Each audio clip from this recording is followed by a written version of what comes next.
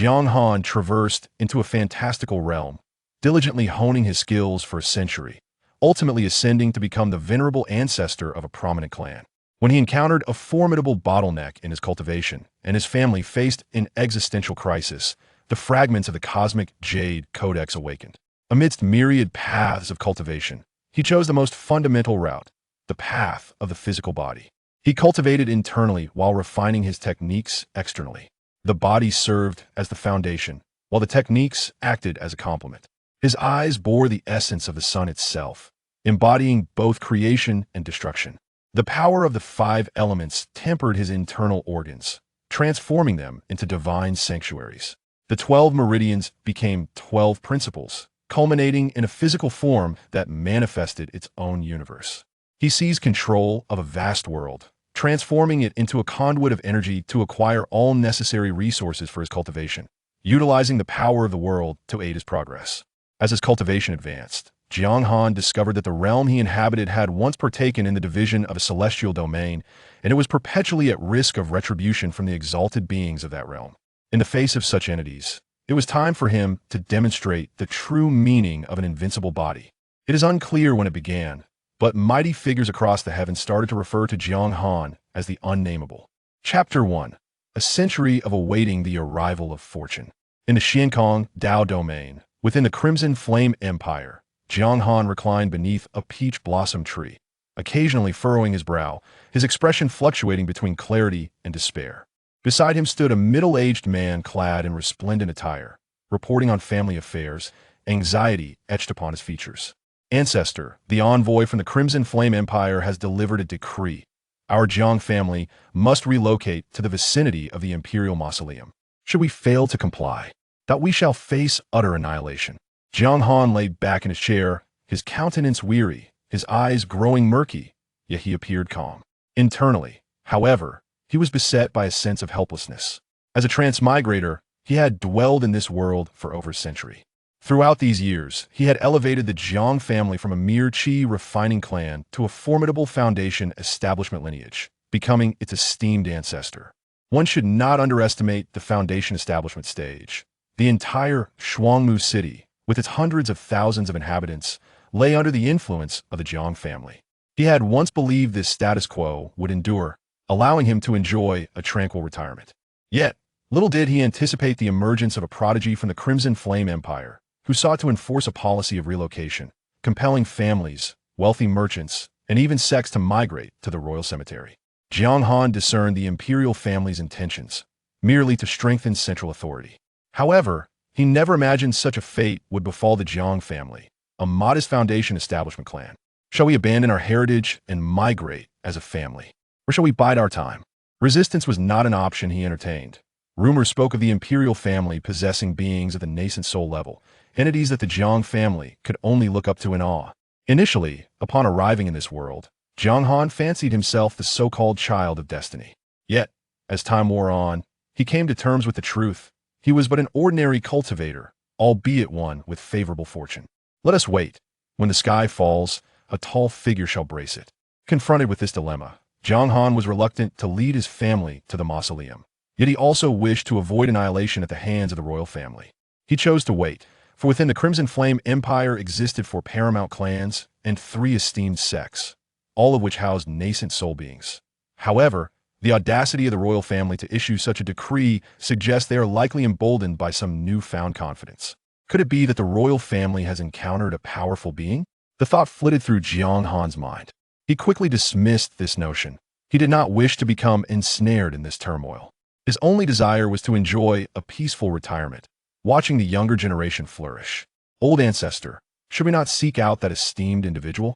The middle-aged man spoke, his voice tinged with reluctance. Upon hearing this, Jiang Han waved his hand dismissively, signaling him to leave. The individual in question was none other than Jiang Han's childhood companion. They had grown up together, even bound by a childhood betrothal. However, fate had dealt a cruel hand. Jiang Han's lackluster talents contrasted sharply with her extraordinary gifts, leading her to become a disciple of an elder from one of the 3 great sects, Tianxian sect. Consequently, their engagement was annulled. Jiang Han refrained from lamenting the notion of 30 years in the east and 30 years in the west, for he understood that business is devoid of moralities. Moreover, the young woman had compensated him with foundation-building pills and various elixirs, enabling Jiang Han to attain the status of a foundation-building cultivator. He vaguely recalled that day. When torrential rain fell from the heavens, his heart twisted in anguish, further convincing him of his role as the protagonist. After all, possessing mediocre talents and being spurned in marriage seemed to be the hallmark of a central character. Yet, months passed without the arrival of any system, not even a hint of a golden opportunity. 3 years elapsed, and still nothing came. Thus, he began to take matters into his own hands, actively seeking out any potential opportunities. Despite numerous attempts, success eluded him. Doubt began to creep in regarding whether his golden opportunity was merely a myth. In a moment of desperation, he wed a woman named Lu Ruyan. After the birth of their child, the system remained absent, leading Jiang Han to question the legitimacy of his offspring. After all, the esteemed title of the Ruyan Emperor loomed large. However, verification confirmed the child was indeed his. After Lu Ruyan bore him 5 children, Jiang Han felt compelled to confirm the parentage of each one. Eventually, this obsession caught Lu Ruyan's attention, and on a snowy day, she quietly departed from Jiang Han. Embracing the reality of fatherhood, Jiang Han resigned himself to the responsibilities of providing for his family. With a touch of audacity, he leveraged his past relationship with his former fiancée, Zhao Linga, occasionally placing family members into the Tianxin sect. Over a century, the Jiang family established a network of connections within the Tianxin sect. As his 100th birthday approached, Jiang Han fantasized that the system might finally materialize, granting him the power to conquer the heavens. Yet, the system remained elusive. Observing Jiang Han's conflicted expression, the middle-aged man bowed and exited the courtyard, leaving only Jiang Han reclining in a chair. Is the Jiang family, painstakingly built, destined to become mere ashes in the annals of history? System, oh system, do you truly exist? Jiang Han began to reflect on his unremarkable life, filled with unfulfilled aspirations. The first 20 years were marked by youthful ambition, believing himself to be the chosen one, while the subsequent 30 were spent in relentless cultivation, attempting to summon the system and discover his golden opportunity, ultimately realizing he was just one among the multitude of ordinary beings that I in the past. My childhood companion Zhao Linger has ascended to the esteemed rank of Golden Core Elder, while I remain merely a lowly cultivator, reliant on Foundation establishment pills to transcend to the Foundation establishment stage. Now, I find myself still in the early stages of Foundation establishment, and at the age of over 160, my lifespan is drawing to a close. My entire family faces an existential crisis. Should the royal edict of relocation succeed, the imperial family and sects will converge upon the royal tombs, rendering the Jiang clan as insignificant as ants, easily crushed underfoot by the powers within. I am acutely aware of the fate that befell those families in my previous world after they migrated to the royal tombs. I cannot accept this. Truly, I cannot accept it. My life should not be like this. Jiang Han clenched his fists tightly while reclining on his chair. It is time for one final effort. He resolved to push for a breakthrough into the mid-Foundation establishment stage, the only course of action available to him at present. If he could extend his life for a few more years, perhaps an opportunity might arise. Subsequently, Jiang Han publicly declared his intention to enter seclusion. He stepped into his private chamber, and with unwavering determination, he finally shattered the bottleneck of his realm. Within his sea of consciousness, he discovered an irregular shard of jade. Surrounding the fragment were various illusions. Haha, indeed, a transmigrator is endowed with the quintessential golden finger. Jiang Han could no longer suppress his laughter, feeling as though the burdens of reality had been lifted from his back. His aspirations had diminished. Though delayed, he was grateful for any opportunity that might present itself. Chapter 2. A Scheme by the Mighty. Just as Jiang Han grasped the entirety of the shard, information about this treasured artifact surged into his mind. He learned that it was a fragment of the legendary creation Jade Tablet. This knowledge emerged naturally upon his contact with the treasure, revealing its purpose: to comprehend the heavenly path, containing fragments of laws that could assist practitioners in breaking through their realm bottlenecks. It could even aid in grasping advanced concepts of time, space, and the cycle of life and death. Although Jiang Han had yet to engage with these laws, he recognized their supreme nature. Moreover, it possessed a miraculous function: the ability to reverse causality, albeit at a cost. Yet, in Jiang Han's eyes, the most extraordinary aspect was its predictive capability. As for why it manifested now, he gleaned some understanding through the Cultivation Jade Tablet fragment. According to the recorded information, the shard was intrinsically linked to his very essence. Upon arriving in this world, he carried with him great fortune. However, during his growth, for reasons unknown, that fortune vanished. On the brink of death, the Cultivation Jade Tablet fragment intervened to save Jiang Han. Thereafter, it concealed the secrets of fate while attempting to delineate a particular world rule, driven by Jiang Han's own obsessions. Eventually, Jiang Han's fortune was pilfered once more, and the Cultivation Jade Tablet fell into slumber. It was only when Jiang Han broke through to the mid-foundation establishment stage that the fragment once again appeared before him. Upon absorbing this information, a chill ran down Jiang Han's spine. He ruminated over his life, striving to confirm that he had not encountered any notable individuals in his youth. He was born with memories, a certainty that he held deep within himself. How, then, had the other party managed to usurp his fortune? Through the fragments of information he gathered, Jiang Han realized that while his fortune had indeed been stolen, the perpetrator remained oblivious to his true identity.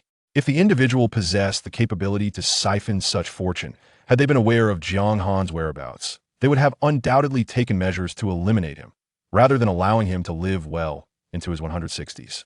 My fortune is not easily claimed, Jiang Han mused inwardly. Although he lacked the power at present, he was resolute that the day would come when the other would face retribution. Were it not for the oppressive demands of the Qian Empire, compelling him to make a final stand, he might have simply faded away into obscurity. There existed the possibility that the Book of Creation would accompany his essence through the cycles of reincarnation, but would he still be himself in that eventuality? He now comprehended that his current ordinariness was a consequence of being ensnared by the machinations of capital. Perhaps his fortune was presently being enjoyed by some descendant of a great villain. In a certain small world, an elder gazed with satisfaction upon his progeny. In just a century, the young master has become a harmonization practitioner. Surely, a place awaits him among the celestial ranks, he proclaimed. Beside him, another elder offered praise, oblivious to the lifelessness lurking in the first elder's gaze. He vividly recalled that a century prior, their family had employed a celestial array to seize the fortune and status of the chosen one of this era. Several of their ancestors had perished in the backlash, and the chosen one had lost their fortune. Through the insights of the heavenly mechanism sect, they had learned that the individual had also fallen. Yet the elder understood that their audacious act would likely invite reckoning in the future. However, witnessing his descendant ascend to harmonization in a mere century made it all seem worthwhile. The true chosen one had perished. This descendant was the genuine embodiment of fortune. With the blessing of the celestial order, he would inevitably rise to the pinnacle of the world. What was the cost of a few lives in exchange for such destiny? Jiang Han then shifted his focus to the fragments of the Book of Creation. A singular law was currently being extrapolated upon its surface.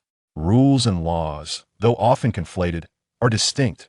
Rules pertain to the superficial and localized, while laws delve into the very essence of reality.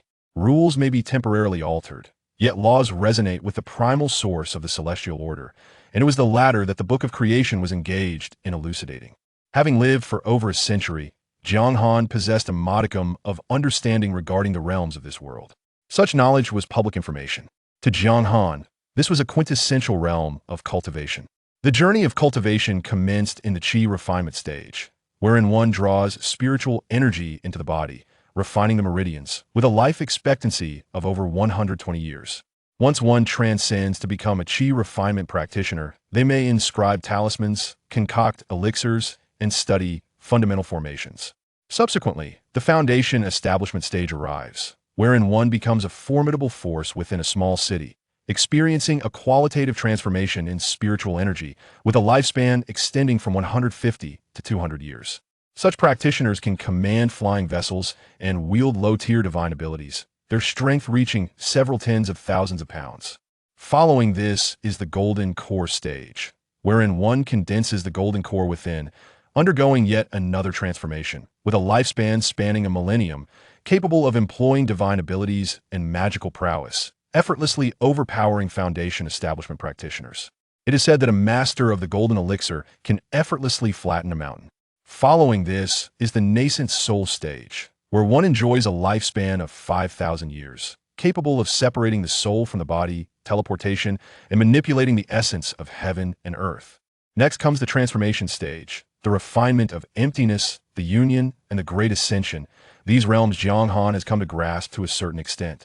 However, merely from the existence of avatars possessing their own domains and the longevity of these practitioners, Jiang Han discerned that the upper limits of this world are exceedingly high. Given the opportunity before him, he naturally chose to comprehend the principles of the Creation Jade Slip's deductions. The principles derived from the Creation Jade Slip pertain to the laws of life and death, specifically two intertwined laws. Additionally, the Creation Jade Slip serves another purpose. It gathers the essence of heaven and earth, drawing the purest spiritual energy directly from the world's very source. As Jiang Han gazed upon these principles, he found himself perplexed, and thus began to decipher the rules underlying the laws. Although the deductions from the Creation Jade Slip presented answers, steps, and even explanations for their rationale, Jiang Han still felt a sense of inadequacy. It dawned upon him why numerous advanced techniques have been lost to time. Even with the answers laid before him, he struggled to grasp their meaning. Could it be that I require technique to assist me? Jiang Han pondered, contemplating whether he needed some form of cultivation method to aid in his understanding of the principles of the Creation Jade Slip.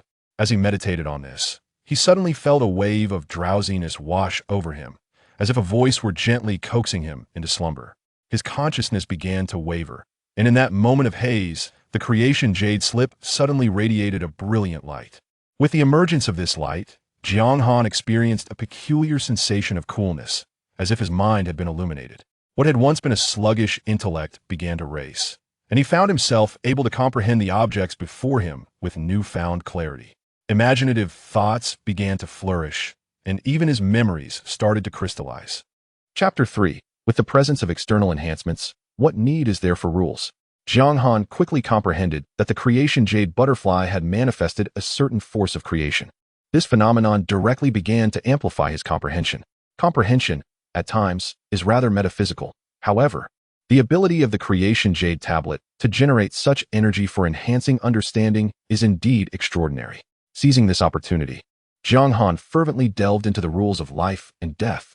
In the past, as he aged, his mental faculties had declined, often losing himself in reverie over the beauty before him, rendering him incapable of recalling his previous thoughts. Yet now, such distractions were no longer a concern. He felt capable of contemplating the essence of life while observing the dance. His thoughts grew increasingly lucid and swift. In fact, while exploring the rules of life and death, he simultaneously refined his own cultivation techniques through the insights gained. He identified the flaws that had plagued his previous training, which had left numerous hidden dangers within his body. Thus, he commenced the revision of his cultivation methods. This particular technique had been acquired during his exploration of an ancient relic. At that time, he had returned empty-handed from the relic, only to obtain this cultivation manual from a vendor. It was said that this manual was derived from the discoveries of predecessors within the relic. Thus, it could be considered a part of Jiang Han's own acquisition from that ancient site. However, due to his lack of innate talent, he had encountered minor ailments during his training. Consequently, Jiang Han reopened the manual, embarking on a meticulous journey of modification. Integrating the techniques with the nuances of his own body, he occasionally made adjustments to the method, and in this state of focus, he lost track of time. Outside the secluded chamber, the younger members of the Jiang family awaited Jiang Han's emergence.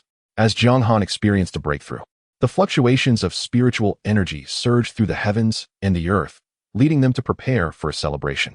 However, after a prolonged wait, Jiang Han still had not exited. Third brother, maintain order while we await him, commanded Jiang Mingchuan, the current head of the Jiang family. Jiang Mingchuan, a grandson of Jiang Han, had now taken on the mantle of leadership.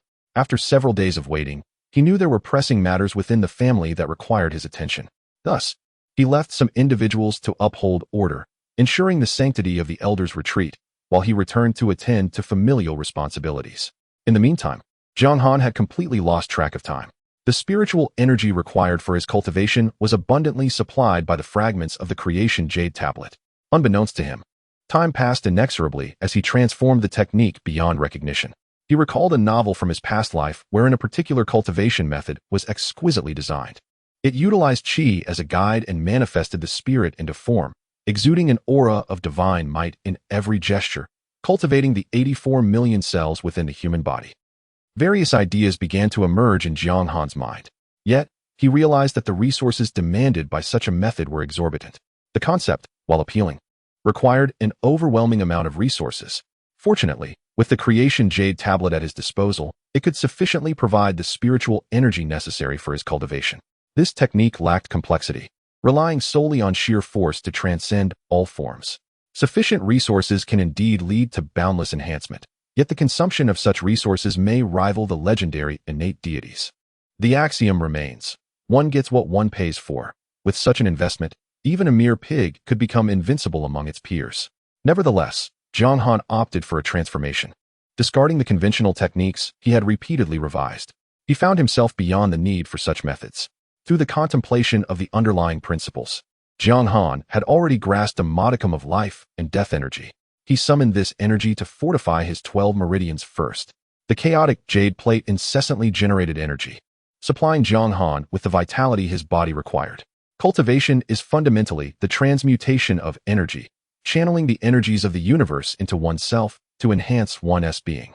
It is a contest against nature, and at this juncture, Jiang Han chose to exploit his advantages, allowing the chaotic jade plate to generate the spiritual essence of the cosmos to augment his physical form.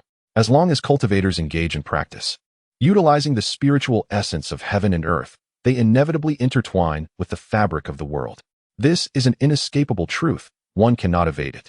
Presently, Jiang Han's path, in the eyes of the world, is akin to creating something from nothing. The life and death energy coursed through his meridians. The initial transformation occurred within his 12 meridians, followed by the 3,000 acupoints.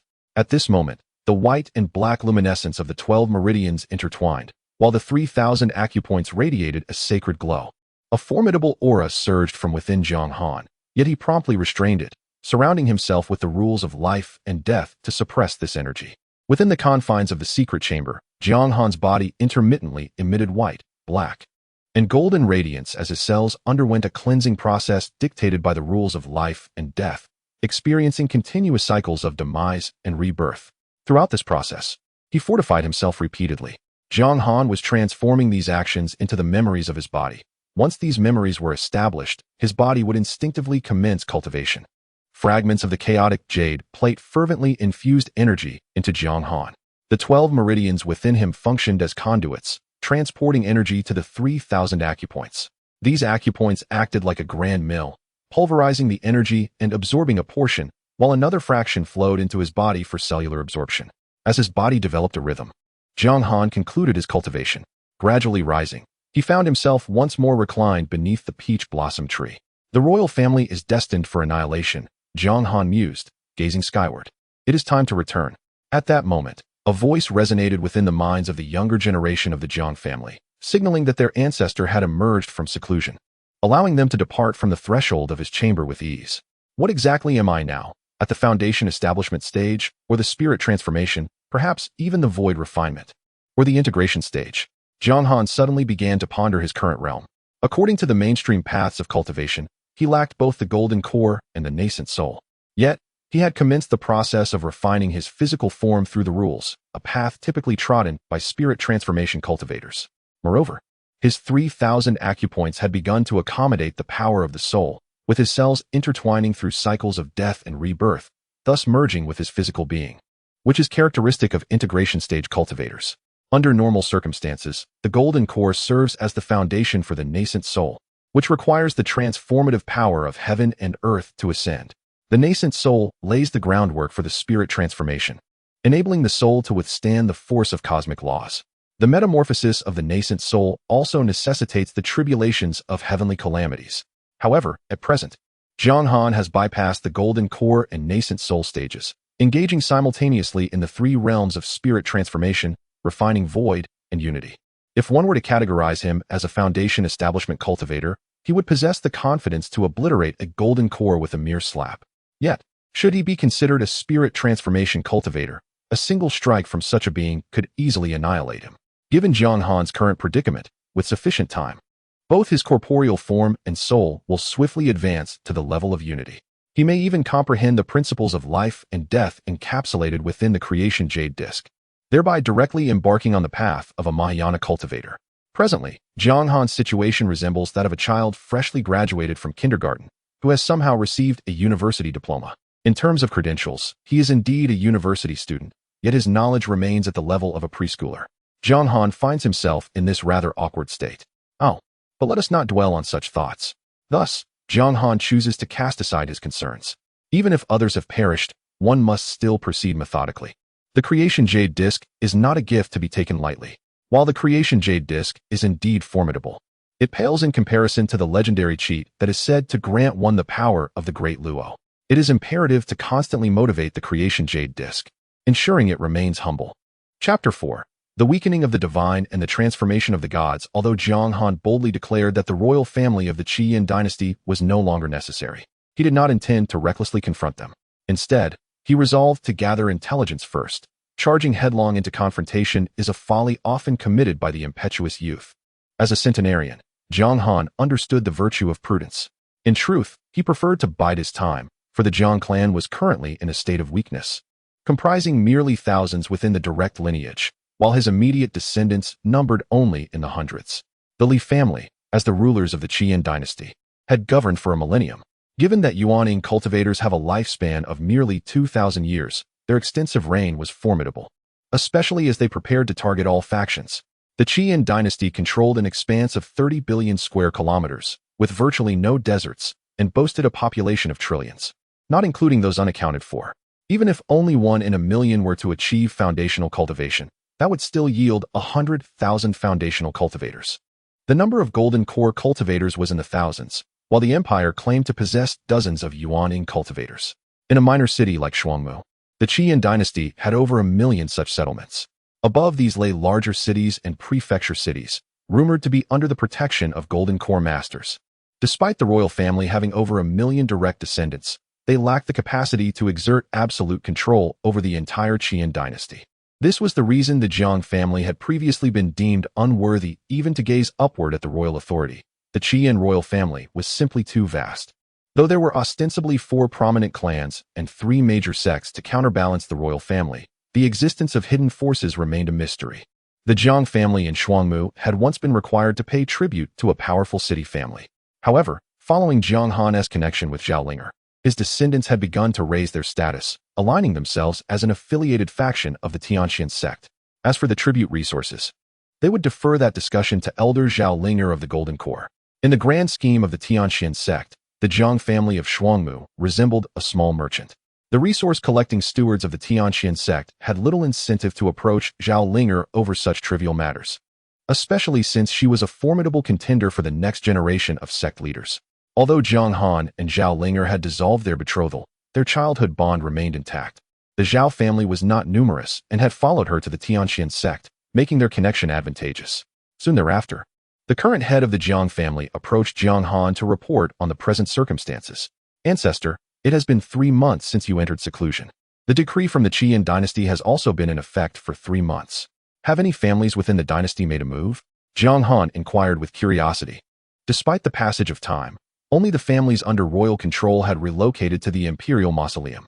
Families elsewhere were either cautious of other factions or had yet to act for various reasons. Some factions had even issued warnings that any who dared to stir would face annihilation, Jiang Mingchuan remarked, relishing in the misfortune of others. Although the royal family possesses formidable strength, it does not necessarily mean they will heed your commands. With millions of foundational families, the time required to eradicate them is substantial. If one were to act with excessive severity, even more powerful forces could intervene to impose sanctions upon the royal family. The entire world operates under the auspices of the dynasty, and the Crimson Flame dynasty's consolidation of central power merely aims to ascend to the status of a dynasty. As you make progress, adversaries will invariably manifest around you. Thus, is it any wonder that most factions remain inactive at present? Jiang Han remarked, realizing he had perhaps overthought the situation. Indeed, the Crimson Flame dynasty is formidable, yet it is not without its enemies. Very well, you may withdraw for now. You know how to conduct yourself with regard to the people of the Crimson Flame dynasty, Jiang Han instructed. As for the official personnel of the Crimson Flame dynasty in Shuangmu City, both civil and military affairs are managed by the Jiang family. It would be somewhat unrealistic to expect the Jiang family to sanction its own members. regarding the prospect of external forces descending upon the city to diminish the Jiang family's influence. They are not so naive. They could simply approach the Tianxian sect, as the Jiang family is ostensibly a subordinate faction of that sect, with hundreds of family descendants being disciples of Tianxian. Subsequently, Jiang Mingchuan exited Jiang Han's courtyard. "Come forth," Jiang Han whispered. "Master, what are your commands?" A figure appeared within Jiang Han's courtyard, clad in a black robe, exuding an air of mystery. This individual is, in fact, an assassin trained by the Jiang family. In this world, particularly in Shuangmu City, the Jiang family reigns supreme, making the cultivation of such assassins rather simple. Jiang Han regarded the assassin and then gestured, causing a small barrier to manifest within the courtyard. After a moment's contemplation, he summoned another assassin. The two assassins materialized within Jiang Han's barrier. Observing their surroundings, they realized they had never truly comprehended their master. Jiang Han, to the outside world, appeared as a middle-aged man, albeit with a head of white hair. Presently, he could revert to his 18-year-old self, but such a transformation felt peculiar to him. The two assassins, however, presented as elderly men, genuinely aged, their mentalities having aged as well. Having been nurtured by the Jiang family since childhood, they had now become Jiang Yi and Jiang Heir.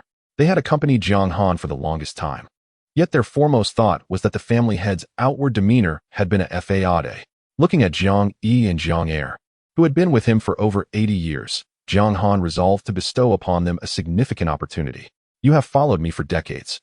It is time you understood some truths," he stated without further elaboration. Jiang Han commenced the process of utilizing the creation jade plate to replicate the principles of life and death. He then forcefully infused Jiang Yi and Jiang Heir with this essence. The process was excruciating, even with the power derived from the creation jade plate. Both Jiang Yi and Jiang Heir endured immense suffering.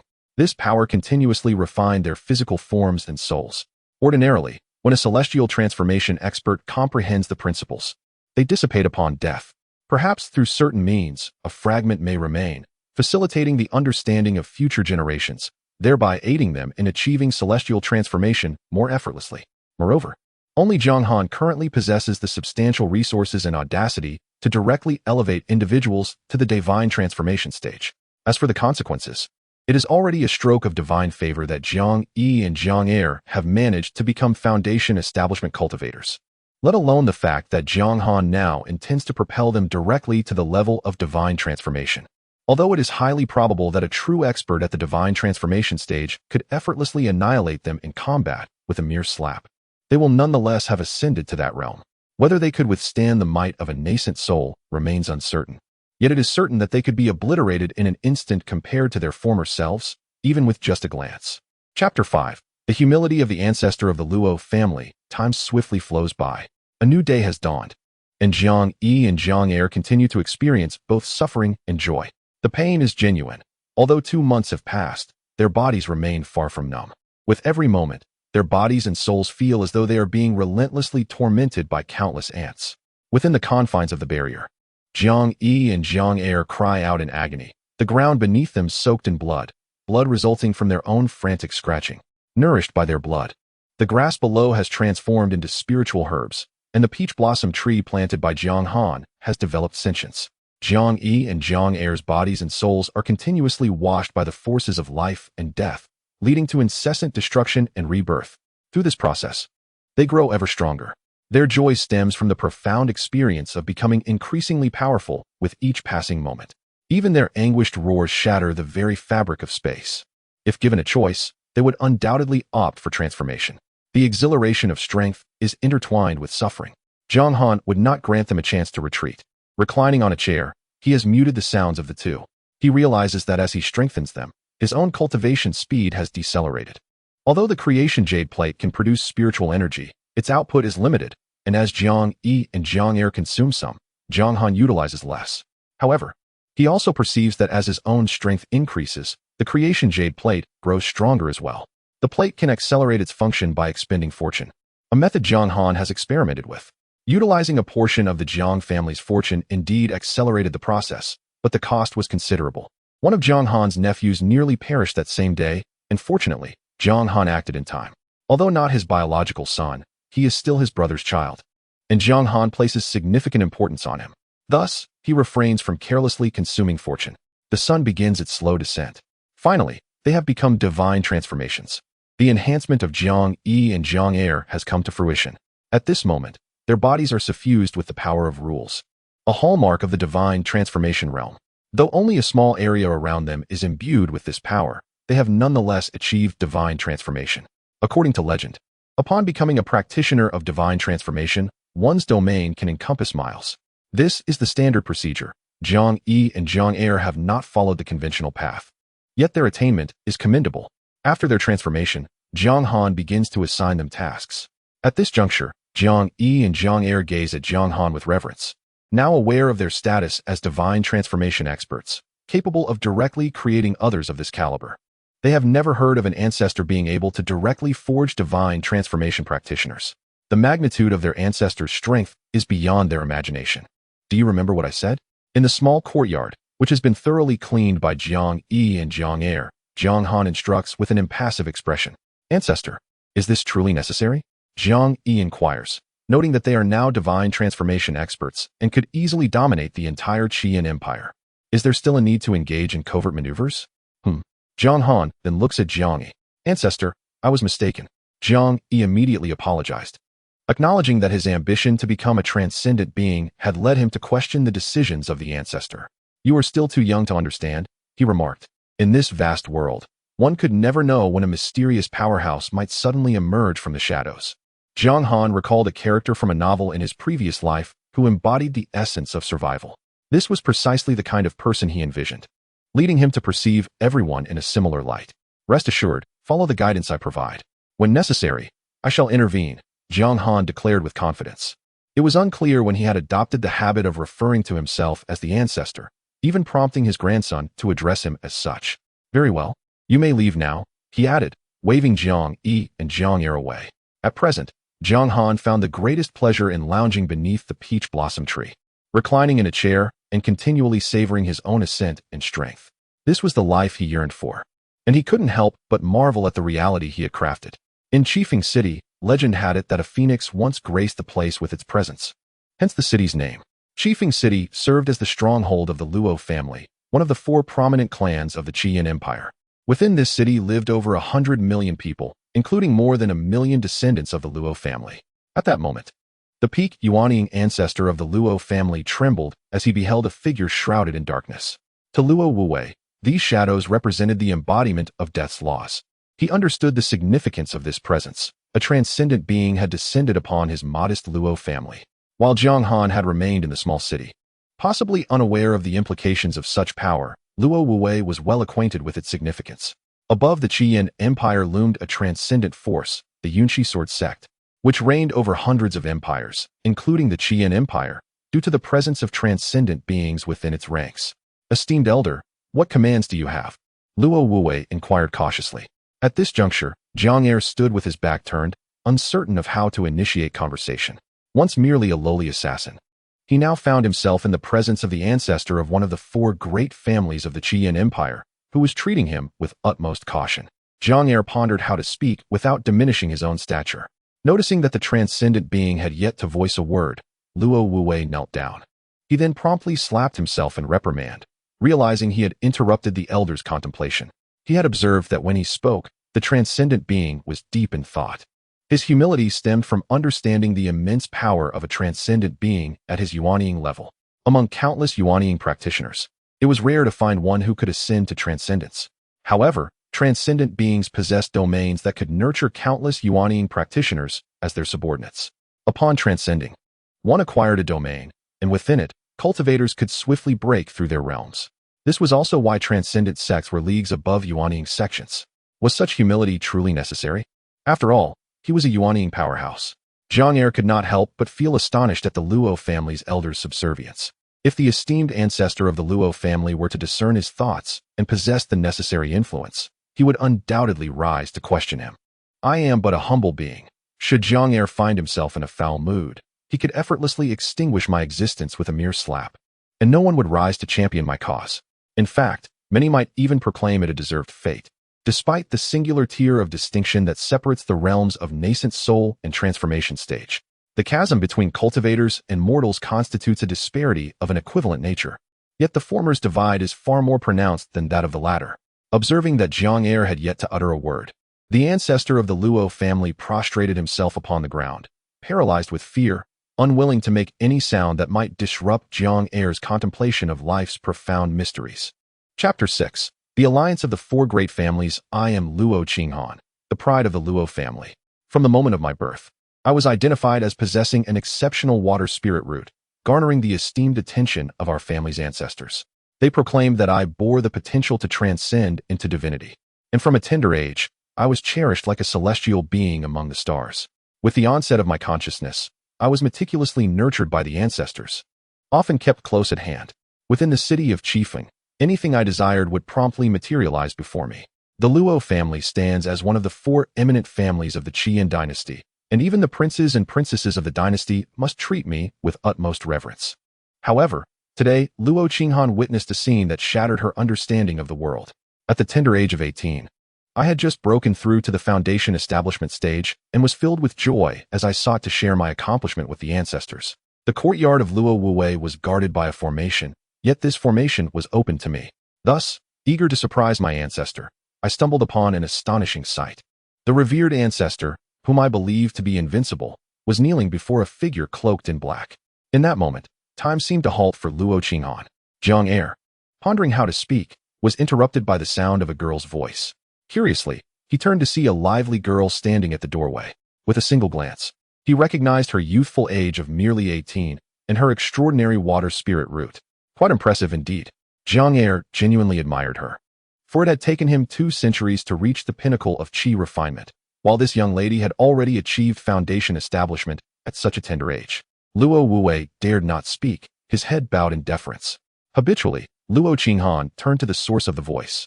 It was an ordinary elderly man with a stern visage, his brows chiseled like a knife, and his eyes occasionally flashing with a sharp light. However, to Luo Jiang Han, he resembled a dormant beast of prey. Although she could not quite fathom why, she sensed an uncanny similarity between Jiang Han and the servants of her household. Yet, she dared not entertain such thoughts, for she witnessed her esteemed ancestor humbly kneeling before him. Caught in a daze, Luo Jiang Han stood motionless, while Jiang Han contemplated a youth from the Jiang family. This young man was of similar age to Luo Jiang Han, diligently practicing his cultivation, yet he had only attained the first level of qi refinement. Had he been afforded the same resources, he too would have likely reached foundation establishment by now. This descendant of the Jiang family had grown under Jiang Han's watchful eye, and in his view, he was exceptionally hardworking, albeit constrained by the limitations of his family. With this thought, Jiang Han ceased to ponder further. He had initially been deliberating on how to address the situation, but now felt emboldened, knowing he could easily eliminate the Luo family ancestor without concern. The master, discontent with the royal family, had given him clear instructions. Subsequently, he cast aside a talisman, declaring that he would intervene if necessary. With that, he vanished from the Luo family residence. The Luo family ancestor remained kneeling, his demeanor even more respectful. He had just heard something momentous. The master, a being capable of becoming an entity of divinity, was beyond his wildest imaginings. Ancestor, he has departed. Luo Wuwei dared to lift his head only after hearing the voice of the younger generation. Upon realizing the figure had left, he exhaled a sigh of relief. Jiang Han, must this matter remain a secret? Luo Wuwei solemnly addressed Luo Jiang Han, as if sensing the questions swirling in her mind. That individual is not someone we can afford to offend, he stated gravely. Although that person had made no overt promises, Luo Wuwei understood that they were compelled to act. The other party had made it abundantly clear that they intended to embroil them in trouble with the royal family. The Luo family had initially hoped to endure quietly, but now, inaction was no longer an option. Having operated for many years, the Luo family had established its own connections. However, they lacked the standing to speak in the presence of a transformation deity. Luo Wuwei dared not gamble, fearing that failure in their endeavors might result in a catastrophic strike from the heavens that could obliterate the Luo family. Luo Wuwei harbored his own thoughts. In his view, the royal family's audacity in issuing such a command suggested they had some formidable backing. Yet now, it was irrelevant, for they found themselves directly facing a powerful transformation deity. Soon, Luo Wuwei convened a family meeting with a singular objective: to confront the royal family head-on. The following day, the Luo family, under the pretext of upholding righteousness and purging corrupt practices, chose to oppose the Qian dynasty. They even supported an individual of uncertain royal lineage in assuming the throne to restore proper governance. Simultaneously, the four prominent families, Zhao, Sun, and Wang, took action under the guise of punishing tyranny, boldly overturning the established order. The Sun family, in defense of ancestral traditions, backed a member of the Li clan to ascend as emperor. The Wang family promptly followed suit. The elders of the four great families, witnessing the actions of their counterparts, were struck by a singular realization. They were likely all entangled with that enigmatic transformation deity. The movements of the four families surged like a tempest, sweeping across the entire Qian Empire. Neighboring nations and the three major sects were stunned by the audacity displayed by these families. Recognizing that the Qian royal family had evidently acquired some hidden trump card, this was merely the beginning. The four great families were already prepared to upend the status quo. Although the three major sects did not publicly align themselves, they chose to offer quiet support. The Luo, Zhao, Sun, and Wang families, all among the elite of the Qian dynasty, possessed substantial power and a legacy spanning millennia. 3 days after their declaration, the four families united in an alliance. Observing this coalition, many factions began to take notice. They speculated that the alliance of the four families could indeed rival the royal family. Previously, it had been believed that such a union was impossible, as each family had its own interests and long-standing grievances. Yet, they had come together nonetheless.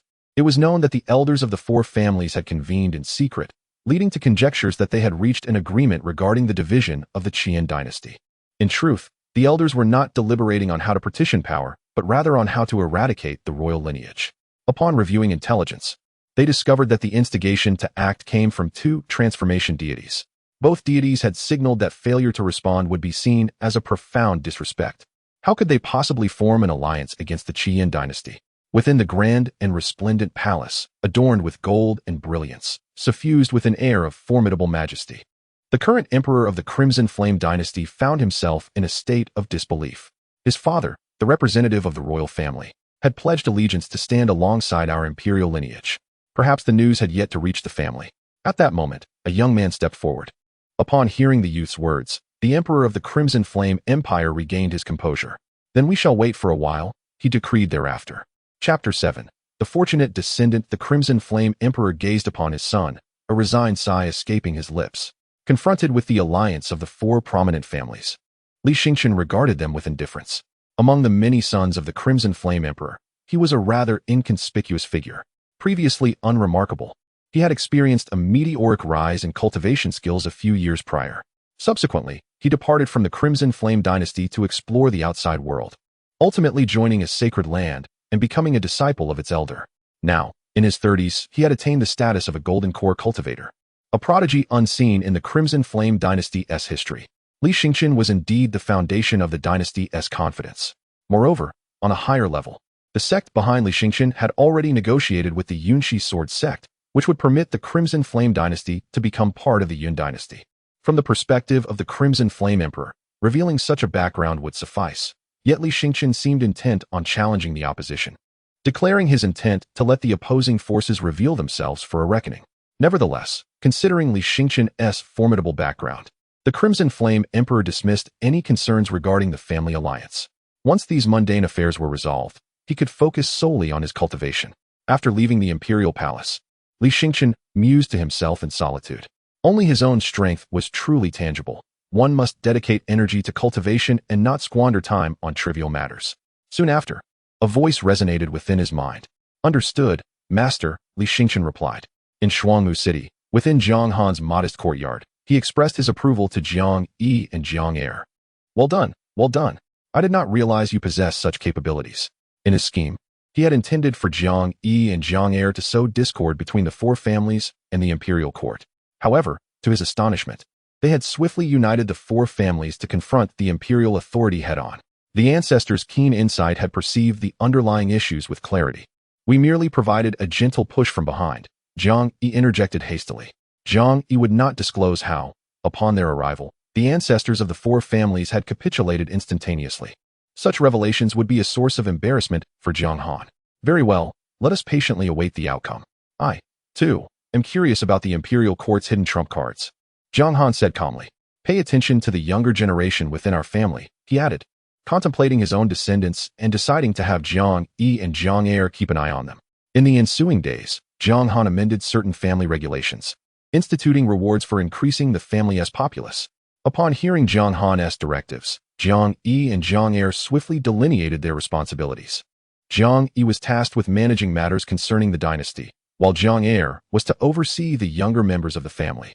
Due to their differing levels of spiritual transformation, they were not yet capable of expanding their domains. Thus, they could only intermittently provide resources for the Jiang family's disciples to cultivate within their respective realms. After departing from Jiang Han's courtyard, Jiang Er discreetly made his way to the courtyard of a Jiang family disciple.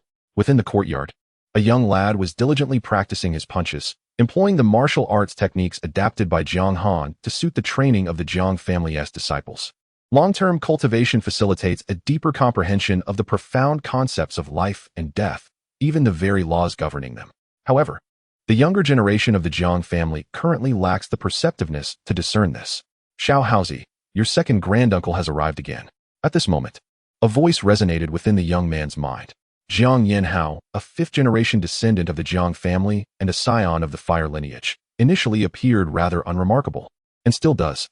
Yet, unbeknownst to others, he had recently activated a ring left by his father. Within this ring resided a soul, and he subsequently became the disciple of this soul, who identified himself as Elder Yin. It was this mentor who unveiled the secrets of the Jiang family to him. Under the guidance of his teacher, he learned that the seemingly ordinary Jiang heir was, in fact, a formidable deity of transformation. In a small town, having a death warrior who is a deity of transformation is quite extraordinary. Elder Yin, are you certain you are not mistaken?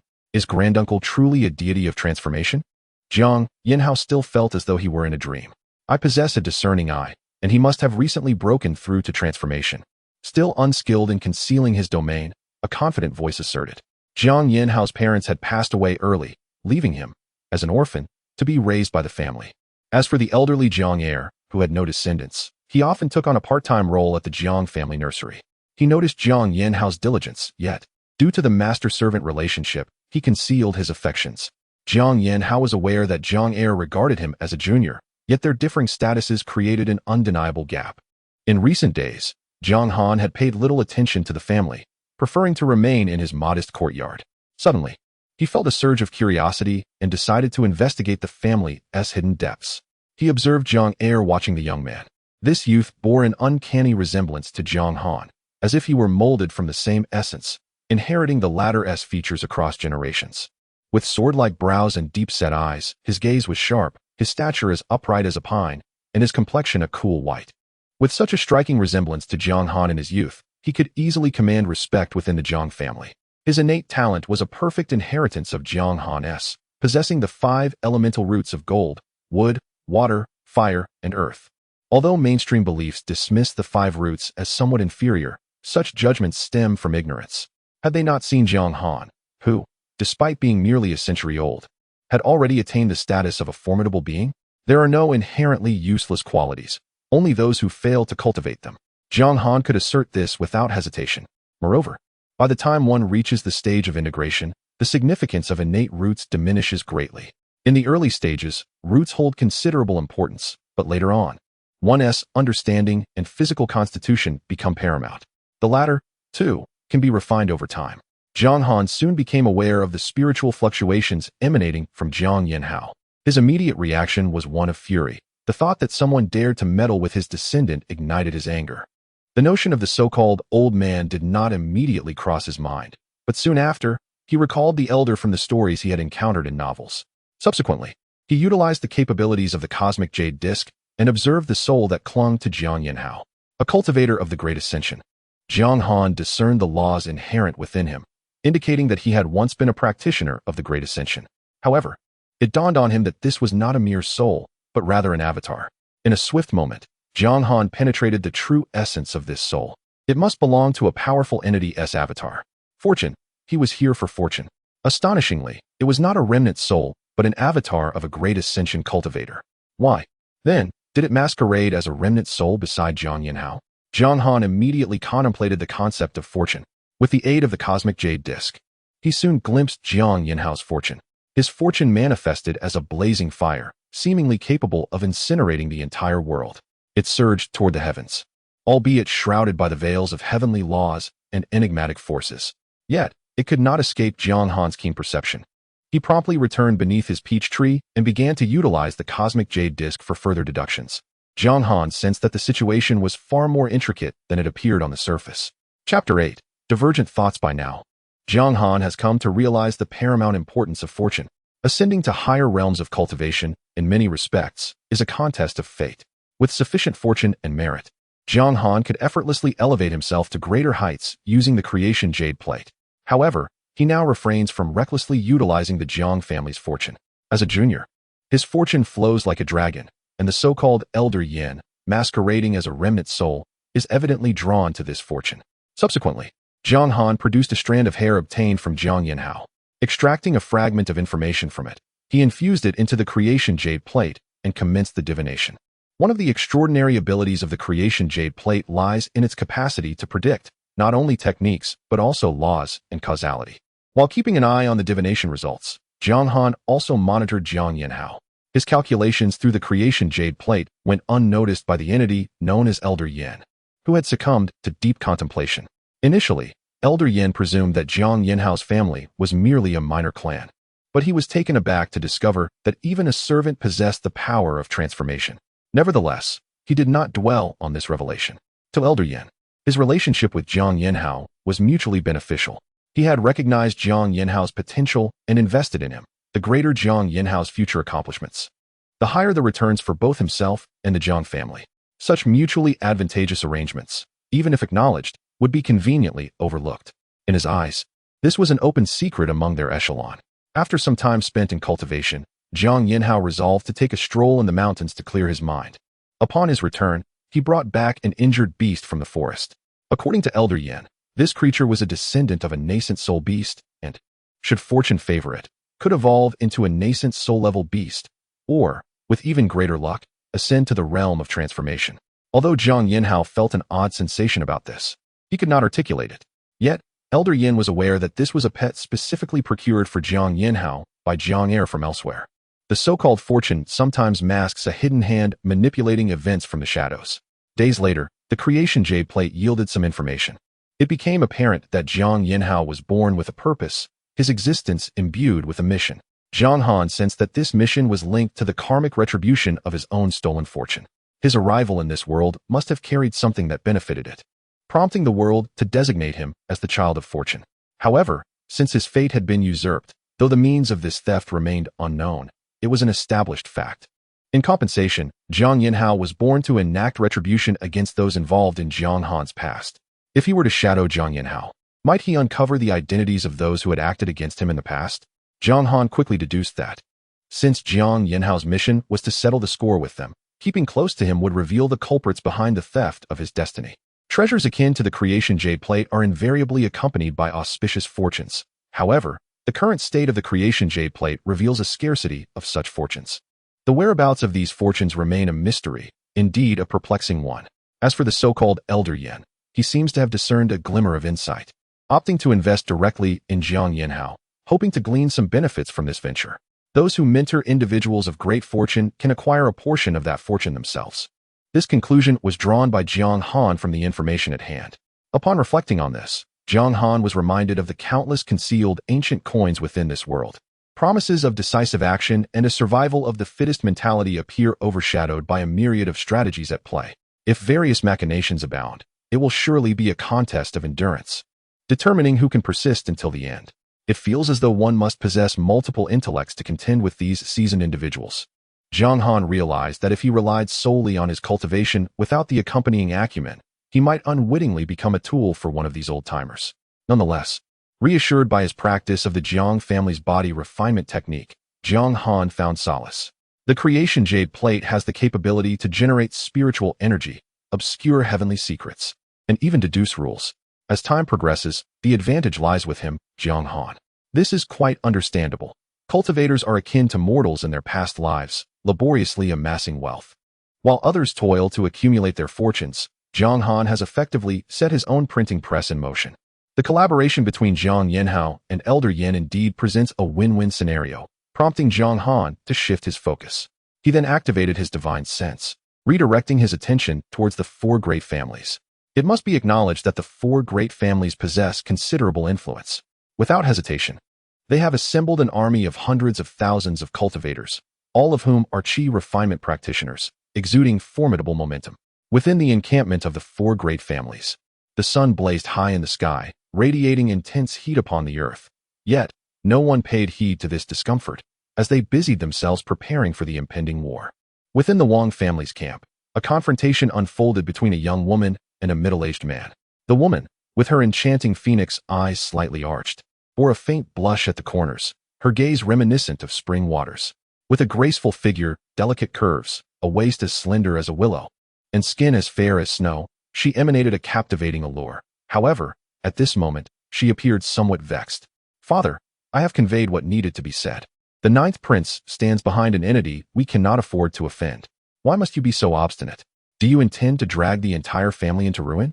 The woman questioned the patriarch of the Wang family. "That is enough, Yinran.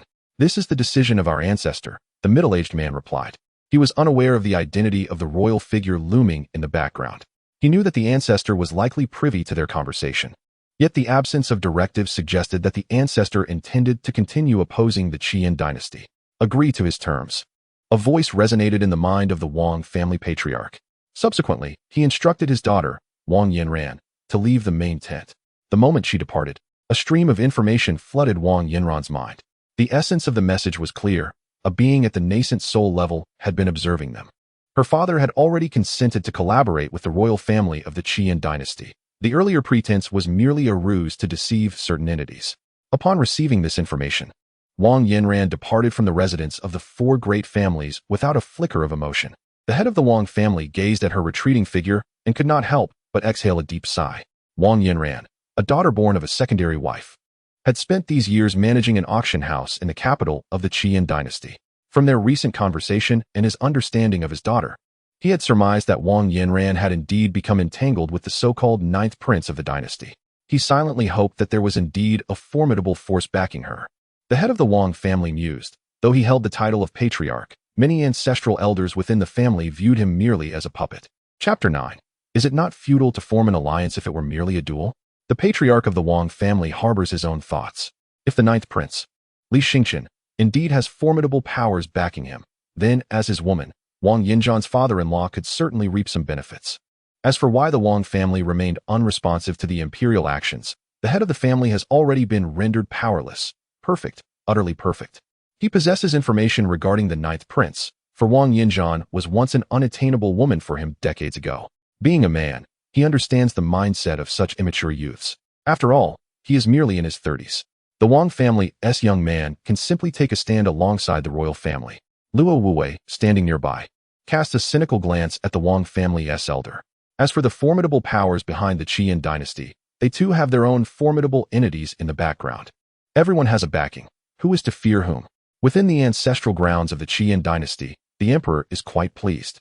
Indeed, my Li family's prodigy is commendable. At this moment, Wang Yinzhan has already conveyed the news to the royal court. Rest assured, your royal uncle will lead 30,000 elite troops in cooperation with the Wang family, and soon these rebels will vanish within the Qian dynasty. The emperor of the Qian dynasty is exceedingly joyful, taking the Wang family's verbal promises quite earnestly. The authenticity of others is inconsequential. After all, when his son, Li Xingqian, returns to the dynasty accompanied by a half-step transformation realm expert, he cannot fathom how he might lose. The emergence of the half-step transformation realm is attributed to certain perfected nascent soul cultivators, who, with assistance from transformation realm experts and their own efforts, have acquired a modicum of transformation might. Yet, they do not dare to face the heavenly tribulation or lack the qualifications to do so. Hence they are referred to as half-step transformation realm cultivators. In confrontations with nascent soul cultivators, they can easily eliminate them, and against transformation realm cultivators, the more powerful among them can endure a blow without succumbing. Within the strongholds of the four great families, alarm bells soon rang out. Numerous cultivators seized their weapons and stood on guard. Some high-ranking cultivators ascended into the sky, spotting distant black dots and lines. The black dots represented cultivators flying through the air, while the black lines denoted countless cultivators on the ground. The imperial army has arrived. What empire? It is but a false dynasty, remarked a foundational leader nearby. On the side of the Qian dynasty, 30,000 cultivators are mobilized. The forces of the four great families appear as mere fodder before them. Li Qing stands as the commander of the Qian dynasty's forces. As the commander, he is aware of gathering the enemy's basic information. Most of these troops, deemed fodder, were directly recruited from the cultivation marketplace. The elite of the four great families number only in the thousands. Those brought in from the cultivation marketplace likely have yet to even learn military formations. Accelerate the advance. After today, there shall be no trace of the four great families upon the imperial lands. Li Qing drew his long sword from his waist, pointing it toward the camp of the four great families. Annihilate the family. Annihilate the family. Annihilate the family. Behind Li Qing stood a formidable army of cultivators, who, upon hearing his voice, erupted in a fervent cheer. Perhaps you are correct, they proclaimed. However, your positioning is misguided. Jiang Han, observing with his divine sense, gazed upon the imposing soldiers and could not help but sigh. From a certain perspective, the Crimson Flame dynasty's consolidation of power, its suppression of clans and sects, ultimately leading to the establishment of the Yun dynasty, could be deemed justifiable. Yet, they stood in opposition to Jiang Han. Perhaps the timing was also amiss. Jiang Han supported the Yun dynasty, as it could unify fortune for grand endeavors. He believed that such matters were difficult for the royal family to manage, often resulting in upheaval. The Jiang family could take on this responsibility instead. Jiang Han acknowledged his own selfishness, yet he pondered how his descendants could thrive without a touch of self-interest. Just as in the past, had he not been somewhat audacious, the Jiang family would not have flourished within the Tianxian sect through Zhao Linger-esque connections. As for the slander, it was inconsequential. Such disparagement was the hallmark of the incompetent. Those with true capability would not waste time on words, but would take action instead. In an instant, the army's momentum coalesced through the formation, an overwhelming aura sweeping across the battlefield. A terrifying malevolence began to permeate the area, causing many cultivators to experience a disruption in their flow of spiritual energy. At this moment, the army's speed surged several-fold. Truly, the regular army of the Crimson Flame dynasty was formidable, its ironclad discipline instilling dread. Remarkable, exclaimed Luo Wuwei from the sky. Indeed, such an army is one would prefer to avoid under normal circumstances, replied the elder of the Zhao family, one of the four great clans. Although they were among the elite families of the Crimson Flame dynasty, their strength primarily manifested in their infiltration across various sectors of the empire and their control over its networks. They had no intention of resorting to rebellion unless absolutely necessary. As the opposing forces entered the formation, the elder of the Luo family smiled, confident in their strategy. The Wang family would feign the arrangement of the formation before sabotaging it from within. Under the guise of misinformation, the Crimson Flame dynasty plunged headlong into the trap. However, the army of the Crimson Flame dynasty unleashed a formidable force, tearing through the formation effortlessly. It seemed the Wang family had made their choice. Li Qing crushed the talisman in his hand, realizing that the Wang family had deceived them. Yet, the royal family also possessed contingencies. Luo Old Ghost. I have longed to duel with you, Li Qing declared, casting his gaze towards a figure in the sky. He then flashed and appeared before the elders of the four great clans. I acknowledge your courage, Luo Wuwei remarked, astonished at the sight of Li Qing. They were of the same generation, often clashing over many matters, including women. My brothers, since someone has come to seek death, let us oblige him, Luo Wuwei proclaimed. Upon hearing these words, Li Qing quickly regained his composure. He had just indulged a bit too much, but upon turning his head, he discovered that he was encircled by 8 nascent soul cultivators. Old Ghost Luo, do you consider yourself a man? If so, let us engage in a one-on-one duel. Upon hearing this, Luo Wuwei could not suppress his disdain. If it were to be a duel, then what was the purpose of the alliance among the four great families? Without further ado, they all launched their attacks against Li Qing. Within the royal faction, several nascent soul entities also emerged, swiftly moving to support Li Qing. As they provided assistance, they cursed Li Qing for his foolishness in charging directly into the enemy's stronghold. At that moment, the armies clashed, unleashing a myriad of spells. The battlefield was instantly awash with a kaleidoscope of colors. The number of nascent souls from the aristocratic families was evidently superior to that of the royal faction, which soon found itself overwhelmed. Enough, enough, it seems the old man must intervene. Just then, a voice imbued with the weight of ages resonated across the battlefield. Chapter 10, An unexpected surprise following the sound. An elderly man appeared in the sky. Upon his arrival, the members of the four great families felt a shiver run through their souls. They sensed an overwhelming threat, the threat of death. A half-step to the divine transformation. Luo Wuwei immediately discerned the elder's realm. Such a presence could only emerge from the grand sections. Luo Wuwei's thoughts swiftly turned to the so-called ninth prince, Li Xingchen. Typically, a half-step divine transformation lacks the ability to fully become a divine transformation, yet possesses a perfected nascent soul. Having long contemplated the rules governing divine transformation experts, they grasp a fragment of those principles. Though their physical form cannot fully embody the rules, they wield a semblance of divine transformation power, placing them far above nascent soul practitioners, yet still beneath true divine transformation masters. This awkward existence is referred to as a half-step divine transformation, a symbol of significant background. Unlike the four great families, they would yearn for such an opportunity, but find none. Upon the elder's appearance, the members of the four families felt themselves ensnared by an unyielding force. How foolish, they thought. At that moment, another presence emerged in the sky. The voice that resonated was one Jiang Han was exceptionally familiar with. It was Jiang Er's voice. The battlefield then began to plunge into darkness, with countless rules and powers manifesting. A divine transformation powerhouse. Sensing the prevailing aura, even the half-step divine transformation elder trembled.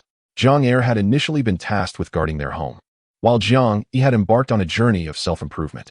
Jiang Er had been closely monitoring the activities of the four great families. Senior, I am but a steward of the starry sect. Upon sensing the murderous intent, the half-step divine transformation elder quickly spoke. The starry sect? The mention of this name sent a shudder through the heart of the elder from the four families. The Zhuang Dao domain was dominated by the Zhuang sect, yet there existed several powers on par with it. The starry sect was among them, reputed for each generation's leaders embodying the starry physique. The starry physique is an exceedingly rare constitution, a unique path body that resonates with the cosmic forces of the stars, harnessing their power for cultivation. Even among billions, finding one is a rarity, yet the starry sect manages to discover one periodically.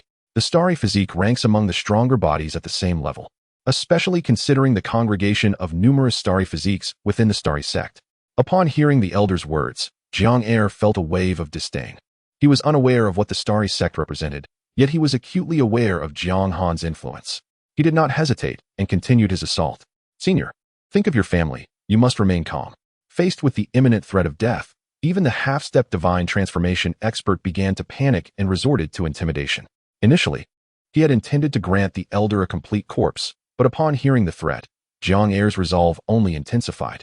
As the deathly aura encroached upon him, the elder's anger began to dissipate. The malevolent energy started to corrode every cell and fragment of his soul. In desperation, the elder shattered his hidden trump card. Light years away, a middle-aged man in seclusion suddenly opened his eyes.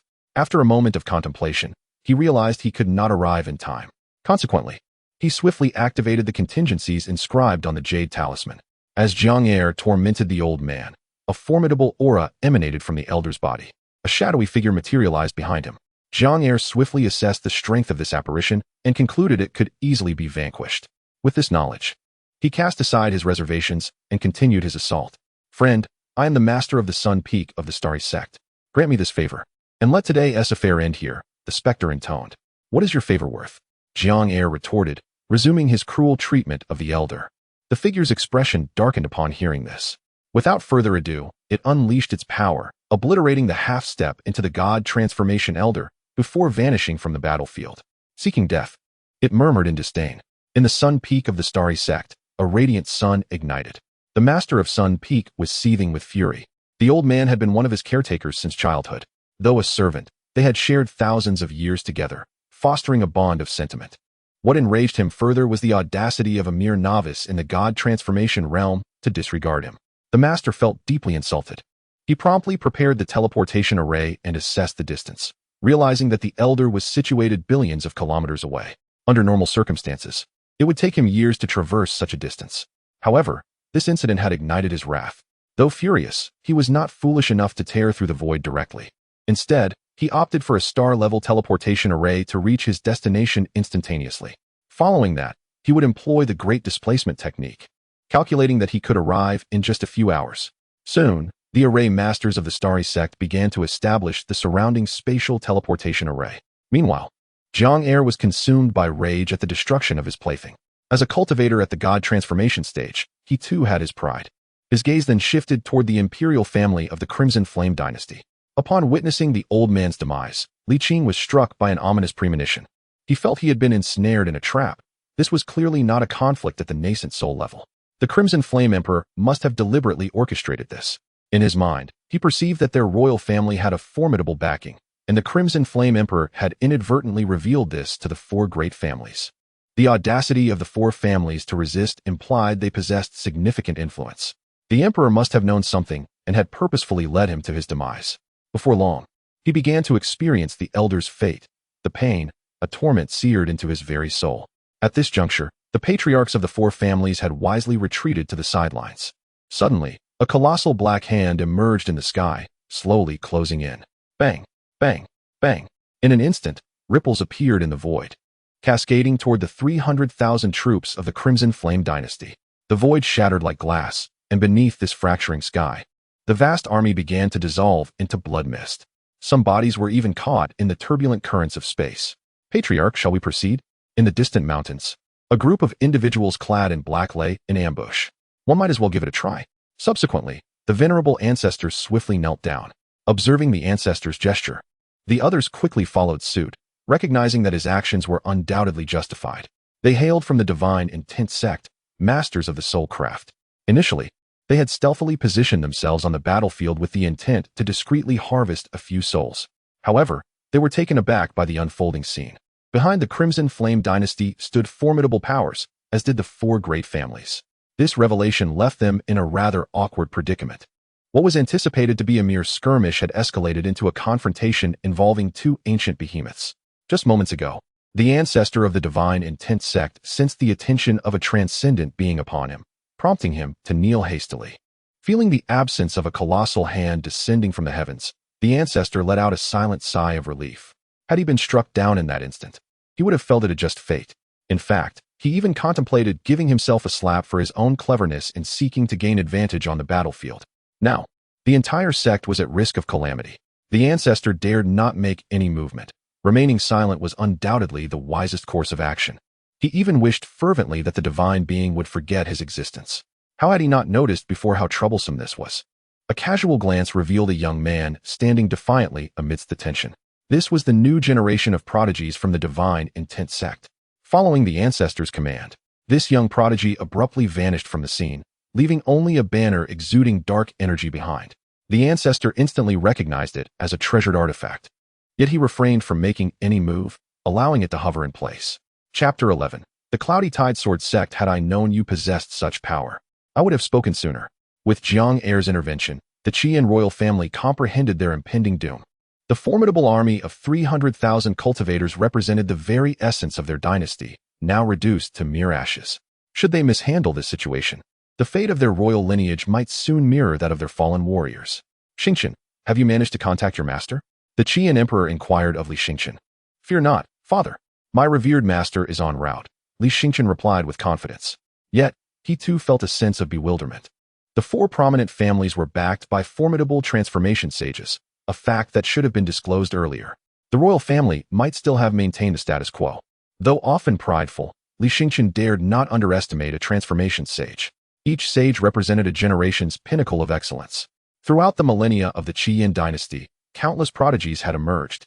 Yet only a single transformation sage had ever been recorded, and he had long departed from the dynasty. Meanwhile, the battlefield was steeped in a gruesome atmosphere, saturated with the scent of blood that unsettled the newcomers. This sanguine fog was soon consumed by Jiang Heir's aura of death, showcasing the terror of a transformation sage. Jiang Han could not help but marvel at their fearsome might. However, a sense of impending crisis loomed over Jiang Heir as he pondered the ethereal figure behind the elder. Wait. At that moment, Jiang Han's voice echoed within his mind. You must leave this place at once. Jiang Heir conveyed this to the elders of the four families, who, understanding the gravity of the situation, departed in unison. Jiang Heir remained, patiently awaiting the unfolding events. Hours passed. Such courage. A voice emerged, followed by a rending of space. As the inhabitants of the northern river domain beheld a new sun appear in the sky, in Jiang Han's courtyard, symbols began to materialize over his eyes as he scrutinized the approaching entity. A formidable individual indeed. In a brief moment, Jiang Han discerned the truth. This being was a void refinement cultivator, with a golden particle within him continuously supplying energy. Though a practitioner of the arcane, this individual possessed an exceptionally robust physique. The golden cell radiated pure golden energy, exuding an intensely scorching aura. Isn't this supposed to be a world of cultivation? Jiang Han pondered, realizing that his initial perception of this realm was naive. The civilization of cultivation had evolved over countless eons, far beyond his simplistic understanding. As the aura enveloped him, Jiang Han grasped the essence of this so-called Sun Peak Master. The golden cell within mirrored the sun's essence. Yet he sensed a significant disparity between it and the true sun.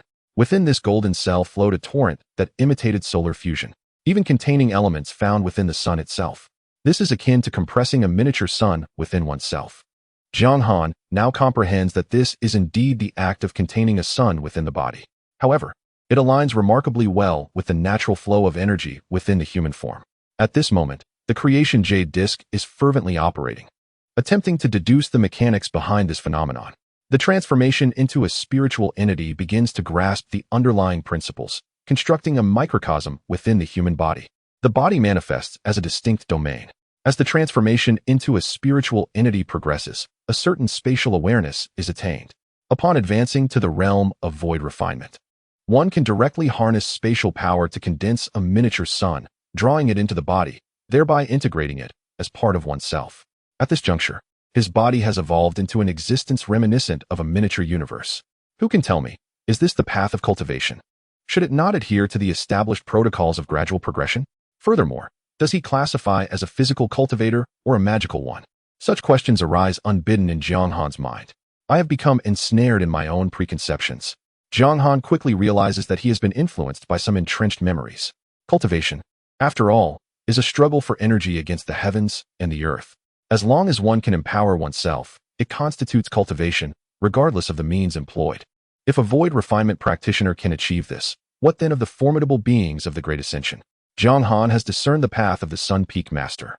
Centered around the sun within, the sun continuously grows and refines the flesh and spirit. Upon reaching a certain threshold, a qualitative transformation occurs, and the body ultimately becomes a realm unto itself, an independent world. The spirit merges within this microcosm, culminating in the emergence of a unified practitioner. It is undeniably a somewhat perverse path. Jiang Han cannot help but acknowledge the peculiarity of this route. What exactly is transpiring? At this moment, the high-ranking members of the North River Domain's Cloudy Sword sect have convened. The sect's ancestral master has emerged from seclusion. Can anyone elucidate the situation? Inquires the ancestral master of the Cloudy Sword sect. Soon, the leadership begins to elucidate the events that have transpired. With their explanations, he begins to grasp the unfolding circumstances. After listening, even the ancestral master of the Cloudy Sword sect is rendered speechless. Is this truly necessary? Initially, a disciple from the Star Sect's peak was dispatched to manage worldly affairs, having already coordinated with the Cloudy Sword sect. This led to the Red Flame dynasty becoming the governing dynasty, despite the detriment to the Cloudy Sword sect's interests. However, considering the Star Sect behind Li Xingqian, the Cloudy Sword sect acquiesced.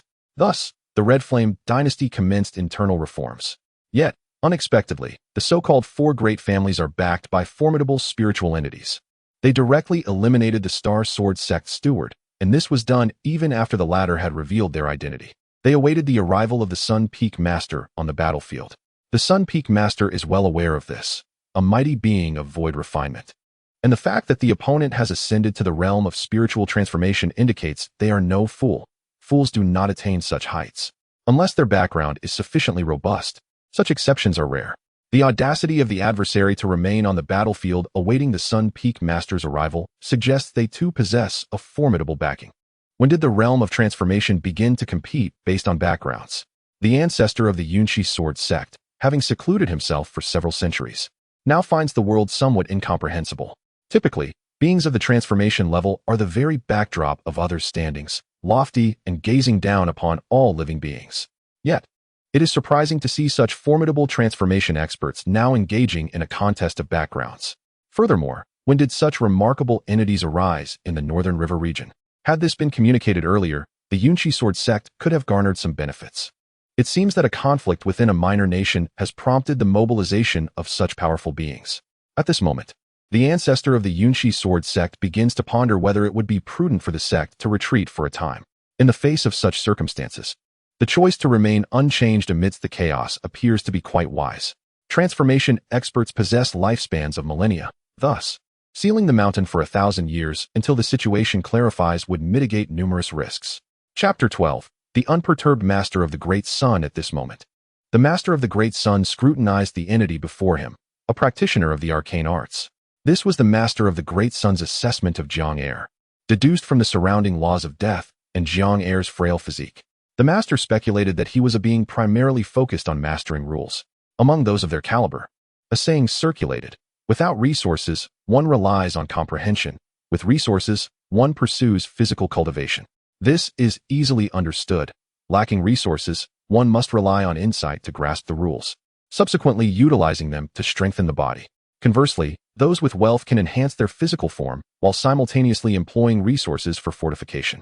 Much like the master of the Great Sun himself, who had incorporated a miniature sun within his being to incessantly refine both body and soul. Physical cultivation is generally a pursuit beyond the means of impoverished practitioners, as it demands substantial resources. Typically, spiritual veins alone cannot suffice, and one must also be bolstered by fortune and merit. Without such fortuitous backing, the reckless consumption of worldly resources would inevitably invite calamity. Thus, the master mused, "Let me discern what formidable entity stands behind you." The master had surmised that a mysterious force likely supported Jiang Er. If there were no one backing him, how could a mere transformation god dare to challenge a being of void refinement? The master of the Great Sun believed himself to have gained renown over the years, possessing a measure of fame within the surrounding domain. In his estimation, Jiang Er must have heard of his existence. The mere audacity to confront him indicated the presence of a powerful ally. "Master, I wish to gauge the disparity between myself and the void refinement." Jiang Er communicated to Jiang Han, who resolved to intervene shortly. In Jiang Han's eyes, Jiang Er served as a means to test the strength of this world's formidable beings. However, Jiang Han had not anticipated such a swift engagement from the void refinement entity. Yet, it was reasonable to consider. No adversary would await one's gradual ascension to their level before challenging them. Nonetheless, Jiang Han sensed no murderous intent emanating from the master of the Great Sun. It appeared the master did not intend to extinguish Jiang Er's life. If Jiang Er were merely a transformation god without backing, the master would have obliterated him without hesitation. The possibility of Jiang Er being supported by a significant presence now seemed highly likely. Jiang Er had merely dispatched a servant. There was no need for a catastrophic confrontation. As Jiang Er began to summon the laws within himself to prepare for the master of the Great Sun, the latter perceived his intentions and scoffed disdainfully. He extended his right hand towards Jiang Er. The deathly laws invoked by Jiang Er sought to annihilate the master's outstretched hand. Yet the master ignited his own laws of grandeur. Flames surged towards Jiang Er. At that moment, Jiang Han recognized the necessity of his intervention. If he delayed any further, Jiang Er's body and soul would succumb to the consuming flames. A colossal hand, towering 1,000,000 zhong, materialized in the heavens, reaching towards the master of the Great Sun, who had transformed into a sun-like entity. As Jiang Han's hand approached, it was composed of spiritual energy, enveloped by the laws of life and death. The amalgamation of these two laws yielded a synergistic effect, surpassing mere arithmetic. The master of the Great Sun, akin to a diminutive sun, found himself ensnared by Jiang Han's hand of life and death. This scene unfolded before the eyes of countless formidable beings. As Jiang Han made his move, several streams of spiritual energy from the minor realms were drawn forth and coalesced into his grasp. They sensed the disturbance immediately. "Seal the mountain. Hastily seal the mountain," stammered the patriarch of the Yunshi sword sect. As a being of divine transformation, he had just witnessed the Sun Peak Master effortlessly dealing with adversaries of equal caliber, akin to handling mere chicks. Now, however, a mysterious entity emerged, effortlessly gripping the Sun Peak Master as if he were a fragile chick. He could only sense that the North River domain was teeming with countless monstrous beasts, all poised and waiting to pounce upon the dominion of the Yunshi sword sect. Were it not for his attachment to ancestral heritage, he would have considered relocating at once. According to protocol, the stronger members of the Starry Sect should be making their move now, Jiang Han mused. The Sun Peak Master was now firmly in his grasp. And with countless witnesses to this spectacle, it was certain that the Starry Sect would intervene. Within the Grand Hall of the Starry Sect, Zhao Xingyi gazed in disbelief at the communication jade slip in her hand. Just moments ago, the Sun Peak Master had sent a plea for help. Utilizing the sect's auspicious fortune, Zhao Xingyi swiftly grasped the unfolding situation. Through the auspicious fortune dragon of her sect, she beheld the Sun Peak Master ensnared in a giant hand. Why can't he remain at peace? Day after day, he courts trouble. She had lost count of how many times she had come to the Sun Peak Master's rescue. However, Recalling the resources and privileges enjoyed by the sect leader, she resolved to prepare for another rescue. From the moment Zhao Xingyi descended, the power of the stars naturally adorned her as garments, requiring no cultivation. The stellar energy actively entered her being, earning her the title of Child of the Stars. Along her journey, she vanquished numerous prodigies, ascending to the position of sect leader within a mere millennium. With a resigned sigh, Zhao Xingyi finally arrived before the teleportation array.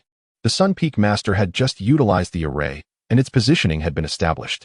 All that remained was to teleport to the nearest location and then swiftly reach the battlefield through the established rules. The teleportation elder observed the sect leader preparing to use the array. Though he wished to speak, he ultimately remained silent. The Sun Peak Master had just activated the teleportation array, and the sect leader was quick to follow. It was evident that she intended to rescue him, although this time seemed rather hasty. In truth, at such a level, there were seldom any life or death grudges, and the notion of a mortal struggle was rare. Life was precious, and with long lifespans ahead, there was no need to gamble one's existence over trivial matters. Why have they not yet arrived? Jiang Han, holding the Sun Peak Master, grew curious after waiting for an hour without any sign of arrival. Moreover, the Sun Peak Master appeared entirely unperturbed, seated cross-legged within Jiang Han's palm, contemplating the forces of life and death. How had this great being managed to harmonize with these extreme energies? The Sun Peak Master found himself deep in contemplation. He sensed no malice from Jiang Han, and thus dedicated himself to the study of life and death, eager to unravel the mystery of how Jiang Han achieved such a remarkable balance between these opposing forces. While many theories had been posited, few had succeeded in realization. Just as Jiang Han seamlessly embraces the forces of life and death without any sense of repulsion. Ordinarily, comprehending a singular principle suffices, while the mastery of dual principles is an exceedingly rare occurrence. The great Sun Master has grasped the principle of fire, a singular path that is adequate in itself, and he lacks the time to ponder other principles. Judging from the perspective of the life and death principle, Jiang Han's perception is undoubtedly among the pinnacle of existence in this world. Such insight is often innate and cannot be altered at their level. Perceptiveness outweighs physical constitution by countless measures. Furthermore, this is not his first experience of being taken hostage. He has grown accustomed to it. The sect behind him serves as a pillar of support, as he toils tirelessly for their benefit. Now is the moment to manifest the value of his sect. Through his grasp of the life and death principle in Jiang Han's hands, he already feels he has reaped sufficient rewards. Chapter 13. The world is like a tofu. As Jiang Han pondered, he sensed a tremendous aura descending upon him. A more formidable presence from the Star Sect had arrived. Jiang Han remained in the small courtyard, yet the opponent still did not make an appearance. Is he not coming out?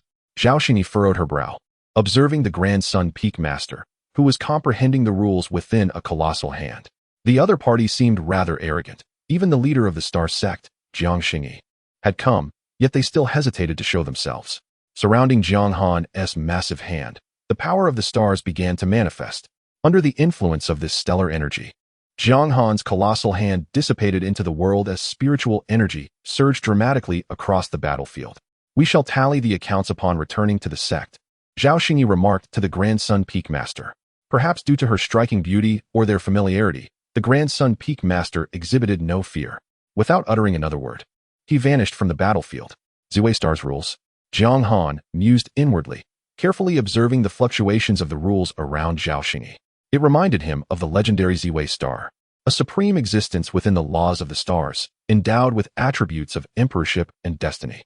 Mastery of its rules could command the celestial bodies. Zhao Xingyi gave Jiang Han the impression that she was the sovereign of the stars. Have you finished observing? Zhao Xingyi called out in Jiang Han's direction. Another old fellow, dealing with these ancient beings is truly troublesome. Upon her arrival on the battlefield, Zhao Xingyi sensed a force constantly scrutinizing her, which she quickly pinpointed to Jiang Han. She even swept through Shuangmu City with her divine sense, gleaning information from the ordinary residents. She had begun to piece together what had transpired. From her perspective, Jiang Han appeared to be some ancient monster.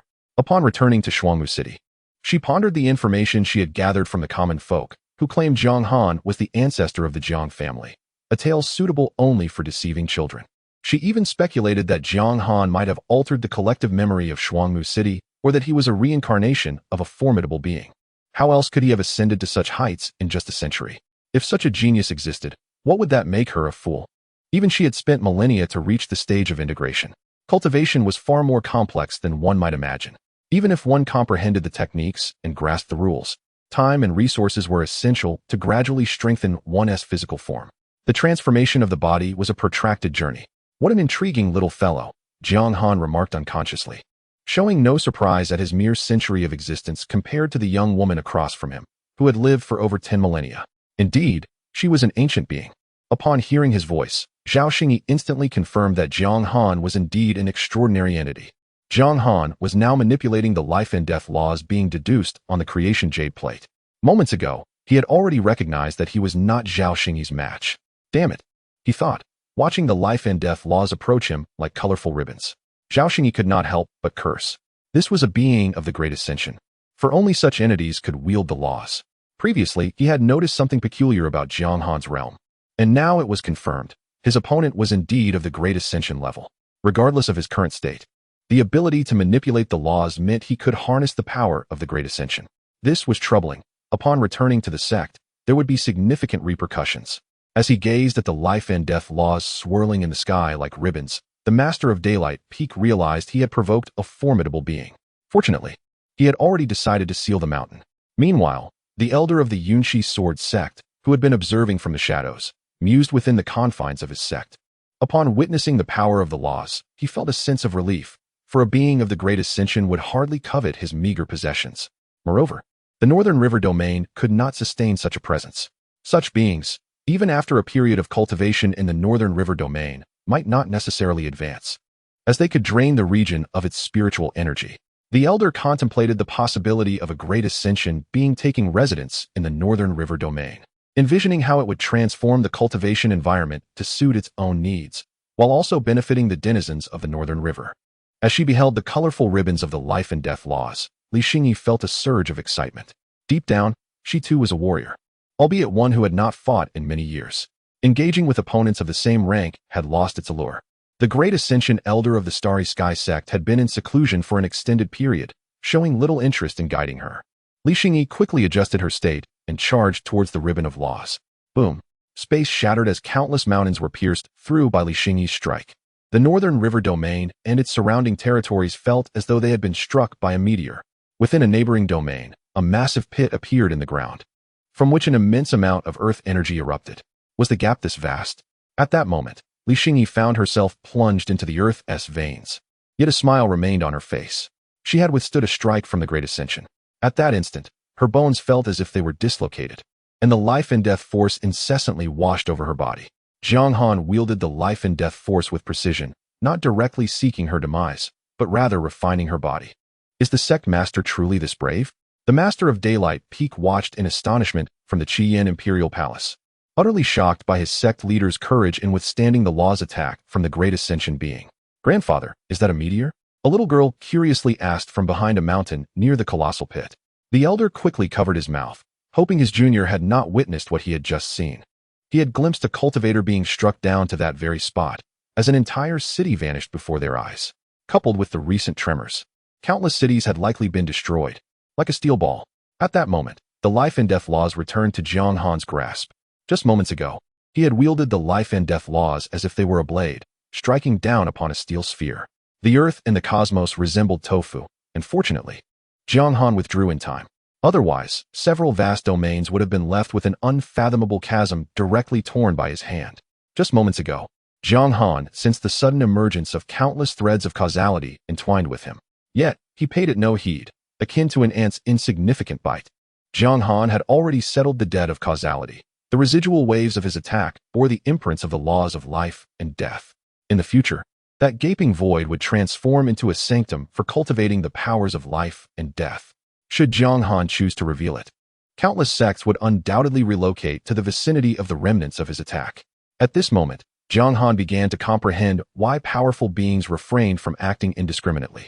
A mere casual strike from him had already altered the grand dynamics of several domains, potentially impacting the course of millennia to come. Have I truly grown this formidable?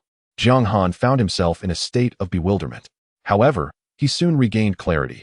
He was merely harnessing the formidable power bestowed by the celestial jade disk. His current realm remained nebulous, and in a true confrontation, he would not stand a chance against the master of the Starry Sect. Chapter 14. Cultivation is not just about fighting and killing gratitude for your mercy. esteemed senior. When Zhao Xingyi reappeared, she had already arrived at Jiang Han's humble abode. Let us converse, fellow cultivator. Jiang Han paid no heed to Jiang Xingyi, instead directing his focus towards the sound that had emerged. Following the allure of this voice, a strand of Jiang Han's consciousness traversed into another realm. This was a space forged by the enigmatic entities of the Starry Sect.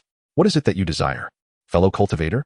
Within this mysterious realm, a powerful figure from the Starry Sect broke the silence.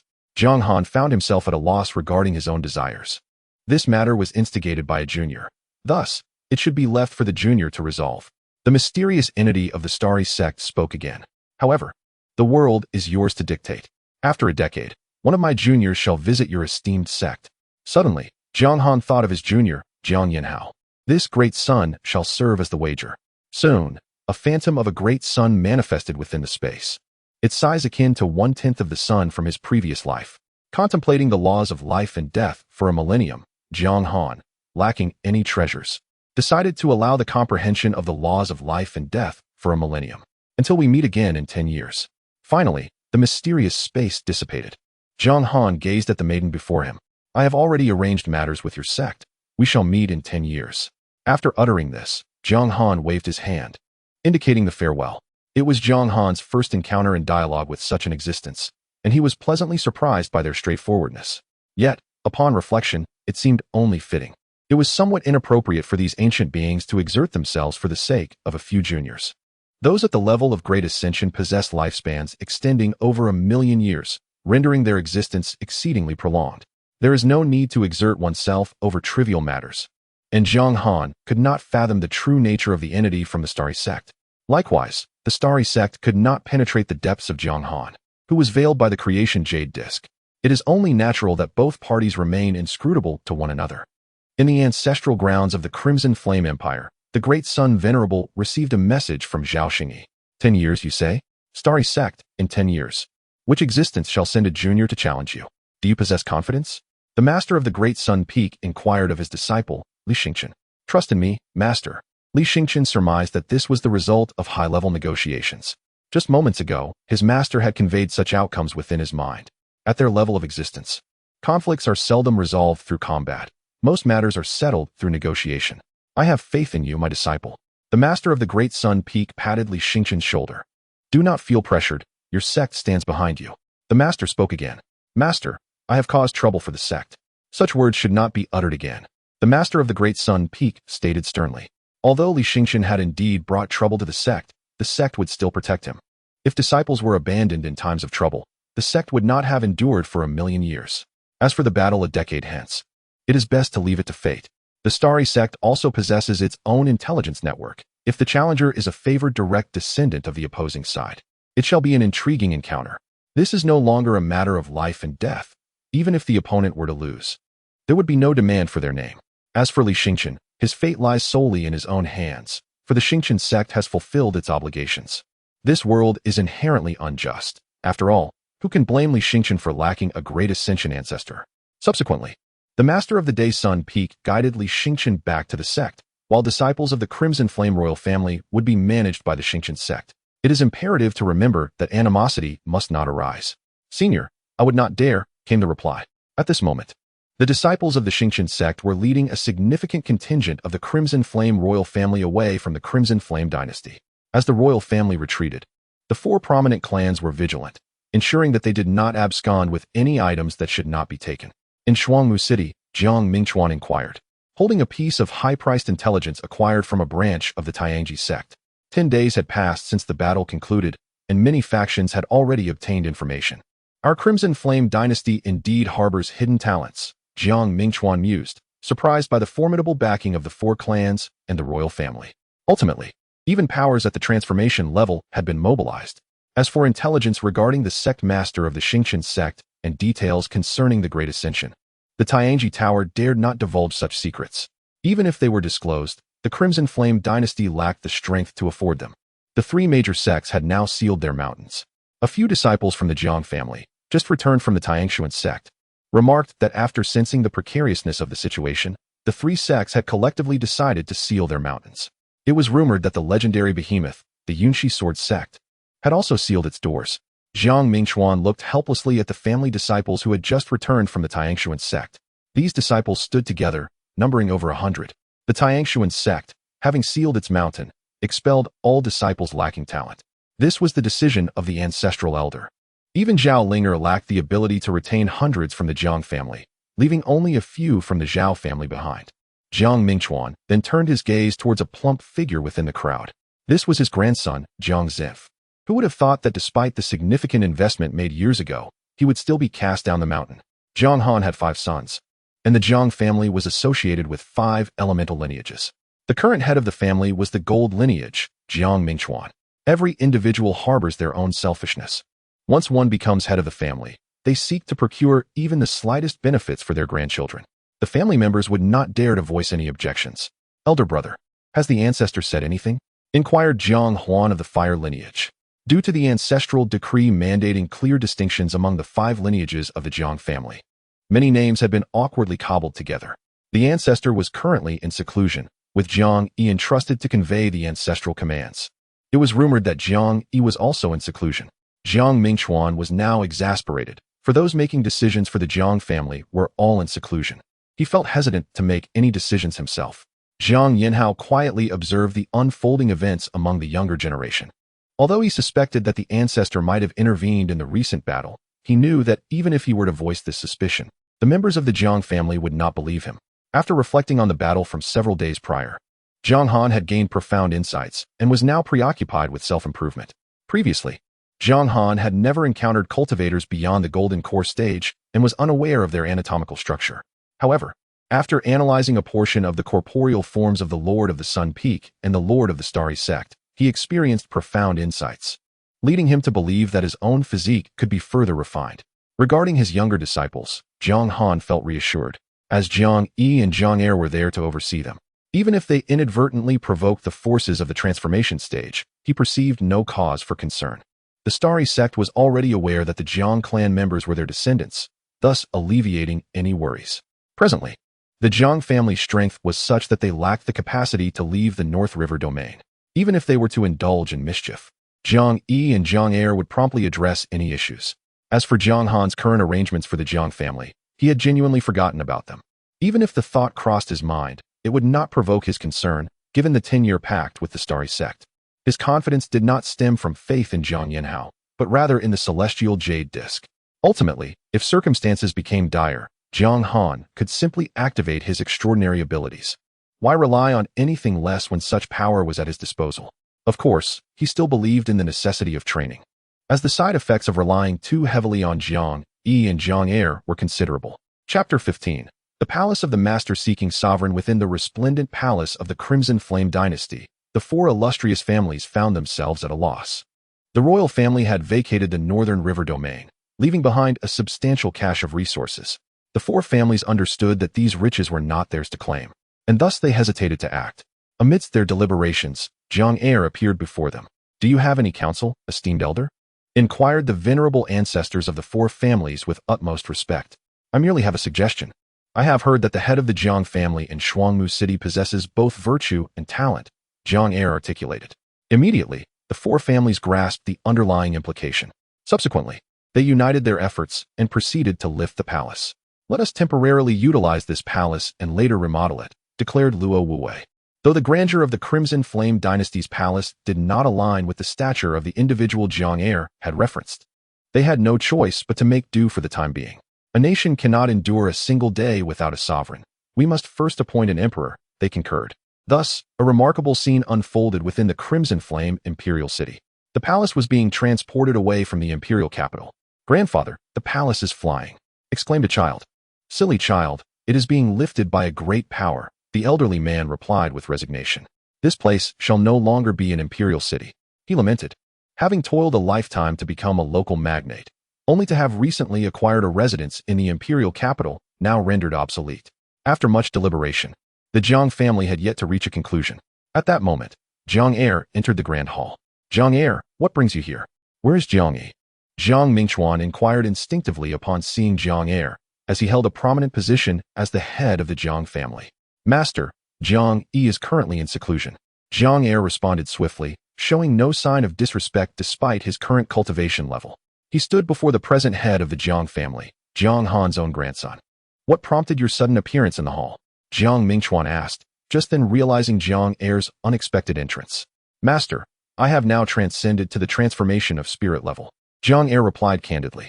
Although Jiang Han had not intended to conceal this from his descendants, he had nonetheless established a barrier within the hall. Thus, Jiang Heir felt compelled to disclose the information directly. Oh, so you have indeed reached the transformation of spirit level. What? Transformation of spirit? Though you are an elder, such jesting is unacceptable.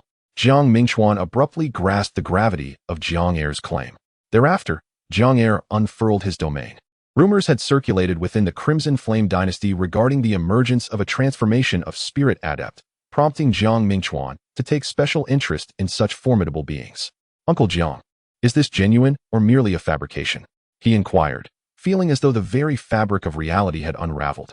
He would rather believe Jiang Heir was deceiving him than accept the notion that Jiang Heir had attained the status of a transformation of spirit expert. Subsequently, Jiang Heir discreetly communicated with Jiang Mingchuan, elucidating the events that had transpired during this period. Grandfather, you are mistaken. I am your own grandson. Jiang Mingchuan's mind raced with that singular thought. Such an opportunity is unexpectedly not bestowed upon his descendants. Although Jiang Heir later explained that there are side effects, does Jiang Mingchuan truly concern himself with such trivial ramifications? Having ascended to the realm of transformation, what more could he possibly desire? Uncle Jiang, I wonder if the ancestor provided any instructions during his seclusion. Jiang Mingchuan inquired cautiously. It would be best not to disturb the ancestor over such a minor affair. You may arrange it as you see fit. He continued, by the way, the 4 great families will soon arrive at the Jiang residence along with the imperial palace. A country cannot be without a sovereign, so you shall temporarily assume the role of emperor. Jiang Heir disclosed matters regarding the throne of the Qian dynasty. Can I truly do this, Uncle Jiang? I lack any experience in governance. No worries, just give it a try. When the time calls for it, I shall intervene. No one is born a ruler. Experience will come with practice. Eventually, you shall conquer surrounding nations, gradually establishing dominion over the northern river region. Then, each nation shall support a scion of the Jiang family. Jiang Heir, now a formidable being of transformation, had broadened his horizons and dismissed trivialities. Very well, I shall give it a shot. Head of the family, I have a few matters to attend to, so I will take my leave. The ancestor and a certain entity from the starry sect have arranged for a decisive duel between Jiang Yinhao and a disciple of the sect in 10 years to settle this karmic entanglement. Understood, Uncle Jiang, Jiang Mingchuan replied. As for the starry sect, what is that? The Jiang family now possesses a being of transformation and need not concern themselves with such obscure factions. However, it is essential to investigate why it has drawn the ancestors' attention. Subsequently, Jiang Heir exited the hall and lifted the barrier. He needed to gradually inform the younger generation, ensuring they do not become overly arrogant. As the barrier dissipated, Jiang Mingchuan spoke up. Jiang Heir then ceased his involvement in familial affairs and remained concealed, observing silently. In Jiang Heir's view, Jiang Mingchuan had many shortcomings compared to the heads of the 4 great families. Yet, there was one aspect that they would never surpass: the blood coursing through Jiang Mingchuan's veins, a descendant of Jiang Han. Even if the Jiang family's offspring were as foolish as pigs, they would still be celestial pigs, an existence unattainable by the 4 great families. On the road to Shuangmu City, a procession was underway. At that moment, a palace soared above them. Rui, look! A young man in the group called out to a woman at the front. The woman, exuding an aura of vigor, lifted her gaze to behold the flying palace. The ancestor? She recognized their Wang family's ancestor.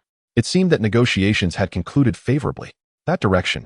Has the Luo family ascended to become the new royal lineage? Wang Rui pondered silently. Many factions believed that the new royal family would emerge from among the 4 great families, and that family would likely have the closest ties to the beings of transformation. Upon learning of her family's victory, Wang Rui resolved to approach the Jiang family to annul her marriage. The 3rd generation of Jiang and her elders had established a connection, leading to an engagement arranged in childhood. Her betrothed was none other than Jiang Yinhao. This notion had lingered in her mind for some time. Initially, she felt indifferent, as it was merely a matter dictated by parental authority and matrimonial arrangements. However, recently, the son of the lord of Xianshui sect had taken an interest in her. The young master of Xianshui sect, being a commendable individual, expressed his understanding upon learning of her engagement and even offered to assist in the dissolution of the betrothal.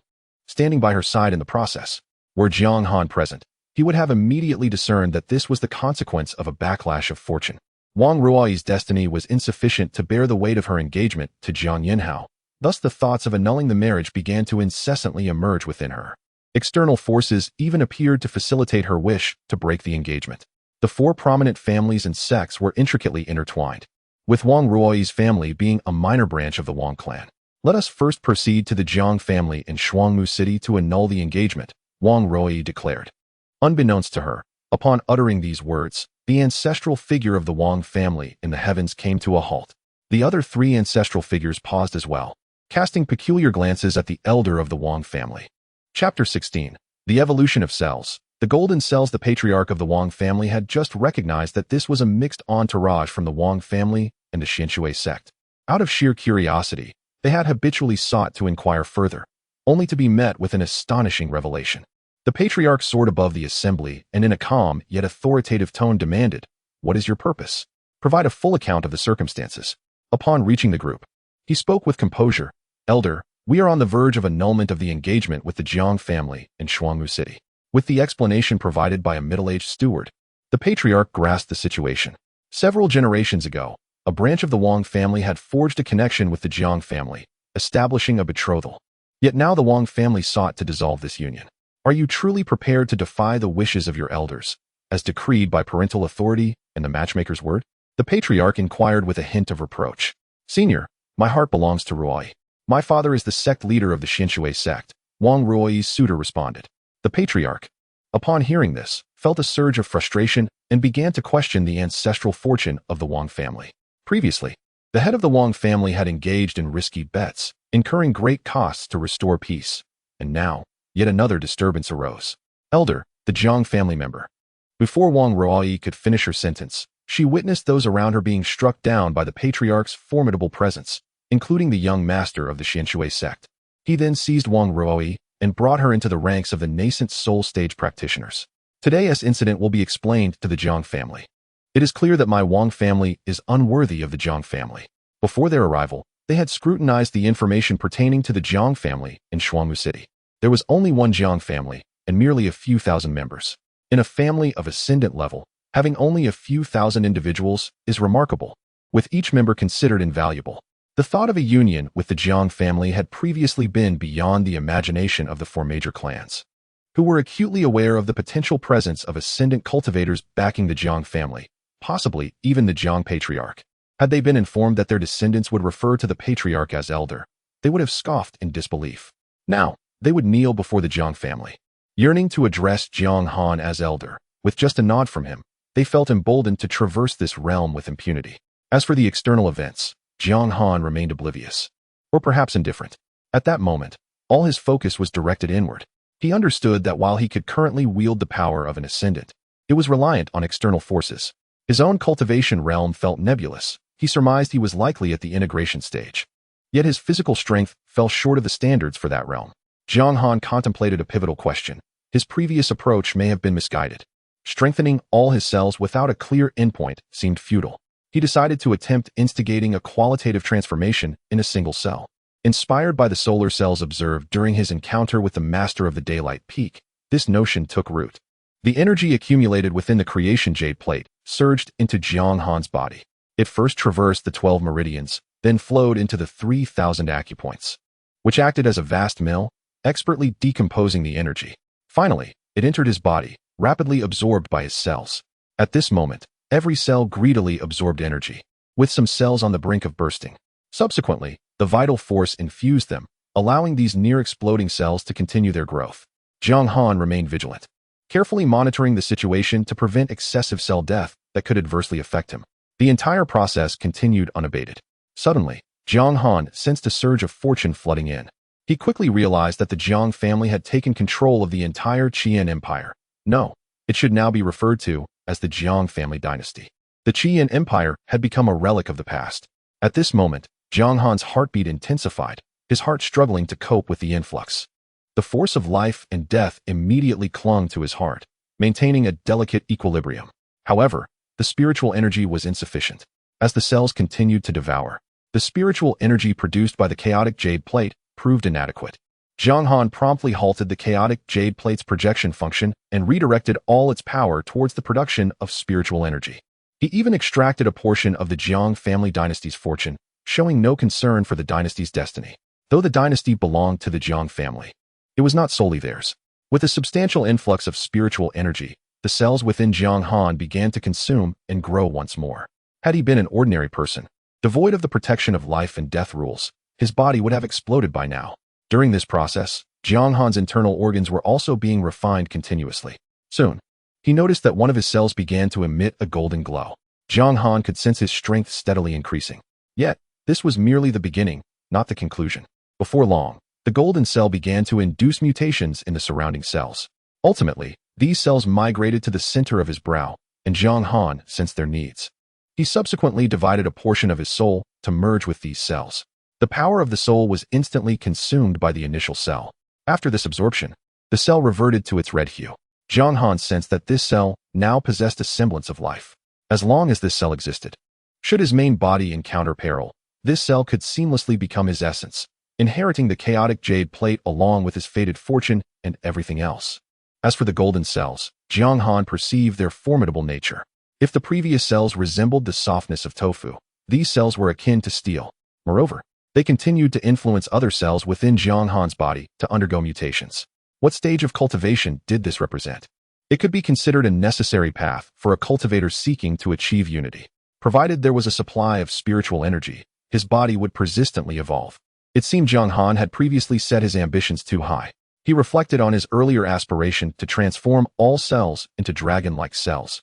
Realizing how naive that notion was, he then retrieved a collection of spirit stones, which he had previously taken directly from the battlefield. In the last great battle, where 300,000 cultivators perished, all their possessions now lay in Jiang Han's hands. Jiang Han's thoughts then turned to the soul banner that emanated dark energy, and he resolved to conclude his cultivation and investigate what this mysterious object truly was. After a plethora of spiritual stones emerged, Jiang Han's body transformed into a black hole, voraciously consuming the spiritual energy contained within these stones. The mound of spiritual stones began to dwindle significantly. At this moment, Jiang Han finally comprehended why the powerful often gravitate towards grand locales. This was a treasure trove of spiritual stones amassed by 300,000 cultivators, sufficient for Jiang Han's cultivation for a considerable duration. He also discovered that his body initially absorbed the spiritual energy generated by the creation jade disc, which seemed to possess a superior quality of energy. Observing the depleting spiritual stones, Jiang Han resolved to forsake their use in his cultivation. With the creation jade disc in his possession, it was akin to perpetually utilizing high-quality spiritual stones for his practice.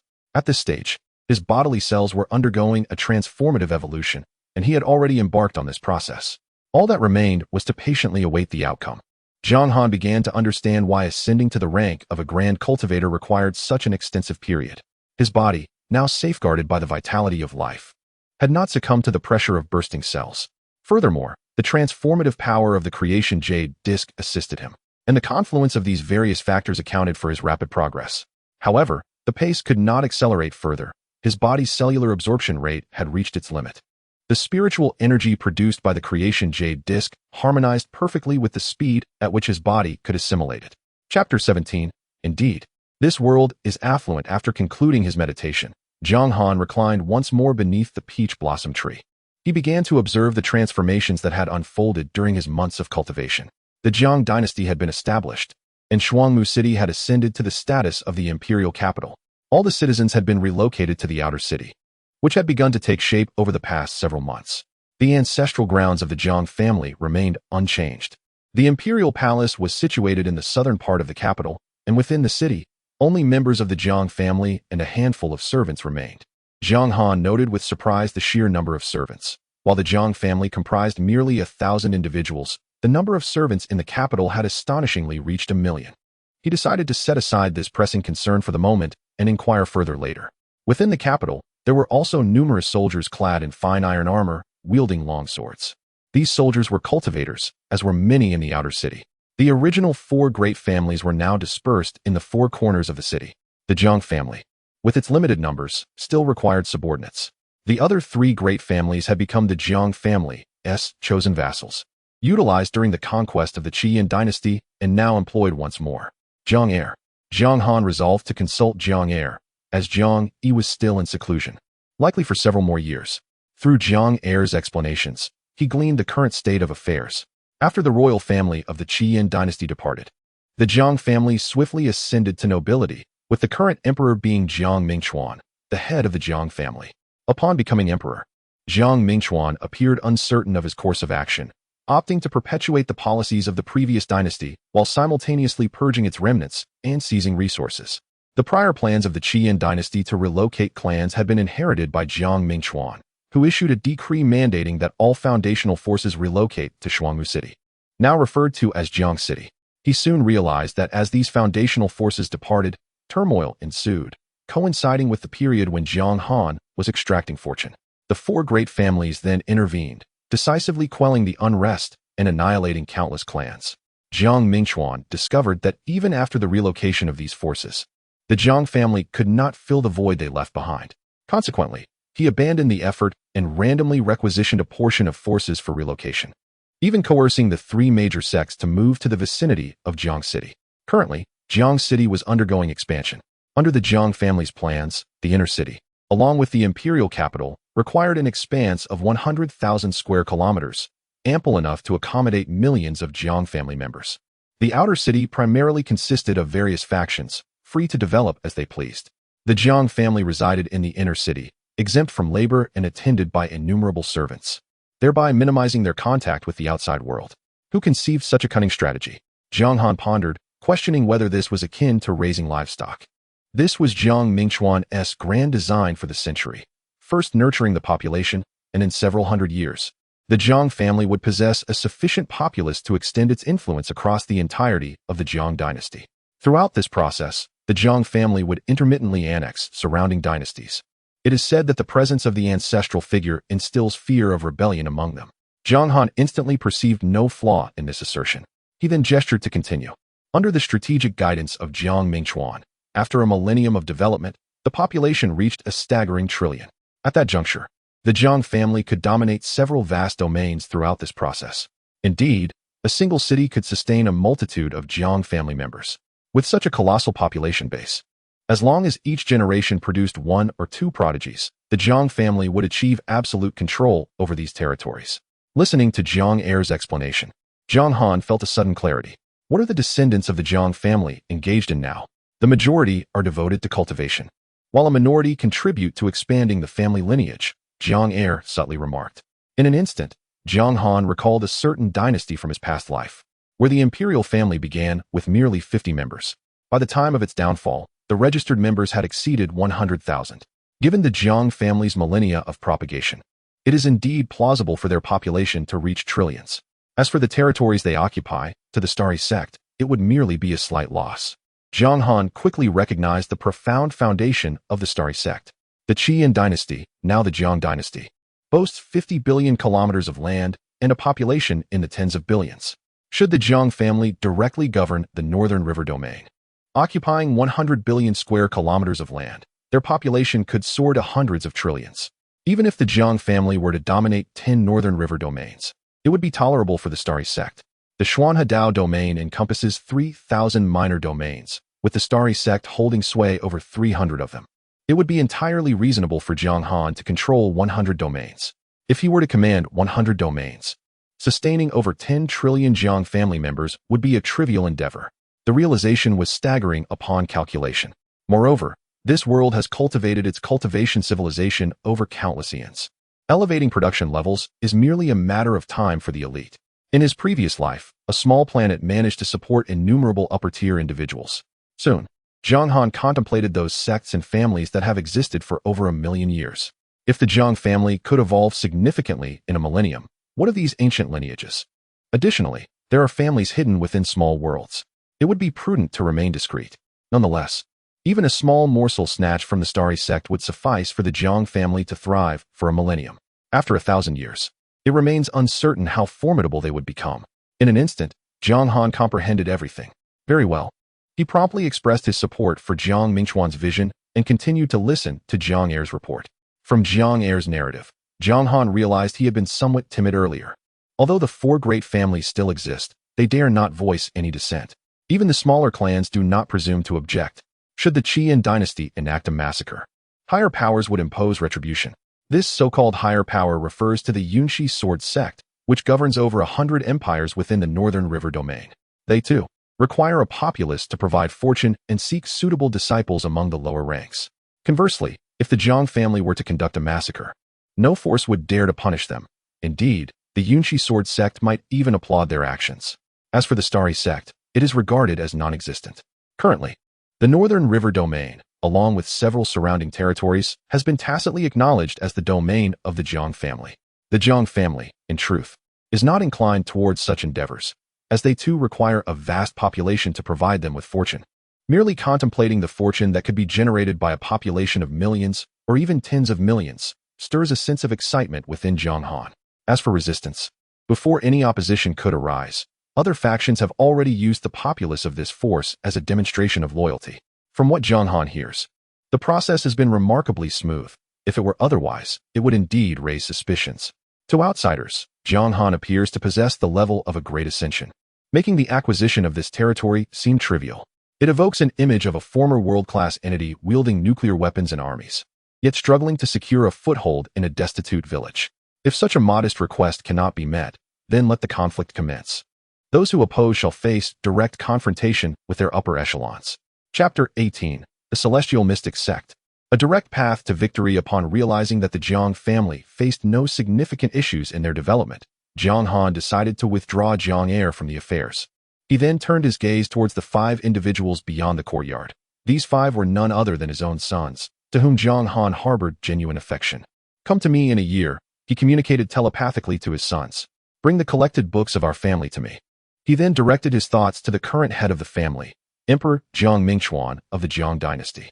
As for Jiang Yanhao, Jiang Han chose to disregard him, confident that Jiang Yanhao had a formidable master to guide him. After transmitting his thoughts, Jiang Han awaited a brief moment before a storage ring materialized in his hand. This ring contained the books that the Jiang family had amassed. Aware of Jiang Han's need for knowledge, Jiang Mingchuan promptly instructed Jiang Heir to empty the libraries of the 4 great families and several surrounding sections. None of these powers dared to resist the Jiang family. They dutifully presented their collected tomes. With the books in hand, Jiang Han fervently delved into reading, utilizing his divine sense. His current objective was to augment his reservoir of knowledge, for the path of cultivation necessitates a solid foundation of understanding. Otherwise, one risks encountering pitfalls in their training. In Jiang City, within the outer city at the residence of the Luo family, the Luo family found themselves nestled within a mountainous region. With a lineage spanning over 10 millennia, they boasted several nascent soul cultivators, dozens at the golden core stage, and over 1,000 at the foundation establishment stage. However, the majority of their golden core and foundation establishment members were scattered across various cities of the Jiang dynasty. Following the rise of the Jiang family, they too began to extend their influence into neighboring empires. This world was in a state of frenzied expansion. Yet, the Luo family was beset by concerns. Although a prodigy named Luo Qinghan had emerged, she still fell short compared to true paragons. While the Luo, Zhao Sun, and Wang families were recognized as the 4 major affiliated families of the Jiang family, they found themselves in competition, much of which stemmed from external forces. Not only were there rival factions possessing their own nascent soul cultivators, but formidable powers with transformation stage experts had also begun to seek connections with the Jiang family. The Luo family feared that as time passed, they might lose their status as an affiliated family. Having finally boarded this train of fortune, the thought of disembarking mid-journey was disheartening. Qinghan, how is your relationship with the Jiang family prodigy faring? Luo Wuwei inquired of Luo Qinghan. Alas, Jiang Yanhao is entirely focused on his cultivation, Luo Qinghan replied with a hint of helplessness. Although she had previously been a leading prodigy and beauty within the dynasty, her standing in Jiang City now felt diminished, especially with reports of descendants from transformation stage powers arriving in the city. Following the rise of the Jiang family, the most comfortable faction to thrive was the Celestial Mystic Sect. Many of the Jiang family's youths had experiences as disciples of the Celestial Mystic Sect, albeit most as auxiliary disciples. Nevertheless, the sect had never treated the Jiang family disciples poorly.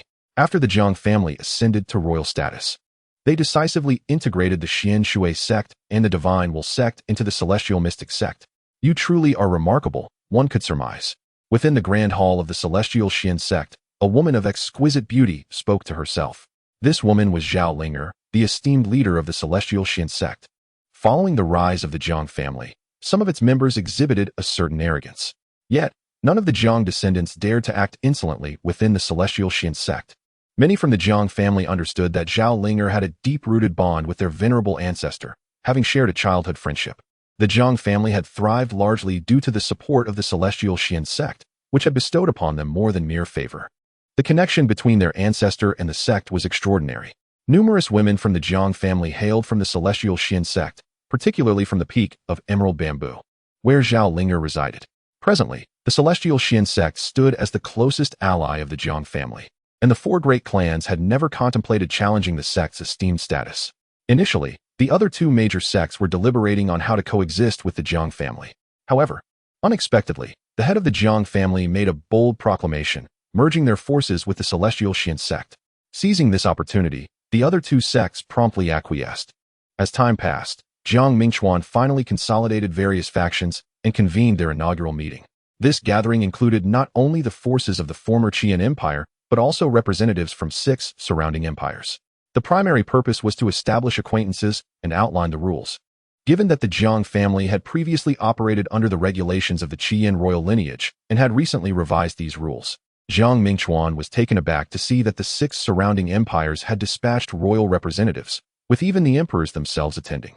The meeting primarily consisted of Luo Mingchuan speaking while the other factions listened attentively. He believed he had proposed a number of stringent requirements, including the establishment of regulations among cultivators, a new taxation system, and military management. The Jiang dynasty, having directly taken over the reins of power, was still in its formative stages. Nevertheless, throughout the meeting, many factions nodded in agreement, signaling their support. Sometimes, a collective requires a leader, and to them, the Jiang family appeared to be the perfect figurehead. Many factions were already aware of the Jiang family's connection to a being beyond the realm of transformation. Having such a powerful entity as their leader was enough to make them dream of prosperity. The Jiang family was undoubtedly destined for expansion, and by joining their circle now, they might share in the spoils of the future. A formidable force typically encompasses not just a single strong individual, but also a powerful sect or family behind it. Following such a powerful entity, countless subordinate factions often emerge, each with their own subordinate entities beneath them. This hierarchical structure allows for the dissemination of influence. And with great power comes great responsibility. Such a force often serves as the stabilizing anchor of the region, establishing order, which is essential for development. Should such a force suddenly collapse without another entity to take its place, chaos would ensue across its domain until a new hegemon emerged. The Jiang family, however, is somewhat unique. Under normal circumstances, it is typically a single faction that concentrates its strength to produce a formidable champion. The formidable individual commands a powerful faction or endeavors to transcend their realm, striving to achieve a significant elevation in status with the support of their backing force. Throughout this journey, both parties complement one another. Without the resources provided by the underlying faction, a cultivator would find it exceedingly challenging to devote themselves wholly to their cultivation. To immerse oneself in the art of cultivation, a practitioner must address issues related to spiritual veins, spirit stones, medicinal pills, and techniques. A cultivator without a robust background, starting from scratch, may squander their entire lifetime in the pursuit of techniques, accumulating spirit stones, and acquiring medicinal pills. Even with exceptional talent, the constraints of time would hinder their progress. Conversely, a cultivator supported by a faction enjoys a considerably easier path, as there exists a division of labor within the organization. Some tend to the cultivation of spiritual herbs, others specialize in alchemy, while some mentor the younger generation in the ways of cultivation techniques. By fulfilling their respective roles, cultivators can dedicate more time and focus to their practice. Chapter 19. The formation of the Jiang family alliance after elucidating certain regulations. Jiang Mingchuan once again engaged in private discussions with several influential factions. Within the palace, the current emperor, Jiang Mingchuan, gradually rose to his feet, addressing the representatives of various powers with utmost courtesy. Well, I have said all I needed to say. If there are no objections, we shall proceed with this decision for now. The head of one family promptly expressed his agreement, stating, "Indeed, what you have articulated, Jiang family head, has illuminated our path forward." Another representative, realizing he was a moment late, quickly stood up and initiated applause, his hands producing a melodious sound enhanced by his spiritual energy. The other representatives looked on in astonishment. Soon, each faction began to present their gifts, and even the representatives from the 6 surrounding empires stepped forward. Your Majesty, your suggestions leave us feeling inadequate. We lack the capability to govern an empire. Under our stewardship, the common people suffer. It is only under the leadership of the Jiang family that they can aspire to a better life. The representatives of the 6 empires had conferred prior to their arrival, intent on aligning themselves with the Jiang family. Jiang Mingchuan pondered this development, recognizing that the Jiang family was not yet numerous enough. He subsequently resolved to crown them as kings, intending to take over their factions once the Jiang family had grown in strength. As for their potential return, that would depend on their resilience against Jiang heir and Uncle Jiang's reprimands. No one present voiced dissent, as human nature often inclines towards conformity, and they dared not oppose. Before long, the meeting concluded amidst the chorus of support. The representatives of various factions chose to depart the inner city, for it had become the dwelling place of Jiang family members. What would happen in the event of a conflict? Father, our Jiang family is already so powerful. Why must we share our benefits with them? Jiang Mingchuan's grandson, Jiang Xinfeng, inquired after the meeting. Jiang Mingchuan, gazing at his grandson's naive and somewhat childish countenance, couldn't help but wonder if the Jiang family were to fall into his hands, it might spell their downfall. Fortunately, the Jiang family spoke the language of strength. Xinfeng, while our family is formidable, with no one around capable of rivaling us, we still lack sufficient members. We cannot forsake our cultivation to be ensnared by the mundane world. Moreover, our foundation is thin. These factions are now vassals of the Jiang family, providing us with resources so that our members can focus solely on their cultivation. Jiang Xinfeng understood. The Jiang family required loyal subordinates. With that realization, he waddled away, his rotund figure departing the scene. Jiang Xinfeng's admission into the Tianxian sect was not merely due to his grandfather's status or his lackluster aptitude for cultivation, but rather the affection Jiang Han held for him. Jiang Han could not recall the precise moment he began to develop an affection for the plump descendants. He felt that such progeny were truly blessed. Ever since Jiang Xinfu entered the Tianxian sect, encounters with Jiang Han had become rare.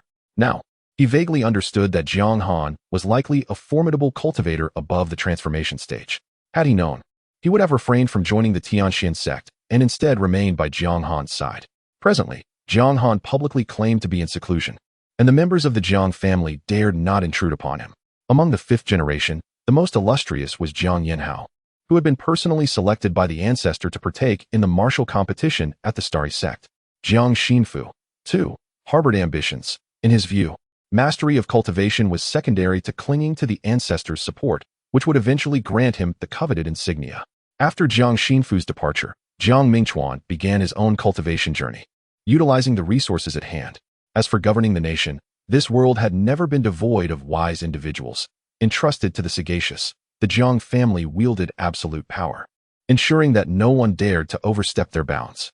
Within Jiang Han's courtyard, he had amassed a considerable quantity of golden cells within his body. Nonetheless, his gaze remained fixated on the Jiang dynasty. After the Jiang family assimilated the 6 great dynasties, a wave of fortune surged towards Jiang Han. He thus embarked on a path of investment. Soon, he received word of some unrest within the 6 great dynasties. Jiang Han surmised that this turmoil might stem from his absorption of their fortune, prompting him to dispatch Jiang heir personally to quell the disturbances. Fortune often operates in mysterious ways. For instance, when an empire's fortune thrives, its populace seldom harbors rebellious thoughts. Conversely, when a nation's fortune wanes, discontent can fester among the citizens, leading some to align against the empire and create chaos. Initially, the 6 great empires were quite stable, each under the watchful eye of powerful guardians. Their surrender to the Jiang family was supported by the internal factions of the empire. However, Jiang Han's extraction of fortune instigated disquieting thoughts among certain individuals, leading to actions that complicated the situation. Yet, under Jiang heir's intervention, he decisively dealt with each faction, ultimately restoring stability to the 6 great empires. These factions possessed their own fortunes, which would return to the empires upon their demise, subsequently flowing back to the Jiang dynasty. The 6 empires, too, housed their own formidable figures who recognized the siphoning of their fortune by this mysterious entity. Yet, none were foolish enough to step forward. They remained grateful to the Jiang family, as the territories of the vanquished factions were now divided among the royal families of the 6 great empires. As for the casualties resulting from the upheaval, they were merely statistics to be noted. In fact, they felt fortunate to have allied with the right side whenever issues arose. The Jiang family responded earnestly, even deploying formidable cultivators. With such a capable ally, what grievances could they possibly harbor? The support from the Jiang family sparked a burgeoning ambition within them, prompting an expansion against neighboring factions.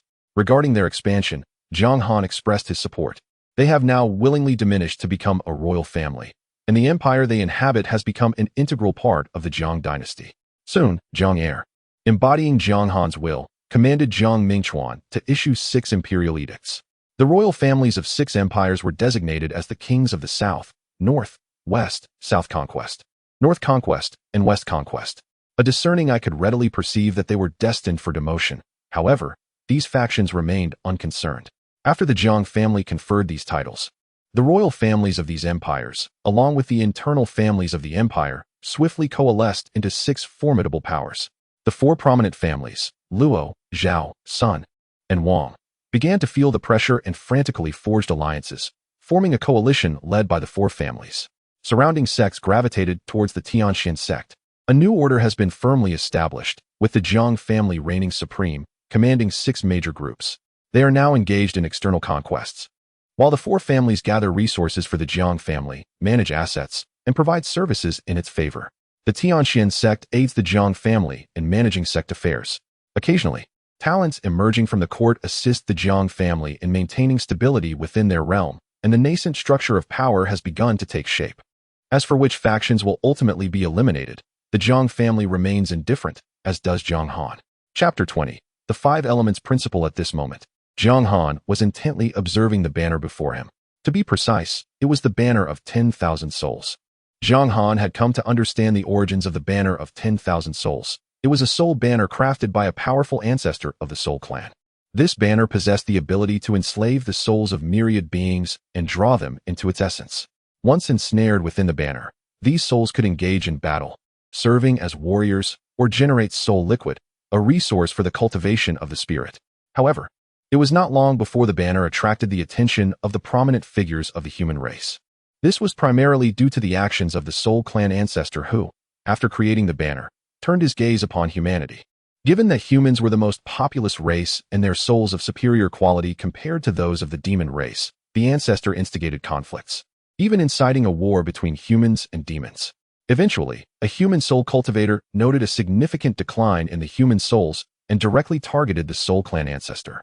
Initially driven by suspicion, the human cultivator required no further evidence and swiftly annihilated the Soul Clan.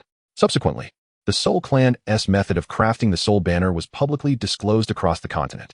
The human soul cultivators took the lead in denouncing the banner as a tool of wickedness, leading to its destruction via decree. Before Jiang Han lay a fragment of the soul banner created by the Soul Clan ancestor. He had no intention of utilizing this fragment. Instead, he resolved to forge his own. In fact, Jiang Han possessed the method for crafting the banner, along with the necessary materials. With the aid of the creation jade dish, Jiang Han successfully crafted a new soul banner, which he named the Imperial Banner. He promptly commanded his Imperial Banner to devour the essence of the original. It could not simply be referred to as a banner. It was to be called the Imperial Flag. Typically, a banner is associated with sinister objects, and the term felt somewhat inappropriate. With the assistance of the creation jade dish, Jiang Han's Imperial Flag exhibited effects akin to that of the soul banner. However, the mere alteration of terminology transformed its nature from malevolent to contentious.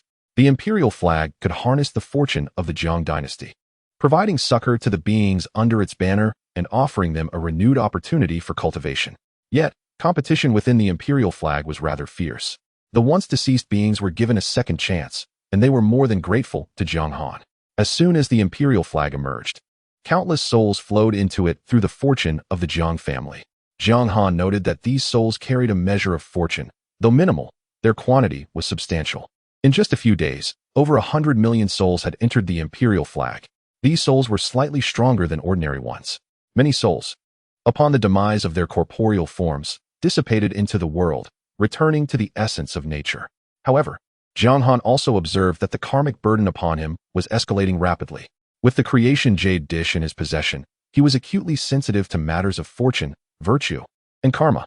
While both fortune and virtue could be refined using the jade dish, karma could not. It represented a ledger maintained by the heavens. In contrast, virtue and fortune were rewards bestowed by the cosmos. As Jiang Han gazed at the sky, he felt as though a vast primordial force was scrutinizing the world. This entity, relying on incomprehensible calculations and the intricate balance of the systems of virtue and karma, maintained the equilibrium of existence. This world was governed by the intricate dynamics of virtue and karma, as well as the celestial principles of the Tao. Thoughts flickered through Jiang Han's mind, only to be swiftly extinguished. His current strength remained insufficient. It was time to bolster his 5 sons. Now that Jiang Han's cultivation had taken a proper course, he felt it was the moment to enhance the abilities of his 5 offspring. Soon, 5 figures materialized before him. "Father," Jiang Xianfeng said, tears welling in his eyes. He had learned from the younger generation that their father had aided Jiang Heir in becoming a transformative cultivator. Only they understood the envy they had felt at that time. Now that their father had sought them out, could it be that he possessed a method for enhancement without adverse effects? In the courtyard, the peach blossom tree swayed gently. While a soft breeze occasionally swept through the sky, Jiang Han gazed at his 5 sons, their hair speckled with gray, and found himself lost in reminiscence. Born into a family of Qi refinement, the Jiang clan had provided the stability necessary for Jiang Han to focus on his training in his early years. Thanks to the unwavering support of his 5 sons and parents. Though Jiang Han's abilities were still lacking, he hoped to revive his parents once he had attained sufficient power. At that time, they could enjoy the fruits of their labor after years of struggle. His 5 sons had all inherited Jiang Han's talent for cultivation, each possessing the 5 elemental roots. Sometimes, Jiang Han found himself pondering how uniform the Jiang family was, with all members endowed with these elemental roots. Over a century, the family had maintained a steady trajectory. Either those without cultivation talent or those with the 5 elemental roots emerged. As for the 5 elemental roots, if one possessed ample resources, they could be nurtured. However, generally speaking, those with singular roots progressed swiftly in the early stages, while later on, they often required means to compensate for their incomplete elemental attributes. Most with 5 elemental roots faltered in their early stages, while those with complete elemental roots faced fewer challenges in later stages. During this time, Jiang Han's 5 sons had become foundational cultivators. Aided by the resources of the Jiang family, Jiang Han could see that their progress had relied heavily on the use of medicinal enhancements. While no one would claim that possessing 5 elemental roots was a disadvantage, most factions refrained from concentrating resources on those with such roots. It is important to note that reaching the later stages, such as integration or even ascendance, was a rare accomplishment. After contemplating for some time, Jiang Han commenced the transformation of his 5 sons. This time, he would employ the power of the 5 elements. Recently, he had extracted fortune to expedite the evolution of the 5 elemental powers from the fragments of the creation jade disk.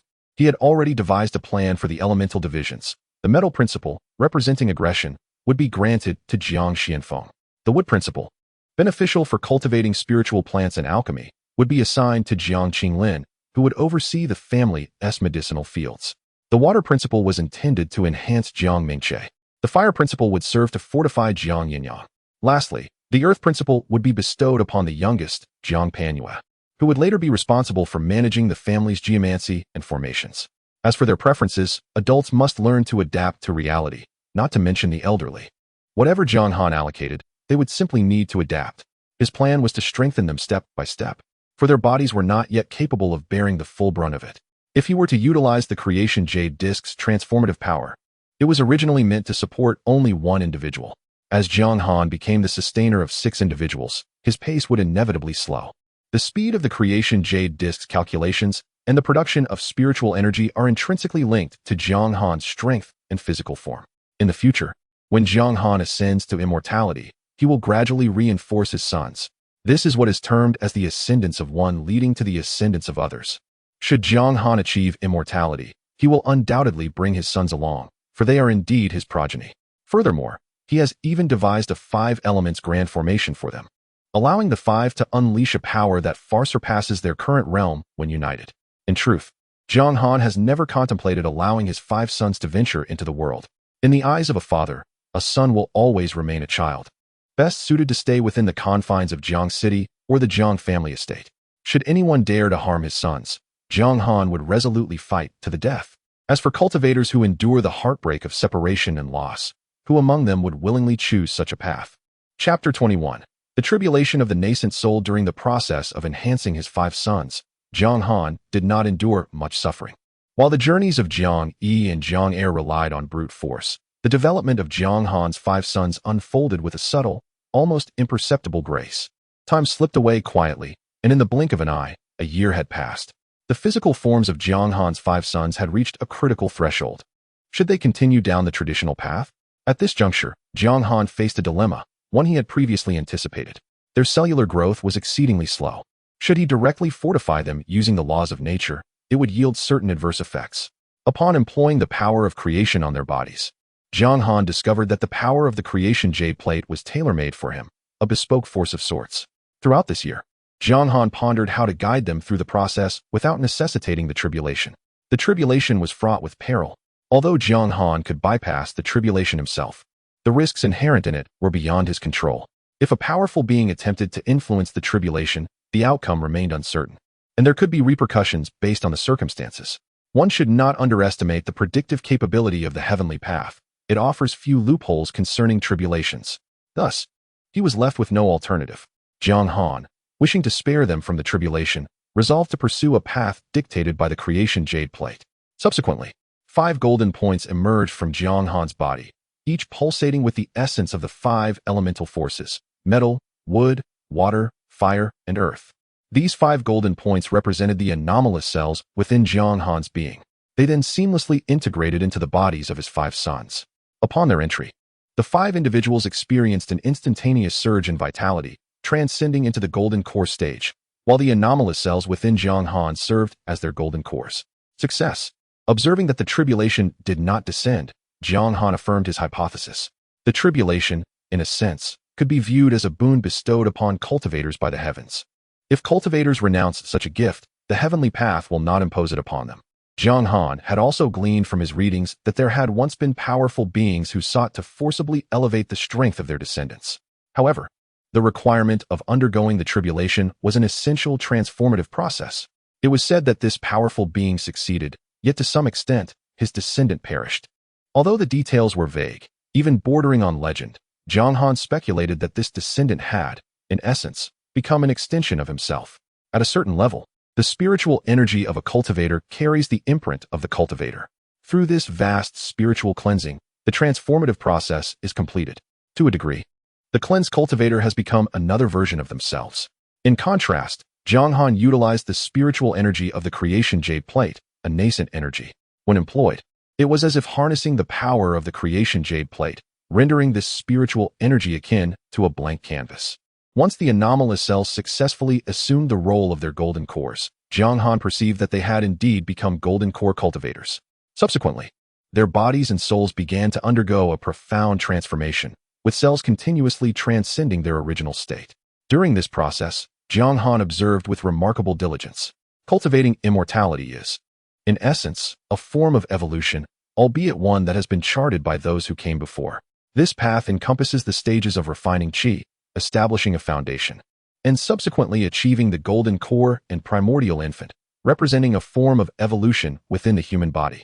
Initially, this evolution pertains to the physical form, which, upon its advancement, incites changes within the soul.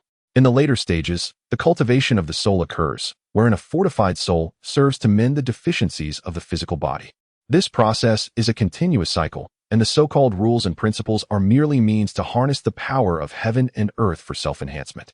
At this moment, Jiang Han suddenly perceived the practice of immortality as remarkably straightforward. Perhaps it is due to his elevated realm that he now beholds a different vista. This entire process spanned a year, during which the golden cells he implanted within them had seamlessly integrated into their very being. However, Jiang Han possessed the means to influence these cells, though he refrained from applying such methods to his progeny. Until a certain moment, the bodies of the 5 individuals underwent yet another transformation. Within the golden cells, a fragment of their souls began to gestate, hatching under the nurturing of the golden cells and emerging as their primordial infants. Alas, the tribulation of heaven approached. This should not be. There was no tribulation during the golden core stage, so why now? Jiang Han found himself at a loss, unable to discern the true nature of the situation. Logically speaking, such means would not invoke a tribulation at the golden core stage, nor should it do so at the primordial infant stage. Father, we can do this, Jiang Xianfeng. The eldest suddenly opened his eyes. After some contemplation, Jiang Han chose to relinquish control. Jiang Xianfeng soared into the sky, ready to confront his tribulation. Which formidable being is crossing tribulation in Jiang City? The impending tribulation for the primordial infant immediately attracted the attention of cultivators in the vicinity. Use your brain. It must be a member of the Jiang family, one disdainfully remarked to a companion. It shouldn't be. Isn't the strongest in the Jiang family. Don't be curious about what doesn't concern you. His elder swiftly covered his mouth. It is well known that the Jiang family harbors secrets, and significant ones at that. However, these matters are beyond their purview, which great power lacks a modicum of secrecy. Should one delve too deeply into the Jiang family secrets, they might find the entire faction shrouded in mystery. Jiang Han's gaze remained fixed on Jiang Xianfeng, his concern for his eldest son palpable. The lightning tribulation did not unfold with the anticipated intensity, but rather proceeded akin to that of an ordinary primordial infant cultivator. Jiang Han observed meticulously, noting that the force of the tribulation was relentlessly dismantling Jiang Xuanfeng's internal structure. Yet simultaneously, the innate power within Jiang Xianfeng revitalized these cells and tissues, instilling them with renewed life. Within the tribulation's tempest, a surge of vitality emerged, perpetually mending his body. This phenomenon bore a striking resemblance to the laws of life and death fortifying the body. Such a method closely parallels the legendary concept of nirvana. It appears that only by harnessing the power of heaven and earth can the mortal body and soul rapidly transcend several layers in essence. If an ordinary person were to persist in their cultivation, it is uncertain how long it would take for their body to undergo a transformative change. Jiang Han suddenly realized that the practice of immortality also pertains to science. Perhaps what is referred to as cultivation is merely the application of energy at a higher level. When the vital force manifested within Jiang Xianfeng, Jiang Han understood that Jiang Xianfeng had successfully traversed the tribulation. 3 days later, the thunder tribulation concluded. It was Jiang Han's first encounter with such a phenomenon. Typically, cultivators seek secluded locations or activate formations to conceal themselves during the tribulation. After all, the process of overcoming tribulation could potentially expose one's hidden capabilities. Jiang Xianfeng was a man who endured the thunder tribulation solely through the strength of his physical body. While one individual may be an anomaly, it is essential to have multiple instances for validation. Jiang Han pondered that if Jiang Xianfeng stood alone as an example, what if others were to follow suit? He felt he had uncovered a secret to the workings of the world. Chapter 22. The 5 ancestors of the Jiang family. Jiang Xuanfeng's tribulation was remarkably smooth, followed by his 4 brothers. With the immense resources amassed by Jiang Han, their physical forms had already reached the nascent soul level. The nascent soul tribulation posed little harm to them. During the thunderstorm of the tribulation, Jiang Han perceived the circulation of the laws of heaven and earth. While ordinary individuals beheld mere bolts of lightning, Jiang Han discerned the underlying principles encapsulated within those lightning strikes. Initially, the thunderclaps of the tribulation were quite subtle. However, as the cultivators grew stronger, the tribulation intensified correspondingly. It was not merely a few strikes of lightning, but rather an unceasing barrage of thunder over several days. The tribulation even afforded the cultivators moments to adjust. In Jiang Han's eyes, this was akin to the heavenly Tao bestowing blessings upon sentient beings. He could hardly fathom the ineptitude of those who had never faced such tribulations. Father, I am now a grand cultivator of the nascent soul. Jiang Xianfeng excitedly relayed this joyous news to his father, Jiang Han. Jiang Han, having witnessed his son's progression through the tribulation, could hardly be deceived by his own eyes. However, recognizing that Jiang Xianfeng was merely a child of over 100 years, Jiang Han found solace in this realization. For several days thereafter, Jiang Han observed his son and brothers successfully navigate their tribulations. With Jiang Xianfeng leading the way, Jiang Han felt a considerable sense of relief. Each of them underwent transformation through the tribulation. Yet, even after their successful passage, Jiang Han keenly recognized a troubling issue. The spiritual energy within the inner city of the Jiang family was becoming increasingly depleted.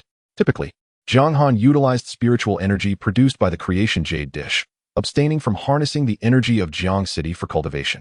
However, it had not occurred to him that the emergence of 5 nascent soul cultivators from the Jiang family would directly deplete the spiritual essence of Jiang City. It seemed he had overlooked this aspect. Jiang Han's immediate inclination was to seize some spiritual veins from the transformation god factions. Yet, he quickly recalled the intricate networks surrounding these factions. Each transformation god faction had its own backing, and the power behind them was the Starry Sect. The Starry Sect had already made concessions, and there existed no deep-seated enmity between the parties. To act otherwise would be rather excessive. In truth, there exists an unwritten code among the human races. When a faction breaks through certain limitations, It either contends with similarly ranked factions for local dominance or ventures into the territories of myriad races to seize a spiritual vein. For a major cultivator like Jiang Han to audaciously claim a spiritual vein from the transformation god level on his own territory would indeed be rather demeaning. Several surrounding transformation god factions had already submitted to Jiang Han. Now, they had chosen to seclude themselves. Should the Jiang family make a move, they would readily capitulate. What a world governed by rules it was. Despite the frequent skirmishes among cultivators in the Xianshui Dao region, which appeared devoid of order, where the strong reigned supreme, when significant interests were at stake, the Xianshui Dao region would revert to established regulations. These rules had been forged by the might of the top-tier cultivators. As for the demon clan, Jiang Han decided to bide his time. He had no intention of losing face. Should he recklessly seize the spiritual veins of weaker factions, it might provoke the ire of other major cultivators, leading to detrimental consequences. However, several factions have now actively begun to transfer spiritual veins, which are currently sufficient for the Jiang family's use. Elder, must we truly transport the spiritual vein to Jiang City? The leader of the Yunshi Sword sect expressed his reluctance, having been raised within its confines, with his family residing nearby. Do you comprehend the difference between offering it voluntarily and having it demanded? Remarked the venerable elder of the Yunshi Sword sect.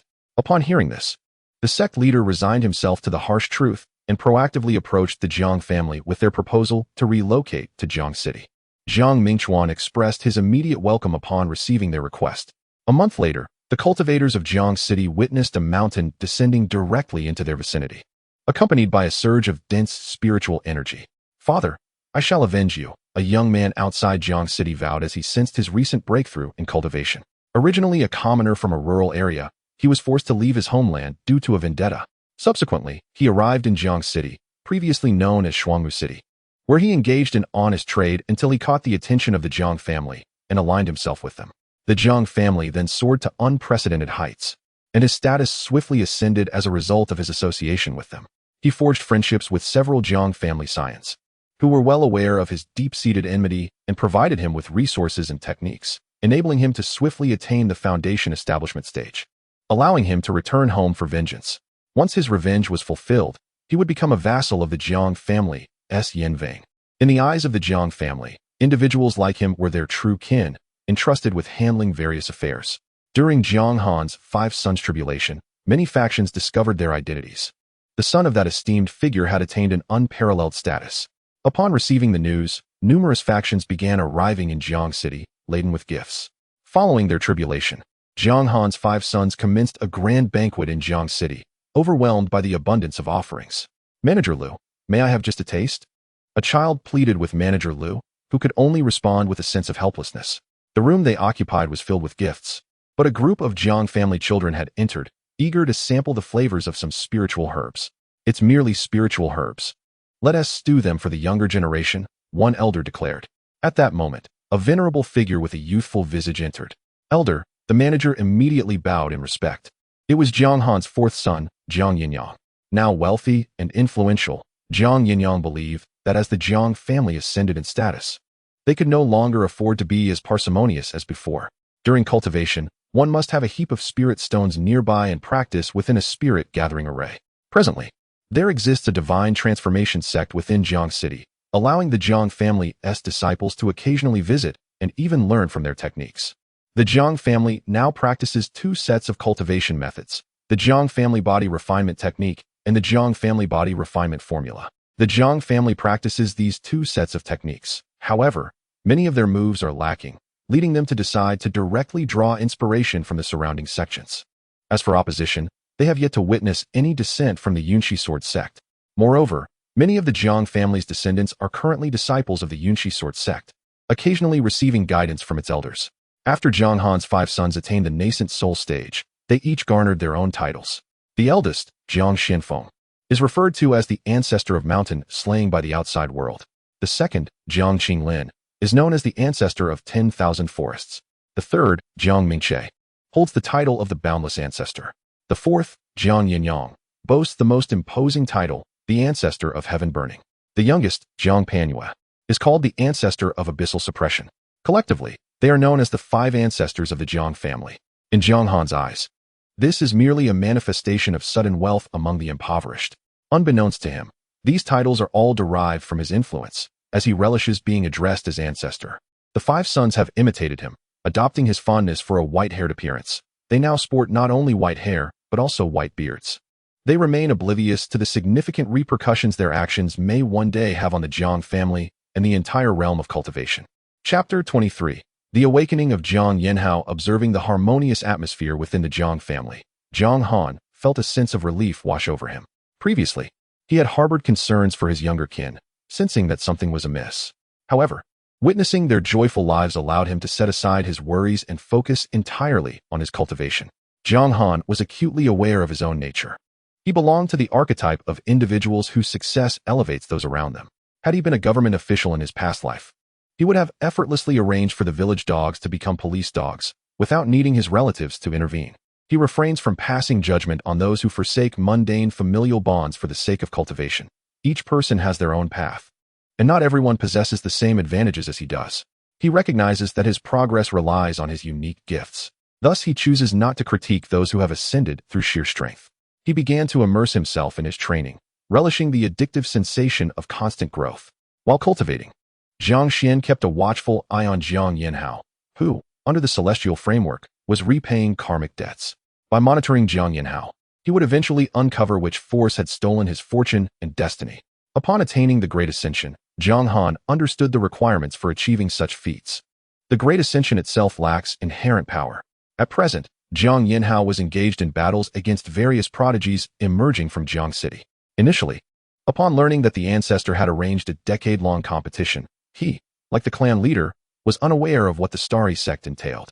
However, during this period, the Jiang family had come to understand that the starry sect was an entity of equal stature, albeit with a slightly deeper foundation, prompting them to take it seriously. In truth, the Jiang family had mentally prepared for the possibility of defeat. Presently, Jiang Han stood as the most formidable member of the younger generation and was also the prospective head of the family. In the Jiang family, becoming the head is rather straightforward. Sufficient strength is all that is required. This is the method by which leaders are chosen in this world. Among his peers, Jiang Han currently exhibited a significant lead. He had commenced preparations for foundational establishment, whereas the second most talented individual of his generation had only reached the 6th level of qi refinement. A feat accomplished merely in the last few months through an abundance of resources. Master, must I truly refrain from external trials? Jiang Han inquired, puzzled by his mentor's suggestions. In the tales he had read, the young protagonists typically left their homes to undergo trials in the territories of demonic beasts, did they not? Let me ask you, what is your purpose in seeking external cultivation? Is it to battle formidable foes?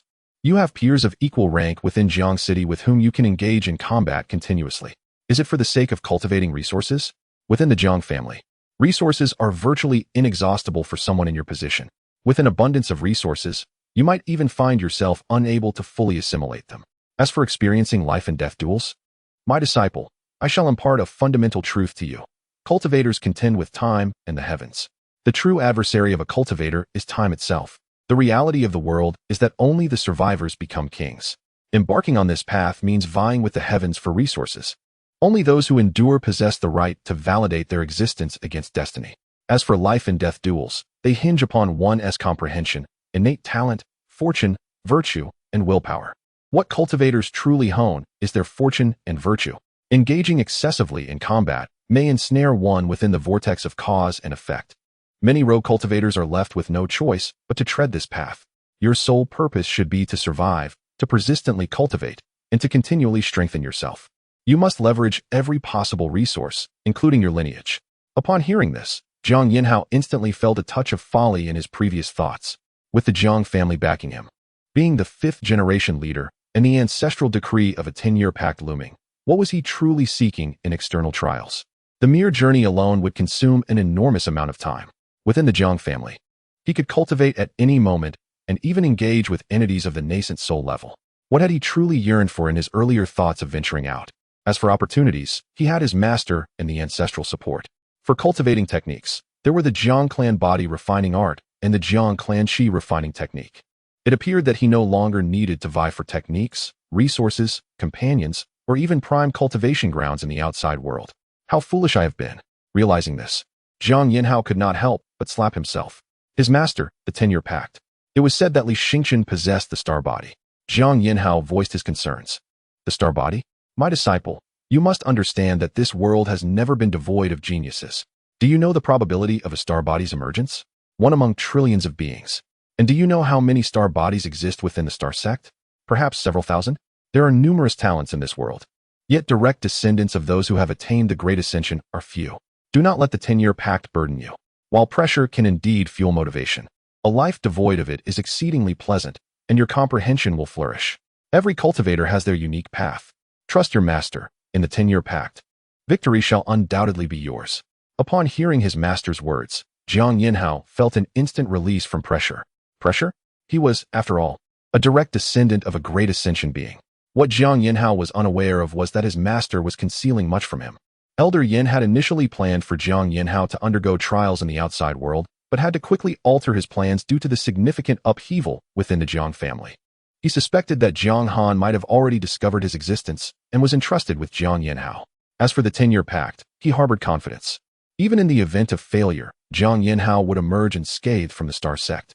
As for victory, whether Li Xingqian lived or died would depend entirely on Jiang Yinhao's disposition. Now that Jiang Han was aware of his existence and had entrusted Jiang Yinhao to him, the ensuing battle would reflect upon Elder Yan's reputation. Even if Jiang Han did not grant Jiang Yinhao any advantages, he would find a way. Cultivation has never merely been about combat. Oftentimes, the outcomes of duels determined on stage are not solely dictated by those present. Elder Yin was well aware of the Star Sect's foundation. In the Starry Sect, there exists an esteemed ancestor, a venerable figure of transcendent mastery. From Jiang Yinhao's perspective, Jiang Han embodies the essence of such a cultivator, and he too stands as a practitioner of this exalted tier.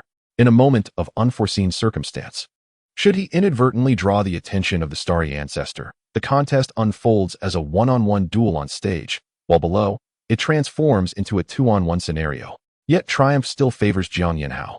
The elder has yet to disclose to Jiang Yinhao that many cultivators are bound by the fates they are born into. With an extraordinary fortune and Jiang Han as his guiding star, Jiang Yinhao's future shines brilliantly ahead. As for his temperament, the relentless passage of time will undoubtedly refine him.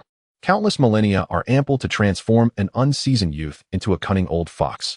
Cultivation also enhances one's spiritual strength and augments the capacity for deduction. Commonly referred to as becoming more astute, one's cognitive processes accelerate, enabling the perception of certain scenarios. Those with formidable spiritual prowess and powerful deductive abilities can foresee potential future occurrences. As one's cultivation ascends, true foolishness becomes a rarity. However, most individuals refrain from applying such deductive capabilities to their daily lives, rendering existence somewhat mundane. Chapter 24. The deity of the five organs. After Jiang Han attended to the mundane affairs of the world, he commenced a profound state of cultivation. He set a timeline for his body, one that would culminate in a decade's time. His body would instinctively remind him as the appointed moment approached. Through his previous observations of the heavenly tribulations, Jiang Han had subtly grasped an essential truth. The world appears to be assisting sentient beings in their quest for strength. The absence of heavenly tribulations in Jiang Han's past may well have been due to the obscuring influence of the creation jade plate shielding his fate. In the eyes of the heavenly Tao, he was effectively non-existent. Another possibility is that the heavenly Tao acknowledged his existence, yet chose not to bestow tribulations upon him for reasons unknown. However, Jiang Han leaned towards the former interpretation. When the five spirits first achieved the golden core stage, their destinies were influenced by his presence. Upon advancing to the nascent soul stage, their power intensified, and their destinies resonated more strongly, drawing the attention of the heavenly Tao.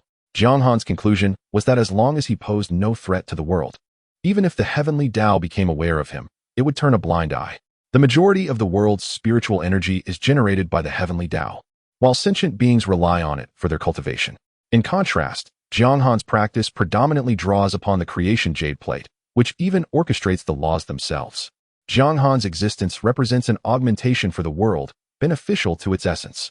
He then redirected his focus inward once more. Cultivation encompasses two paths: internal refinement of oneself and external mastery of the Tao. Internal refinement is easily comprehensible. The self is the universe, the body embodies the laws. It involves excavating the potential within the human form, which harbors boundless capabilities, being the most exquisite of creations, refining oneself without external aid, and concentrating on the enhancement of the physical vessel, regarding the laws as merely supportive elements. The ultimate aspiration is to forge the body into an immortal and indestructible entity, or even a microcosm of the world itself, empowering the flesh to the extent that it can bear, interfere with, or even rewrite the cosmic laws. This power emanates from the profound condensation and sublimation of one's essence, vitality, and spirit. The essence of this process lies in transforming the self into a crucible, using all that exists in the world as fuel, continuously breaking through limits. External mastery of the Tao, on the other hand, aligns with the natural flow of the world, harnessing the forces of heaven and earth. Within the realm, laws and paths exist, and cultivators perceive and communicate with these forces, commanding the power of the cosmos. Mastery and application of the laws between heaven and earth culminate in becoming an emissary of the laws, rendering the world akin to a plaything. As for the physical form, at such a transcendent level, its existence becomes inconsequential. Jiang Han, however, had no intention of balancing both paths. His objective was remarkably clear: to prioritize the flesh. He sought to traverse the path of physical sanctification. The fundamental distinction between internal and external cultivation lies primarily in the early stages. Internal refinement necessitates vast resources, contending for tangible resources such as celestial materials and earthly treasures. External cultivation, in its nascent phase, expends relatively fewer resources, focusing on the fortification of the physical body to support the laws and paths. In the later stages, it revolves around the struggle for dominion over the cosmos. Nonetheless, Jiang Han's unique approach is characterized by an intrinsic motivation, freeing him from the need to vie with the heavens. With the inexhaustible energy provided by the divine jade disk, once the physical form reaches a certain threshold, it is not inconceivable to traverse the myriad realms solely through sheer corporeal strength. At present, Jiang Han perceives his body as an unshaped chaos, brimming with boundless potential. The human body, a microcosm, resonates harmoniously with the vast universe. At times, one may ponder whether humanity itself is but an imitation of the world's genesis. The organs, sinews, blood vessels, and meridians serve as vessels of the Tao. His gaze then shifted towards the principles of the five elements. The forces of the five elements, wood's vitality, fire's fervor, earth's foundation, metal's lethality, and water's nurturing essence, are inherently present within the human body, concealed within its vital organs. Prior to achieving unity, one has several opportunities to enhance the organs, even receiving aid from heavenly tribulations. Jiang Han, having relinquished these opportunities, finds his organs somewhat lagging. Had it not been for the protective rules of life and death, his body might have consumed its own vital organs.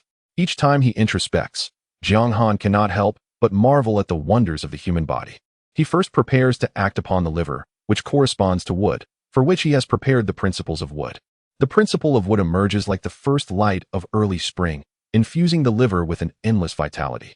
Much like the gentle spring rain, it silently transforms the organ. Upon the principle's entry, the liver begins to generate an inexhaustible life force that flows throughout his being. Next, he turns his attention to the heart, a crucial part of the body, to which he introduces the principle of fire. Once the principle of fire permeates, the heart transforms into a flame, not one that incinerates, but one that embodies light, warmth, joy, and boundless vigor, as if it encapsulates the very essence of life. Following this, he channels the principle of earth into the spleen, the foundation of all things, fittingly positioned at the center. This is the source of qi and blood, the essence of postnatal existence. Upon the earth principle's arrival, laws of bearing, nurturing, and transformation manifest within the spleen. Jiang Han's qi and blood undergo a transformation, seemingly fortified in strength. He then focuses on the lungs, which are associated with metal and the nature of combat, making them particularly compatible with the metal principle. After the metal principle enters, the lung tissues expand, their hue shifting from pink to white, shimmering with a subtle luster. Each breath taken is no longer merely an exchange of gases. The metal principle, drifting through the cosmos, is inhaled into his lungs as if all swords were returning to their origin. With each exhalation, the impurities within his body are expelled. And though Jiang Han has not practiced swordplay, each breath released rivals the essence of sword energy, refining his body in the process. Finally, Jiang Han gazes upon the kidneys, the abode of the mysterious and the cradle of creation, associated with yin, yet nurturing the ultimate yang. The vital spark of life represents the source of existence and the terminus of rebirth. With the water principle's entry into the kidneys, Jiang Han's marrow begins to transform, and his spirit expands. His mind becomes instantly clear, and many previously perplexing questions find resolution. Moreover, upon the water principle's ingress, it resonates with the laws of life and death. Jiang Han then discovers a terrifying truth. Indeed, it is the genesis and culmination of the cycle of reincarnation. Upon the restoration of the five elements' equilibrium, Jiang Han experienced a profound transformation in his body, elevating his essence to several higher tiers. He swiftly comprehended that this metamorphosis stemmed from his previously unstable foundation, which he had now fortified. With the aid and enhancement of the elemental forces, his internal organs underwent a qualitative shift with each passing moment, swiftly aligning with the cellular essence within him. The five organs, akin to five divine pillars, radiated a kaleidoscope of hues, resonating and intertwining harmoniously. They coalesced into an eternal formation, reminiscent of the foundational five elements array. In that instant, Jiang Han grasped the true origin of the external elemental formations. The spiritual energy produced by the creation jade plate was also elevated in quality, allowing Jiang Han to sense the vitality within. However, this spiritual energy was swiftly devoured, barely keeping pace with the energy required for his physical enhancement. Resolutely, Jiang Han disabled the projection function of the creation jade plate once more, dedicating himself entirely to converting the spiritual energy to nourish his corporeal form. Chapter 25. First encounter with the dragon clan. Jiang Han, having honed his internal organs through the five elements, had already forged the foundation of his divine sanctuary. With the issues regarding his five organs resolved, he redirected his focus to other aspects of his body. At this moment, Jiang Han experienced a profound epiphany, realizing that the sequence of his cultivation realms had become disordered. Should the heavenly Tao take notice, it could potentially result in a catastrophic anomaly. The internally constructed five elements array operated flawlessly, propelling Jiang Han's life energy to an unprecedented zenith. He felt akin to an unborn infant, albeit one of divine and demonic lineage. A vast ocean of vitality surged within him, reminiscent of the essence of spring, where all things flourish. The elemental energies incessantly washed over every part of his being, every bone, every cell. The cells and bodily tissues eagerly absorbed everything within him. A layer of five elements amniotic membrane materialized around the cells, while the mitochondria, his energy factories, proliferated wildly, enhancing efficiency manifold. The gene chains, under the influence of the five elements and the forces of life and death, began to emit a faint luminescence. The potential of the cells was once again elevated. However, Jiang Han soon encountered a pressing dilemma. The spiritual energy produced by the creation jade dish was once again insufficient. In response, he began to fervently consume the fortune of the Jiang dynasty. The vitality generated by the creation jade dish surged back into the cells, propelling them toward a higher evolutionary tier. During this process, the deceased cells were devoured by the laws of death, transforming into energy within his body. After undergoing cycles of life and death and the baptism of the five elements' power, entirely new cells began to emerge from their cocoons. These cells were imbued with Jiang Han's soul power, signifying his true rebirth through blood. He then comprehended why higher beings seldom engaged in life and death battles. At certain levels, it becomes exceedingly difficult to kill. With each heartbeat, every breath, and the flow of every thought, countless cells experience cycles of life and death. Some cells, having exhausted their potential, would perish, while the body would generate new cells with even greater potential based on its existing foundation. The five immortal sanctuaries simultaneously radiated divine light, their formless brilliance spreading through the energy meridians of his body like a rushing river. Jiang Han realized the necessity of studying formations and runes, envisioning inscribing grand arrays and symbols within his corporeal form to augment his strength.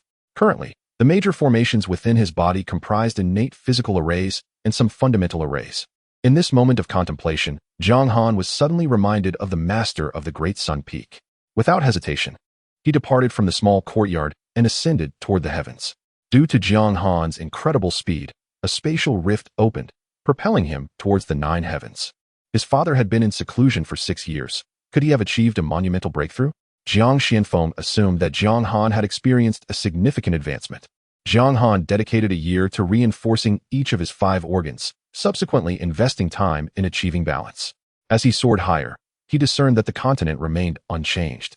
Jiang Han had lost track of how long he had been flying, perhaps an entire light year, but the complete visage of the continent still eluded him. As Jiang Han ascended ever higher, the surrounding air became infused with a formidable energy, potent enough to rend apart even the most formidable of nascent soul cultivators. he continued his flight, eventually arriving at an expanse reminiscent of the atmosphere itself. Countless layers of clouds drifted serenely across the sky, and Jiang Han caught sight of a colossal dragon frolicking among them.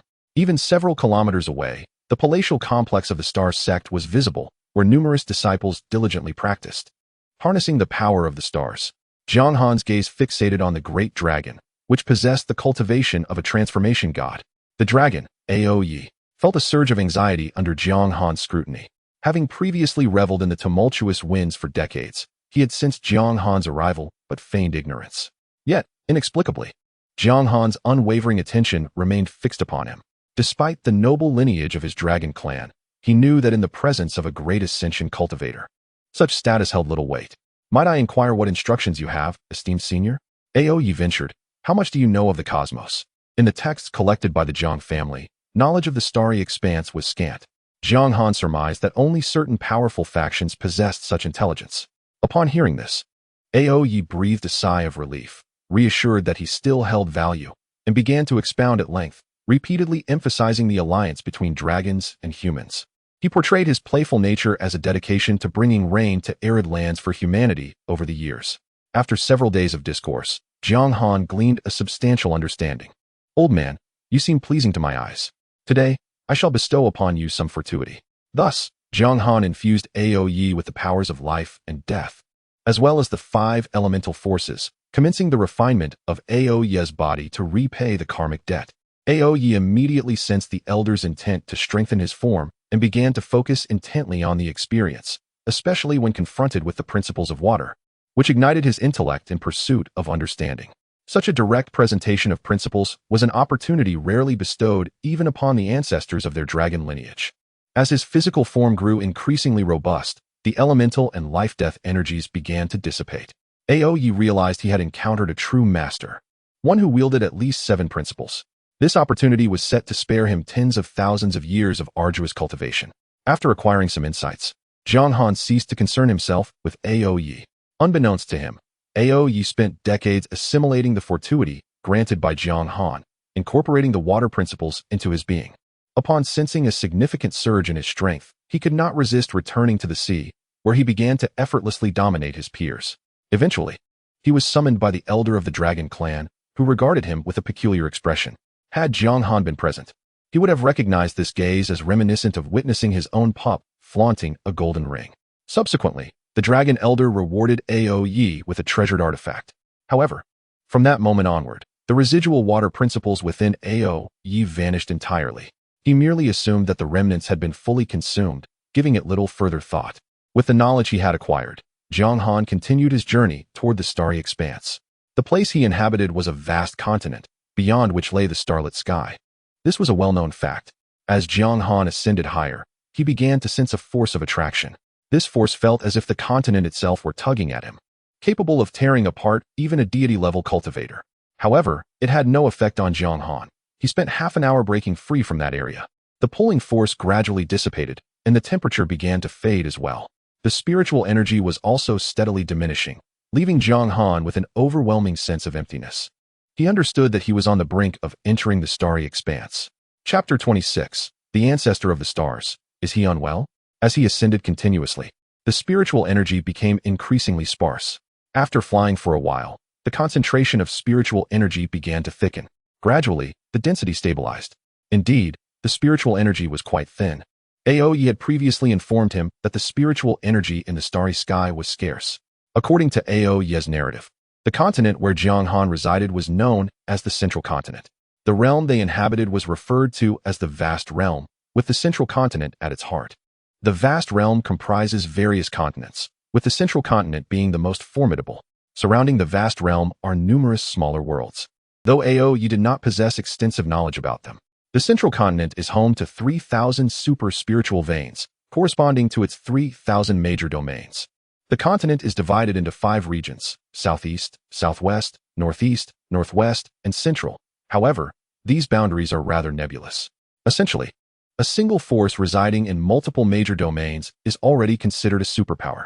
In the starry sky lies the stronghold of myriad races. During the ancient war among the races, humanity emerged as the dominant force, claiming the vast continent and several supercontinents. while other races were banished to the starry expanse. The starry sky is vast, providing ample refuge for various races, and even contains forbidden zones. However, the forbidden zones are not Jiang Han's current concern. The starry expanse surrounding the continent belongs to humanity, particularly to his old friend, the Star Sect. In some respects, the power of the Star Sect in the starry sky surpasses that of the continent. The Star Sect indeed has a wide-ranging influence. Jiang Han once again witnessed the profound heritage of the Star Sect, which governs a territory spanning several 100,000 light-years, comparable to multiple star systems. This is primarily due to the convenience of cultivation in the starry sky. Otherwise, the Galaxy Sect would not establish its domains there. With these territories, the planets must also be developed. Moreover, the starry sky is populated by numerous alien races, leading to sporadic conflicts. The prolonged presence of the ancestor of the stars and the sect master of the Star Sect on the continent reveals their true intentions. According to AOE, within the Star Sect's jurisdiction, there are trillions of planets, with several 100 billion suitable for habitation. Jiang Han then turned his gaze toward one of these planets. This planet has a diameter of several tens of thousands of kilometers and is home to billions of inhabitants. Numerous sects reside upon it, none of which belong to the Star Sect. Furthermore, Jiang Han quickly learned that they were entirely unaware of the Star Sect's existence. In a particular region, there exists a branch of the Star Sect, which should be a subsidiary sect. Beneath these branches lie countless subordinate factions, each further nested within others, influencing individual planets. The concentration of spiritual energy on these planets is a tier higher than that in the starry sky. Even in areas rich in spiritual energy, the central continent's spiritual energy surpasses that of this planet by several folds. In fact, the majority of humans on many of these planets are still mundane beings. Jiang Han now feels somewhat fortunate that his journey began on the central continent. Should one be unfortunate enough to inhabit a realm devoid of spiritual essence, it is likely that they would never encounter the path of cultivation throughout their lifetime. Even Jiang Han, amidst the vastness of the cosmos, beheld a spacecraft, an imposing vessel stretching thousands of meters in length, which to him appeared to be a splendid amalgamation of technological advancement and the ethereal art of cultivation. In truth, it represented the path of artifact refinement. As Jiang Han gazed into the starry expanse, he experienced for the first time the formidable influence wielded by the immortal ascendants. The clash between two such beings entailed conflicts involving innumerable civilizations, capable of transcending terrestrial bounds to engage in warfare amidst the stars, a veritable sea of blood and corpses. As for the initial confrontations between immortal ascendants, such direct engagements were improbable. The true contest among these exalted beings extended beyond mere physical combat, encompassing realms of fortune, virtue, and other abstract domains. Defeat in these higher realms would ultimately lead to the resorting of force to determine the victor. Only when enmity reached a certain threshold would it escalate to a relentless struggle to the death. Upon entering the cosmos, Jiang Han concealed his aura. He was aware that the immortal of the starry sect might sense him, yet they would not deign to intervene over such a trivial matter. Jiang Han then set his sights on a sun and a moon, the very objective of his expedition. Within the territory of the starry sect, numerous suns existed. The first category, which Jiang Han designated as red dwarfs, measured 0.1 to 0.5 times the size of a typical sun. These were diminutive and cool, possessing a faint representation of the supreme yang principle. The second category was the sun, commonly referred to as such in his past life, with a diameter of 1 million kilometers, manifesting the supreme yang principle, surrounded by disciples of the starry sect grasping its essence. The third category, identified as red giants, was 10 to 100 times larger than a normal sun, exhibiting a subtle embodiment of the supreme yang laws. The fourth category, known as supergiants, existed only thrice within the realm of the starry sect, boasting diameters ranging from 100 to 1,000 times that of an ordinary sun. With countless planets thriving in their orbit, safeguarded by several grand formations, while high-ranking members of the starry sect cultivated in their vicinity. Similarly, the moons were classified by Jiang Han into 4 categories based on their sizes. He contemplated whether it would be prudent to seize one of these celestial bodies. Perhaps his thoughts had yet to fully adapt, as he regarded the sun and moon as significant assets. Should he proceed? Without hesitation, Jiang Han extended his hand and claimed one of the suns. Upon the removal of the sun, many cultivators on the surrounding planets looked up, only to find the sun that had recently graced their sky had vanished. Was the world on the brink of destruction? A despairing cry emanated from a foundation-building cultivator. A high-ranking member of the starry sect in the cosmos also sensed the absence of a sun. Just as they prepared to act, a voice intervened. Observing the lack of immediate response from the starry sect, Jiang Han then seized a moon. Once again, there was no reaction from the sect. Jiang Han thus discerned the extent of the starry sect's preoccupations. Grateful, he then vanished into the cosmic abyss. His foremost task now was to cultivate. At present, he had utilized spatial techniques to compress a small sun and a small moon into the confines of space. Within the starry sect, in a realm of mystique, within the vast expanse, the ethereal essence of extraordinary density was on the verge of liquefaction. On another plane, there existed a profound abundance of virtue and fortuitous energy. Was it possible that he had lost his senses? The ancestor of the stars gazed upon the vanishing figure of Jiang Han, momentarily at a loss for words. All were cultivators of the great ascension. He had anticipated a far greater spectacle. It was merely the removal of a small sun and a small moon. Could he be contemplating deceit? The ancestor of the stars could not help but wonder if Jiang Han was scheming to cheat in the 10-year pact. In truth, he held no regard for the so-called 10-year agreement, but resorting to trickery would indeed be disgraceful. As fellow cultivators of the great ascension, one must uphold integrity and adhere to the rules. Subsequently, he dismissed such thoughts and resumed his contemplation of the laws of the universe. Under the guidance of the ancestor of the stars, the virtue and fortune surged with fervent intensity, consuming the past fortunes of the Jiang family with each passing moment. Yet, the ancestor of the stars maintained a delicate balance throughout. Chapter 27. The ancestor strives. The descendants reap. Jiang Han gazed at the small sun and moon before him. Feeling somewhat petty in comparison, the esteemed Xingqian sect possessed immense resources, while he only held a diminutive sun and moon. Would he be perceived as a country bumpkin? Subsequently, Jiang Han began to manipulate the creation jade plate, fervently engaging in profound calculations. With a small sun and moon at his disposal, the plate's predictions accelerated remarkably. Coupled with Jiang Han's elevated cultivation, the creation jade plate grew even more formidable. The sun symbolizes creation, illumination, and destruction, epitomizing the essence of yang. The moon represents tranquility, cycles, and endings, embodying the quintessence of yin. The two can mutually coexist. Jiang Han had already contemplated the path of these two principles and began directing them into his eyes. Under normal circumstances, such an operation would be deemed forbidden. However, Jiang Han's possession of the creation jade plate bestowed upon him a power akin to an all-purpose remedy, applicable wherever needed. As the principles intertwined under Jiang Han's guidance, his eyes underwent a transformative evolution. Before long, he discovered that his eyes had mutated. The left eye could dispel illusions, disguises, and secrets, revealing the true nature of all things. It could also annihilate matter, disassembling tangible substances into their fundamental particles. Furthermore, it could summon the true fire of the sun to incinerate all. Astonishingly, the left eye could endow plants with vitality and evolutionary impetus. The right eye, on the other hand, could draw upon celestial bodies beyond the stars and control oceanic tides, as well as the waters of rivers. It even possessed the ability to manipulate ley lines and heal, with the left eye shattering illusions and the right eye conjuring dreams. Jiang Han realized that he seemed to require no formal study of mystical arts. Each of his movements embodied profound techniques, the very ones that foundational cultivators aspired to comprehend. He began to grasp how these lower-tier practitioners could derive their techniques from the moves of mighty beings. Now, Jiang Han resembled an innate divine demon, with every action manifesting as an embodiment of extraordinary power. Should any cultivator of high comprehension remain by his side, they could potentially forge unparalleled mystical arts.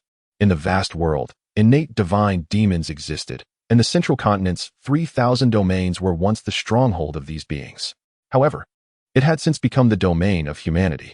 It was rumored that remnants of innate divine demons still lingered in certain regions of the vast continent. Yet, they were no longer innate divine demons. They had transformed into ancient malevolent beings, the enemies of all races and harbingers of destruction. Curiosity welled within Jiang Han as he pondered how the ancestors of humanity had wrested their territories from such formidable demons.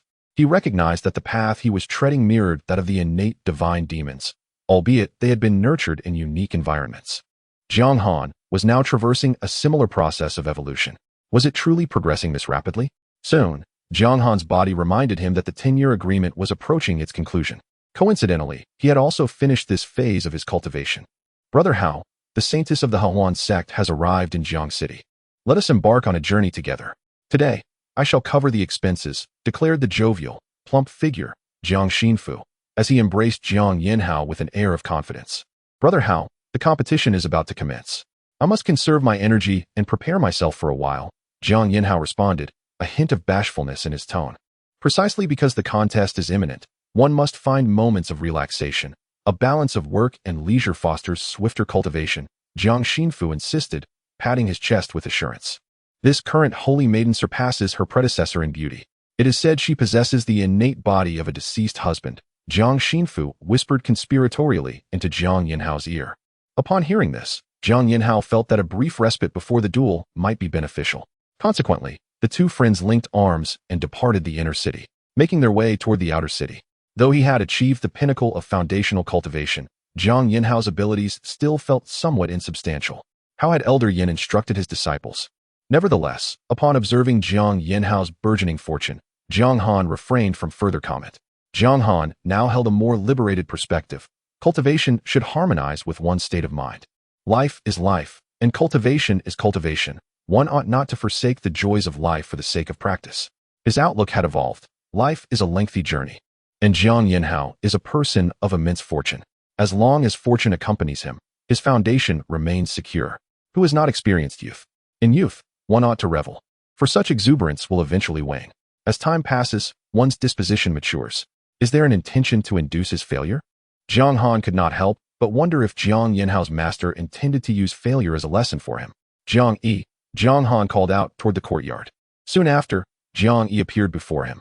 Please summarize the circumstances of the Jiang family over the years, including the situations of Jiang Yinhao and Li Xingchen. Jiang Yi had long been prepared and began his report. In recent years, the population of the Jiang family has surged dramatically, now exceeding 10,000. Exceeding 10,000? Jiang Han was astounded. The revelation was nothing short of shocking. As Jiang Yi elaborated, Jiang Han began to comprehend the dynamics. The Jiang family had transitioned from impoverished origins to newfound wealth, surrounded by numerous temptations. Particularly, the most exceptional descendants of the unyielding families often frequented the vicinity of the Jiang family youth, and even the offspring of transformation-level powers were seen among them. As for Jiang Yinhao, he had become the prime target of these factions. Initially, no young scion dared to linger near him, but after one faction succeeded in their attempts, a cascade of others followed, and Jiang Yinhao, enticed by their charm, now boasted over 30 wives and concubines. Each possessed unique talents. Some excelled in dance, others in painting, and some displayed extraordinary cultivation aptitude. Furthermore, Jiang Mingchuan's grandson, Jiang Xinfu, was even more extravagant, with over 100 wives and concubines. Through these unions, each Jiang family descendant could access vast resources, with the majority of the fifth-generation heirs enjoying numerous partners, as the older generations had aged. In matters of love and affection, a certain clarity has been achieved. Many relationships are merely alliances of convenience, aimed at assuring mutual benefit. The Jiang family, by marrying into their descendants, has ensured a more vigorous collection of resources in their favor. However, among the third generation, there exists an eccentric individual named Jiang Youfu, the biological younger brother of Jiang Mingchuan. From a young age, he has shown little dedication to cultivation, opting instead to manage the family business. Lacking significant talent for martial arts, he has placed his hopes upon the shoulders of the younger generation. Following the rise of the Jiang family, they have been indiscriminate in their pursuit of beauty, resulting in a remarkable proliferation of descendants over a mere decade. While a few have devoted themselves to the art of cultivation, they are indeed a rarity. The temptations are simply too overwhelming for most, particularly the youth. Nevertheless, such pursuits can still be regarded as contributions to the family legacy. As for the allure of beauty, the Jiang heirs possess ample cultivation techniques and resources, more than they could ever exhaust, leaving only the pursuit of physical allure. In recent years, the Jiang family has reveled in their prosperity within the inner city, largely avoiding interactions with ordinary folk. There have been no significant incidents of malice. Jiang Mingchuan has indeed treated these heirs as if they were mere livestock. The blessings that the ancestors never enjoyed are now bestowed upon the younger generation. Chapter 28. The foundation of humanity regarding the current state of the Jiang family. Jiang Han remained indifferent. With numerous descendants now in existence, his heart occasionally experienced subtle shifts. As long as his 5 sons thrived, Jiang Han felt a sense of fulfillment. It was a choice made by the younger generation. Should they awaken in time, they could swiftly enhance their cultivation with the resources available to the Jiang family. Conversely, should they succumb to decadence, they might languish in a dreamlike stupor for a lifetime. Being born into the Jiang family and enjoying such a life could be deemed worthwhile. At present, the resources of the Jiang family were abundant, an insatiable mountain that seemed impossible to exhaust. The crux of the matter lay in the fact that Jiang Han's cultivation did not necessitate the use of these resources, had he relied on the Jiang family's assets. They would have been depleted in no time. Body cultivation fundamentally depended on the accumulation of resources, especially considering Jiang Han's current state. His 5 internal organs resembled 5 colossal beasts of greed, forming a grand array that consumed the spiritual energy produced by the creation jade dish. Within his body, the 3,000 acupoints resembled 3,000 eager mouths, yearning for nourishment. His cells awaited the arrival of resources, as the spiritual energy provided by the creation jade dish merely sufficed to satiate his physical form. Jiang Han also observed that under normal circumstances, the spiritual energy generated by the creation jade dish maintained a delicate equilibrium with his corporeal existence. Generally, strength produced spiritual energy, while strength also deduced the principles of the universe. He then turned his gaze towards Jiang Yinhao's performance over the years. Jiang Yinhao had exhibited rather mediocre progress. After the rise of the Jiang family, he found himself endowed with limitless resources, engaging daily in both cultivation and leisure. Through the balance of these activities, Jiang Han could discern that Jiang Yinhao was indeed diligent. Excluding the automated 12 hours of the Jiang family body refinement technique, Jiang Yinhao actively practiced for an additional 2 hours each day, followed by several hours of reading. The remainder of his time was devoted to appreciating the art of dance. In this world, high-quality music and dance could actively soothe the souls of cultivators. Certain melodies could induce physical ease, thereby accelerating the process of cultivation.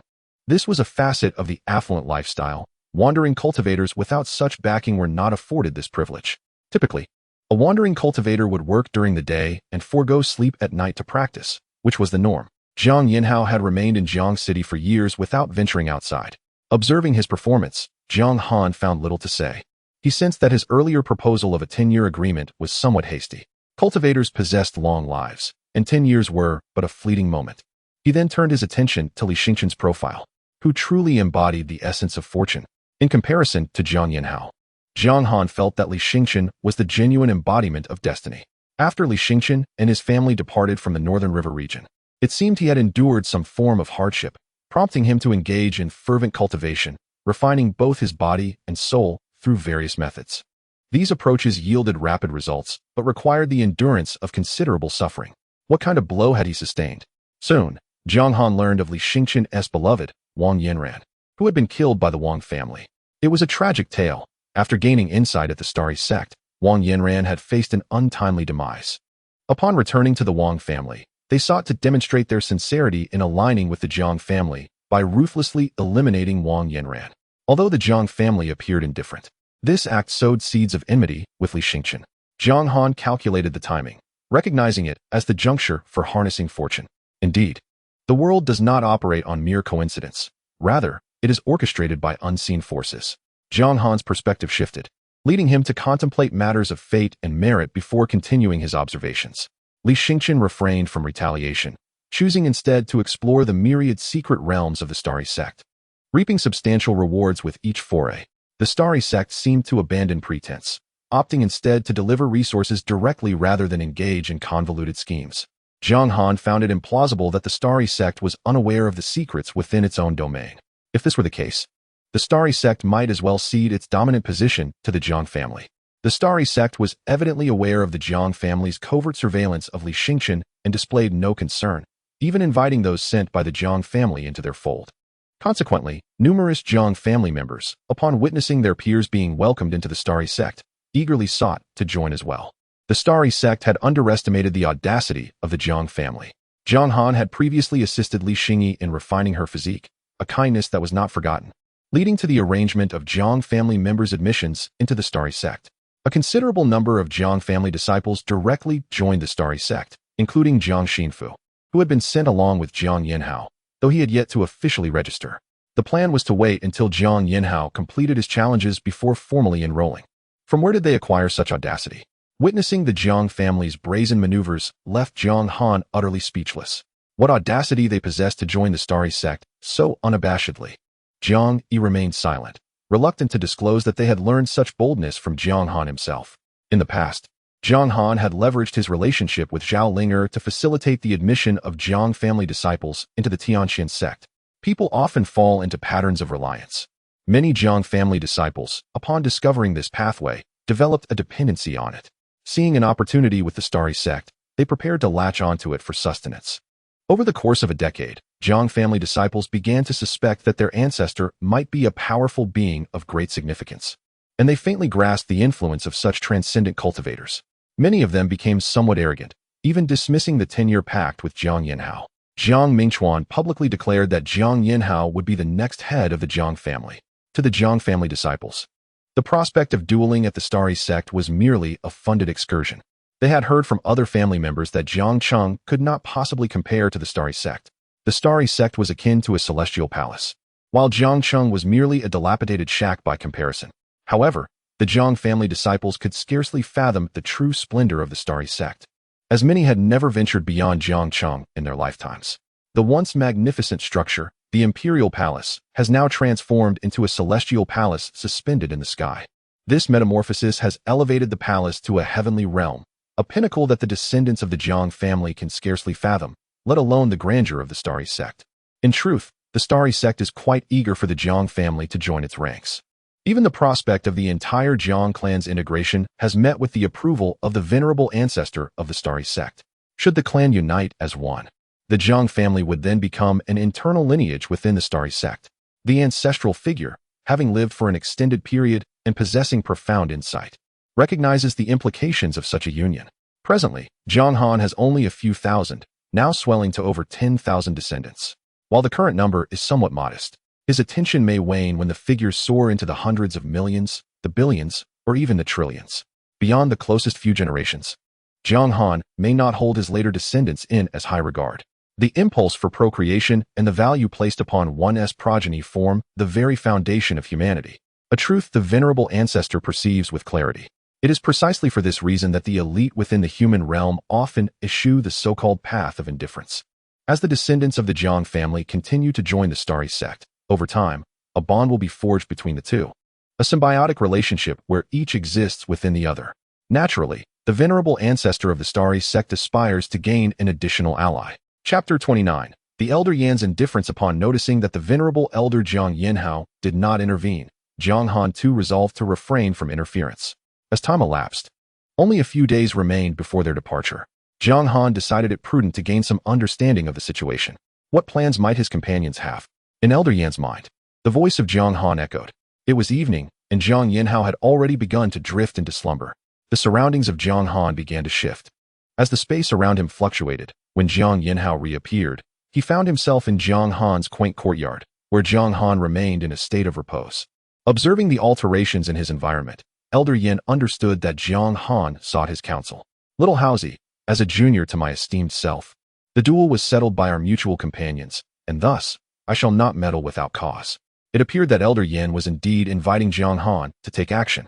Jiang Han had initially believed the elder would orchestrate a maneuver. To his surprise, Elder Yan awaited Jiang Han's initiative. In retrospect, the elder's reasoning seemed rather sound. He could manifest a doppelganger to serve as Jiang Yanhao's master. Who could fathom how many incarnations this ancient being possessed? At this moment, Jiang Yanhao awakened. Recognizing the change in his surroundings, he identified it as Jiang Han's courtyard, a place he had frequented since childhood and was quite familiar with. Little Housie, you are aware that I, your ancestor, have established a 10-year pact. With such assurance, do you believe that nothing will befall you as long as I am present? Jiang Han fixed his gaze upon Jiang Yanhao. Have you ever considered what would transpire the day I am no longer here? Upon hearing this, Jiang Yanhao felt a twinge of shame. Yet, he yearned to express that should that day arrive, their meager cultivation would be insufficient. However, he kept these thoughts to himself. Understanding Jiang Han's underlying message, he wished for Jiang Yanhao to strive for greater mastery. It seemed the elder had been observant of his previous conduct. Reflecting on the 10-year agreement and the numerous wives awaiting him at home, Jiang Yanhao felt increasingly remorseful. Today, I shall bestow upon you some opportunities. The path ahead, however, must be traversed by your own efforts. After this pronouncement, Jiang Han commenced his operation anew, employing a method akin to his previous endeavors. He separated a golden cell from within himself, this time transporting Jiang Yanhao to a remote mountain range, devoid of human presence. Elder Yan's pupils constricted upon witnessing the golden cell. A celestial lineage? Despite the astonishment within, he maintained an outward composure. He perceived fluctuations of 9 distinct principles emanating from Jiang Yinhao's golden cell, leading him to suspect he had encountered an ancient marvel. He resolved to observe for a while longer. Subsequently, Jiang Han infused the golden cell into Jiang Yinhao's being, imprinting his essence upon the cell. Once the cell entered Jiang Yinhao's body, under Jiang Han's guidance, it became enveloped in transformative energy. The cells surrounding Jiang Yinhao began to undergo a metamorphosis towards a golden hue. Above Jiang Han's cells, the power of the 5 elements, the forces of life and death, and the dualities of yin and yang began to emerge, strengthening Jiang Yinhao's entire being. As this transformation commenced, Jiang Yinhao's body underwent a profound metamorphosis. Previously lingering at the pinnacle of the foundation establishment stage, he directly broke through to a higher tier. The impending thunder tribulation soon followed. Utilizing his right eye to conjure illusions, Jiang Han ensured that to the outside world, everything appeared as usual. Under the refinement of the thunder tribulation, Jiang Yinhao's bodily changes accelerated. He felt his strength continually augmenting. At the foundation establishment stage, he possessed a formidable power of 100,000 jin. Now, his strength had doubled, reaching 300,000 jin, and perhaps even more. With the arrival of the thunder tribulation, his power continued to swell, soaring to 800,000. Then 1,000,000. He had now attained the strength of the golden core stage. The golden cells that Jiang Han infused into his body acted as his golden core. Jiang Han observed that the fire energy within Jiang Yinhao was intensifying, even devouring powers of other attributes. Jiang Yinhao practiced a fire-based technique, a fact known to Jiang Han. Was it fate that he was destined for a connection with fire? Jiang Han couldn't help but contemplate Jiang Yinhao's fortune.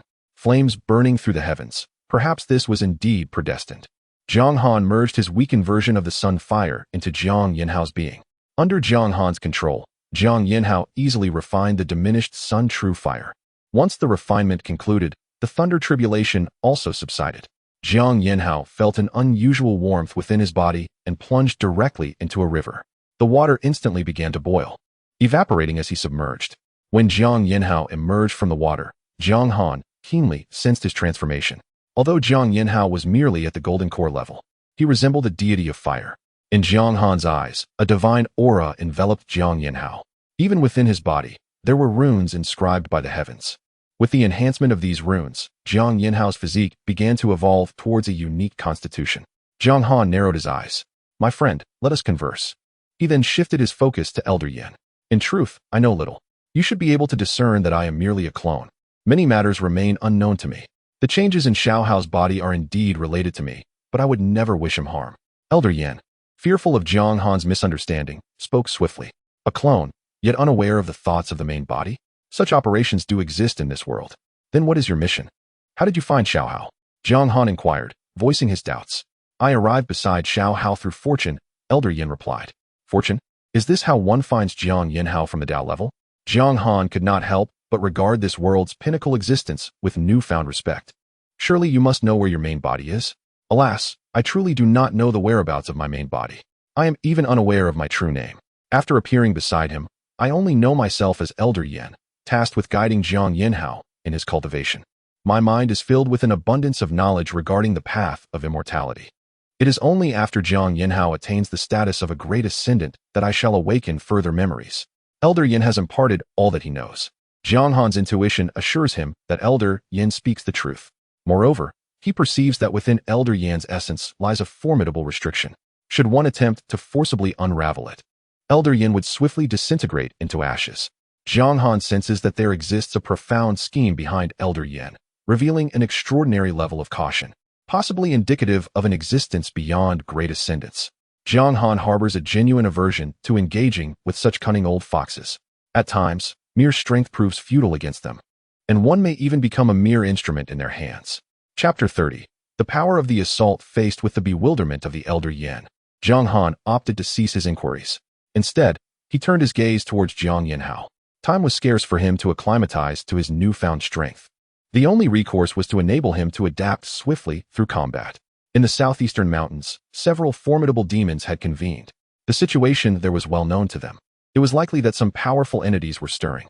At that moment, 3 great demons had gathered: the thunderous bear, the crimson flame tiger, and the gale wolf. All of significant power.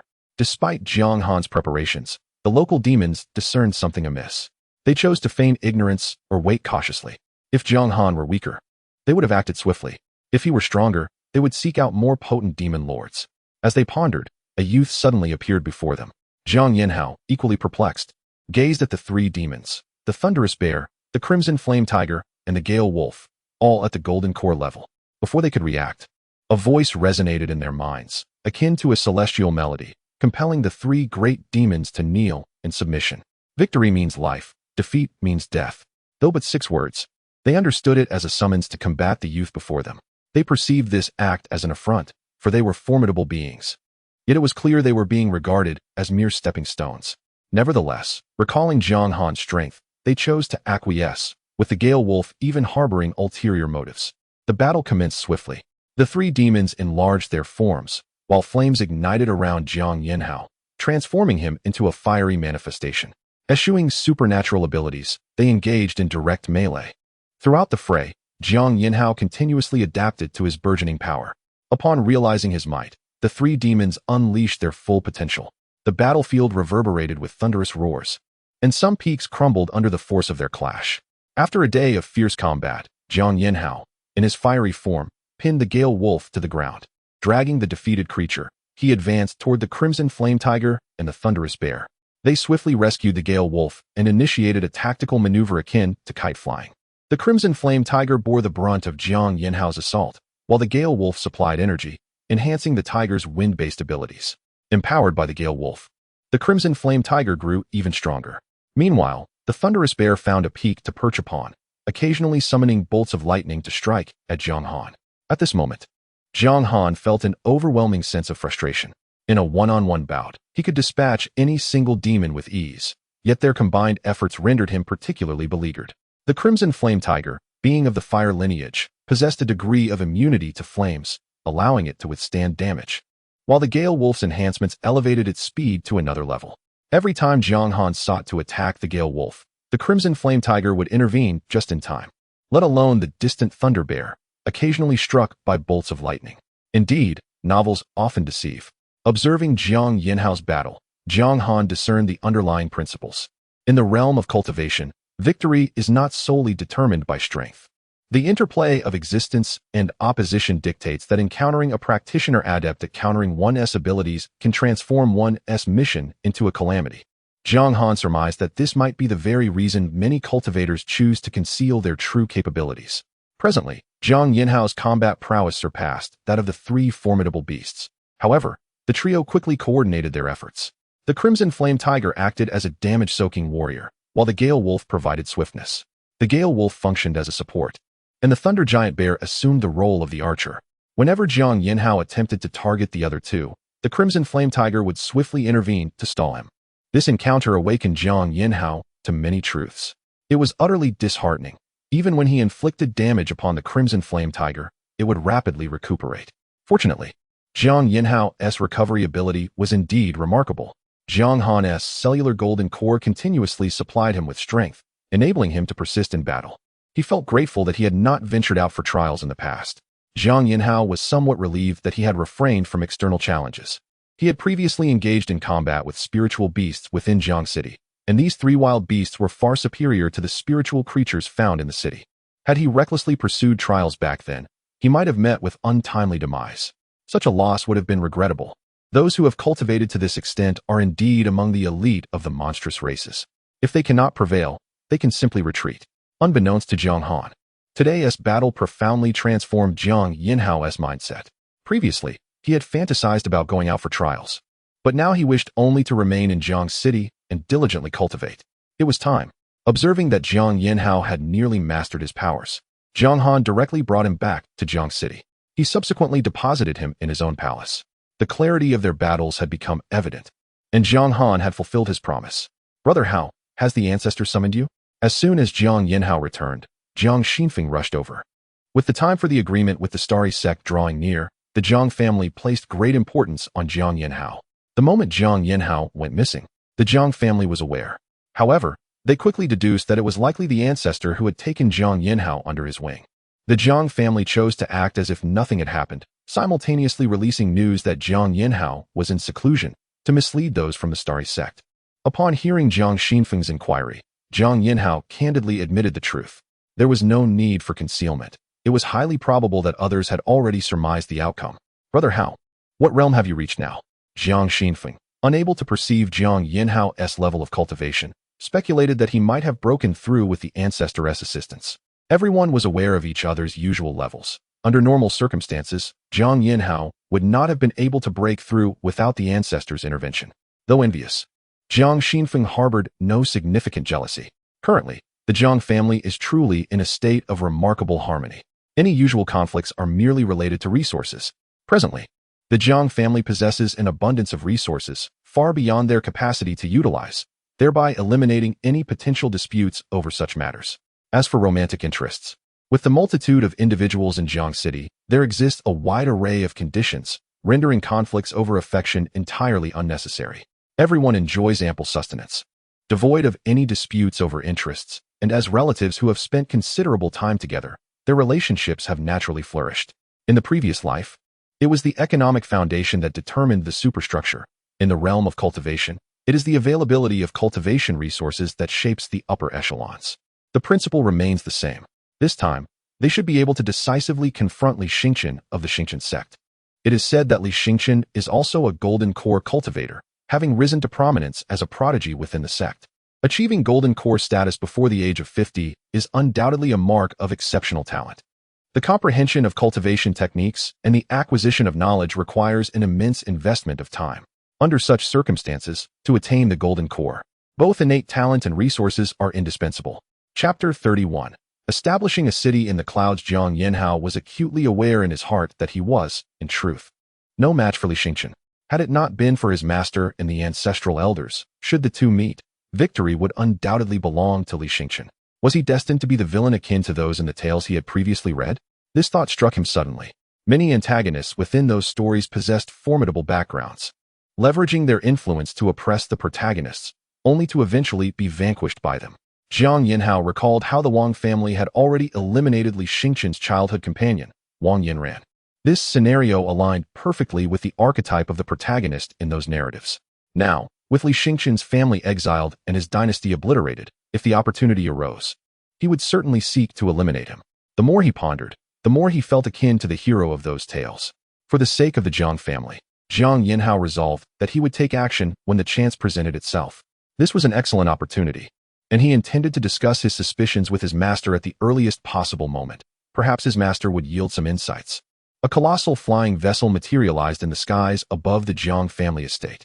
This vessel, measuring over 10,000 meters in length and several thousand meters in width, was originally a treasure of the Yunshi sword sect. Upon learning that the Jiang family lacked a large aerial artifact, the sect had graciously offered the vessel to them. Jiang Yinhao understood that their journey was about to commence. With a mindset fueled by the desire to eliminate Li Xingqian, he boarded the vessel. This expedition to the Xingqian sect included thousands of Jiang family disciples, with Jiang Yinhao at the forefront as the most pivotal participant in the duel. Following him were Jiang Xinfeng and others preparing to join the Xingqian sect, alongside those who sought to broaden their horizons. Leading the group was the family patriarch, Jiang Mingchuan, accompanied by several affiliated disciples eager to accompany them for experience. Once aboard, the flying vessel ignited its spirit stones and set forth toward the teleportation array. The teleportation array in Jiang City was still under construction, thus they prepared to journey to the nearest operational array. The vessel advanced at sublight speed, reaching a city known as Baiyun City within a day. To Jiang Yinhao's astonishment, a city truly existed in the heavens. Observing Baiyun City, he felt his horizons expand. This city was nestled within a colossal divine vein, with some of its structures shrouded in clouds atop the mountains. Baiyun City was governed by several sects and families affiliated with the Xingqian sect. Upon their arrival, the city lord of Baiyun City, having already received word of their approach, awaited them alongside representatives of several influential factions. Patriarch, since we have time, shall we pause here for a day? Suggested one of the family disciples. A proposal that Jiang Mingchuan readily accepted. Guided by the city lord, they proceeded to a temporary resting place. Jiang Yinhao followed the Jiang family contingent toward the core of the city. As Baiyun City comprised a cluster of cities, the Jiang family disciples accessed the central area via a series of small teleportation arrays. Is this what a small teleportation array looks like? Jiang Yinhao mused, gazing at the array before him, which spanned a diameter of 100 meters. Their destination was the trading center of Baiyun City. Given its frequent operation for short-distance travel, The Jiang family's group, along with their allied factions, stepped directly into the teleportation array. Upon entering the teleportation array, Jiang Yinhao felt a wave of dizziness. When he opened his eyes once more, he found himself atop a majestic peak. Surrounding him were billowing white clouds, upon which several cultivators could be seen. As Jiang Yinhao pondered his situation, Su Wanqing, the representative of the Baiyun City faction, began to introduce Baiyun City. Su Wanqing managed the commercial affairs of the Su family in Baiyun City and had extensive experience in dealing with people. Thus, the Baiyun City faction decided to have her host the Jiang family delegation. Su Wanqing possessed a dignified and graceful appearance, devoid of the alluring charm that characterized some women. Her mere presence exuded a sense of peace and stability. Clad in ceremonial robes, spiritual energy naturally gravitated towards her. It is said that Baiyun City was once the temporary dwelling of an ancient great demon. Originally a vast plain, the ancient demon altered the ley lines, transforming it into a mountain range. Over time, it collected stardust from the cosmos, causing Baiyun City to ascend higher and higher, eventually reaching the first layer of clouds. As Su Wanqing elaborated, she guided the Jiang family's entourage towards a small flying vessel. "I wonder if young Master Yin is interested in visiting the auction house," she inquired with a smile. "I would like to take a look. I am quite curious," Jiang Yinhao replied, representing the entire group in his decision. Soon, they boarded the flying vessel, which began to ascend slowly into the sky. Many were curious, yet as they were elite scions of their respective families, they refrained from asking questions. Before long, they arrived at another layer of clouds. There, they beheld numerous palatial structures established upon the clouds, their surfaces occasionally adorned with flowing runes. Indeed, mingling with the Jiang family proved to be an enlightening experience, and many young cultivators found themselves thinking how much longer they would have to strive to reach such heights without the Jiang family's influence. The journey alone would have consumed a considerable amount of their time, and as for the flying vessel, it was prohibitively expensive. With the spirit stones, they would have preferred to enjoy the scenery while traveling. It was important to note that even a Yuaning cultivator would require over a century to traverse this distance, let alone them, the mere small fry. At the heart of the auction house, the steward had already arrived at the entrance with his team. The higher-ups of Baiyun City had informed them in advance that the direct descendants of the great ascension ancestors might be visiting their auction house, comprising over 100 noble families. The steward, upon receiving this news, felt both excited and anxious. Establishing connections with these esteemed young scions would be a monumental achievement for her faction. Conversely, if any issues arose involving these young nobles at the auction house, her backers at the Wanbao commercial house would not hesitate to sacrifice her. Despite Baiyun City's faction handling security, Xia Bingyu had still hired several transformation stage experts for temporary protection. Xia Bingyu had previously gathered intelligence indicating that the visitors to Baiyun City were direct descendants of the great ascension ancestors, all holding esteemed positions within their families, especially those young scions arriving at their Wanbao auction house. They are the most exceptional beings within their family. If they were to be entirely annihilated, she could scarcely fathom whether the entire Baiyun City would be submerged. The venerable Jiang Han has only a few thousand descendants, the majority of whom are mere infants. Should the younger generation be obliterated, the wrath of a great ascendant would be formidable. Although the Wanbao Merchant Guild would likely remain unscathed, she, Xia Bingyu, would undoubtedly meet her demise. Under the guidance of Su Wanqing, Jiang Yinhao arrived at the grandest edifice, the Wanbao auction house. Along the way, Su Wanqing elaborated on the Wanbao Guild, a commercial entity that spans several major domains. Within the jurisdiction of the Xingchen sect, the Wanbao Guild holds shares, a testament to its operational model. Upon entering the territory of a powerful being, they willingly relinquish a portion of their profits. It is precisely this strategy that has enabled the Wanbao Guild to traverse multiple realms, and it continues to evolve in its expansion. Chapter 32. The Rise of the Human Race as Sovereigns. Jiang Yinhao instantly sensed that the woman possessed the cultivation of the nascent soul. A decade ago, he would have respectfully addressed her as a nascent soul ancestor. Yet now, Jiang Yinhao conversed with her with an air of composure, perhaps a testament to his broad experience. After exchanging a few pleasantries, Xia Bingyu led the Jiang family entourage into the private box of the auction house. Were they indeed the descendants of the great ascension ancestors? Xia Bingyu's actions attracted the attention of several onlookers. Those who frequented the auction house typically held some influence. Recently, the higher-ups of Baiyun City had conveyed a message. In the near future, some direct descendants of great ascension cultivators might arrive in Baiyun City, urging the local families to exercise caution. Consequently, the young scions of various families had been confined to their homes to prevent conflicts with the Jiang family descendants. As for the notion of ostentation and humiliation, if the Jiang family youths were inclined, arrangements could be made, albeit in a manner that remained superficial. Thus, the journey of the Jiang family proceeded with remarkable ease. Upon entering the private box, they settled into their seats. Although designated as a box, it spanned several thousand square meters, allowing for camaraderie and conversation among the attendees. They were, after all, there to broaden their horizons. Despite their wealth, they felt unqualified to purchase anything at the auction. As soon as the Jiang family took their seats, the auction commenced, with Xia Bingyu serving as the auctioneer. The Jiang family had perused the auction list in advance and had already concluded that they could not afford any items. Xia Bingyu seemed to have sensed their hesitation and inquired if Jiang Yanhao found any weapon to his liking.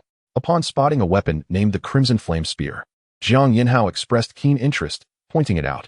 Subsequently, the Crimson Flame Spear materialized before him, presented as a gift from the Wanbao auction house.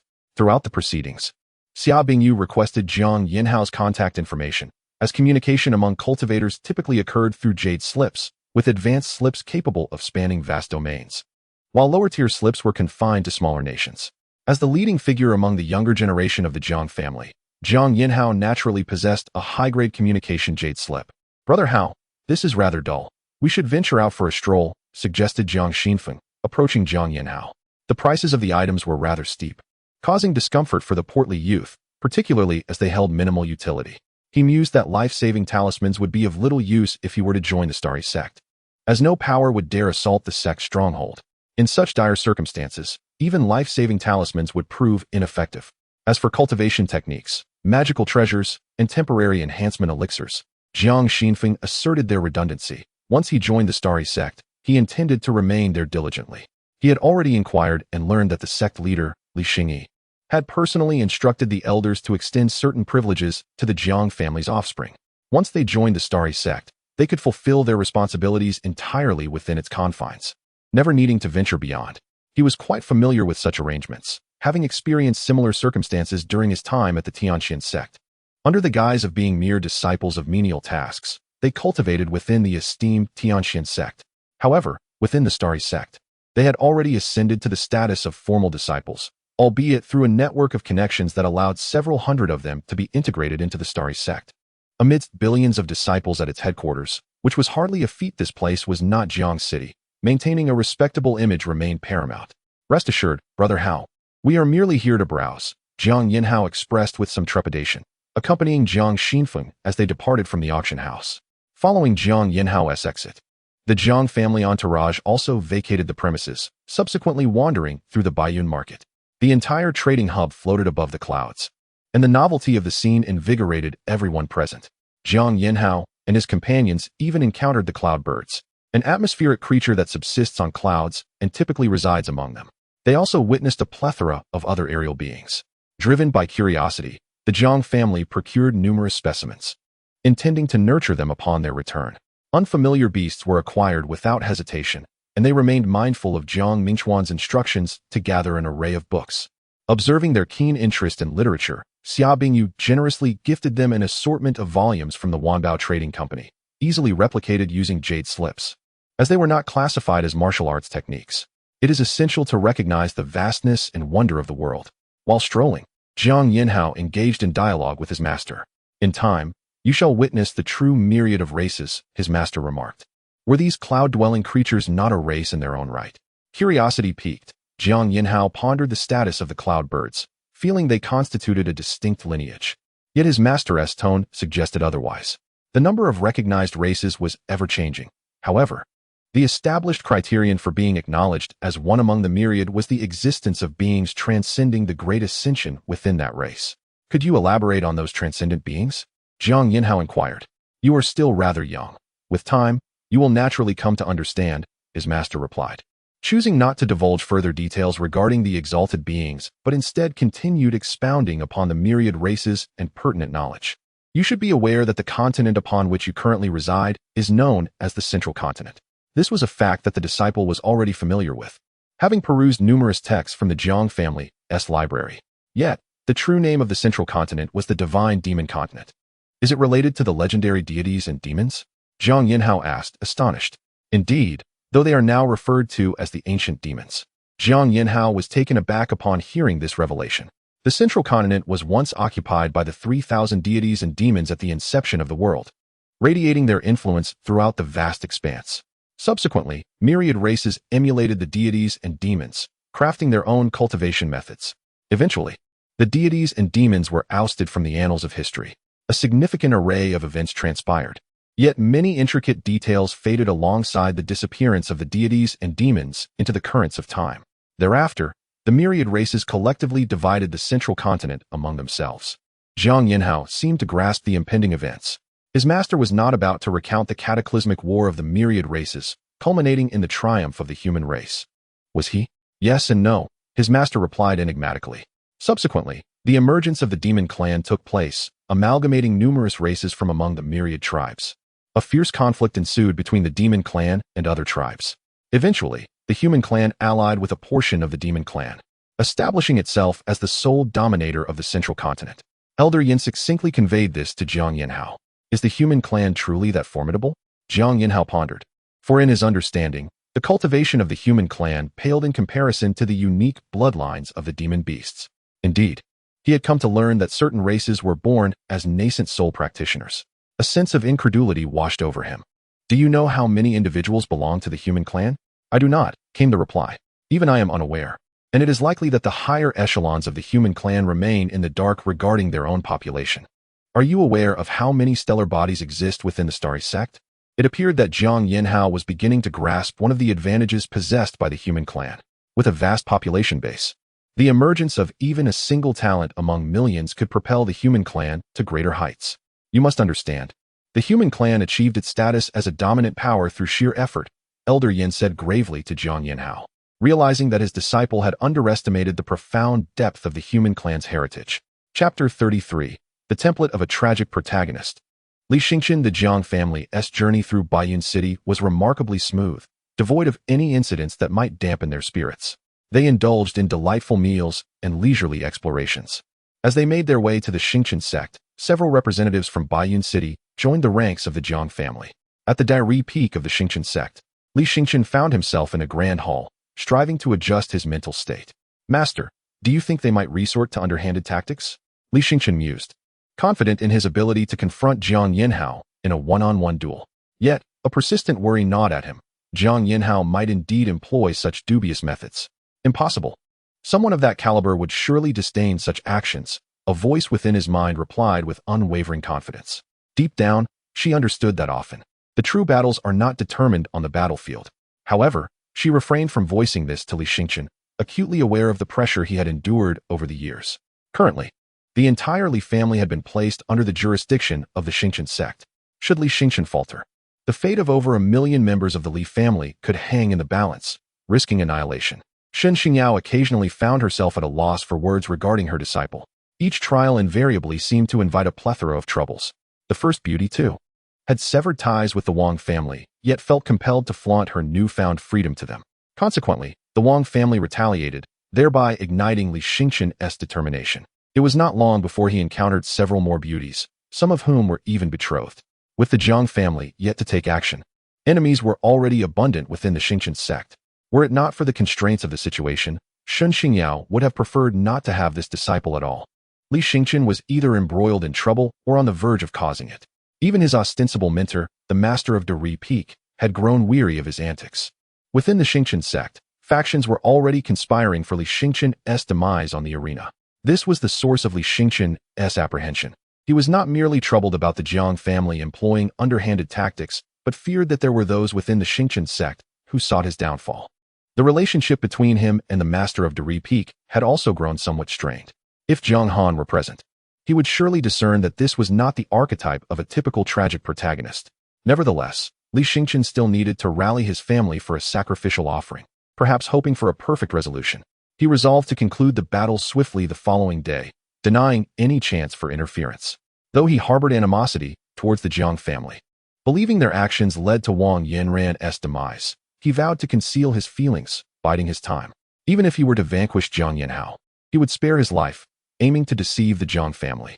Once his strength was sufficient, he would undoubtedly seek to refine every member of the Jiang family, along with all their affiliated factions, On the planet where the holy son of the Xingqian sect resided, Li Xian was currently instructing his subordinates and several elders of the sect.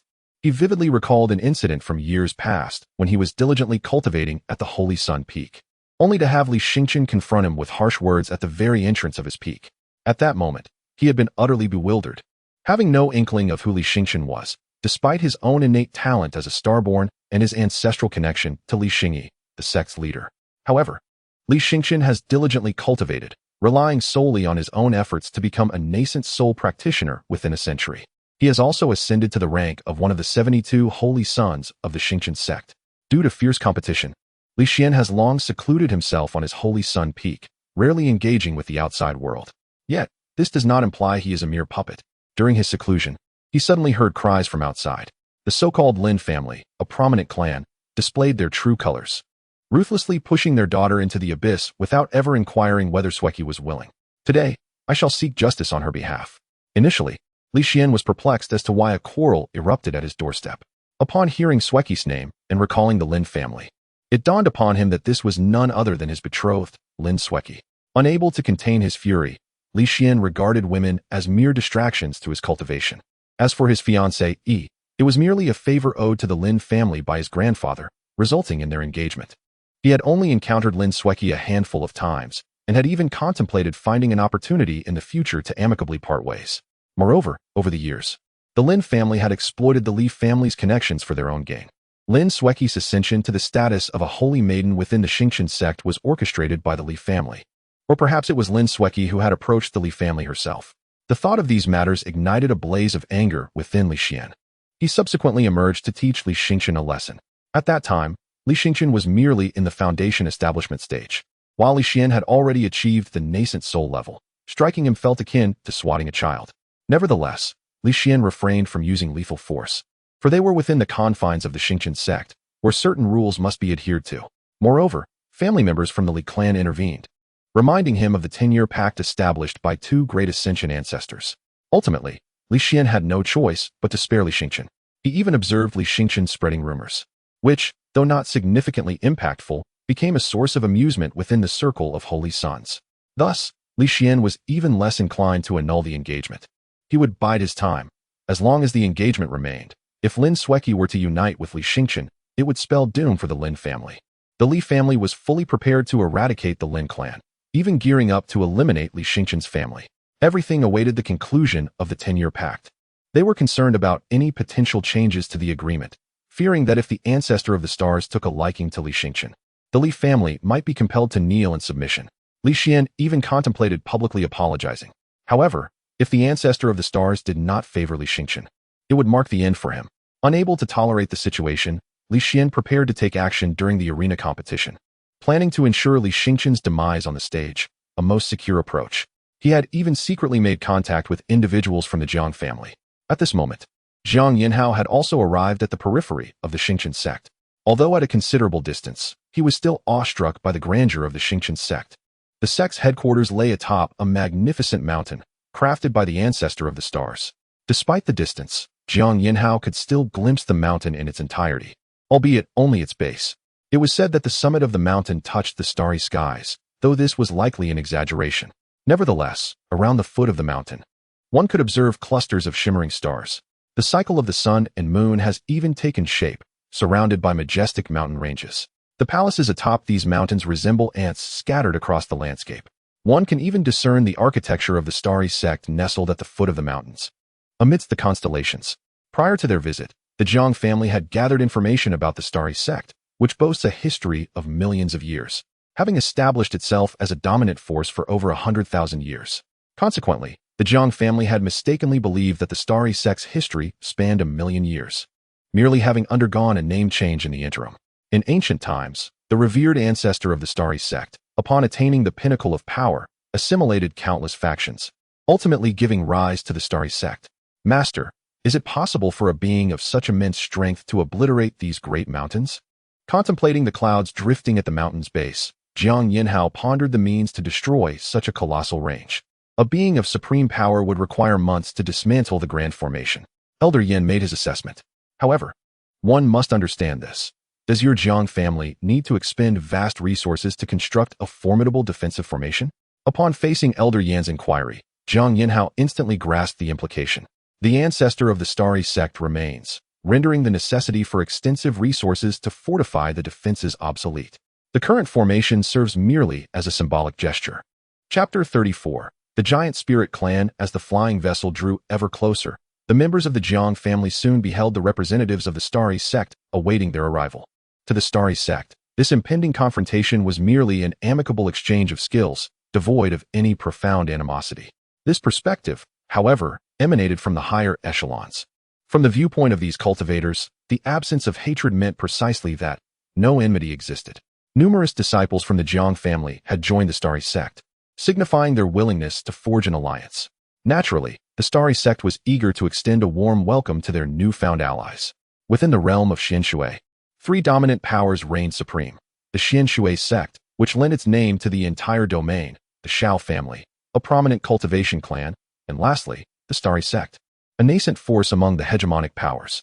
As a rising contender, the starry sect had claimed dominion over several hundred of the 3,000 minor territories within Xianshui, while the Jiang family, still in its infancy within this alliance, had scarcely established a foothold in a few territories. Welcome, young friends, to our sect. Upon the convergence of both parties, they quickly melded into one cohesive group. A youthful figure approached Jiang Han, eager to engage him in conversation. Jiang Han distinctly sensed the warmth emanating from this individual. Beside him stood Jiang Yanming, a member of the fiery lineage of the Jiang family, who was among the first to arrive at the starry sect. Jiang Yanhao perceived that his acquaintance was thriving within the sect. Jiang Yanming introduced this youth as Yang Haoran, a direct disciple of the Great Sun Peak, blessed with the Great Sun divine body, and potentially the future leader of the peak. However, Jiang Yanhao's keen intuition detected an unsettling fervor in the youth's demeanor. After a brief exchange, they boarded the starry sect's flying vessel en route to the arena. Among the disciples of the starry sect, curiosity ran rampant as they observed the Jiang family members with keen interest. Is this our future ally? Mused one disciple, sensing a perceived weakness in their cultivation.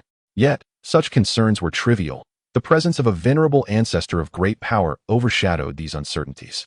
Many disciples had already interacted with the Jiang family members, and their feedback revealed that these newcomers were remarkably approachable, devoid of the arrogance typically associated with the progeny of great powers. Having navigated the complexities of societal interactions in his past life, Jiang Han imparted his wisdom to the younger generation of the Jiang family. Under his influence, the Jiang family genuinely valued human life, eschewing practices that exploited mortal lives for cultivation purposes. In the eyes of the starry sect disciples, the Jiang family, shaped by Jiang Han's principles, was nothing short of exemplary. In the realm of cultivation, gatherings of practitioners often prompted immediate vigilance from surrounding factions, to prevent the machinations of mortals who may serve such schemes. Some may never see the dawn of the following day. However, the descendants of the Jiang family gather together merely to indulge in song and dance, savoring exquisite delicacies. They even bestow rewards upon their subordinates, which, in the eyes of certain cultivators, renders them as excessively benevolent. The disciples of the starry sect are also eager to cultivate amicable relations with the Jiang family. They have heard of the challenges faced by the forces under their command. Notably, when a nascent soul-level faction encountered difficulties, the Jiang family swiftly deployed powerful beings of the transformation stage, eventually culminating in the personal intervention of their esteemed ancestor. Who would not desire such allies, who rise to the occasion in times of need? Jiang Yanhao, under the guidance of the starry sect's flying vessel, arrived at the grand entrance of the starry sect. Master, what race do these beings belong to? Jiang Yanhao inquired, gazing at the 12 colossal giants at the entrance. These giants bore a striking resemblance to humans, albeit with blue skin and 6 arms, towering at a height of 1,000 meters. The mere sight of their imposing figures evoked a sense of overwhelming strength. These are the Goliath race, one of the ancient races, possessing innate golden core cultivation and, upon reaching maturity, advancing to the transformation stage. Upon learning of their innate golden core abilities and their subsequent transformation at adulthood, Jiang Yanhao was instantly struck by their remarkable prowess. As he contemplated the 1,000-meter-tall beings before him, his mind raced with calculations. Within the Jiang family, a unique method of computation existed, somewhat akin to the mathematical sciences of his past life. Considering that an average human height is around 1.8 meters, these giants stood over 500 times that height. By proportional estimation, their weight would be approximately 13 billion tons. To sustain such mass, their bones, meridians, and even internal organs would require extraordinary fortification. In the event of a battle, a careless nascent soul cultivator might suffer grave injury. Subsequently, Jiang Yinhao's gaze shifted to the tiles upon which they stood. These tiles glimmered with flowing runes, undoubtedly remarkable artifacts. The disparity between the Jiang family and the Starry Sect was indeed monumental. Recognizing this as the main entrance of the Starry Sect, it was only fitting that it exuded a sense of grandeur. They must be beings of the transformation stage, he surmised, as their auras suggested such power. Indeed, they were adult Goliaths. Upon hearing Elder Yan's insights, Jiang Yinhao gained a deeper understanding of the Starry Sect's heritage. He speculated that there might be a branch of the Goliath race within the Starry Sect, perhaps even a larger presence. Master, what tier does the Goliath race occupy among the myriad of races? Jiang Yinhao pondered, curious about their influence and eager to grasp a broader understanding of the various races. It is difficult to ascertain, Elder Yin replied. However, I can affirm that among the pinnacle families or sects of humanity, there are forces capable of wiping out the Goliath race. As for their true strength, it remains uncertain. No one knows if they harbor hidden abilities. In the past, humanity concealed its own might, only to later emerge as the supreme leader among the myriad of races. Following this, many races began to intentionally shroud their true capabilities. Could a single top-tier family or sect truly annihilate the Goliath race? Jiang Yinhao once again gained a certain understanding of the strength of the human race. Before him stood the azure-skinned giants of the giant spirit clan, while the rulers among them were those adorned with golden skin. Elder Yin further elaborated that sometimes, the broader one's horizons, the more advantageous it becomes for one's future endeavors. The Starry Sect predominantly resides within the vast expanse of the cosmos. Within this celestial realm dwells myriad races, and it is likely that the Starry Sect has long been in contact with these diverse beings, resulting in the acquisition of certain members from the giant spirit clan. Elder Yin presented his analysis regarding how to ensure that these giants would guard the gates of the Starry Sect, either through coercion or through some form of agreement reached with the higher echelons of the giant spirit clan. A true longing to witness the cosmos stirred within Jiang Yinhao. He endeavored to envision the brilliance of the celestial realm where countless races coexist. Elder Yin discerned Jiang Yinhao's aspirations, yet chose to remain silent. If the myriad races possessed true strength, they would not be relegated to the cosmos, struggling for survival. Jiang Yinhao yearned to venture into the starry skies, for within that vast expanse, the myriad races too must long to return to the central continent and immerse themselves in the rich spiritual essence of the world. Chapter 35. The anomaly of Li Xingqian. After admiring the splendid scenery of the Starry Sect, Jiang Yinhao was assigned to a cluster of palaces. Once his residence was arranged, Jiang Xinfu visited him. Brother Hao, I have just learned about my placement in the Starry Sect, he announced, excitement evident in his voice. A disciple from the Sun Peak revealed to me that I will be stationed on a planet called Taibai. It is said to be a superplanet, with a population surpassing that of the entire Xian Shui Dao region. Upon discovering his allocation, Jiang Xinfu immediately sought out Jiang Yinhao to share the news. Although he longed to remain by Jiang Han's side, the latter had been in seclusion for an extended period. Coming to terms with this, Jiang Xinfu resolved to join a sect and gradually cultivate his skills. It was rumored that Taibai was under the jurisdiction of the Starry Sect, where disciples could focus solely on their training, with dedicated elders and disciples maintaining order. Congratulations, Brother Fu, Jiang Yinhao replied, feeling a tinge of reluctance at the thought of their possible separation in the future. Jiang Xinfu was exceptionally astute in gathering intelligence, particularly regarding the beautiful women arriving in Jiang City. He always seemed to be the first to know. Brother Ming, you appear to have something on your mind just now. Jiang Yinhao turned his gaze toward Jiang Yinming, who had chosen to remain at Jiang Yinhao's residence rather than return with the Sun Peak disciples. Brother Hao, how much do you know about Li Xingqian? Jiang Yinming inquired after a moment of contemplation. I am somewhat familiar with him. He possesses the starry body and is diligent in his cultivation. He occasionally encounters fortuitous opportunities and is indeed a person of destiny. He entered the golden core stage before I did. Does he have any hidden cards? Jiang Yinhao immediately pondered this question, realizing that his younger cousin must have come to share intelligence with him. Initially, I thought the same. Li Xingqian tends to draw some ire from others, yet it is usually inconsequential. A true disciple from the Sun Peak, who is with me, harbors intentions to eliminate Li Xingqian. They promised certain benefits to Wu in exchange for his life. Just a few days ago, many Jiang family disciples approached me, asking me to relay a message. Tomorrow, at the arena, they plan to take his life. Each one made generous promises, including 4 sons of the Starry Sect, 2 daughters of the sect, and several elders. Even more ruthlessly, the elder who will serve as the judge in tomorrow's duel is one of our own. Jiang Yinming gradually articulated his thoughts, even producing detailed information on Li Xingchen. This documentation was extensive, detailing Li Xingchen's culinary preferences, the number of women he had courted, and even the whereabouts of his illegitimate child.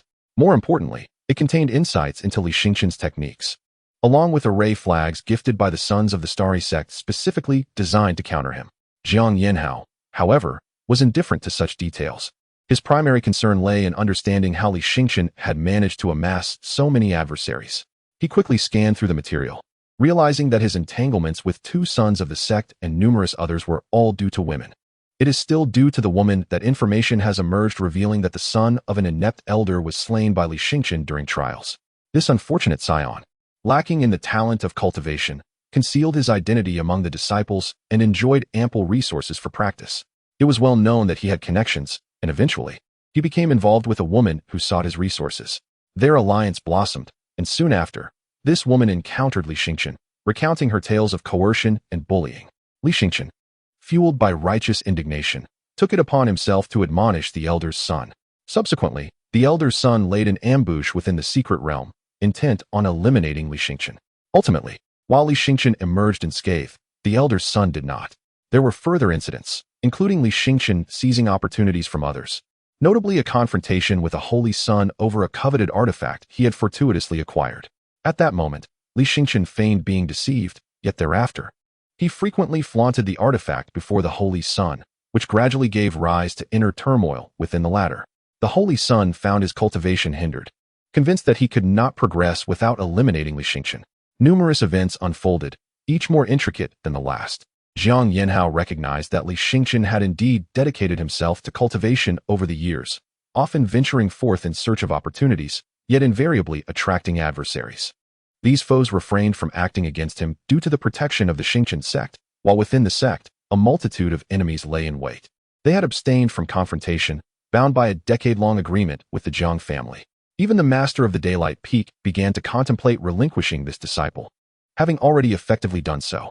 With hundreds of disciples under his tutelage, he had many capable candidates and saw no need to jeopardize his standing for Li Xingchen. Could it be that this fellow still harbored affections for the sect master? After all, according to the narrative, there was a chance they might become entwined. In Jiang Yanhao's perspective, why not simply cultivate diligently instead of courting trouble? Unbeknownst to him, Li Xingchen indeed harbored thoughts of taking sect master Li Xingyi as part of his harem, believing that her past actions on his behalf indicated she might be watching him closely.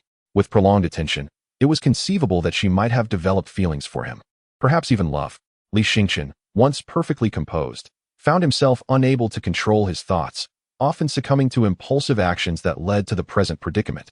He yearned to swiftly conclude his contest with Jiang Yanhao, hoping to catch the eye of the ancestral figure of the sect, thereby securing a place as a disciple. Otherwise, the conclusion of the contest would herald reckoning, necessitating his immediate departure from the sect, with dire repercussions for his family as well. Young man, have you indulged too much in tales of fiction? At its core, such narratives are mere fantasies, a form of escapism. Li Xingchen's current state is evidently a result of karmic backlash. Surely, your ancestor has intervened from the shadows, Elder Yin speculated. Li Xingchen's behavior was exceedingly peculiar. Under normal circumstances, Foundation establishment cultivators should be capable of exerting control over certain desires, even severing some thoughts entirely. Yin Lao surmised that it was highly probable Jiang Han had already resorted to external means, directly manipulating Li Xingchen's energy.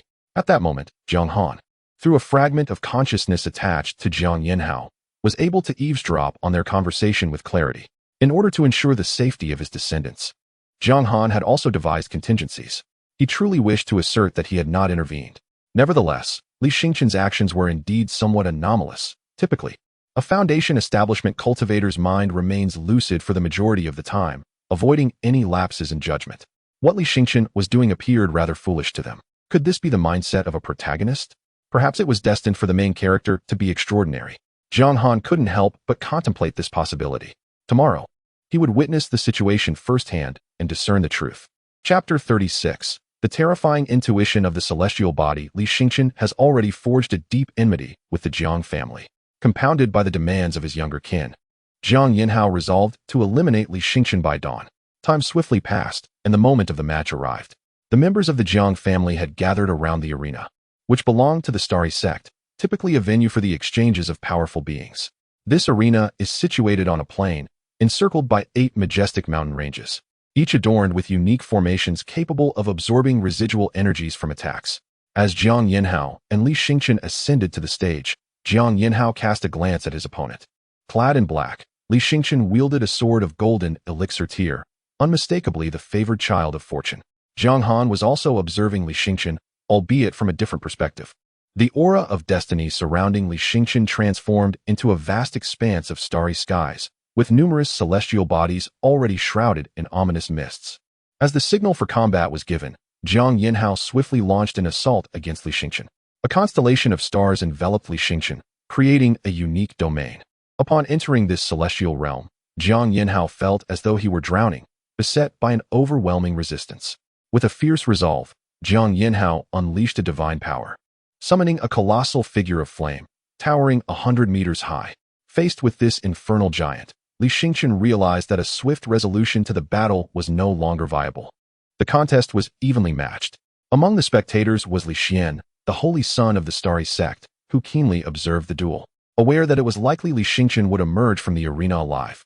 In a secluded courtyard, Jiang Han, upon perceiving the black mist entwined with Li Xingchen's fortune, promptly employed the Creation Jade Disc to deduce the underlying truths.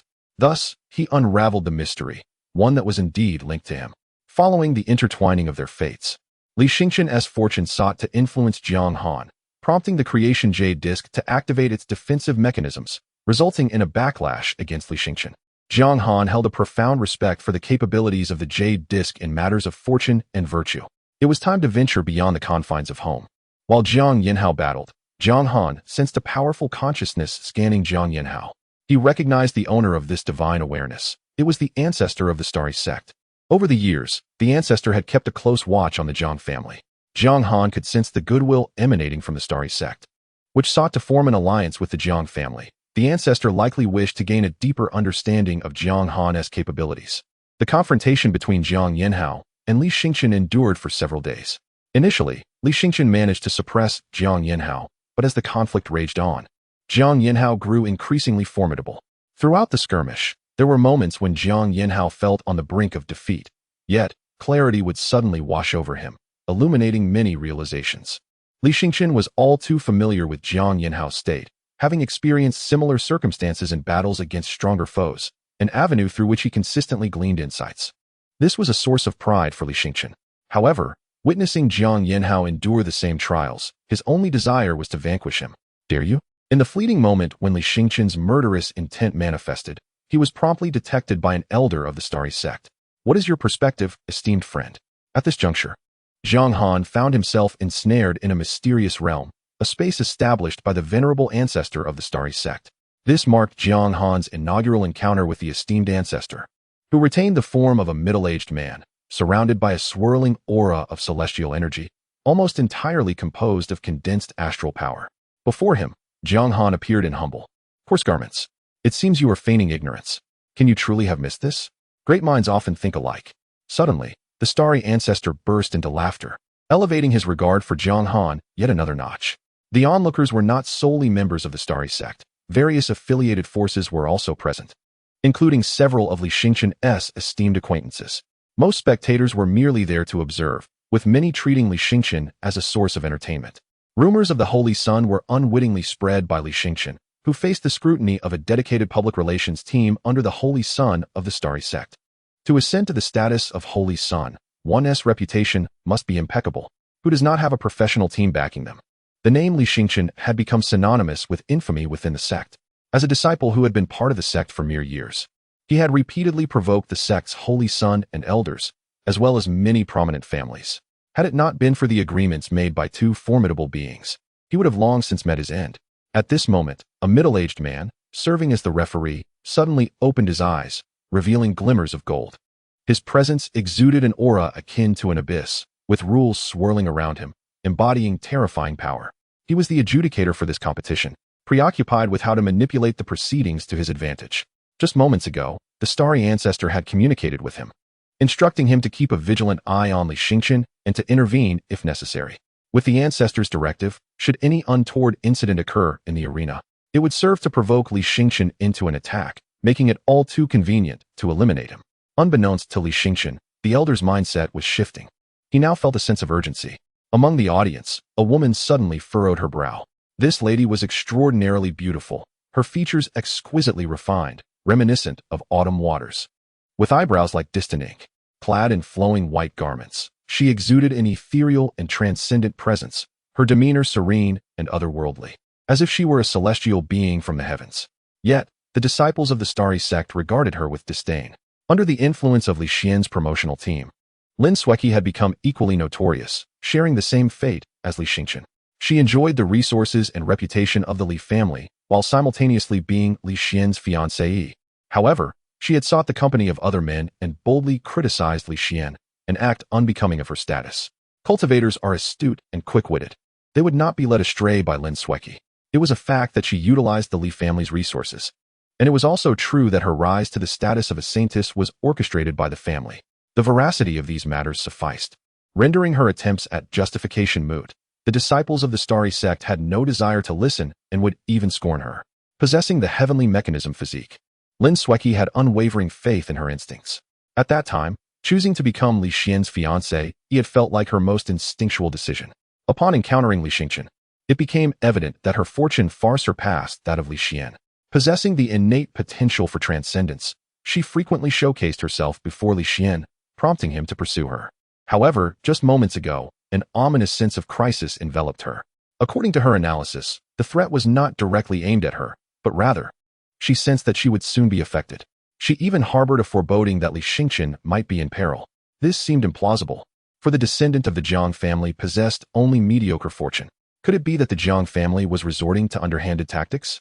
Lin Sueki contemplated the presence of influential figures who, when on the verge of failure, often leveraged the power behind them to reverse their fortunes. In her view, it was highly probable that Jiang Yinhao was about to employ such a stratagem. Yet, within the confines of the starry sect's dual arena, while the outside world could observe the happenings within, the interior remained blind to the outside, rendering communication impossible. Chapter 37. The Hidden Ancestor of the Star's Master. Please assist me. Li Xingqian's urgency was palpable. His mentor could temporarily enhance his strength. According to his teacher, even a cultivator at the Great Ascension stage would be oblivious to this augmentation. All he desired was to eliminate Jiang Yinhao, whom he perceived as a significant threat. Despite his previous conflicts with the Holy Sun of the Xingqian sect, he harbored thoughts of one day having the Holy Sun beneath his feet. However, in the face of Jiang Yinhao, Li Xingqian's instincts warned him that this was indeed a formidable adversary. In the next moment, an overwhelming force surged around Li Xingqian. Jiang Han's right eye flickered as countless tendrils of black mist began to envelop him. An unsettling wave of spirits accompanied this display. Had the demonic cultivators grown so brazen? Witnessing the dark haze surrounding Li Xingqian, many discerned that he was indeed a practitioner of the dark arts. Li Xian nearly leaped to his feet in excitement.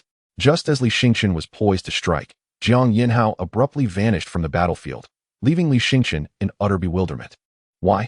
A realization struck him. Suddenly, an immense and terrifying pressure descended upon him, akin to the heavens collapsing, causing the very fabric of space to tremble. The elders of the Xingqian sect were too weary to respond to Li Xingqian's inquiries. As anticipated, prideful individuals often meet their downfall. Li Xian stood up in fervor. As the judge, the elder had already received favors from the Li family prior to the contest. Now that Li Xingqian had openly revealed himself as a demonic cultivator, the elder had a legitimate reason to act. Who among the fellow practitioners has infiltrated our Xingqian sect? The ancestor of the stars observed Li Xingqian, his voice intentionally audible to Jiang Han. Jiang Han understood the elder's stance. The Xingqian sect would not tolerate Li Xingqian's transgressions. His actions were tantamount to exploiting the sect's resources. What allegiance did Li Xingqian truly hold? If he were genuinely a disciple of the Xingqian sect, he would have disclosed that information willingly rather than concealing it. Had he been forthcoming, the sect would still have recognized him as a disciple. There exists a fundamental difference between family and sect. Families rely on blood ties, while sects are bound by the teachings and their karmic consequences. A family may possess subordinate sects, and a sect may encompass families, but all must remain within these confines. Outside of this realm, one becomes a spy. With a resounding thud, Li Xingqian, the central figure in this turmoil, collapsed to his knees, his face drained of color. Soon, his legs buckled. and he lay prostrate on the ground. Jiang Han noticed that a portion of Li Xingqian's fortune had diminished, flowing instead toward the Xingqian sect and himself. Li Xingqian desperately called out for his master, yet his pleas bore no fruit. "Ah, the illustrious Xingqian sect, what a fade you present. Is this truly your nature?" To curry favor with the Jiang family, witnessing Jiang Yinhao on the brink of defeat, you resort to such underhanded tactics. Li Xingqian reluctantly lifted his gaze, meeting the elder's eyes, which regarded him as one would an insignificant insect. He had once harbored a similar gaze. Having viewed the citizens of the Qi Yin Empire in such a manner, the elder of the Xingqian sect had just received a transmission, advising him to take his time and toy with Li Xingqian. What about his face? The disciples outside the formation erupted upon hearing Li Xingqian's words. They had recently learned from the observing elder that a remnant of a demon clan resided within Li Xingqian. Soon, some who had clashed with him stepped forward, expressing their bewilderment at his sudden surge of power that far surpassed his own cultivation level. They had not anticipated that he harbored the remnants of a demon clan within him. Li Xingqian must be a spy infiltrating the Xingqian sect, along with his close female companions. How could they not have discerned the truth after such prolonged contact? Moreover, the forces aligned with Li Xingqian might have already surrendered to the demon clan. One by one, indignant disciples rose to voice their condemnation. In their eyes, Li Xingqian had already become a dead man. Within the spatial realm, Jiang Han and the ancestral elder of Xingqian refrained from intervening. Jiang Han wished to observe what other tricks the opponent possessed, while the elder merely shook his head slightly. The elder of the Xingqian sect looked down upon Li Xingqian, his right foot pressing upon his back, leaving the latter in a pitiful, prostrate state, his limbs twitching sporadically. At that moment, the elder waved his hand to dispel the barrier, allowing Li Xingqian to hear the voices from the outside. "Look, doesn't Li Xingqian resemble a dog? Junior brother, how can you speak such words? How can one insult a dog? Dogs are loyal creatures. Unlike this ingrate Li Xingqian, such a demon spy deserves whatever treatment he receives." Demon clan. Li Xingqian was oblivious to when he had become associated with them. Had he been discovered? The elderly woman within the ring was also aware of her exposure. She had dispelled the illusion, realizing that any energy she emitted would exude a dark aura, more akin to a demon than a demon cultivator. She understood that she had been ensnared in a trap. The only one within the Xingqian sect capable of such a feat was the ancestral elder. When had the elder discovered her? What was their intention? Shen Xingyao now recognized that the opponent awaited her proactive reveal. To contend with such a person of great fortune, one must employ a method akin to boiling a frog in warm water. The ancestral elder of Xingqian calmly sipped his tea. At that moment, Jiang Han comprehended that Li Xingqian's actions over the years were undoubtedly influenced by the ancestral elder's machinations. Li Xingqian's current predicament resulted from Jiang Han's strikes at the level of fortune and the ancestral elder's interventions in reality. Only when Li Xingqian's fortune dissipated would it rebound upon them. Truly, one could not underestimate the cunning of an old fox who had lived for countless years. Jiang Han had previously thought the elder was unaware, even failing to consider that the ancestral elder had been operating in the shadows to bring about Li Xingqian's downfall. When dealing with such a person of immense fortune, excessive harshness could lead to backlash. The celestial ancestor now begins to share his profound experiences, yet he suffers from backlash. It appears that this individual is exceedingly adept in his craft. Those factions associated with Li Xingqian seem to have developed ulterior motives towards the celestial sect, making this an opportune moment for them to act. It seems necessary to learn from the celestial ancestor, for he possesses a wealth of experience. Throughout this process, one might gradually incite mutual depletion of fortunes among certain hostile forces while occasionally providing them with sustenance. In due course, one could methodically crush them, weaving an intricate web around them. When the time is ripe, the net can be drawn in to harvest the catch. As the celestial ancestor sips his tea, he elaborates, seemingly lost in reminiscence.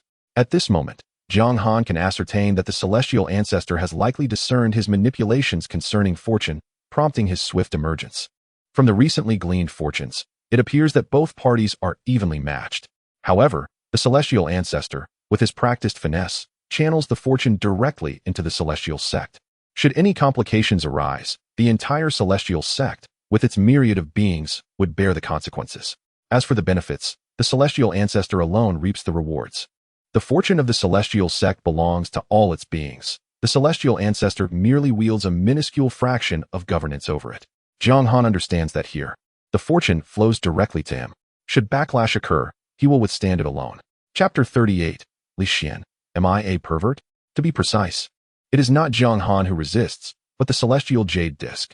Indeed, Individuals of great fortune are remarkably difficult to vanquish unless their luck has waned significantly. Jiang Han also chose to engage in the discourse. Upon hearing Jiang Han's words, the star ancestor became increasingly convinced that Jiang Han was indeed an ancient anomaly. Typically, those who hunt individuals of great fortune, having just ascended to the great ascension stage, are still in a phase of exploration.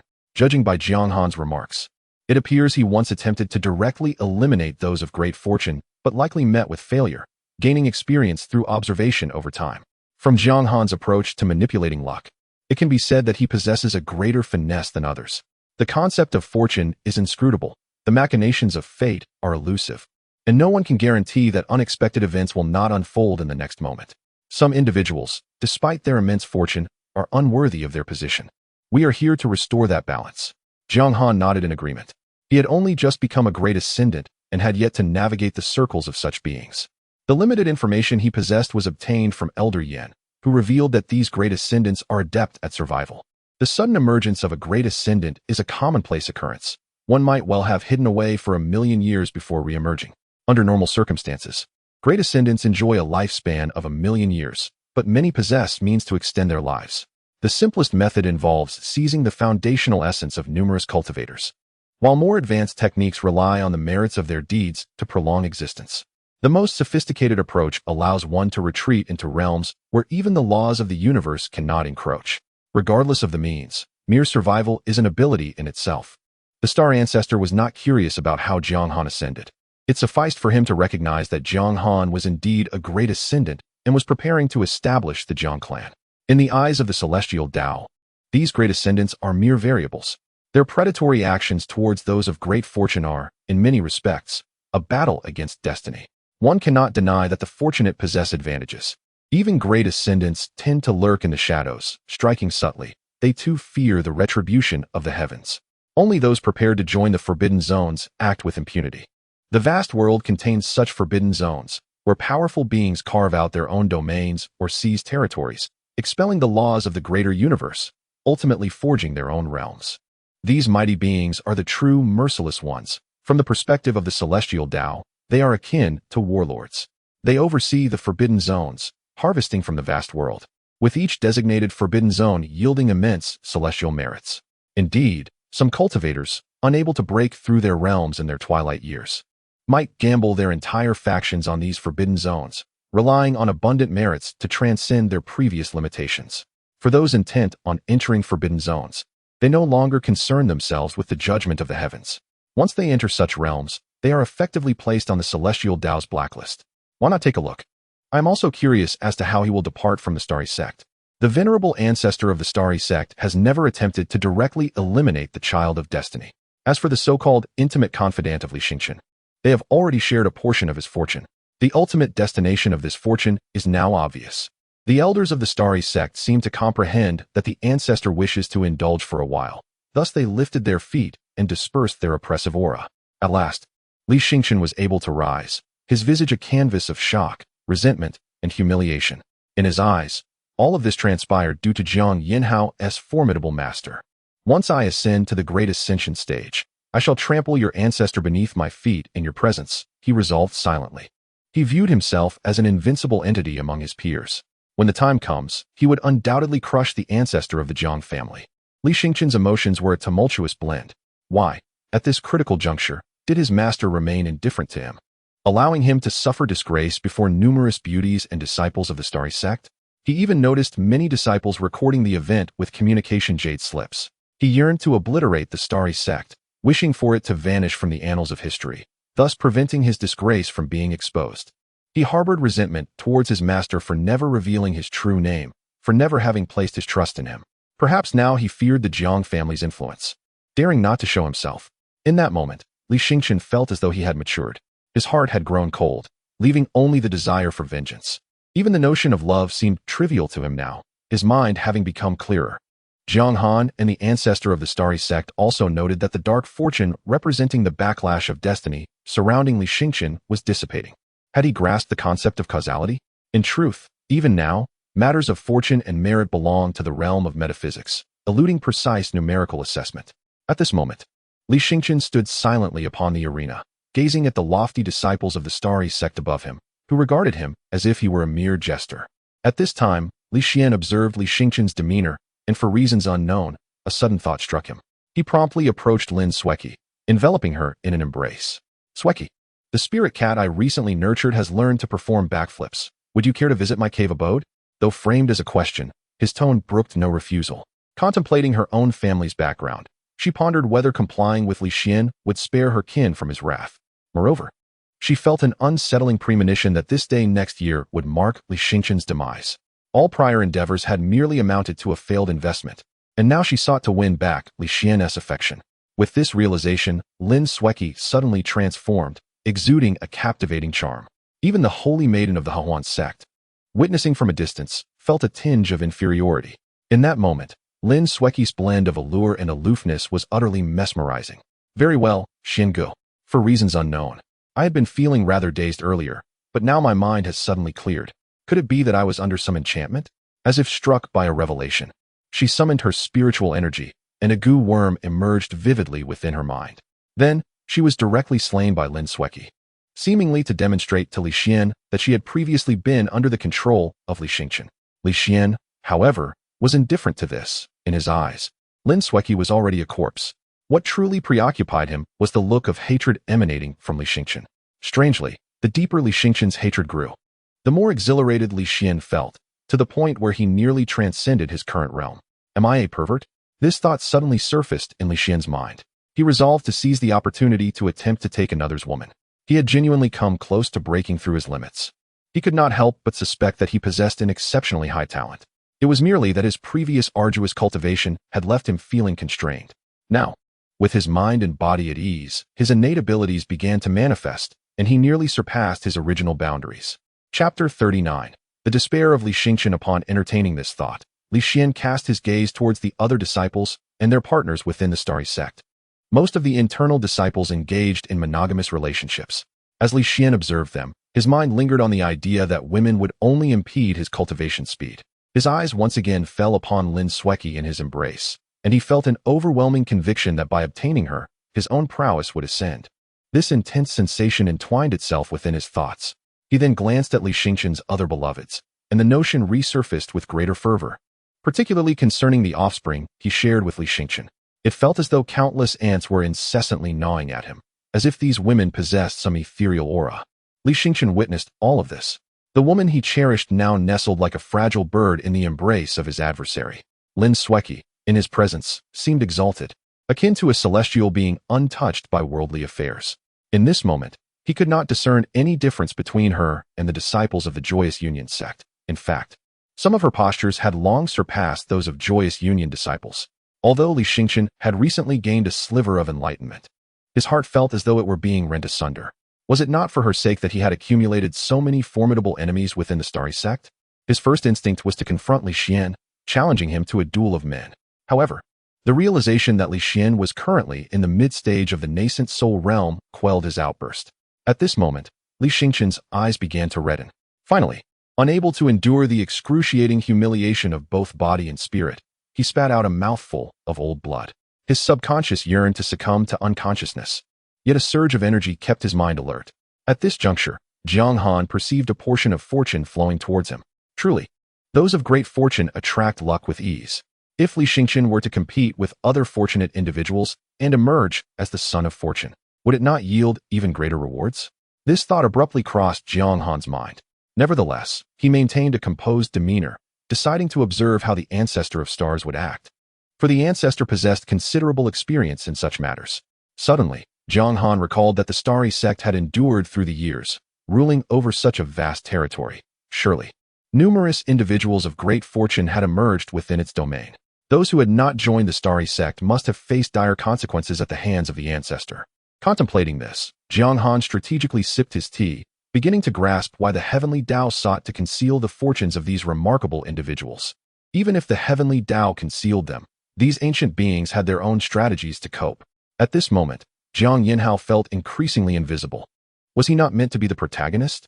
Yet it seemed that all attention was fixated on the holy son of the starry sect, Li Xian and Li Xingqian. Even Jiang Yinhao found himself drawn to the conflict between them. What rivalry was this? The unfolding drama between Li Xian and Li Xingqian seemed far more intriguing than he had anticipated. Just then, an elder of the starry sect summoned a chain of regulatory laws, ensnaring Li Xingqian in its grasp. Li Xingqian perceived the longing gaze that Li Xian directed towards his beloved. In that moment, he had completely forgotten about Jiang Han and called out Li Xian's name with a hoarse voice. Seeing Li Xingqian's reaction, Li Xian felt a sense of elation. Contemplating Li Xian's lofty demeanor, Li Xingqian felt an overwhelming surge of emotions within him. Had he truly seen through it all? Just then, a melodious voice echoed in Li Xingqian's mind. Shun Xingyao had discerned that a formidable force was orchestrating events from behind the scenes. The elders of the Xingqian sect and the sect's holy son were merely pawns in this grand scheme. Initially, he had intended to intervene at the last moment, or after Li Xingqian was imprisoned. Yet, it appeared that the elders of the Xingqian sect were deliberately stalling, anticipating his move. The ancestor of Xingqian, perhaps? Shun Xingyao felt a growing confusion towards the workings of this world. The ancestor of Xingqian must have recognized the fortune surrounding Li Xingqian. Under such circumstances, shouldn't he step forth to safeguard Li Xingqian, subsequently nurturing him? If the ancestor were to learn that aiding Li Xingqian would yield only a modicum of fortune, he would surely scoff. Should Li Xingqian fully integrate into the Xingqian sect, with his destiny intertwined, the ancestor would indeed act. However, since Li Xingqian's fortune had yet to meld with the sect, and no profound karmic ties existed between them, why not simply harvest the fortune that resided within Li Xingqian? This would also serve to test the heavenly Tao, assessing whether he was worthy of bearing such fortune. Li Xingqian was taken aback. Soon, feelings of resentment, anger, and even a trace of bitterness surfaced on his countenance. Master, I called for you just now. Why did you not intervene? At this moment, Li Xingqian was consumed by hatred. Had he revealed himself earlier, he could have witnessed this scene involving his so-called confidant. How tantalizing it would have been. Shun Xingyao seemed to relish the sight of Lin Sueki flaunting herself before Li Xian. Upon hearing his master's words, Li Xingqian swiftly regained his composure. The achievements he had attained today were inextricably linked to his master. Yet, the events of the day left him feeling profoundly disheartened. His master, who often intervened in times of need, had vanished at a crucial moment, leaving him to be trampled and humiliated by the elders of the Xingqian sect. Fool! A thunderous reprimand echoed in Li Xingqian's mind. Use your intellect. Why hasn't the elder of the Xingqian sect simply slain you with a single strike? Why has the master of the Daybreak Peak yet to reveal himself, merely observing you, the fool, before him? As the weight of his master's admonition settled in, Li Xingqian began to comprehend the gravity of the situation. Indeed, under normal circumstances, the elder of the Xingqian sect could have easily dispatched him. What purpose did his humiliation serve? Was there someone acting from the shadows? Could it be? You are not mistaken. If I am not mistaken, that old fellow from the Xingqian sect has long been fixated on you. Upon hearing his master's words, a chill enveloped Li Xingqian. Master, will we be able to leave alive today? Li Xingqian now felt a tinge of trepidation. After all, that individual is a legendary Mahayana cultivator. Rest assured, Shun Xingyao felt an overwhelming sense of fatigue at this moment. In her era, such intricate schemes were virtually unheard of. It is indeed remarkable how much one can endure. The ancestor of the stars has also begun to engage in tactical tea drinking. They should act decisively.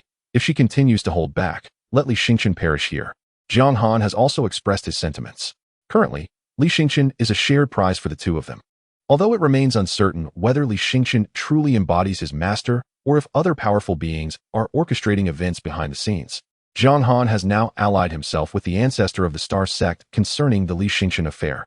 Jiang Han is in dire need of fortune, particularly the high-quality fortune associated with an individual of great destiny. This could accelerate the evolution and transformation capabilities of the Creation Jade Plate, and even enhance its perfection to a certain extent. Chapter 40. The Alliance of the Starry Sect and the Jiang family. A shift occurred. Li Xingqian, whose movements were previously constrained, suddenly experienced intense fluctuations within him. The elder of the Starry Sect witnessed the chains of rules shatter instantaneously. Li Xingqian exuded a formidable black aura. That despicable old man, Shun Xingyao thought, feeling an overwhelming rage as the surrounding dark energy surged. His power, though inherently gentle, now manifested as a billowing black smoke under the influence of illusions, which was utterly repugnant. After today, it seemed he would have to depart from the Xian Shui domain. The laws of water were indeed as anticipated. The adversary possessed at least the cultivation of a major ascendant. No, they had already begun to master the laws of water. Harnessing the power of the laws signifies one as a major ascendant, while mastery over them transcends that realm. A mere remnant soul, What is there to fear? Both Jiang Han and the ancestor of the starry sect recognized their opponent as a remnant soul. Ordinarily, an entity above the major ascendant should exercise caution. However, Jiang Han had just glimpsed a fleeting glimmer of greed in the ancestor's eyes. Indeed, those who reach such heights must possess unique attributes. The ancestor of the starry sect made his move.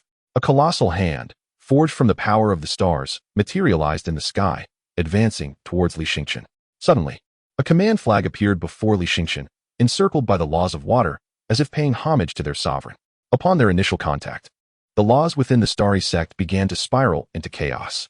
Jiang Han promptly fortified the arena with formations. Shen Xingyao had no intention of engaging them further. He directly deployed the Xian Yuan water control flag, tearing open the void in an attempt to escape. Wish to flee? I shall not permit such ease, Jiang Han declared as he tore through the void in pursuit. The ancestor of the starry sect followed closely behind. Soon, they found themselves amidst the chaos of the void, where countless spatial currents swirled. Such turbulence posed no challenge to the ancestor or Jiang Han. The ancestor discerned that the Xian Yuan water control flag was a celestial artifact. My friend, might you spare that artifact? Let us contemplate its mysteries together. Upon hearing this, Jiang Han surged toward the Xian Yuan water control flag, his physical form traversing the space of the void to grasp it. Seeking death, Shen Xingyao scoffed at this audacity. In his eyes, Jiang Han was merely a major ascendant, daring to reach out for a celestial artifact with bare hands. Jiang Han seized the Xian Yuan water control flag, feeling as though countless blades were embedded within his palm. He channeled the power of the 5 elements into his right hand. Although he had yet to fully master this power, it stemmed from the creation jade plate, allowing him to achieve mastery nonetheless. In that fleeting moment, Jiang Han directly infused the fortune he had recently acquired into the creation jade plate. The plate emanated a radiant spectrum of colors, which then manifested in the material world through his right hand. With this enhancement, Jiang Han felt liberated from the sensation of being cut by blades. You are actually a loose immortal? At this moment, Shen Xingyao was equally astounded. She swiftly summoned the Xianyuan water control banner, directing it towards Jiang Han's palm. The banner pierced through his hand as if a needle had penetrated flesh. However, the quintessence of the 5 elements entwined around the Xianyuan water control banner, causing it to return to Jiang Han's right hand. Observing Li Xingqian's attempt to flee, the ancestor of stars acted promptly. Yet, an attack simultaneously surged towards the ancestor, a manifestation of the water law unleashed by Shen Xingyao. The very fabric of the void began to shatter, and those traversing the teleportation array were mercilessly torn apart by the rending void, which fractured like glass and expanded ominously. Just as the void was on the brink of further expansion, the water law re-emerged, initiating the restoration of the disrupted space. At that moment, Jiang Han grasped the Xianyuan water control banner, channeling the power of the 5 elements to mend the void. The fragmentation of the void had begun to affect reality, with fissures appearing sporadically in the real world, claiming countless lives and even burying smaller nations beneath the chaos. The water law, previously introduced by the ancestor of stars, was the handiwork of the Xianshui domain's sovereign, the Xianshui sect. All cultivators above the void refinement stage from the star sect were immediately summoned to enter the void and repair the rifts. A figure materialized within the star sect, as the higher-ups had long been prepared. The moment the ancestor of stars made his move, they commenced their preparations. Subsequently, each cultivator above the void refinement stage began to enter the void, diligently working to mend the cracks within. Although the skirmish between the 2 parties was brief, it resonated like an earthquake among the lower-tier cultivators. The laws emanating from the void were influencing both the void and reality. Chaos had begun to ensue in this realm of void, necessitating a detour around this area for the teleportation arrays, with many requiring redesign. Meanwhile, Jiang Han and the ancestor of stars vanished into the void. My friend, the Xianyuan water control banner requires time to be refined. You jest, esteemed senior. This is your trophy, the ancestor of stars promptly retorted, having discerned that Jiang Han commanded the laws rather than merely utilizing them, a distinction of profound significance. Amidst their battlefield, a trace of divine consciousness appeared, probing briefly before dissipating into nothingness.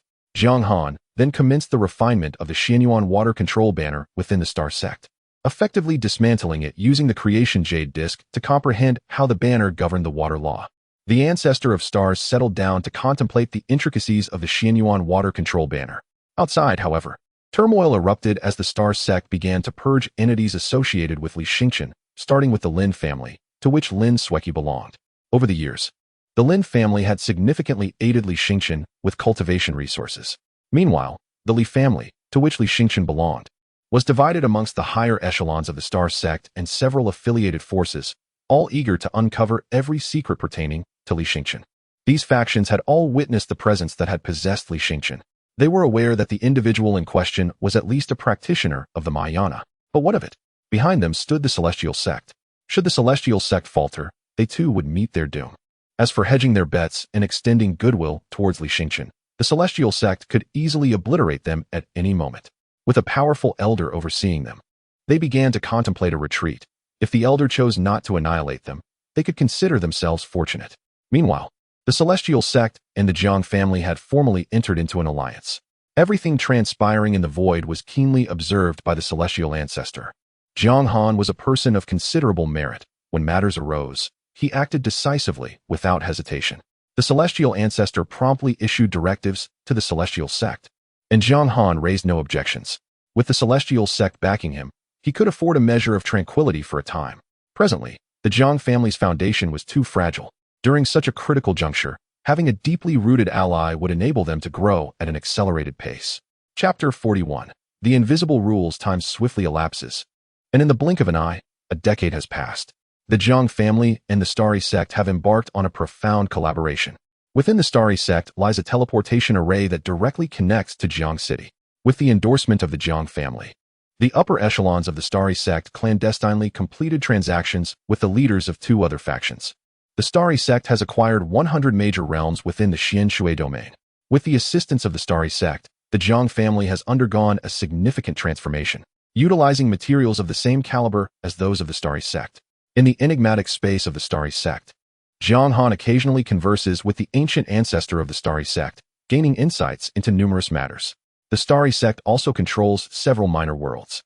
Within these minor worlds, some golden core cultivators can ascend, while others require the cultivation of the nascent soul or transformation stage to directly ascend. Upon their ascension, these individuals have the opportunity to join the Starry Sect. The cultivation techniques in these minor worlds are derived from the ancient ancestor of the Starry Sect. Through these ascendants, the Starry Sect continuously harvests the fortunes of the minor worlds. Jiang Han has discerned some intricacies of the Xian Yuan water controlling banner. This banner encompasses over 13 million formations, with larger arrays enveloping smaller ones, allowing for the manifestation of formidable powers. The Xian Yuan water controlling banner lacks a spirit, likely shattered long ago by a mysterious entity. Countless runes are inscribed upon it. Armed with fragments of the creation jade disc, Jiang Han has thoroughly comprehended the Xian Yuan water controlling banner. Meanwhile, the ancient ancestor of the Starry Sect continues to ponder its mysteries. After exchanging greetings with the ancient ancestor, Jiang Han departs the Starry Sect. Upon his reappearance, he finds himself back in his small courtyard, now adorned with a profusion of peach blossoms. Jiang City has undergone a tremendous transformation, having evolved into a colossal city atop a mountain range. Remodeled by the combined efforts of the Starry Sect's fusion cultivators, the spiritual energy within Jiang City has intensified several-fold. Above the city, the Starry Array operates, continuously showering Jiang City with the power of the stars. Jiang Han's small courtyard is well guarded. During his absence, no one has dared to enter. The peach blossom tree sways gently, seemingly welcoming Jiang Han. Aware that the tree has acquired sentience, Jiang Han's first instinct is to eradicate its intelligence. Ultimately, he hesitates, having been accompanied by it for so many years. He reclines in a rocking chair, which begins to sway on its own, and he delves into contemplation. Despite the Jiang family possessing a spiritual vein, its quality remains insufficient. The resources of the entire Xianshui domain have nearly been depleted. Surrounding factions are all part of the human race, and without a valid reason, Jiang Han cannot directly wage war against equally ranked powers. Among the human race, there exists the Human Sovereign Hall, a force that has endured since ancient times. Its purpose is to maintain order among humanity. Without the deterrence of the Human Sovereign Hall, the higher echelons of humanity would have long been embroiled in endless civil strife. While the human realm may appear disordered at times, as long as the higher level stability is maintained, peace can prevail. The human race shall not encounter significant turmoil. Jiang Han currently possesses numerous avenues to acquire resources. The foremost path is to venture into the central domain, where, leveraging his transcendent cultivation, he may seek a position within the human emperor's palace. He can reside in the central domain's human emperor territory, awaiting further opportunities. Within the Xian Shui domain flows a mighty river known as the 100 Rivers, purported to traverse 100 realms. This river is inhabited by the demon race, which frequently launches incursions against humanity. Additionally, there are demons that roam within the Xian Shui domain, directly annihilating their kin and seizing their cultivation resources. The three major factions within the Xian Shui domain recognize the futility of completely exterminating the demon race and thus intentionally regulate its strength and decline. Presently, the demons in the Xian Shui domain have been nurtured for 100,000 years, and with a mere promise of shared benefits. Jiang Han could directly harvest a portion of these demons. Furthermore, he could join the starry battlefield, leading the Jiang clan into the cosmos to engage with myriad races and procure resources. Among these strategies, the most secure would be to reap a wave of demons from the Xian Shui domain and proceed to the human emperor's palace. It is said that the 100 Rivers is backed by ancient deities and the machinations of certain forbidden zones. Engaging in battle in the cosmos against myriad races entails considerable risk. However, by journeying to the human emperor's palace, Jiang Han can bide his time for opportunities. Should a vacancy arise for a transcendent being within that domain, he could readily fill the position. The presence of a transcendent being serves as a stabilizing force, ensuring the order of the region. Naturally, the outcome of such endeavors hinges upon fortune and one's own capabilities. Should Jiang Han openly manifest his dominion over the laws, he would swiftly ascend to the status of a loose immortal. Loose immortals are regarded as half-step immortals, closely associated with the concept of immortality. If a race possesses a loose immortal, it can elevate itself to one among the myriad races. Should Jiang Han and the Jiang clan transcend their human identities, they would transform into one of the myriad races. Of course, this would necessitate withstanding the onslaught of the human race. To date, no faction has severed ties with humanity, relinquishing their human identity to directly become one of the myriad races. However, the ancestor of the stars has imparted another avenue to him. The patriarch of the Shao clan is nearing the end of his lifespan. Centuries ago, the patriarch sought out the ancestors of the Starry sect and the Xian Shui sect, leading to a triadic agreement to uphold the dominion of the Shao clan for a millennium. As the patriarch approaches his demise, he will make a final stand at the 100 Rivers. Among the domains traversed by the 100 Rivers, the Xian Shui domain is the most tranquil. The powerful beings within the 100 Rivers are aware of the patriarch's impending fate and fear that he may take them with him upon his departure, resulting in an unusual silence. The ancestor of the stars advises Jiang Han to wait. After the patriarch's demise, a void will emerge in the Xian Shui domain. At that juncture, the Jiang clan can seize control of the Shao clan's influence, providing them with a modicum of support. Many cultivators, as they approach their end, often make a final bid for power. However, they seldom act recklessly, for most transcendent cultivators possess backing from powerful factions. If one perishes without care, the supporting forces behind them may be obliterated. Moreover, within the realm of humanity, the imperial palace exerts its suppression. Should you wish to extend your life through the essence of countless human lives, you will witness the true might of the imperial palace. If the 100 Rivers remain tranquil, the ancestral figure of the Shao clan shall venture into the cosmos, in search of a final glimmer of hope to battle for humanity. A portion of his kin will also be escorted by the imperial palace for their care. It can be said that amidst these battlegrounds, the battlefields of myriad races in the cosmic domain, the forbidden zones represent the most brutal arenas. In the vastness of the cosmos, not only are there numerous humans whose lifespans have reached their limits, but also an even greater number of demon races in a similar plight. As for the forbidden zones, all races engage in warfare. This is a warlord domain beneath the heavens. Beings rely on the forbidden zones to accrue merits, while these zones slaughter lives to obtain the essence of life and the primordial sources, along with other life-sustaining elements. Chapter 42. The situation escalates after a period of contemplation. Jiang Han resolved to send the disciples of the Jiang family to the Baihe Dao domain for an initial trial in a century's time. During this interval, he aimed to fortify his corporeal form. The path was set. The direction of the 5 elements was anchored in the 5 internal organs. The yin-yang principle would enhance his vision, while the life-death principle would cultivate the 3,000 acupoints. At this moment, it seemed as though 2 divine beings resided within Jiang Han's eyes. Within the 3,000 acupoints lay the potential for 3,000 divine entities, and within the 5 organs, 5 elemental deities presided. Jiang Han could hardly fathom the magnitude to which his flesh would ascend if endowed with the 3,000 pathways. Would he, like the legendary Pangu, carve out the heavens and the earth from the chaos? Any man would find it irresistible to possess a physique akin to that of Pangu. A century passed in the blink of an eye. A vast river, a billion zhang wide, witnessed a fierce battle. On one bank stood a colossal city, where cultivators aboard flying vessels intermittently launched assaults on the demonic creatures within the river. As the bodies of the demons surfaced, cultivators swiftly retrieved them. At that moment, an urgent notification landed in the hands of the city lord, Jiang Han. Upon receiving the news, the assembled forces rose in astonishment, scrutinizing the text before them. Word by word, Jiang Han inhaled sharply, his expression turning grave. The surrounding factions affiliated with the Jiang family mirrored his concern. Jiang City had been under the protection of Jiang family disciples for a century, existing in relative tranquility. The demonic tribes were well aware of the scarcity of Jiang disciples. Yet, they underestimated the situation, for the demons harbored a deep-seated enmity towards humanity.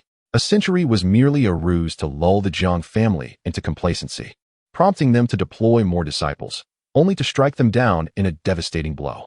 Just recently, they had received word that the space surrounding Jiang City in the Baihadao domain was under attack by mysterious forces. The spatial fabric had descended into chaos, and spatial teleportation had malfunctioned. Within the Baiha River, indications of spatial transmission had emerged. Upon receiving this news, Jiang Jinyao hastily flew towards a cluster of palaces within the city. In the skies above, a figure loomed, resembling a small sun suspended in the atmosphere. How could such a significant event transpire without prior notice? A commanding voice resonated. Master, now is not the time for such concerns. Communication has been severely restricted. Jiang Jinyao replied, his voice tinged with urgency. The radiance of the small sun began to dim, and the figure of Jiang Yanhao materialized before Jiang Jinyao. Master, I have just received information from our family members. The adversaries seem to be targeting more than just our Jiang family. Several cities have already been annihilated, as relayed by cultivators who managed to escape. Jiang Yanhao then cast his gaze beyond the city, particularly towards the riverbank, where a dark throng of demonic beings was landing. It appeared as a relentless tide, seemingly boundless, as countless cultivators fought desperately to obstruct their advance. Behind the city, a contingent of cultivators rests, having fled from other strongholds. These strongholds comprise both affiliated factions of the Jiang family and other powers, including the Celestial Star sect. In recent years, the Jiang family has relentlessly hunted the demon race to amass cultivation resources, bolstered by the presence of powerful ancestors, leading them to a state of arrogance. More alarmingly, the demon race has begun to emerge from the rear, having slaughtered their way through. Some demons are even adorned with the corpses of human beings. Several major cities behind us have already fallen, resulting in the deaths of 1 million cultivators, with estimates suggesting that over 10 billion lives have been extinguished. 30 nascent soul cultivators have perished, and even a single soul transformation expert has met their demise. In the 100 Rivers region, the abundance of demon corpses provides ample resources, leading to a high concentration of cultivators. If 30 nascent soul cultivators have fallen, the toll on ordinary lives must have reached into the trillions. Jiang Jinya's voice was hoarse, and his expression was grim. In the rear, they could divide their forces and engage in infighting, but within the battlefield of the 100 Rivers region, there exist only two factions, the demon race and the human race. Jiang Yanhao felt a tightening in his heart. Over 10 billion lives snuffed out just like that. At that moment, a communication jade slip on Jiang Yanhao's person began to glow. Upon reading the message, his countenance darkened with gravity. News had just arrived from the rear. This time, the demons were primarily targeting the Shao family, and they were merely collateral damage. The powerful cultivators stationed at the front had rushed to support the Shao family. They urged them to hold the line, for reinforcements from the Celestial Star sect were en route. Jiang Yanhao swiftly relayed this information to Jiang Jinya, unable to fathom the dire straits of the Shao family. For reasons unknown, the Shao family had embarked on a frenzied campaign against the demons, even going so far as to blockade the main river of the 100 Rivers region to slaughter demons. This reckless behavior had undeniably encroached upon the demons' bottom line. Yet the demons had remained unresponsive until now. Each day, the Shao family amassed mountains of demon corpses. Just then, a radiant light appeared above Jiang City. As the light subsided, hundreds of thousands materialized within the city, while the source of the light, the master of the Great Sun Peak, collapsed in a faint. What had transpired? Jiang Yanhao yearned to uncover the truth. They were all dead, all dead. The reinforcements, along with the sect's forces, had perished. Over 1 million lives, and we were the last standing. The sect leader had also been detained. Suddenly, numerous terrestrial demons surged forth from the rear. Unbeknownst to them, the demons had allied with the fiends. Chaos was already beginning to unfold in the outside world. The disciples of the Celestial Star sect were now engulfed in despair. The terrestrial demons surely had the backing of the cosmic demons and the fiends. Their union signified a momentous event. Their numbers were overwhelming, far too many to contend with. Many charged forward only to self-destruct, while numerous disciples had succumbed to madness. The disciples of the Celestial Star sect wept in hopelessness. In this dire situation, Jiang Han found himself the most formidable presence among them. Although there are still a few transformation masters in the city, the prowess of Jiang Han's transformation far surpasses theirs. Initially, he believed that the upheaval was confined solely to the 100 Dao River, possibly aimed at the Jiang family. However, upon further investigation, he speculated it was directed towards the Shao family, with the Jiang family merely caught in the crossfire. To his dismay, the situation has escalated to a far graver extent. The intelligence he has gathered indicates that the entire Xianshui Dao domain is spiraling out of control. If the chaos in the Xianshui Dao domain is uncontainable, what of other regions? Jiang Han is no longer naive. Such events typically send ripples throughout the entire hierarchy, suggesting that a significant upheaval may have occurred at a higher level. They are merely collateral damage in this unfolding crisis. Not only Jiang Han, but also the others present are acutely aware of the unsettling shift in circumstances. If the disruptions had been limited to the battlefield at 100 Dao River, they might have held on to hope, merely awaiting reinforcements. However, it is now uncertain whether they will even be able to wait for such aid. Chapter 43. The strong shall not retreat, Master. Are you aware of what has transpired? At this moment, Jiang Han was gripped by a sense of panic, a manifestation of his fear of the unknown. He felt as though he were enveloped in a shroud of shadows. I, too, am unaware. It has been some time since I last communicated with my true form. Indeed, Elder Yin is presently in the dark. Once Jiang Han ascended to the realm of transformation, he became cognizant of his own identity, which I subsequently revealed to him. My identity is not shrouded in mystery. I am a high-ranking member of the Human Emperor's Court, affiliated with the Yin-Yang Academy. The purpose of my incarnation is to seek out individuals of great fortune among the human race. Upon their transformation, they may proceed directly to the Yin-Yang Academy for advanced study, destined to become powerful figures who will safeguard the future of humanity. Jiang Han's circumstances are indeed exceptional. His admission to the academy signifies he will be a focus of intensive training. After informing Jiang Han, he expressed that Jiang Han is still in seclusion. Once Jiang Han emerges from his meditation, he shall relay this information to him before heading to the Yin-Yang Academy. Beasts. A horde of beasts. May they meet their demise. As Jiang Han conversed with his master, a cacophony of furious roars erupted from the battlefield. The sound reverberated in all directions. Emanating from the transformation realm of the Xingqian sect, one of the disciples of the Sun Peak Master. The fate of the Sun Peak Master remains uncertain, and now, after a millennium of companionship, his devoted disciple has begun to exact revenge, unleashing their wrath upon the demon clan. An overwhelming hatred, ablaze with fury, consumed the corpses of the demon race, the air thick with a palpable heat of rage. Kill. Jiang Han uttered no further words, but turned to join the fray. Beside the Baidao River, Jiang City stood with towering walls reaching a height of 1,000 meters, fortified by arrays capable of stalling the demon race for a time. At this moment, Jiang City was in motion, tending to the wounded, crafting weapons, and myriad alchemists commenced the production of potions. Exhausted cultivators entered the city to recuperate with elixirs, swiftly returning to the battlefield once revitalized. Others fought fiercely over the bodies of their fallen comrades, determined that their kin should not become resources for the demon race's cultivation. Even in death, we shall claim a piece of flesh from the demon race. A disciple of the Xingqian sect stepped forward, gritting his teeth. He then rallied his fellow disciples to join the battle. With the inclusion of the elite forces from the Xingqian sect, the demon race began to suffer substantial casualties, and soon, their corpses piled high. You have slain millions of my kin, may you join them in the grave. At that moment, a voice filled with rage echoed from behind the demon army.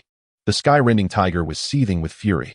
The demon beings slaughtered by Jiang Han and his companions were his brethren.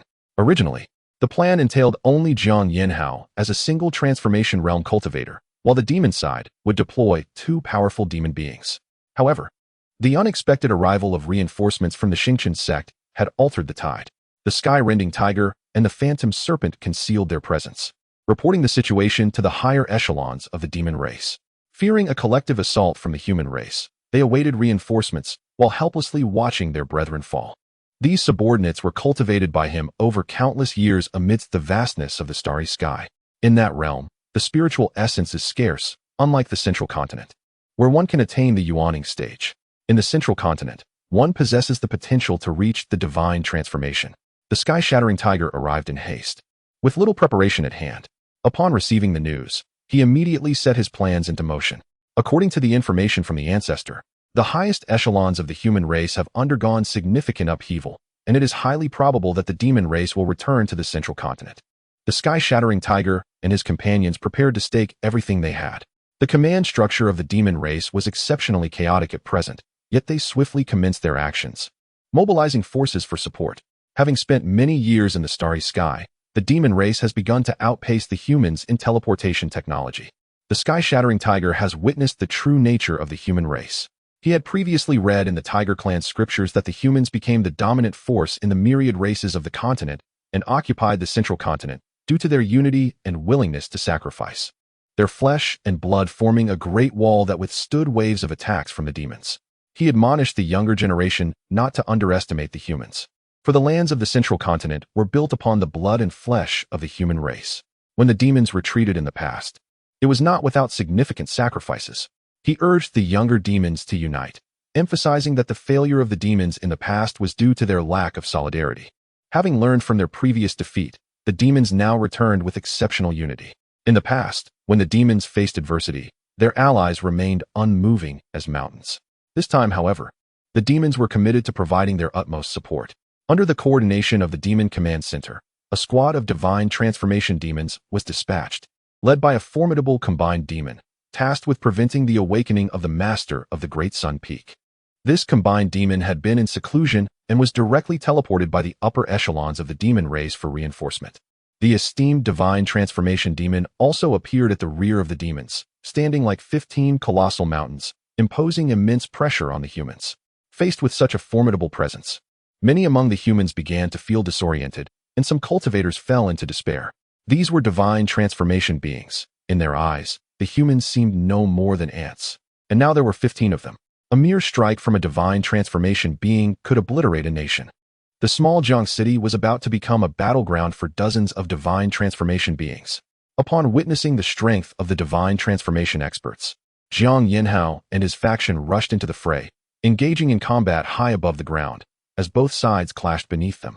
The tolling of bells echoed throughout Jiang City, heralding the arrival of a life-and-death struggle.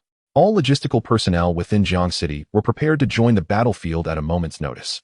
The resounding bell, steeped in ancient echoes, rang in many ears like the harbinger of death. Though they feared mortality, they grasped their weapons, ready to confront their fate. The human race is the sovereign of this world. They have grown up in this environment, harboring an innate pride towards other races. They refuse to allow themselves to be captured, ultimately becoming slaves to the demonic race. The majority among them are cultivators, possessing a status that elevates them above the ordinary within the human realm. In their hearts, the demonic race is regarded as mere beasts. They would sooner choose death than submit to becoming their slaves. Moreover, the demonic race would not spare them. Most would find themselves consumed. Particularly for the Starry Sky sect, which has previously bred demons, they are acutely aware that surrendering to the demonic race would condemn their descendants to a legacy of servitude. The human race would also eliminate them, as their society does not permit the existence of those who embody servility.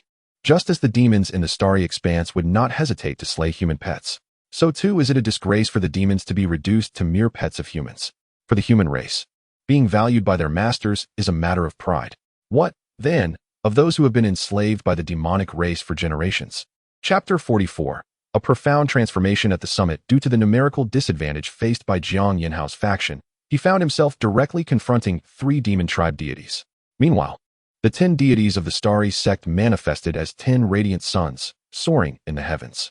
Together, they formed a grand formation, simultaneously engaging in combat with the demon deities while illuminating the ground below. The demon tribe, basking under the brilliance of the starry sect's suns, felt an overwhelming heat, with some even igniting spontaneously.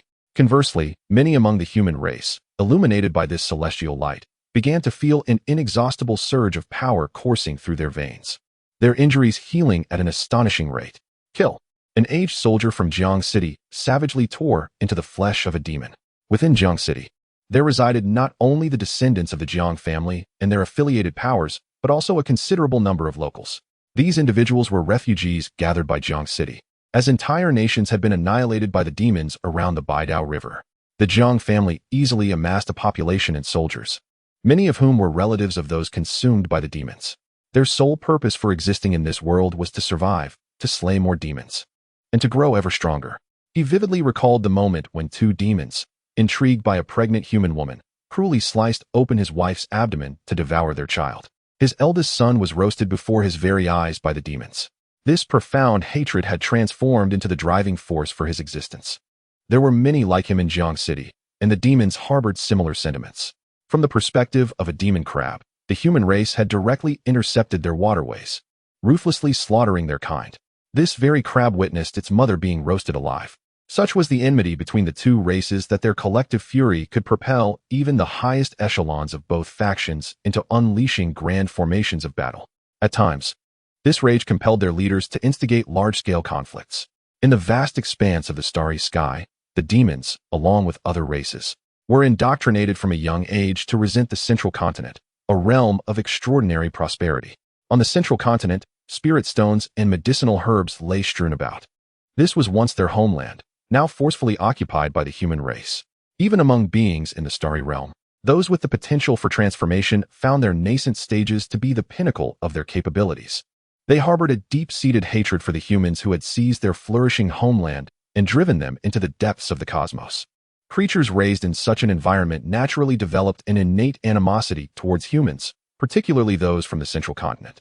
The humans, too, shared this sentiment. From the moment of their birth, they existed upon the central continent, their ancestors having thrived there. Now, being sought to invade their territory, to enslave them, and to cast them away to desolate stars where no life thrived. How could the humans acquiesce? They would fight fiercely. In the heavens, deities clashed violently, while on the ground, countless cultivators from both races engaged in a frenzied slaughter. Some cultivators even resorted to refining the corpses of their fallen enemies to replenish their own energy. The same held true for the demon cultivators. As both sides beheld their former comrades being consumed by the other, their hatred deepened, and their ferocity intensified. Boom, boom. The earth trembled incessantly as the demon army surged forth like an unrelenting tide. In the sky, a tempest of demons has gathered, their numbers beyond reckoning, prompting the human race to abandon any attempts at calculation. The prevailing sentiment is simple: strike down as many as possible.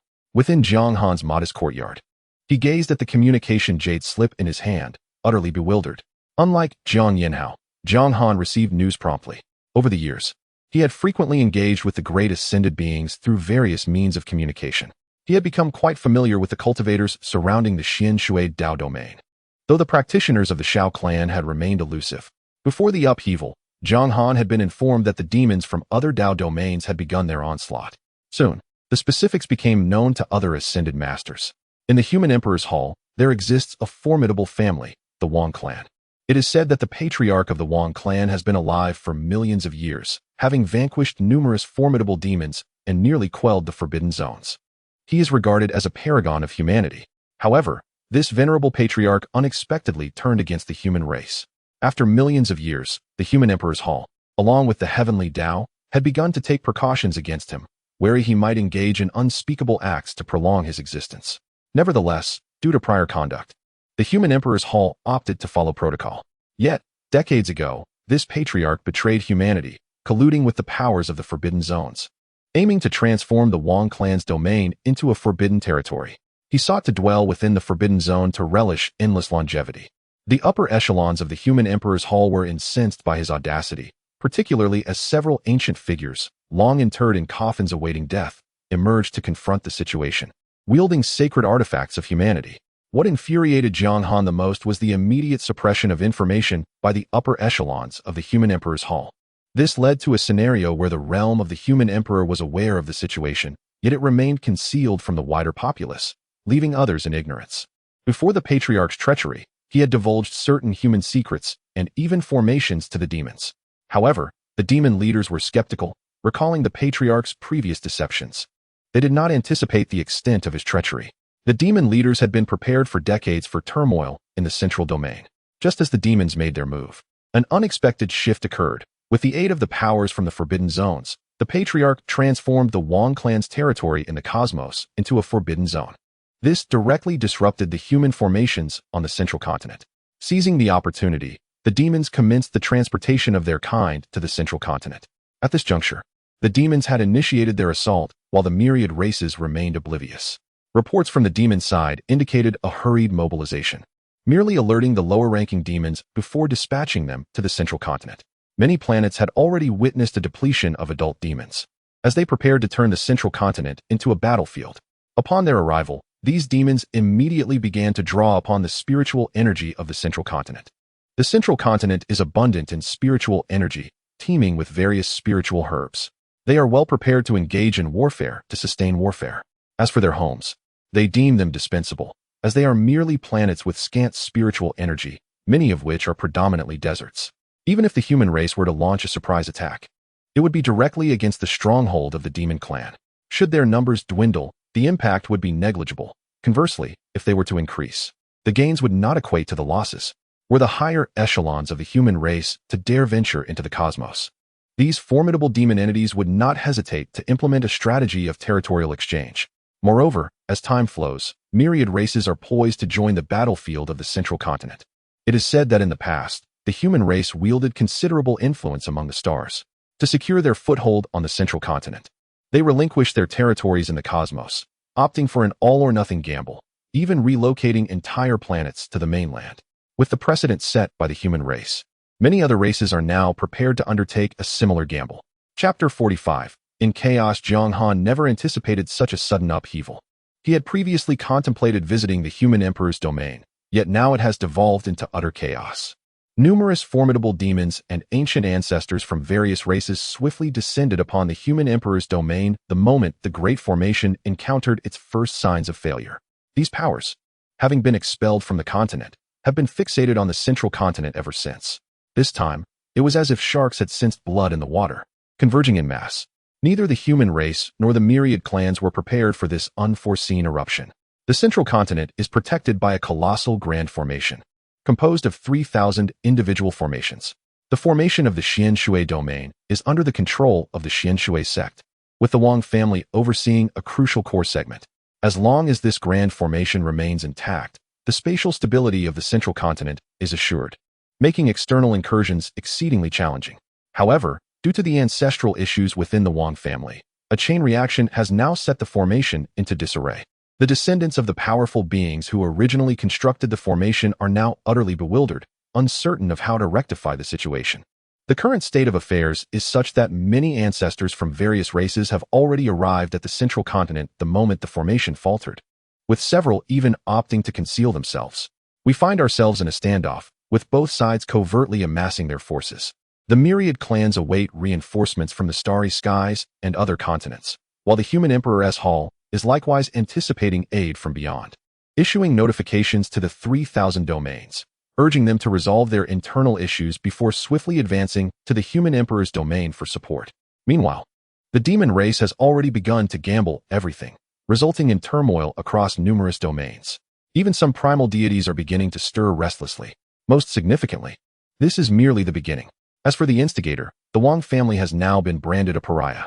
Those with cultivation have been dispatched to the front lines, while the untrained have been sent to various lesser worlds for atonement. The Wang family finds itself irredeemable, and the human race is also undergoing a cleansing, with all factions linked to the Wang family facing repercussions.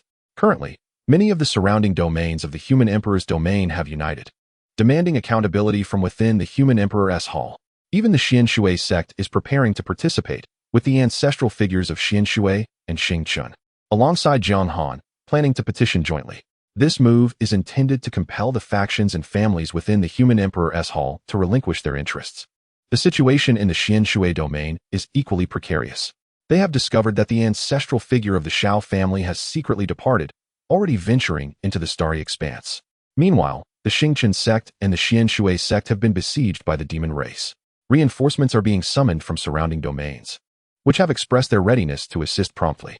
However, the Shao family finds itself in a rather awkward position, as the one confronting them is a powerful demon on the brink of their lifespan, prepared to engage in a mutually destructive confrontation with the absent Shao ancestor. The ancestors of Xingchun and Xianshui have also hinted that Jiang Han need not intervene, for the Jiang family may very well face a powerful demon as well. In the eyes of the ancestors of Xingchun and Xianshui, Jiang Han has already attained a status akin to an immortal.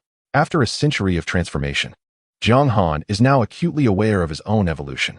He has transcended the realm of the Mahayana practitioners and now belongs to the category of scattered immortals. Jiang Han's 9 fundamental principles have become increasingly refined, and the celestial jade plate is in the process of deriving new rules. Comprehension, however, is beyond Jiang Han's grasp. In this lifetime, he cannot attain understanding independently and can only decipher what the celestial jade plate has elucidated. In the midst of contemplation, Jiang Han keenly sensed a divine thought fixating on Jiang City. This thought was imbued with an overwhelming sense of desolation, as if one were ensconced in a ravaged, barren world. Has it arrived? He realized that a formidable demon from the Beast clan had set its sights upon him. Its inaction suggested that it lacked intelligence regarding Jiang Han. The demon clan is also in pursuit of information on the human Mahayana practitioners, with this endeavor being highly targeted. Meanwhile, the human emperor's palace is entangled in chaos, its command structure in disarray. Gazing up at the starry sky, Jiang Han beheld a colossal tiger, as large as the sun itself. The space surrounding the giant tiger quivered incessantly. Recognizing it instantly, Jiang Han identified this creature as a member of the sky-rending tiger clan, a branch of the Beast clan known for its acute sensitivity to spatial phenomena. At this moment, this immense sky-rending tiger loomed in the cosmos, fixated on Jiang Han, making no move. Its sole purpose was to impede Jiang Han.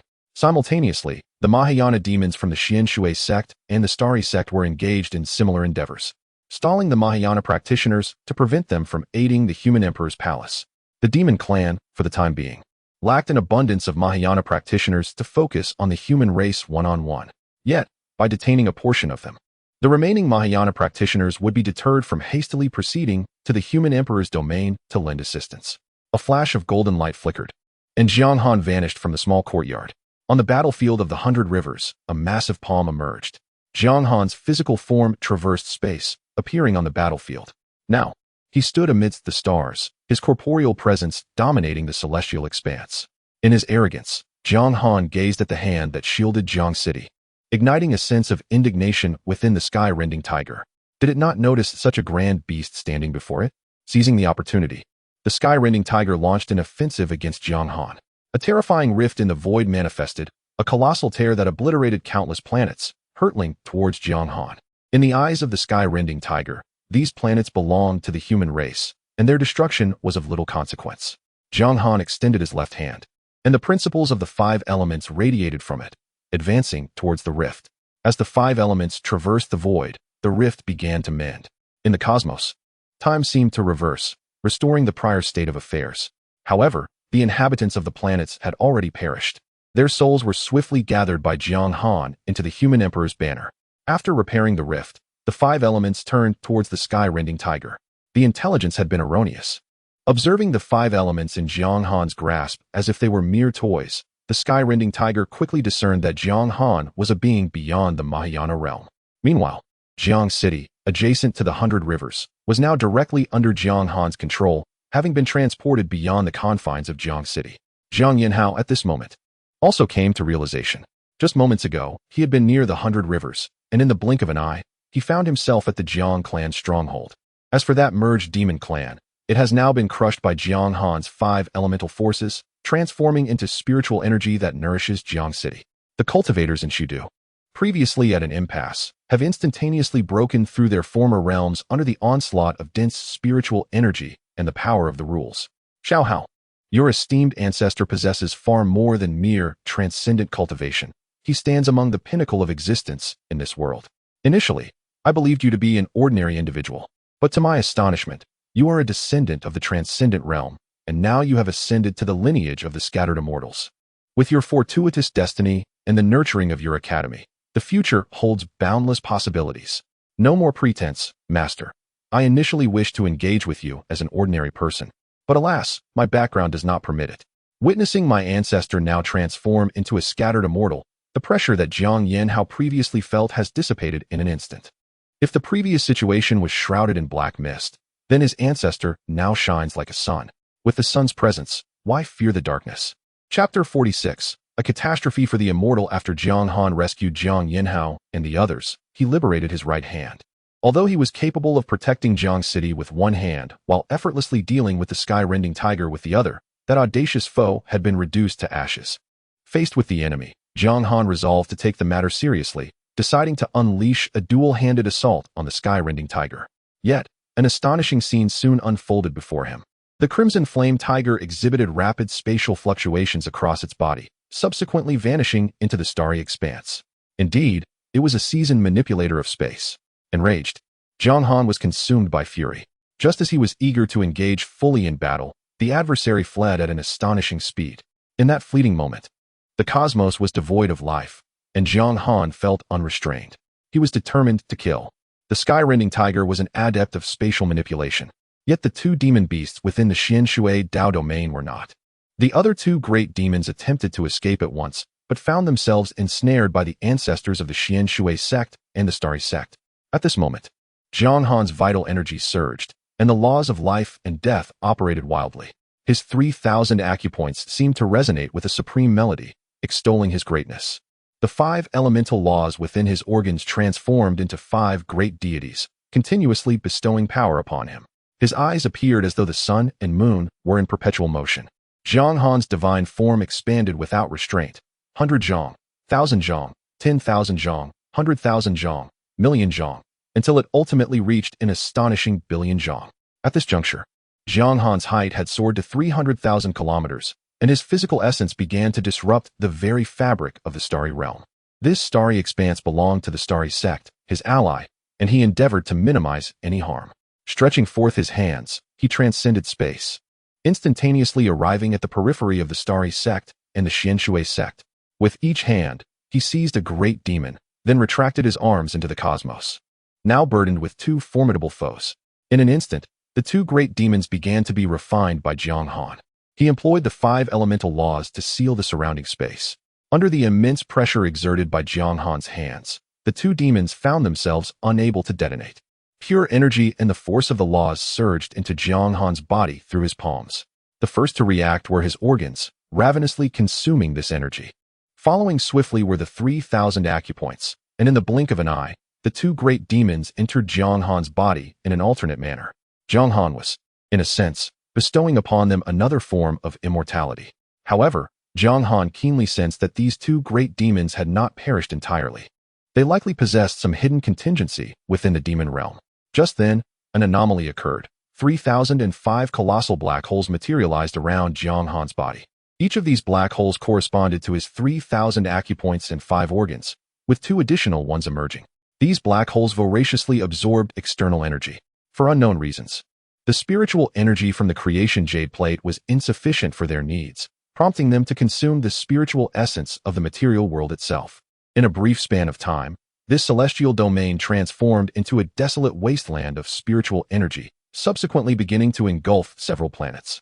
Jiang Han then pinpointed the presence of the Rift Sky Tiger through the use of the creation jade disc, plunging directly into the void. Within this emptiness, Jiang Han's body voraciously absorbed the power of the void, expanding continuously. 70,000 kilometers, 100,000 kilometers, 200,000 kilometers, ultimately halting at 10 million kilometers. It seemed he had encountered a bottleneck, unable to grow any larger. Upon emerging from the void once more, countless planets around him were drawn in by his immense gravitational pull, directly consumed by Jiang Han. Found you, little kitty. He then turned his gaze towards a planet roughly the same diameter as his own form. Extending his right hand, it transcended space, appearing in the sky of the planet. All the materials and spiritual energy of the planet, including its very laws, gravitated towards Jiang Han. The moment they touched him, they were instantly devoured by his physique. Don't come closer. The Rift Sky Tiger howled in agony, marking his body as a coordinate point, leaving a trace in his lair. With spatial resonance between the 2 locations, he could swiftly return to his den. The Crimson Flame Tiger had just been reveling in his cleverness, believing that the other 2 demon companions would manage to escape without incident. However, he did not anticipate the relentless pursuit of his adversary. In this fleeting moment, the entire planet, with a diameter of 300,000 kilometers, was consumed halfway by Jiang Han, the Rift Sky Tiger being merely a secondary casualty. Jiang Han's body had yet to transcend the 10 million kilometer threshold, which equated to a towering height of 10 billion meters. Suddenly, he sensed an ominous gaze upon him from some otherworldly presence. Enormous dark clouds materialized within the starry expanse, shrouding the entirety of the celestial domain. It was the thunder tribulation. Jiang Han quickly grasped the situation. Despite his efforts to remain inconspicuous, he had nonetheless fallen under the scrutiny of the heavenly Tao. Or perhaps the heavenly Tao intended to assist him in breaking through his limits. Soon, colossal bolts of lightning, larger than planets themselves, manifested in the void. From the tribulation, Jiang Han gleaned vital information. This was the loose, immortal thunder tribulation. The tribulation contained the laws of the heavenly Tao. He sensed that different laws were entering his body, endowing him with a simultaneous possession of 3,000 laws. Although the 9 laws he wielded were nearly imperceptible in strength, they still constituted laws. At that moment, Jiang Han's body underwent a qualitative transformation, as if reaching a pinnacle.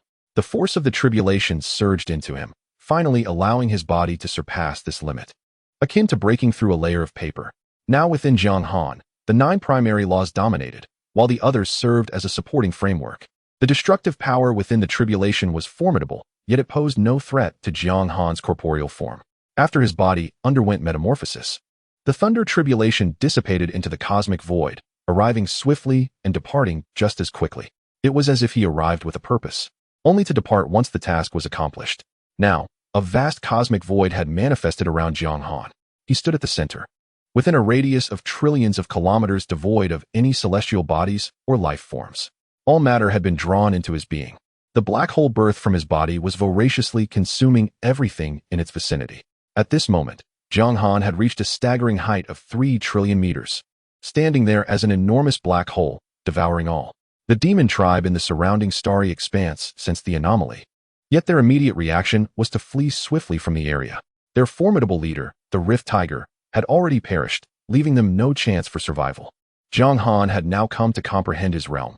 He was an initial nascent immortal. The path of cultivation for a nascent immortal entails a singular transformation of the body. Each metamorphosis, aided by a thunder tribulation, counts as 1 tribulation. By this reckoning, Jiang Han had only undergone 1 tribulation thus far. The absence of prior transformations stemmed from a deficiency of other laws within his corporeal form, perhaps due to a lack of absorption of spiritual energy from the real world, which had gone unnoticed. Chapter 47. A final strike and creation. Jiwuya, you truly possess a fierce determination. You dare to use the lives of my demon kin to threaten me, your ancestor? Do you truly believe that is feasible? Even if every demon in my domain were to perish, I would never return to the starry expanse. I have resolved that, if I must meet my end, it shall be upon the divine demon continent. At this moment, a colossal void-rending tiger stood in confrontation with a human. From the words of the void-rending tiger, Jiwuya had already surmised the situation. In his view, it was likely that scattered immortals from another continent had traversed the territory of this void-rending tiger and were now wreaking havoc upon it. You guessed correctly. This time, it is destined for you to fall upon the central continent. What central continent? Do you think that by merely renaming it, it belongs to you humans? This land was once known as the Divine Demon Continent, also referred to as the Demon Clan's domain. Fall. That remains to be seen, young one. Suddenly, the void-rending tiger launched an assault on Jiwuya. They were now locked in a standoff within a void. The tiger's attack was similarly a manifestation of spatial shattering. However, unlike the attacks of the great ascension void-rending tiger, the ancestral void-rending tiger's assault was far more potent, as the destruction of space led to the birth and demise of worlds, enhancing the strength of the attack amidst the cycle of creation and annihilation. Jiwuya did not confront it head-on. Instead, his form transformed into an essence of nothingness. The tiger's strikes continuously pierced through his ethereal body, each passage siphoning a portion of its power. How utterly repulsive! The void-rending tiger was genuinely disgusted by Jiwuya, as every attack was absorbed. The two resumed their clash, this time on the levels of fate and law. Illusory worlds materialized within the void as they engaged in combat. At this moment, Jiang Han found himself somewhat overwhelmed. Everything in the starry expanse was being consumed by him. Suddenly, he halted his voracious feast, his body returning to its original size. Countless cells within him became ensnared by a dark aura, a harbinger of plague. How could his body fall ill under normal circumstances? Although his consumption of planets had resulted in untold carnage, it should not have brought about illness. Something must have intervened. Indeed, it was a cunning move. At that moment, Jiang Han beheld an entity adorned with dual wings, resembling a tiger in stature, sporting spines akin to a hedgehog. Its voice echoed like a barking dog, Xiongqi. Jiang Han immediately recognized this creature. It radiated a dark aura, indicative of being ensnared by karmic retribution. How delectable. Merely inhaling its scent stirred one's desires. Xiongqi inhaled deeply. Entranced, Jiang Han keenly sensed that Xiongqi's thoughts were being influenced by karmic forces. Nevertheless, its combat prowess was formidable. He felt a palpable threat emanating from it. As Jiang Han contemplated, a sudden pain surged through his arm. Reacting swiftly, he unleashed a punch. Once again, Xiongqi emerged, closing in before him. Having only just survived one tribulation, his physical prowess already rivaled that of a third tribulation loose immortal. This encounter was fortuitous. Jiang Han did not need to look to know that a wound had appeared on his arm, inflicted by Xiongqi's bite. At this moment, Jiang Han struggled to gauge Xiongqi's true strength. Upon reaching the realm of loose immortals, many beings began to conceal their true capabilities. Only through direct confrontation could one ascertain another's resilience and the number of tribulations they had endured, based on their bodily strength and certain principles. A force was wreaking havoc on Jiang Han's bodily structure, impeding his recovery from the injury. I shall consume you. I shall consume you. Just as Jiang Han pondered his escape, Xiongqi suddenly descended into madness. Thank you. In an instant, Jiang Han swiftly slipped into the void. He soon grasped the situation. Xiongqi's current state was likely the result of some scheme devised by a powerful figure within the human race. It was evident that this individual had employed certain means to strip Xiongqi of his sanity. The demon clan's stronghold was perilous indeed. Jiang Han repeatedly admonished himself within the spatial interstice. He had been overly audacious, daring to tread upon the territory of the demon clan. He resolved to linger for another century, if not a millennium, before daring to venture into their domain again. At that moment, a massive maw materialized within the spatial layer. The space began to solidify. Damn it! Without hesitation, Jiang Han summoned 9 principles, empowered by the force of creation. The yin-yang principle was at the center, surrounded by the 5 elemental principles, with the life-death principle augmenting the other 7. These 9 principles, intertwined in their interactions of mutual creation and restraint, formed a terrifying force that Jiang Han could scarcely fathom. This amalgamation of principles resembled the very genesis of the world itself as he hurled it towards Xiongqi. At that instant, a flicker of clarity returned to Xiongqi's eyes, prompting an immediate retreat. As he withdrew, he muttered curses under his breath. Xiongqi had existed for many years, primarily mastering principles of chaos, with others as mere supplements. Yet, Jiang Han's direct invocation of 9 principles, 3 sets of mutual creation and restraint, intricately connected and among the higher laws of the 3,000 principles, left Xiongqi believing Jiang Han to be an ancient being from the Immortal Realm. Seizing this moment, Jiang Han made his escape. The invocation of these principles temporarily drained his strength, and the space descended into utter chaos. Jiang Han could not foresee where he would reappear. After his departure, the intertwined assault of the 9 principles erupted in a cataclysmic explosion. As Jiang Han intended to return to the Xianshui Dao domain, the entire explosion unfolded within the confines of the starry sect. The very fabric of space began to shatter.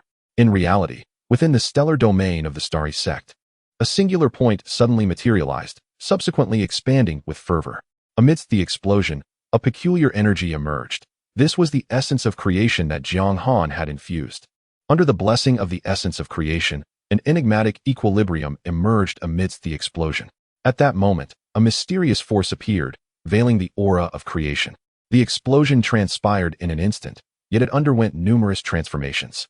The dual energies of yin and yang served as the cornerstone. The yang energy commenced to propel the explosion, while the yin energy exerted a stabilizing influence. The interplay of yin and yang entwined with the power of the 5 elements, all guided by the enigmatic force, began to establish the foundation of matter. The principle of fire, enhanced by the principle of yang, generated high temperatures and radiation.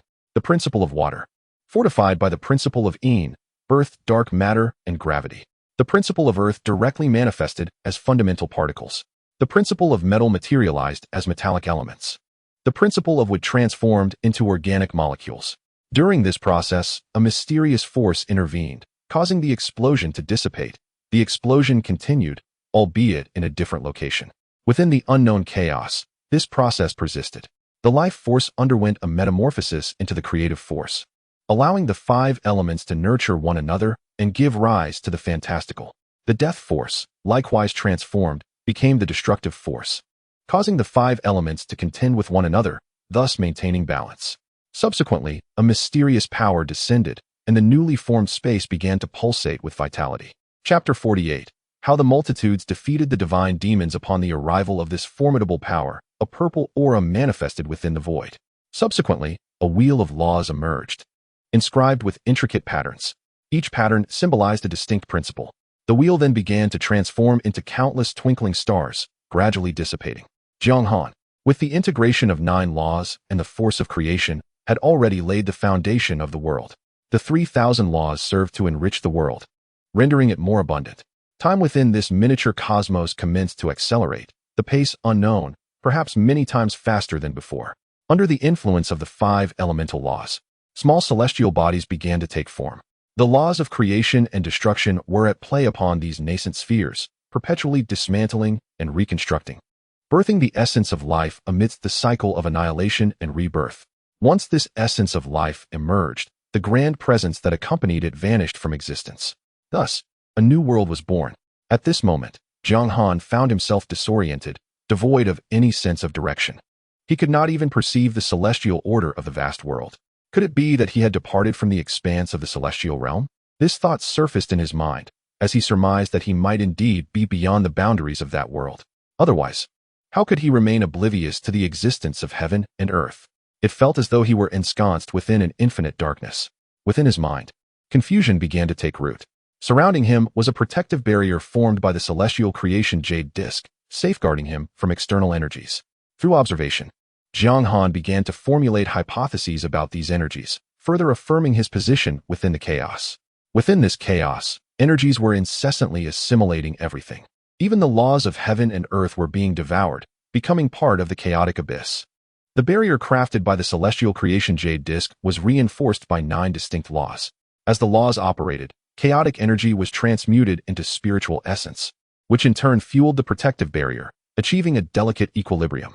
The 9 laws coalesced into a marvelous formation. Jiang Han harbored a suspicion that the celestial creation jade disk concealed secrets from him. It seemed that he had yet to fully comprehend its nature. The disk would not initiate contact. Rather, he needed to pursue a deeper understanding of it. From what he currently grasped, the celestial creation jade disk would unveil more capabilities as he grew stronger. Presently, it possessed the ability to deduce laws, even to extrapolate everything, alongside a production function that could generate the spiritual essence of heaven and earth required for his cultivation, as well as the essence of creation. The essence of creation held boundless utility, akin to a universal remedy. Suddenly, Jiang Han reflected on how he had arrived in the vast world. Analyzing the situation, it appeared that the celestial creation jade disk had transported him there. Given the strength of his soul at that time, it would have been impossible for him to traverse the chaos unaided. Thus, it must have been the celestial creation jade disk that protected his soul during its passage through the chaotic expanse. It was highly plausible that the 9 laws had already been inscribed upon the disk, or perhaps even more profound principles beyond those laws. However, during the traversal, one was incessantly obliterated by chaos. Amidst this turmoil, Jiang Han's physical form began to gradually restore itself. Throughout this restorative process, Jiang Han attentively observed the protective barrier constructed by the creation jade disk. As time passed, he discerned that the barrier, governed by the laws of creation, had surpassed its equilibrium, initiating the transformation of chaotic energy into spiritual essence, which Jiang Han subsequently absorbed. It dawned upon him why he possessed immense fortune upon traversing the vast world. The creation jade disk, having guided him through the chaos and into his earthly existence, must have amassed considerable energy or certain elements. Upon his birth, these elements transmuted into fortune, which was then clandestinely appropriated by a certain entity through various means. The creation jade disk concealed its nature, rendering Jiang Han an ordinary individual. His curiosity now lay in understanding the reason for his arrival in chaos. Ordinarily, even if the void encountered issues, Jiang Han was situated within the vast world, specifically in its core region, near the central continent. For an immortal being, traversing from the central continent to the world's edge would require a considerable span of time. The core of the vast world is indeed the central continent, followed by the starry expanse, which harbors numerous continents. Beyond that lies the world's periphery, described in texts as a realm where spiritual essence is scarce and increasingly desolate the further one ventures outward, culminating in the world barrier. Between the world's edge and the world barrier exist numerous forbidden zones. In the periphery, the celestial spiritual essence is thin and the laws of nature are feeble, as is the power of the heavenly path. Entities whose lifespans approach their terminus often establish dominions at the world's edge, crafting a realm of their own to continuously siphon sustenance from the vast world to sustain their existence. It is said that beyond the world barrier lies endless chaos, wherein even immortal beings risk assimilation by the formless void, easily losing themselves amidst it. Some entities, when facing death, seek refuge in the chaos, hoping for a sliver of survival. Nevertheless, most remain within the vast world, for losing oneself in chaos is all too effortless. Yet, close to the world's barrier, ancient demons known as primordial fiends exist. They are the common adversaries of all living beings within the vast world, wary of manifesting freely therein. Some primordial fiends have chosen to dwell within the starry void, while others lie dormant on various continents. Still, others have opted to reside within the chaos of the vast world. They employ various methods to navigate the chaos alongside the vast world. Speculations found in texts disseminated by the Human Emperor's Hall suggest that these fiends may create small worlds, rendering them as subordinate realms to the vast world. Or they may establish connections akin to small worlds with the vast world. According to records from the human race, the vast world is perpetually in motion, rather than remaining stationary within the chaos. Indeed, Jiang Han had long harbored suspicions that the higher echelons of the human race were concealing something significant. The records of the divine demonic era are exceedingly vague, especially considering that it has been over 100 billion years since then. The epoch of myriad races is similarly obscured, having transpired over several 100 million years ago. However, what transpired between the era of 100 billion years and that of the myriad races? What event led to the divine demons losing their dominion over the vast continent? Remarkably, there are still divine demons from over 100 billion years ago in existence. How did the myriad races manage to instill such fear in the divine demons that they dared not reveal themselves upon the vast continent? As Jiang Han's physical form underwent continual transformation, he could scarcely fathom the extent to which those divine demons' bodies had evolved over such an immense span of time. To what degree had their physical prowess grown? How did the myriad races succeed in expelling the divine demons? The Qiangqi that Jiang Han encountered earlier was a formidable beast from the era of myriad races. Although its intellect was diminished, it remained immensely powerful. Yet, compared to Jiang Han's conception of the divine demons, the disparity was still striking. Clearly, upon his return, it would be prudent to explore the domain of the human emperor. Jiang Han resolved that after his return, he would indeed venture into the realm of the human emperor. In matters of information, sometimes it holds greater importance than resources themselves. Chapter 49. A small world amidst chaos. Jiang Han was uncertain how long he had been cultivating when he suddenly opened his eyes. At that moment, countless runes manifested within his 5 organs, his eyes, and the 3,000 acupoints. The principles of the 5 elements flowed, interlacing in a cycle of mutual generation and restraint. The laws of yin and yang operated within his gaze, complementing one another. The energies from the 3,000 acupoints swirled with the might of the myriad laws. Though this power was notably feeble, Jiang Han sensed that his body had undergone yet another metamorphosis. The runes inscribed within him were entirely inspired by the Xian Yuan water-controlling flag, ensuring that as long as his corporeal form endured, he would possess an inexhaustible reservoir of law power. He could continuously draw this power from the cosmos. In an instant, Jiang Han's aura erupted, causing the protective shield formed by the creation jade disk to expand relentlessly, transforming the chaotic energy around him. Once the protective shield had swelled to a certain magnitude, it began to contract instantaneously, merging directly with Jiang Han's physical form. A thin membrane enveloped his body, becoming an integral part of him. This membrane granted Jiang Han the ability to traverse the chaos. Following the fusion of Jiang Han and the energy shield of the creation jade disk, the surrounding chaos began to churn violently. In this moment, his body transformed into a black hole, voraciously consuming the energies around him. Jiang Han's devouring created a chaotic whirlwind, with razor-like winds tearing through everything within the chaos. Vast and minuscule, his body began to expand within the tumult. 1,000 meters, 10,000 meters, 100,000 meters, 1 million meters, 10 million meters, swiftly reaching 100 million meters. Yet, the pressure within the chaos was overwhelming. It felt as if an immense force was compressing his body. In the boundless world, Jiang Han's form could grow to trillions of zhong, but here, within the chaos, he was suppressed by the surrounding turmoil, his growth restrained by hundreds of thousands of times. It is worth noting that Jiang Han's body had undergone a transformative evolution. Subsequently, he began to extract the star principles from the creation jade disk. Upon encountering the ancestor of stars, Jiang Han's creation jade disc commenced its comprehension of these celestial laws. The star principles resembled a diminutive version of the laws of the cosmos. In a sense, they represented a simplified projection of the heavenly laws. Typically, Jiang Han would utilize these principles first, gradually delving into their deeper meanings. The Ziwei Emperor star principle entered the ancestral acupoint at his brow, manifesting a phantom of 9 celestial crowns behind him. The 7 stars of the Big Dipper principle was infused into the 7 wheels of his spine, granting him 7 celestial divine abilities of the scattered immortal level. Following this, the principles represented by the 28 lunar mansions were directed into the extremities of his limbs, particularly the 8 hidden acupoints. Once the star principles permeated his body, a barrier of celestial cycles enveloped him once more, resisting the pressures exerted by the chaos. Jiang Han's physique began to swell again, expanding to approximately 1 billion zhang.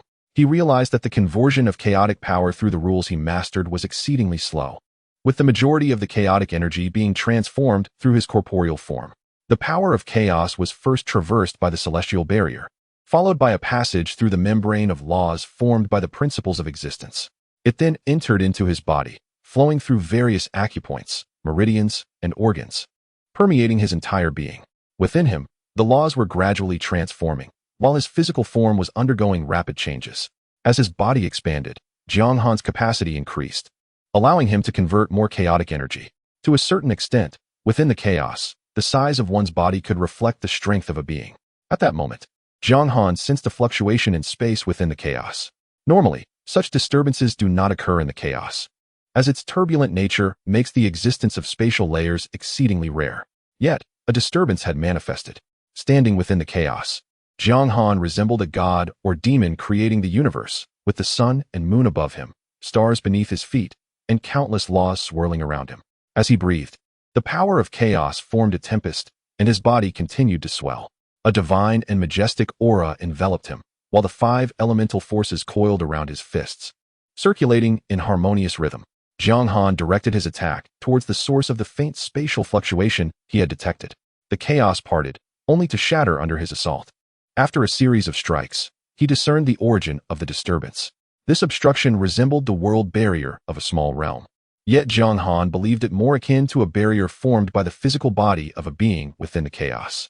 Upon realizing this, he instinctively sought to retreat. However, he soon discovered that the entity was unresponsive, leading him to a sudden understanding. What had transpired? Was it possible that the celestial realm truly existed, and that immortals were descending to the mortal plane? In the Tianyuan realm, countless powerful beings gathered at the edge of the world's membrane, which trembled incessantly. As the foremost entities of this world, they recognized that an external force was assailing the world barrier. They had named their realm the Tianyuan realm. Though diverse in races, their appearances differed significantly from that of the human race. Their skin bore a hardened texture, reminiscent of turtle shells, and they were categorized into various races based on their distinct appearances. If Jiang Han were to behold them, he would undoubtedly recognize them as members of the demonic race from the vast world. Within the vast world, such a hardened exterior existed in unique forms, marking them as beings outside the myriad races, specifically the demonic race, with visages that epitomized the archetype of demons. Some powerful beings from the Tianyuan realm gazed longingly at the world barrier under siege, their eyes brimming with a yearning for freedom. They had existed in this world for over 10 million years. Although they had only reached the advanced stage of cultivation, they had managed to survive through various means for countless millennia, with several coffins having arrived in this realm. The coffins were inscribed with runes and formations, and to their astonishment, they discovered that Elder Thor was still alive. A group of young monks gazed in astonishment as a powerful being emerged from the coffin. They remained motionless, their focus entirely captivated by the world barrier. They had previously endeavored to breach this barrier, yet each time, it flawlessly absorbed their strength. Their assaults only served to fortify the barrier further, igniting a sense of frustration among the practitioners of the Tianyuan realm. To them, the world barrier represented a force that struck fiercely inward while remaining submissive outward. They could hardly ignore the fact that the barrier was currently under attack by external beings. Rather than absorbing the damage inflicted by these entities, the barrier appeared to be weakening progressively. It seemed that both they and the world barrier belonged to the same system, one in which the barrier could seamlessly assimilate internal power, yet could not do so with external assaults. A mix of excitement and fear coursed through them. Excitement at the prospect of witnessing beings from beyond the Tianyuan realm, and fear of the unknown. Since their inception, they had never encountered the outside world, leaving them in the dark about the true nature of these external entities. Chapter 50. Jiang Han. Have I become an otherworldly demon? Jiang Han relentlessly assailed the membrane surrounding him. Yet, in the eyes of the beings within the Tianyuan realm, regardless of their location or endeavors, they could hear the thunderous roars echoing through the air. This resounding noise had persisted for a century. Furthermore, they beheld terrifying entities standing amidst the cosmos. Are these the ancient powers of legend? Observe that mighty being with 1,000 arms, each limb representing a distinct law. Countless cultivators from the Tianyuan realm began to comprehend the essence of their corporeal forms in the presence of these titans. Many, possessing profound understanding, had already forged various divine abilities. With a resounding crash, the barriers of the world were finally shattered by Jiang Han. An overwhelming torrent of chaotic energy surged into the realm. Had a new world been formed? Upon the membrane's rupture, Jiang Han glimpsed numerous beings gazing at him from within. A few of them ventured towards the chaos, only to be swiftly assimilated, torn apart, and obliterated, dissipating into nothingness. Jiang Han extended his right hand into the breach he had created. The laws governing this world differed markedly from those of the vast realm he hailed from. However, these distinctions bore little consequence for him. At the moment of shattering the membrane, Jiang Han had already acquired a wealth of information. He had distilled many useful insights from the star systems surrounding him. Based on Jiang Han's conjectures, this world likely formed after the fall of ancient deities and demons. It boasted a supercontinent, known to its inhabitants as the Tianyuan continent, with celestial bodies beyond its borders. The Tianyuan continent stretched across trillions of light years, possibly having emerged from the remnants of the ancient divine beings and subsequently expanded to such a vast scale. Its size could rival that of a star system from Jiang Han's previous life. From the dimensions of these celestial beings and the scale of the central continent, Jiang Han was convinced that the central landmass had suffered destruction. Within the Tianyuan realm, the concentration of spiritual energy was extraordinarily high. There were hundreds of great ascension cultivators present, yet not a single loose immortal. Moreover, the demonic race held dominion over the realm. Should contact with the vast realm occur, a new forbidden zone would swiftly manifest. The Tianyuan realm had already fulfilled all the conditions to establish such a zone. The laws of heaven and earth diverged from those of the vast realm, dominated by the demonic entities. The only element lacking was the initiation of the plunder of the vast realm's essence. Jiang Han was resolutely prepared to strike hard against such a forbidden zone. Additionally, he required immense energy for teleportation. The creation jade plate contained the coordinates of Jiang Han's small courtyard. However, he lacked the capability to teleport. Such travel through the chaos demanded a vast reservoir of energy. Even for Jiang Han, it would require an extended period to accumulate. Under the constraints of his realm, he could strike down a great ascension cultivator with a single punch. Regardless of how many years of experience they possessed, Jiang Han dispatched them effortlessly. The spiritual energy of the Tianyuan realm was fervently absorbed by him. A great ascension cultivator of the Tianyuan realm attempted to flee, but had yet to make a move.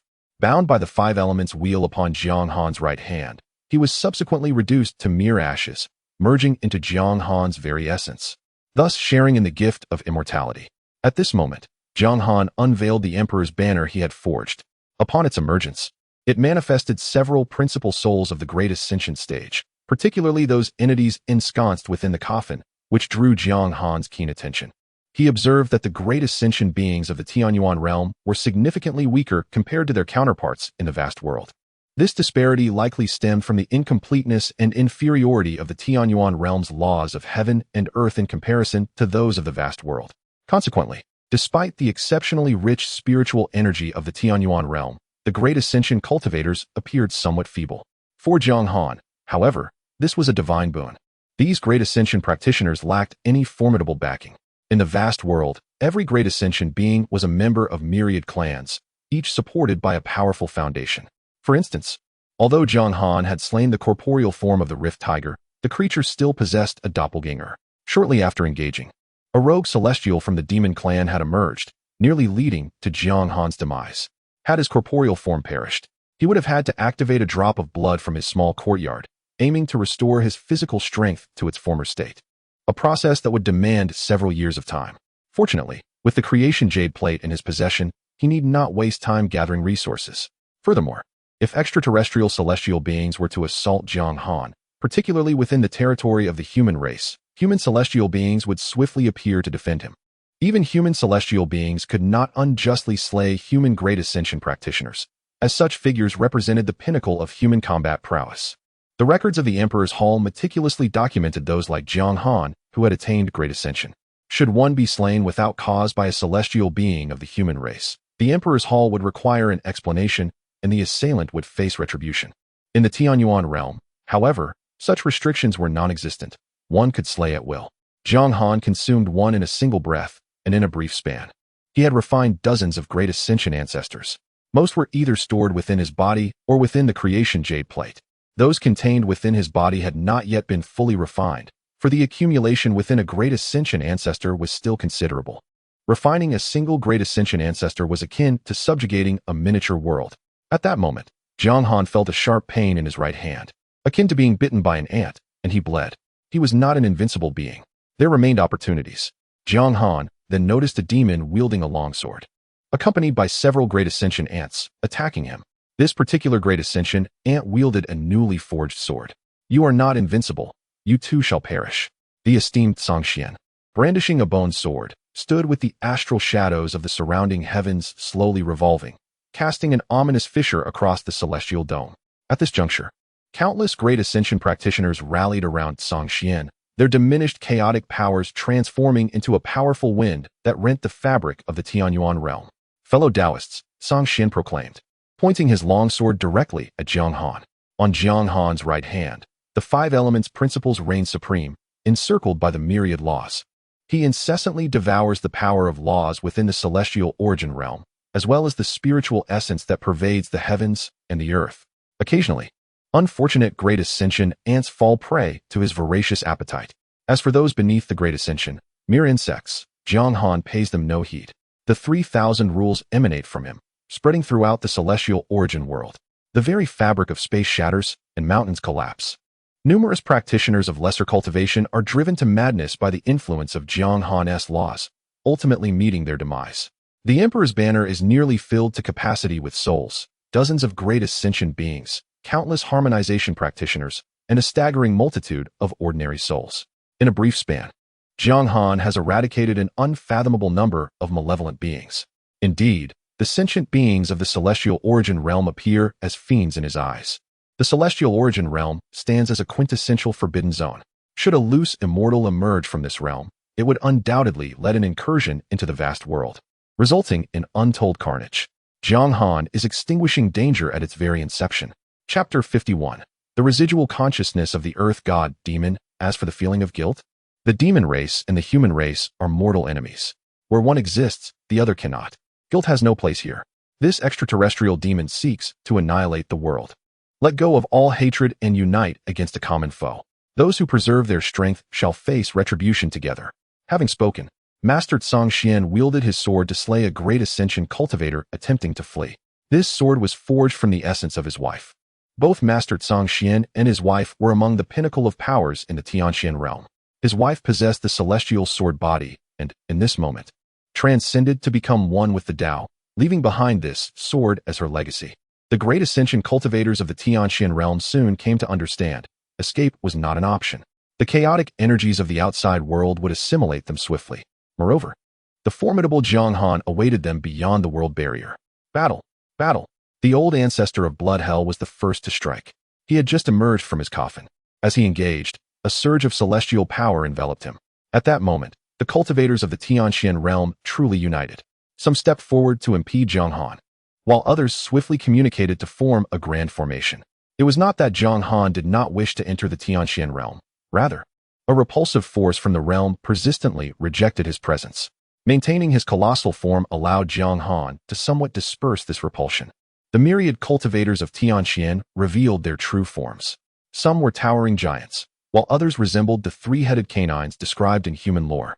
The Blood Hell Demon Sovereign, however, was but a drop of blood, or perhaps an entire sea of blood. Jiang Han found particular fascination in certain beings. He discerned that some of the Great Ascension cultivators were likely innate beings of the Tianxian realm, remnants of ancient divine demons. Without hesitation, he empowered his right hand with 3,000 laws, while relentlessly assaulting the world barrier of the Tianxian realm. At present, the barrier was in the process of restoration, and Jiang Han sought to prevent its reconstitution. To all cultivators of the Tianxian realm, I implore you, strike the world barrier. This plea reverberated throughout the Tianxian realm, echoing among the great ascension beings and bolstered by some force inherent to the realm. All cultivators had heard it, and they sensed the existential threat looming. Jiang Han was indeed determined to obliterate all beings within the Tianxian realm, to refine it entirely. After all, Jiang Han understood that the entirety of the Tianxian realm was composed of the flesh of ancient divine demons. Perhaps he could uncover the secrets of the legendary immortals. Beyond the scattered immortals lies true immortality. So far, there have been no reports of true immortals existing within the vast realms. This enigma was the pursuit of many. At this moment, Master Zhangxian was viewed as a hero by the beings of the vast world, a savior of their realm. Yet, in Jiang Han's eyes, he was merely a bothersome insect. Jiang Han would grant him no opportunity. Gathering strength in his right hand, he directed his force towards Master Zhangxian. The fortunes of the Tianxian realm were converging upon Master Zhangxian at this very moment. Zhangxian, the Tianyuan realm relies upon you. The esteemed Zhangxian recalled the earnest entreaties of her wife prior to her transformation. Her beloved held an unwavering affection for the celestial realm. Within this realm, despite the abundance of spiritual energy, the specter of war never ceased. The presence of supreme beings and accomplished practitioners was overwhelmingly vast, with intricate alliances and conflicts unfolding in myriad forms. Her wife's heartfelt desire was for the world to attain tranquility. Now, under the auspices of the collective fortune of sentient beings and the power of the heavens, Zhangxian seemed to transcend certain boundaries. This child must not be allowed to persist. Jiang Han immediately discerned that this was the harbinger of ascendance to a scattered immortal, further amplified by the forces of the world. From Jiang Han's perspective, the celestial continent appeared to breathe with life. A colossal ethereal figure materialized within his line of sight. This figure could be deemed the will of the celestial realm, embodying the essence of the heavenly Tao, or perhaps a fragment of consciousness from this primordial being. Only Jiang Han was privy to this apparition. Upon its emergence, it began to bestow its power upon Zhangxian. This presence permeated the entire world, the form of the primordial being resembling a mountain sculpted from the very laws of earth. Its exterior was not flesh and blood, but rather the embodiment of earthly principles. The visage was neither beast nor human, adorned with 9 pairs of twisted horns, each resonating with the essence of other beings it had vanquished, their spirits entwined with it, still engaged in an eternal struggle despite their demise.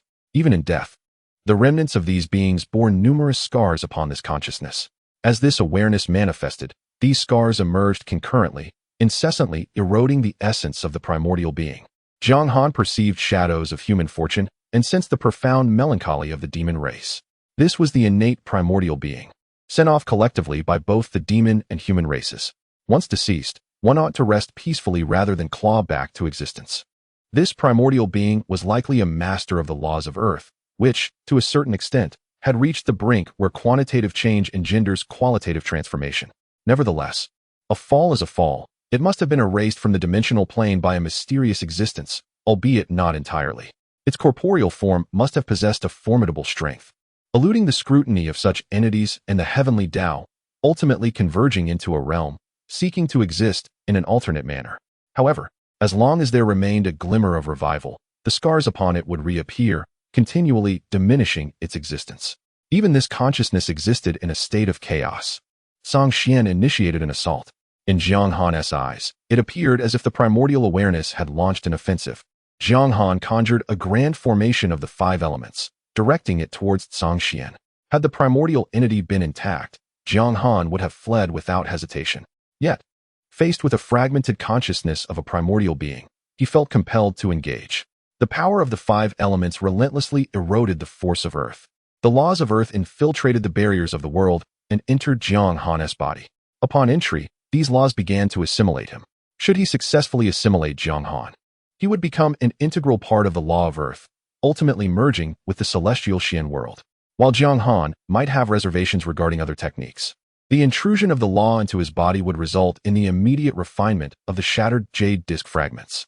Presently, the energy he transmitted back to the central continent is already abundant. The venerable Zhangxian has entered a remarkable state, as if he has become the very essence of the world, capable of perceiving that the entire realm is being stirred by Jiang Han's laws. In the sky, a gaping hole in the world's barrier resembles a colossal wound, through which chaotic energies incessantly pour into the world, undermining its foundational integrity. The combined force of Jiang Han's laws and the chaotic energies has begun to manifest problems at the very roots of the celestial Xian world. Initially, these issues may go unnoticed, yet as time progresses, they will proliferate like a virus within the celestial Xian realm, spreading uncontrollably. Chapter 52. The Butcher of the Heavenly Origin Realm. The meritorious figure of the vast realm, the Honorable Tsang Xian, heard the lamentations of the Heavenly Origin Realm. Child, the fate of the world rests upon your shoulders. A gentle voice resonated in the ears of the Honorable Tsang Xian. Jiang Han suddenly sensed that the consciousness of deities and demons had, in an instant, gained sentience. This was troubling. An ominous thought emerged within Jiang Han's heart. He swiftly activated his self-destructing ultimate move. Subsequently, he felt an immense repulsive force manifest. At that moment, Jiang Han felt as though his mortal body were withstanding the onslaught of the four horsemen of the apocalypse. As he departed from the heavenly origin world, countless unfortunate souls were drawn into Jiang Han's being, sharing in his quest for immortality. The battle within the heavenly origin realm was swift and fleeting. From the moment Jiang Han entered the realm through his right hand to his departure, only a few days had elapsed. Yet, within this brief span, the heavenly origin realm had undergone a transformation. The entire world lay in ruins, countless spiritual veins shattered. On the level of rules, Jiang Han left behind a multitude of his own principles, even merging them into the fabric of the realm. In the future, should certain cultivators seek to follow Jiang Han's path, they would inevitably begin to morph towards his essence. If the chaos were not thoroughly eradicated, a new race of humanity might emerge in the heavenly origin realm, akin to the outer celestial demons in their eyes. Moreover, some cultivators had already commenced the practice of the principles left by Jiang Han. Presently, the Honorable Tsang Xian's most pressing concern remained the pervasive chaotic energy. This chaotic essence incessantly gnawed at the foundation of the world. To counterbalance this chaos required the consumption of the world's primal essence. At this juncture, the heavenly origin realm lacked the capability to actively refine the chaotic energy. Tsang Xian also harbored worries that Jiang Han might return. In a mere few days, Jiang Han had assimilated an unfathomable number of cultivators and drained countless spiritual veins, all of which were of the great ascension level. At this moment, Tsang Xian felt as if a once affluent household had suddenly encountered a bandit. This bandit did not merely steal wealth. He dismantled walls and sought to claim the entire home as his own, even engaging in battle within, leaving a scene of utter devastation. The grievances of today would surely be repaid 100-fold in the future. Tsang Xian gazed at the world's barrier undergoing repairs, and he had begun to surmise the origins of Jiang Han. As he drew upon the power of the world, he sensed that the heavenly origin realm was intricately connected to another world. In the presence of this other world, the heavenly origin realm appeared as insignificant as an ant. Only such a world could have birthed a being like you, he mused. In the eyes of the Honorable Tsang Xian, it seemed that only that world could cultivate an existence such as Jiang Han. Tsang Xian beheld him, witnessed Jiang Han, the being of immense stature amidst the chaos, with eyes akin to the sun and moon, standing upon the stars. In stark contrast, the heavenly origin realm was tilted beneath a vast firmament, where the sun and moon were inverted, and the sea of stars had been hollowed out time and again. Meanwhile, Jiang Han simply trod upon the starry expanse, his other hand relentlessly striking against the barriers of the heavenly origin realm. With each punch of the right hand, seemingly identical yet infinitely varied, the entire realm of Tianyuan has been transformed into its current state. Countless souls have been extracted, entering a banner suffused with a violet aura. Some bodies shattered, perishing utterly. Others, fortunate enough, remain intact. Furthermore, within the realm of Tsangyuan, numerous entities embodying the external paths of demonic cultivation and their corresponding laws have emerged. However, the foremost task of the esteemed Sangshuan is to mend the gaping rifts in the world's barriers and to dispel the chaotic energies. He is unwilling and lacks the energy to attend to any further matters, having recently lost his beloved wife. His gaze fell upon the bone sword in his hand, a transformation of his wife's remains. Ultimately, it is the denizens of Tianyuan who have brought this upon themselves. When Jiang Han assailed the world's barriers, they possessed the capability to thwart him. Yet, the cultivators of the Tianyuan realm not only refrained from intervening, but also prevented others from doing so, particularly the ancient beings entombed within coffins, who yearn for the outside world. However, these ancient beings will no longer persist. Some rushed out the moment Jiang Han shattered the barriers, only to be assimilated by chaos, while others were swiftly refined by him. To Jiang Han, These ancient beings were not the formidable entities they once appeared to be. Rather, they resembled aged ginseng, more nourishing with age. As Jiang Han activated the creation jade disc for teleportation during the final strike of the Earth Demon God, he swiftly returned to the Xianshui Dao domain. His body had yet to adjust, and many practitioners in Jiang City beheld a colossal shadow blotting out the sky above. With the pressure of chaos dissipated, Jiang Han's form continued to expand. Nonetheless, he could not afford to dwell on it. His body was infused with an abundance of the power of Earth laws. Although this power could be devoured, it was unclaimed, bearing the essence of its master, the Earth Demon God. The refinement of such energy posed a formidable challenge. While Jiang Han possessed the creation jade disc, making his task simpler compared to others, the sheer quantity of Earth law energy within him necessitated millennia for complete refinement. As Jiang Han engaged in this process, a sudden golden radiance illuminated the heavens. The sky transformed, becoming as clear as crystal, as boundless auspicious clouds converged, morphing into an expansive sea of merit. In the void, golden lotuses of merit blossomed into existence, each shimmering with clarity, inscribed with the runes of heaven and earth, scattering immeasurable virtue. This was the merit of heaven and earth. What actions had the elder of the Jiang family undertaken? Had he ventured directly into the Forbidden Zone? Many cultivators immediately recognized Jiang Han's identity, witnessing such a spectacle for the first time.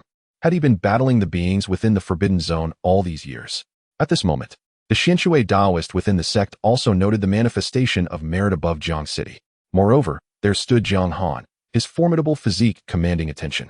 He had come to realize that Jiang Han had now ascended to the realm of the immortals, a remarkable achievement indeed.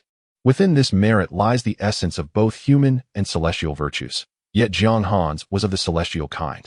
This accolade was a divine bestowal, reserved exclusively for those of extraordinary accomplishment.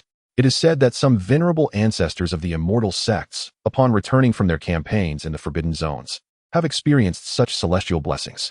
This was the first time he had witnessed such a spectacle. In the vast tapestry of the myriad realms, the Xianshui domain was but an inconspicuous presence. While it may not have languished at the very bottom, it certainly occupied a lower tier. Within this domain, there existed not a single immortal sect. To think that from it emerged a dragon. Could it be that over the years, the fortunes of the Xianshui domain had converged upon him? The Xianshui Taoist seemed to have uncovered a rationale for the domain's previous obscurity. It appeared that all the auspicious energies had indeed coalesced around Jiang Han. Not only was the Xianshui Taoist envious, but within the starry sect, an individual's eyes had begun to glimmer with a hint of jealousy. Yet, upon contemplating the terrors of the Forbidden Zones, he could only sigh in resignation. Chapter 53. Encountering the Qiongqi again with the blessings of the heavenly Tao, Jiang Han commenced the expulsion and refinement of the earthly laws within his body. With each devoured strand, he grew increasingly formidable. He could sense that the earthly laws within him had been suppressed upon arriving in the vast world, akin to his previous experiences in the Tianyuan realm. Now, he was undertaking this endeavor above Jiang City. News of his progress spread, drawing a throng of cultivators to Jiang City. Sitting cross-legged, they gazed at Jiang Han as if beholding the fundamental truths of the universe, listening to the praises sung by all beings in homage to his greatness. The ancestors grew ever more powerful. Jiang Yinhao had now ascended to the position of head of the Jiang family. According to the old man's discernment, the predecessor was at least a transcendent being of the third tribulation. At this moment, Yin Lao spoke, revealing his knowledge. Generally, beings of their caliber referred to scattered immortals as celestial beings. After regaining his memories, he had intended for Jiang Yinhao to attend the Human Emperor's Dao domain for study. However, it turned out that the Human Emperor's Dao domain had descended into chaos. Ever since Jiang Han had made his move, the demon race had been less inclined to probe the Xianshui Dao domain, possibly focusing instead on the super Dao domains within the 5 regions. Their speculation was not unfounded. Indeed, the demon race concentrated their efforts on those super Dao domains. Due to their hasty arrival, the demon race was ill-prepared, and numerous issues arose concerning intelligence. For instance, within the demon race's reports, Jiang Han was depicted as merely a nascent being of the great ascension stage. Yet, upon actual contact, it became evident that the intelligence was a deceit. Across the central continent, many Dao domains revealed existences that transcended the scattered immortal tier, which were not accounted for in the demon race's information system. Amidst this intricate web of circumstances, the Xianshui Dao domain remained relatively peaceful. As for why the Xianshui sect and the Xingqian sect had not provided support to the Human Emperor's Dao domain, and several super Dao domains. Such matters were no longer Jiang Yanhao's concern. In the skies, Jiang Han continued to refine the earthly laws within him. It was apparent that he had recently engaged in a fierce battle with a formidable entity from a certain forbidden zone, sustaining some Dao injuries. At this moment, the Xian Shui Daoist and the Xingqian Daoist had arrived in Jiang City. They were striving to comprehend the laws surrounding Jiang Han, hoping to glean some insights. Jiang Han stood amidst a swirling tempest of 3,000 laws, his massive form towering above Jiang City, resembling a miniature world. Under the influence of Jiang City's formation and his intentional suppression, the city had not been reduced to ashes. Otherwise, the magnetic field generated by the laws surrounding him would have obliterated it long ago. The sheer weight of Jiang Han's physical form produced a terrifying gravitational force capable of tearing stars asunder. Unexpectedly, such a presence existed within the Xian Shui Dao domain. At that moment, a figure emerged behind the Xian Shui Daoist and the Xingqian Daoist. This individual stood upon a vast, intricate golden diagram, imbued with profound mysteries and teeming with illusions of countless divine beasts. This figure sensed a threat emanating from Jiang Han. He was a powerful being summoned from another continent by the Xian Shui Daoist and the Xingqian Daoist. In order to secure the presence of this formidable figure, both sects paid a considerable price. Although the demon race had remained inactive in the Xian Shui Dao domain, both Xian Shui and Xingqian were still apprehensive. Thus, they expended great resources to summon the immortal Xian Ming from other continents. Despite the title of immortal, he was, in fact, a loose immortal. While many Dao domains in the central continent lacked the presence of loose immortals, the wealth of the central continent allowed for the procurement of such beings with relative ease. However, these entities harbored their own concerns, fearing that inviting a deity would prove easier than sending them away, as the guest might choose to linger in the Xian Shui Dao domain. After all, no one could predict when the war on the central continent would conclude. Now, with Jiang Han's return, their worries were alleviated. In the vast and desolate realm, there existed an unwritten rule. The majority of the sovereigns of the various Dao domains in the central continent were local powers. To some, their ancestors had traversed countless distances, leaving their homelands to pioneer in the central continent, enduring innumerable wars before establishing a foothold. Occasionally, powerful beings from beyond the central continent, even loose immortals, found it challenging to take root there. After all, a loose immortal required an immense amount of resources and fortune. Should they forcefully attempt to settle in certain Dao domains, they would inevitably face warnings from higher powers. As both sides engaged in their intricate calculations, Jiang Han's body began to expand uncontrollably. Thoughts of death crossed his mind. If one must die, it would be best to remain still and not cause further turmoil. He discovered that within the laws, some consciousness still lay dormant. Should Jiang Han be assimilated by these laws, that primordial divine demon would undoubtedly resurrect through him or perish alongside him. It was evident that this demon had been slain by a power akin to a conceptual force. Each rebirth was accompanied by that same force. Jiang Han's body began to fervently refine the Dao merit and fortune. Most of the merit and fortune flowed toward the Chaohua Jade Plate, whose fragments could transform these laws, converting them into a part of his own power. As for dissipating these laws into the cosmos, Jiang Han chose to consume them instead. Soon, he began to gain the upper hand. Upon returning to the vast world, Jiang Han sensed the support of heaven and earth. They were assisting him. Victory was undoubtedly destined for Jiang Han. It was merely a matter of time. At this moment, Jiang Han began to grow continuously, becoming increasingly colossal. He overshadowed the sky, casting a shadow over the Jiang family's territory, where all illumination was eclipsed by his presence. "You truly are alive," remarked a great demon as it gazed from the starry expanse toward the continent, specifically in Jiang Han's direction. This was none other than Jiang Han's ancient adversary, the primordial great demon Qiongqi. Upon seeing Jiang Han, joy involuntarily spread across Qiongqi's beastly visage. Qiongqi was aware that Jiang Han harbored a significant secret and yearned to uncover it. He even possessed an unsettling premonition.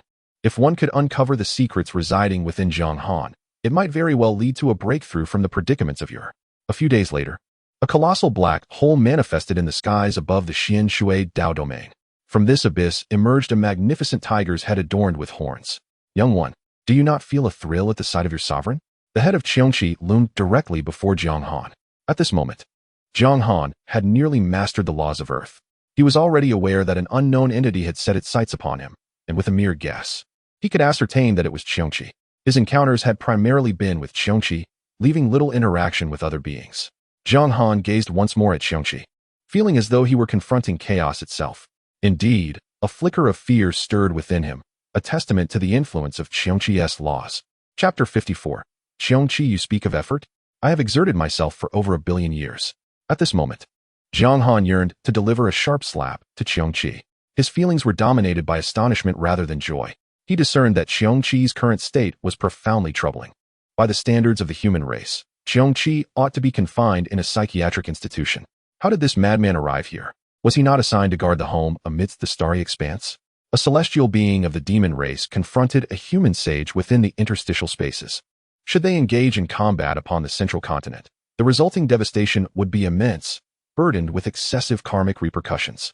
Furthermore, the demon race harbored intentions to settle in the central continent, and they were averse to reducing it to ruins through warfare.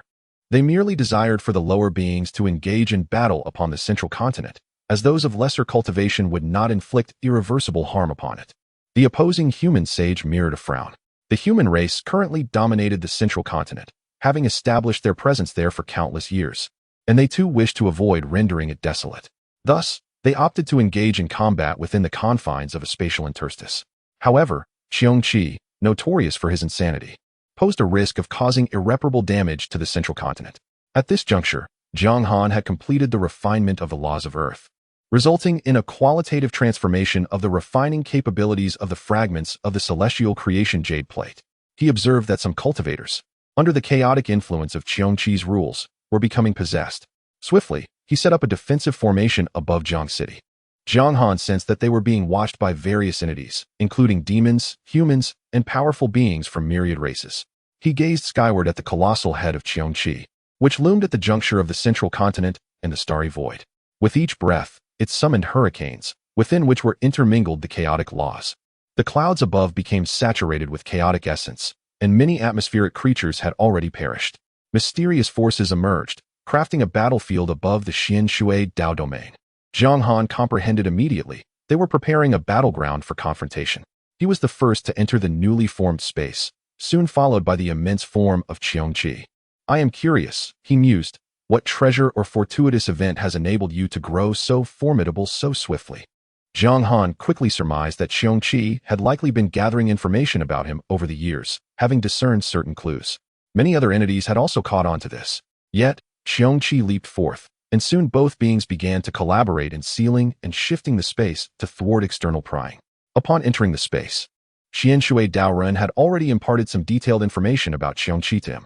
The entity before Jiang Han was not the original Qiongqi of the heavens and earth, but rather a direct descendant of the first Qiongqi. Many great demons lacked human names, as possessing one was perceived as an incursion of human culture upon them. The Qiongqi before Jiang Han had been grievously wounded by a high-ranking human during the era of the myriad races conflict. At present, my injuries have yet to heal. Coupled with the burdens of karma, I find myself in a state of madness. The first of the celestial beasts, the Qiongqi, is now said to be the sovereign of a forbidden zone, rendering me hesitant to tread upon the vast expanse of the continent.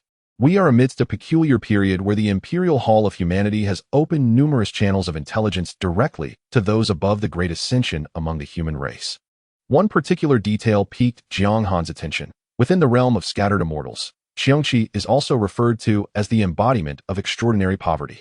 Surviving solely on the strength of his corporeal form, he possesses not a single celestial treasure. Celestial treasures are artifacts forged at the level of scattered immortals, and the creation of such treasures often demands vast resources, rivaling those required for the growth of a scattered immortal. It is standard for scattered immortals to possess their own fated celestial treasures. However, Qiongqi does not. During the Great War of the Races, Qiongqi did have treasures, yet they were destroyed in the conflict. Subsequently, he has languished in madness, his backing now the lord of a forbidden zone. Due to his prolonged state of insanity, he has lacked his own influence and resources, thus earning a notorious reputation within the circle of scattered immortals, remarkable in his destitution. In recent years, Qiongqi has caused numerous calamities in his frenzied state, but the Demon Emperor's palace has consistently intervened to protect him. The Demon Emperor's palace serves a purpose akin to that of the Imperial Hall of Humanity, gathering the most formidable of the demon race to devise grand strategies for their future and consolidate their fortunes. Jiang Han suddenly realized that he bore a striking resemblance to Qiongqi. He too was remarkably impoverished, possessing not a single celestial treasure. Despite his formidable physical prowess, He too would feel pain if he were to rely solely on his body to withstand adversities without the aid of celestial treasures. A wave of sympathy washed over Jiang Han as he glanced at Qiongqi. They were both impoverished souls within the realm of scattered immortals. What does that look in your eyes? Are you pitying me, your majesty? Qiongqi sensed the shift in Jiang Han's gaze and quickly grasped the underlying reason. Within the demon circles, his lack of wealth had often become a source of ridicule among the great demons. This was precisely why he sought to keep his secrets from Jiang Han. Though often caught in a state of madness, it was primarily due to his injuries. As for the troubles he stirred, the demon emperor's palace was obliged to shield him. After all, his numerous scars were born for the sake of the demon race. If the palace wished to maintain its dignity, it must come to his aid. Recently, the demon emperor's palace had assigned Qiongqi a lucrative task, entrusting him with the care of the territory belonging to the sky-rending Tiger clan. Qiongqi's clan and the Tiger clan were indeed distant relatives, and the latter intended to use this opportunity to provide him with some resources or assist him in forging a celestial treasure. However, Jiang Han's unexpected arrival caused everything to unravel. He had inadvertently refined the essence of a seedling from the sky-rending Tiger clan and had consumed countless stars, all of which represented the accumulated wisdom of the Tiger clan over millennia. Qiongqi felt too ashamed to accept resources from the Tiger clan, as they had been kind enough to look after their impoverished relative, only for him to ruin it. Now, he sought to seize this opportunity to devour Jiang Han's essence.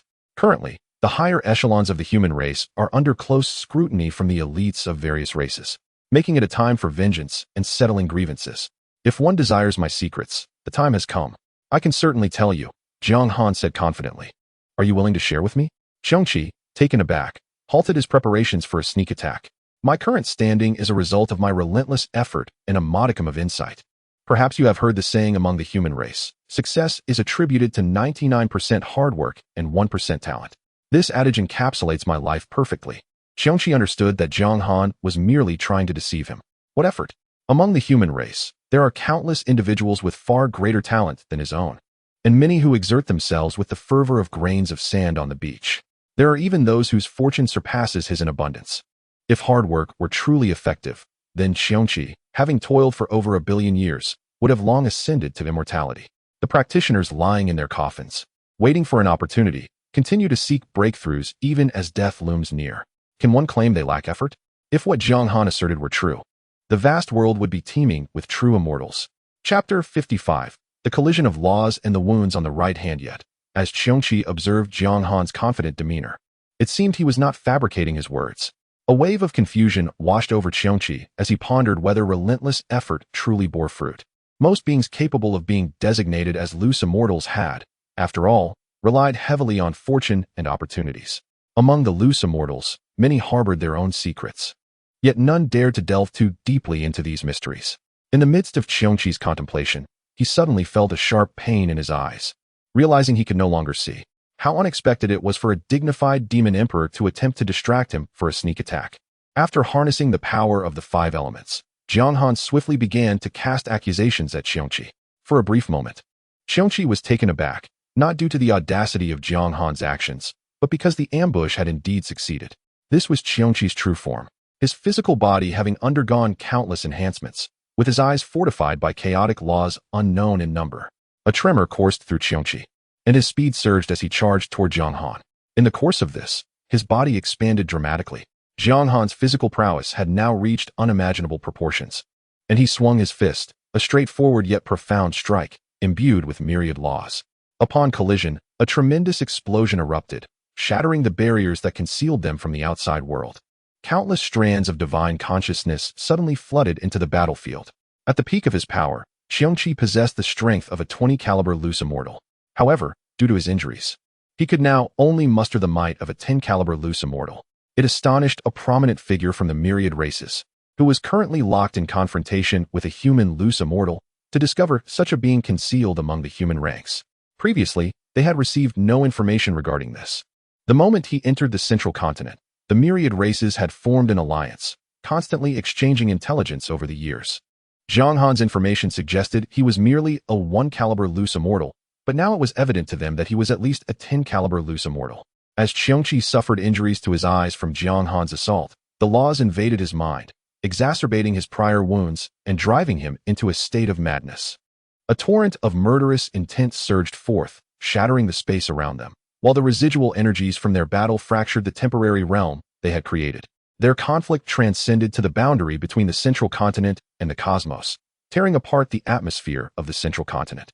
The sky, ravaged by the aftermath of their clash, bore enormous rifts, though the central continent was continuously mending these wounds. Above the Xian Shui Dao domain, the protective formations were activated by the Xian Shui Daoist, manifesting a colossal shield that thoroughly isolated them from the outside world. Surrounding Dao domains promptly initiated their own barriers. Jiang Han observed all of this keenly and, assured that the Xian Shui Dao domain would remain unscathed, unleashed his full potential. Previously, he had approached matters with a certain trepidation, needing to manage the aftermath of their battles to prevent any disturbances within the Xian Shui Dao domain. However, now Jiang Han was liberated from such concerns. At this moment, Xiongqi unleashed his full might, indifferent to the potential ramifications for the foundational integrity of the Dao domain. To him, sinking the Xian Shui Dao domain was of no consequence. After all, it bore no relevance to him. Jiang Han observed as a flurry of law wind blades emerged around Xiongqi, each blade a manifestation of chaotic laws. Several of these blades fused, giving rise to even more formidable winds. They inflicted wounds upon Jiang Han, and under the influence of the chaotic laws, his mind momentarily descended into disarray. Nevertheless, he swiftly regained his composure, summoning the configuration that arose amidst chaos. A protective barrier woven from laws enveloped his skin, encircled by a stellar formation. All the wind blades were consumed by this formation, which refined them as if they were chaotic energy. Jiang Han, ensconced within a colossal hand adorned with 3,000 laws, reached towards Xiongqi. Every chaotic wind that sought to impede him was shattered by the law power surrounding his immense hand. Once fragmented, Jiang Han rapidly refined these laws. Not one of these precious resources would escape his grasp. Xiongqi charged directly at Jiang Han, his horns aimed at Jiang Han's fist. The collision resulted in a vast void appearing in the heavens. Purple and black blood cascaded from above like a torrential sea, each drop resembling a meteor. Upon contact with the grand formation of the Xian Shui Dao domain, they began to decompose swiftly, leading to the emergence of spiritual veins within the domain. Albeit in their formative stages, 4 high-ranking cultivators, their bodies are treasures in themselves.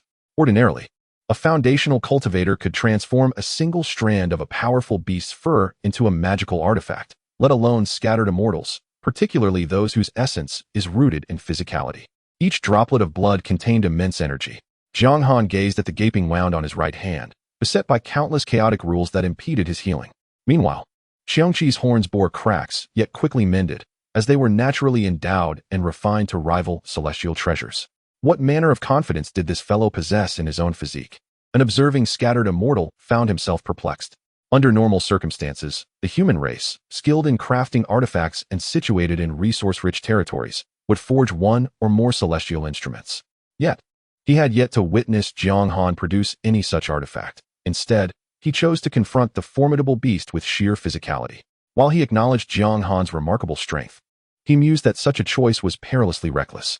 Perplexed and bewildered, this scattered immortal felt he could not comprehend Jiang Han's actions. He then glanced at his own corporeal form, realizing he too was primarily focused on the physical aspect of cultivation. Throughout his corporeal form, intricate formations and runes were inscribed. He had transformed his body to a degree that rivaled that of divine artifacts. Yet, he was not foolish enough to confront the demonic entities head-on with his physical form. The body is one's own, and it must be cherished and safeguarded. As for magical treasures, even those of celestial caliber, including one's own life-bound artifacts, their destruction is merely a loss. As long as one remains alive, they can be reforged anew. This particular cultivator was entirely unaware that Jiang Han had yet to forge a celestial artifact. In the eyes of this scattered immortal, they were all scattered immortals of the central continent, residing in the most resource-rich region, bolstered by powerful factions that were anything but financially constrained. A native scattered immortal from the central continent, venturing forth without a single impressive celestial artifact, would invite a swift and merciless reckoning from the forces behind them. There was a complete absence of initiative. Should a dignified immortal be compelled to speak out, annihilation would suffice. However, the Mahayana stage must remain intact to serve humankind. At this moment, Jiang Han remained blissfully unaware of the impression he had left on certain scattered immortals, who perceived him as one reluctant to wield weapons. Chapter 56. Devouring the essence of Xiongqi, Jiang Han gazed at the wounds in his hands. now beginning to comprehend why cultivators among the human race engage in the crafting of magical artifacts. The physical form of the demon clan is indeed remarkably resilient. Jiang Han is acutely aware of the extraordinary nature of his own physique, which can rival that of innate deities of the same tier. Having followed the path of innate divine demons, it appears that he has gained some insight into why myriad races have exiled the innate divine demons from the continent. Although the cultivation techniques are derived from these divine beings, generations of refinement have allowed certain aspects to surpass their original forms. Jiang Han found himself ensnared in a previous mindset, mistakenly believing that all techniques emanated from innate divine demons. These beings, born of the heavens, are the epitome of creation, and their paths of cultivation are deemed perfect. However, it now seems that both the demon and human elite possess paths that are more refined than those of the innate divine demons. Jiang Han's progress thus far has entirely relied on the merits and laws accumulated within the shards of the celestial jade disk, essentially a buildup of resources. His distinct advantage lies in his profound comprehension of the 3,000 laws, particularly in the primary laws, where he has mastered several principles of mutual generation and restraint. Jiang Han's laws resemble a vast shield constructed from an abundance of materials, appearing formidable in quantity. In contrast, Xiongqi specializes in the path of chaos, with other laws serving merely as auxiliary support, yet in terms of quality, they far exceed Jiang Han's. The question now is, whose resolve is stronger? With the ZY law force converging at the crown of his head, Jiang Han directed this energy toward Xiongqi. In an instant, the once blurred gaze of Xiongqi sharpened, though it still bore an expression of dullness. By instinct, Xiongqi reacted, and their heads collided with a resounding impact. At that moment, Jiang Han felt as though his skull might shatter, yet he noticed the breaking of Xiongqi's horns. A laugh escaped him as he beheld the fractured horn of Xiongqi. In the midst of their collision, he had been momentarily dazed. Now, casting his gaze around, he observed a black point emerging at the site of their clash, continuously collapsing. The surrounding space had become akin to glass, and vast voids had formed within the atmospheric layers of the central continent. However, the whereabouts of Xiongqi's broken horn remained elusive. It had likely been swept into the chaotic currents of space, leaving Jiang Han to ponder which fortunate soul might claim it. At this moment, his mind was in a state of numbness, while Xiongqi stood utterly immobilized. Seizing the opportunity, Jiang Han launched a swift barrage of punches upon Xiongqi's form. Thunder crackling in the skies above, accompanied by the sounds of continuous impacts. In this instant, Xiongqi had been reduced to a mere punching bag. "You humans never anticipated such a valiant warrior," remarked the bull demon, casting a glance toward Jiang Han. He felt a subtle ache in his horns. "I am but a shadow of him." The immortal cultivators of the human race, standing in confrontation, harbored a degree of admiration for Jiang Han, though one of them felt a dull ache in his head. The fierce bull cast a glance at the human cultivators and then at Jiang Han. Physically, they were not significantly different, yet this individual seemed overly cautious about his life, consistently wielding enchanted artifacts in battle. Where was the visceral thrill in such combat? If he were to endure blows like Xiongqi, he would rather abstain. From their vantage point, Jiang Han was seen relentlessly pummeling Xiongqi, whose fractured horn loomed above him. The creature, already burdened with previous injuries, was on the verge of losing its combat efficacy. Every pore of Jiang Han's body functioned as a black hole, voraciously consuming the blood of the beast. Each drop of this demon beast's blood was a potent elixir, not to be squandered. As Xiongqi's blood coursed into Jiang Han's body, it was swiftly refined by his cells, some even undergoing transformation into purple cells. At this juncture, Jiang Han found himself in a delicate state, even beginning to absorb the chaotic laws that Xiongqi possessed. Had he lost his senses? The audacity to directly devour Xiongqi's laws incited a furious roar from a great demon of the beast clan, who sought to intervene. However, he was promptly restrained by the human cultivator confronting him. The beast clan was preoccupied with detaining the upper echelon of the human forces, just as the humans were similarly occupied with the elite of the beast clan. Moreover, the beast clan had left some of their number behind to guard their territory, while the human side had only a handful of powerful beings observing from the sidelines. Jiang Han realized that Xiongqi's physical body was exceedingly resilient. Suddenly, he recalled the innate divine demon from the Tianyuan realm, which had transformed into a continent. An idea struck him: to suppress Xiongqi beneath the earth, harnessing the power of the entire central continent for refinement. The battle between the two sides had escalated with such rapidity and intensity that the entire space had descended into chaos. Even the heavenly mechanisms were in disarray. "I am the world," Jiang Han mused, believing he could refine it himself. With this thought, he directly employed spatial rules to compress Qiongqi's body. The beast's form began to diminish. What could he be planning? A few great demons speculated, yet they found themselves powerless to act. Swiftly, they transmitted messages to the celestial expanse. At this moment, Qiongqi was ensnared within the cage Jiang Han had conjured. In an instant, Qiongqi was swallowed whole by Jiang Han. A chorus of enraged voices erupted, yet no actions were taken. In the starry void, waves of energy began to manifest, only to cease shortly thereafter. Just then, a terrifying aura sought to descend, but it was thwarted by an enigmatic presence. Once Qiongqi entered Jiang Han's stomach, it was as if it had traversed into a chaotic realm. The corrosive force began to eat away at Qiongqi's flesh. At this point, Qiongqi was entirely unconscious, devoid of awareness. Within the confines of Jiang Han's gastric space, escape was impossible for anything lacking strength surpassing Jiang Han's. Moreover, within this stomach realm, colossal fists formed from rules delivered resounding blows upon Qiongqi. The jade disk of creation has erupted with fervor. The five elements law within Jiang Han's organs is surging wildly. In this moment, Jiang Han has attained a glimmer of enlightenment. Gradual cultivation pales in comparison to the rapid gains of direct consumption. Jiang Han once again gazes at the several open-mouthed celestial beasts, who are currently locked in a standoff with the powerful beings of the human race within the realm. They can only seethe with impotent rage. This marks the first fallen celestial being since the upheaval of the central continent. As for why it is referred to as the true body, through the lines of the law, Jiang Han can perceive the lingering presence of Qiongqi in the vast expanse of the cosmos. Yet, all of Qiongqi's essence resides within its true form. Damn it, damn it. This emperor shall surely refine you. The divine soul ignites a beacon in the starry heavens. Upon a certain ancient giant star, countless chaotic laws are converging. Among the celestial bodies, innumerable great demons are undergoing transformation. Their corporeal forms are dissolving into specks of light. Ultimately, these luminescent particles coalesce into a new Qiongqi. Now, Qiongqi is left with nothing but impotent fury. Its physical strength has diminished to that of the Great Ascension stage. The time required to restore its former corporeal power remains uncertain, and success is not guaranteed. Chapter 57. The development of the Jiang family at this moment. Jiang Han stood majestically above the heavens. Countless cultivators gazed upon his imposing figure as if they were beholding a deity from ancient legends, a being even more magnificent than the gods themselves. Jiang Han was beneath the vast sky, with the ethereal shadows of stars beneath his feet. An array of laws swirled around him, and at this juncture, the numbness above his head began to dissipate, revealing the pain that accompanied it. As if something foreign resided within his mind, he now comprehended the whereabouts of the severed horn of the Qiongqi. With a decisive step, Jiang Han vanished into the firmament. Presently, his secluded abode was situated at the highest point in Jiang City, surrounded by numerous edifices of the Jiang family, golden palatial structures rising in magnificent layers. A dense cluster of buildings.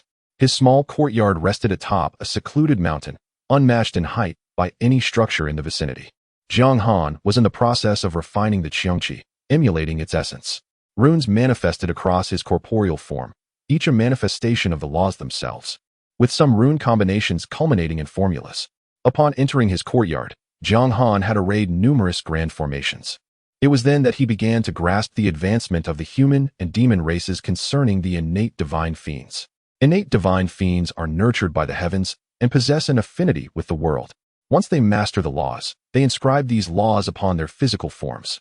The demon and human races have progressed even further, having devised rune formulas. These runes, embodiments of the laws, coalesce into intricate formulas that continuously gather the power of the laws, capable of unleashing an even more formidable strength, amplifying their combat prowess manifold. These formulas possess a depth that surpasses the mere combination of worldly laws, manifesting within the world, yet transcending its limits. Jiang Han also understood why the demon race refrained from allowing the Qiongqi to enter the central continent. They feared that the Qiongqi would come to wreak havoc, especially in its injured state. Jiang Han felt a sense of relief for having successfully launched a surprise attack. Had the Qiongqi regained its consciousness and controlled the law runes inscribed upon its body, its combat power would have doubled. At this moment, Jiang Han sensed his own strength beginning to surge. As the combination of law rune formulas succeeded, these formulas commenced their automatic operation, even forming arrays independently. They began to decipher the laws of heaven and earth, growing stronger with each passing moment, albeit at a gradual pace. With the support of the creation jade plate, the harmony was impeccable. The necessity of law rune formulas provided by the creation jade plate allowed these runes to flourish rapidly, enhanced further by the universal force of creation. However, the chaotic laws of the Chaohua still exerted a slight influence on Jiang Han. His body was undergoing a vigorous transformation, operating at full throttle. According to Jiang Han's calculations, under normal circumstances, he would require tens of thousands of years to fully assimilate the essence of the Chaohua's body, utilizing an injured high-tier loose immortal to facilitate his own transformation. Even the most formidable beings cannot boast such treatment, can they? Ancestor. A guest has been waiting for a millennium. At this moment, Jiang Er's figure materialized within the confines of Jiang Han's courtyard. Jiang Er has now reached the pinnacle of the transformation stage, his exceptional aptitude and comprehension elevating him to this height, albeit with the assistance of the laws of death. Nevertheless, a lifespan of 10,000 years in the transformation stage renders Jiang Er still youthful in this realm. Jiang Han resolved to first comprehend the events that transpired during his absence. Subsequently, Jiang Er commenced his narration. After Jiang Han's departure, both the Starry sect and the Xianshui sect emerged to support the Jiang family. Numerous factions, aware of Jiang Han's status as a loose immortal, dared not provoke the Jiang family.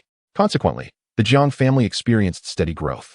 Jiang Han's 5 sons remained within Jiang City, and now, 2 millennia have elapsed since Jiang Han last left. During these 2,000 years, Jiang Yin has also ascended to the ranks of the integration stage cultivators. And Jiang Han's 5 sons have similarly attained this level, thanks to the golden cells bestowed upon them by Jiang Han. They had attempted to implant these golden cells into the bodies of the Jiang family descendants, but all attempts failed, leading to a cessation of further trials. Jiang City has now emerged as one of the 3 major cities within the Xianshui domain, alongside the Jiang family stronghold.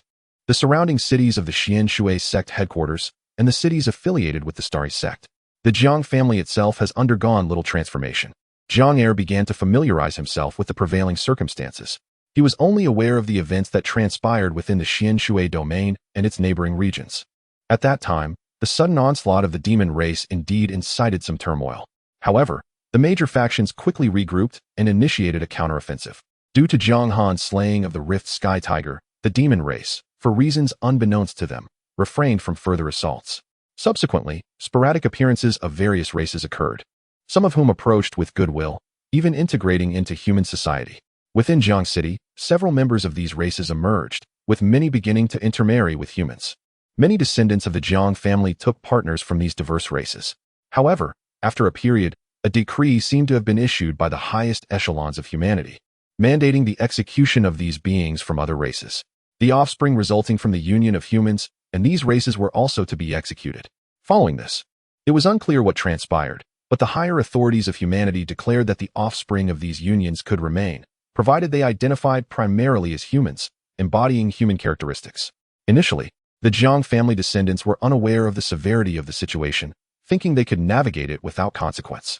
However, it was only when the Starry Taoist and the Xianshui Taoist intervened that the members of other races within the Jiang family were executed. Henceforth, any member of another race entering the Xianshui domain would meet the same fate. In Jiang City, there existed a liaison from the Human Emperor's Hall. The execution of members from other races had instigated conflict with the Jiang family. Nevertheless, those Jiang family descendants who sought to confront the liaison were promptly expelled from the family. Presently, the Jiang family boasts billions of descendants, many of whom lead a life of indolence, living off the family legacy. However, one must not be muddled amidst the myriad clans events. It is said that the execution of the myriad clans is intricately linked to the treachery of the Wang family against the human race. As for the specifics, Jiang Er is unaware, and even Jiang Yinhao lacks clarity. In the surrounding major domains, a reclusive immortal has emerged to uphold the situation. It is reported that both the Xianshui sect and the Starry sect have summoned an immortal to stabilize the scene. Overall, the Xianshui domain, in comparison to other Dao domains, remains relatively tranquil, albeit sporadically troubled by the presence of beings from the myriad clans, as well as the demon and devil races. According to information obtained by Jiang Er, the central Dao domain has descended into chaos, with several Dao domains having already been occupied by foreign races. The situation appears exceedingly dire. Chapter 58, The Ideological Battle of Cultivation. Subsequently, the narrative shifts to recount events from years past. The origins of the tale are strikingly simple. In the bygone era, one of the 3 dominant powers in the Xianshui Dao domain, the Shao clan, learned of the impending demise of their ancestral patriarch. In a frenzy, they commenced the ruthless extermination of the demon race. Although there had been conflicts between the human and demon races, and humans even kept demons in captivity, a delicate balance had been maintained between the two factions. Seizing the waning influence of their patriarch, the Shao clan sought to extract resources with reckless abandon, aspiring to produce a transcendent cultivator within their ranks. Aware of the impending decline of the Shao clan's patriarch, the demon race refrained from provoking them, silently witnessing the slaughter of their kin within the Baidao River.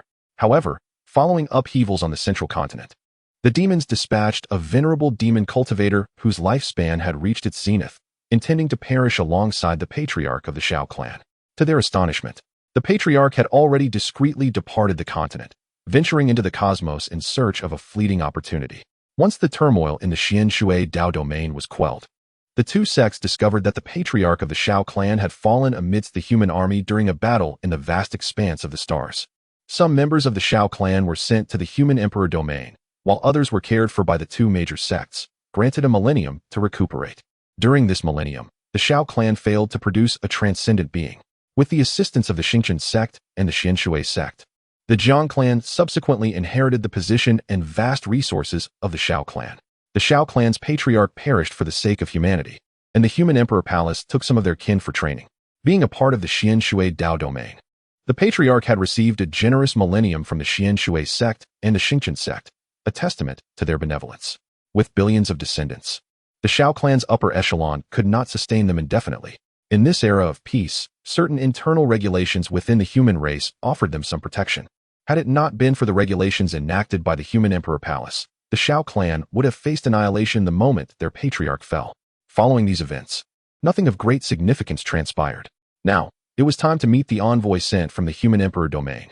Jiang Han, too, felt a sense of curiosity regarding this representative. After the onset of war, the human emperor palace dispatched individuals across the 3,000 Dao domains, aiming to discern any connections between individuals and the demon race. Those who did not exert effort in their duties could be deemed as mere overseers. Jiang Han understood why certain information had not circulated widely. Currently, at the level of cultivators, a monumental conflict looms with myriad races, yet news had not disseminated. The lower-tier cultivators and even ordinary folk remained oblivious to the unfolding events. Many mortals live but a century, and sharing such knowledge would bear little significance for them. What is meant to be known will naturally come to light. As for the ongoing war against myriad races, it has been 2 millennia, and we remain in a phase of preparation and standoff. For the human race, this is still a localized issue, one that is manageable. Upon meeting the elder, Jiang Han observed that the representative from the human emperor domain appeared youthful, a manifestation of a conjoined cultivator. However, he was not truly young. Having been stationed in Jiang City for a millennium, this young man was known as Xie Xian. According to Jiang Air, he is a member of the illustrious Xie family from the human emperor's domain. However, upon arriving in the Xianshui domain, the prestige of the Xie family holds little sway. Jiang Han is the local tyrant of the Xianshui domain. Xie Xian is exceedingly courteous. He has witnessed the fierce battle between Jiang Han and Xiongqi. In Xie Xian's eyes, although Jiang Han may not rival his own ancestor, he exists on a similar echelon. Furthermore, there is no conflict of interest between them, rendering any discord unnecessary. What then? Is the matter concerning the myriad races? Jiang Han, while possessing some conjectures, resolved to inquire further. Xie Xian immediately discerned the topic of Jiang Han's inquiry and commenced his explanation. It turns out that while the human emperor's hall was scrutinizing the Wang family, they discovered that many of its descendants believed they were not of the human race, but rather took pride in their noble lineage from the myriad races. Upon further investigation by the higher-ups of the human emperor's hall, it was revealed that this was part of a plan for infiltration by the myriad races. These myriad beings were sent to the central continent, where, upon taking human form, they could be considered companions to the human prodigies. They brought resources and married into the families of young human elites, even tolerating many of their flaws, such as their numerous consorts. The issues arose with their offspring. The progeny born of the unions between these myriad beings and human prodigies, under the influence of their myriad mothers, developed various ideological discrepancies. Some believe that the central continent should embrace the myriad races and collaborate in its construction. While this notion may seem innocuous, if such an approach were feasible, a war among the myriad races would not have erupted. The central continent has been cultivated by the human race for countless years. The sudden influx of the myriad races into the central continent raises the question of how the ancestors who built it would perceive such an intrusion. Additionally, many individuals were raised in the starry void and no longer identify as human, instead taking pride in the bloodlines of the myriad races. They have even combined the strengths of both human and myriad bloodlines, viewing humanity as a weaker race unworthy of occupying the bountiful central continent. Some have even advocated for the protection of animals, arguing against the consumption of meat, and various eccentric ideologies have proliferated. Previously, their influence was minimal, as they belonged to the upper echelons of humanity and coexisted peacefully without drawing attention. However, with the outbreak of war, these individuals emerged prominently. The myriad races began to intensify their efforts, and the higher-ups of the human emperor's hall, preoccupied with addressing the myriad race's leadership, allowed these individuals to exploit the situation. Consequently, they initiated measures to address the issue. The first decree mandated that all interactions must be conducted with integrity, leading to the direct refinement of those possessing myriad bloodlines. Yet, these powerful beings soon discovered that many of their own descendants had been affected, encountering significant resistance. After centuries of cleansing, they eventually eased their approach, allowing those without ideological faults to be spared. At that moment, the true man of stars and the true man of Xianshui also entered the scene. Our Xianshui Dao domain is relatively better off. Compared to some super Dao domains, our resources are not particularly abundant. Those super Dao domains are truly their targets. Nevertheless, even so, at the very foundation, there remain numerous cultivators who take pride in the bloodlines of myriad races, as lamented by the esteemed Master Xianshui. Among these myriad races, there exist numerous species with inherently formidable bloodlines. The offspring of the human race emerge as foundational cultivators from birth, prompting many factions to cast envious glances. Their concern lies in the belief that such actions equate to usurping the fortune of humanity. The human race is inherently inclusive. As long as one is deemed human, they are embraced. However, within the hearts of these beings lies the notion that human bloodlines are inferior, while the bloodlines of myriad races are exalted. Inherently imbued with cultivation prowess, Master Xianshui yearned to articulate that they truly have not encountered the celestial beings. The progeny of those human celestial beings, such as Jiang Han's 5 sons and Jiang Yan, epitomize the celestial lineage. Furthermore, the human race possesses a heightened comprehension, particularly those with pure bloodlines. The pursuit of loftier realms necessitates innate understanding. Jiang Han was indeed taken aback, realizing that the myriad races had resorted to ideological struggles. He soon recognized that these were remnants of the games played by humanity's ancestors. In the end, it is strength that speaks the loudest. Chapter 59. The major factions within the human race. Subsequent to Xie Xian's extensive discourse, Jiang Han remained somewhat indifferent. Yet he gleaned the insights he sought from Xie Xian's explanations. The reason the human sovereign domain attracts the prodigies of the human race is due to the multitude of academies established within it. These institutions were founded by the human sovereign palace with the intention of nurturing the exceptional talents of humanity, providing them with both a platform and the time necessary for growth. Xie Xian's visit had another purpose. He intended for Jiang Han to journey to the human sovereign domain. Under normal circumstances, any cultivator of the human race who ascends to the great ascension stage must travel to the human sovereign domain to acquire essential information and partake in lectures delivered by the great powers of humanity, which serves as a form of advanced training. Additionally, Xie Xian sought to invite Jiang Han to assume the position of elder at the Five Elements Academy, a matter of personal significance to him. As for the ongoing war with the myriad races, Xie Xian seemed to regard it as not particularly dire. Surrounding the human sovereign domain are 9 super domains, tasked with its protection. Currently, these 9 super domains have mobilized their forces to prepare support for the human sovereign domain. Moreover, cultivators from other continents stand ready to offer assistance at any moment. Even in the vastness of the starry sky, conflicts have already commenced on other continents, aimed at stalling the forces of the myriad races. Overall, it does not appear to be an overwhelming predicament. After expounding for a while, Xie Xian noticed the presence of the starry sage and the mysterious water sage, prompting him to take his leave. In Xie Xian's eyes, both the starry sage and the mysterious water sage hail from the mysterious water domain. They represent local forces, and with Xie Xian present, they might feel hesitant to speak freely. Congratulations, esteemed senior, on your remarkable advancement in cultivation. When you are inactive, it is as if the world is at peace. Yet when you take action, it is as though the heavens and earth tremble. Over the years, countless factions have sought to glean information about you through us. The starry sage stood beside the mysterious water sage, resembling a subordinate, as the latter spoke while the former offered encouragement. I wonder if esteemed senior has heard about the happenings on our other continents during this period? The mysterious water sage then articulated his intent. I have recently been confined within a restricted zone and have had scarce access to external information. Jiang Han recognized that the mysterious water sage was about to discuss serious matters and began to listen attentively. The human sovereign palace was established under the guidance of several formidable figures of the human race, and its legacy has persisted for countless years. With the passage of time, any organization inevitably encounters issues, and the human sovereign palace is no exception. Initially, a few venerable predecessors and sect leaders spearheaded the creation of the human sovereign palace. Now, the descendants of these founders, relying on the palace, have grown into a colossal force within the human race. The human sovereign domain, along with the surrounding 9 domains, serves as their foundational territory, with their influence extending throughout the starry expanse and across various continents inhabited by humanity. As for their relatively diminished influence in the central continent, it primarily stems from the fact that none of these domains are particularly benevolent. The central continent is home to 72 superdomains, which historically existed on par with the factions that established the human sovereign palace. Their ancestors have battled for countless years upon arriving in the central continent. The expulsion of the primordial deities and the defeat of myriad races have established the human Emperor Hall's dominion, rendering it impossible for external forces to encroach upon their territory. This domain represents their foundational stronghold. The most significant conflict between the human Emperor Hall and the human factions beyond the central continent revolves around the contest for fortune and resources. Every cultivator of any merit understands that the central continent is replete with abundant resources and an optimal environment for cultivation.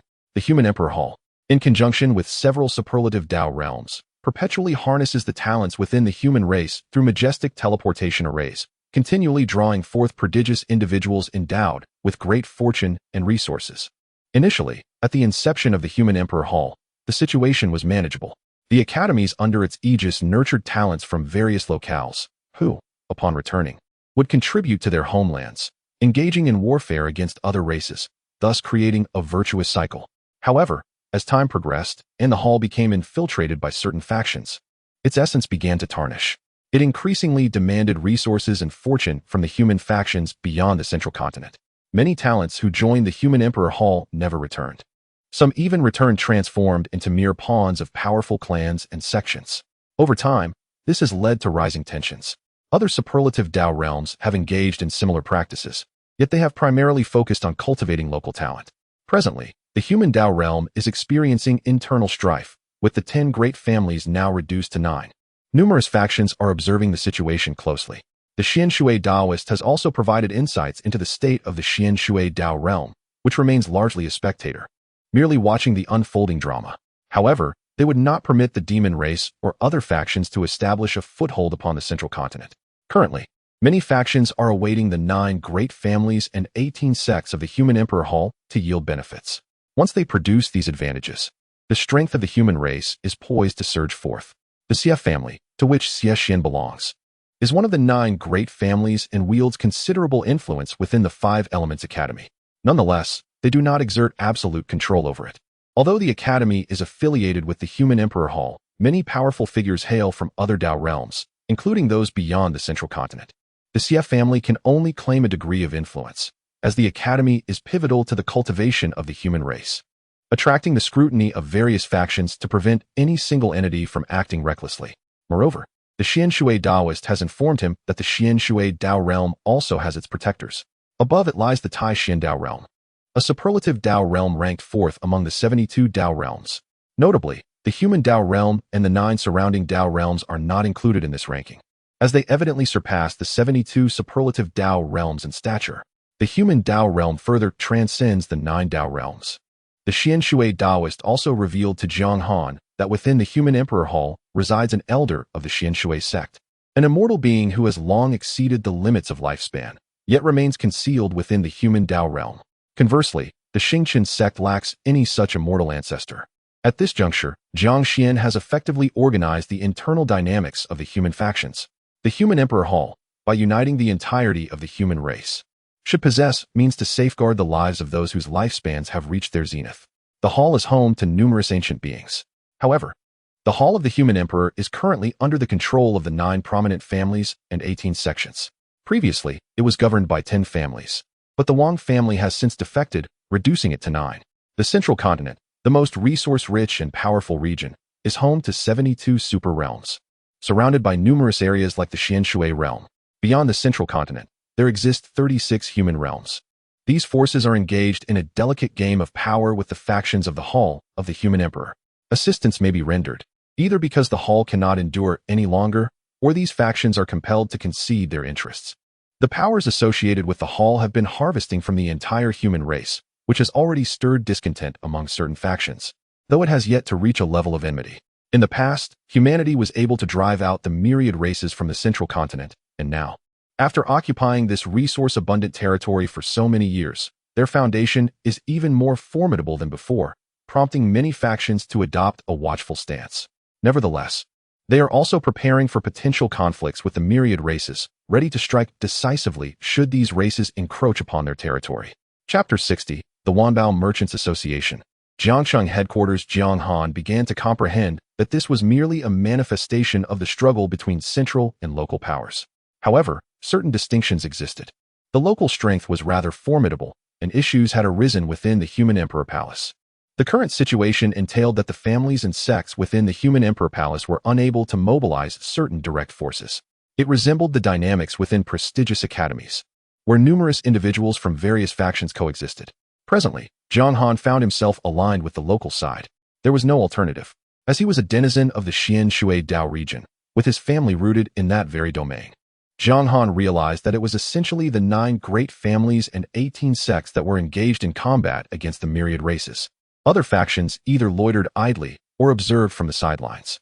At this juncture, detaining the formidable forces of the demon race was a gesture of goodwill toward the human race. The demon race had now deployed numerous scattered immortals, confronting other factions' scattered immortals and vigilantly watching these powers.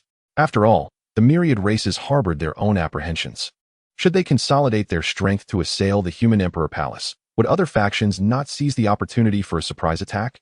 Although they displayed readiness for an all-out gamble, they still had to consider their homeland. Much like Jiang Han, who, upon wreaking havoc in the demon territory, could potentially nullify the efforts of the demon race accumulated over millennia. As the myriad races ventured into the starry expanse, they encountered predominantly desolate planets, devoid of any life, all gradually transformed by the myriad races themselves. They were compelled to contend with other factions, but most crucially, they had to remain vigilant against the forces of humanity. The human race, relying on the mainland as a resource supply, began to expand step by step into the cosmos. Elder, do you understand that this is a plight for the human race? The Xianshui Daoist face was etched with helplessness. The human race sought to maintain equilibrium. They either expanded outward or engaged in perpetual internal strife. Within the span of a single year, in the Xianshui Dao region, countless trillions of lives had perished in the internecine conflicts among humans. At this point, the Xianshui Daoist expressed profound sorrow. It was not that they were incapable of managing the lower-tier cultivators, but rather that such management bore little fruit. The human population was increasing at an alarming rate. After repeated failures, they eventually relinquished control over the internal strife among the lower ranks of humanity. Conflicts erupted between various factions, and wars raged between empires. In the midst of this internal strife, they continuously nurtured potential, ultimately concentrating resources among the most promising factions. Under such circumstances, only those capable of rising would be deemed worthy of competing for resources beyond the mainland. Each activation of the super teleportation array demanded substantial resources. This method proved to be the most economical. Jiang Han pondered this and found no fault in the reasoning. If they were to manage even the foundational factions, the expenditure of effort was one aspect, but what would happen once the population reached a critical mass? They could not permit them to commence bloody conflicts while still in their infancy of cultivation. Ultimately, only the victors would be entitled to enjoy greater resources.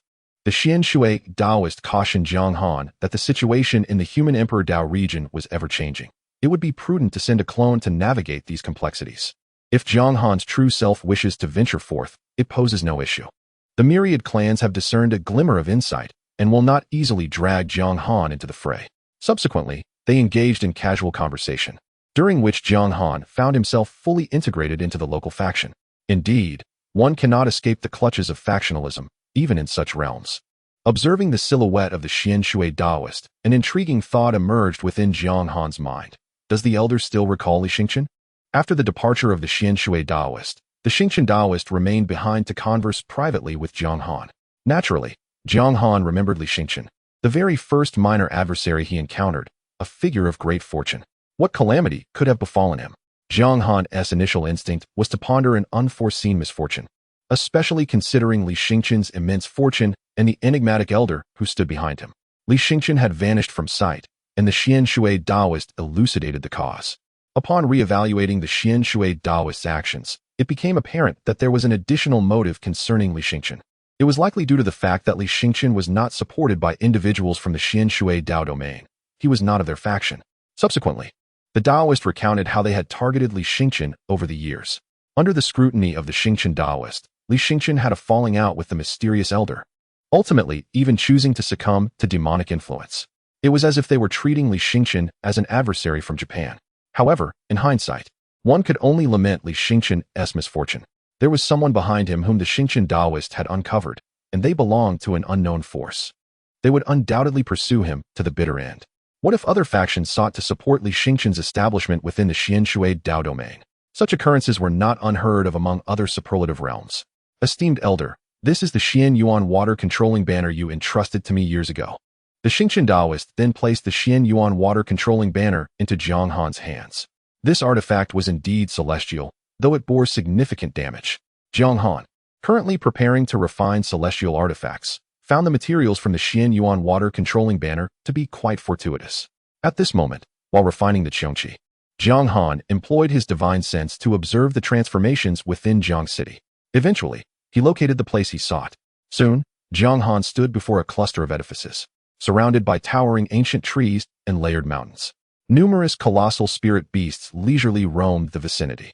Clad in white, Jiang Han was nonetheless recognizable to the surrounding cultivators. Upon his arrival, a swift silence enveloped the gathered cultivators, who dared not utter a sound. Jiang Han paid them no mind and continued onward, taking the opportunity to revel in the scenic beauty around him. Before him lay a sprawling complex of buildings, encircled by a forest, with flowering vines adorning the structures, evoking a sense of joy and tranquility. It felt as though he had returned to a previous life, visiting a picturesque destination. Before long, Jiang Han entered the headquarters of the Wanbao Chamber of Commerce, which occupied an entire small mountain range, its expansive interior resplendent and magnificent. As soon as she entered, a woman swiftly approached Jiang Han. Observing the lady before him, who exuded an air of nobility, Jiang Han nodded in acknowledgement. The current head of the Wanfang Chamber of Commerce in Jiang City was none other than Xia Bingyu, who had once overseen the affairs of the chamber in Baiyan City. After leaving her contact information with Jiang Yanhao years ago, she began to reach out to him from time to time. How could the young Jiang Yanhao possibly resist the ardent pursuit of Xia Bingyu? Ultimately, the two became entwined. Behind them stood several men and women, the descendants of Jiang Yanhao and Xia Bingyu. As Xia Bingyu gazed at Jiang Han, she couldn't help but feel grateful for her past choice. Shortly after uniting with Jiang Yanhao, Jiang Han revealed his transcendent cultivation. Had he disclosed his extraordinary powers earlier, the upper echelons of the Wanfang Chamber would have intervened, relocating the descendants to the Xian Shui Dao region to usurp his position. Chapter 61. The treasure-seeking mouse. Upon entering the Wanbao Chamber of Commerce, Li Xingqian and Jiang Han remained silent, making their way to a particular area that exuded an unsettling chill. The air was tinged with a faint metallic scent of blood. This locale served as a repository for the slaves acquired by the Wanbao Chamber. Xia Bingyu provided explanations nearby, while their children followed quietly behind. These captives were beings from various races. As a faction within the human realm, the Wanbao Chamber dared not seize members of the human race to serve as slaves. Although the imperial palace had fallen under the influence of certain factions, the regulations established therein were still upheld by powerful figures of the human race. While the imperial palace might overlook the plight of lower-tier cultivators, any attempt by the Wanbao Chamber to traffic human cultivators as slaves would undoubtedly provoke an immediate response from the imperial palace. As Jiang Han surveyed the scene, he realized that he did not observe the myriad races among the stars, but rather within the confines of the Wanbao Chamber. These individuals had been captured by human cultivators in the vast cosmos, many having lost their ability to reproduce, particularly those taken during conflicts. The imperial palace was relatively effective in its post-capture management, for prominent families placed great importance on lineage. The presence of hybrids would certainly raise eyebrows among the ancestors of these clans. Many of these beings had assumed humanoid forms. Some sported rabbit ears, while others bore the striking features of alluring women with foxtails or horns adorning their heads. Among them were also skilled individuals from various races. Jiang Han's gaze fell upon a group strikingly similar to the elves. Elder, this is the floral spirit race. They are beings born from the essence of flowers, inherently gifted in the cultivation of flora. Should you possess an interest in plants, I suggest you allow her to demonstrate her abilities. Subsequently, Jiang Han turned his attention to the skilled practitioners among the other races. These included alchemists and formation masters, whose talents intrigued many human cultivators versed in diverse arts. The Wanbao Chamber had a plethora of resources to offer. Help me. Please help me. I am the princess of the XX race. If you rescue me, I shall grant you anything you desire, a pitiful young woman pleaded. However, Jiang Han discerned her true form as a being of another race. It must be acknowledged that the human realm still harbored remarkable talents. Following the onset of the war among the myriad races, certain human cultivators resorted to raiding the domains of other races to procure resources for their cultivation. Such actions were, of course, endorsed by the higher echelons of the human race. Human cultivators captured beings from other races and sold them to various chambers of commerce, which managed the after-sales and distributed them through numerous branches across different domains, thereby creating a flawless cycle of commerce. Jiang Han understood, well, that mercy towards one's enemies is cruelty towards oneself. The demise of these alien beings was inconsequential to him. At their level, any intervention against factions devoid of celestial beings equated to the annihilation of entire races, directly selling an entire race to these merchant guilds. After countless years, even millions of years, the resources for cultivation would be at hand. However, these guilds bear responsibilities as well. They must manage the aftermath and ensure that these myriad races do not encroach upon the living space of humanity. Those imprisoned entities, upon seeing Xia Bingyu accompanied by Jiang Han, found a glimmer of hope amidst their despair. They speculated that Jiang Han must hold a significant status. If he were to take notice of them, freedom could be theirs. One by one, the alien women began to pose alluringly, some even resorting to dance. A flicker of revulsion crossed Jiang Han's eyes before he departed from the slave trading area. Old 8, dispose of these slaves, he commanded. After Jiang Han's departure, Xia Bingyu relayed a message to her 8th son and quickly followed in the footsteps of her ancestor. She harbored no mercy for these alien beings. She understood the cruelty they would inflict upon humanity if given the chance. In their eyes, humanity stood exalted. Possessing a human slave would be their utmost glory. At this moment, Jiang Han arrived at a pavilion, observing countless spirit beasts grazing. Xia Bingyu and her children sat nearby. It would be inappropriate to have them stand indefinitely, as they were her kin. Does the Wanbao Pavilion have masters capable of forging immortal artifacts? Jiang Han articulated his intent. Some of the elders were uncertain of the ancestors' chosen approach. I shall provide the materials. You may forge a rough prototype, after which I will require no further involvement. How long will it take? 10 years, came the response. Upon receiving the answer he sought, Jiang Han entrusted the broken horn of the Qiongqi and the flagpole of the Xian Yuan water control banner to Xia Bingyu. If completed preliminarily, it should take around 3 years. Xia Bingyu assessed the Xian Yuan water control banner's flagpole and the Qiongqi horn before her. Jiang Han desired a spear. By combining the flagpole and the horn, a spear could indeed be fashioned. Subsequently, Jiang Han exited the Wanbao Merchant Guild's headquarters in Jiang City, indifferent to how Xia Bingyu would proceed. Now back in his small courtyard, Jiang Han gazed at the Xian Yuan water control banner, which contained numerous stratagems of the starry true man. These techniques could directly pinpoint Li Xingqian's location. With these means, coupled with the predictive capabilities of the fragments of the creation jade disk, Jiang Han had successfully locked onto Li Xingqian's whereabouts. It was time to settle this karmic debt. Was Li Xingqian suffering? Not particularly. In this world, there are far too many individuals blessed with great fortune. Among the multitude of fortunate beings, only a few ascend to the level of great mastery. Heroes in this realm are as numerous as the fish crossing a river. Even Jiang Han, once endowed with great fortune, was overshadowed by others. He remains unaware of who orchestrated that. Had Jiang Han not awakened the fragments of the creation jade disk in time, the Jiang family would have long since perished. Now that they had become adversaries, there was nothing more to be said. Nor should Jiang Han be blamed for exerting pressure with his cultivation level. On the path of cultivation, countless practitioners exist, yet the majority merely serve as sustenance for the few.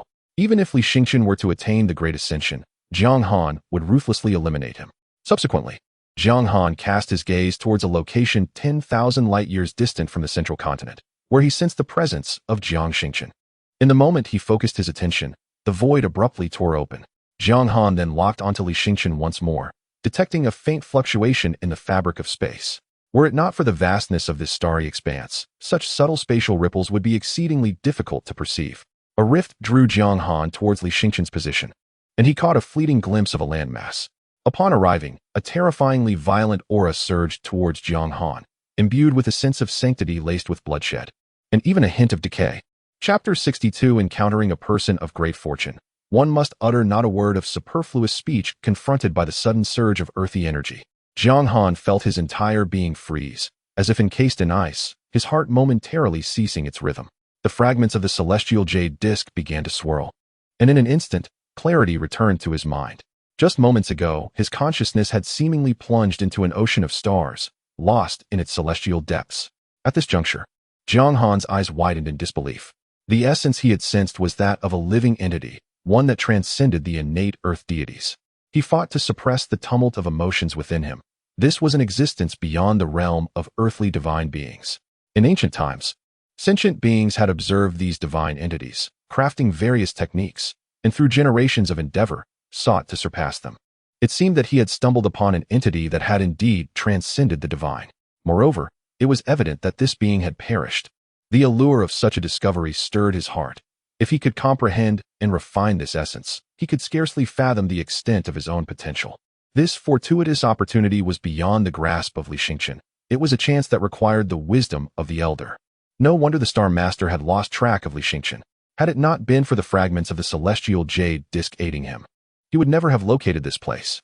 Jiang Han discerned the landscape of this continent. It was a living entity, exuding an ancient aura. From Jiang Han's perspective, this being was adorned with countless formulas, most of which he had never encountered and could scarcely comprehend. Gazing upon these inscriptions, sudden insights illuminated his mind. Thus, he realized that the laws and runes could be arranged in ways he had not previously imagined, yielding even greater power. The laws within him began to reorganize and simplify continuously. During this transformative process, Jiang Han simultaneously sought traces of Li Xingqian. It was implausible for Li Xingqian's corporeal form to endure within this realm. Undoubtedly, the malevolent old crone was aiding him from behind the scenes. Through careful observation, Jiang Han discovered that the space formed by this being was insidiously siphoning off the materials of the vast world. Though the methods employed were exceedingly subtle, they did not escape Jiang Han's keen perception. This place was transitioning towards becoming a forbidden zone, situated at the periphery of the central continent. Should this transformation succeed, the first to confront the dangers of the forbidden zone would be the Xian Shui Dao domain. Yet, it is only deemed a forbidden zone upon success. Until then, it remains a land of opportunity. Jiang Han reached toward the ground, which bore a hardness akin to that of a second-rate celestial treasure. He marveled at the realization that this being had long since perished, yet its body had begun to coalesce into the world itself. The earth had formed akin to high-tier magical artifacts. No wonder such beings would eventually become forbidden zones. Were this entity still alive, even the heavenly path would struggle to contend with them. Their corporeal forms had transcended the limits of the universe. As Jiang Han pondered, he beheld strands of stellar energy materializing within the void, cascading toward a singular location. According to Jiang Han's estimation, this place should be the heart of the being.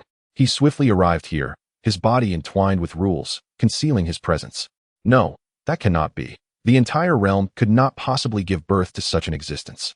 After flying for half a day and sensing the enormity of the corpse below, he suddenly pondered this matter. Under normal circumstances, the world could not nurture such entities, let alone numerous ones. Something must have transpired. A great power is concealing certain truths. It seems he must venture into the domain of the human emperor. Now, Jiang Han is convinced that in ancient times, the primordial demon gods were undoubtedly defeated by beings akin to the one beneath his feet.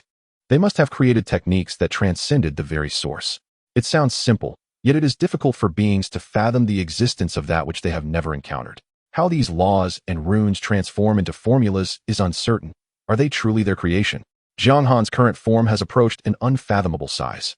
If he reaches his limit, walking through the cosmos would cause countless planets to be torn apart by the gravity generated by his own body. In the vast expanse of distant planets, beings can observe and comprehend techniques through their own forms, thus forging paths of cultivation. To a certain extent, within a defined realm, they can already achieve the miraculous, altering the very fabric of reality, blurring the lines between life and death, and even extracting beings from the river of time. Yet, the vast universe is under the oppressive weight of great terrors, making such feats exceedingly difficult. They can only be accomplished in smaller worlds. Jiang Han has already attained these capabilities. It is hard to imagine the strength of the being beneath his feet. Contemplating the immense form of this entity, Jiang Han's heart swells with longing. Who would not desire a grander and more powerful physique, standing amidst the cosmic expanse, capable of collapsing a galaxy with a mere punch? Jiang Han began to delve into the earth. As he ventured deeper, the surrounding pressure intensified, forcing him to continually shrink his form. He sensed vibrations akin to a heartbeat. Could it be that this being is not yet completely dead? This thought involuntarily emerged in Jiang Han's mind. As he pressed onward, the pressure grew even more formidable, accompanied by a heightened sense of the divine. Jiang Han realized he must still be on the surface of this being's skin. It is truly unfathomable. After countless years, the hardness of its skin can still rival that of an existence at the level of a scattered immortal. How did such a divine being grow within this world? It feels as if a true dragon is gestating within shallow waters. As he continued forward, Jiang Han gradually calmed his racing heart. The more he contemplated, the more exhilarated he became. He allowed his body to begin its operations, entering a state of devouring. Jiang Han was unaware that the flow of time here differed from that of the outside world. He lost track of how long he had been here. While in the outside realm, he had only just departed. At this moment, Jiang Han felt as though he had arrived at the very heart of this living being. He beheld Li Xingqian, who, at that instant, also noticed the sudden appearance of Jiang Han. How could you possibly be here? Li Xingqian exclaimed, filled with astonishment. His master had explicitly informed him that no one could discover this place, allowing him to cultivate here in peace. Currently, Li Xingqian was encased within a crystal, formed from the laws of the stars. Jiang Han wasted no time. He summoned the power of 3,000 laws, swiftly refining Li Xingqian. For one blessed with such immense fortune, there could be no allowance for opportunity. Chapter 63. The Grand Secrets of the Celestial Beings. After refining Li Xingqian, Jiang Han acquired the information he sought, along with the entirety of Li Xingqian's life force. Within Li Xingqian's soul resided certain mechanisms. Any attempt to peer into his memories through his soul would result in an instantaneous explosion. Merely a glance would suffice to trigger this cataclysm. However, this posed no dilemma for the fragments of the creation jade plate. Jiang Han swiftly traversed through Li Xingqian's memories. Presently, Li Xingqian was a practitioner of the Great Ascension. Yet to Jiang Han, he was merely a slightly larger insect. Moreover, Jiang Han discerned that Li Xingqian was transitioning towards the demonic faction. No longer fitting the designation of a human, his demise was inconsequential. Li Xingqian hailed from the Qian dynasty, a fact known to Jiang Han. The memories revealed that Li Xingqian possessed a star-born physique since childhood, yet he had long concealed this truth, yearning for a sudden revelation that would astonish all. Subsequently, he encountered the elderly woman, his guiding force, within a piece of starstone. Shun Xingyao imparted upon him the celestial star technique, a method purportedly crafted by immortals. Immortals? Did such beings truly exist in this world? Jiang Han promptly investigated the celestial star technique, discovering it to be on par with the techniques of the star sect. He continued to peruse the memories, which aligned closely with his prior knowledge, battling monsters, leveling up, and provoking adversaries. However, after departing the star sect, Li Xingqian began to embrace a more discreet approach, yet still found himself embroiled in various distressing incidents. Through this, Jiang Han observed the machinations of the star Taoist, who was utterly unscrupulous. Among Li Xingqian's memories, one individual stood out as crucial, Li Xian, the saintly son of the star sect. Following Li Xingqian's exit from the sect, Li Xian promptly appropriated his former love interest, discarding those who resisted and sending them to brothels, all while deliberately spreading the news. These events left Li Xingqian somewhat dazed, drawing numerous enemies to him. This led to a cycle of leveling up and encountering romantic interests, only for them to be seized once more by Li Xian. During this period, Li Xian's cultivation surged, yet each breakthrough was met with setbacks. Ultimately, Li Xingqian's mental state began to unravel. Amidst this turmoil, conflicts arose between him and his guiding force, the elderly woman. Shun Xingyao deemed Li Xingqian a failure, frequently embroiled in trouble due to women, yet he remained obstinately unchanged.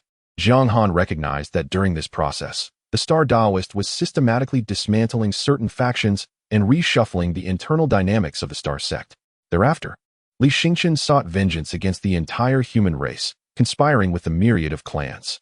In Jiang Han's view, this was likely influenced by his romantic entanglements with the myriad beings. As the human race regained its strength, it commenced a campaign against the myriad clans. At that time, Li Xingqian, still in the harmonization stage of cultivation, found that the formidable powers of the other races would not intervene on his behalf. Ultimately, it was Shun Xingyao who intervened to rescue him. Subsequently, through various means, he arrived at this location. In Li Xingqian's memories, Shun Xingyao resided at the very core of this being, its cerebral region. Jiang Han could also sense the animosity Li Xingqian harbored towards Shun Xingyao, stemming from the resentment over Shun Xingyao's repeated inaction during the past, which led to the suffering of his beloved. Indeed, Jiang Han deemed him a treacherous ingrate. Li Xingqian lacked the moral standing to resent Shun Xingyao. According to Li Xingqian's recollections, he was originally an ordinary mortal, transformed by Shun Xingyao into a stellar body. Shun Xingyao's stipulation was that Li Xingqian gather resources to assist in the creation of a corporeal form. However, through the years of memories Li Xingqian had accumulated, Jiang Han discovered that Li Xingqian had never inquired about the resources required for the corporeal creation, nor had he shown any concern for Shun Xingyao's soul condition. Moreover, he harbored sinister thoughts towards Shun Xingyao. How could such an individual ascend to the heights of fate? Jiang Han pondered whether the heavenly Tao had been influenced by those supreme beings from the forbidden zones. That someone like Li Xingqian could become a figure of great fortune was indeed perplexing. Yet, what Jiang Han found most contemptible was that he had become a traitor to his own kind, attempting to barter the interests of humanity for personal gain, all the while deluding himself into believing it was for love. The thoughts that traversed such a mind were beyond Jiang Han's comprehension.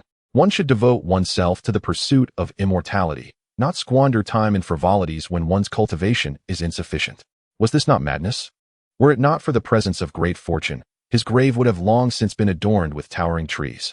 Jiang Han had come to a realization. Shun Xingyao had likely ventured here only when he perceived that Li Xingqian had lost all hope. Nevertheless, Jiang Han had detected this.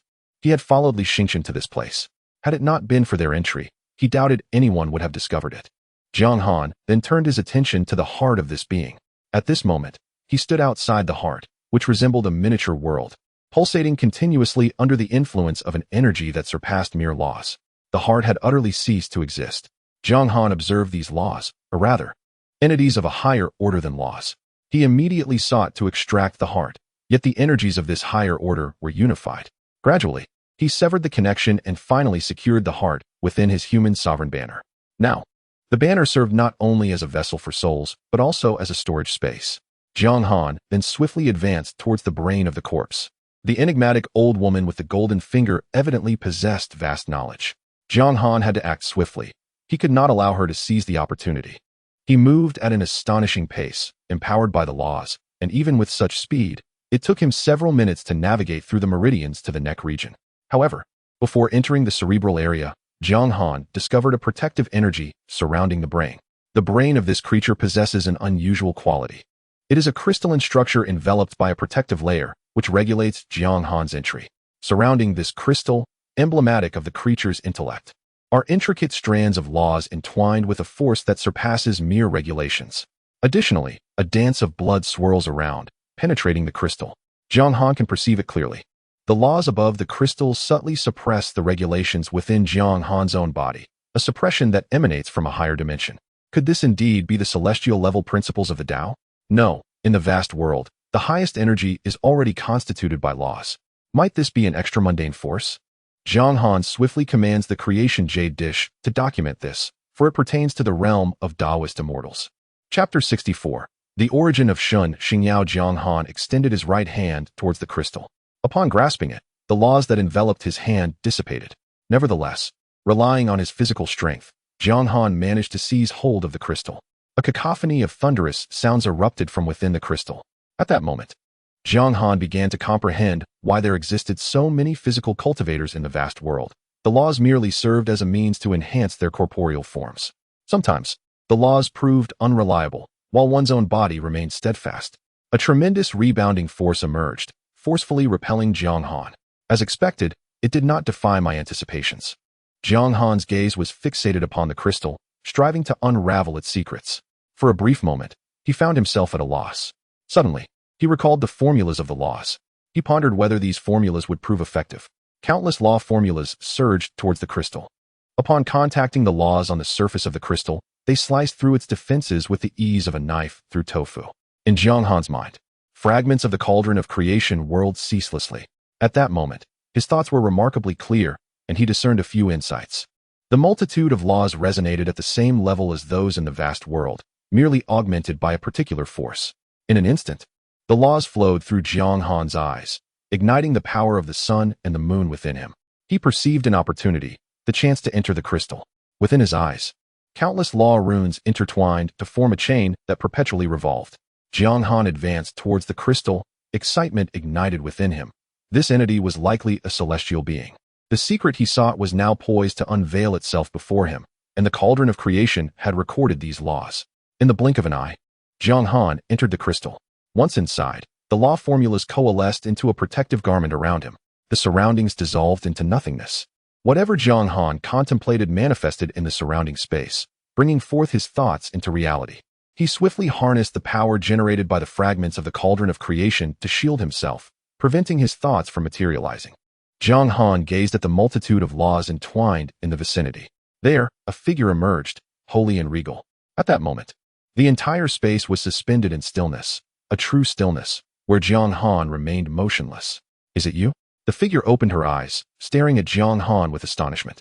Through the information circulating in the space, Jiang Han instantly grasped her thoughts. She was curious as to why he had appeared there.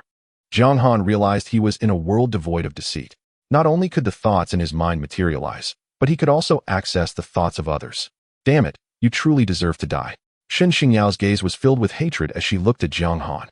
Were it not for her current immobility, she would likely have torn him apart. The surrounding laws stirred, and Shen Xingyao moved, appearing directly around Jiang Han, launching an attack against him.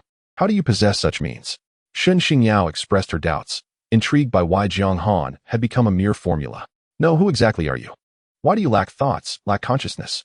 Do you harbor some secrets?" It was evident that Shen Xingyao had not sensed Jiang Han's intentions, suggesting her familiarity with this realm. Jiang Han quickly discerned her thoughts. She initially perceived him as a puppet of the heavenly path, and subsequently speculated that he concealed great mysteries. This place was the core of her father's divine essence. "Your father? Who is he? And who are you?" After posing these questions, a multitude of information emerged within the crystalline space. Jiang Han swiftly analyzed this data, learning what he sought. This woman was Shen Xingyao, and her father was one of the stellar lords of the heavenly realm. He even gleaned her name, Shen Xingyao, along with fragments of her memories. These memories revealed her origins in the heavenly realm, where her father held a prestigious position, surrounded by many who sought to curry favor with her. Beneath the heavenly realm lay countless worlds, the mightiest of which were the 3,000 worlds.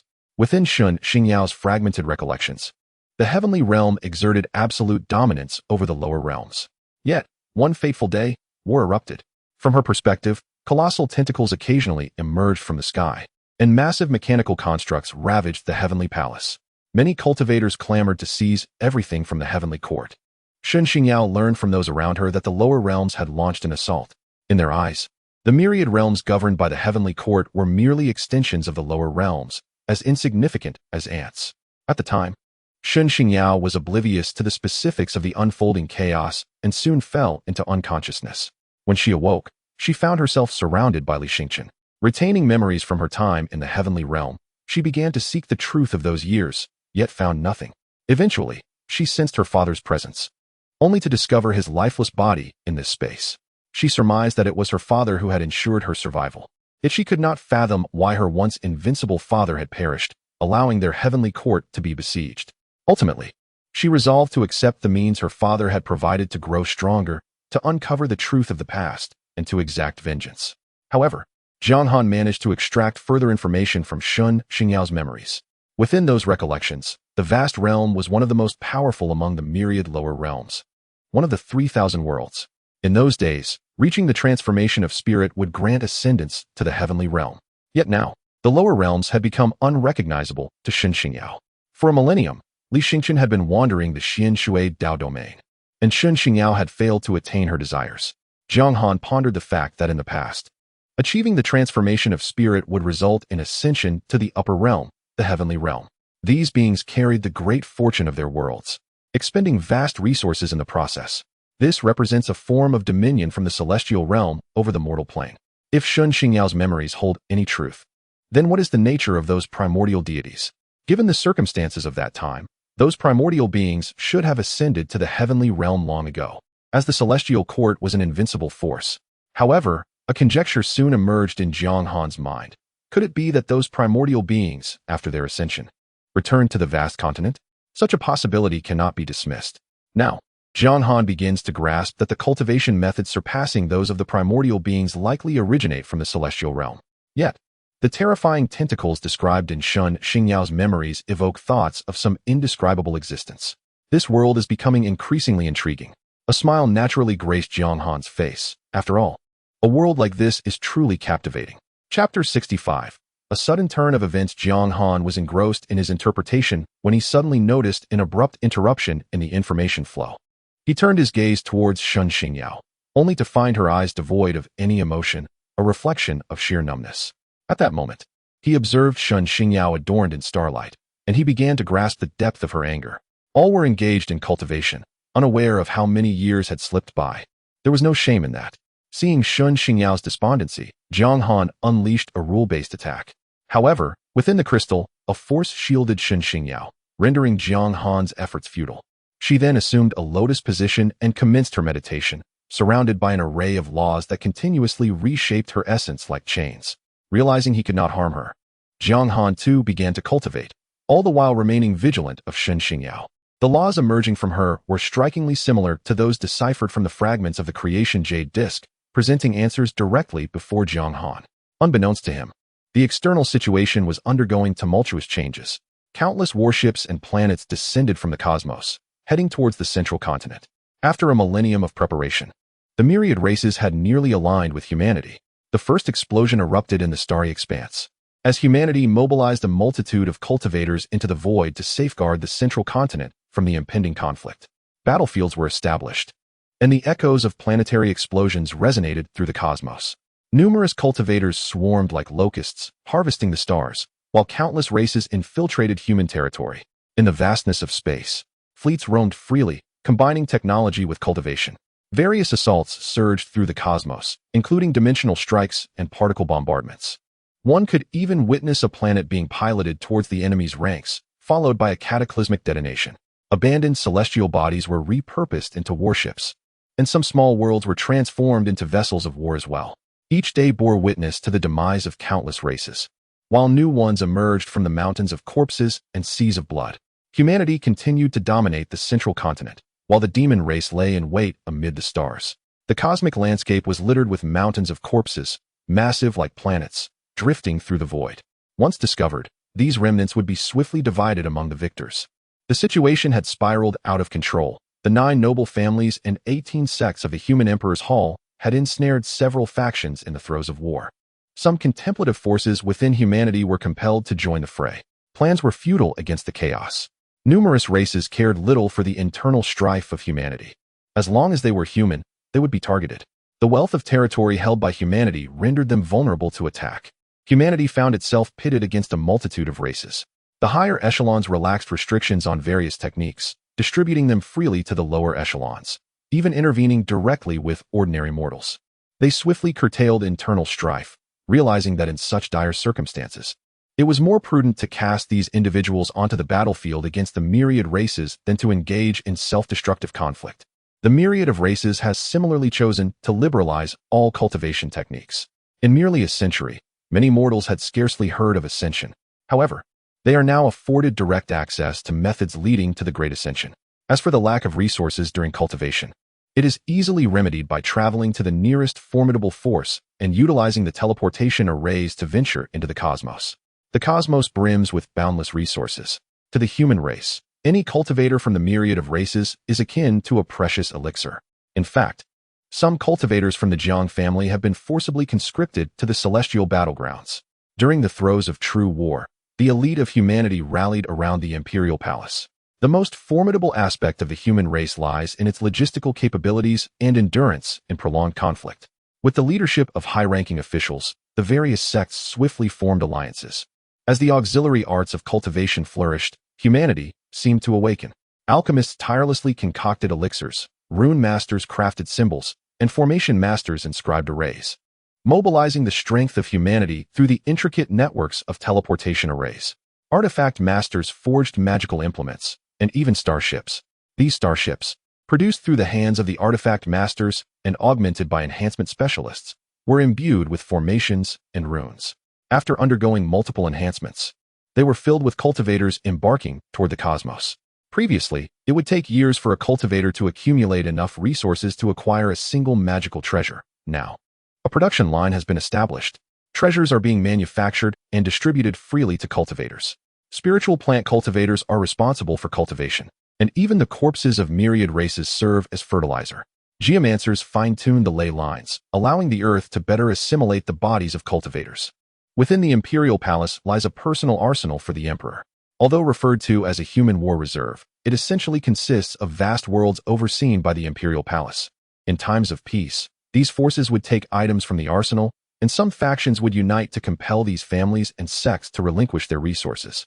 Within these worlds lie countless spiritual herbs cultivated for millennia, some even reaching ages of 100,000 or 1,000,000 years.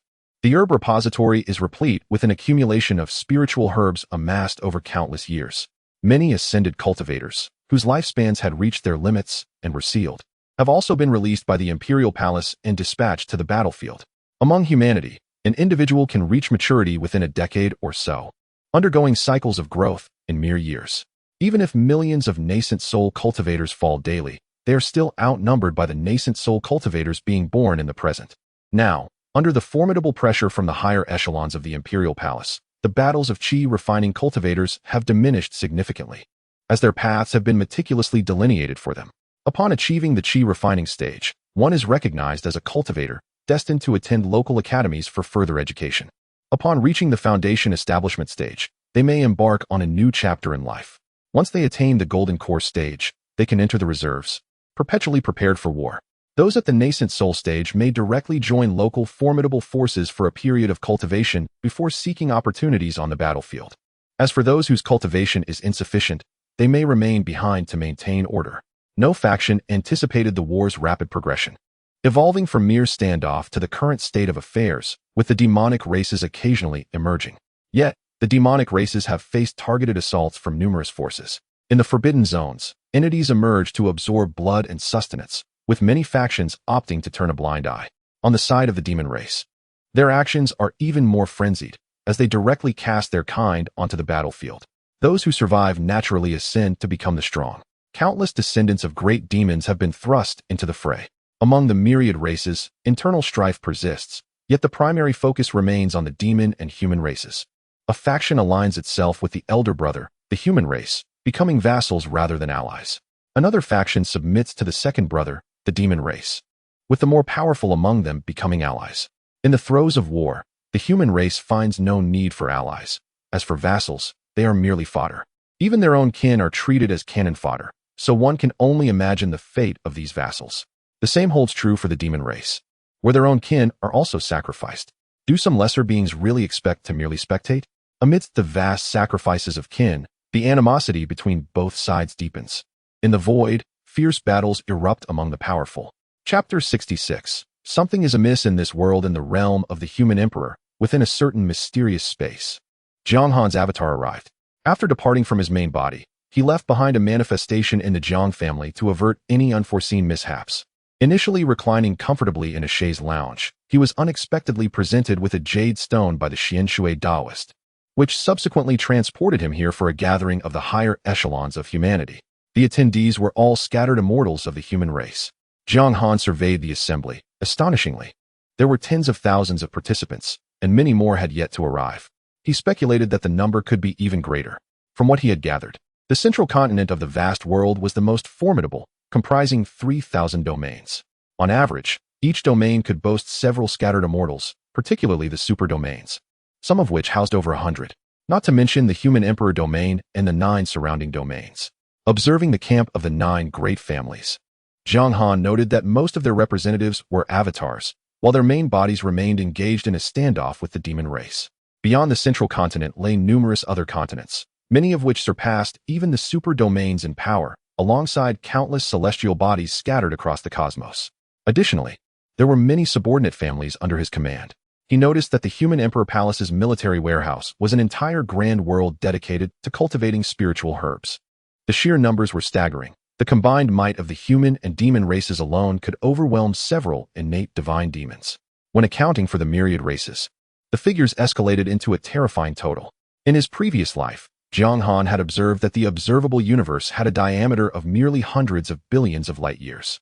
Within that expanse, there were 2 trillion galaxies, with each galaxy capable of nurturing a major ascendant. Some superdomains in the central continent exceeded a diameter of 100 billion light years. Thus, the resources available could potentially sustain an immense number of cultivators. Moreover, it was rumored that the vast world was continuously expanding. Jiang Han's avatar even speculated that if celestial beings from novels of his previous life were to arrive in the vast world, they would likely be swiftly divided among the powers present. The individuals gathered were the backbone of the human race, and it was their relentless efforts that had established a realm for humanity. Now, with the myriad races beginning to ally with the demon race, the assembly engaged in open discourse to devise a strategy. Soon, a cacophony ensued. Despite the noise, everyone expressed their opinions, and the collective understanding among the tens of thousands was remarkable. What initially appeared to be a serious conference resembled a bustling marketplace. Before long, a resolution emerged. The collaborative effort of so many individuals could not help but yield swift results. Jiang Han began to comprehend the reason the 9 great families and 18 sects, despite their long-standing control over the human Emperor Palace, had not ascended to supremacy within the human race. The combined strength of these scattered immortals barely totaled 1,000. Were they to overstep their bounds, a coalition could easily reconvene and establish a new human Emperor Palace. When did scattered immortals become so undervalued? Jiang Han found himself questioning the state of the world, yet upon reflection, he realized it was merely the result of countless years of accumulation within the vast world. A rogue immortal, possessing a lifespan spanning several million years, finds that with each tribulation endured, their longevity only increases. Presently, Jiang Han estimates his own existence to be around 10 tribulations, yet his lifespan has already reached several hundred million years. Moreover, within the human race, various methods exist to evade the celestial mechanisms. After deliberation, the 5 central immortals convened and began to announce their conclusions. These 5 individuals are esteemed figures among humanity, characterized by their profound cultivation and extended lives. Representatives from the 9 great families and 18 sects were expected to participate. However, they have since lost their voice in these matters. Noting that the demon race is the most boisterous, the decision is made to concentrate efforts on them, inflicting substantial damage. Those factions allied with the demons are also targeted. The approach is straightforward: strike the most prominent among them. Following this, exchanges among the fellow immortals ensued. One rogue immortal approached Jiang Han, whom he recognized as the venerable ancestor of the Xianshui sect, the ascending water immortal. "How fares your main body? Do you require assistance from your esteemed allies?" he inquired. "The current situation is rather delicate. My main body cannot detach itself. The Xianshui domain requires your steadfast presence." From these words, Jiang Han sensed a genuine concern. It is indeed justified that humanity has risen to dominance. The upper echelons are truly united, and in times of need, they genuinely extend their aid. "Rest assured, I shall resolve matters swiftly," Jiang Han assured. Shortly thereafter, his avatar vanished into the fabric of space, subsequently relaying the conference's proceedings to the Xianshui Immortal for execution.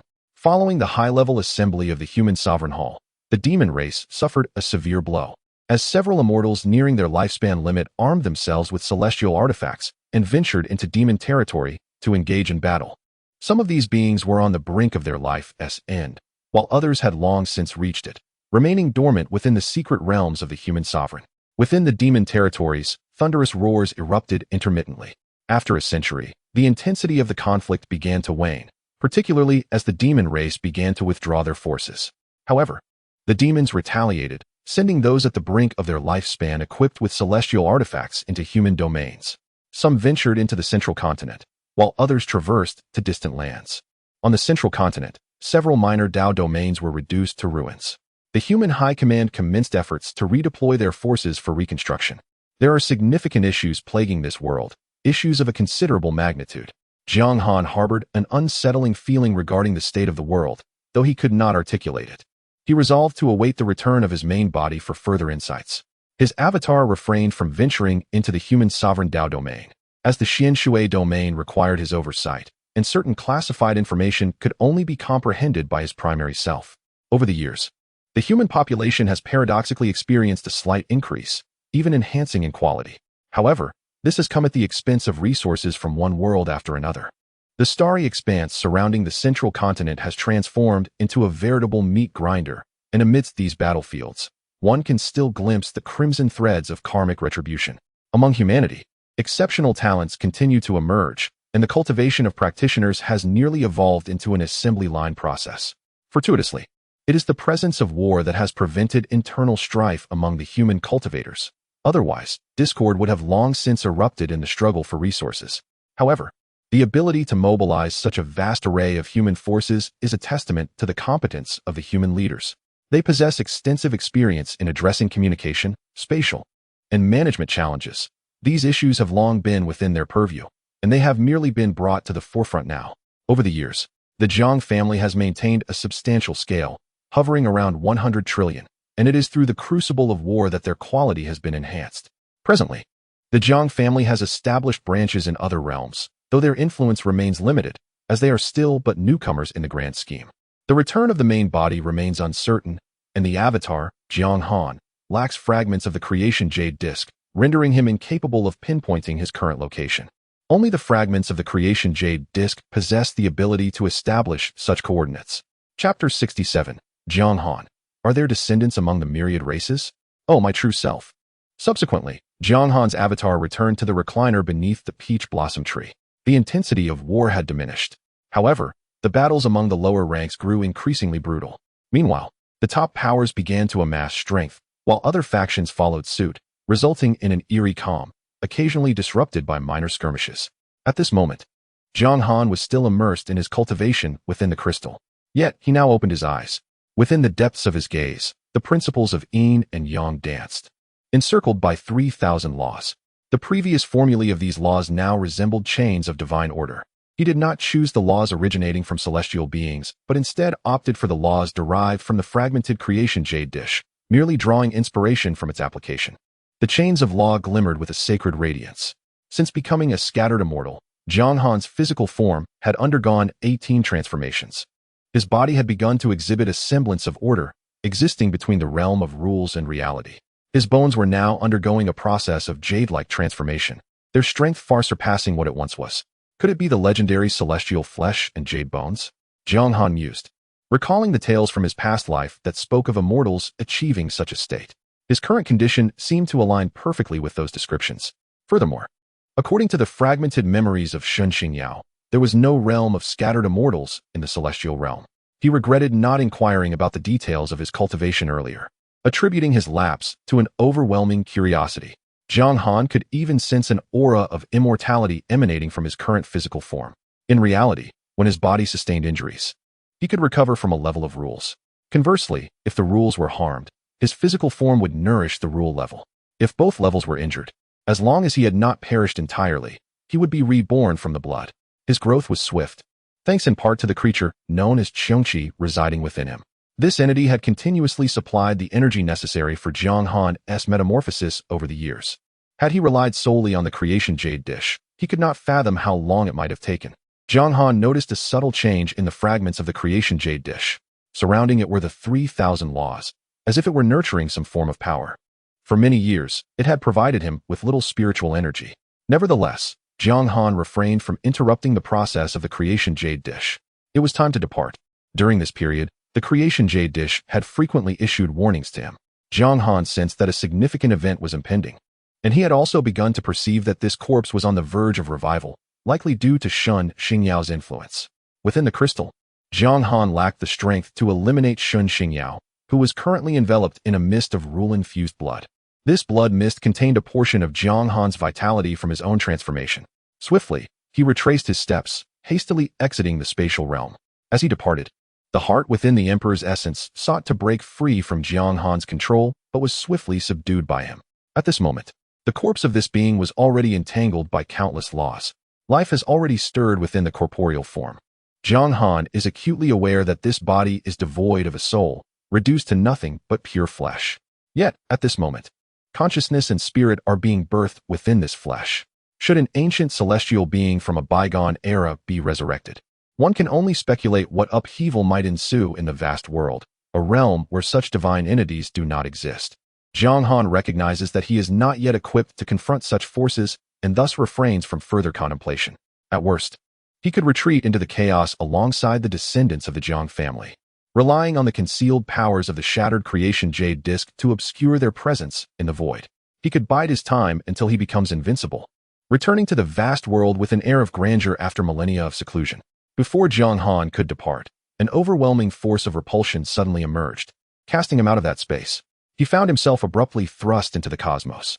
The unexpected nature of this repulsion felt akin to an assault from a living being. Jiang Han's body crashed through several stars, ultimately colliding with a colossal celestial body.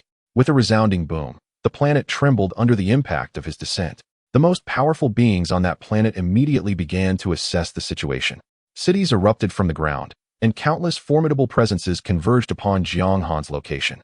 Jiang Han, too, quickly surveyed his surroundings, observing that the heavens above were adorned with several suns. However, upon closer inspection, only one of these suns emitted warmth, the others merely radiated light. These luminous beams carried an aura of sanctity, enhancing the cultivation and physical prowess of the beings upon whom they fell. Yet, they bore no effect upon Jiang Han. Expanding his perception further, he discovered that he had arrived within the celestial domain of the star sect, likely in the territory of one of its subordinate races. Upon further observation, Jiang Han discerned the inhabitants of this planet, a race reminiscent of humanity but distinguished by their wings. They bore a striking resemblance to the angels described in his previous life. Jiang Han soon learned that these beings possessed foundational cultivation from birth. Information regarding this race swiftly filled his mind. They are known as the winged race, a subordinate race of humanity, classified among the myriad of races. Each member of this race, including those who have transcended to the realm of scattered immortals, is endowed with a pair of wings, and as their cultivation progresses, the number of wings they possess increases. Jiang Han was soon astonished, for within this race, he sensed the presence of his descendants. Upon further confirmation, he realized they were indeed his progeny, belonging to the winged race. Subsequently, Jiang Han's figure vanished from that place. Meanwhile, within an academy, a young boy wandered with a group of peers. He was markedly different from the surrounding winged beings, whose wings were grand and imposing, while his own wings were diminutive. Yet, a faint sadness lingered in his eyes. He was a hybrid of humanity and the winged race, his father having departed during his childhood, leaving him and his mother behind. Not long ago, he severed ties with his father. Prior to his departure, his father had ventured to the starry battlefield. A sense of foreboding loomed within him. His name is Jiang Fan, and his father is Jiang Linyuan. Since childhood, he has listened to his father recount tales of the central continent, nurturing a deep yearning for it within his heart. His father had even revealed to him that their family, the Jiang clan, reigned supreme in the Xianshui Dao domain. Upon his return, he promised to guide Jiang Fan into the family lineage. However, now that he is estranged from his father and lacks any means to contact the Jiang family, it seems he must enhance his own strength and journey to the central continent independently. The young man resolved within himself. At that moment, he felt a gentle grip on his arm. Turning his head, he beheld a girl with an oval face, violet irises, and alabaster skin, who had embraced his arm. Brother Fan, with your exceptional talent, you are sure to reach the central continent. Perhaps you will even gain admission to a prestigious academy, the girl remarked enviously. Chapter 68. Without blood and fire, how could one become the leader? One can only hope. At this moment, Jiang Fan was filled with optimism, a smile gracing his lips as he envisioned his future enrollment in a prestigious institution of the human race. Unbeknownst to him, a young woman with pink hair and matching eyes watched with envy from behind. How fortunate he is, indeed, to possess such fortune. Jiang Han observed this scene from the shadows, having gleaned the backstory from Jiang Fan's thoughts. He was genuinely surprised that, at this juncture, the Jiang family still had descendants amidst the myriad races. Jiang Fan, too, bore great fortune, though he paled in comparison to Li Xingchen. As Jiang Han beheld this younger generation, he began to comprehend why the plan to eradicate the myriad races from the human realm had ultimately failed. You exist within me, and I within you. This was akin to inflicting harm upon oneself. Such circumstances transcended mere cultivation. Any entity capable of emotion would respond this way. In the human race, emotional detachment is often considered a path of darkness, thus becoming a significant issue within their society. If cultivators could reach a certain level of emotional severance, these dilemmas would cease to exist. Once, a formidable figure among the human race sacrificed their entire family to achieve a breakthrough in cultivation, ultimately facing the ire of various factions, particularly those of familial lineage. In the end, they were reduced to ashes. Although the human race is vast, each family forms an integral part of this expansive tapestry. Brother Fan, imagine when you join the academy. With your talent, you are bound to become a great being. When you return to the Jiang family, you will undoubtedly astonish everyone. Upon hearing the young girl's comforting words, Jiang Fan's eyes sparkled with excitement. Indeed, when he returned to his family, he would surely rise to prominence and perhaps even encounter the ancestors. Jiang Fan's exhilaration grew as he gazed at the receding figure of the youth. Jiang Han, lost in thought, suddenly broke into laughter. Perhaps it was the warmth of youth that prompted him to smile. Or perhaps it was simply the passage of time that made him revel in the joy of the younger generation. He then summoned a cell from within himself, surrounded by the essence of 3,000 laws, now transformed into a vibrant purple. This essence was then directly infused into Jiang Fan's body. At this moment, Jiang Fan began to understand how the celestial race was created. His descendants could integrate his cells, achieving perfect harmony under the breath of creation. Other scattered immortals might also accomplish this, though not with the same degree of perfection as Jiang Han. Were he to have descendants now, they would truly embody the celestial lineage. Jiang Han's current method was merely a postnatal creation, though it was a product of postnatal design. It still held advantages over many inherently powerful races, allowing for rapid cultivation and a deeper understanding of the laws of the universe. In contrast, many races that are born powerful possess a critical flaw. Their cultivation is slow, and with rapid growth, they often have few offspring.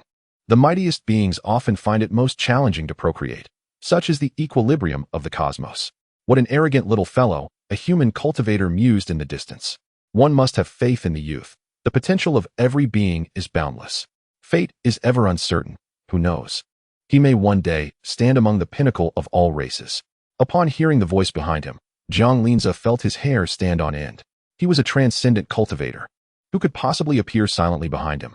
Was this presence a foe or a friend? Jiang Linza hailed from the Jiang family, a lineage renowned for nurturing prodigious talents. From a young age, he had been meticulously trained by the family. After reaching the Yuan-Ing stage, he ventured into the vast cosmos for cultivation.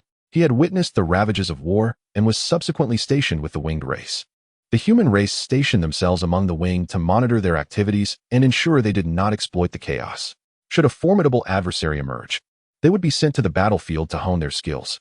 For the sake of their race's warfare, they also sought to acquire resources from the winged.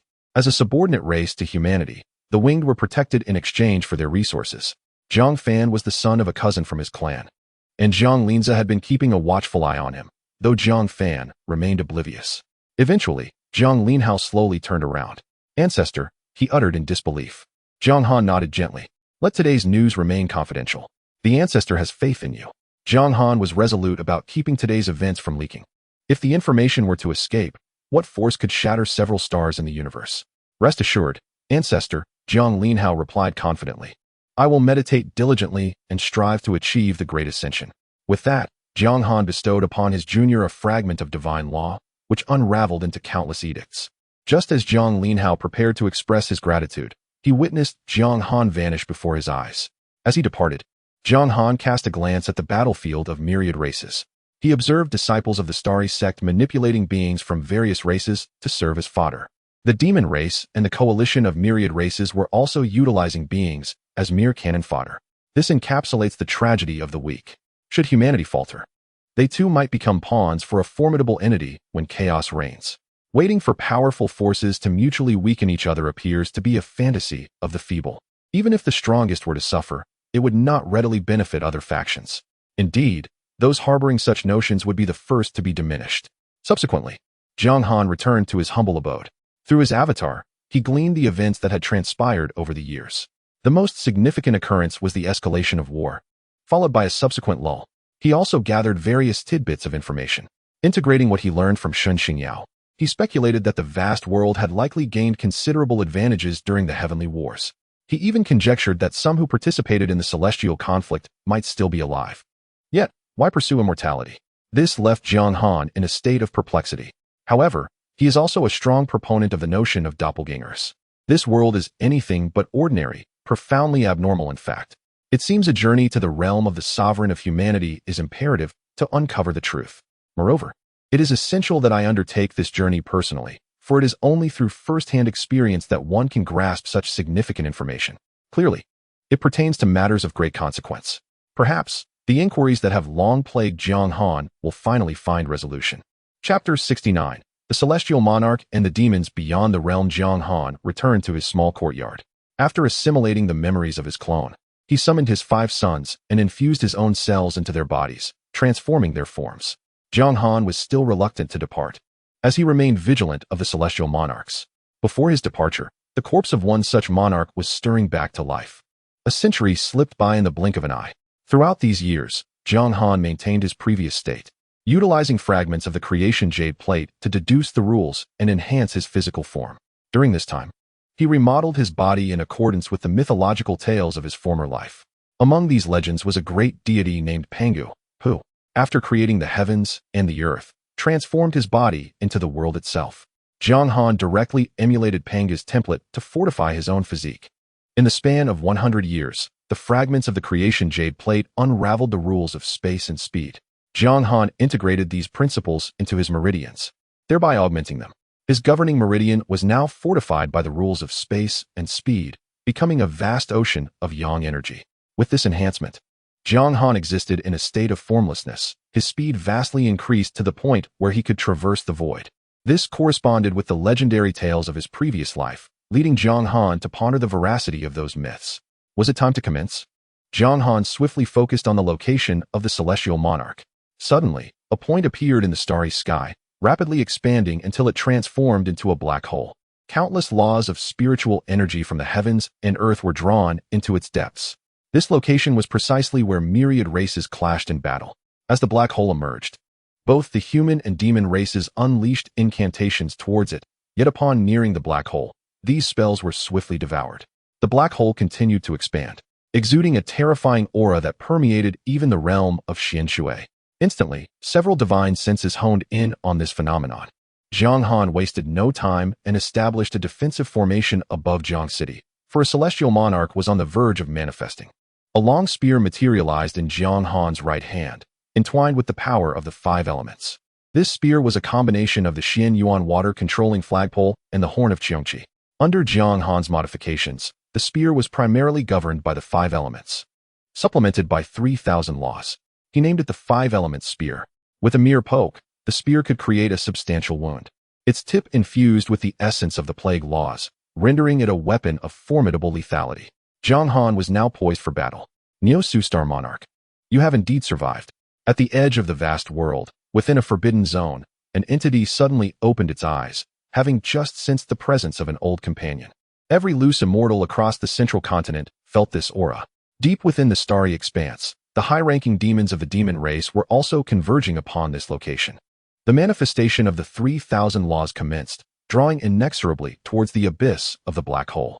A voice, filled with wrath, reverberated through the cosmos, seeking death. Do you dare to aspire to the path of unity? At that moment, Jiang Han found himself momentarily stunned. In the vast expanse of the world, certain laws were governed by the most formidable of overseers, beings that had nearly ascended to the very source of these laws. Such entities were referred to as the masters of the Tao, the sovereigns of a singular law. These beings had existed for countless years, their lifespans unfathomable. Jiang Han's journey was one of internal cultivation. He had never entertained the notion of becoming a Tao master. Yet, unexpectedly, this celestial sovereign sought to emerge and claim the title of Tao master. Each Tao master was a contributor of immense significance to the world, a being of virtue and great fortune.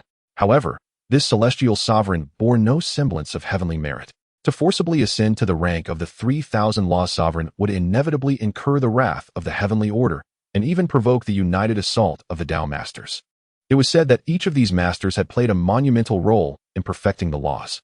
Both the beings on the central continent and those amidst the stars were left in utter astonishment. What manner of being could be so audacious as to strive for mastery over the 3,000 laws and achieve unity? Under the conjectures of certain cultivators, it was believed that becoming the sovereign of the 3,000 laws would elevate one to the status of a unifier, thereby assuming dominion over the world.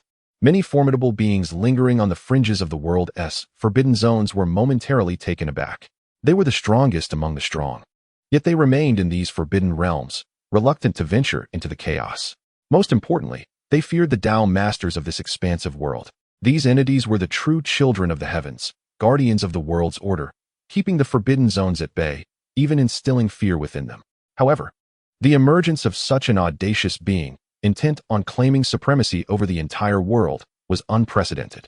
The demonic aura emanated from the remnants of the extraterrestrial demons. A cultivator, whose corporeal form was decaying within a forbidden zone, clawed his way from the earth. His eyes gleamed with insatiable greed. He had long since lost track of the years he had endured. His life essence had reached its limits, and death loomed near. Yet, he was unwilling to succumb, establishing a domain of confinement that thwarted the interference of the heavenly powers. Nevertheless, the decay of his physical form was irreversible, forcing him to rely on the vitality of countless beings to prolong his existence. At that moment, he perceived a substantial opportunity. He swiftly communicated with other sovereigns of the forbidden zones. Then, a divine figure materialized within the starry expanse. This figure loomed as a continent amidst the cosmos, surrounded by countless thundering energies. A multitude of formidable demon entities gathered around him, appearing as insignificant as ants. Among them, Jiang Han glimpsed several illustrious figures recorded in the annals of human history, as well as a golden crow, whose form began to decay as it greedily fixated on the mysterious celestial sovereign from the Immortal Realm. When Jiang Han locked eyes with this illustrious celestial sovereign, the latter turned to regard him. In that instant, Jiang Han felt an overwhelming pressure and swiftly soared into the starry sky, positioning himself within the ranks of the human faction to confront the celestial sovereign. This time, Jiang Han's form did not expand in size. He noticed the numbness in the eyes of these celestial lords, which must be under the influence of Shen Xingyao. They were in the process of resurrection, yet completely devoid of vitality. Jiang Han surmised that the space could not accommodate the celestial corpses, leading to a rupture in the realm. The celestial corpses that began to resurrect were helplessly drawn into reality. Countless beings in the starry sky transformed under its gaze, subsequently becoming sustenance. To his astonishment, there were also the corpses of otherworldly demons surrounding the central continent. Among the demon clan, the decaying body of a golden crow spoke first. Otherworldly demons? Could it be that Shen Xingyao's memories were flawed? Chapter 70. The care from elder brother and second brother, terrifying indeed. As Jiang Han sensed the celestial corpse, these four words involuntarily surfaced in his mind. Habitually, he attempted to take a step back. In front of the human camp, a formidable figure stepped forward, striding ahead. This outer domain demon possessed considerable power. Let us unite. Before any action could be taken, the body of the immortal Lord Niu Su reached directly towards the central continent, only to be obstructed by the formations of the central continent. The body of Niu Su directly breached the unhealed formation, extending its hand into a domain of Tao. Within this Tao domain, countless beings were rendered bewildered, as a colossal hand suddenly emerged from the sky, causing them to lose consciousness in an instant. The formation of this Tao domain exhibited flaws, having transformed into a battleground for myriad races. Subsequently, several scattered immortal cultivators swiftly emerged from the Tao domain. They were the high-ranking members of both confronting factions. In a certain super Tao domain, several enormous figures also appeared. This Tao domain was but a subordinate of that super domain. Ha ha ha. Cursed lower realm ants, become the resources for my father's resurrection. At this moment, Shen Xingyao cackled with wild abandon within the crystal. In her eyes, those from the lower realm were mere insects. Yet, these insects had actually infiltrated the immortal realm, shattering the heavenly palace, causing her, the favored daughter of heaven, to linger in the lower realm. After absorbing numerous beings, the body of immortal Lord Niu Su began to transform into jade, his aura surging dramatically. This scene sent a chill down Jiang Han's spine. With a moment's inattention, countless beings could be refined in an instant. Fortunately, the formation of the Xian Shui Dao domain showed no signs of faltering. Soon, the colossal hand of immortal Lord Niu Su reached towards Jiang Han. Shen Xingyao was aware that her father's heart lay within Jiang Han's grasp. Arrogance. The human camp observed the adversary's attack and swiftly produced a jade seal, hurling it toward immortal Lord Niu Su. At this moment, none had yet transformed in size. The jade seal expanded to 100 feet and struck directly at the jade-like skin, creating a fissure upon the arm of immortal Lord Niu Su, though it was quickly restored. Altogether, after the human powerful beings voiced their commands, the demon faction also commenced their assault upon immortal Lord Niu Su. They noticed that his movements were somewhat sluggish, presenting an opportunity for many beings. Jiang Han spotted the Taoist Xianming, who wielded an immortal artifact, slicing a piece of the jade layer from the skin of immortal Lord Nyo-Su, quickly storing it in his spatial pouch. Many others were engaged in similar actions. Jiang Han concealed his presence, utilizing the recently acquired laws of space and time to directly vanish into the void. His spear darted towards immortal Lord Nyo-Su, causing the skin to shatter. Jiang Han swiftly collected the fragmented jade material, discovering that this flesh was imbued with rich spiritual energy, a rare cultivation resource. At that moment, Shen Xingyao manipulated the corpse of immortal Lord Nyo-Su, launching frenzied attacks. Yet most strikes met only empty air, losing sight of Jiang Han in the process. Only upon Jiang Han's attack could one glimpse his presence. Thereafter, he vanished into the void once more. In this brief period, Shen Xingyao has sensed Jiang Han's appearances and disappearances countless times. In essence, within this fleeting moment, Jiang Han alone has delivered myriad strikes upon the Bull Guardian. Furthermore, there are numerous cultivators of even greater prowess than Jiang Han. Their strikes are swifter and more ferocious. Shen Xingyao yearns to manipulate the Bull Guardian's corporeal form to assault the surrounding planets and continents. However, under the collaboration of these formidable figures, the Bull Guardian finds it exceedingly difficult to move. A wretched swarm of ants. Shen Xingyao roars in impotent fury within the crystalline space. Nevertheless, these injuries have not inflicted significant damage upon the Bull Guardian's body. Shen Xingyao attempts to constrict the Bull Guardian's form, only to discover that the surrounding space has been solidified, devoid of spatial power, rendering any transformation impossible. This is the true essence of the Bull Guardian. Only such a colossal form can sustain its vital essence. Across the vast continent, numerous powerful beings have departed from the land to engage in the encirclement of the Bull Guardian. Even the formidable beings of myriad races and the human race have chosen to abandon their standoff. Some warriors, dragging their wounded bodies, have joined the fray, while others have emerged directly from their coffins, eager to partake in the spoils. Shen Xingyao, through a stroke of serendipity, inadvertently strikes a hapless soul, swiftly refining it. Yet, this unfortunate being possesses a semblance, albeit a feeble one, incapable of participating in the battle. Ultimately, Shen Xingyao can only command her father's body to defend continuously. However, she is adapting. As her proficiency grows, the Bull Guardian is beginning to unleash increasingly potent power. But wait, Jiang Han perceives a crucial detail. The Bull Guardian's body, under the guidance of these mighty beings, is being directed towards the territories of myriad races.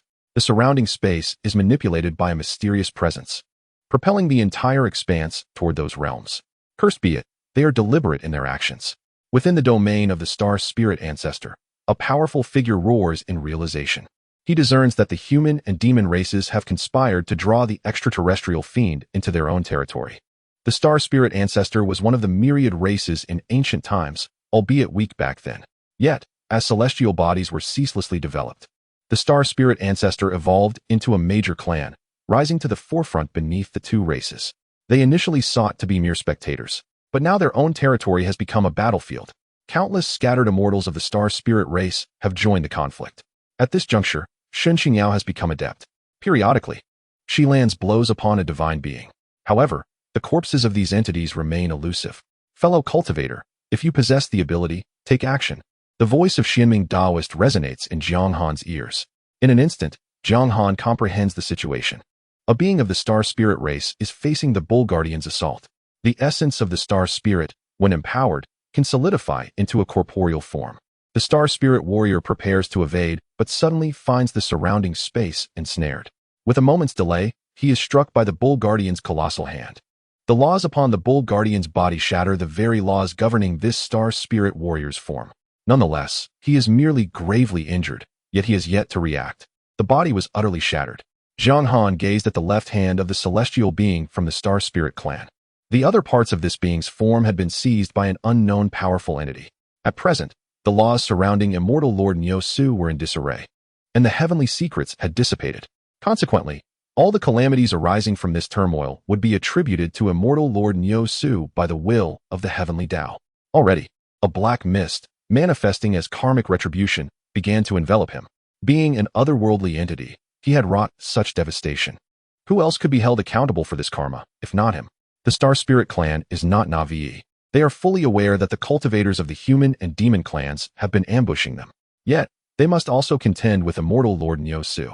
With the constraints around him now lifted, he commenced a frenzied assault on the territory of the Star Spirit clan. The first to receive their ire was not the human or demon clans, but rather the myriad races that had once vowed to stand together in times of peril. They had pledged that should the human and demon clans trouble any particular race, they would join forces. However, when the time came, one by one, they lost all means of communication. Chapter 71. The divine beast of the nation, the chieftain of the Star Spirit tribe now, begins to comprehend why the human race refrains from choosing allies. At crucial moments, allies can indeed be unreliable. Just then, ripples of disturbance spread through the void of the Star Spirit tribe. A colossal figure, spanning across space, materializes within their celestial domain.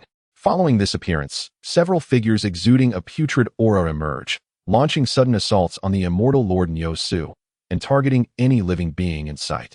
The cultivators of both the human and demon races assist one another, narrowly avoiding the attacks.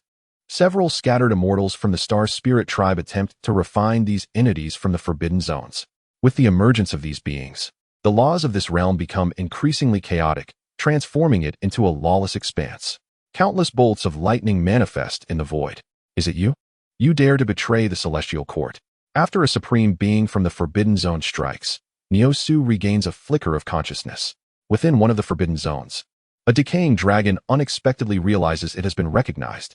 In that moment of distraction, Nyosu is struck simultaneously by numerous attacks, his body beginning to shatter.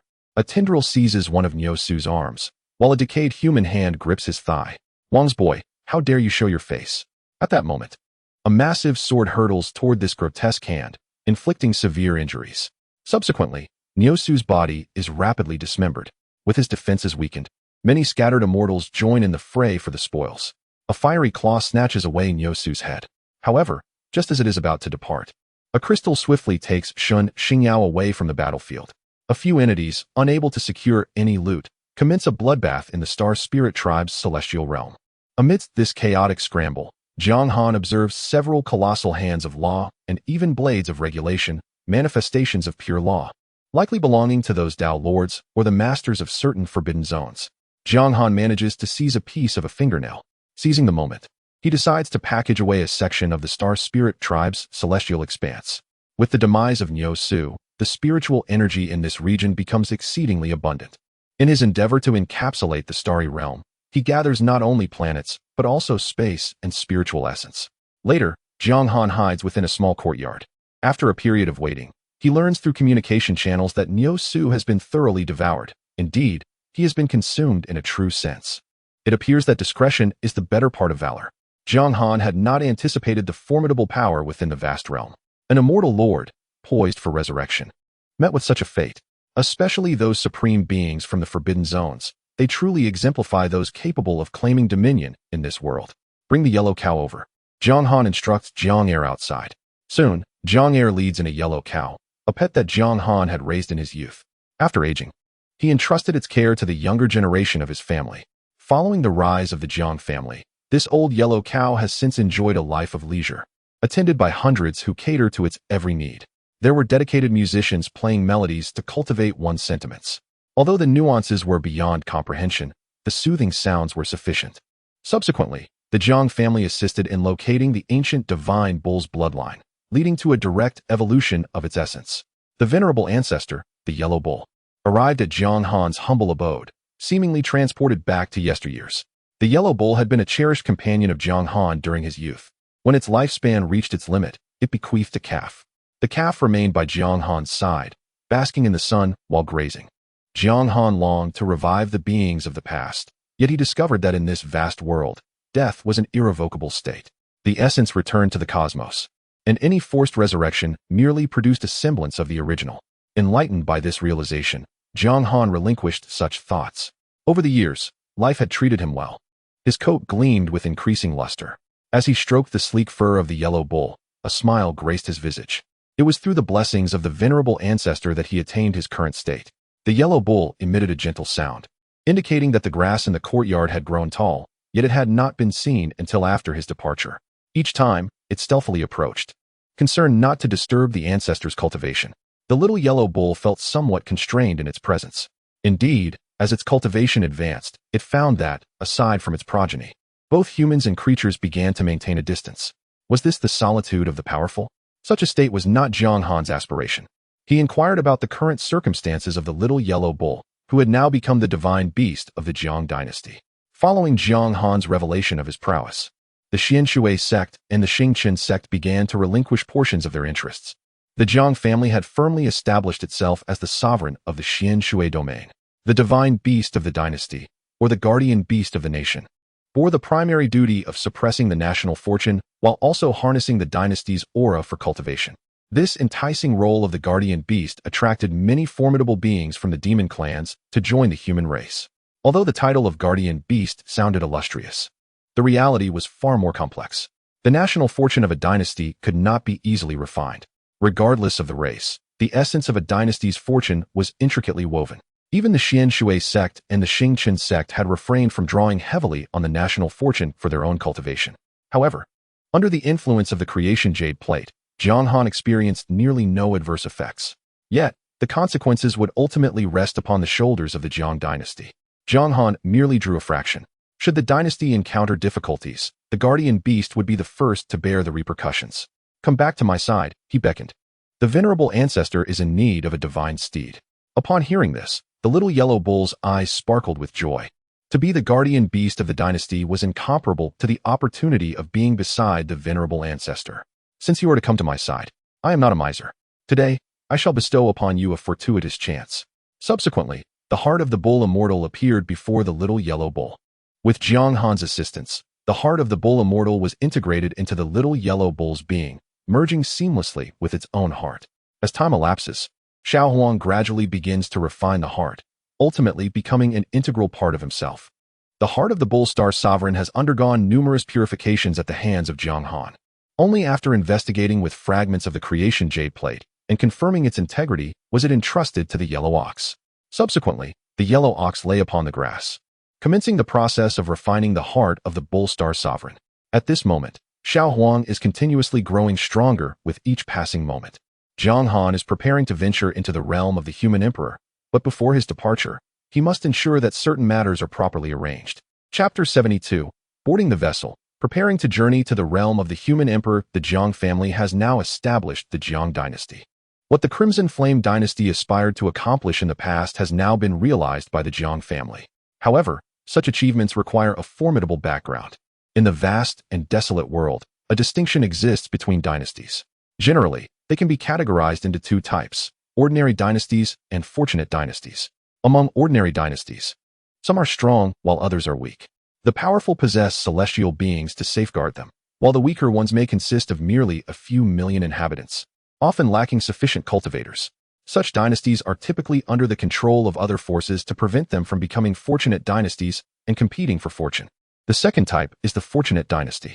A fortunate dynasty gains the recognition of heaven and earth, and its sovereign is bestowed with fortune, receiving divine blessings. In this vast world, fortunate dynasties are further divided into 6 tiers: dynasty, imperial dynasty, emperor dynasty, sacred dynasty, celestial court, and heavenly court. The most prominent fortunate dynasty in this realm is the Hall of the Human Emperor. Although it belongs to the celestial court tier, the Hall of the Human Emperor lacks a designated emperor and operates under a system where most celestial beings convene for discussions, with a few powerful figures making the final decisions. The celestial beings of the Hall of the Human Emperor are endowed with its fortune, though Jiang Han has yet to make his way there. It is said that a formidable sacred force occupies a continent, composed of both illustrious families and sections. Jiang Han does not hold particularly high expectations of the Jiang family. They are unable to provide the fortune he currently seeks.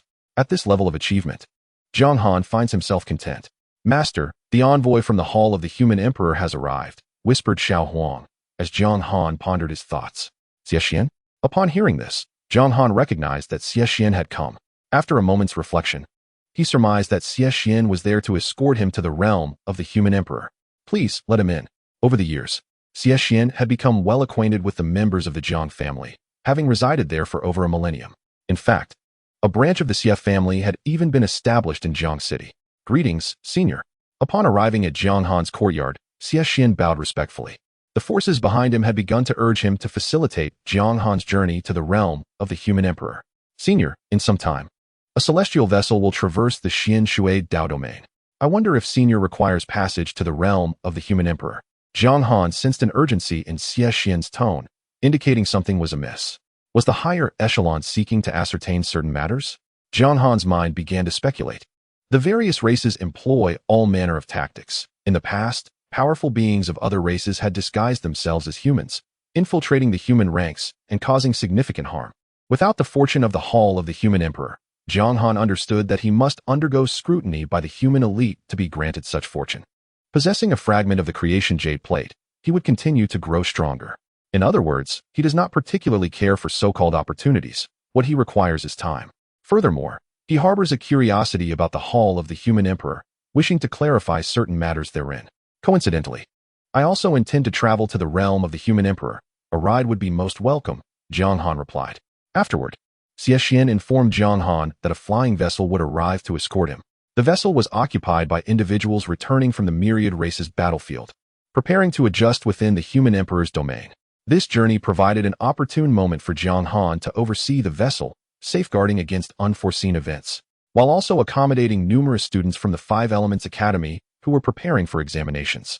The vessel was destined to return directly to the Five Elements Academy, where Jiang Han held a nominal affiliation. It was a fortuitous occasion for him to investigate the situation further. Xie Xian had previously elucidated the workings of the Five Elements Academy to Jiang Han. Most educational institutions within the human realm operated under a system of examinations and recommendations.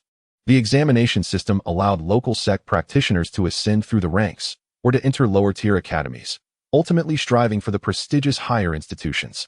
Conversely, the recommendation system facilitated the rise of exceptional talents born from direct military legions of the human race, enabling their direct admission into the academies.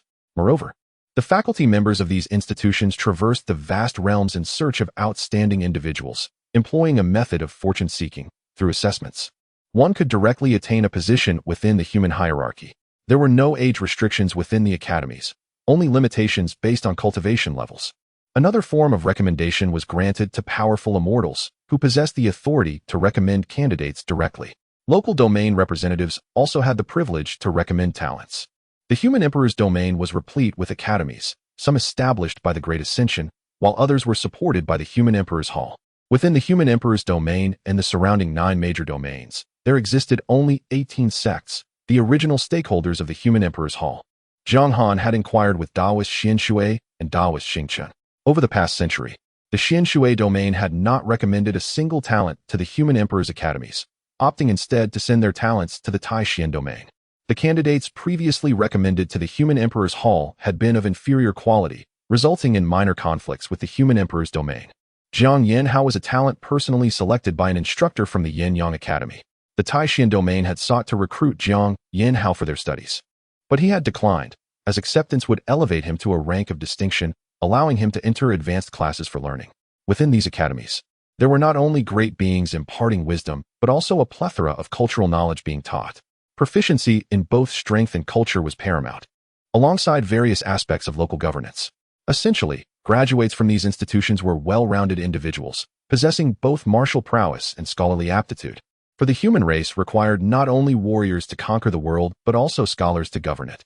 After several days of waiting, Jiang Han, under the farewell of the Jiang family's elite, embarked upon a warship emblazoned with the insignia of the Human Emperor's Hall.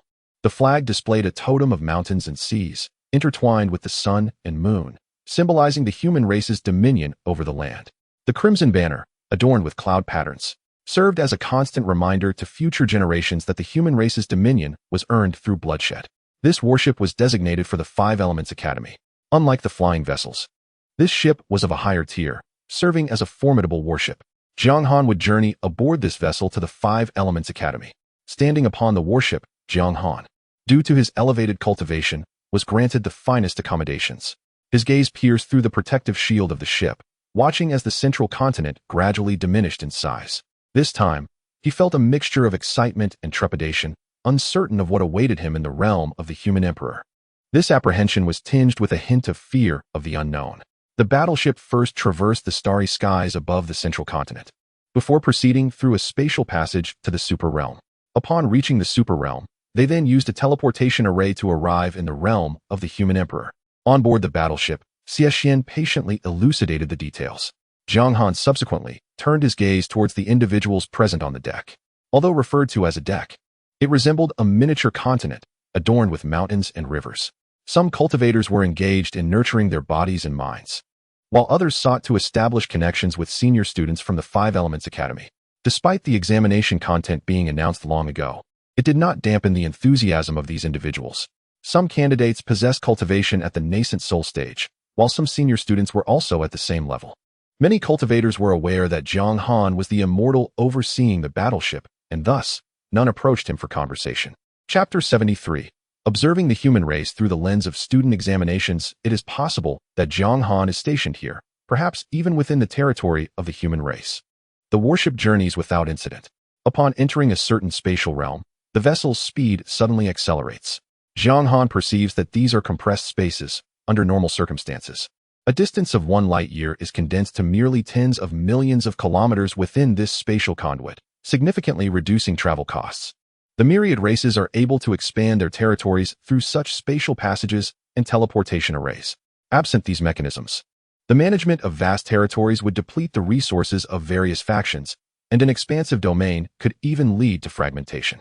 After a period of travel, they arrive at the superdomain. These superdomains are characterized by domain fields and spatial blockades. However, they have already notified the superdomain in advance. Upon entry, they proceed directly towards their destination. Jiang Han also observes the cities within the superdomain. The city they have reached is not the main city, but rather a satellite city surrounding it. Most factions refrain from placing teleportation arrays in their core areas. This satellite city extends endlessly, featuring city walls resembling mountain ranges. The walls are adorned with numerous array runes, fortified by defensive artifacts. Within the city, one can even sense the fluctuations of minor worlds. The city is not crowded, although the multitude of mountains creates a sense of density. These mountains, teeming like ants, raise the question of where the human cultivators acquired their penchant for training upon them. Some families even endeavor to construct their own mountains within their estates. Most of these mountains are formed by dragging stars from the cosmos and refining them into peaks. As for relocating mountains to other areas, it is conceivable they might not even cross into another's territory. A bolt of lightning strikes from the heavens, and Jiang Han begins to comprehend the situation. In the vast continent, regionalism is profoundly entrenched. Cultivators band together by locality to prevent the depletion of talent and resources within their domains. This may also stem from a lack of trust in the imperial palace. At times, circumstances evolve to such an extent that each individual possesses their own rationale for what they deem correct. The warship hovers above a vast plain, where countless vessels are arranged in order. Some warships bear the scars of battle, having recently returned from the front lines. Numerous cultivators are engaged in repairs around the vessels. During the waiting period, many cultivators board the warship. A glance reveals that each cultivator is imbued with a significant aura of fortune. The Imperial Path Domain Academy recruits students from other domains, requiring the consent of the dominant powers within those realms. Such fortuitous cultivators are the gems of each domain. Without the approval of local powers, they could not possibly take these talents away. The premier factions exert absolute control over localities through various subordinate powers. The distinguishing factor lies solely in their willingness to govern. In times of peace, they may foster strife among lower-tier forces, while during wartime, they must pivot strategies, ceasing conflicts to amass strength. If the power continues during peacetime, it may lead to an internal explosion. Certain factions have not consented to the academy recruiting students in their territories. If such actions were to be conducted clandestinely, one could recall how the ancestors of the Starry Sect targeted Li Xingqian in the past. The Five Elements Academy is capable of attracting these talents, relying on the presence of individuals from their own domains within the academy. Most of these individuals, after being nurtured by the Five Elements Academy, are likely to return to their original domains. After a brief respite of several days, the warship entered the teleportation array, which is located in a plain surrounded by several mountain ranges. The material of the teleportation array is a special kind of spatial stone. As the array activated, the runes on the stone began to shimmer. Jiang Han sensed a resonance with the spatial fabric in some unknown location. The forces of spatial laws were mobilized, causing vibrations around the warship. The warship also initiated its protective array. The journey was not as swift as expected. Rather, after several days of spatial resonance, changes began to occur in the surrounding space. Eventually, they reappeared within the domain of the human emperor. Upon arriving in the human emperor's domain, the warship swiftly disengaged from the teleportation array. Shortly thereafter, another warship emerged from the array.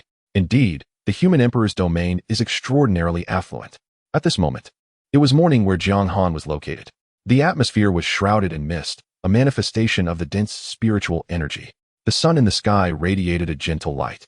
Unlike that in the Xinshui domain, its illumination subtly reinforced the physical bodies of living beings and transformed their cultivation potential. Merely the existence of this sun in the sky is of considerable value. After exiting the warship, they once again entered a spatial passage, preparing to head towards Five Elements City, the very city where the Five Elements Academy is situated and which it governs. Senior, here are the examination materials from the Five Elements Academy. Xie Xian respectfully presented the jade slip before Jiang Han. Thank you for your trouble. Jiang Han, intrigued by the contents of the Five Elements Academy, requested Xie Xian to gather more information. Under normal circumstances, an academy recruits the talents it intends to cultivate. As the academy serves the human emperor's hall and the human race, it also reflects the types of talents that the human race requires. The academy is a crucial component in the composition of the human race, with all academies situated within the realms of superpowers to prevent infiltration by foreign races. Jiang Han swiftly scanned with his spiritual sense, examining the details meticulously while contemplating the significance behind each examination question. There were thousands of examination papers, encompassing content related to Buddhism, Taoism, knowledge of cultivation, various arts of cultivation, and diverse doctrines of the human race. Among these, Jiang Han noted the Confucian school of thought. Candidates were also allowed to choose their examination topics, which included aspects of knowledge about the myriad races and experiences in local governance. The setup permitted candidates to write a brief introduction to their cultivation experiences and suggestions for improvements in their paths of cultivation. From these materials, Jiang Han gleaned insights into why the human race has emerged as the dominant power. Not only strength, but also a profound emphasis on various aspects. The human race continues to advance, particularly in the realm of cultivation techniques.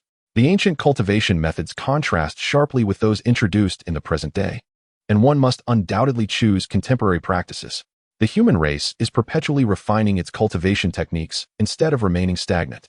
Moreover, each region adapts its approach, implementing the most suitable cultivation methods for its specific context. Internally, the human race is undergoing continuous innovation.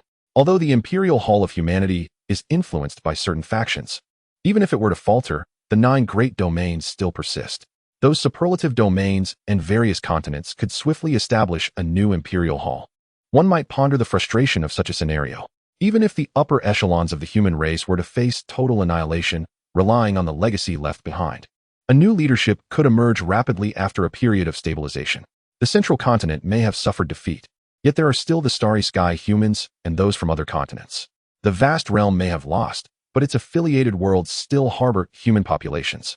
The notion of exterminating the human race in one fell swoop is rather unrealistic, as the fortunes and merits of humanity are unparalleled in the vast realm. Even the sovereigns within the forbidden zones are aware that it is wiser to approach delicately, often refining myriad races. They understand that if the human race were truly provoked, a concerted assault on the forbidden zones could lead to potential victory, albeit at the cost of greater casualties. Chapter 74. A forbidden zone akin to a vast world. However, Jiang Han observed a noteworthy detail. Those who possess innate talents in specific domains and excel therein are afforded additional merit. This refers to individuals who have reached the pinnacle of a particular path, a talent of extraordinary caliber.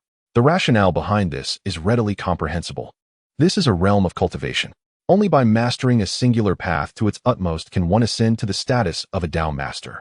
Such a being represents the true foundation of a formidable power. Achieving the zenith of one's abilities significantly enhances the likelihood of becoming a loose immortal. Loose immortals typically operate through a principle of universality. Once they grasp a singular law, they begin to apply their insights broadly, eventually engaging with the myriad of laws that govern existence.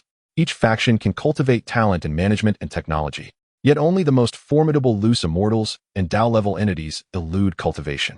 In the presence of such beings, the myriad of laws can be effortlessly shattered by sheer force.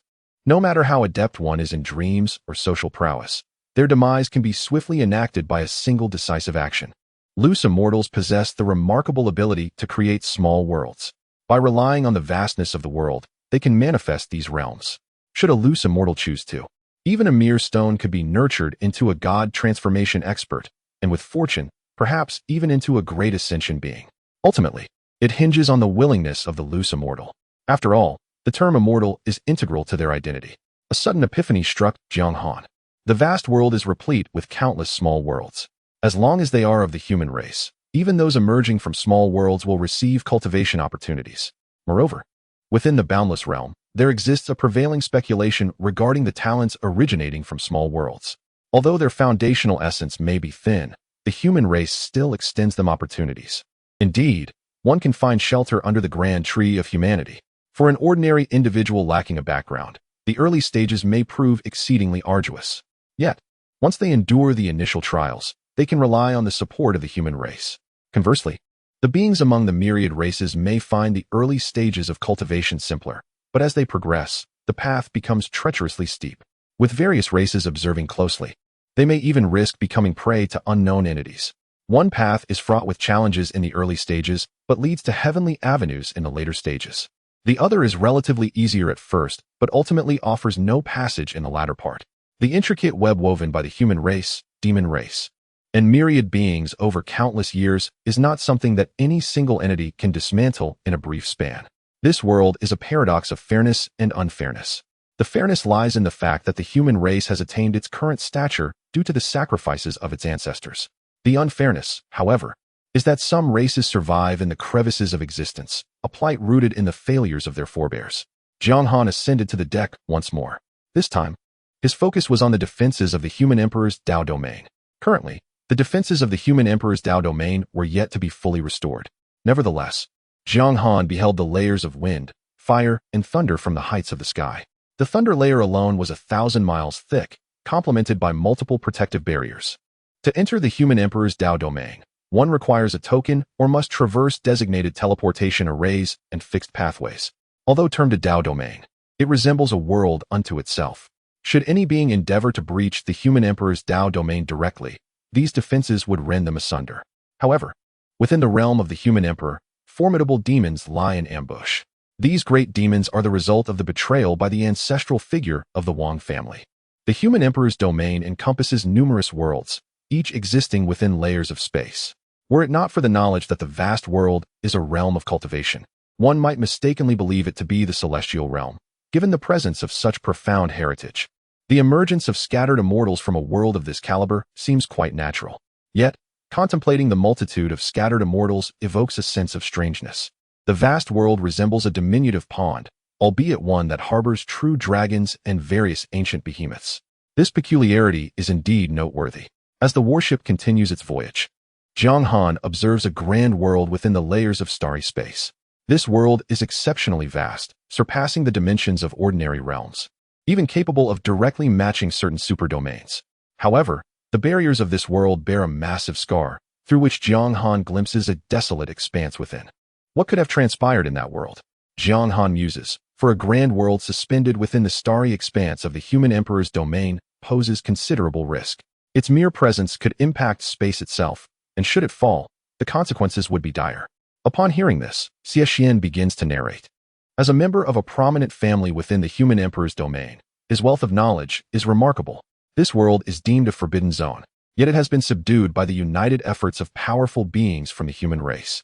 Its domain spans thousands of light years, teeming with innumerable life forms, far exceeding the observable universe of the past. Jiang Han swiftly calculates that if a single galaxy sustains one ascendant, even if this world is impoverished, 10 galaxies would support one, leading to trillions of galaxies. Considering that it primarily comprises land rather than cosmic structures, it can be computed based on hundreds of billions of galaxies, capable of sustaining billions of ascendants. Even if 1 out of 10 million ascendants gives rise to a scattered immortal, that still amounts to over 10,000 scattered immortals. At last, Jiang Han comprehends why the Xianshui domain is impoverished. It is genuinely destitute. Yet, he realizes that many talents from the Xianshui domain are concealed within the Taixin domain. He quickly grasps the crux of the matter. Both the Xingqian sect and the Xianshui sect must harbor secrets, though they have chosen not to disclose them to him. Once he becomes a scattered immortal, there will be no need to reveal such truths. Below the scattered immortals, ascendants are but slightly larger ants. Is this truly a forbidden zone? It has already become a world unto itself, Jiang Han reflects inwardly. According to Xie account, though not explicitly stated, Jiang Han discerns that this grand world awaits division among various factions. Furthermore, This world has been claimed through the collaboration of the human race, the demon race, and certain forbidden zones. Jiang Han notices that in this great realm, the continent has been cleaved in twain. This defies logic. Are scattered immortals truly so powerful?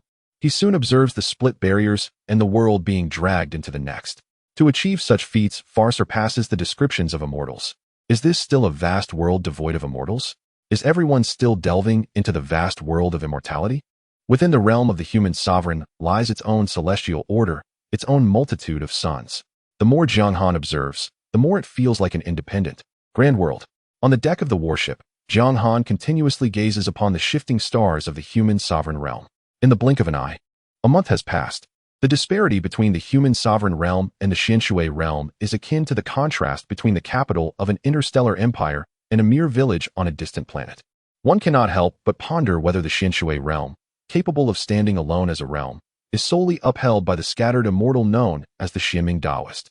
Jiang Han finds himself contemplating this notion, even beginning to understand why the human sovereign palace seems somewhat isolated by certain factions. It is quite possible that the Xianshui realm was once formidable, only to be diminished by the absorption of powers from the human sovereign palace.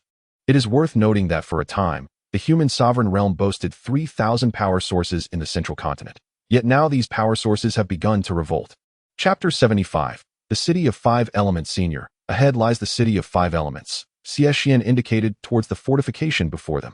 Jiang Han began to scrutinize the City of Five Elements meticulously. Though referred to as a city, it was, in fact, an immense conglomeration of urban landscapes. From Jiang Han's perspective, within the City of Five Elements, there existed actively folding microcosms interwoven within the fabric of space. Above the city, the quintessence of the five elements operated in a harmonious cycle, continuously generating elemental energies that cascaded down upon the city. Most of this elemental force converged upon a vast floating island, which served as the headquarters of the Five Elements Academy. Surrounding it were five colossal islands, all suspended within the celestial expanse. Each island possessed its own sun, and the City of Five Elements was graced with its own sun and starry sky as well. Due to the fragmented microcosms, what were termed islands were, in reality, enormous continental masses, akin to titanic structures hovering in the firmament. Many of these continents bore their own suns. Observing these folded spaces, each resembling a small world, Jiang Han speculated that the central continent might have diminished in size due to the presence of these microcosms. It reminded him of the time after the battle against the Star Spirit clan, when he had casually excavated a segment of space from them. In truth, it was not vast, merely spanning several 100,000 light years. Yet it contained billions of stars.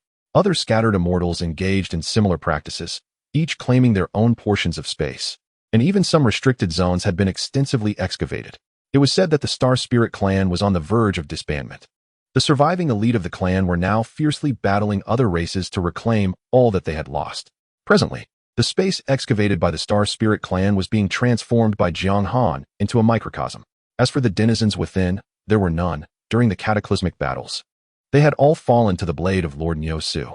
Jiang Han intended to refine this microcosm into a celestial treasure, envisioning a future where the Jiang family would reside within it. As he gazed upwards, he noticed warriors adorned in artifacts of five colors patrolling the skies. These were the soldiers of the Five Elements Academy, all possessing the cultivation of the transformation god stage. In comparison, the starry sect appeared as mere provincial bumpkins. These soldiers were graduates from the academy, once the pride of their localities, now serving as soldiers merely as a transitional phase. Within the City of Five Elements thrived various merchant guilds, including the Wanbao Guild, though it bore no relation to the Wanbao Guild of Jiang City. He even observed figures from other races, though they conducted themselves with utmost propriety within the City of Five Elements. Typically, the human race held a position of superiority among other races. Should a human cultivator err, the higher-ups of those races would often side with the human cultivator, for they feared the repercussions of conflict with such a formidable race. Upon entering human domains, these races proceeded with caution, wary of provoking any cultivator, lest the influential family or faction behind that cultivator seek retribution. Those who could attain the transformation god stage invariably possessed some degree of backing. In those years, a prominent figure among the human race proposed the harmonious coexistence of all races. He even enhanced the treatment of various races within the human academies, asserting that this would encourage more beings from diverse origins to join the human society. He even advocated for intermarriage between humans and other races to strengthen the human lineage. However, the individual who put forth these ideas, the ancestral elder of the Wang family, is now being besieged by the higher-ups of the human race. Following his betrayal, cultivators have meticulously scrutinized all of his actions in search of faults to trouble the remaining 9 great families and 18 sections. Before these factions could retaliate, they promptly cleansed the foreign elements within the Imperial Tao Academy, a task made simple through alchemical methods, thereby conserving a considerable amount of resources. As for the current state of the myriad races, some have already been sold off, while others are merely lagging behind in information. Those who arrive at the academy with aspirations of greatness find themselves ensnared, unable to return, and relegated to slavery under the purview of trading guilds. Despite ongoing conflicts among the various races, their backing factions dare not intervene. Any issues that arise are directed toward the 9 great families and 18 sections. Should these powers dare to retreat, formidable individuals from the superlative domains would emerge, scrutinizing any potential collusion with foreign entities.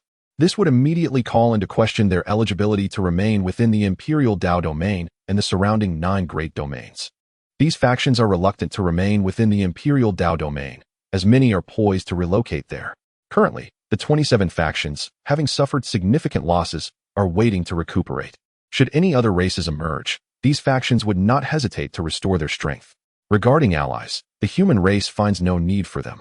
They either become subordinate races or slaves.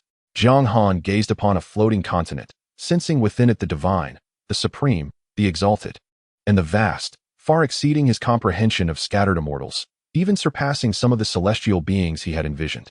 As the warship came to a halt, it signified their arrival at the 5 Elements City, which possesses a teleportation array leading directly to the Imperial Palace.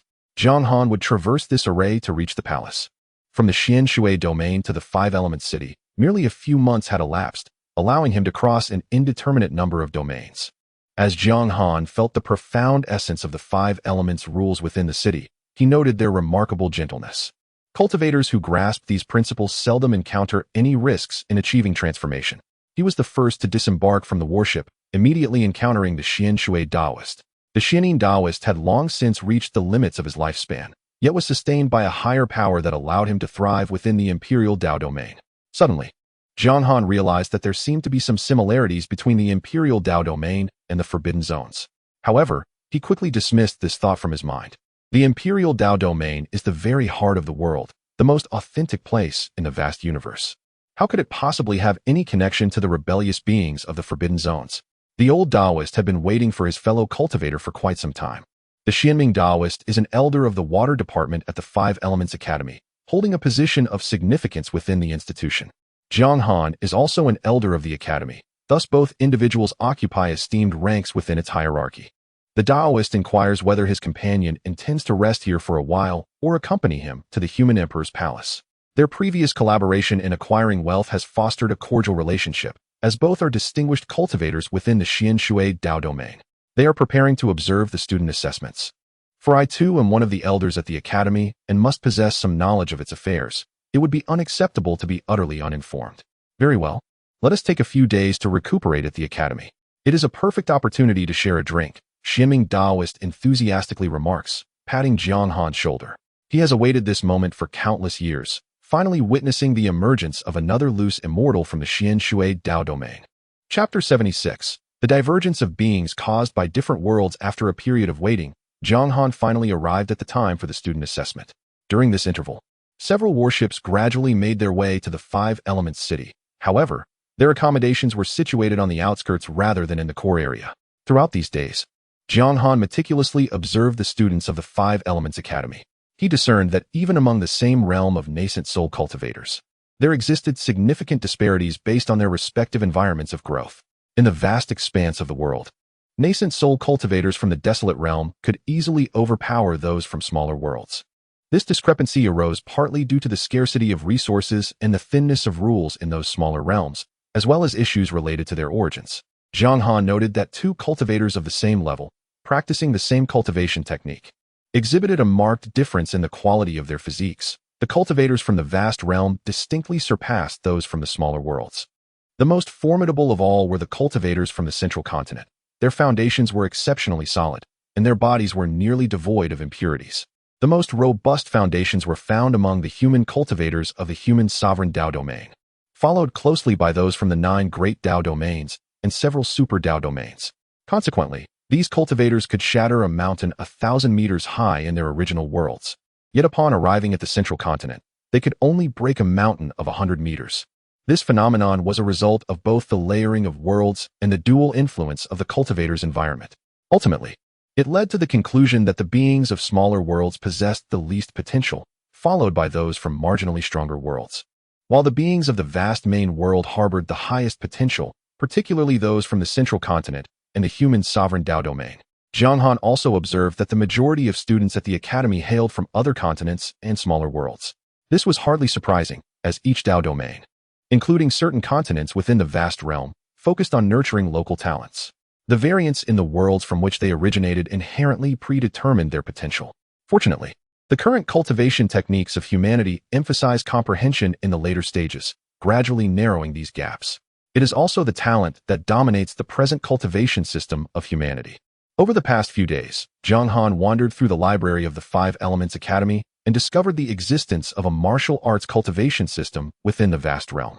Although it was not mainstream, it required a substantial expenditure of resources for practice. There were also some transcendent techniques, but the resource consumption in the early stages was exceedingly high. Among his findings, Jiang Han came across a tome titled The Divine Demon Body Refinement Technique, which could directly open up a staggering 12,960 meridians within the body, allowing for the cultivation of trillions of cells even at the foundation establishment stage. Mastery of such techniques would render one invincible at the same level, and even enable one to battle across realms.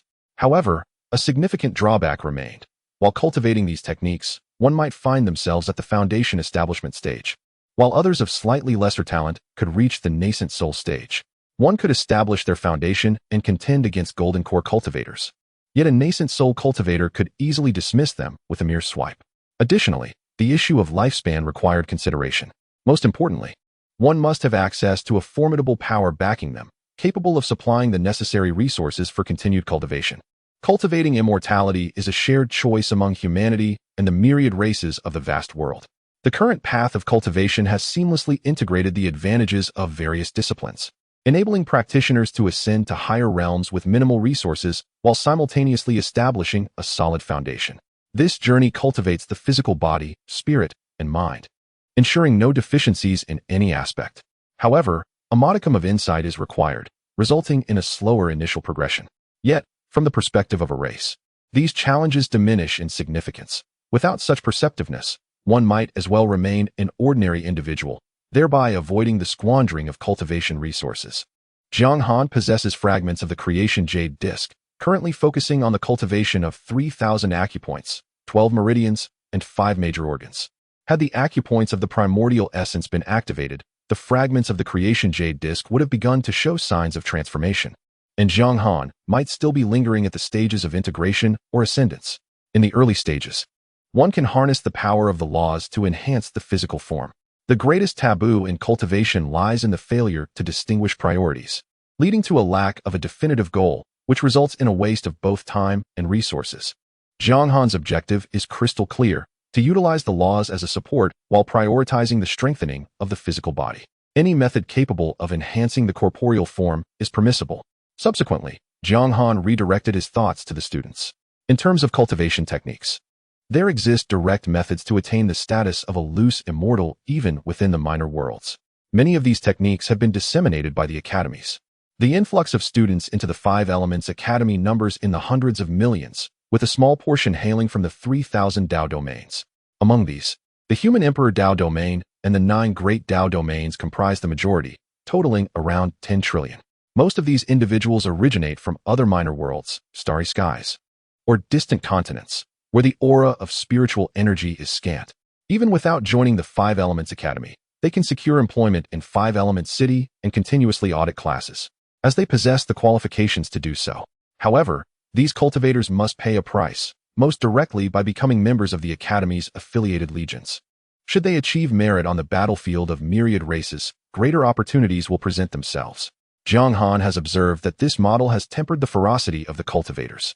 With the establishment of order, numerous pathways have been arranged, reducing instances of murder and treasure theft among practitioners. Of course, this is merely Jiang Han's perspective, comparing it to the cultivation world he was familiar with in his past life. Occasionally, the power of the 5 elements descends from the sky.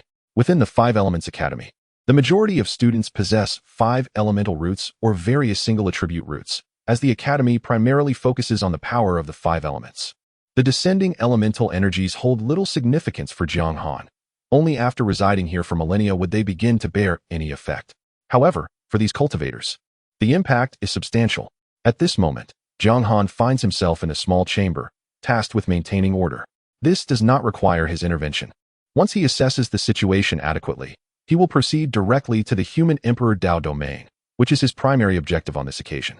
During this time, he has also discerned that many elders within the 5 Elements Academy are mere avatars, with even more holding honorary titles. Nonetheless, even those with honorary titles possess the authority to recommend several students each year for direct admission into the academy. Do not underestimate the digital scholars. 100,000 years of accumulation translates into hundreds of thousands of students.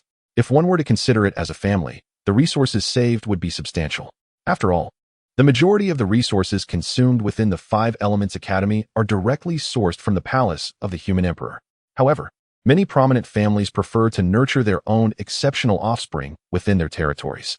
At this moment, the students are distributed across various plazas, overseen by disciples of the 5 Elements Academy who maintain order. As for being directly observed by elders for acceptance as disciples, it is advisable to wait until one attains the Great Ascension stage before contemplating whether any elder might wish to take you under their wing.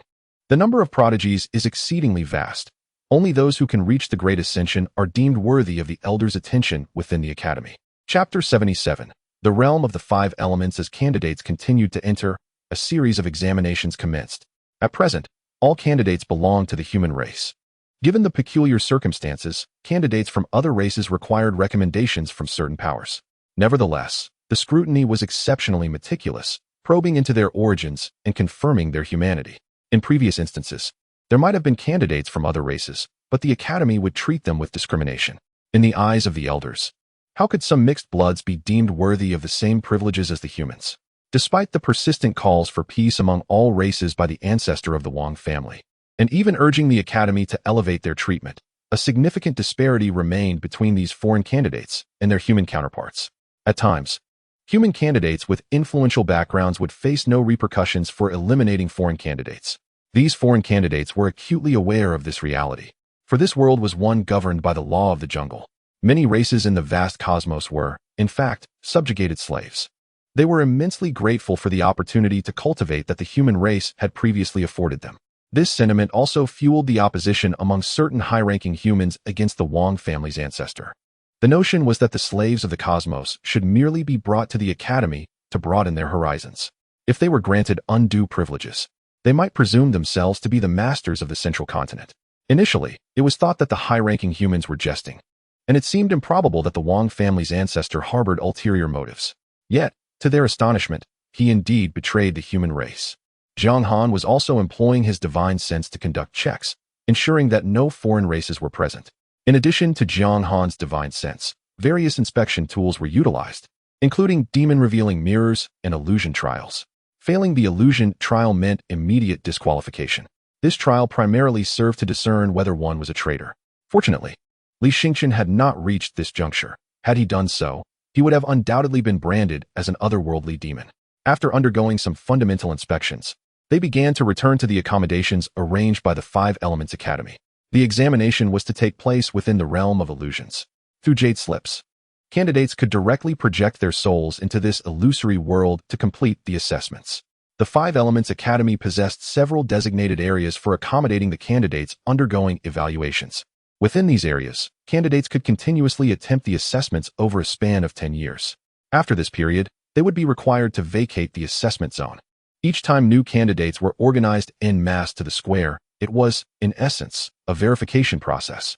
Otherwise, how would the demon race acquire the human race's methodologies? It was not unlike the gradual disclosures within the human ranks. There were even traitorous humans who offered specialized guidance. Moreover, there was an underlying intention to temper the candidates' mentalities. Many considered themselves gifted and talented, and numerous individuals were renowned prodigies in their hometowns. Some even bore the esteemed title of celestial beings. Now, with so many prodigies gathered, it was inevitable that an individual capable of overshadowing them would occasionally emerge, providing them with a sobering realization of their own limitations. However, through observation, it became evident that the pride of the human race within the human emperor's domain was deeply ingrained. These individuals looked down upon those from outside their domain, even exhibiting a subtle sense of superiority when confronted by those from the 9 great domains. Truly, it was a domain steeped in pride. Now, Jiang Han has come to understand why the 9 prominent families are looked upon unfavorably by others. It seems they harbor disdain for the entirety of the human sovereign Dao domain. He even observed a unyielding stage cultivator from the human sovereign Dao domain displaying a sense of contempt towards a small world cultivator of the Huashan stage. If this unyielding cultivator were to leave the human sovereign Dao domain, such an expression would surely invite peril. Jiang Han gazed at the jade slip before him and chose to enter the virtual world. Within the human sovereign Dao domain, numerous virtual worlds exist, and the 5 Elements Academy boasts its own as well. It is said that this was collaboratively established by the powerful entities of the Academy. In 5 Element City, fighting is strictly prohibited. Usually, cultivators resolve their disputes within the virtual realm. Officially known as the 5 Elements Virtual Realm, it allows one's soul to traverse its expanse. Moreover, as long as one possesses the 5 Elements Virtual Realm token, they can enter this realm anywhere within the human sovereign Dao domain and the 9 great Dao domains. Jiang Han intends to procure one for the Jiang family. He is no longer the destitute loose immortal with merely cultivation to his name. Now he is quite affluent, having acquired numerous valuable items from the body of the Bull Constellation Immortal Lord and gaining treasures within the Star Spirit clan. With his current wealth, he should be able to create an illusory world. Should he encounter a web novel or a cultivation world with lagging technology, he would not hesitate to voice his discontent. When the need arises, he can readily establish production lines for elixirs and artifacts, though he typically refrains from doing so to nurture alchemists. In fact, this illusory world is even more authentic than the virtual one. It is said that some beings, upon dying in the outside world, can continue to exist in the 5 Elements Virtual Realm as a fragment of their soul. As for communication technology, a jade slip can convey messages across worlds. Regarding the demon race, the technology to construct spacecraft in the vast cosmos is among the pinnacle of existence in the boundless realm. Jiang Han placed his hand upon the spirit jade, feeling a gentle pull, as if it were beckoning a fragment of his soul to enter. He willingly projected a part of his consciousness and directly entered the jade slip. In an instant, he found himself enveloped in darkness. Yet, even in this void, Jiang Han was still capable of sensing his surroundings, navigating through a network-like existence composed of laws. As the darkness dissipated, he realized he remained in his original position. No, he had now entered the 5 Elements Virtual Realm. Jiang Han quickly grasped the situation. The 5 Elements Virtual Realm is a one-to-one replica of 5 Elements City. He expanded his spiritual awareness. Typically, ordinary cultivators should not use their consciousness so freely, but given Jiang Han's prowess, he could amend the rules if necessary. The geographical environment of the 5 Elements Virtual Realm is an exact replica of 5 Elements City, though it is somewhat sparsely populated. However, information regarding the 5 Elements Virtual Realm appeared on Jiang Han's jade slip, serving as a guide outlining the realm's regulations. After a cursory glance, he began to delve into the intricacies of the 5 Elements Virtual Realm. The world possesses both the tangible and the intangible, with the realm of the 5 elements embodying the ethereal aspect. It is fundamentally composed of the thoughts of sentient beings, intertwined with various laws.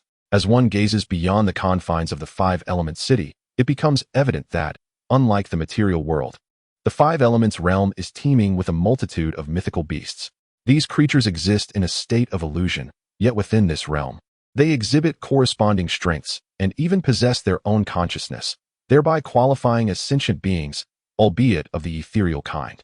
As exploration ensues, one discovers trading hubs and esteemed sages imparting wisdom, revealing that the differences with the material world are minimal.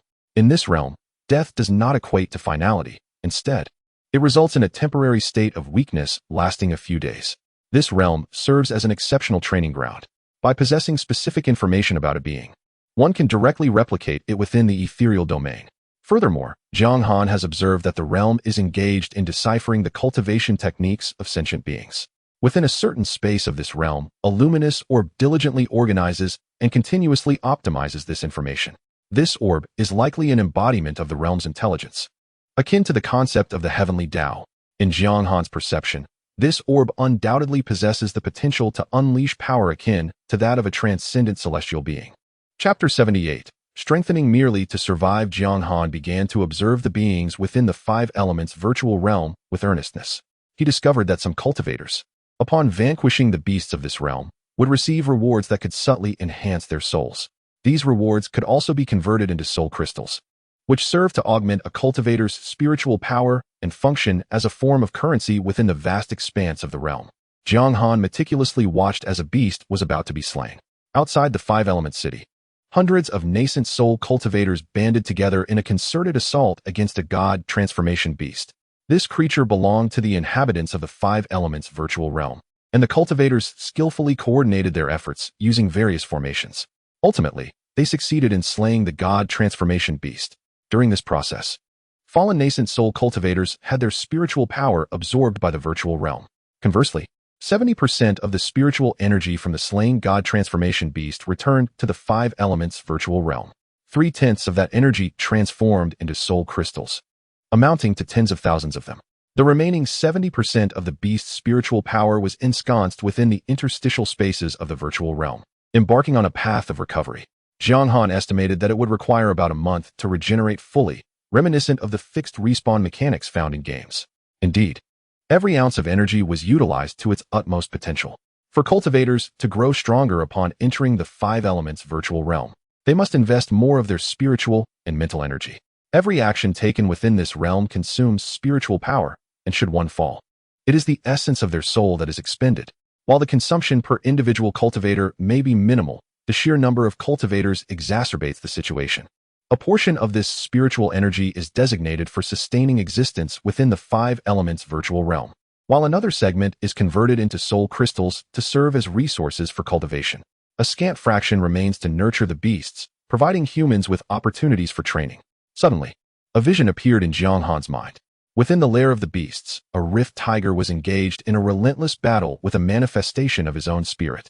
Could it be that a template of my essence already exists among the beasts? Jiang Han would not entertain such thoughts without reason. It was evident that a reflection of himself had been sensed within the ranks of the beasts. However, his current cultivation level was not yet formidable enough to directly descend through the demonic plate.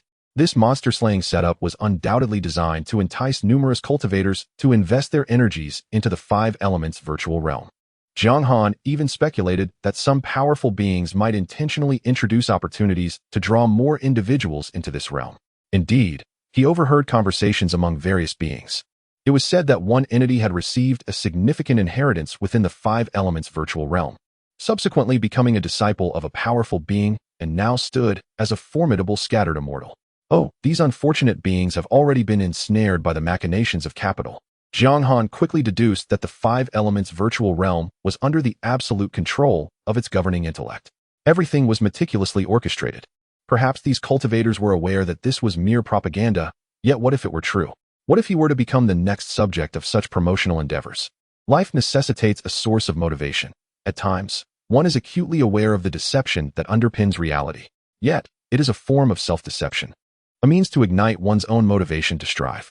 Perhaps this is the reason why machines cannot replace living beings. Mechanical creations do not possess the capacity for self-deception, while sentient beings can become enmeshed in the fabrications of their own imagination. If machines were to acquire such a skill, it would signify their liberation from control. Jiang Han suddenly recalled that before he discovered the fragments of the creation jade disc, he too was ensnared in self-deception. In his youth, he believed that upon growing up, his golden opportunity would materialize. After being jilted, he thought that his fortune would soon arrive. He then embarked on various trials, hoping that after marrying and having children, his golden opportunity would finally manifest. Yet it did not. He persevered until the age of 100, and still it did not come. At 150, it remained elusive. It was only as he prepared to face death that it arrived. Indeed, each individual perceives themselves as the protagonist in their own world. At this moment, Jiang Han observed the young cultivators battling in the five elements void realm, as well as those waiting in anticipation. He seemed to see a glimmer of light within them, a light of endeavor, a beacon of hope. What, then, is his own objective? Jiang Han found himself pondering his aspirations. To live, that is the most fundamental goal. Previously, he had wished for his descendants to lead vibrant lives, to safeguard his family. The common thread in all these desires is the pursuit of strength. This may well be the intrinsic yearning etched deep within the souls of living beings, to live, to grow stronger. Suddenly, Jiang Han severed a portion of his spiritual energy and directed it into the air above the five-element city, transforming it into starlight. The heavens began to rain down soul crystals. A cultivator, momentarily stunned, gazed upwards. "Take them. Today I am in good spirits and grant you this." At that moment, a voice echoed in their ears. "Thank you, esteemed elder. Thank you, esteemed elder. May the elder endure forever." The voice of the elder was the most exquisite sound he had ever heard. Hearing the praises of these cultivators brought a smile to Jiang Han's face. He admitted to feeling somewhat rustic, yet the sense of contribution truly fulfilled his empty soul. Although this spiritual energy would replenish in time, the soul crystals born from it could provide many cultivators with ample resources for decades. At this moment, Jiang Han began to comprehend why so many cultivators throughout human history were so ardent about securing their names in the annals of history. He now desired for these individuals to thrive even more. Intellect commenced scanning. Jiang Han then had an epiphany. He instructed the intellect to scan his soul and even transferred the fragments of the creation jade disk onto the virtual realm's consciousness. After multiple scans by the five elements void realm's intellect, no anomalies were detected. Jiang Han felt a sense of relief. He had been overthinking. The Imperial Hall of Humanity was simply too enigmatic. Once he confirmed certain matters, he felt at ease. Observing the intellect before him in the five elements void realm, Jiang Han sensed that he could obliterate this very intellect, even to the extent of annihilating the entire five elements virtual realm. However, he must confront the onslaught of the Five Elements Academy. Jiang Han felt as though he had unraveled many of the Academy's secrets. In that fleeting moment, he penetrated the intellect database of the Five Elements virtual realm, embarking on a relentless exploration of various data. Jiang Han discovered that the number of loose immortals truly entering the Five Elements virtual realm was exceedingly scarce. Indeed, why would a loose immortal venture into the Five Elements virtual realm? Perhaps merely to occasionally impart teachings or fulfill a task. Chapter 79. A long-awaited feeling time flies. Jiang Han has finally received news from the Hall of the Human Emperor and will be heading there in a few days. During this period, he has been indulging in feasts and merriment with the Xianming Taoist at the Five Elements Academy. Today, they have arranged to meet on a small celestial body to savor tea together.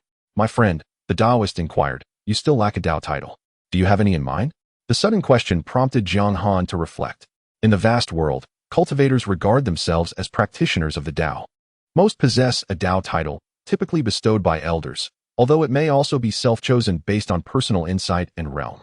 Titles given by one's mentors are considered the most legitimate. As a loose immortal, Jiang Han found that few were qualified to bestow such a title upon him, leading him to decide to choose one for himself. Given the immense expanse of the world, each individual harbors unique preferences, resulting in a lack of standardized nomenclature.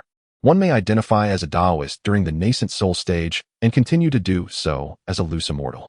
In many regions, individuals may even consider themselves respected figures during the nascent soul stage. Suddenly, Jiang Han recalled a title from his previous life.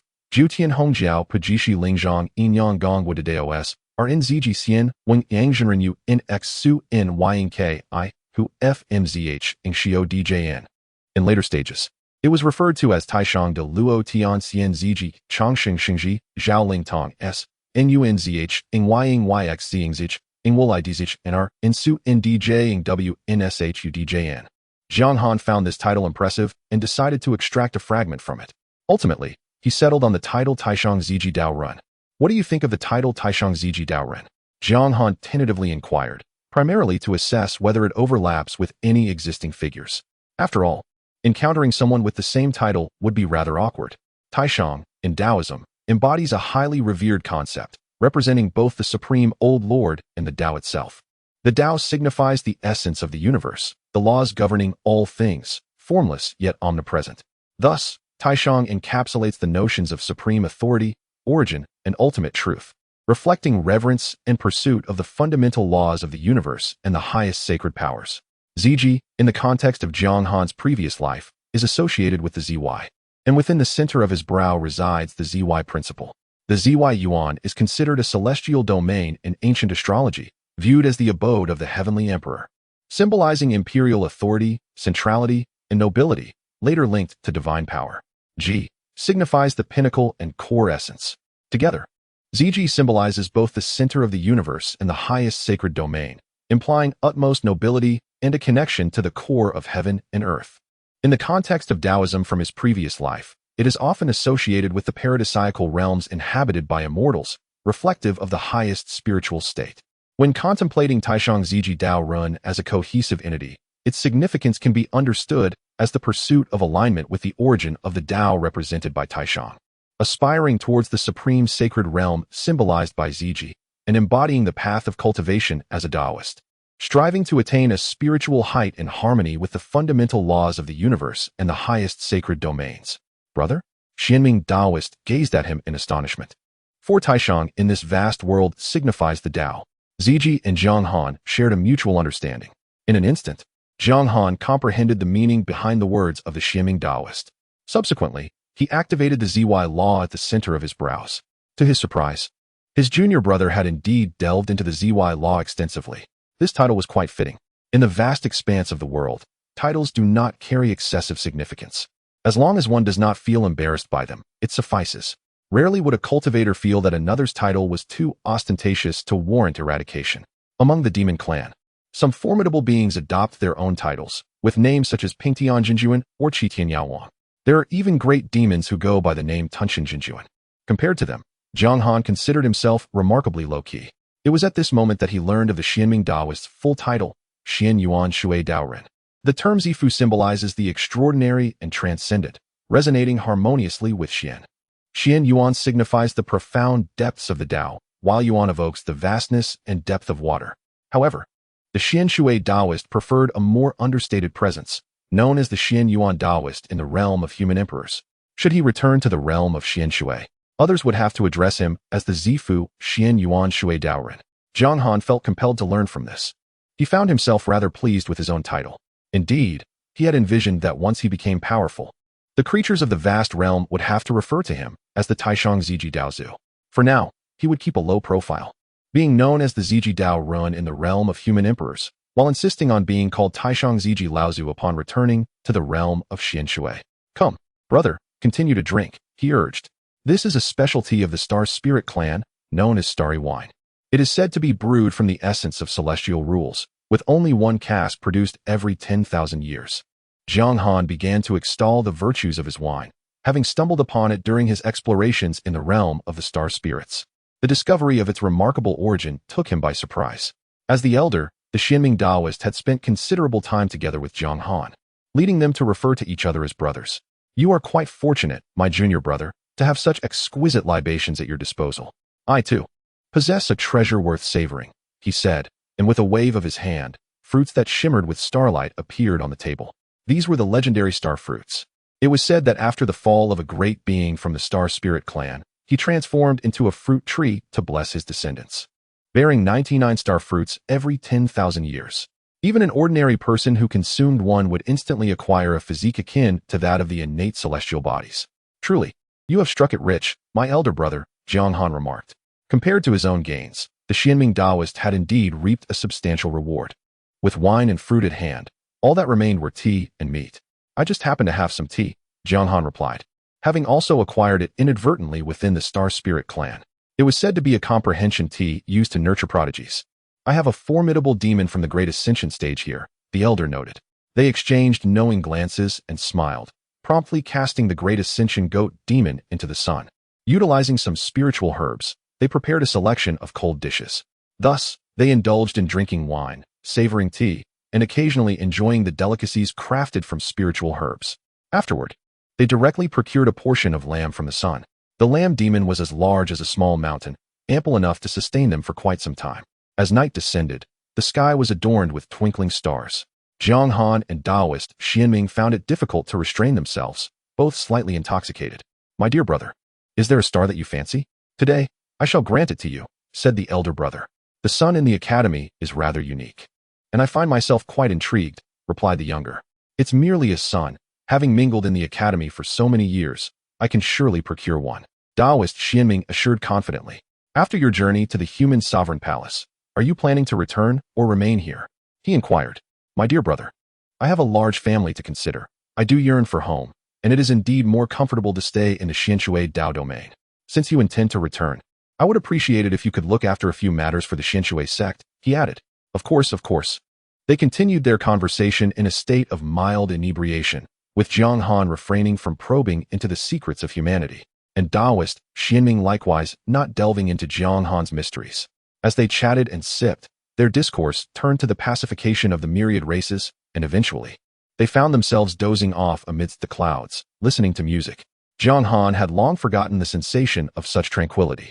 Chapter 80. The former part of the celestial court in the realm of the human emperor. In the blink of an eye, several days had elapsed.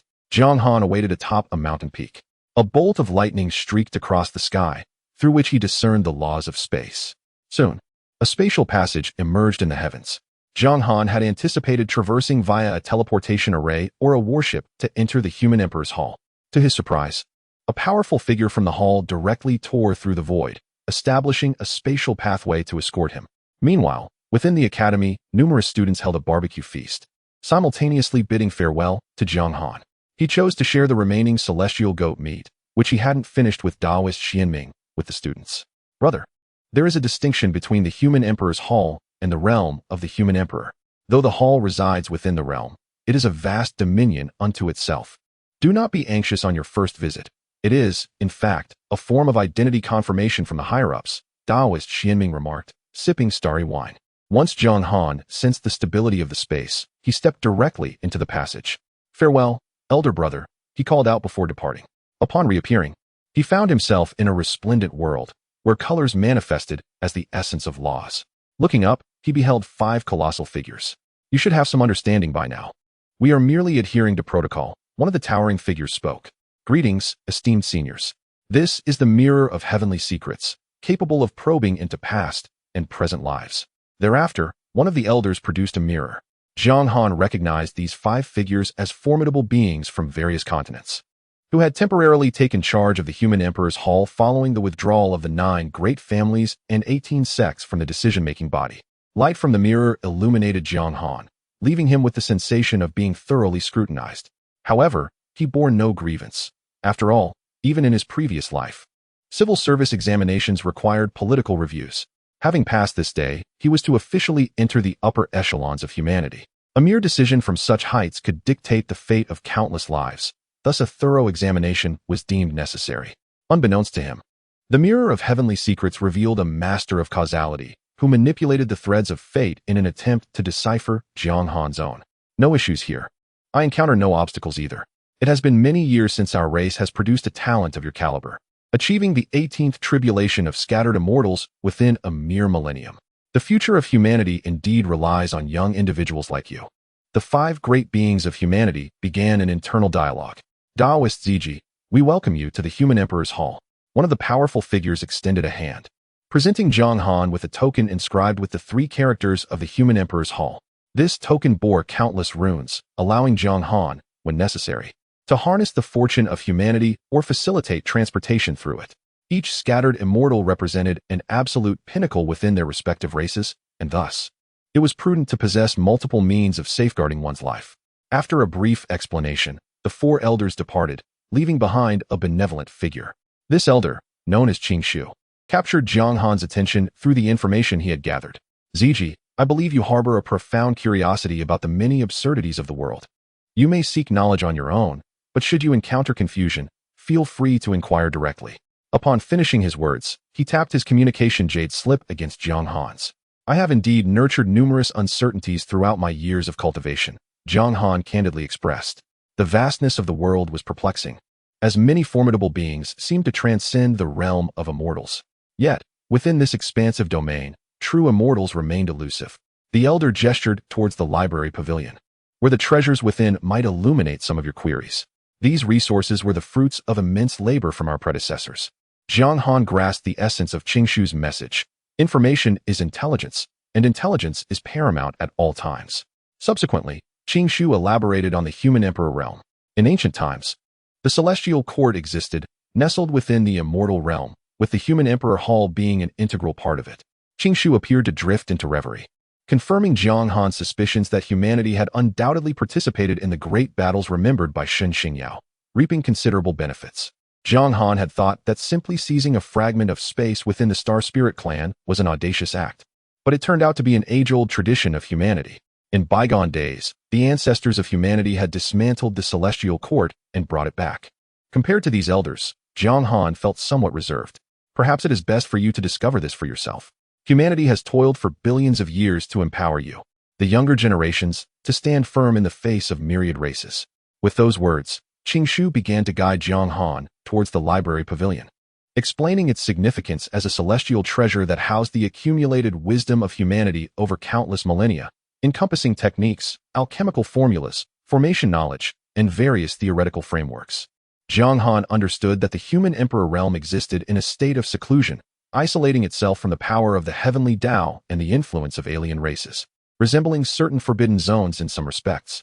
In a secluded courtyard within the human emperor realm, several elders were enjoying tea. They had just scanned Jiang Han with their divine consciousness. Indeed, in the short span of a millennium, he has become an 18 tribulation loose immortal. In the era of the celestial court, he could have easily been a candidate for the Great Luo.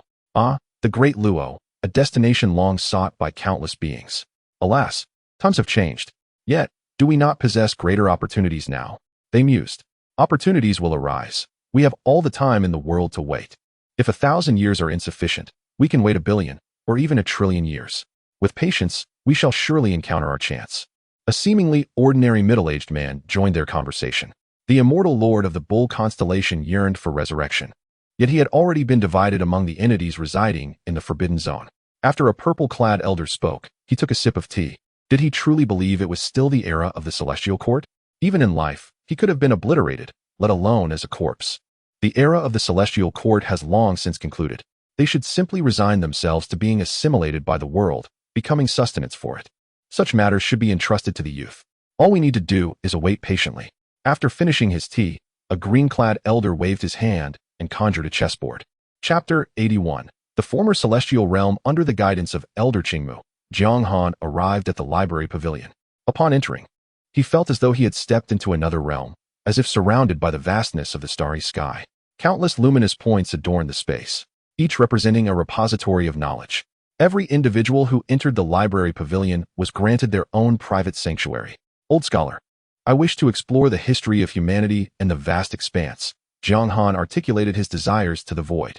The library pavilion possessed its own spirit, known among the human race as Old Scholar. As soon as Jiang Han finished speaking, several points of light materialized before him, each imbued with the information he sought. Among these luminous orbs was a record of the celestial realm, a truth Jiang Han had long yearned to uncover, and now, the moment had finally arrived. While the external world also chronicled the histories of humanity in the vast realm, the perspectives differed significantly. For instance, the external records stated that millions of years ago, the central continent was governed by deities and demons, which contrasted with the ancient records of the demon race's dominion. Under their rule, the beings of the central continent lived in turmoil. Consequently, the myriad races formed an alliance and ultimately expelled these deities and demons from the central continent, after which the myriad races took control. However, the other races, aside from humans, did not merely govern the central continent. They inflicted immeasurable devastation upon it. One fateful day, the human race received a divine mandate and began to drive the myriad races from the central continent. Subsequently, the humans commenced the reconstruction of the central continent, leading to its current prosperity. The external records contained scant information that piqued Jiang Han's interest. The prospect of slowly gathering knowledge seemed unbearably tedious. Relying on the human race, a mighty tree, he could effortlessly access all the information he desired through their channels. Suddenly, Jiang Han realized that solely focusing on the ancient affairs of the celestial court might yield an incomplete understanding. He resolved to peruse all the contents at once. With a swift sweep of his consciousness, Jiang Han absorbed the information, only to be utterly astounded. Countless eons ago, there existed a vast cluster of worlds, with the celestial realm, also known as the heavenly realm, being the most powerful among them. Within the celestial realm resided both the celestial court and the mortal realm, occupying the 33 heavens. What astonished Jiang Han was not merely the existence of this celestial hierarchy, but rather the striking parallels it bore with his past memories, albeit with slight discrepancies. At the pinnacle of the celestial realm lay the 33 heavens, referred to as the Great Luo Heaven. It was said to be the abode of the celestial Tao, the embodiment of the way. Each heaven represented a superlative world, far surpassing the existence of the vast realm. The celestial court governed both the mortal realm and the celestial realm, Yet the records of the human race did not specify the name of this entity, referring to it simply as the Celestial Emperor. The Celestial Emperor was the most formidable being within the Celestial Realm. He united a cadre of powerful beings to establish the Celestial Court, subsequently creating order within the realm. Following this, he instituted a structured hierarchy throughout the myriad major and minor worlds affiliated with the Celestial Realm. Under the auspices of the Celestial Court, all things operate in accordance with its established regulations. Within the realm created by the Celestial Emperor, he reigns as the supreme leader. The Celestial Emperor, alongside 3 allies, is collectively known as the 4 great Celestial Emperors, each governing the celestial and terrestrial dimensions, as well as the sun, moon, and stars. The Emperor of the Purple Tenuity. The Emperor of the Pleiades oversees warfare. Remarkably, there exists a female Celestial Emperor who established the Infernal Realm as a subsidiary of the Celestial Court. The court is staffed with both civil and military ministers, and there are departments responsible for wind, rain, thunder, and lightning. Under the absolute power of the Celestial Court, myriad worlds have attained order. Regulations dictate that cultivators must ascend once they reach a certain level of cultivation, as the Celestial Emperor seeks to provide more opportunities for these practitioners rather than confining them to their own realms. A colossal span of time was devoted to constructing the Ascension system, enabling small worlds to ascend to the middle 1,000 worlds, and from there to the great 1,000 worlds, ultimately culminating in the Celestial Court. The vast world is one among the 3,000 great 1,000 worlds. Those who transcend the boundaries of the Celestial Court without ascending face its punitive measures. This action is publicly justified as a means to uphold the integrity of the world, for powerful cultivators are deemed burdensome to it. Over the ages, the Celestial Court has utilized this ascension system to gather talents and the fortunate children of fate from countless worlds, thereby augmenting its own power. Subsequently, deities began to emerge across various realms. Rivers acquired river gods, mountains, mountain gods. Upon death, souls return to the infernal realm. While everything appears idyllic, the prosperity of the Celestial Court is built upon the frailty of myriad small worlds. The Ascension system, by continuously elevating powerful cultivators from each world, has rendered those worlds increasingly fragile. Once the Celestial Emperor established stability within the Celestial Court, he began preparing to transcend to even higher realms. Tensions arose between ascended beings and the native inhabitants of the Celestial Realm. The denizens of the Celestial Realm looked down upon both the mortal beings and the ascended individuals dwelling within the Immortal Realm. Over the course of hundreds of millions of years, in this atmosphere, the ascended beings began to form a clandestine alliance. They recognized that their roots lay within their own worlds, without the support of their native realms and the fortune and virtue that accompanied them. Once favored children of destiny found themselves relegated to the lower echelons of the Celestial Court, even assisting in the stripping away of their own worlds. To them, this felt like a theft of their very existence. The Celestial Court siphoned the talents and fortunes of their worlds, rendering them increasingly feeble. A fact not lost on the powerful beings. For the first time, this alliance was discovered, resulting in a crackdown by the Celestial Court. Some returned to their respective great 1,000 worlds, only to find themselves thriving upon their return, with their cultivation accelerating, even receiving covert assistance from their worlds. Following their initial defeat, these cultivators concealed themselves. Through prolonged research, they uncovered the binding connection between each being and the essence of their native worlds. With their origins intertwined with the world's own, the imprint of their world was indelibly marked upon them. For the denizens of the Immortal Realm, the Celestial Realm appeared as a foreign domain, akin to otherworldly demons. With the clandestine aid of their worlds, these formidable beings began to strategize their resurgence. Even engaging in a back and forth with the Celestial Court, ultimately, it remains a game of hide and seek. This era is referred to as the Age of Rebellion, while the preceding period was known as the Celestial Era. Astonishingly, these worlds do not belong to the same realm. How did they converge? The answer was swiftly uncovered. According to the conjectures of certain cultivators, it is possible that a super chaotic storm transpired within the void. Following the conclusion of this chaotic tempest, the worlds ensnared by it were irrevocably drawn together. Jiang Han speculated that this Celestial Emperor seeks to unify myriad worlds. To put it more bluntly, due to the intensity of the rebellion, a more insidious approach akin to boiling a frog in warm water has been adopted. However, it was unforeseen that the resistance would be so fierce. Based on Jiang Han's analysis, if the myriad realms possessed only this level of strength, they could not possibly contend against the Celestial Court. Nevertheless, Jiang Han soon witnessed the subsequent events and understood the origin of the tentacles within Shun Xingyao's memories. Chapter 82. The Unraveling of the Celestial Court through the Chronicles of the Human Race. Jiang Han swiftly discerned the knowledge he sought. Occasionally, he even glimpsed fragments of imagery. A flicker of his consciousness entered these scenes, revealing countless celestial soldiers and generals from the court, collaborating with various land gods, mountain deities, and river spirits as they scoured different worlds. Within the smaller realms, any entity surpassing the prescribed limits set by the celestial court would be captured and brought to the court for execution. The practitioners executed by the court would see all they possessed return to the cosmos. This included their essence, merits, and fate. However, what returned was not to their original realm, but rather to the celestial domain within the Immortal Realm. The imagery accelerated, and Jiang Han observed descendants who had soared to the celestial realm. In the lower realms, their cultivation had advanced rapidly, yet upon reaching the celestial realm, they became mere laborers of the court, their progress stagnating. No practitioner was a fool. The notion that immortals cultivated slowly was absurd. If immortals were slow in their cultivation, then why did the beings of the celestial realm advance swiftly?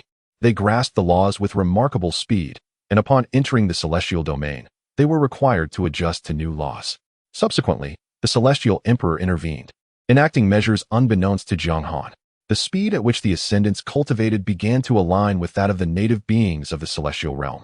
In fact, many of these ascendants, having endured countless battles, had, in certain respects, surpassed the native inhabitants of the celestial realm. With renewed hope for their cultivation, the desire for rebellion diminished.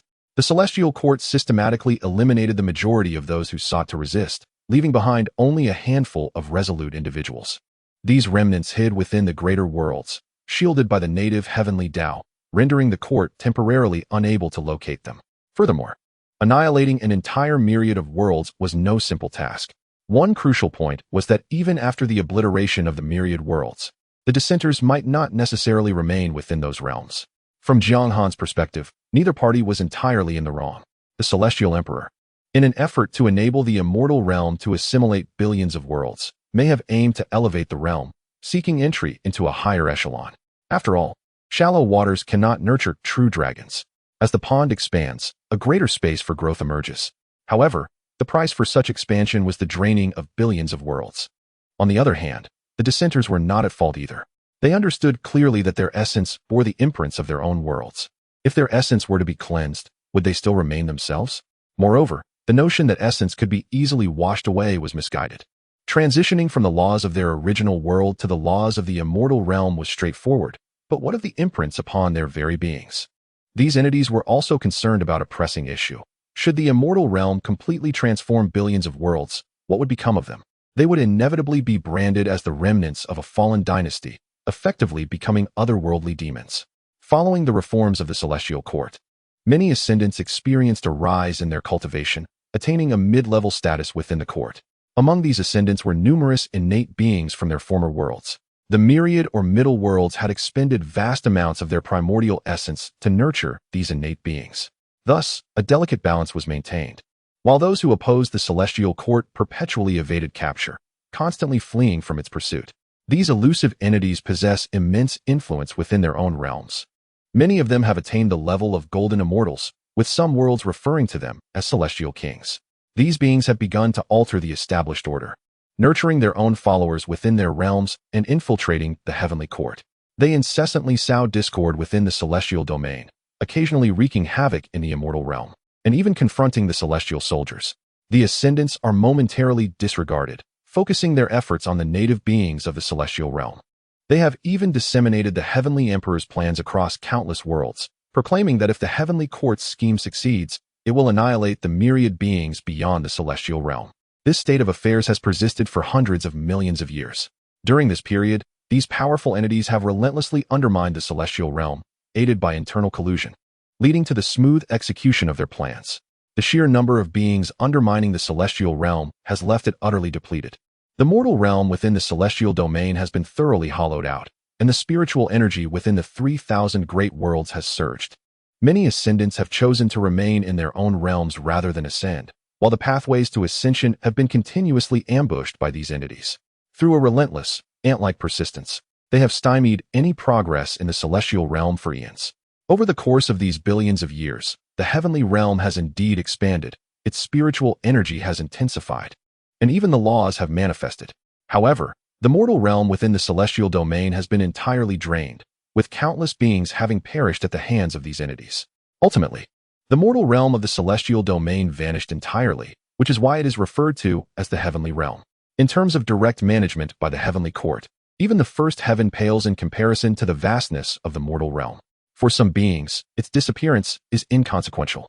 Nevertheless, the heavenly court continues to exert its dominance over countless worlds, having obliterated innumerable realms, with some grand worlds being utterly annihilated. As these vast worlds face destruction, many beings merged with the Tao and charged toward the heavenly court. In the face of such a collision from a grand world, the heavenly court is not insignificant. Moreover, there are vivid scenes among the human race. Jiang Han swiftly immersed himself in the imagery. At this moment, he felt as if he were engulfed in chaos. Jiang Han began to observe meticulously. Innumerable worlds sprawled before him, densely clustered like grains of sand upon a beach. Among them were countless grand worlds, revolving around a far more colossal one. Jiang Han even glimpsed an entity reminiscent of the vast world, though this particular world was considerably smaller. The size of many worlds serves as a testament to the potency of their origins. The more powerful the origin, the grander the world. He subsequently noticed a grand world in motion, within which countless beings had perished. An entity in the sky was entwined with 3,000 laws, the world having become entirely sealed. This entity seemed to embody the world itself. In the vast heavenly realm, explosions erupted across the walls of the world. This grand world surged directly into the heavenly court. A towering presence appeared at the edge of the world's barrier, single-handedly obstructing the onslaught of the grand world. Aided by 3 others, presumably the 4 great heavenly emperors. In an instant, this grand world self-destructed. A vast and boundless world implodes, causing even the primordial chaos to tremble. The very principles governing the celestial realm descend into disarray, as an overwhelming tide of negative karmic energy surges toward the heavens. Subsequently, the 4 celestial sovereigns vanish beyond the confines of the celestial world's barrier. Jiang Han surmises that the 4 sovereigns are surely enduring great distress. Historical records indicate that these expansive realms can give birth to golden immortals, worlds capable of nurturing such exalted beings. In the final moments, the world undergoes a transcendence, allowing even those beings who have achieved harmony with the Tao to wield the might of the Tai Golden Immortal. Detailed explanations regarding this phenomenon are well documented among the human race. Upon perusing these accounts, Jiang Han begins to comprehend why the human race predominantly consists of scattered immortals. The scattered immortals of the vast realm possess a unique nature, in Jiang Han's view, encompassing multiple tiers of existence. Chapter 83. The Great Battle of the Celestial Realms. Millennia ago in the vast expanse of the world, the scattered immortals now possess realms comparable to those of the heavenly court era. Within this boundless realm, each transformation of the corporeal form is accompanied by the trials of heavenly tribulation. According to human estimations, an 8 tribulation scattered immortal can rival a celestial immortal, while a 21 tribulation scattered immortal can match a true immortal, and a 36 tribulation scattered immortal can be likened to a golden immortal. An 81 tribulation scattered immortal is sufficiently formidable to be compared to a supreme golden immortal. Although there are some discrepancies, the differences are not substantial. This method of forcibly enhancing one's physical form through the power of the heavenly path evokes, in Jiang Han, a sense of miraculous strength. The essence of the world generates heavenly tribulations, which are ultimately absorbed by cultivators, leading to a transformation of their physical bodies, a true testament to miraculous strength. Jiang Han then retracted his thoughts and continued to explore information about the celestial realm, now referred to as the heavenly court. After all, the mortal realm within the celestial realm had been entirely evacuated since that formidable being merged with the Tao and collided with the heavenly realm, resulting in the fragmentation of both the great thousand world and part of the celestial realm, swiftly seized by hidden powers. Subsequently, the 4 great heavenly emperors became increasingly elusive. Initially, there was a semblance of restraint, but as the 4 great powers remained absent for an extended period, they began to dismantle the ascension system of the heavenly court, severing the connections between countless worlds and the heavenly court. They then set about purging the deities bestowed by the heavenly court from various worlds, leading to a continuous decline in the power of the heavenly court. The great thousand worlds reveled in abundance, as the heavenly court had refrained from directly intervening to prevent the celestial realm from consuming all worlds, fearing a vehement resistance. Previously, it was the celestial realm that dominated the myriad worlds. Now, it was the multitude of great thousand worlds that overwhelmed the myriad lesser worlds, operating with far greater efficiency than the heavenly court. Some directly devoured smaller worlds, while others consumed them, rendering them subordinate.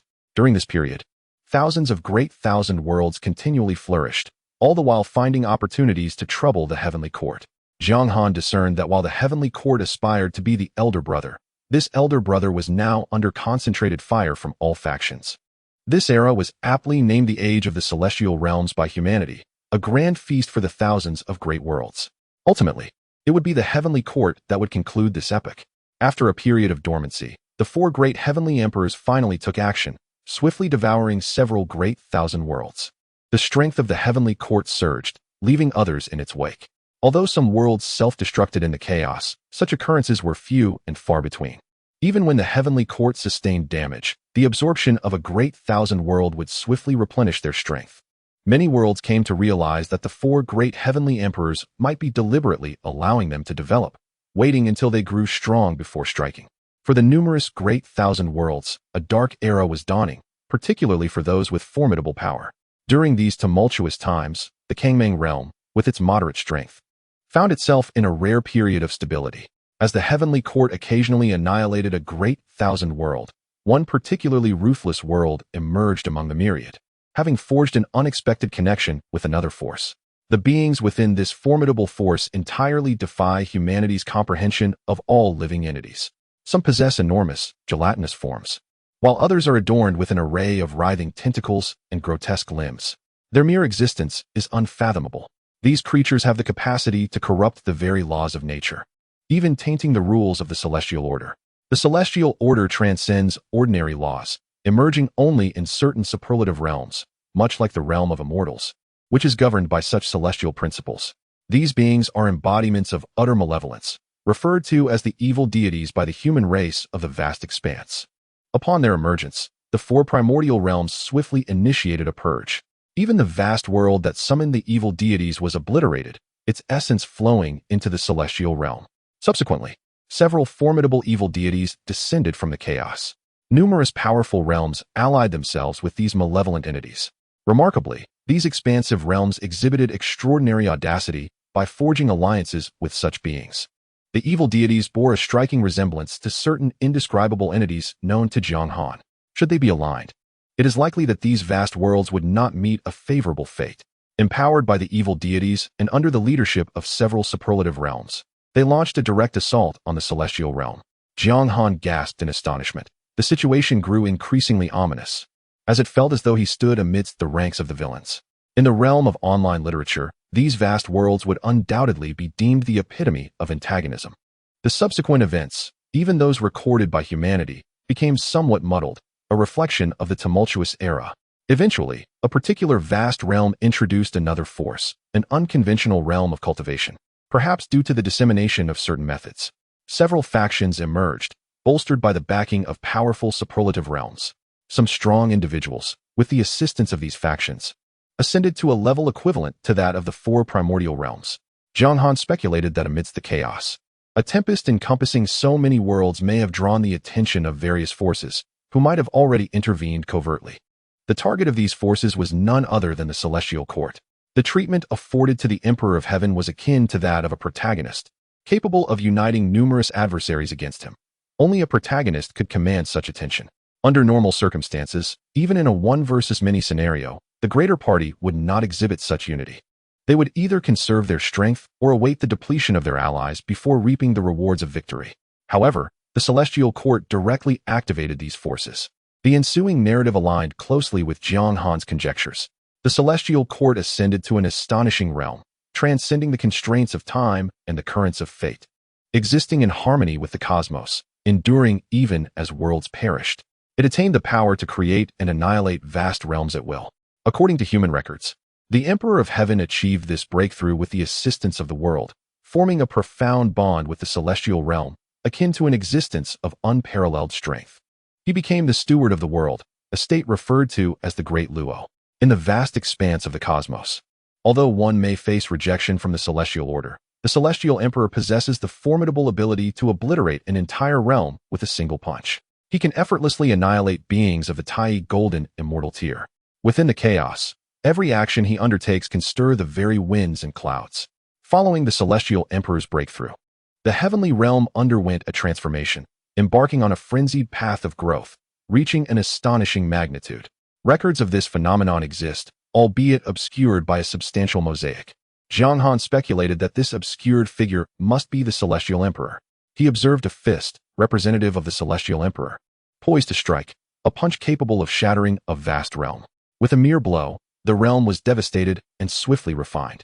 Such invincibility raises the question, how was the heavenly court ever shattered? Soon, Jiang Han grasped the reason behind the downfall of the heavenly court. After the Celestial Emperor shattered several realms, an array of mosaics emerged in the chaos. Among them, one mosaic bore countless tendrils, while the void itself birthed myriad tentacle-like mosaics. Jiang Han scrutinized one particular mosaic that seemed distinct. Despite its obscurity, he discerned it to be a colossal tower. It appeared that these forces had long been fixated on the Immortal Realm, perhaps even on the Celestial Emperor himself. They either awaited the Celestial Emperor's ascension to the Great Luo or were caught off guard by his elevation. Jiang Han leaned towards the latter interpretation. Chapter 84. The History of the Vast Realm, Part 1. After several mosaics emerged, they vanished from the records. The pace of the visual documentation accelerated, and an indeterminate number of years passed. Numerous vast worlds launched an assault on the Celestial Court, leading to chaos within its confines. The Celestial Emperor had not made an appearance in a considerable time. Jiang Han speculated that these worlds understood that if the battle yielded no clear victor, their demise was inevitable. Conversely, should a conclusion be reached, they would also meet their end, regardless of which side triumphed. The vast worlds faced no favorable outcome, prompting them to undertake a final desperate struggle. Surrender was not an option that the foremost beings within each world would entertain. Capitulation could very well lead to death, severing their paths of enlightenment. With several superlative vast worlds at the helm, countless realms followed suit, including the vast realm. The ultimate outcome was the division of the celestial realm among innumerable worlds. During this tumultuous process, a force attempted to intervene but was thwarted by an equally powerful opposing force. The celestial realm served as the foundation for the Celestial Emperor's path, a significant source of his power. The ramifications of its division for the Emperor were all too apparent. However, what transpired subsequently in the vast realm remains a mystery. After acquiring considerable power, the vast realm retreated into the boundless chaos. The vast realm paid a steep price to exchange valuable knowledge with some superlative vast worlds, including methods of concealing worlds within chaos and facilitating their movement. Following the division of chaos, countless realms hastily departed from the celestial region. In their flight, some of the foremost beings from superlative Tao realms divided their own worlds and sought refuge within other vast worlds. These worlds established connections with certain superlative realms, which had even left behind means of influence within their domains. These elite beings abandoned their original worlds. Jiang Han surmised that the vast realm undoubtedly reaped substantial benefits, and even those cultivators from years past received tremendous advantages. This was akin to the division of a celestial realm undergoing evolution, a veritable feast. The actions of these vast worlds epitomized the concept of ants consuming an elephant. Jiang Han even speculated that many of the current subordinate worlds were originally swept into this scenario from myriad realms. Some likely fell prey to consumption, serving as sustenance for the growth of other worlds, while others remained as vassal worlds surrounding the vast realm. How fortunate it would have been to exist in that era. Jiang Han felt a twinge of envy. Benefits had eluded him, yet he now shared in the consequences. Had the Celestial Emperor survived and ultimately reconstituted the Celestial Court, he would undoubtedly seek retribution against the vast realm, and every being within it would face dire consequences. Nevertheless, Jiang Han reflected that simply being born into this world was already a form of benefit. After all, where else would he have come from, if not the realm of the human sovereign? Although the vast realm had been on the move for countless years, Jiang Han analyzed that it had undoubtedly become one of the most opulent existences in this cosmic tapestry. In the vast realm of the Kangmang world, its power was initially moderate among the myriad worlds. Through several epochs, the most formidable of these worlds fell to annihilation at the hands of the Celestial Court. The most powerful factions were specifically targeted by the Celestial Court, even forming alliances with unknown forces. During this period, the Kangmang world underwent significant development, although sacrifices were made. They paled in comparison to those of the initial group of great worlds, resulting in immense gains. Many of the superlative worlds that divided the celestial realm experienced internal disintegration. The powerful beings within these worlds fled with their world's essence to other realms. Some of these powerful beings, having departed from their original superlative worlds, took refuge around the Kangmang world. As the celestial realm was divided, the cultivators of the Kangmang world reaped a bountiful reward. These superlative beings, bearing the essence of their worlds, clustered around the Kangmang world, leading to a remarkable mutual benefit.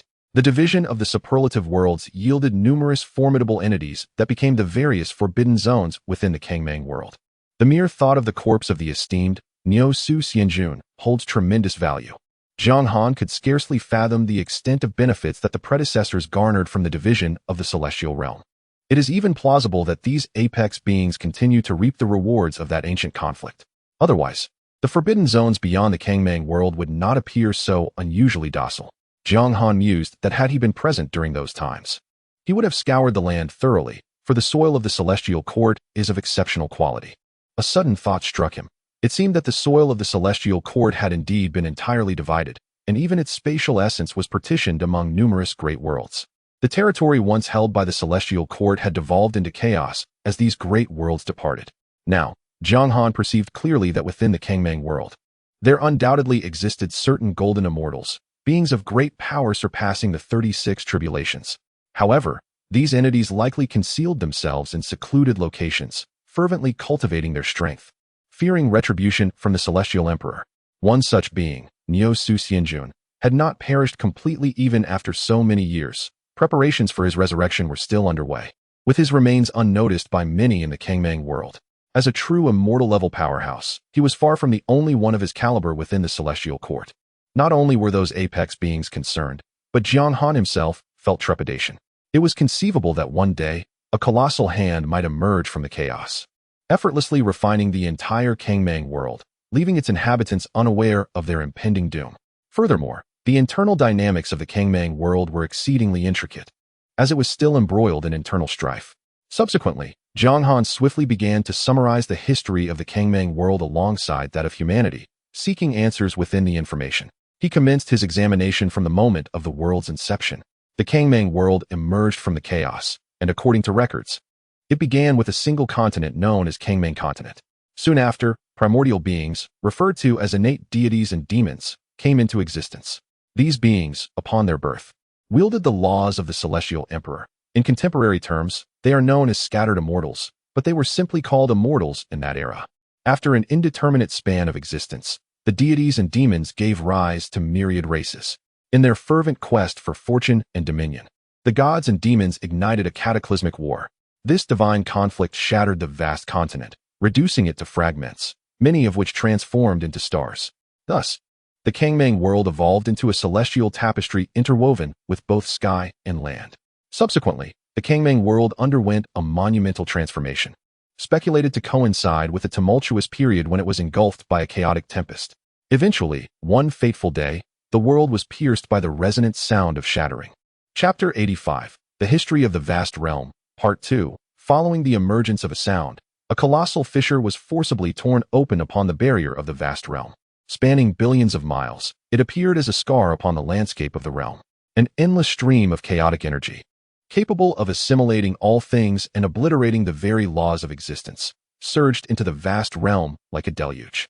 Wherever it flowed, the spiritual essence was tainted, and the foundation of the world was relentlessly dismantled. The chaotic energy corrupted the essence of nature, causing mountains and rivers to shatter into fire, earth, wind, and water. The denizens of the vast realm, who were in a period of recuperation, were struck directly by the colossal hammer of chaos.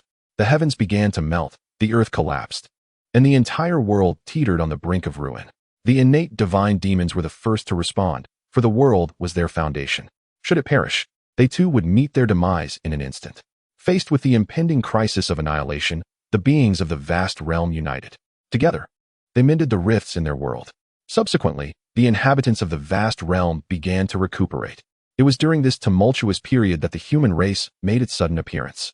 There exists a void in historical records regarding the early humans. Their ancestors expended tremendous effort to trace their origins, yet remained ignorant of how they came to be. Even inquiries posed to the divine demons yielded no clarity. as they too confessed to the abrupt emergence of humanity. Through celestial calculations and the records of the heavenly laws, it was determined that humanity was a creation of the celestial order, and thus they claimed the title of the children of the celestial path. Following this was an extended era of chaos, during which peace and war perpetually cycled across the vast continent. Various races observed the innate beings of the vast realm as they established the path of cultivation. The divine demons remained the undisputed sovereigns of the vast realm, their supremacy unchallenged by any race. One day, however, powerful beings from beyond the realm appeared. They constituted a legion, each soldier a celestial warrior. Without hesitation, they unleashed a brutal assault upon the innate divine demons of the vast realm. Among them emerged entities surpassing their comprehension, with a single individual capable of contending with dozens of elite divine demons. In hindsight, these soldiers were none other than the heavenly troops of the celestial court. Subsequently, these divine demons vanished from the vast realm. Yet, there remains a description of the events surrounding the vast realm. Upon the entry of these formidable beings, the skies began to brew a thunderous tribulation, suggesting the world was preparing to expel them. Aware of the existence of even more powerful entities, some elite divine demons chose to join the celestial court in pursuit of a higher realm. Consequently, many divine demons ventured to the celestial realm. Nevertheless, a portion of them remained within the vast continent. Before departing, these celestial soldiers disseminated cultivation techniques throughout the vast realm. It was through the integration of these teachings that the cultivation system truly took shape. Thereafter, the celestial court established a system of ascension. All beings above the stage of divine transformation were mandated to ascend to the celestial realm. Among the scattered immortals in the human realm, those scattered immortals could once again ascend to the celestial realm. After overcoming the 8 tribulations of the celestial realm, they could become heavenly immortals. With the establishment of the ascension system, initially, no being sensed any issues, for all were driven by the desire to attain a higher state of existence. In the vast expanse of the continent, the suppression of deities and demons has vanished, ushering in the era of myriad races. Numerous prodigies have ascended to higher realms. However, as time progresses, countless beings have observed a gradual thinning of spiritual energy in the boundless world. Some have even discovered that as long as they refrain from voluntarily ascending, they may remain in the lower realms. Consequently, many cultivators have opted to stay behind. This decision, however, led to a subsequent onslaught from the celestial court. Initially, the court deployed ascended beings to confront the native inhabitants. Yet, it soon became evident to some that by eliminating these ascended ones, they could accrue immense merit and fortune, thus commencing a campaign against them. During this tumultuous period, humanity emerged as one of the myriad races within the boundless world. Soon after, higher powers from the celestial court intervened, exerting their dominance over the realm. Various deities, sanctioned by the court, began to manifest in the vast expanse, some being native cultivators, while the majority hailed from the celestial realm, holding significant authority. At this juncture, astute individuals began to perceive underlying issues. However, due to the court's formidable strength, they were compelled to ascend obediently. Subsequently, revelations regarding the court's plan surfaced. Some ascended beings returned to the boundless world. According to human records, these returnees initially faced ostracism from the realm. Yet, upon forging an accord with the heavenly Tao and enduring tribulations, they remained in the boundless world. With the backing of these formidable entities, a war against the celestial court commenced. As the boundless world was not the primary battlefield, the conflicts were relatively sparse, predominantly involving the realm extending support to others. In time, the myriad races began to thrive collectively, choosing unity in the face of the formidable adversary that was the celestial court. After a period of struggle, the ascension system was reinstated. However, these new ascended beings differed significantly from their predecessors. The later ascendants no longer underwent the purification of the celestial pools, and a method emerged that could deceive the court, leading them to believe that these cultivators had indeed undergone the celestial baptism. Jiang Han recognized this as a subterfuge against the celestial court. During the course of the war, the court began to deploy forces in distant lands, with the battleground for the realm's ascenders situated far from their original world. A deep-seated discord had arisen between the native celestial cultivators and the ascended ones. Nonetheless, this did not hinder the ascended beings from continuously allying with the cultivators of the boundless world to outmaneuver and eliminate celestial cultivators, sharing the spoils among themselves. At this juncture, the celestial realm had effectively lost its grip over these worlds. Jiang Han believed that the court was currently in a state of being bled dry. As formidable beings fell in the boundless world, their essence becoming the sustenance for the growth of its inhabitants, serving as the cornerstone for the realm's development. The native beings of the boundless world also discovered that by vanquishing celestial soldiers, the spiritual energy of their world would become denser. In light of these revelations, the inhabitants of the boundless world became increasingly convinced of the veracity of the rumors surrounding the celestial court, that it sought to consume their realm. Consequently, during this period, the boundless world engaged in relentless ambushes against the celestial soldiers. In the celestial realm, there must also be allies among the myriad heavens. Under the guidance of these allies, countless local cultivators from the Immortal Realm have been sent to the vast world to meet their demise. This situation has persisted for tens of millions of years. As recorded by the annals of the vast world, the celestial army that fell in this realm numbered in the millions, sufficient to wage a decisive battle against the vast world. Following this, the celestial realm began to retract its forces among the myriad heavens. Subsequently, the myriad heavens commenced their counteroffensive against the vast world. Each world dispatched its most formidable warriors, with some already having established teleportation pathways, thereby launching a direct assault on the Immortal Realm. Chapter 86. The History of the Vast Realm, Part 2. This historical account features the direct involvement of prominent figures from the human race. According to the recollections of one such individual, upon entering the celestial realm, one could seize whatever was within reach and eliminate any beings encountered. Souls were captured and refined within soul banners, while physical bodies were transformed into elixirs on the spot. It is said that during this epoch, the formidable beings of the celestial realm were momentarily hindered, allowing the entities of the vast realm to reap significant rewards. Some worlds even took the initiative to guide the beings of the vast realm in their cultivation, pointing out flaws in the techniques of the heavenly court. It was during this time that the principles of laws and runes emerged, reportedly conceived by a master from a top-tier world. Not only did this figure instruct the beings of the vast realm in their cultivation, but they also enhanced the innate formation of the vast realm, enabling it to better transform chaotic energy. In the eyes of the beings from the vast realm, the celestial alliance was akin to a benevolent elder brother, seeking nothing in return but to lead them in their rebellion against the heavenly court. During this period, the vast realm experienced rapid development once more. However, the situation across the celestial expanse soon shifted dramatically, with numerous great worlds beginning to annex smaller ones. The vast realm joined this fray, incorporating many smaller worlds into its own. This led to the ultimate confrontation. Some great worlds summoned unknown forces to join the battle against the heavenly court. Throughout this decisive conflict, the beings of the vast realm received substantial assistance from various entities beyond their realm. If the heavenly court could be obscured, it would certainly depict a scene of unity and camaraderie among the celestial realms. In the final battle, the mighty of the vast realm witnessed certain worlds being manipulated by powerful beings to storm the celestial realm. The vast realm ultimately adopted this same strategy.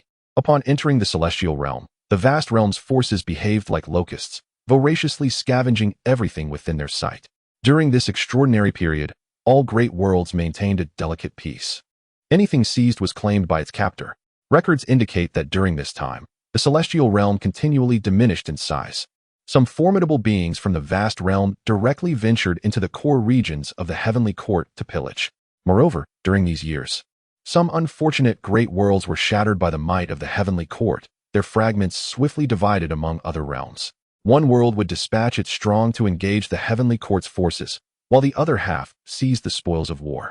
The true source of loss for the heavenly court came from the ascendants of the vast realm, who had infiltrated the celestial realm. These ascendants were intimately familiar with the celestial domain. Mountains, stars, and continents were transported into the vast realm. During this period, the cultivation environment of the vast realm even surpassed that of the celestial realm, rivaling certain areas of the heavenly court. It is said that the human emperor realm was established by a venerable ancestor of the human race, who directly relocated a powerful figure's cultivation ground from the heavenly court into the vast realm, subsequently transforming it into the human emperor realm. This mysterious entity is believed to exist on the same level as the four great celestial emperors. Indeed, it appears that the most formidable individuals are often those closest to us. Jiang Han observed intently and soon discovered records pertaining to the star Lord Nyosu. Within the human race, there existed information about the internal members of the heavenly court at that time. Nyosu, a native being of the celestial realm, was a prodigious talent and a disciple of a great power. Upon achieving true immortality, he was promptly appointed as the star Lord Nyosu.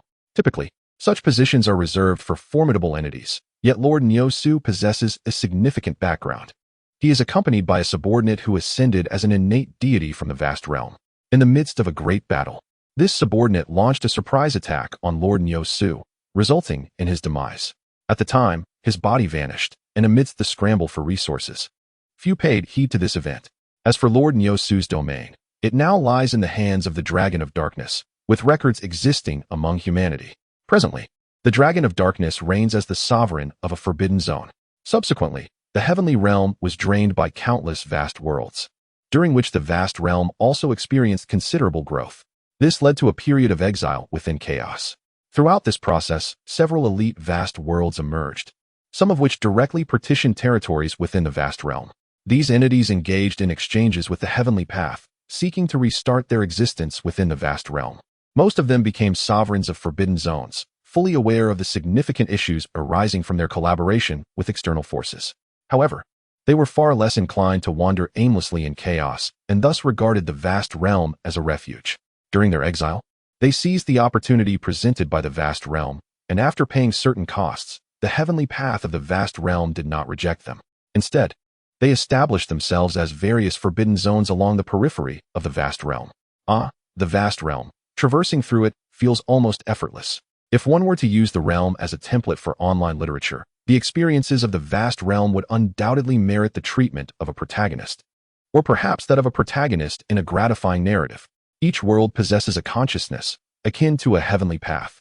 This became evident during the war with the heavenly realm, where the heavenly paths of various worlds assisted the beings of their respective realms. In some instances, certain worlds even bypassed formalities, granting access for beings to align with their worlds. However, the worlds maintained a fair and just approach towards their own denizens. Subsequently, the narrative transitions into the recorded history of the vast realm, although the records within the human treasure pavilion are far more detailed, elucidating the reasons behind the outbreak of war and the events that transpired. The accounts therein are strikingly authentic. Following this, Jiang Han began to peruse the texts. The innate deities of the vast realm ascended early and spent considerable time within the heavenly court. Some returned to the vast realm, while others remained within the heavenly court. In the final moments, these ascended deities turned against their own, reaping substantial gains within the heavenly court before returning to the vast realm.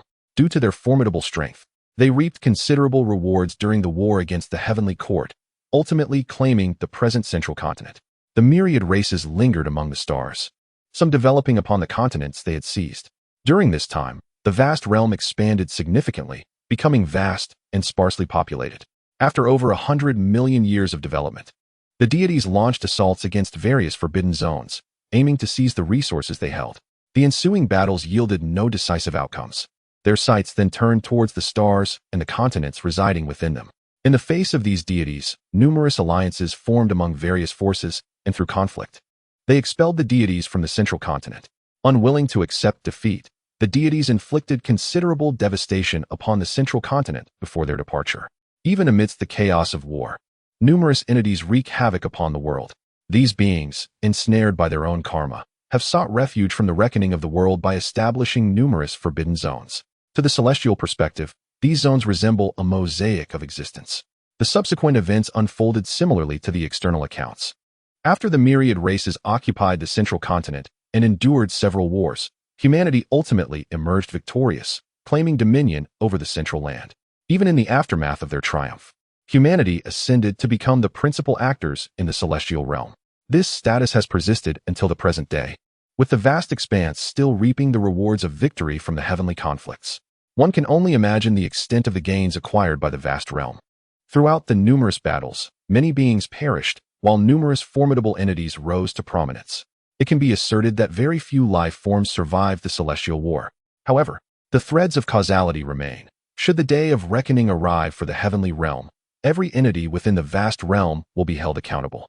As for surrender, the celestial realm's current status is merely a reflection of its significant internal turmoil. Jiang Han has also gleaned the knowledge he sought, yet suddenly finds himself under an even greater pressure. Chapter 87. The Vast World, the Way of Heaven and Beings. After finishing the reading, Jiang Han found himself in a state of persistent unrest. A sudden realization struck him. Beings originate from the world, and to attain strength, they require the world's assistance. Lower-tier cultivators rely on the spiritual energy of heaven and earth to continuously enhance themselves. In contrast, higher-tier cultivators fortify themselves through the laws, eventually comprehending these principles and further augmenting their power through them. Even the celestial realms draw upon the forces of heaven and earth to amplify their might. It is plausible that upon reaching the great Luo realm, celestial beings may no longer depend on the world's power. However, according to the records of the human race, the foundation of the celestial emperor was established within the world. As long as the world persists, he too shall endure. And even when the celestial realm began its transformation, albeit unsuccessfully, under siege from countless powers and being partitioned by the myriad worlds, as long as the celestial emperor lives, he retains the capacity to create worlds. Cultivators engage in a struggle, yet it is ultimately a contest against heaven and earth. The power of the world emanates from chaos, and the world itself is in contention, vying against the primordial void. The relationship between the world and its beings can be one of mutual enhancement or mutual destruction. Each being is intricately linked to the world of its origin, leaving an indelible mark upon birth. Within humanity, there exist numerous conjectures regarding the interplay between worlds and beings. Amidst the celestial conflicts, the rules of heaven and earth became increasingly refined in the vast world, placing limitations on the lifespan of many beings. To attain immortality, one must endure the tribulations of 3 disasters and 6 calamities, and perhaps even the 5 declines of heavenly beings. To evade these declines, many sought refuge within forbidden zones, creating what are termed as such, yet in essence, they are merely small worlds tethered around the vast world. Viewed from the perspective of the vast world, these entities transform its resources into their own. This scenario persisted, with formidable beings desiring absolute freedom, yet unwilling to sever ties with the vast world, opting to establish or join forbidden zones. The beings of the vast world continuously battled within these zones, acquiring immense merit and fortune, as well as the legacies of the powerful within the forbidden territories. From the vantage point of the vast world, these zones have effectively appropriated its essence as their own. Conversely, the beings of the world, in their conflict with the forbidden zones, strive to reclaim what belongs to the vast world. Moreover, these zones occasionally instigate wars, plundering the essence of the vast world. The essence of the world is a collective term, a manifestation of the world's power, encompassing beings, resources, land, as well as fortune, merit, and space. Initially, these top-tier cultivators were ruthless individuals who had once participated in the division of the celestial realm. At times, even the inflated way of heaven found it challenging to contend with them, refraining from direct intervention. Ordinary beings stand no chance against such entities unless the world relaxes its constraints on their lifespans. Yet, if such restrictions were lifted, these beings would inevitably deplete the vast world. Consequently, the beings of the vast world found themselves oppressed and assaulted by the entities residing within these forbidden zones. Then emerged a being known as the Master of all laws, a member of the human race. This being possessed exceptional comprehension, inherently attuned to the laws. Upon becoming a scattered immortal, he established the path of scattered immortals. In Jiang Han's perspective, what is established is less a creation than a transaction. In the vast and desolate world, there exists no celestial order. Compared to the immortal realm, the vast world still reveals certain deficiencies. It has not even witnessed the transition from celestial beings to golden immortals. Those golden immortals present within the world have either returned directly from the immortal realm or have drawn upon its power. As for the innate deities and demons, they are born as celestial beings, having their physical forms forcibly enhanced by their very essence. The revered master of myriad laws has set his sights on the source of celestial order. The path of scattered immortals entails that upon reaching a certain pinnacle of cultivation, when further advancement seems impossible, one may harness the power of heavenly tribulation to effect a qualitative transformation of the physical body. This tribulation is interspersed with a substantial amount of the world's essence and the source of celestial order. Following the emergence of the scattered immortal path, the beings of the vast realm engaged in internal strife while simultaneously subduing forbidden zones. Under such circumstances, the reinforcement of the world's essence upon these beings is nearly tantamount to the direct intervention of celestial order. Subsequently, numerous forbidden zones were pacified. It is noteworthy that the revered master of myriad laws led the human race in the subjugation of these zones, most of which belong to the innate deities and the demon race, intensifying the conflict between these two factions. During the course of the war, a parity was established between the scattered immortals and the regular celestial order. 8 tribulations equate to celestial immortals, 21 tribulations correspond to true immortals, and 36 tribulations align with golden immortals. 81 tribulations are equivalent to the Tai golden immortal. The essence of the scattered immortal system lies in the path of the physical body, a synthesis born from various cultivation methods. Initially, the pacification of numerous forbidden zones proceeded smoothly. However, an unforeseen occurrence arose. The revered master of myriad laws, through a vast accumulation of merit, ascended to the position of a master of the path. Having mastered several principles, the specifics of what transpired in between remain unknown. Ultimately, he severed a portion of the vast world, becoming the sovereign of a forbidden zone himself. The one who was intended to pacify the forbidden zones became their master, which is quite ironic. Is it true that the dragon slayer ultimately transforms into a malevolent dragon? The vast world sought to impose restrictions upon the powerful.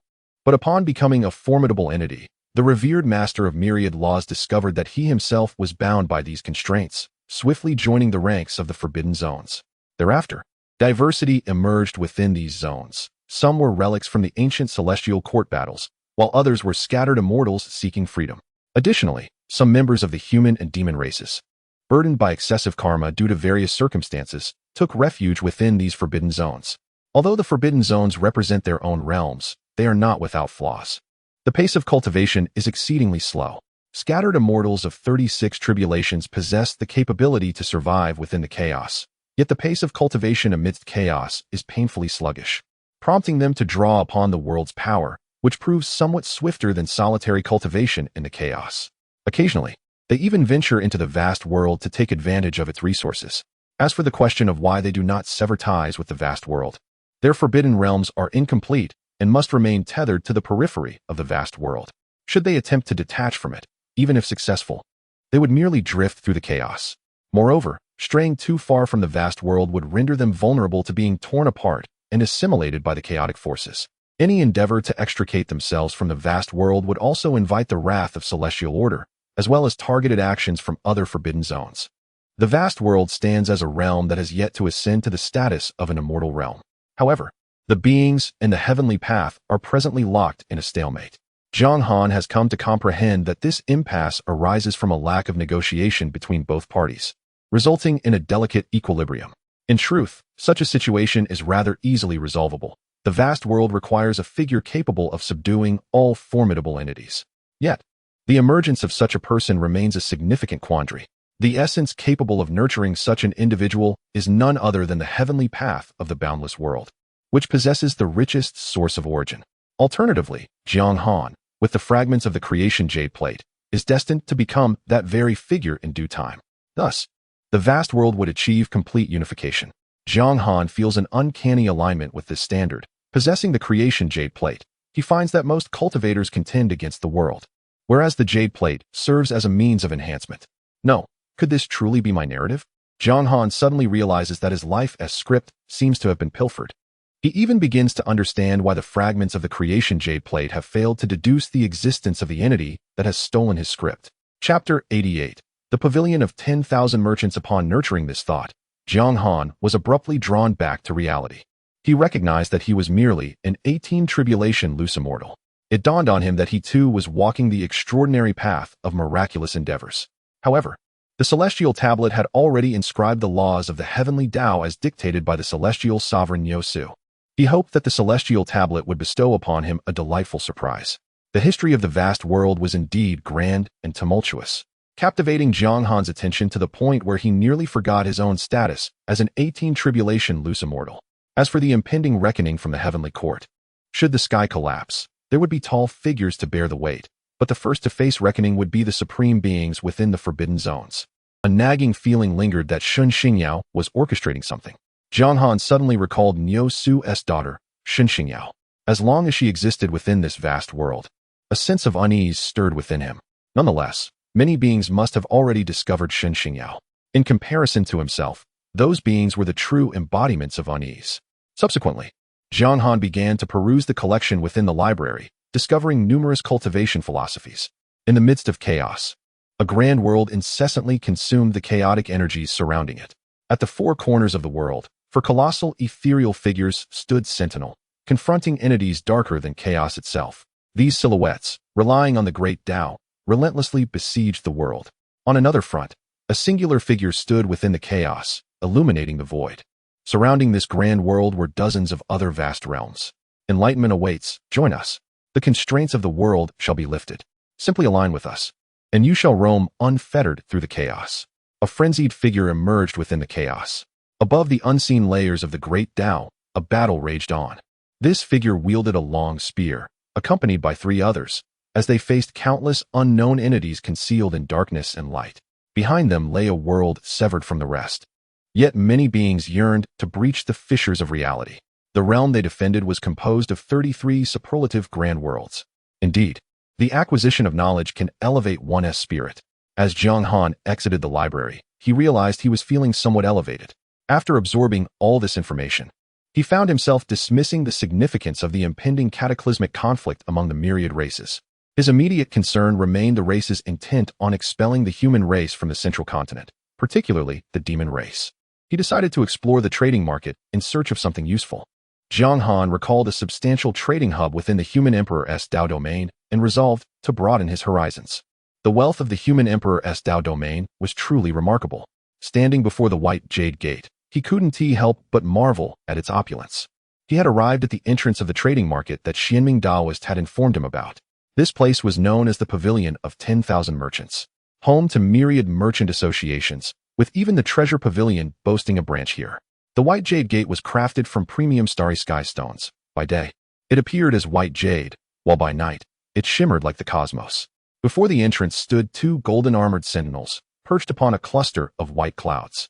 It is unclear where this trend began, yet it seems that any significant establishment is adorned with such celestial motifs. Upon encountering Jiang Han, one of the sentinels swiftly approached. Bowing respectfully, "I have the honor to meet you, esteemed elder. May I inquire as to your intended destination? I am merely seeking to procure some materials." Jiang Han replied casually, subsequently bestowing upon the sentinel a piece of jade. This jade was a remnant he had acquired from the skin of the immortal Niusu. The golden-armored sentinel initially hesitated to accept the gift, but upon reflection, realized that declining could potentially disrespect the elder in front of him, so he nervously accepted it. He then began to enthusiastically elaborate. "The entrance before us is known as the Starry Gate, which allows for direct transportation to any desired location." Jiang Han then requested to be transported to the most bustling area. As he departed, he noted that the inhabitants of the human emperor's domain were not as haughty as others had claimed. Upon seeing him, they immediately bowed and greeted him. A rarity in the Xianshui domain, where even advanced cultivators valued their pride. "Brother, you've struck gold. This must be celestial jade, renowned for its secrets of ascension. Even if one cannot comprehend the mysteries contained within, it serves as an invaluable resource for cultivation," one sentinel remarked enviously. "How did you discern that he was an elder?" Another asked.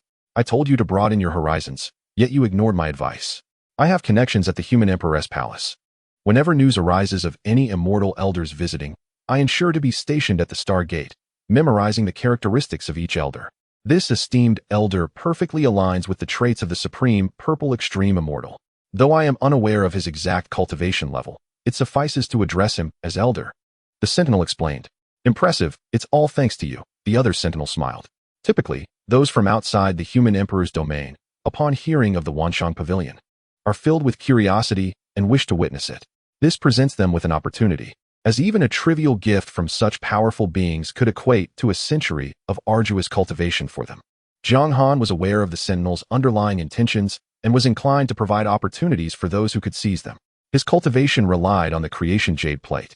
Thus his demands for resources were minimal. What he truly sought was fortune and merit.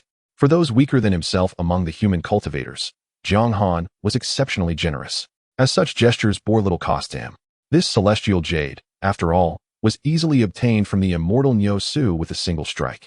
Jiang Han was astounded by the immense value of even a mere fragment of Niusu's skin. Had he known earlier, he would have wielded his blade countless more times.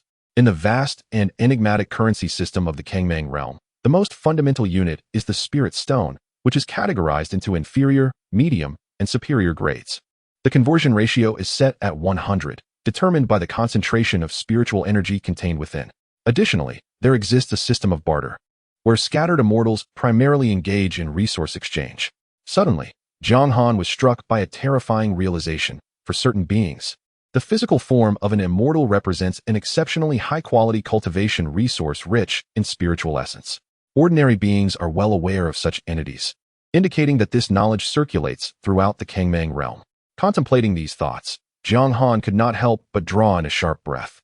Chapter 89. The Starry Sky Chamber of Commerce. Reflecting upon these matters, Jiang Han could not help but marvel at how the vast realm had evolved into its present form.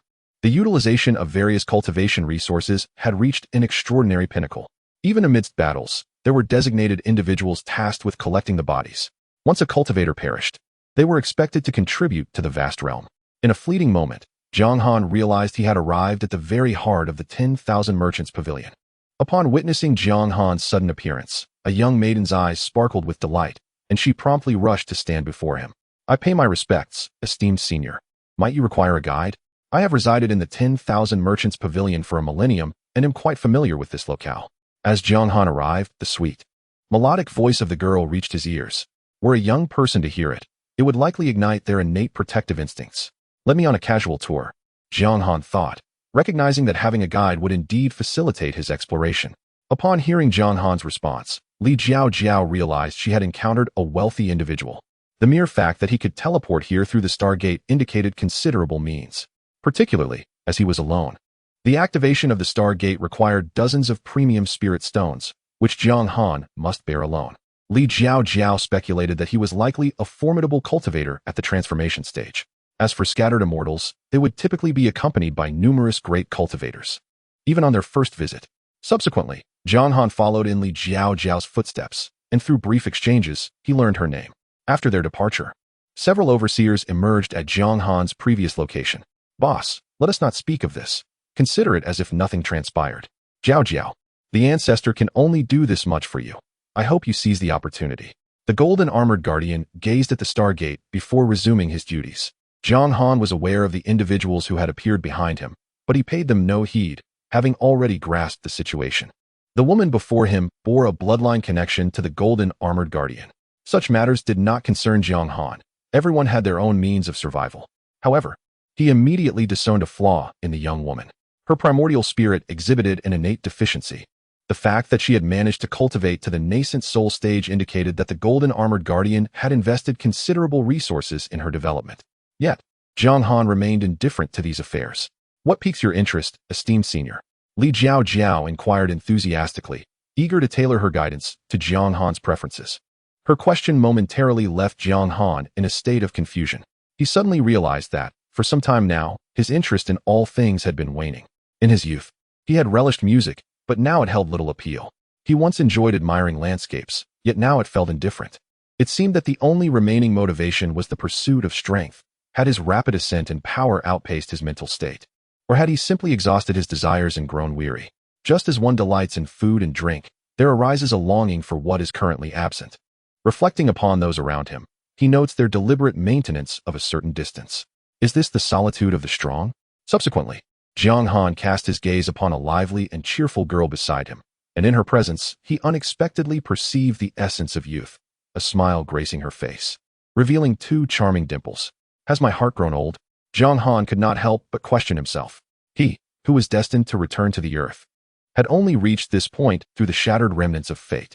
Now, he found himself in a state of confusion regarding his own mindset, yearning for youth yet harboring an elderly disposition. Have I become enchanted? Why should I dwell upon such matters? Awakening from his reverie, Jiang Han resolved to let go of these concerns and decided to visit the largest trading association. "Very well, senior," he replied. In truth, the Wanshang Pavilion does not possess a singular largest trading association. The top few associations are of comparable strength. Nevertheless, Li Jiao has a long-term partnership with a premier trading association.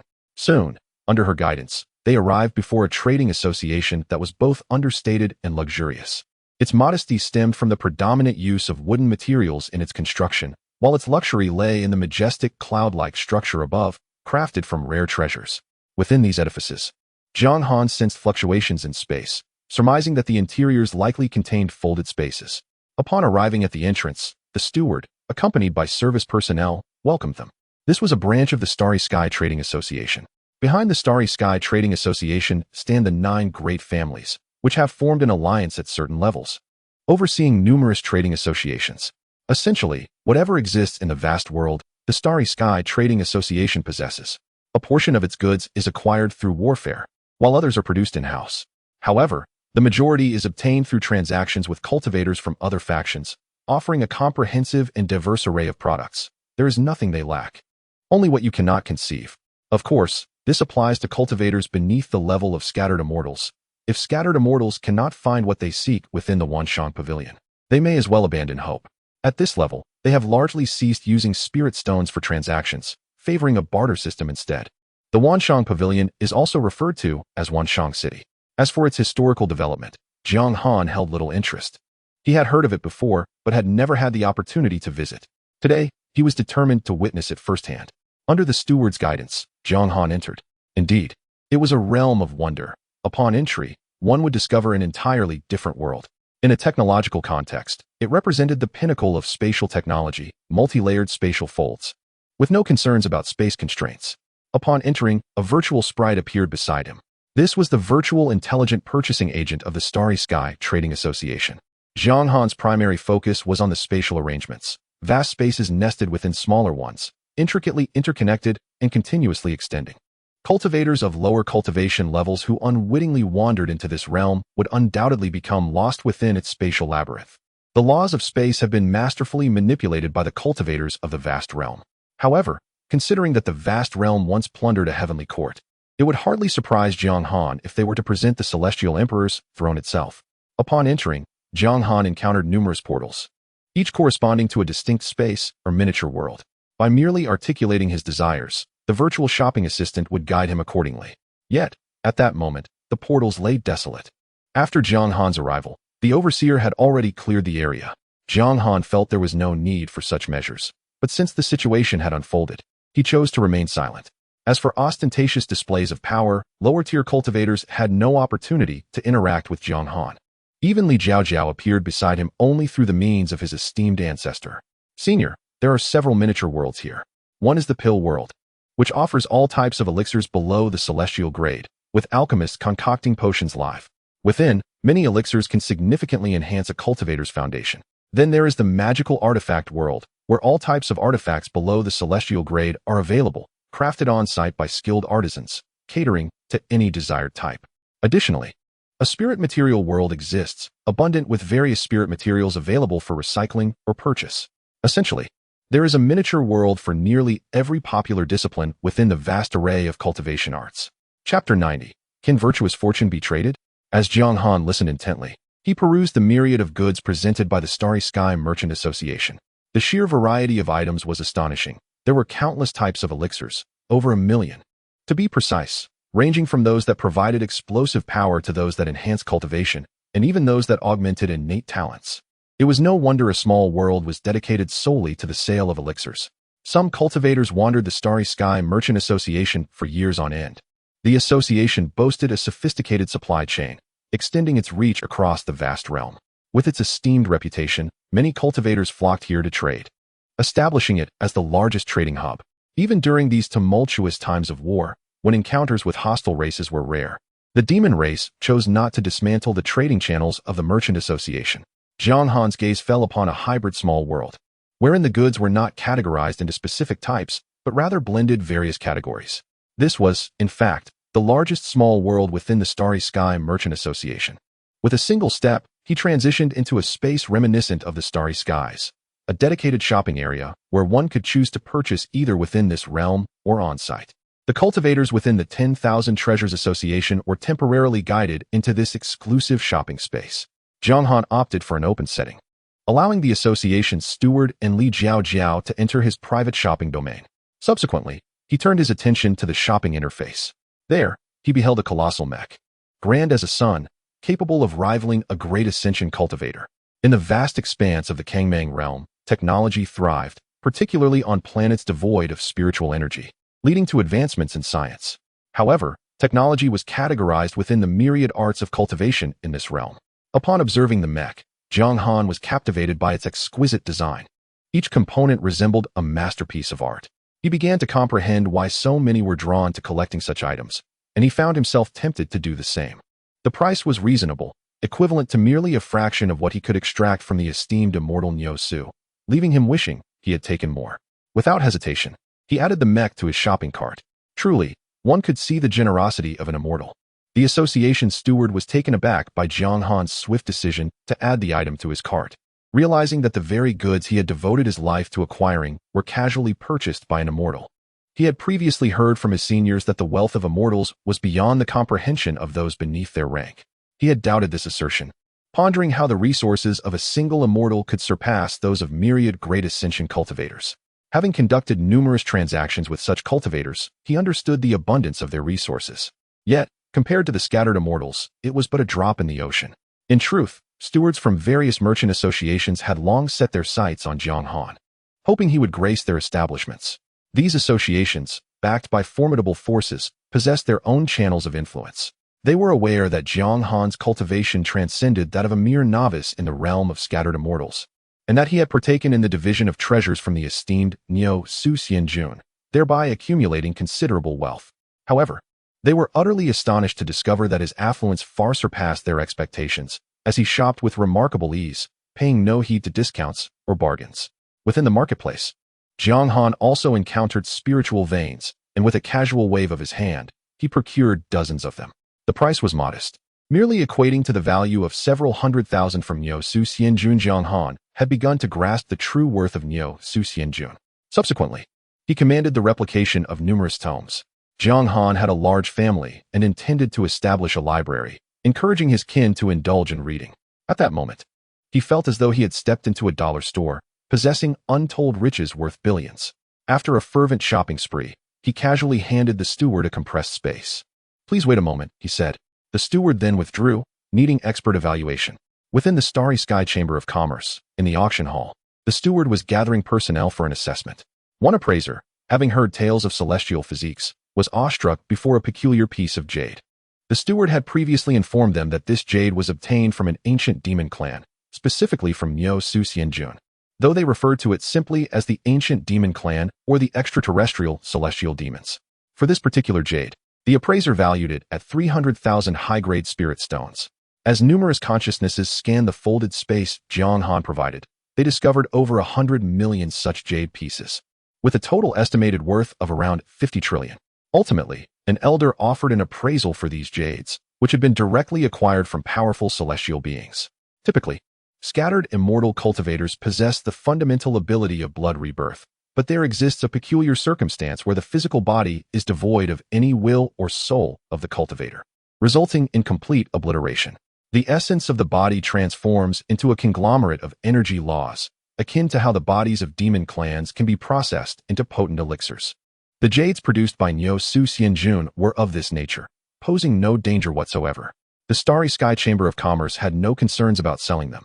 Once the Great Ascension stage cultivators learned of the available stock, those who had lingered in the Great Ascension realm for years would exhaust their fortunes to procure some. Who knows what insights they might glean into the secrets of immortality, even if they could not fathom it. The spiritual energy within a single jade piece could rival that of a small spiritual vein. Moreover, most of these exceptional jades would be consumed by the powerful factions backing them, scarcely making their way into the market. Eventually, this valuation was relayed back to the steward accompanying Jiang Han. Jiang Han merely nodded in acknowledgement before resuming his shopping. He soon spotted celestial bodies among the offerings and contemplated adding some to his cart. However, recalling the many celestial bodies he had acquired from the Star Spirit clan, he ultimately decided against it. After glancing at the prices, which soared into the tens of thousands for exquisite spirit stones, Jiang Han realized that within the Star Spirit clan, he had amassed a staggering 100 billion stars. It became clear to him why scattered immortals and those beneath them seldom mingled. A scattered immortal could effortlessly acquire resources that would take a greater cultivator an entire lifetime to obtain.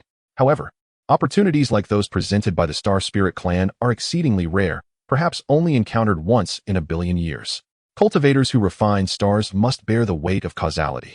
Without restrictions, the cosmos would have long been devoid of stars. After a bout of shopping, Jiang Han grew somewhat weary, having not found anything particularly desirable. There were no merits or fortunes to be had. Just as he sighed in disappointment, the steward promptly approached him with a query. Might the esteemed senior be in search of merits and fortunes? Jiang Han nodded in response. Indeed, esteemed senior, we have them here. Subsequently, a multitude of beings appeared on the screen before Jiang Han. These were entities of various races endowed with fortune, should the senior choose to purchase.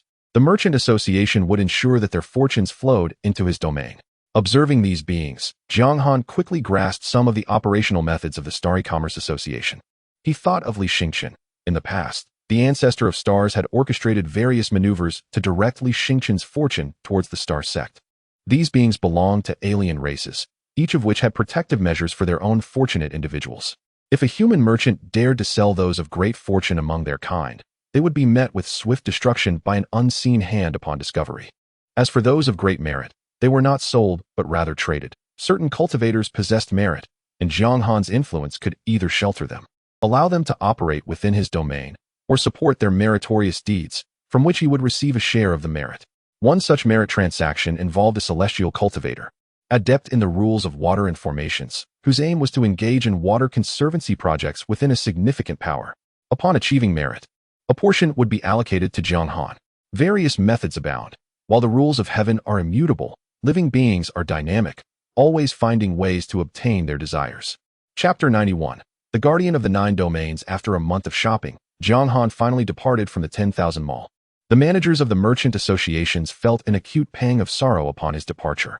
Subsequently, resources began to flow into the hands of Li Jiaojiao, and several merchant associations proclaimed that should she join their ranks, she would be instantly elevated to a managerial position.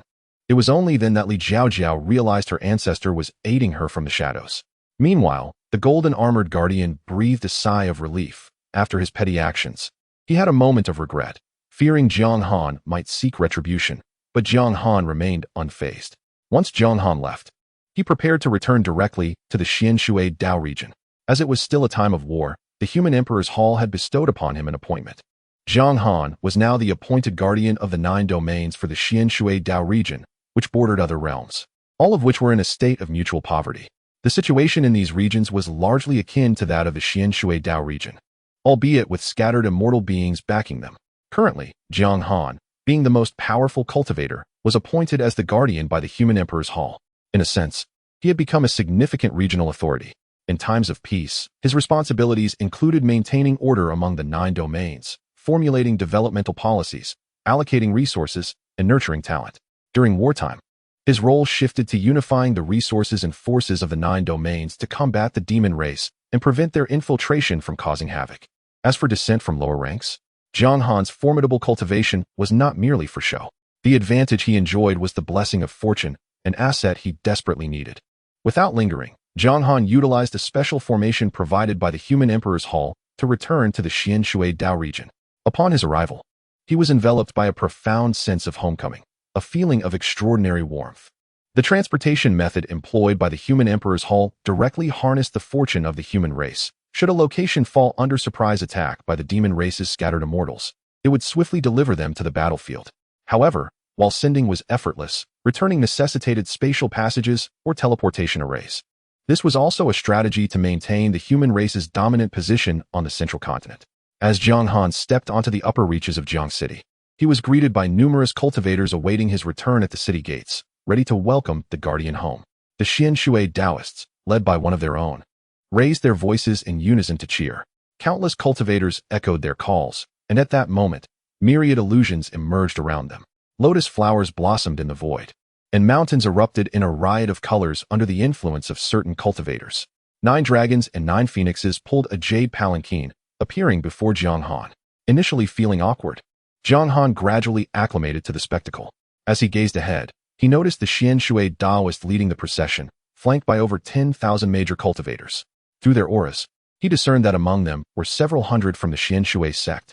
In the entirety of the Xianshui Dao region, only the Starry sect boasted a solitary major cultivator, while the other major cultivators hailed from the surrounding 8 realms. Upon receiving word from the ancestor of the Xianshui sect, the Xianshui Daoist began preparations. The other 8 domains also received the news and joined in. Their actions a testament of their willingness to heed Jiang Han's commands. Certain actions may not find favor with Jiang Han, yet they are unavoidable. Within Jiang City, he perceives several scattered celestial auras, their cultivation hovering around the 3rd tribulation. Jiang Han remains taciturn, ascending the jade carriage without further ado. These gestures stem from the goodwill of the villagers, and it is not within their means to outright decline such kindness, lest they dishearten the locals. Once aboard the 9 dragons and 9 phoenixes carriage, it begins its journey. Celestial clouds of 7 hues manifest in the sky, accompanied by countless great cultivators providing escort. Within Jiang City, numerous cultivator soldiers clad in golden armor stand guard. The destination of the 9 dragons and 9 phoenixes carriage is the imperial palace of the Jiang dynasty. The dragons align on the left, while the phoenixes grace the right. Jiang Han is bewildered as to the origin of these dragons and phoenixes. Unbeknownst to him, their selection was the result of competition within their clan to serve as Jiang Han's divine beasts, ensuring a safe passage. Over time, they might even foster a bond, potentially yielding unforeseen opportunities. Moreover, these divine beasts are not constantly burdened. Their rest periods occupy the majority of their time. While they serve Jiang Han, they simultaneously uphold his prestige. Encircled by 3,000 laws, Jiang Han now resembles a sovereign deity on an outing. Indeed, a man of stature ought to be treated thus. It appears he has remained somewhat understated in the realm of the human emperor. Following the celestial clouds, the carriage arrives at the palace gates, where his steed, the yellow ox, has been awaiting him for some time, adorned with numerous treasures. Upon the yellow ox's approach, it kneels before the carriage, allowing Jiang Han to mount its back. Subsequently, the yellow ox proceeds toward the heart of the palace. Along the route, tens of thousands of warriors, each a transformation stage cultivator, stand sentinel. Amidst the throng, Jiang Han even spots the master of the Daybreak Peak from the Starry Sect, unexpectedly drafted into military service.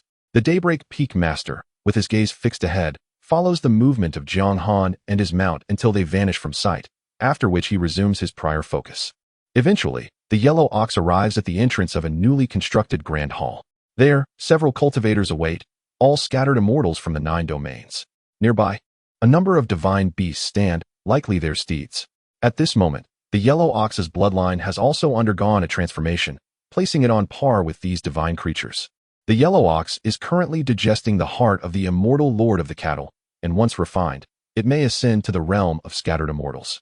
Congratulations, Senior, on becoming the guardian envoy, greets one of the scattered immortals as he steps forward to welcome Jiang Han. Jiang Han then enters the grand hall, leaving the great cultivators outside. They are to deliberate on strategies against the demon race. After reaching a consensus, these great cultivators will execute the plan. Inside the hall, Jiang Han takes the seat of honor. Elder, it seems the human emperor palace intends to unify our 9 domains into a single entity. We must prepare accordingly. The 9 domains, a remote and impoverished land, has produced one Jiang Han, yet the Qiongqi has met its downfall here. The pressure faced by the 9 domains is not particularly great. In fact, the demon forces have yet to cast their gaze upon them. It remains uncertain whether this is a boon or a bane. What are your thoughts, esteemed company? The amalgamation of the 9 domains into a singular entity is not devoid of merit. The concentration of resources and fortune may indeed propel us further. There have been precedents of domain mergers in the past, yet the intricate web of interests often hinders success. However, with a formidable leader at the helm, the endeavor could prove fruitful. Jiang Han's strength surpasses theirs by several tiers. He is universally acknowledged as the leader, and thus we all become akin to a family. Negotiating gradually thereafter, with Jiang Han presiding and attentively listening. As for the name, should a merger occur, Purple Extreme Domain would be exceedingly fitting. Indeed, that name resonates well. Other cultivators have also expressed their support. Quite right, quite right. The very sound of it is pleasing. Jiang Han, with calm demeanor, sipped his tea, indicating his approval. Cultivators are human, too, possessing emotions. Were it not for the fragments of the celestial treasure he possesses, should a great Luo cultivator appear before him, Jiang Han would never adopt an air of superiority. If the other party were willing, he would even consider recognizing them as a foster father. A sense of superiority requires capital. Without it, such pretentiousness becomes rather foolish. Chapter 92. The Hall of the Human Emperor within the Grand Hall. After deliberating on a myriad of trivial matters, the discourse shifted toward the specter of war. Each domain began to report on the current circumstances. From their accounts, Jiang Han synthesized a summary. The War of the Myriad Races had commenced, with the myriad tribes invading the central continent in its initial phase. Following Jiang Han's confrontation with Qiongqi, the forces of the alien races were redirected, and even their formidable warriors were reassigned. Subsequently, a cleansing of the alien beings commenced, ushering in a brief period of peace. The 9 domains had commenced preparations for war, with all cultivators above the nascent soul stage conscripted into military ranks. Regardless of their lineage or sect, Any who reached the requisite cultivation level found themselves integrated into the army. While some cultivators had previously resisted, their dissenting voices had now been silenced. As for certain unique entities, they were incorporated into the military for the sake of order, yet allowed to continue their original pursuits, much like some emperors of the past who remained on their thrones, albeit ready to mobilize for battle at any moment. The 9 domains also boasted resource reserves, which were gradually being released. With ample resources at their disposal, many cultivators had successfully transcended their former limits. Esteemed ancestor, our current predicament lies in the enhancement of both the quality and quantity of cultivators. Yet, we are running low on resources. If this persists, internal strife is inevitable. Jiang Han pondered, acknowledging the validity of this concern. The environment for cultivation had indeed become more permissive, with resources more accessible and significantly reduced bloodshed. Many cultivators who might have perished in resource disputes were now steadily advancing to higher realms. It is time to organize a contingent to venture into the cosmos. In addressing this situation, we can directly confront the myriad races among the stars. We have already established forward outposts in the cosmos, capable of transporting our forces at a moment's notice. Currently, we are consolidating the power of the 9 domains. Once this integration is complete, we shall be ready to embark into the celestial expanse. Jiang Han realized that there was little he needed to manage personally. The necessary arrangements had been effectively made. Humanity possessed a wealth of experience in warfare, with an established and comprehensive internal system. All that remained was to adhere to the established protocols. Afterward, each individual left a projection in the Grand Hall, which would promptly convene to discuss any arising matters. Following this, a banquet was held, and upon its conclusion, Jiang Han returned to his secluded courtyard. Ancestor, Jiang Yinhao had arrived at Jiang Han's humble abode ahead of time. In the blink of an eye, you have ascended to the realm of the Great Ascension. Observing Jiang Yinhao, Jiang Han could not help but reflect on the passage of time. He noticed that the youthful fervor had dissipated from Jiang Yinhao, replaced instead by a composed demeanor, ultimately embodying the hope of their lineage. The rapid advancement of Jiang Yinhao was not without reason. Jiang Han required no resources for his own cultivation, allowing the Jiang family to concentrate their resources on Jiang Yinhao. Have you visited the human emperor Dao domain? Not yet. I find it difficult to part with the Jiang family. Through the remote instruction offered by the Yin-Yang Academy, I have graduated and now consider myself a disciple of this esteemed institution, remarked Jiang Yinhao. At this moment, Jiang Han pondered a pressing question. He speculated that the shadowy figure behind the theft of his fate might very well reside within the human sovereign domain. Jiang Yinhao's mission was to settle this karmic debt. Yet unexpectedly, he had not ventured into the human sovereign domain. Jiang Han had employed his own methods to investigate, but to no avail. There were simply too many individuals of similar age.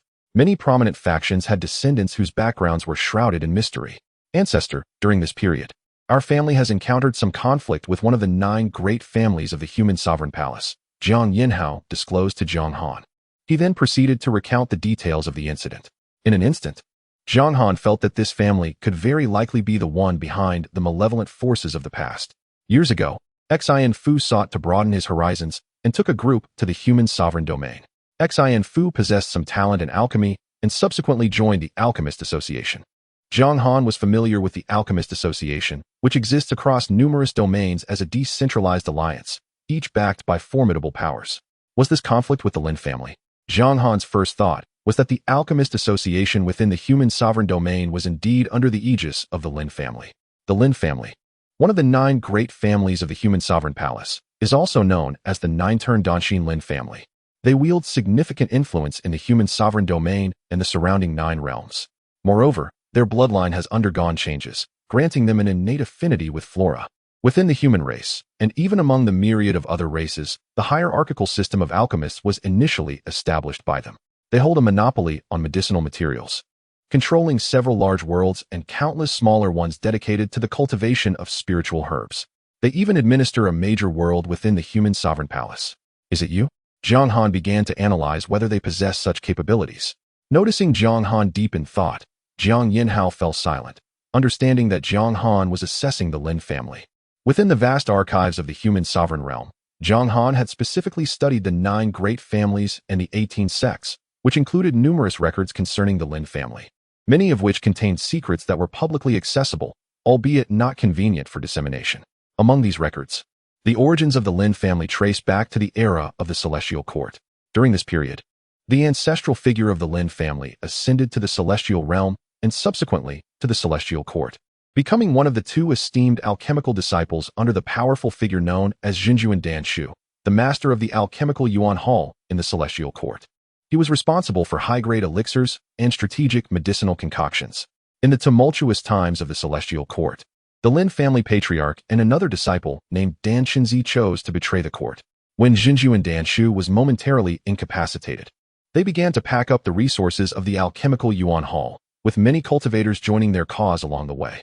Ultimately, Jinju and Danshu managed to retaliate, dealing them a blow, while the Lin family patriarch sustained severe injuries while protecting Danshinzi. They then returned to the vast realm.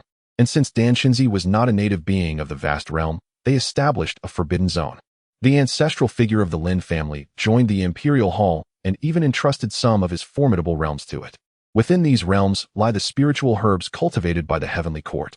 As for what else was obtained from the heavenly court, the records in human literature remain silent. Documenting these secrets to unveil the truth for future generations has already incurred the ire of many powerful beings. The Lin family's ancestor ultimately fell due to grievous injuries. Yet Danshinzi remains. It was in the act of rescuing him that the ancestor sustained his wounds at critical moments. Danshinzi will extend his protection over the Lin family.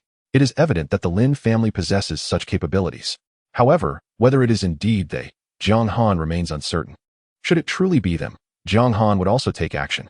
Although the Lin family has rendered great service to humanity, they have long basked in the glory of their accomplishments. It is time for reckoning. Chapter 93. The Taishan Dao domain takes the initiative to show favor. They possess remarkable capabilities. Jiang Han conducted an analysis of the Lin family, a lineage that has endured since the era of the celestial court. The depth of their heritage remains an enigma, yet their potential is indisputable. Jiang Han then reclined upon a lounge chair, and upon witnessing this, Jiang Yinhao positioned himself nearby. Initially, it was a matter of trivialities. The discord between Xinfu and the disciples of the Lin family was sparked by a woman. They both found themselves enamored with the same lady. Jiang Han instantly sensed a hint of familiarity in this narrative. Where is that woman now? He promptly inquired, suspecting that someone might be orchestrating their troubles. Ancestor, there is no issue with that woman. She is an ordinary disciple of the Liuhe sect, stationed there by the sect to oversee its interests. She did not deliberately incite conflict.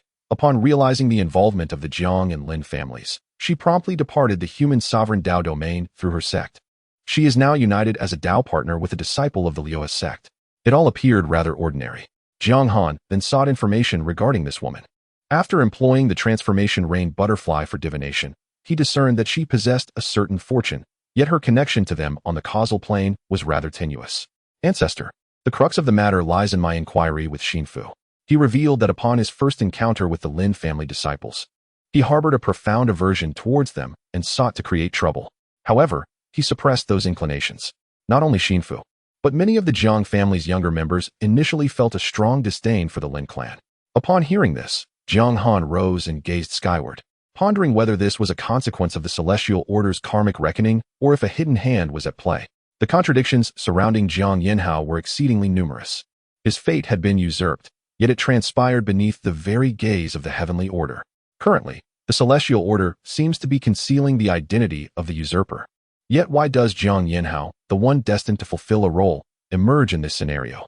There lies an inherent contradiction. As for the secrets of the cosmos, Jiang Han, having gleaned certain information from the human sovereign palace, no longer placed his faith in them. The secrets can indeed be altered if one were to glean insights from them. The formidable beings residing within the forbidden zones would predominantly be native practitioners of the vast realm. Strange, strange, strange. The celestial order of the vast realm is undeniably powerful. Yet, in certain respects, it can be influenced by various entities, which is quite peculiar. Jiang Han then formulated a hypothesis. The vast realm may have become excessively indulgent, perhaps lacking profound depth, particularly at the level of laws. Meanwhile, some existences have spent time within the celestial court, coming into contact with the rules of the celestial order, powers that transcend mere laws. It is entirely plausible for them to operate on unseen levels. Indeed, the complexity of a world is staggering. If one could see through it directly, what they perceive would likely be a mere fade. Living beings can also discern the history of the vast realm through the celestial order. However, it is fraught with deception. Many scattered immortals among the myriad races have learned about the history of the vast realm solely through the celestial order. The records within the celestial information declare that the vast realm has developed steadily amidst chaos, with numerous pieces of information and forbidden zones existing in self-consistent narratives. If that is the case, then either the records of the celestial path or those of the human race must be false. Jiang Han places his trust in the accounts of the human race. Otherwise, how could the esteemed immortal Niu Su have emerged from obscurity? Following the conflict between Xian Fu and the scions of the Lin family, hostilities within the human emperor's domain intensified. Countless lives were lost on both sides. As tensions escalated, Xian Fu returned to Jiang City accompanied by the Jiang clan's disciples. The Lin family sought to exert pressure upon us through the human emperor's hall, dispatching several inspectors, all of whom fell victim to ambushes by the demonic tribe. In these tumultuous times, the rampant demon incursions render the deaths of certain cultivators a grim but expected occurrence. Although suspicions linger regarding the Jiang clan, concrete evidence remains elusive. Absent such proof, sheer might may suffice. This brings Jiang Han into the fray as the Lin family mobilizes. Yet Jiang Han possesses the means to rally support. The superlative domains behind the Xian Shui domain would readily welcome the Lin family's emissaries to their demise. What is the current state of affairs? Jiang Han seeks to acquire knowledge of the present situation. We intend to cultivate some cultivators within the human emperor's domain to pose a challenge to the Lin family. The Lin family has also been nurturing cultivators within the Xian Shui domain. Recently, numerous cultivators banded together in an attempt to overthrow the Jiang dynasty, only to be swiftly quelled. The current circumstances are delicate, making it unwise to exacerbate the conflict. Indeed, the situation is rather peculiar, as the human race is embroiled in a war against myriad factions. Should two celestial-level powers engage in internal strife, the demonic tribe would undoubtedly revel in the chaos. Not long ago, a representative from the Tai Xian domain arrived, hinting that once this tumultuous period passes, should the Jiang family take action, they would promptly follow suit, even revealing that allies would come to our aid. This is the information regarding the Lin family. Subsequently, Jiang Yanhao presented Jiang Han with a jade slip, which had been sent from within the Tai Xian domain. This is the norm. Even adversaries have their own foes. In the absence of absolute power, the prevailing strategy is to unite the majority against a common enemy, when there are no conflicting interests. Aligning with the enemies of one's enemies proves to be a prudent choice. There may even be internal strife within the Lin family itself. At critical junctures, it might be possible to delineate factions within their ranks. Occasionally, beings would rather see their own fail than allow internal foes to succeed. This ultimately hinges on the degree of unity within each faction. The Jiang family evidently does not face such issues, as Jiang Han wields absolute control. However, the same cannot be said for the Lin family. The information provided by the Tai Xian domain reveals that the Lin family is comprised of numerous branches, with the most powerful residing in the human emperor's domain. Among the 9 major domains surrounding the human emperor's domain, there exist Lin family branches as well, scattered throughout the starry expanse and various continents. The Jiang family and the Tai Xian domain's focus is primarily on the Lin family of the human emperor's domain. The intelligence from the Tai Xian domain is exceedingly detailed. The main lineage of the Lin family has historically suppressed its branches to prevent them from gaining too much power. Throughout their long history, many conflicts have arisen, yet they have all been subdued. Over time, the bond between the main lineage and its branches has eroded, leaving only the remnants of self-serving interests. The main lineage exerts its influence through the branches, amassing resources for cultivation. The branches require the protection of the main lineage. Thus far, no branch of the Lin family has defected.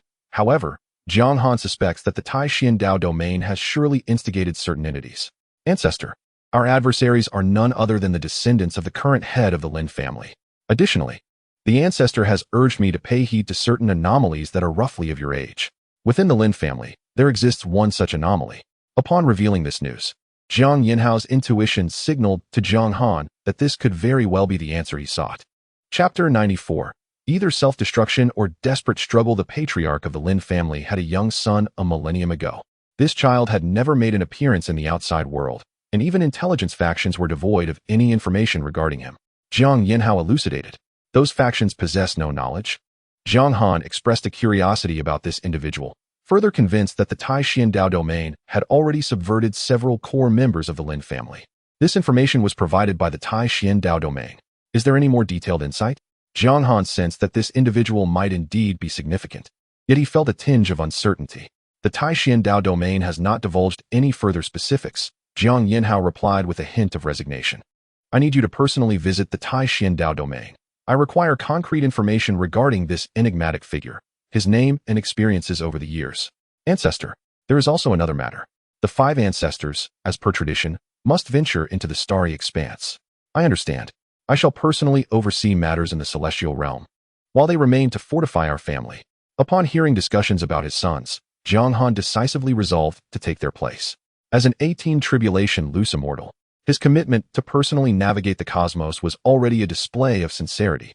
Jiang Yinhao, upon hearing this, refrained from further commentary, feeling genuine happiness at the patriarch's emphasis on familial bonds. By the way, what is the current status of Xinfu? Since Xinfu returned to Jiang City, he has remained there. Jiang Yinhao recounted the situation regarding Jiang Xinfu. I happen to have no one available. Let him come and assist me. It has been quite some time since I last saw this delightful descendant, and I find myself somewhat longing for his company. Jiang Yinhao then prepared to depart Jiang Han's courtyard. Indeed, what was Xiao Huang's treatment previously? Is it still the same? He often finds himself bored in the courtyard, so let him indulge in music and dance for some amusement.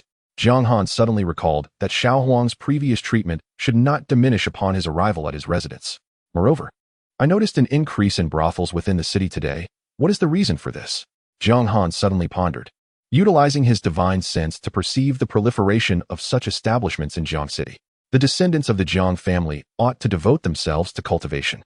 How can they squander their time on matters of romance? I will address this promptly, Jiang Yinhao asserted, making it clear he would take action without further elaboration. In the Jiang family conference hall, Jiang Yinhao stood with his back turned to the many senior members of the family. I visited the ancestor today. A deep voice resonated within the hall. Several high-ranking members of the Jiang family bowed their heads in response. The ancestor is exceedingly displeased with the current state of the Jiang family. He even expressed sentiments such as what is to become of us. Sixth uncle, especially you. They have certainly caused no small amount of trouble lately. Jiang Yinhao then turned his gaze toward an elder. Xiao Yanzi, patriarch, I will manage this appropriately. My wayward descendants will be dealt with. I shall not utter a word of complaint. The elder responded with unwavering resolve. Subsequently, Jiang Yinhao articulated several reform strategies for the Jiang family, and not a single person present voiced opposition. Indeed, it has come to my attention that the esteemed ancestor has expressed commendable sentiments regarding Xinfu's performance. During this period, I too wish to nurture the younger generation. Therefore, you shall spend more time in the company of our venerable ancestor. Now, many of you are my elders, and I shall refrain from uttering any unseemly remarks. It is imperative that you possess a certain awareness within your hearts. After further deliberation, the assembly began to disperse.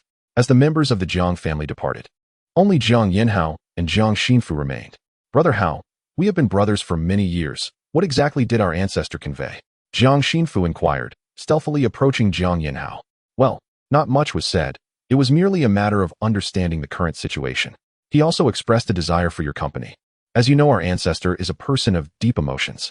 We have all grown under his watchful eye, and as long as we have not committed any grievous transgressions, he is quite forgiving.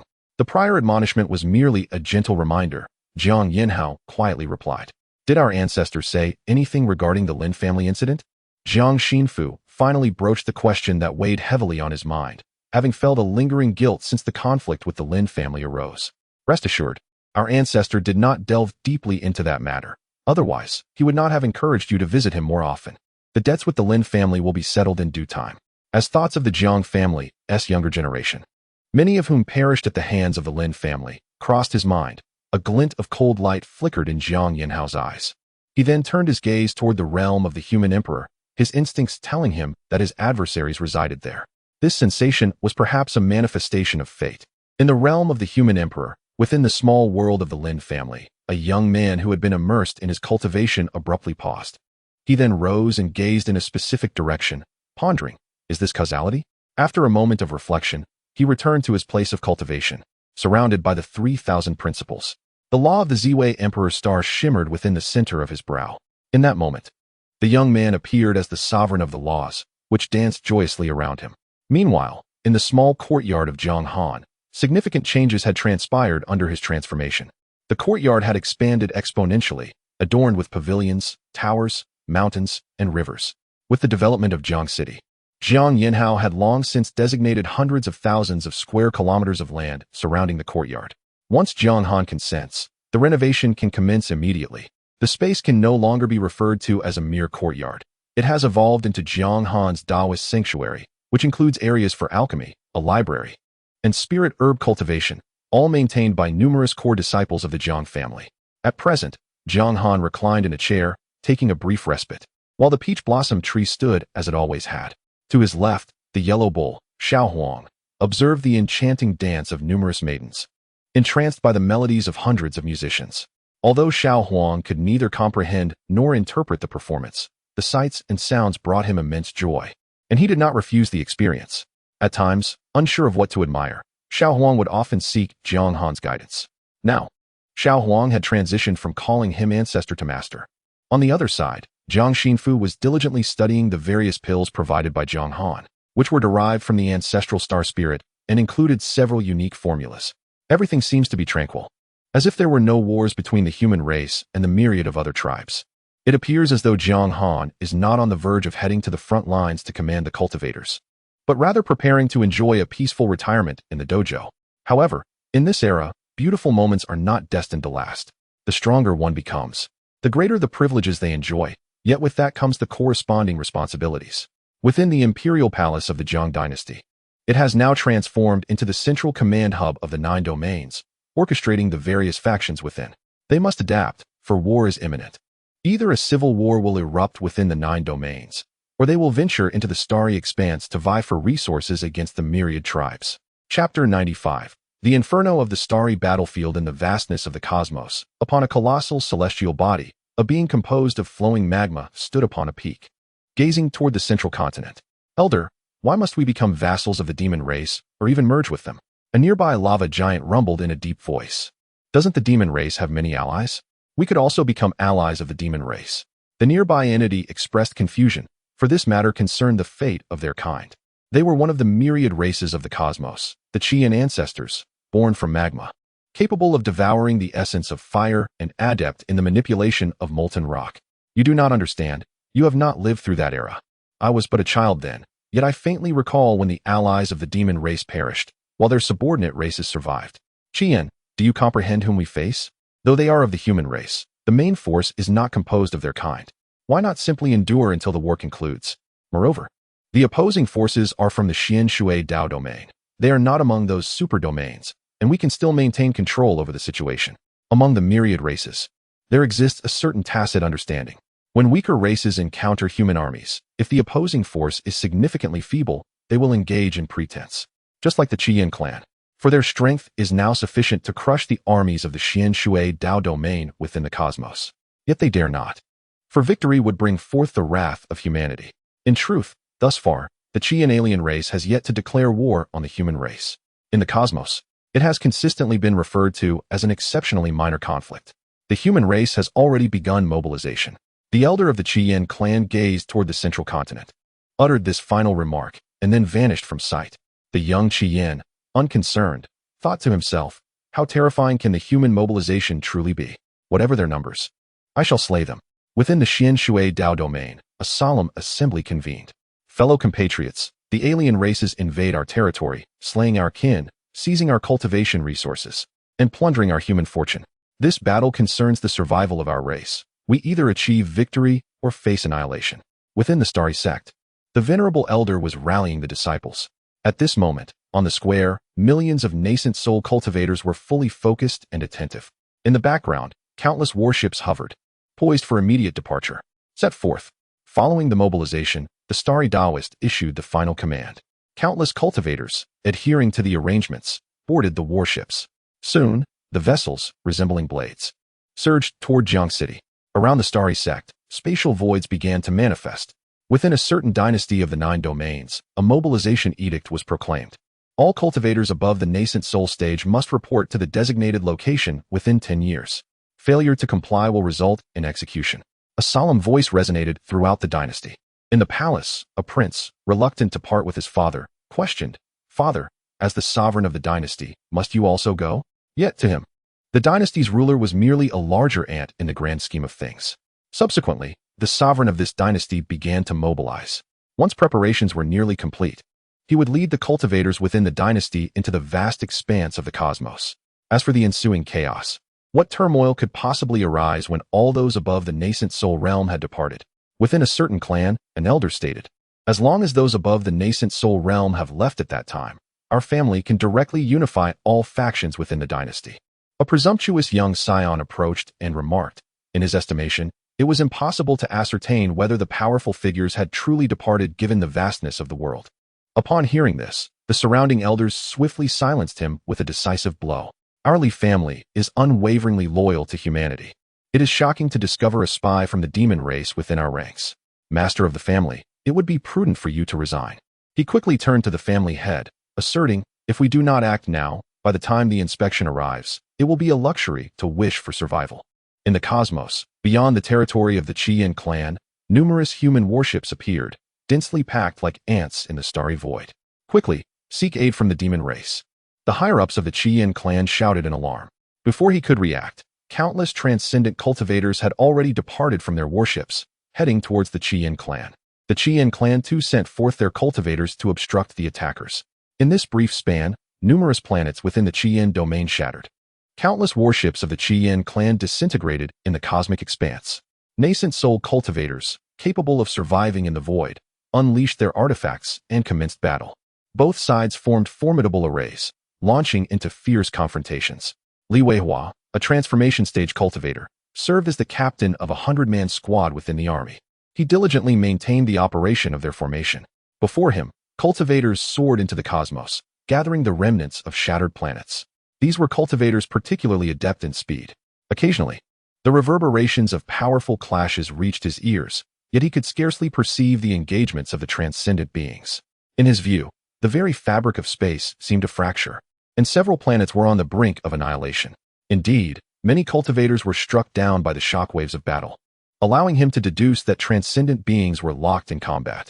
Among the human forces was a formidable figure from the Thunder sect, whose presence periodically summoned bolts of lightning within the starry realm towards the Qian clan, obliterating swathes of their stone-like warriors. This was a moniker bestowed upon them by Li Weihua. Conversely, the human side occasionally witnessed meteoric projectiles imbued with incendiary principles, striking hapless cultivators. The two great formations collided, unleashing cataclysmic waves across the cosmos. Li Weihua observed, in the adjacent faction, a human cultivator attempting to flee, only to be swiftly dispatched by a supervising cultivator from behind. Even in that fleeting moment of flight, the Qian cultivators detected the escape, and multiple attacks rained down upon him. Such folly, Li Weihua scoffed inwardly. In such a colossal battlefield, to seek escape was tantamount to courting death. Displaying one's cowardice before the enemy would only incite a united assault against oneself. Li Weihua then plunged into the fray, deftly eliminating several Qian cultivators. In the end, he engaged in combat with a towering entity from the Qian clan, who possessed a significant advantage in size. However, overall, Li Weihua surpassed him in skill. Even a humble practitioner from a minor race could eclipse an ordinary human cultivator. The elder brothers of the human race had indeed been idle in recent years. After months of fierce confrontation, both parties, under the auspices of higher organizations, began to withdraw in an orderly manner. During this period, Li Weihua collected a considerable amount of spoils. Their resting place was a temporarily converted planet. Li Weihua found a room to settle in, feeling rather fatigued after months of relentless fighting. Upon returning to his room, he noticed a spatial ring on the bedside. Subsequently, he directed his consciousness into the ring. Inside, he discovered a new set of divine transformation-grade battle armor, along with a vast array of cultivation resources. While he typically had access to only a few hundred premium spirit stones annually to sustain his regular consumption, this trove contained an astonishing several 100,000 spirit stones. Eagerly, he stepped outside, feeling invigorated and ready to continue his battles for many more years to come. Chapter 96. Marching to the starry expanse, the cultivators of the human race are fiercely battling against the Qian clan. Conversely, the Qian clan, fully aware that their annihilation is imminent should they be defeated, fights with equal desperation, devoid of any compassion. Even if they emerge victorious, it would merely secure a fleeting peace. Such is the tragedy of the weak. Their ascent in the past was built upon the corpses of other races. The world is merciless, and while the human race maintains certain rules, the higher echelons will not extend their protection to these foreign tribes. The Qian clan seeks assistance from the demon clan, and news arrives that aid is on the way. Swiftly, they urged the Laikong Tiger clan and the Cheongqi clan to prepare. The ancestral leaders of the Qiyin clan fervently rally their kin, buoyed by the promise of support from the Demon clan. With such backing, what is there to fear? Soon, tidings from the Demon clan stationed forces reassure them, pledging their unwavering support. If we seize the resources of the central continent, our stature will soar. If the human race desires war, then let us engage them and make them feel our wrath. Upon receiving the response from the Demon clan, the Qiyin clan feels a newfound vigor. Their excitement escalates, with many leaders envisioning a future where they thrive in the central continent, perhaps even aspiring to claim a position of power. At this moment, Li Weihao wields the Wand of Souls, having just cleared an entire planet. For the first time, he perceives the acquisition of cultivation resources as somewhat effortless. While he treads cautiously upon the central continent, in the vastness of the starry skies, they can act with arrogance and dominance. Should they encounter formidable cultivators among the stars, provided they are not of the human race, they can confront them head-on, emboldened by the backing of the human legions. In solitary cultivation, one relies on familial support, yet, within a legion, resources are gathered expeditiously across the cosmos. Among a million-strong army, various roles are assigned. Some engage in battle while others manage logistics, allowing for rotation and recovery after combat, with the majority of their time devoted to rest. Above the starry expanse, several suns orbit a colossal ancient star. Let those insignificant beings expend their strength against the human forces, Cheongqi proposes, recognizing the myriad schemes of the lesser races. Although his physical form is merely at the great ascension stage, his spiritual essence has undergone a transformative evolution. Given sufficient resources, he can swiftly regain his former might. The human and demon races possess an acute understanding of these tribes. They are intimately aware of how the vast world once rose to prominence. After ascending through such paths, their first decree was to obstruct others from doing the same. Meanwhile, news of the Qiyin clan's declaration of war against the human race spreads like wildfire across the 9 domains. Have they lost their minds? How dare they declare war upon us? Countless cultivators engage in fervent discussion. After Jiang Han assumed control over the 9 domains, a process of unification commenced. Although the declaration of war was ostensibly directed at the human race, astute observers recognized that the true target was the 9 domains, specifically the future realm of the Purple Extreme Path. It was imperative to eradicate them, for their audacity was intolerable. In the Jiang City Command Center, countless strategists erupted in fury. The once bustling Jiang City had grown markedly desolate, as many members of the Jiang family had ventured into the cosmos. Subsequently, these advisors began to devise a strategy against the Qiyin clan. In the rear of the Qiyin clan's star domain, another race was experiencing a lively surge. The Qiyin clan had risen to prominence, vanquishing numerous other clans, including the Shinga clan. Within the Shinga clan, the current patriarch, resembling a human woman but standing 3 meters tall with skin of a different hue, perused a letter before her. This correspondence was from her old acquaintance, the celestial star Taoist. Upon finishing the letter, the patriarch Shinga could not help but smile, recalling that she had not erred in her judgment of him. Tears welled in her eyes as she whispered, "Indeed, I was right about you." Beside her, a fair-skinned woman could not contain her curiosity. What did mother and father say? At her daughter's inquiry, Shinga closed her eyes, reopening them to reveal a glint of hatred. Issue a command for all clansmen to prepare for a counteroffensive against the Qiyin clan. She had awaited this day for far too long. Just moments ago, her old acquaintance had written to inform her that the human race's governor of the 9 domains would soon act to obliterate the Qiyin clan. Plans were already in place, and the Shinga clan would become a vassal of the human race, eventually assimilating and becoming one with them over time. The Shinga clan's admission into the human fold would fulfill the long-held aspirations of generations past, transforming them from a race deemed unworthy to the foremost race in the world. Though dissent existed within the clan, those opposing voices were limited by their narrow perspectives, having faced numerous life and death trials alongside the celestial star Taoist. How could he possibly deceive her? The Qiyin clan was reaching out to the demon race, while the human race was similarly leveraging various alliances to connect with clans that bore animosity towards the Qiyin clan. At this moment, Jiang Han found himself within the 9 dragons and 9 phoenixes carriage. It was not a matter of arrogance. In critical times, one must make their presence known, lest the subordinate races entertain unwarranted thoughts. Within this magnificent carriage lay a miniature world, and Jiang Han utilized this space to adjust and cultivate.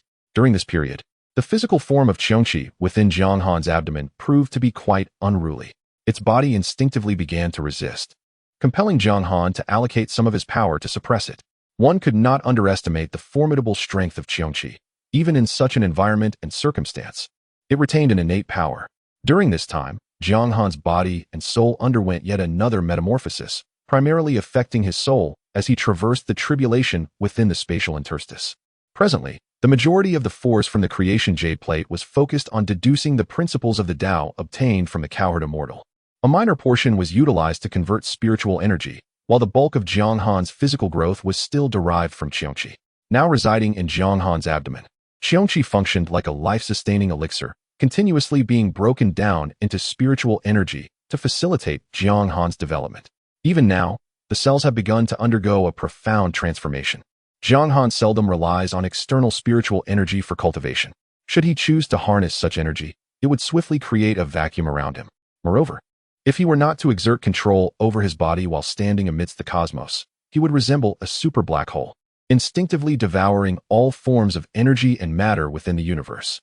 Thanks to the presence of the Qiongqi, a source of replenishment, Jiang Han's body occasionally replenishes the world with spiritual energy. At this moment, his chariot is suffused with spiritual energy, which manifests as mist, radiating the brilliance of the 3,000 laws. To an ordinary person, entering this realm would feel akin to stepping into an ethereal paradise. Chapter 97. The celestial embodiment of the Crimson Rock ancestor. Once again, Jiang Han found himself amidst the vast expanse of the cosmos. Yet the celestial realm he beheld was markedly different from his previous encounter. In his eyes, the starlit sky not only appeared to be devoid of spiritual energy, but its laws and principles also seemed extraordinarily thin, with fortune scarce. The essence of luck was concentrated around certain celestial bodies, while the spiritual veins wove through the interstices of the cosmic space. These spiritual conduits, resembling tendrils, connected various planets, intertwining their fortunes. The energy within the cosmos was bewilderingly complex. Celestial movements generated forces, particles danced in their trajectories, and gravitational pulls were ever present. Various forms of radiation existed, yet these energies were transmuted into spiritual essence by the spiritual veins scattered throughout the starry void. Some planets even played a role in converting this cosmic energy, giving rise to a power akin to spiritual energy, albeit less pure than that found on the central continent. Nevertheless, having something was far better than having nothing. Most races relied on spiritual energy for cultivation in their early stages, while those at the nascent soul stage could draw upon energies beyond spiritual essence, albeit with less convenience. In the vast world of the cosmos, one of the paramount tasks was the construction of the cosmic spiritual veins, a project that had persisted for countless trillions of years. Observing the spiritual veins with his divine sense revealed a network of them akin to a dense array of blood vessels, connecting the celestial bodies and land masses scattered throughout the starry expanse. This time, Jiang Han was prepared for a prolonged engagement. The ancestral land of the Crimson Rock clan rested upon a colossal celestial body, where rocks mingled with molten lava, flowing like rivers across the planet's surface. In a sense, this magma could be regarded as the lifeblood of the Crimson Rock people. Surrounding the main star were 9 suns illuminating the realm of the Crimson Rock clan. Jiang Han began to comprehend why humanity could not coexist with many races in the world. Coexisting with the Crimson Rock clan would spell doom for the lower echelons of humankind. A race devoid of foundational support could hardly be considered a race at all. On the main star of the Crimson Rock clan, countless warships traversed the skies. Despite the state of warfare, one could still glimpse some unique beings of the Crimson Rock clan aboard their vessels, lost in a state of revelry amidst the cosmos. Every race harbored such entities. It was an inevitability. As these beings indulged in their hedonistic pursuits, a colossal black hole manifested within the celestial expanse. What brings a black hole to our main star? Inquired a hefty stone figure of another nearby stone being. Before an answer could be rendered, a titanic dragon claw descended, shattering the immense warship. The dragon, towering at 1,000,000 zhong, exuded a pressure that enveloped the entire main star. However, this was not the most terrifying aspect. The most alarming reality was that there were 9 such beings. Accompanying them were 9 phoenixes, representing the dragon and phoenix clans, 2 of the grand races in the vast world. The stone beings were aware of this, yet they remained in a state of shock. With some contemplating the impending doom, the immortals of humanity have arrived. It is over. Everything is over. Humanity is serious now. A palpable aura of despair permeated the hearts of all Crimson Rock beings witnessing this scene. Many beings yearned to flee at the first opportunity, yet upon departure, they were immediately dismembered by an unseen force. It was then that they realized the surrounding cosmos had been ensnared by a web of laws. To attempt to escape would result in being devoured by these very principles. Enough. A figure manifested in the skies above the main star. Countless members of the Qian clan found solace in the voice that resonated through the air. It was the ancestor, an invincible entity. Many of the Qian had witnessed their ancestor's might.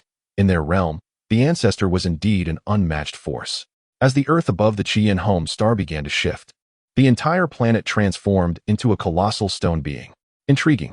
Jiang Han had long discerned that the planet was the essence of a certain being. Whether the being had morphed into a world or the world had taken form as a being was a matter of paramount significance. If this being's essence was indeed the planet, then it could be regarded as a primordial entity if birthed earlier. Conversely, if the being actively transformed into a world, its foundation would be that of an ordinary entity. Jiang Han swiftly gathered information regarding the Qian being's communications. Soon, he uncovered the truth. The planet had indeed become a living entity. This celestial body was the birthplace of the Qian, and upon its transformation into a being, it had given rise to the clan. In the vast expanse of the world, the transformation of a planet into a being was relatively common. Many races had originated in this manner. However, time was of the essence. Had it been during the Heavenly Court era, merely surviving would have placed one among the pinnacle powers of the vast world. I admire your courage. Was it bestowed upon you by the demon race? Observing the enormous stone figure amidst the starlit expanse, Jiang Han had already discerned its cultivation level, standing at the pinnacle of the 7 calamities loose immortal, yet not having ascended to the 8 calamities. And what of your allies? The stone figure's ancestor recognized Jiang Han's mockery, realizing he had been betrayed by the demon race. At this moment, the ancestor of the Qian was consumed by rage. The beings of the Qian arose from him, nurtured under his watchful eye. Yet now, they were perishing right before him. He was engulfed by fear and fury, transforming all his dread into wrath. The color of the molten rock upon his form began to shift, as countless laws of fire enveloped him, directly contending against Jiang Han's web of laws. They clashed, and thus commenced their battle. The voice of the Qian ancestor resonated through the starry void. I am unwilling. Had I been born a little earlier, I too could have been a true primordial being. You human and demon races are in league together. All races are ensnared in your schemes. The Qian ancestor continued to roar in fury, yet his cries were destined to remain unheard, for the surrounding expanse of the cosmos had been sealed by Jiang Han. As the battle raged on, Jiang Han discovered that the Qian was indeed a formidable foe. Everything around had become a part of his being. Even when he managed to shatter its form, it would promptly reconstitute. In the midst of the conflict, Jiang Han discerned a flaw that might afflict all loose immortals in the vast world. Each loose immortal possessed an exceptionally powerful physique. Yet, in the absence of the heavenly Tao's rules, battles within the vast realm were akin to wielding a weapon devoid of a blade. One can only rely on their corporeal form to shatter their foes. The ethereal realm is filled with scattered immortals, their bodies serving as shields, while the laws and principles act as blades. The higher-tier scattered immortals lack direct means to suppress their lower-tier counterparts, possibly due to the peculiar circumstances that have led to an overwhelming advancement in physical cultivation. The battle has persisted for several years, and as it draws to a close, countless billions of celestial bodies in the cosmos have been refined by Jiang Han.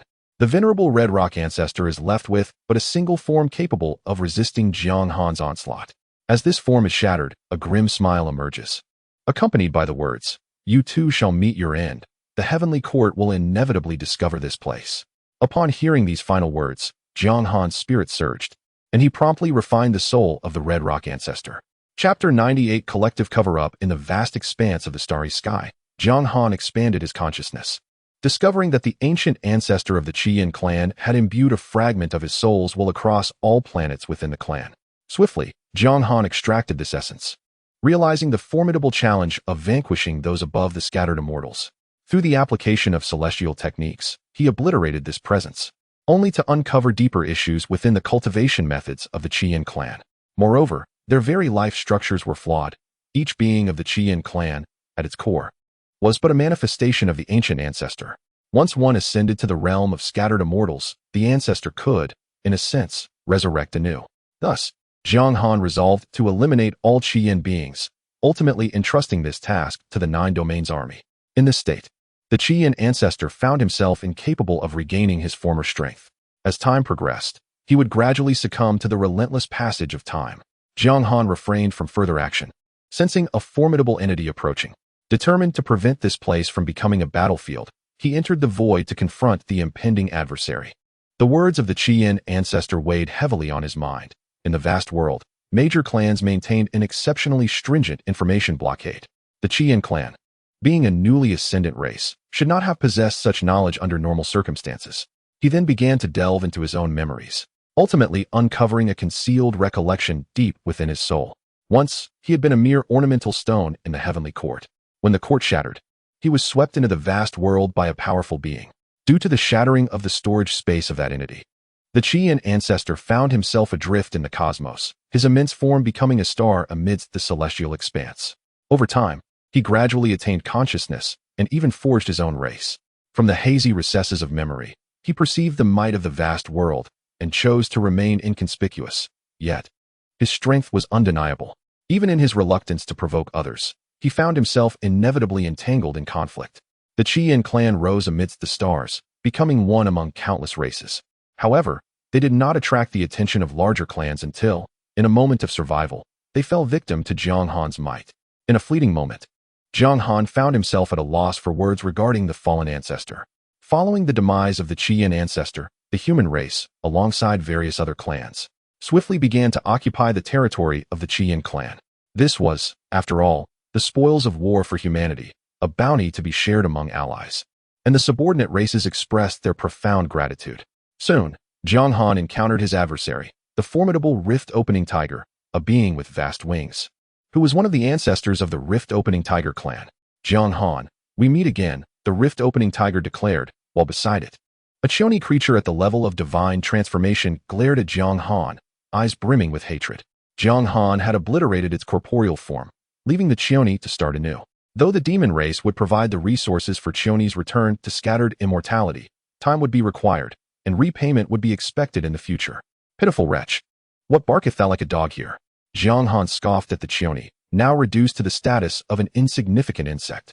He understood that Xiongqi had come to provoke him, seeking to prove that he was still alive, defeated by my very existence. Even if he managed to survive by mere chance, he would forever gaze at my back, consumed by endless fantasies. Upon hearing this, Xiongqi's mind, influenced by rage, instantaneously commanded, "Brother, obliterate his true form." The sky-rending tiger, upon receiving this order, charged directly toward Jiang Han, who instantly sensed an anomaly in the surrounding space. At that moment, Jiang Han felt as though he were submerged in water, every movement thwarted by an unseen force.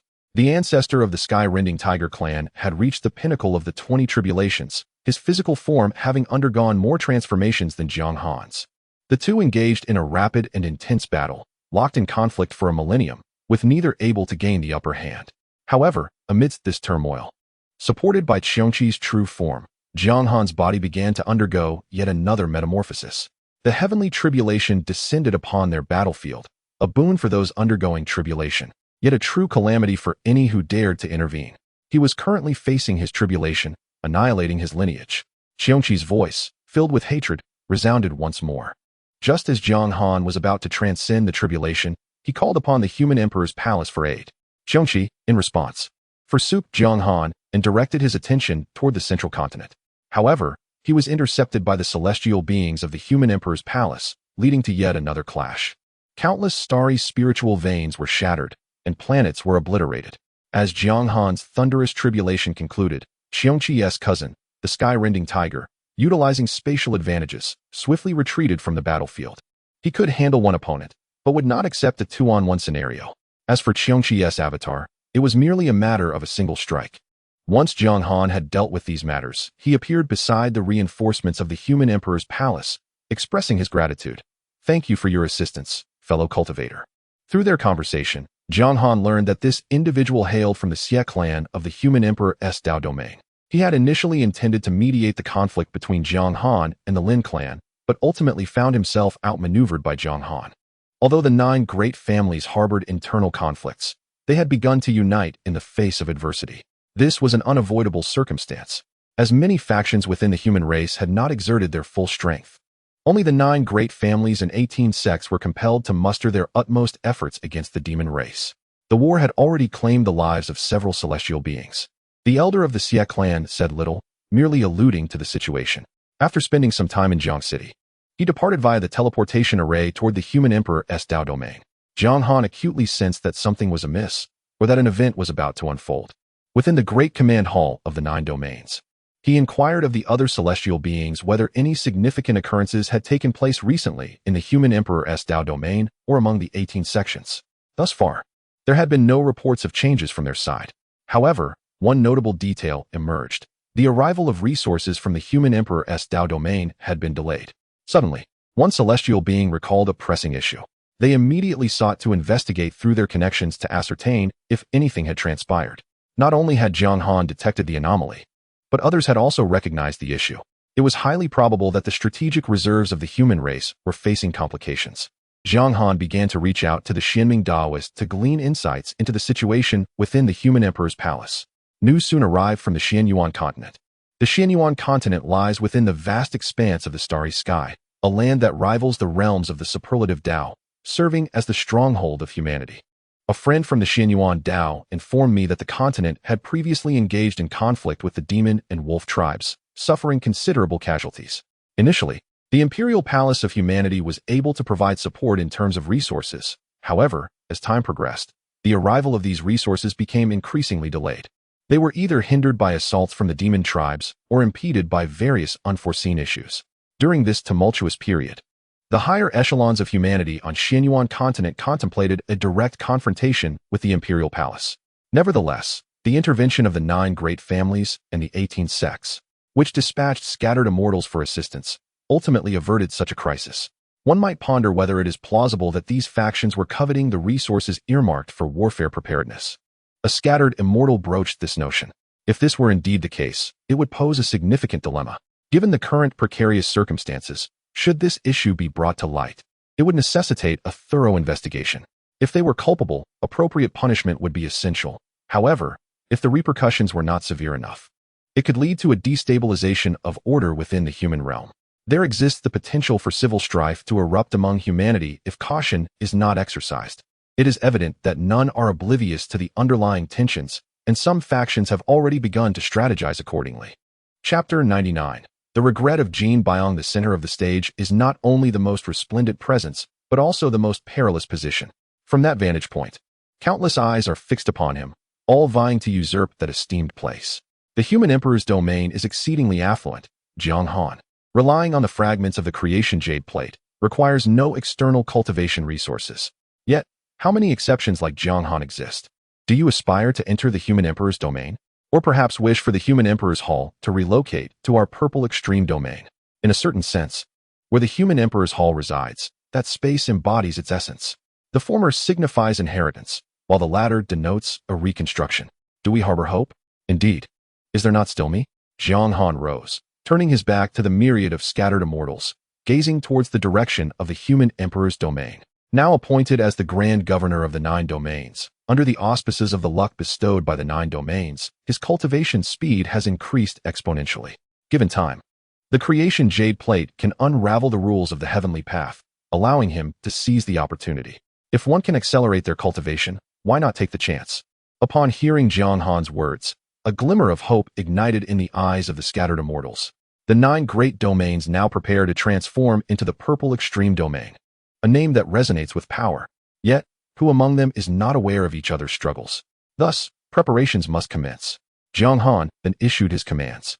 This endeavor cannot be achieved in the short term. It requires a period of accumulation. Jiang Han had already emerged as the leader among the scattered immortals of the 9 domains. Once he speaks, they will surely strive together. A millennium passed in the blink of an eye, and the 9 domains successfully merged, officially becoming the purple extreme domain. The unification of the 9 domains stirred considerable turbulence within the central continent and among the myriad races of humanity. An immense force has arisen within the human race, eager to claim its place at the table. As for the purple extreme domain, can it be courted? The CF family has had previous interactions and could be encouraged to explore this avenue. Within a space of the human emperor's domain, 27 powerful consciousnesses engaged in continuous discourse. The immortal from Qin is currently exerting pressure on us. Acquiring an additional ally would be ideal. A decrepit figure emerged in the void, embodying age and decay. It is worth a try. Despite the existing tensions with the Lin family, they are merely minor issues. Soon, The entities within the space reached a consensus. Over the years, the 9 great families and 18 sects have begun forming an alliance to maintain the previous order. This coalition, referred to by some as the Order Alliance, centers around the 9 great families and 18 sects, with numerous affiliated forces and allies encircling them. Presently, it stands as the most formidable force within the human race. Following the emergence of the Purple Extreme Domain, no significant actions were taken. Rather, they continued to execute their plans, steadily channeling military forces into the starry skies. At this juncture, Li Weihua returned to the central continent, having departed when the 9 great domains still existed. He now returns to find his domain transformed into the Purple Extreme Domain. After a millennium of debate, Li Weihua has now ascended to the status of a harmonized great being. In the midst of war, some individuals fall while others rise, and Li Weihua is among the fortunate few who have ascended. Upon returning to his homeland, various factions began to visit him. The Purple Extreme Dao Domain adopted a strategy of warfare, with a portion of its forces engaging on the battlefield while others remained in the central continent in preparation. Once the initial mobilization phase concluded, a semblance of order began to be restored. A divine being, gazing upon his former comrades who have now attained the level of integration, felt a profound sense of envy.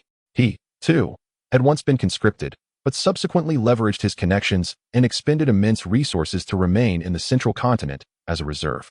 When his fellow cultivator from those days inquired about his experiences, Li Weihua was more than willing to elaborate. There are many powerful beings in the starry skies, and the intensity of the battles is indeed beyond imagination. Jin Biong nodded in agreement upon hearing this. He had entertained similar thoughts back then, which prompted him to invest heavily in securing his position on the mainland. To him, the vastness of the cosmos was fraught with perils, and he recognized that even as a small soldier, the dangers were substantial. Cultivation, after all, is a matter of endurance. He then began to share his insights. In the starry battlefield, countless races converge, their combined strength formidable. Under such grand circumstances of warfare, the risks of falling are significant. Weihua, this tea you have, Jin Biong remarked, taking a sip and immediately perceiving its uniqueness. This was a type of enlightenment tea, renowned in the expansive world for its multitude of varieties suited for cultivators at various stages. Some are specifically designed to aid practitioners in comprehending the laws and principles of their craft. For instance, certain enlightenment teas cultivated amidst thunderous seas can enhance a cultivator's understanding of thunder-based laws. However, such treasures are predominantly hoarded by major powers. This enlightenment tea? I merely acquired several dozen Jin from a great ascension faction, Li Weihua calmly replied. What did you say? You directly acquired it from a great ascension level force? Jin Biong, still at the level of divine transformation, found the notion beyond his wildest dreams. You cannot fathom their wealth. In that small world, top-tier spirit stones and various resources were piled high like mountains. Just the enlightenment tea alone amounted to hundreds of tons. My cultivation level was somewhat lacking at the time, so I only received several million top-tier spirit stones and a few dozen Jin of enlightenment tea. Li Weihua reminisced, recalling his earlier cultivation stage of void refinement, which had resulted in a smaller share. Li Weihua's silence prompted Jin Biong to feel his heart tremble at the thought of that great ascension faction, rumored to be directly descended from a powerful scattered immortal of that race. There were reportedly over 100 great ascension cultivators, yet they ultimately fell to the might of the human race. Li Weihua began to reflect on his experiences in the starry expanse. Aside from the initial dangers of battling the Qian clan, he encountered few major conflicts thereafter. It was said that half of the demon army had arrived, but ultimately retreated. Subsequently, the forces of the Purple Extreme Dao Domain commenced their powerful advance deeper into the cosmos.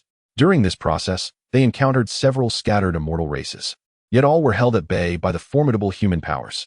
Their relentless push continued, with the actual engagements delegated to subordinate races. Only under the current circumstances does Li Weihua have the opportunity to directly confront existences of the Great Ascension level. Were he in the realm of the Purple Extreme Path, a cultivator in the harmonization stage attempting to plunder the treasury of a Great Ascension power would be swiftly met with a fatal strike. Moreover, there would be the looming concern of subsequent retribution. Presently, there is no need for any such apprehension. As for the consequences, they shall be borne collectively by the human race. Should the adversary seek vengeance, it would be directed towards the human army, a notion that Li Weihua finds utterly absurd, having lived long enough to never have encountered such a farcical idea. Upon hearing this, Jin Buyong's consciousness began to register for participation, only to soon realize that he would need to wait in line. However, there exists an alternative. to bring one's own provisions and report directly to the vast cosmos.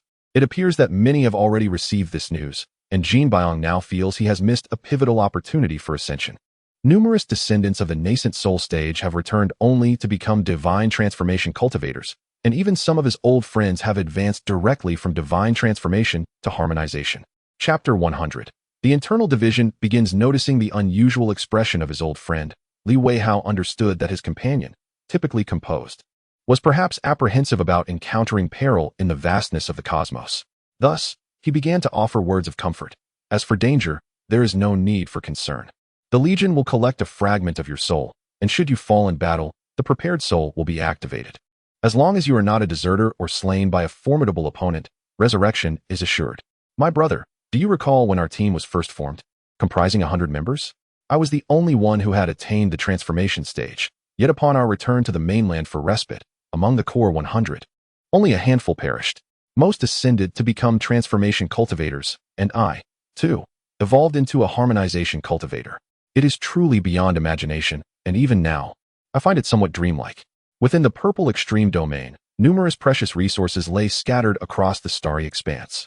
It was not that the cosmos was particularly affluent. Rather, many high-level cultivators had opened their treasure troves directly to them. As the war progressed, their squad also acquired numerous human auxiliary forces.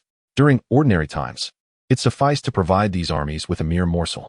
As for the million-strong army, most were merely foundation establishment or even golden core cultivators. Below the transformation stage, alien vassal forces were not entitled to partake in resource distribution. Li Weihao, my old friend, with vacancies appearing in your squad, do you require reinforcements? Indeed, that is the case. A few comrades have already conferred with me, and once I conclude my respite, we shall venture together to the starry battlefield. Upon hearing this, Jin Biong promptly interjected, Brother, we have known each other for a millennium. Should an opportunity arise, do not forget your younger brother. Rest assured, how could I ever forget you? After all, were it not for our mutual support back then, I would not be where I am today. Come, let us drink. This is a rare wine treasured by a great demon of the demon race, and I have only managed to acquire a pound. After finishing the drink, Jin Biong felt a surge of warmth coursing through him, his physique slightly strengthened. Truly, it is no wonder that the wine of a great demon is so exquisite. The two began to fantasize about their exploits in the cosmos, yet neither mentioned the dire consequences of a potential human defeat. From Li Weihao's words, they were acutely aware that if humanity were to falter in the starry realms, their families could be subjected to plunder by a cadre of golden core cultivators, and even their treasures could fall into the hands of nascent soul cultivators. As for the psychological burden, Li Weihao's consciousness swept over his homeland. The concentration of spiritual energy had increased, with countless children joyfully frolicking in the spiritual fields. Foundation establishment cultivators were diligently training within the academies. Prior to the war, many children in the lower echelons of humanity struggled for sustenance, with countless others deprived of the opportunity to cultivate. Even foundation establishment cultivators were compelled to fight for resources, let alone the chi refinement cultivators. Were the great cultivators cruel? It was simply that the spiritual energy could not sustain so many cultivators, nor could it nourish the countless mortals. With the continuous influx of land into the starry expanse, and under the guidance of the higher echelons, the earth expanded, granting humanity more space to thrive, thus fostering a semblance of peace in the world. If there were sins to bear, he would prefer that his region shoulder the burden. He has witnessed the blood feuds accumulated over countless millennia in the starry sky, and has seen the human race enslaved by alien races. Amidst the intertwining of various emotions and interests, Li Weihao is prepared to be perceived as the villain in the eyes of these foreign beings. Upon the vast expanse of the Wan-Spirit continent, within the encampment of the Jiang family army, Jiang Yinhao gazes towards the seemingly endless mountain range ahead. The Wan-Spirit continent is the territory of the demon race, a land of immense size. Currently, multiple factions are jointly attacking the Wan-Spirit continent, with the purple extreme domain being merely one among them. This continent is divided into 3,000 domains, and the purple extreme domain has only just established a foothold upon it. Within the coalition of the purple extreme domain, there are aristocratic armies, imperial forces, and military contingents from various sects and academies. Since engaging in battle with the demon race, Jiang Yinhao has come to understand the meaning of true resilience. At this moment, he looks towards a towering mountain, which serves as the training ground for a demon immortal. This immortal is currently situated within the human emperor's domain. where even the higher-ranking demons are present on the continent. Surrounding the mountain are numerous smaller worlds, with celestial rivers flowing in their midst. The coalition of the Purple Extreme Domain finds itself hindered by this mountain. The demon race has relinquished all surrounding territories, concentrating their strength within this training ground. Within it, there are even avatars of scattered immortals stationed, yet these do not concern Jiang Han, as the formidable beings of the human race can address them. The demons aim to continuously deplete the human race, while the Purple Extreme Domain is not merely idle. Should the demons dare to abandon their surrounding lands, the spiritual veins would be siphoned away, and even mountains and soil would be relocated. Currently, the Civil Engineering Academy is extracting soil from the demon continent on a global scale. The Purple Extreme Domain has encircled this training ground, constructing formations around it and reinforcing these barriers continuously. Many demons now yearn to break free, yet they are obstructed by the formations of the human armies, effectively trapping them. In the various domains of the human race, the Civil Engineering Academy has already made it onto the demon race's list of priorities to eliminate. The world team of the Civil Engineering Academy has already relocated an immeasurable amount of land from the demon race. It is said that certain super domains have excavated the demon continent to the point that only a few scattered immortal training grounds remain. Nevertheless, the demon immortals persist in their struggle within the human emperor's domain, even as land is being excavated on one side, and on the other. The demons directly transport beings into the human emperor's domain to engage in battle. This has severely disrupted the order within the human emperor's domain. The coalition of the Purple Extreme Domain requires resources, part of which is provided by the human emperor's palace and part by the Purple Extreme Domain itself. The spoils of war are divided among the three factions, with a portion retained at the front lines, some returned to the Purple Extreme Domain, and others handed over to the human emperor's palace. The share for the human emperor's palace is the least, yet the resources provided by it are substantial. This arrangement was established following an agreement, wherein after the founding of the human emperor's palace, the human factions surrendered countless treasures and even resource worlds. During peacetime, a portion of fortune would flow towards the human emperor's palace. The responsibility of the palace is to supply resources at crucial moments to sustain the war.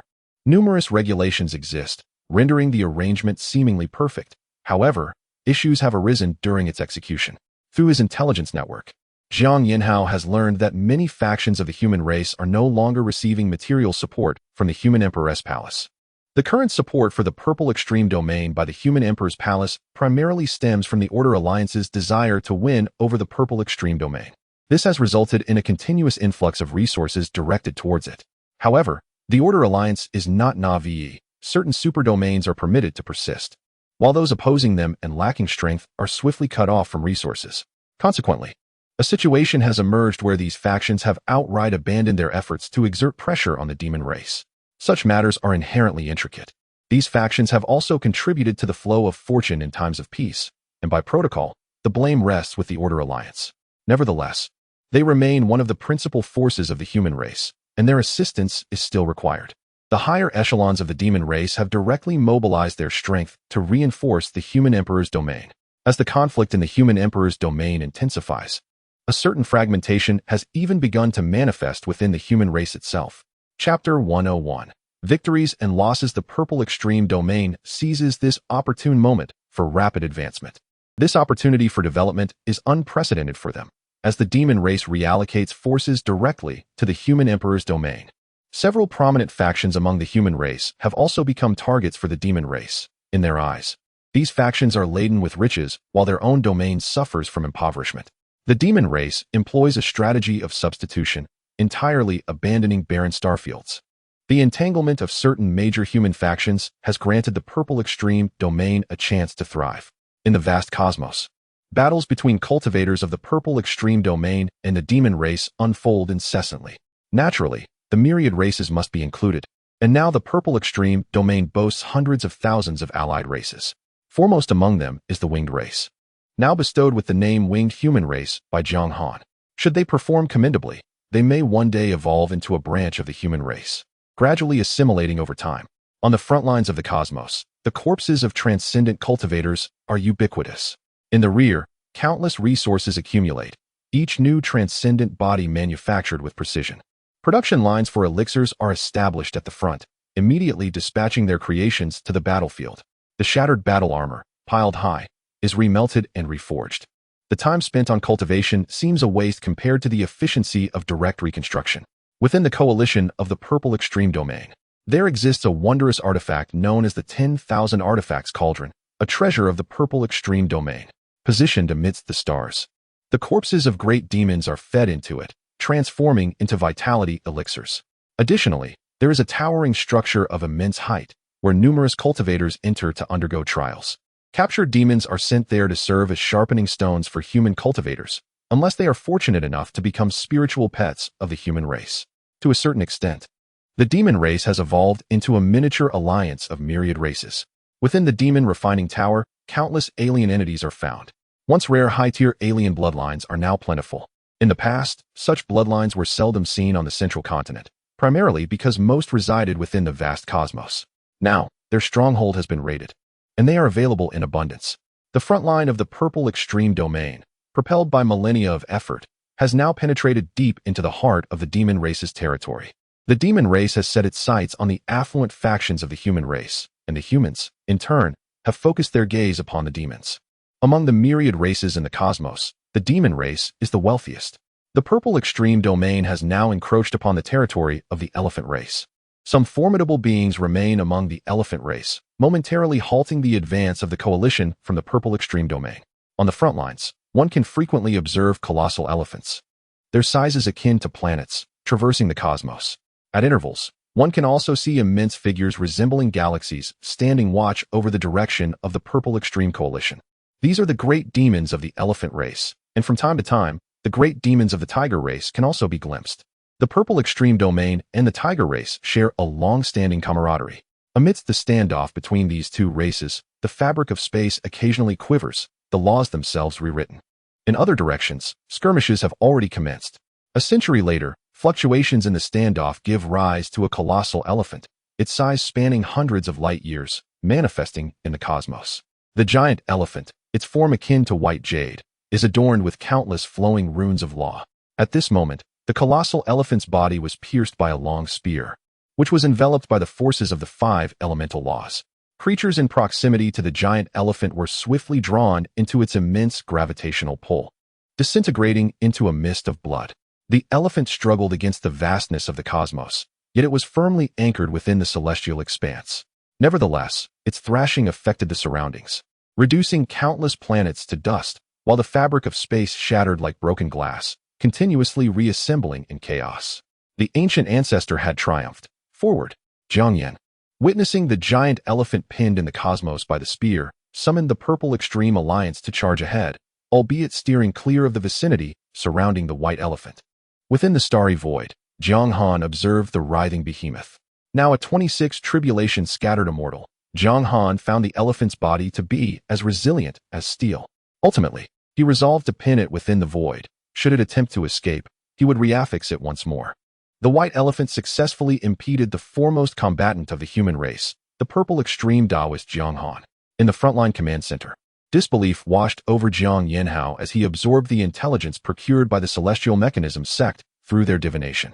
The revelations indicated continuous failures for humanity. Yet reports from the frontline forces of the Purple Extreme Dao domain suggested they were retreating towards the stronghold of the Elephant Clan. Confusion enveloped Jiang Han as he grappled with the assurance from the frontline that they spoke no falsehoods, while simultaneously, the celestial mechanism sect affirmed their own truthfulness. He began to comprehend the tumultuous nature of the divination during wartime, suspecting that it had been tampered with. To quell his unease, he resolved to personally inspect the frontline. Traversing through a spatial passage, he swiftly arrived at the battleground, where countless elephants had fallen captive to humanity. Even the stronghold of the Elephant Clan had been breached. Witnessing this scene, Jiang Han exhaled a sigh of relief. He had previously sensed something amiss. How could the Purple Extreme Alliance possibly suffer defeat? The Elephant Clan's highest combatant was ensnared within the cosmos by the ancient ancestor, while their upper echelon was being detained by the human elite. Now, the Purple Extreme Alliance's upper-tier strength eclipsed that of the Elephant Clan. Even amidst a different battlefield, they could not be soundly vanquished. With the main planet of the Elephant Clan breached, they would soon be able to land on their continent. The Elephant Clan possessed a dominant star within this star domain, yet their true stronghold lay upon a continent. Commander, to be precise, we have not captured the main star of the Elephant Clan's domain, a strategist awkwardly remarked. not captured? Then what is this planet before us? Jiang Han felt as though his advisor was leading him astray. Was this not the main star of the Elephant Clan's territory? The Elephant Clan had proclaimed that they would never allow an incursion into their stronghold, nor permit any trespass into their celestial domain. To some extent, they had succeeded. How could this be? Jiang Han questioned, suspecting that his advisor deemed him a fool, or perhaps that he was ensnared in an illusion. This was the former main star of the Elephant Clan. Now they have a new one. As for the celestial domain we occupy, the Elephant Clan refuses to acknowledge it as their territory. They even boldly proclaim that the Elephant Clan has occupied our territory. Now, taking advantage of their vulnerability, we have launched a counteroffensive to reclaim what is rightfully ours. If you doubt this, just consult the heavenly mechanism. Subsequently, Jiang Han swiftly accessed information through the heavenly mechanism, revealing that this land originally belonged to the Purple Extreme Domain. But the Purple Extreme Domain has only recently been established. What could they possibly aim for? Their actions are intended to convince more beings from foreign races of their formidable strength. Currently, numerous beings from other races are under the impression that we are under severe oppression by the Elephant Clan. The strategist lamented. Perhaps having encountered the Demon Clan previously was too challenging, and now he finds himself somewhat unaccustomed to this situation. He could hardly envision that within the Elephant Clan, their military lacks formation, and the practice of cultivation is scarcely present. They rely solely on physical prowess and sheer numbers of colossal beings. Moreover, they have manipulated the heavenly mechanism to mislead their allies into believing in their victory, leading them directly into the encirclement of the human race. Encountering such an absurd enemy is a first for the strategist. If only the Demon Clan were similarly inept. Chapter 102. The innate demonic serpent delivered to one's door as time flowed ceaselessly. Hundreds of thousands of years slipped by in the blink of an eye. The situation began to clarify, with powerful clans such as the Dragon Clan, Phoenix Clan, and Spirit Clan intervening on behalf of the human race. They stood united with humanity, as vast territories within the Demon Clan starry realms were gradually seized by the human populace. Many continents were reduced to mere remnants of demon immortal sanctuaries. Ultimately, the Order Alliance dispatched figures from the Heavenly Court era to engage in fierce battles with the Demon Clans. Powerful demons, wielding celestial artifacts, directly descended into the human emperor's domain, igniting a cataclysmic conflict that turned day into night and disrupted the very laws of the central continent. At times, snow blanketed the summer, while multiple suns shone in the winter sky. In the end, a colossal sun fell directly into the human emperor's domain, causing the veins of several realms to collapse. The earth shattered, spatial rifts became ubiquitous, and the ascended beings fell like raindrops. Scattered immortals plummeted to the central continent like meteorites, affecting several super realms that ultimately had no choice but to intervene. A handful of powerful demons breached the central continent, converging upon the human emperor's domain, leading to collisions with multiple forbidden zones. Numerous major realms were not spared, as they too fell under the watchful gaze of these forbidden zones, escalating the war once more. With the emergence of fallen scattered immortals and the shattering of forbidden zones, countless celestial energies and laws fused into the central continent. Over the years, the spiritual essence of the central continent grew denser. The starry skies were also targeted by certain entities.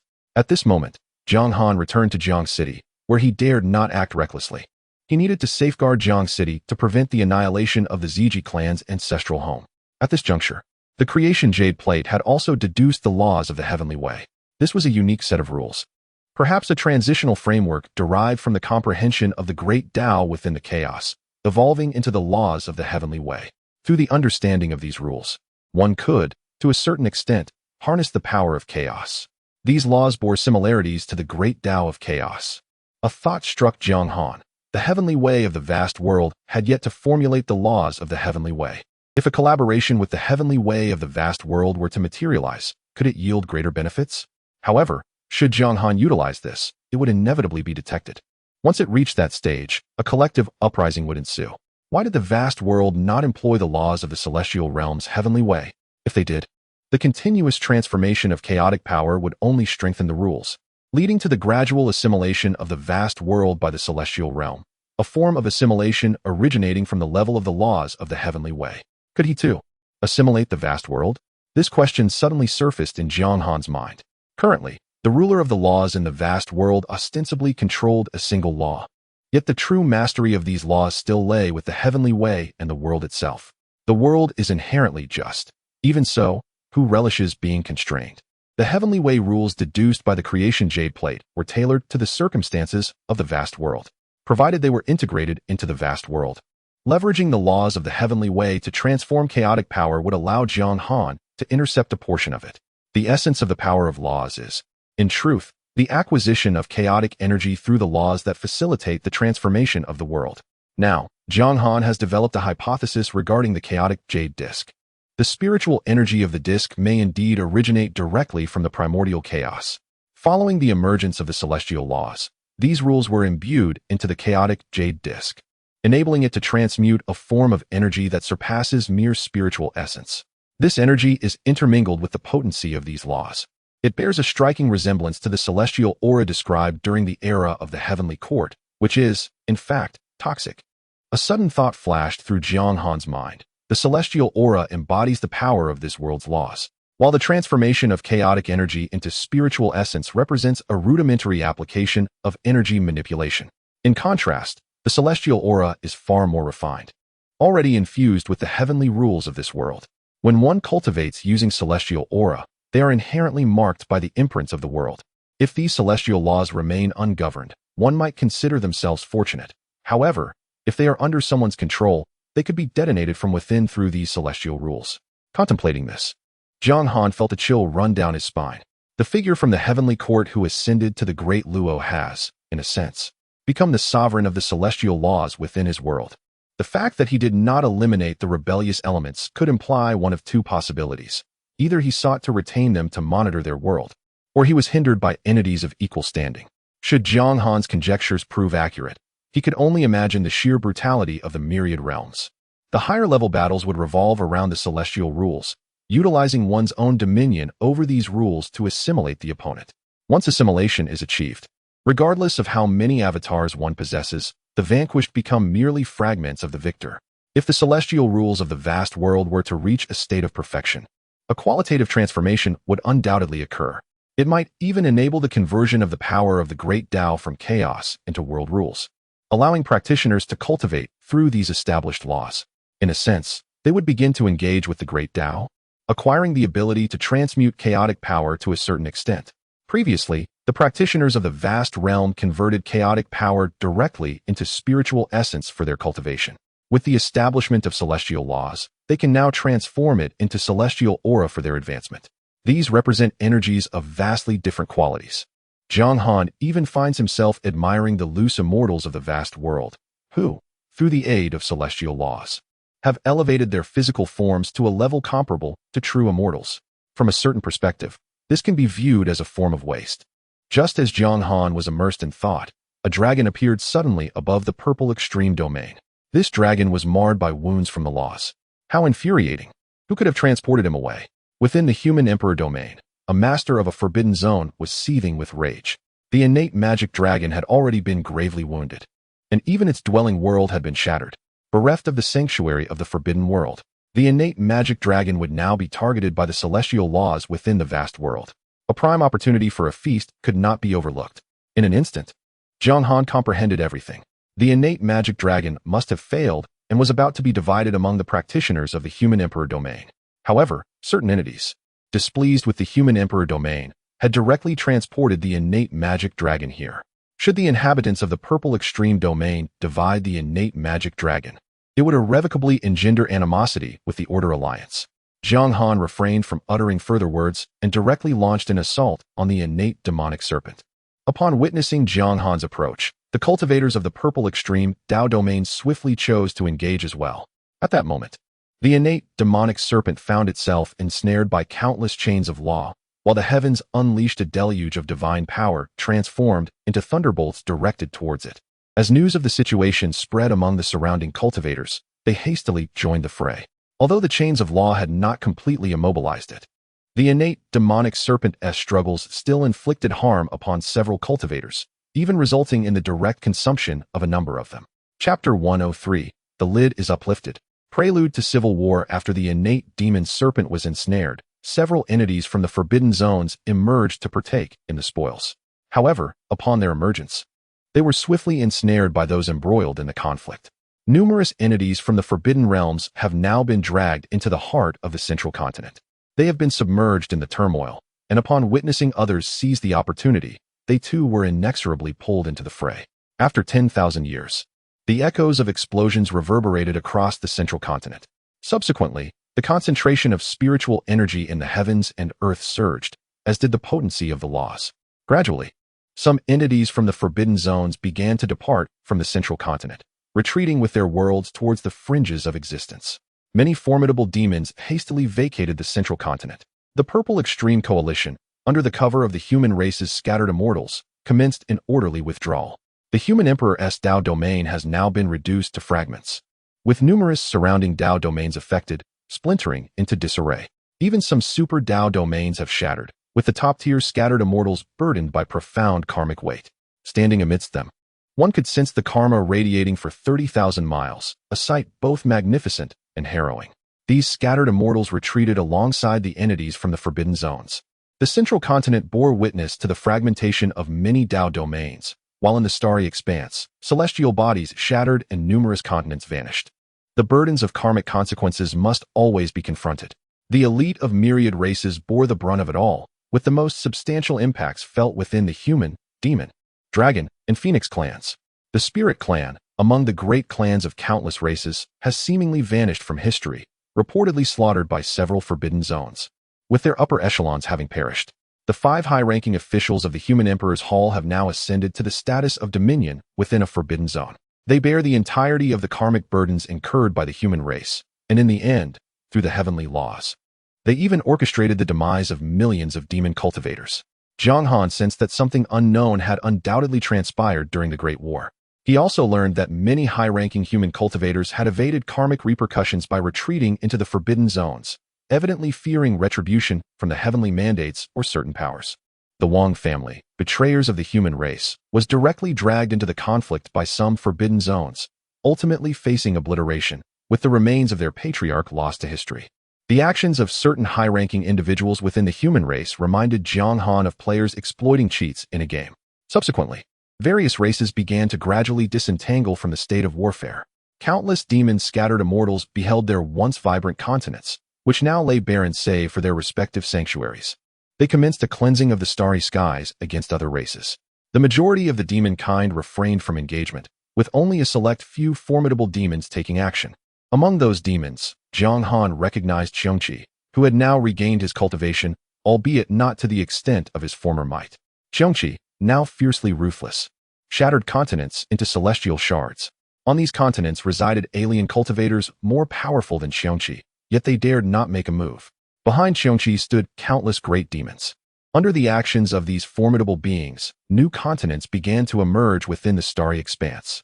Celestial bodies also materialized in the voids hollowed out by the human race. Regardless of the burdens of karma weighing heavily upon these great demons, they ultimately entered the forbidden zones one by one.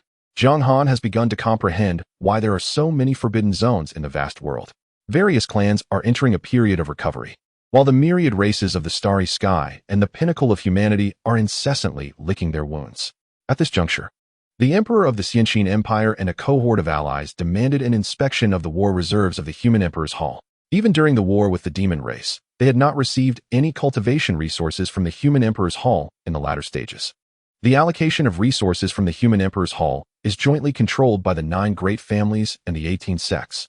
In response to their demands, these factions promptly rejected them, leading to endless disputes.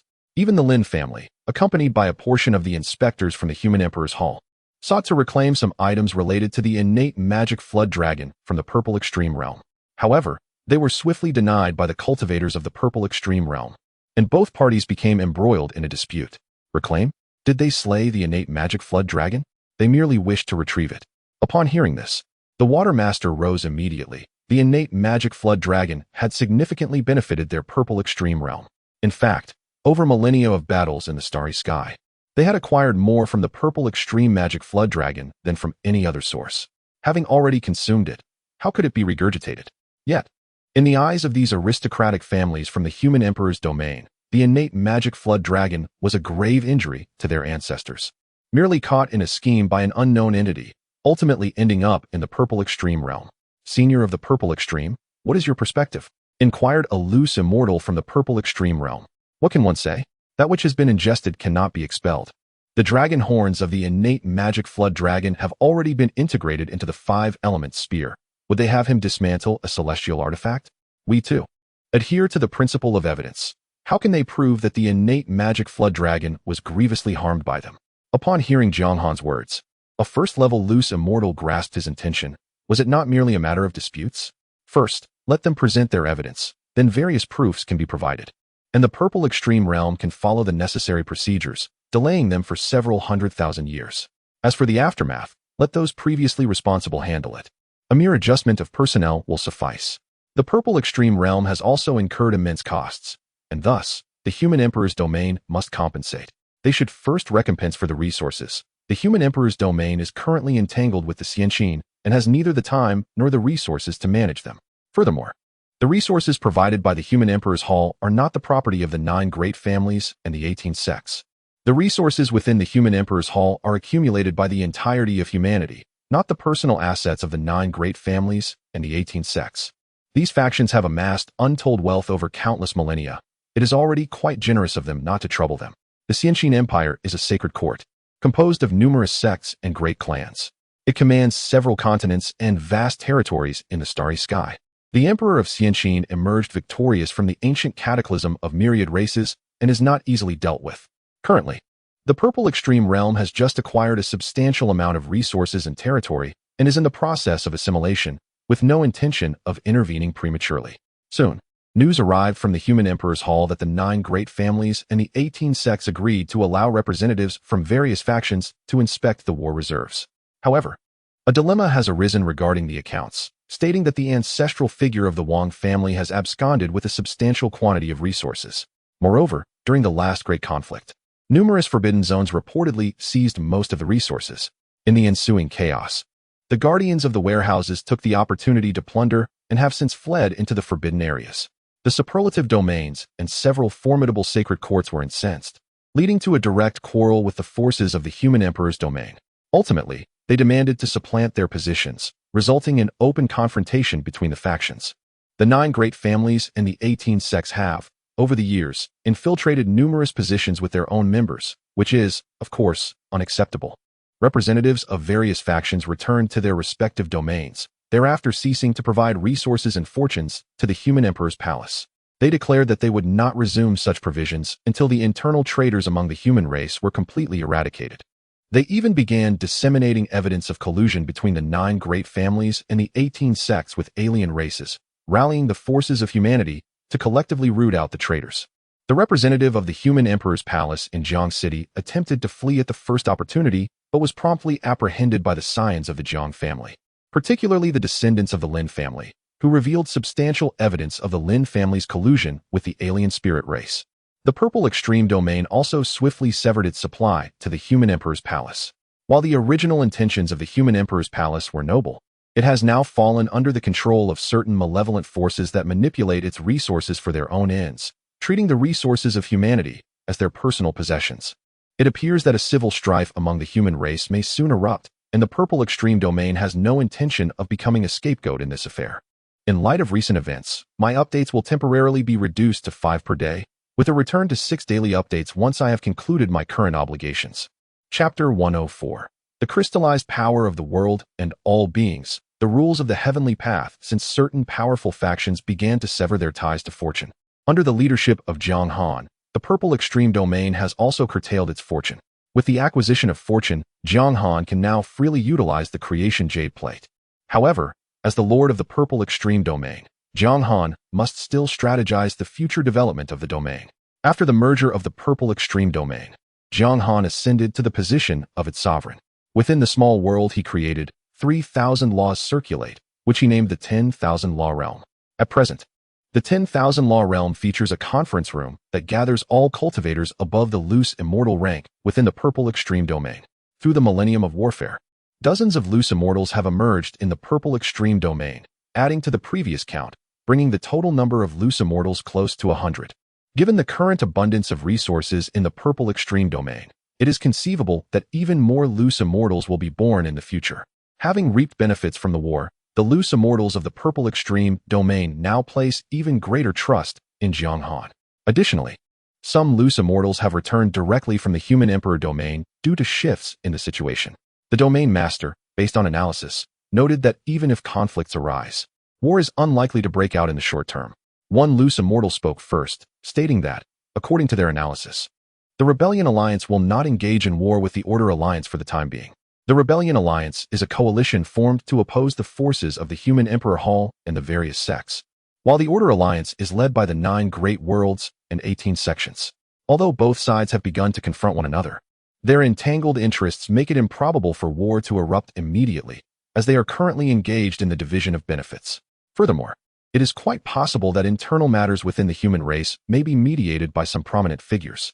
Our domain, after the war with the myriad races, has acquired vast territories in the starry skies. Despite the extensive land, if there are no restrictions on cultivators, the previous cycle of chaos will inevitably resurface. An elder loose immortal expressed his views. Having ascended from the ranks of common cultivators to loose immortal, he once sought to change this situation. In a certain domain, once the number of cultivators increases, internal strife arises swiftly. Maintaining the status quo for another millennium, I plan to concentrate our forces and wage war on a forbidden zone. At this moment, Jiang Han recalled the world formed from the corpse of the earth demon god, which, in the eyes of the vast world, is considered a standard forbidden zone. A cultivator, upon hearing this, was filled with astonishment. A forbidden zone? Do we possess sufficient strength at present? Jiang Han understood their concerns regarding the overwhelming strength of the forbidden zone. Rest assured, I alone can quell it. However, I have never been one to monopolize the spoils. As cultivators of the purple extreme domain, how could I forget all of you? Upon hearing Jiang Han's words, the worries of the assembly dissipated, replaced by a sense of elation. Within the forbidden zone, there exist formidable entities, such as those from the ancient heavenly court. There are also relatively weaker forbidden zones, where the physical bodies of fallen great beings transform into worlds. The entirety of such a world is formed from the essence of that great being, with only a slight disparity compared to the vast world. If left unchecked, it will inevitably become a new forbidden zone. In the face of such entities that may become forbidden zones, they must be eradicated in their infancy. Although these forbidden zones exist within or around the vast world, they seem to belong to an entirely different realm. The beings within are either those scorned by heaven and earth or those unable to integrate with the vast world. For the scattered immortals to continue their transcendence, they require abundant resources and merits. The reckless consumption of resources incurs karmic backlash. Hence the paramount importance placed on merit and fortune.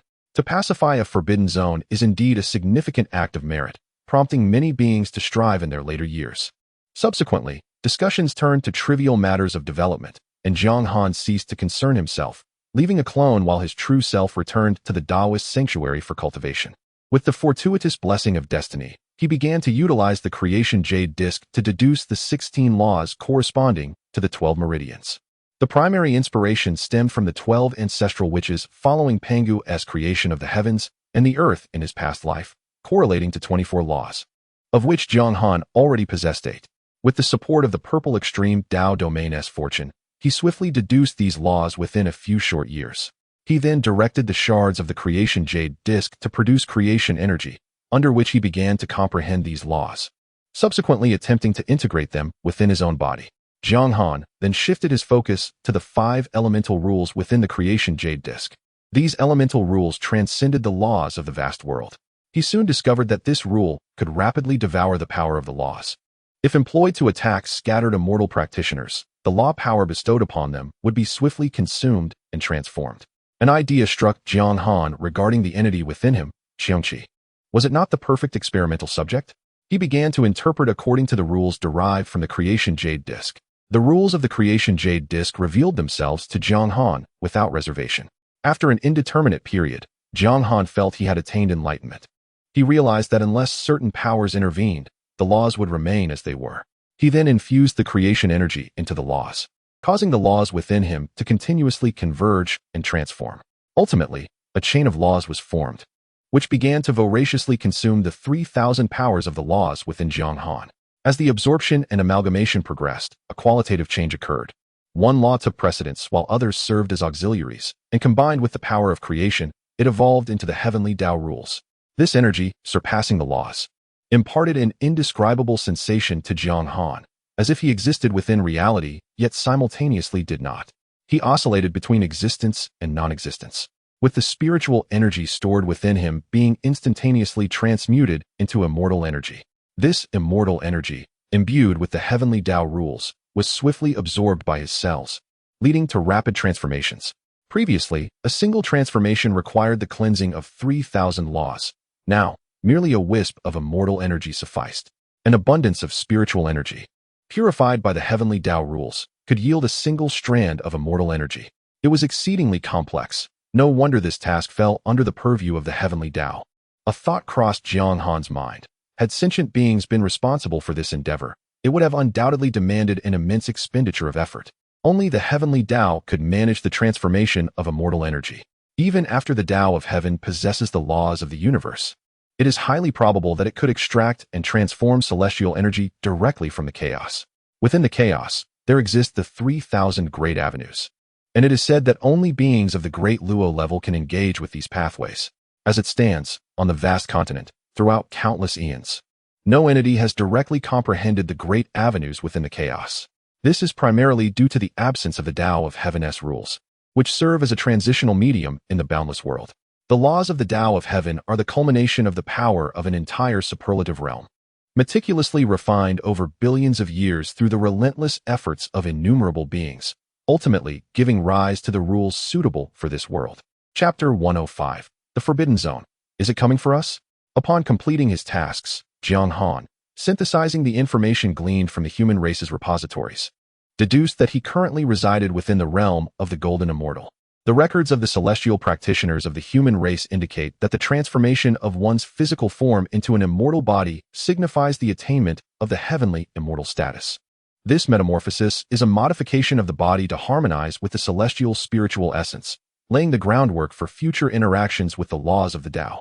Upon comprehending the laws of the Tao, one undergoes a transformation, as the eternal rules of heaven and earth ensure their immortality. The Golden Immortal possesses mastery over the laws of the Tao, wielding them as one would a mere plaything.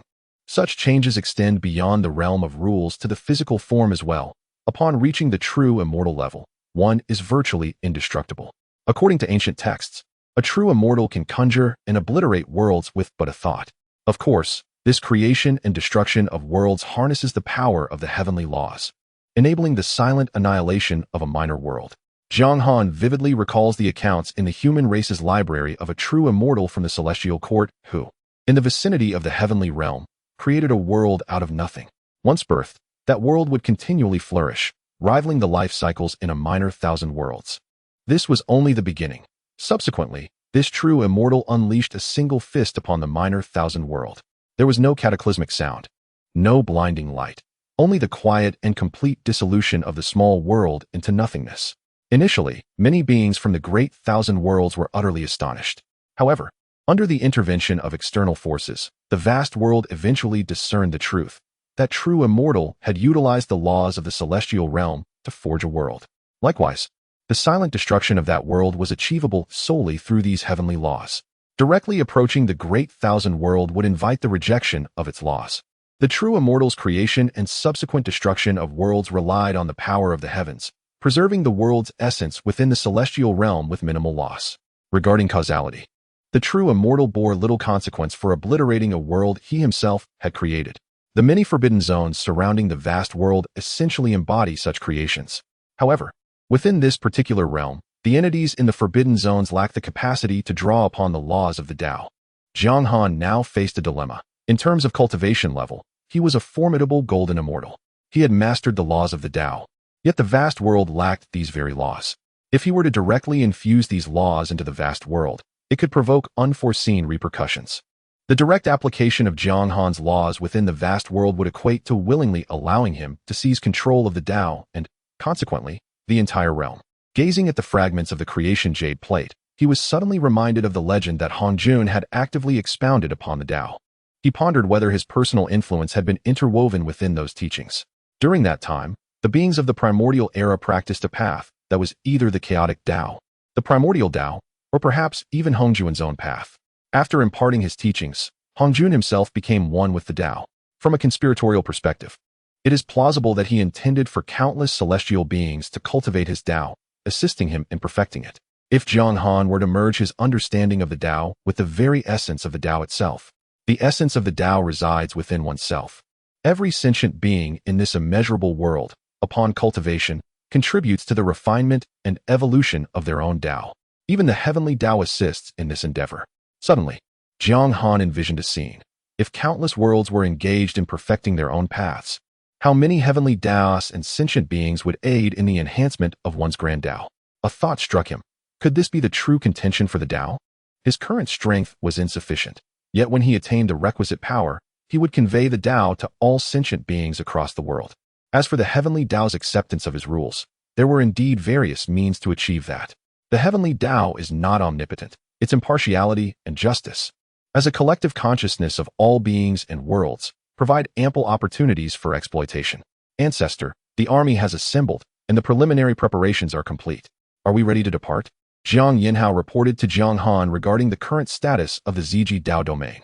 Upon hearing this, Jiang Han opened his eyes and gazed into the starry sky. Let us prepare to set forth. With that, he grasped the 5 elements spear and soared into the cosmos. During this journey, he continuously folded and shattered space. Behind him trailed 100 scattered immortals, comprising both cultivators from the Ziji Dao domain and reinforcements invited from surrounding domains. Witnessing the grand army of the Ziji Dao domain advancing towards the stars, countless factions began frantically relaying information to their rear. In recent years, the situation remained tumultuous within the human race, characterized by internal strife, while their age-old adversaries, the demon race, licked their wounds. Other prominent clans, such as the dragon and phoenix races, lay in wait, biding their time for a resurgence. However, amidst the human race, various Dao domains had commenced hostilities. The human emperor Dao domain, now referred to as the Zhongshuan Dao domain, originally bore the name Zhongshuan Dao domain prior to the establishment of the human emperor Hall's headquarters there. As time passed, the Zhongshuan Dao domain gradually evolved into the human emperor Dao domain. Within the Zhongshuan Dao domain, the Order Alliance convened in their world. Were they truly preparing to assault the Forbidden Zones? The patriarch of the Xie family expressed disbelief. Currently, various Dao domains were expanding their influence under various pretexts. Presently, dozens of factions publicly declared their intent to march against the Forbidden Zones. Among these, the Ziji Dao domain was indeed committed, leaving other domains in an awkward predicament. Was it not stated that the Ziji Dao domain was merely using the guise of an assault on the Forbidden Zones to bolster its power? In the Western Xian Dao domain, a formidable being kicked the responsible intelligence officer of their domain in frustration. As the internal dynamics of the human race began to shift, the Western Xian Dao domain started to accumulate strength. To maintain appearances, they sought a plausible justification. At that moment, the head of intelligence informed the higher-ups that the Ziji Dao domain was conscripting troops under the banner of waging war against the Forbidden Zones. The Western Xian Dao domain deemed this rationale commendable and promptly announced their own intention to engage in battle against the Forbidden Zones. The publicly acknowledged Forbidden Zones were already under the watch of powerful beings, while the concealed ones remained a mystery to them. Surely, they could not genuinely engage in a life-and-death struggle with the Forbidden Zones. When they began to publicly declare their intent to venture into the Forbidden Zone, they had already embraced the consequences, unwittingly aligning themselves with the celestial order and gaining fortune. Initially, they believed that the presence of the purple extreme Dao domain would serve as a formidable shield. However, it has now fully engaged. Should they choose not to participate, it would indeed be rather awkward. You are now the supreme commander on the eve of battle, and it is imperative to dispatch forces to cleanse the Forbidden Zone. The thought of swiftly promoting the intelligence officer to the position of commander, enabling him to summon cultivators for a grand confrontation with the denizens of the Forbidden Zone, crossed his mind. Upon hearing that he had been appointed as the frontline commander, the Taoist of Yunshan could not help but internally curse vehemently. Could it be that humanity's preparations for war are merely a facade, with the true intention aimed squarely at us? In the vast expanse of the world, along the fringes of the dimensional barrier, myriad consciousnesses began to exchange thoughts. Chapter 106. The Forbidden Zone of Extreme Survival in the Realm of Tianyuan, within the Zhongyuan Palace. The aftermath of the previous invasion by the otherworldly demons left a profound mark. Since then, the esteemed Zhongshuan master has led the cultivators of Tianyuan to resist these malevolent forces and mend the fissures in their world, subsequently ascending to a position of unparalleled authority within Tianyuan. Unbeknownst to the beings of the Zhongyuan realm, following the last cataclysm, the Zhongshuan master entered a remarkable state of unity with the world, commonly referred to as Dao integration. At this moment, a voice echoed within the recesses of his mind, urging him to relinquish all control and allow it to take over, claiming that they were incapable of confronting the impending threat. Empowered by the might of the heavenly Dao, Sangshuan Master had come to grasp the profound truths of the universe. He was aware of all memories contained within this realm and recognized that the voice within his mind belonged to the Earth Demon God. This being sought to utilize him for its resurrection. Yet after years of experience, Sangshuan Master was resolute in his refusal. Now, Sangshuan Master approached the outer wall of the world, yearning to gaze upon the vast expanse as he had done countless times before. In the face of this boundless world, the realm of Tianyuan appeared as insignificant as an ant. Upon reaching the periphery of Tianyuan, he was met with a sight that left him astounded. Countless warships lingered outside the world wall, accompanied by colossal figures that radiated with the essence of 3,000 laws. At that moment, one of these figures turned its gaze towards him, revealing that the otherworldly demons had made their presence known, having likely detected their location. The thought of becoming one of these otherworldly demons had never crossed Sangshuan Master's mind. One immense figure produced a resplendent 7-colored gourd, directing its mouth towards Sangshuan Master. Since you are here, why not come inside and have a look? The gourd emanated waves of law, and an irresistible curiosity surged within Sangshuan Master, compelling him to approach the world wall of Tianyuan. As he breached the threshold of the world wall, countless scattered immortals of the purple extreme Dao domain instantly acquired intelligence about the Sangshuan realm. One of the scattered immortals erupted in laughter, proclaiming the rise of their domain. They recognized this as an undeveloped forbidden zone. These immortals understood the essence of the forbidden zone and quickly discerned that it was merely the form of the Earth Demon God, still in the process of manifestation. Now, the realm of Tianyuan, aptly termed the Tianyuan Forbidden Zone, had transformed into a delectable prospect in their eyes. Jiang Han was currently constructing a temporary spatial passage, aiming to transport a forbidden zone to the purple extreme Dao domain for assimilation, minimizing the costs of the spatial passage. Outside the realm of Tianyuan, the 9 dragons and 9 phoenixes arrived first, followed closely by Jiang Han's carriage. Gazing upon the Tianyuan Forbidden Zone before him, Jiang Han clenched his fist and struck forward, causing the barrier of the Tianyuan Forbidden Zone to shatter instantly. Attack! I will take care of everything. Within the Tianyuan Forbidden Zone, following Sangshuan Master's return, the top-tier powerhouses gathered to fortify the barriers. Armed with the experience from their previous encounter, they executed their preparations with heightened proficiency, firmly believing that should the otherworldly demon return, it would take at least a millennium, if not 10,000 years, to breach the world's barriers. It's impossible. How could it possibly become so powerful in such a short span of time? Sangshuan Master was engulfed in disbelief. In his eyes, Jiang Han had indeed grown at an astonishing pace. Could this be the advantage of the vast world? He was blessed by the cosmos, yet even so, his cultivation remained painfully slow. However, the disparity between Jiang Han now and his previous self was monumental. A voice of urgency echoed in the mind of the Tsang Xian elder. Allow me to take control immediately. Your strength is far too feeble and will undoubtedly endanger the entire world. Observing the arrival of the purple extreme realm's scattered immortals, the Tsang Xian elder ultimately relinquished his resistance, willingly merging with this fragment of consciousness. In an instant, the Tsang Xian elder was entirely lost to the world, and the earth demon returned once more. Jiang Han, perched upon the 9 dragons and 9 phoenixes' carriage, watched the scene with keen interest. Was a return to power truly imminent? Rather than intervening, he remained vigilant, aware that he had his own adversaries to contend with. Around the heavenly origin forbidden zone, he sensed several strands of divine consciousness lingering nearby. Jiang Han understood that these belonged to entities from other forbidden zones, as this was the edge of the world. It was precisely the domain of these ancient beings, and one particular consciousness brimmed with animosity towards him. It was no surprise that it belonged to his old acquaintance, Qiongqi, the only one capable of harboring such hatred. The war commenced, with countless cultivators from the purple extreme realm charging into the heavenly cloud forbidden zone. Numerous battleships were allocated to various sectors, while the elites within the heavenly origin forbidden zone found themselves entangled by the forces of the purple extreme realm. Some scattered immortals of the purple extreme realm incessantly referred to the outsiders as celestial demons. The treasure-refining master, wielding a precious cauldron, ascended into the skies, where countless celestial demons flocked towards the cauldron as if it were a sacred ground.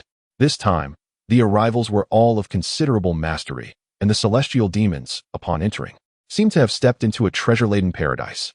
Jiang Han could sense the increase in his own fortune and merit, should he harness this merit.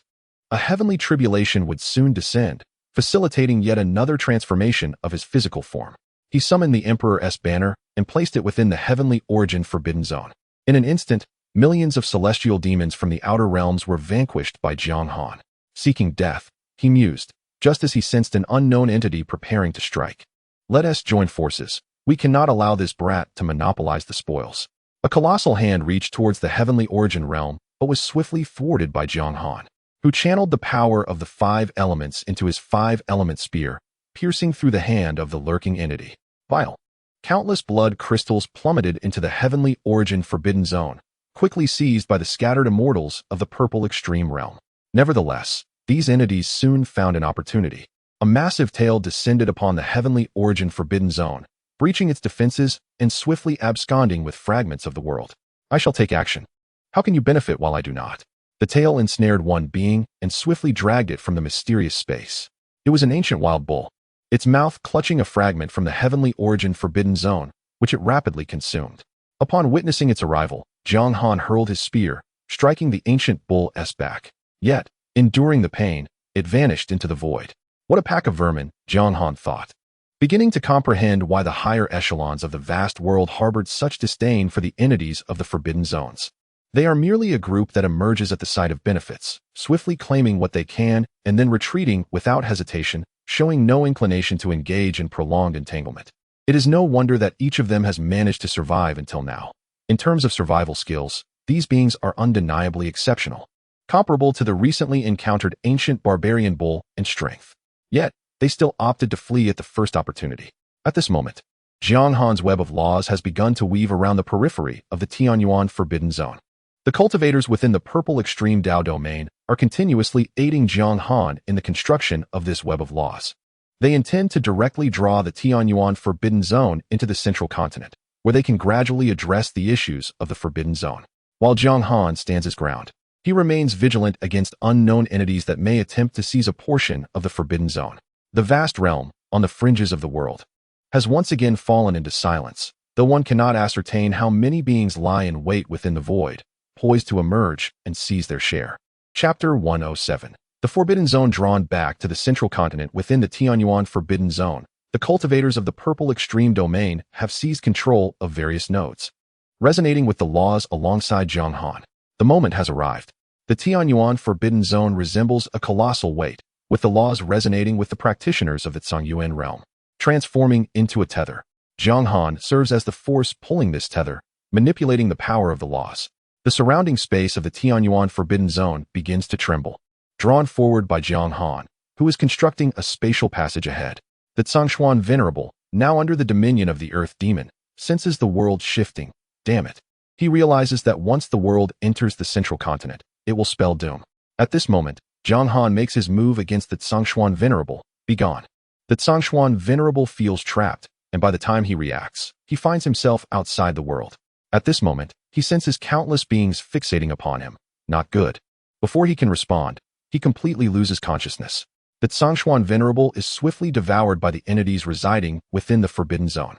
As the Tianyuan Forbidden Zone begins to shift under Jiang Han's pull, numerous entities within the Forbidden Zones begin to stir restlessly. In the void, an unknown voice calls out, "Let us strike together."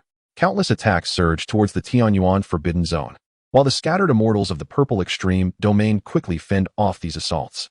Jiang Han also deflects some attacks, though most of his strength is devoted to dragging the Tianyuan Forbidden Zone, leaving him little power to spare. As these entities assault the Tianyuan Forbidden Zone, several entities from other forbidden zones simultaneously launch their own attacks. Within the domain of the Chaohua ancestor, a colossal sword suddenly materializes, swiftly descending to cleave a portion of the Chaohua Forbidden Zone. In the Jinwu Forbidden Zone, the sun hangs high in the sky, and a gigantic hand emerges, instantly seizing countless suns. Damn it, we have been deceived. Some entities within the Forbidden Zones realize this and hastily withdraw fragments of the Tianyuan Forbidden Zone, retreating towards the lair of the purple extreme. At that moment, Jiang Han exerts his strength, pulling the Tianyuan Forbidden Zone into the spatial passage. Gradually, the Tianyuan Forbidden Zone vanishes at the edge of the vast world. The Chaohua ancestor watches as a fraction of his domain is severed, unleashing furious roars amidst the chaos. Above the purple extreme domain, as spatial fluctuations arise, the Tianyuan forbidden zone slowly manifests above the purple extreme domain. Countless chains of laws swiftly entwine the Tianyuan forbidden zone, and the fortune of the purple extreme domain rapidly attaches itself to the Tianyuan forbidden zone, voraciously consuming its fortune. The dragon representing the fortune of the purple extreme domain is growing wildly. Numerous flowers of merit bloom in the sky, and immense power of merit begins to flow towards Jiang Han and the practitioners of the purple extreme domain. Under the enhancement of this merit, a thought emerges in Jiang Han's mind. He can now face the heavenly tribulation and may even bypass it directly. Jiang Han does not choose to resist. As countless bolts of thunder begin to coalesce in the sky, instantly transforming into a sea of lightning. Is the Grand Supreme Purple Extreme Ancestor about to break through? Countless cultivators begin to exchange glances in secret. An experienced monk gazed upon the forbidden zone within the Purple Extreme Dao domain, contemplating the normalcy of pacifying such a realm, which would yield immense merit. With this merit, one could harness the power of the tribulation to swiftly break through. A cultivator ensnared in the great ascension for many years cast an envious glance towards Jiang Han, lamenting, "If only I possessed such merit, I could easily ascend to the realm of 9 tribulation loose immortals. Why not attempt to pacify the forbidden zone yourself?" Scoffed a fellow cultivator nearby. Upon hearing this, the pointed-out monk retorted with a hint of sarcasm, "If I had the strength to pacify the forbidden zone, you wouldn't even be worthy of conversing with me." His companion, upon reflection, found some merit in this assertion, realizing he had discovered a yet-to-be-formed forbidden zone within the confines of a small chamber in the Order Alliance's high echelons. The current patriarch of the Lin family expressed a tinge of bitterness. A leader among them stepped forward, his tone grave. "Have you not recognized the severity of the situation? The purple extreme Taoist assault on the forbidden zone was executed without notifying the human emperor's hall, bypassing it entirely. This demonstrates a blatant disregard for the authority of the human emperor's hall. Moreover, many entities residing within the forbidden zone on the side of humanity had taken action, yet the human emperor's hall received no word." Upon this revelation, a profound silence enveloped the Order Alliance. Did they not know? They were aware, they had witnessed it, yet chose to feign ignorance. When human cultivators engage in combat with forbidden zones, standard protocol dictates that the human emperor's hall should be informed, as it is responsible for coordination. During such conflicts, certain forbidden zones would intervene to deter those seeking to exploit the chaos. Presently, the human emperor's hall, under the control of the Order Alliance, is gradually being undermined. Other domains no longer contribute resources or fortunes. Although the Zhangxian Dao domain has been transformed over many years, its foundation remains insufficient to sustain the millions of cultivators under the human emperor's hall. These cultivators are the bedrock of the human emperor's hall. As long as the Order Alliance continues to support them, they will align with its interests. However, should the resources dwindle, they could easily turn against their benefactors. The Order Alliance harbors concerns about the gradual erosion of the human emperor's hall's power. Will it not lead to conflict with the myriad races? At that moment, a voice emerged, interrupting the discourse. Upon the entrance of the Tianyuan forbidden zone into the vast world, the entire realm began to shift towards the abyss of nothingness. Jiang Han, having transcended the tribulation, underwent 2 significant transformations within his very being. This metamorphosis was a direct result of the primordial essence of the heavenly Tao, exemplifying that extraordinary feats arise from sheer force. He has now ascended to the rank of 28 tribulation loose immortal, placing him among the foremost elite. He began to observe how the vast world was consuming the Tianyuan forbidden zone. At this juncture, the barriers of the Tianyuan forbidden zone, under the encroachment of the laws of the vast world, slowly began to dissipate. This process persisted for several years, during which Jiang Han sensed the emergence of tribulation fluctuations from the West Xian Dao domain. In that domain, a Taoist gazed skyward at the tribulations, unable to contain his excitement. He was none other than Yunshan Taoist, the intelligence officer of the West Xian Dao domain, dispatched to assault the forbidden zone due to an intelligence error. As I cast my gaze afar, the Taoist of Yunshan chose the most formidable forbidden zone, the Jinwu forbidden zone. Initially prepared to meet his demise, he was unexpectedly aided by a mysterious entity that shattered a portion of the forbidden zone. Subsequently, the Taoist of Yunshan returned to the Western Xian Dao domain, carrying the fragments of the forbidden zone. Upon his return, he was graced with merit and fortune, and reality began to witness his ascension beyond boundaries. Numerous powerful beings have previously stated that while cultivators may appear to defy fate and alter their destinies, in truth, Their fates are already inscribed. Today marks the moment when Yunshan breaks free from the shackles of destiny. With that, he ascended towards the thunderous tribulation in the sky. At this juncture, endowed with fortune and merit, the tribulation was merely his ticket to advancement. After overcoming the tribulation, he would emerge as the true ancestral figure of Yunshan. Chapter 108. Interspersing pieces, the Cloud Mountain Taoist navigated his tribulation with remarkable ease, engaging in warfare against the forbidden zones and accumulating immense merit, all in alignment with the grand design of the heavenly Tao. In the vast expanse of the Kangmang realm, several forbidden zones were shifting around its periphery. With countless consciousnesses engaged in continuous discourse, the main entities sensed that they were approaching us. It is unlikely they do not yet possess such strength. The war has only just concluded. They will not strike so swiftly. Why not unite and venture into the Kangmang realm to reap further rewards? Upon the utterance of this suggestion, an unexpected silence enveloped the assembly. The chaotic entities lingering beyond the Kangmang realm were predominantly outsiders, not practitioners of the realm itself. Some human factions have reached out to me. Following this statement, the lords of the various forbidden zones began to converse with increasing frequency. Does anyone know which fellow cultivator's world has recently emerged within the Kangmang chaos? I possess some knowledge of this nascent world. Its internal elemental forces are abundant.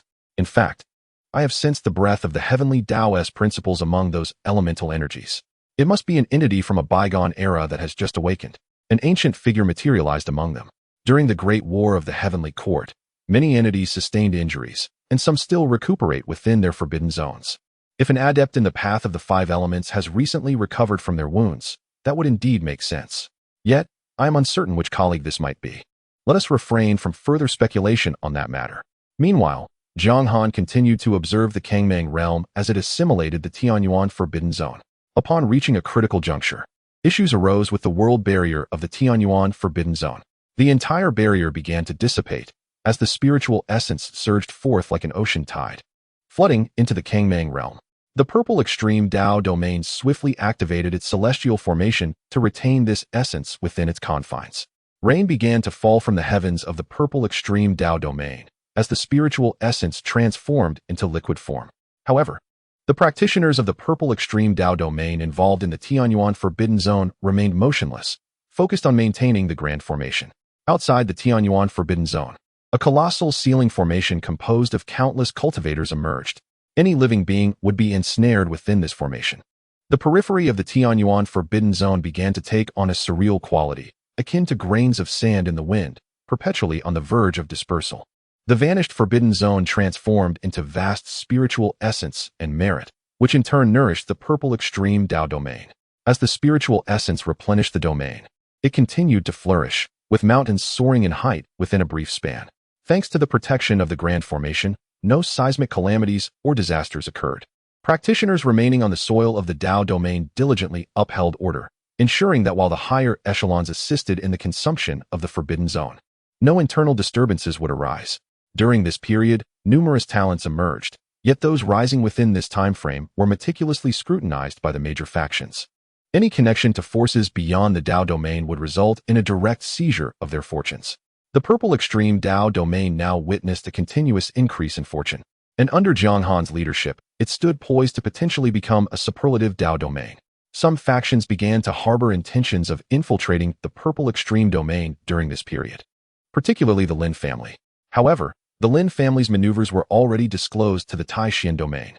Should the Lin family take any action, the Taishan domain's informants within the Lin family would promptly relay this information to the Jiang family, who would then seek an opportunity to eliminate them. Within a grand sect, the sect leader was confronted with a plea of innocence. "I am wronged." The laughter that followed echoed. Is this the esteemed Jiang family of the Immortal Clan? Merely a group of bullies leveraging their power. In the sect's plaza, a dashing young man cried out in despair. Jiang Xinfeng regarded this youth with a sense of revulsion, having received prior intelligence that he was a reincarnated being from the Lin family. Many members of the Lin family had either reached the limits of their lifespans or perished in battle. Under the arrangement of scattered immortals, they were directly reincarnated into infants within the purple extreme domain, with some memories sealed and others retained. This process required substantial resources for the restoration of their former cultivation levels, making the act of utilizing enemy resources to nurture one's own allies particularly provocative. Bring forth the celestial treasure, Jiang Xinfeng commanded with a wave of his hand, and a mirror was presented by the Jiang disciples. Upon seeing the mirror, the young man's expression remained unchanged, yet his heart was filled with astonishment. How could this be? In the purple extreme domain, the sentient beings are innumerable. How did they discern this? The celestial treasure then focused its gaze upon the youth, revealing his information upon the mirror's surface. How could this be? The sect leader suddenly rose, witnessing the display that indicated the youth's soul was over 100,000 years old, even surpassing his own age. You wretched beast. The sect leader unsheathed his treasured sword, for this youth bore a connection to his daughter. Everything transpiring within the purple extreme domain was observed by Jiang Han. Yet, he refrained from intervening, choosing instead to continue his contemplation of the vast world and the engulfing of the heavenly origin forbidden zone. The occurrences in the purple extreme domain could be managed by those below. Scattered immortals possessed myriad means to facilitate the reincarnation of lower-tier cultivators. However, Jiang Han perceived this method as akin to soul possession, or even a reconstitution of a portion of a cultivator's essence within a primordial environment to nurture a compatible physical form before gradually resuming their cultivation. Should such methods be employed within a major power, the auspicious dragon of the faction would swiftly become alert. After all, this represented an influx of external fortune into the family's destiny, which could be traced through the auspicious golden dragon. Typically, such methods were reserved for smaller factions or common folk. With the current increase in spiritual energy concentration and improved cultivation environment in the purple extreme domain, many who wished to lay early foundations began to take action. Even during the period of the 10,000 Races War, numerous fallen cultivators, lacking resources to create suitable physical forms, prepared to rely on the resources of the purple extreme domain for their recultivation. In the purple extreme domain, cultivation consumed its spiritual energy, and to ascend to scattered immortality required the expenditure of merit and fortune, ultimately drawing upon the domain's own auspicious energy. One could even remain hidden within the purple extreme domain from ordinary families during times of peace. It is rare yet not unheard of for an individual to rapidly ascend and become a formidable force. Within the realm of the purple extremity, these powers merely need to keep a vigilant eye on these rising prodigies. Whence do their techniques originate? Do they have any underlying forces supporting them? This was precisely the reason for the thorough examination of Jiang Han in the past. The higher echelons of humanity, below the level of scattered immortals, remain indifferent. Even those at the great ascension stage show little concern. However, should a creature from the demon clan infiltrate among the scattered immortals, the repercussions for humanity would be profoundly detrimental. The upper echelons are aware that reincarnated demon cultivators undoubtedly exist among the great ascension, and the demon clan is cognizant that there are humans among their ranks as well. Yet, such matters are perpetually unresolved. One can only await the emergence of those with dubious backgrounds to ensure the integrity of the upper echelons. Presently, the purple extremity is initiating a scrutiny of the transformation stage cultivators. Previously, when the realm was impoverished, it was of little concern. Now that prosperity has been attained, due diligence is imperative. Chapter 109. The manifestation of the heavenly Tao rules, the silence of the master of the forbidden zone for 10,000 years. The vast world has been engulfing the heavenly Yuan forbidden zone. This millennium has been the most despairing period within the forbidden zone. Many great cultivators are well aware that the world is being consumed, yet they find themselves powerless to intervene. Some practitioners resort to frenzied destruction of their surroundings. However, in Jiang Han's eyes, such actions are futile, akin to meat simmering in a pot. Others, driven by desperation, attempt a final breakthrough toward ascension. But this approach proves equally ineffective. The heavenly Tao of the heavenly Yuan forbidden zone has been entirely dominated by the heavenly Tao of the vast world, with its powers severely restricted, rendering even the path to becoming a loose immortal a formidable challenge. The cultivators of the purple extreme Tao domain have long since withdrawn from the forbidden zone, which is now enveloped by the consuming laws of the vast world. A moment's inattention could result in being devoured by these very laws, leading to a gradual etherealization of one's physical form, ultimately transforming into the essence of heaven and earth. It is the world itself that manipulates these devouring laws, with the 3,000 laws of the vast world incessantly consuming the laws of the heavenly Yuan forbidden zone. Through Jiang Han's observations, the laws of the vast world are remarkably potent, yet they seem trapped at a certain level, unable to undergo a qualitative transformation.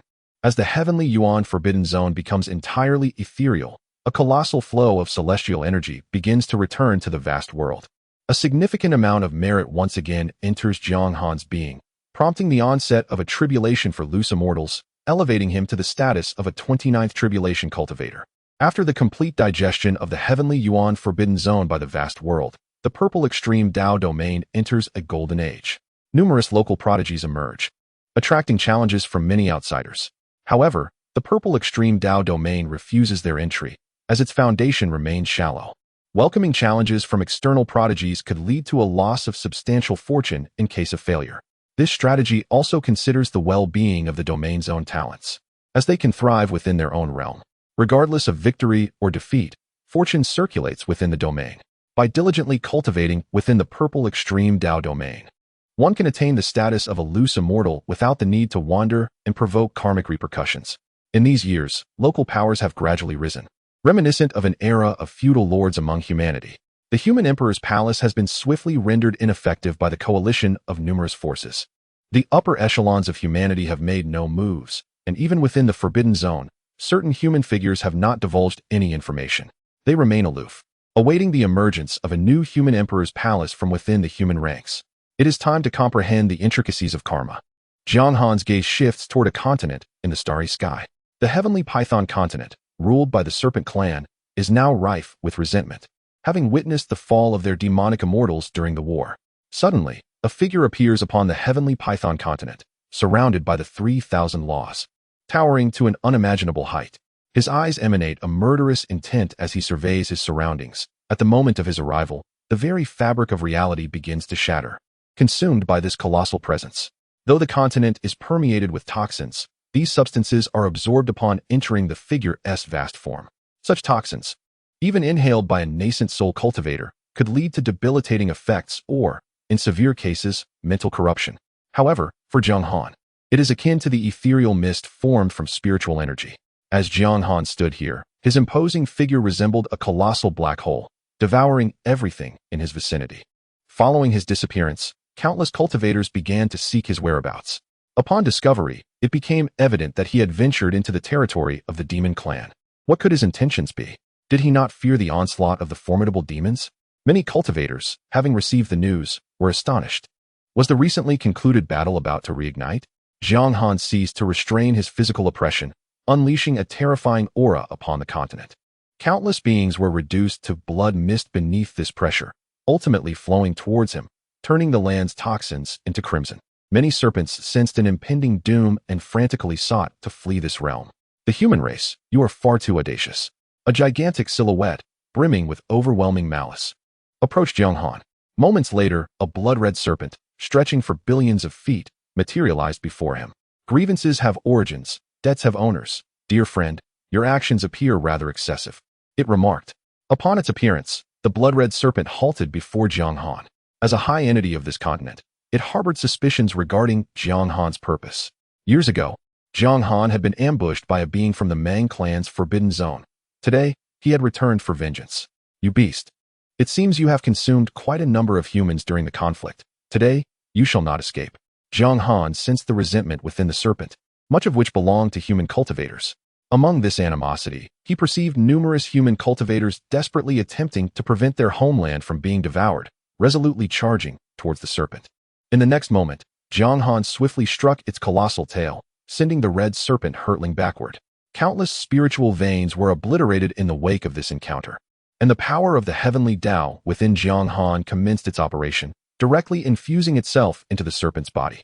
The serpent, sensing a force wreaking havoc within, began to comprehend the situation. You. Jiang Han granted it no opportunity for further thought, instantly refining it. He then consumed it whole, drawing the entire continent's spiritual veins into himself. The fragments of the blackened jade disc and the heavenly Tao's rules began to operate fervently, digesting the essence of the blood serpent. Subsequently, Jiang Han gazed towards the starry expanse, where other continents existed, including those of the Tiger clan, the White Elephant clan, and the Rift Sky Tiger clan. The spatial passage behind him had been disrupted by the Demon clan. Jiang Han proceeded to extract a great demon from the void, engaging in a rapid battle with it. Some demons, observing the situation, acted swiftly, while others were detained by mysterious human entities. A grand battle erupted in the starry skies. Amidst the combat, Jiang Han consumed everything within. The Serpent clan's continent had been shattered by the conflict, and numerous scattered immortals were ensnared in boundless karma. Jiang Han's form directly connected with the spiritual veins of the cosmos, continuously siphoning the energy from the starry expanse. Something felt amiss. Just as the demon reinforcements were preparing to arrive, Baizé suddenly spoke. He wouldn't be contemplating retreat, would he? This notion unexpectedly surfaced in Baizé's mind. Observing the situation further, the other demons also paused. He is a remnant of the heavenly court. At that moment, a phantom of a serpent emerged within the ranks of the demon clan. This is the blood-reckoning clone. After becoming a scattered immortal, who would not leave behind millions of clones? What? Remnants of the heavenly court? The demon tribe present was already aware of the existence of the heavenly court, and upon hearing this, they were momentarily taken aback. It is incomprehensible. What exactly does he intend to achieve? Has he invoked the laws of the heavenly Tao amidst this battle? Countless forbidden zones began to communicate at this moment. No, he is not employing the heavenly Tao rules of the heavenly court. This particular Tao law is likely a transformation derived from the principles of the vast world.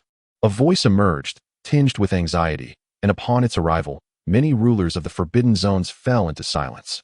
Chapter 110. The Reckoning of Cause and Effect. A millennium ago, a century later, a colossal demon body plummeted from the void, prompting several scattered immortals to hastily partake in the spoils. They snatched at the remnants from Jiang Han, only to be swiftly consumed by him. In the starry expanse, unseen observers gazed upon Jiang Han, now entwined with the essence of the five elements, silently opting to continue their vigil. Yet, they could not help but admire the audacity of those daring to snatch morsels from Jiang Han at this juncture. As the five elements emerged, a luminous source within the realm of heavenly principles began to whirl frantically, attempting to decipher the intricacies of the five elements. Previously, during the era of the vast continent, it was a time of shields, where all cultivated their physical forms to bolster their defenses. Now, with Jiang Han wielding the five elements, he had upgraded his offensive capabilities, amplifying the might of his blade. Why had the heavenly principles not yet descended with their regulations? These principles were derived from the celestial jade plate, which had extrapolated them based on the laws of the vast world.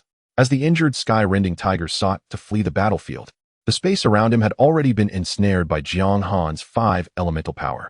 This force coiled tightly around the tiger's form, growing stronger as the creature attempted to recover. Without a corresponding force to suppress it, the five elements would consume the sky-rending tiger. However, the tiger's formidable physique allowed for rapid healing. Given 1,000,000 years of recuperation at its base, it could slowly regain its strength. Jiang Han, however, was not inclined to grant him such time. He had already paved the way for the tiger's immortality. By entering his belly and merging into one, the tiger would share in Jiang Han's ascendance to the pinnacle of existence. Suddenly, the sky-rending tiger beheld a flash of prismatic light, and by the time he comprehended the situation, he found himself within Jiang Han's belly. The five elemental power within Jiang Han had undergone a transformation through the auspices of the purple extreme domain S fortune. At this moment, the heavenly principles began to manifest over the purple extreme domain, specifically Jiang Han's five elemental principles. The essence of the five elements permeated the purple extreme domain, granting Jiang Han dominion over its power. He had become the master of the five elements. This energy emanated from him, and all beings harnessing the five elements for cultivation were, in essence, assisting Jiang Han in comprehending the path of the five elements. It was time to confront them. He then directed his gaze towards the direction of the Azure Profound Domain, formerly known as the Human Emperor Domain. Utilizing the power of the five elements, Jiang Han exerted pressure upon the laws, swiftly advancing toward the Azure Profound Domain. The current elder of the Lin family, Lin Mang, grew anxious. What was Jiang Han planning? Was such an escalation truly necessary over a mere trifling conflict? We are allies. I implore you, fellow Taoists, to extend your assistance. Upon hearing this, the members of the Order of Order voiced their agreement. They were aware of the minor discord between the Jiang and Lin families, yet regarded it as trivial, a mere squabble among the younger generation, hardly significant. Suddenly, those in the Azure Profound Domain looked up towards the sky, where a kaleidoscope of light emerged. A portion of the spiritual energy within the Azure Profound Domain began to transmute into the essence of the five elements beneath this prismatic glow. In the midst of the celestial battles, many cultivators remained oblivious, particularly those of lower tiers. Indeed, some had lived their entire lives without witnessing the outcome of Jiang Han's confrontations. The spiritual energy of heaven and earth, under the influence of the radiance of the five elements, transformed into a form of energy that transcends mere spiritual essence. Within the Chaohua Dao domain, numerous educators, renowned for their theoretical prowess, began to speculate fervently. It is highly plausible that the world is undergoing an elevation, and the spiritual energy, illuminated by this resplendent glow, is experiencing a metamorphosis into a superior form of spiritual essence. One instructor from the Five Elements Academy, sensing the heavenly and earthly spiritual energy, exclaimed with excitement. "Look," he urged. In the Chaohua Dao domain, numerous formidable beings ascended into the sky, particularly from the Lin family. Within their ancestral grounds, Lin Meng had long awaited in the heavens. Gazing at the kaleidoscopic light above, Lin Meng's eyes brimmed with envy. For eons, countless prodigies had ventured forth, striving to perfect the Kangmang world. They were acutely aware of the inherent flaws within this vast realm, yet even the unparalleled master of all laws had failed to decipher the celestial rules governing the Kangmang world. No, the master of all laws was no longer unrivaled. What he could not achieve in his time, Jiang Han had accomplished. However, considering the intricate network of relationships within the Lin family, Lin Meng exhaled a sigh of relief. The Kangmang realm is not solely about conflict. It also necessitates an understanding of human relationships. Amidst the chaos of the Kangmang realm, a grand world circled around it, vastly surpassing all others. Beyond this realm, the 3,000 laws circulated, while within, countless beings carried on as usual. However, the paths of cultivation in this world were manifold: martial arts, soul arts, literary arts, immortal arts, and even Do Qi, each as numerous as the stars in the sky. Each newly established path of cultivation could grant one the title of Dao Master, bestowing upon them the fortune of the realm, which the Kangmang realm referred to as the forbidden zone of all laws. What had transpired? The myriad paths resonated in unison. Many powerful beings within the worlds felt the tremors of the great Dao reverberating within. An immense shadow, composed of the forces of myriad laws, coalesced beyond the world, a manifestation of the Dao itself. This shadow gazed upon the central continent of the Kangmang world, murmuring, "Could it be that I was truly mistaken in my time? I should have concentrated on perfecting a singular heavenly rule, allowing that one rule to catalyze the others." This shadow represented the master of all laws, though now he was devoid of a corporeal form. Within the forbidden zone, the Dao itself constituted his being. No. The 3,000 great Daos arise from one another and counter each other, emerging from the void. In ancient times, the Immortal Realm had witnessed the convergence of the 3,000 laws into regulations. Other realms followed suit. Could the Kangmang world be an anomaly? Now, even the master of all laws found himself ensnared in doubt. In the Kangmang Dao domain, Lin Meng appeared, enveloped in the powers of the 5 elements, as the laws swiftly transformed into their corresponding rules around him. Dear friend, it is wiser to resolve enmities rather than create them. Let the younger generation address their own conflicts, Lin Meng asserted as he approached Jiang Han. He had no intention of engaging in battle. After all, they were both members of the human race, and dialogue was still a possibility. Following Lin Meng's declaration, several figures materialized once more in the sky. Indeed, the disputes among the younger generation need not escalate. Indeed, if that were the case, chaos would ensue. Jiang Han observed the individuals before him. Although they were mere avatars, he discerned that they all existed beyond the realm of 30 tribulations of scattered immortals. They must be the dominators of the Order Alliance. Jiang Han chose to disregard them. I wonder if Senior Lin has ever heard of a certain tale. Thousands of years ago, a being was born, endowed with immense fortune. However, his fate and fortune were usurped. Coincidentally, I share the same age as the youngest son of the Lin family. Do you not find that intriguing? It appears that fate has orchestrated a connection. Jiang Han spoke with a calm demeanor. What are you implying? The destiny and fortune are dictated by the heavens. How could a being alter them? Lin Meng seemed to be perplexed. Nevertheless, the surrounding scattered immortals began to gradually distance themselves from Lin Meng, and Jiang Han was nearing the answer he sought. Chapter 111. The fate of the celestial emperor above the Lin family. A profound silence ensued following Jiang Han's declaration. The gathering, comprised of seasoned individuals, swiftly pieced together the implications based on prior insights. Jiang Han, born under the auspices of immense fortune and destiny, had been subjected to a covert scheme by the Lin family, an elaborate deception that sought to outwit the very fabric of fate itself. Now, confronted with the repercussions of their machinations, they found themselves in a precarious position. In this vast and desolate world, there are moments when individuals blessed by fortune emerge, referred to as the children of great fortune. During each era, these favored beings arise, particularly among the human race, which flourishes in its prosperity. Throughout this process, The celestial order gathers the world's fortunes, giving rise to such individuals or allowing them to flourish in their development. It appears that the Lin family had tampered with this intricate process. Jiang Han's confident assertions indicated his comprehensive understanding of the situation.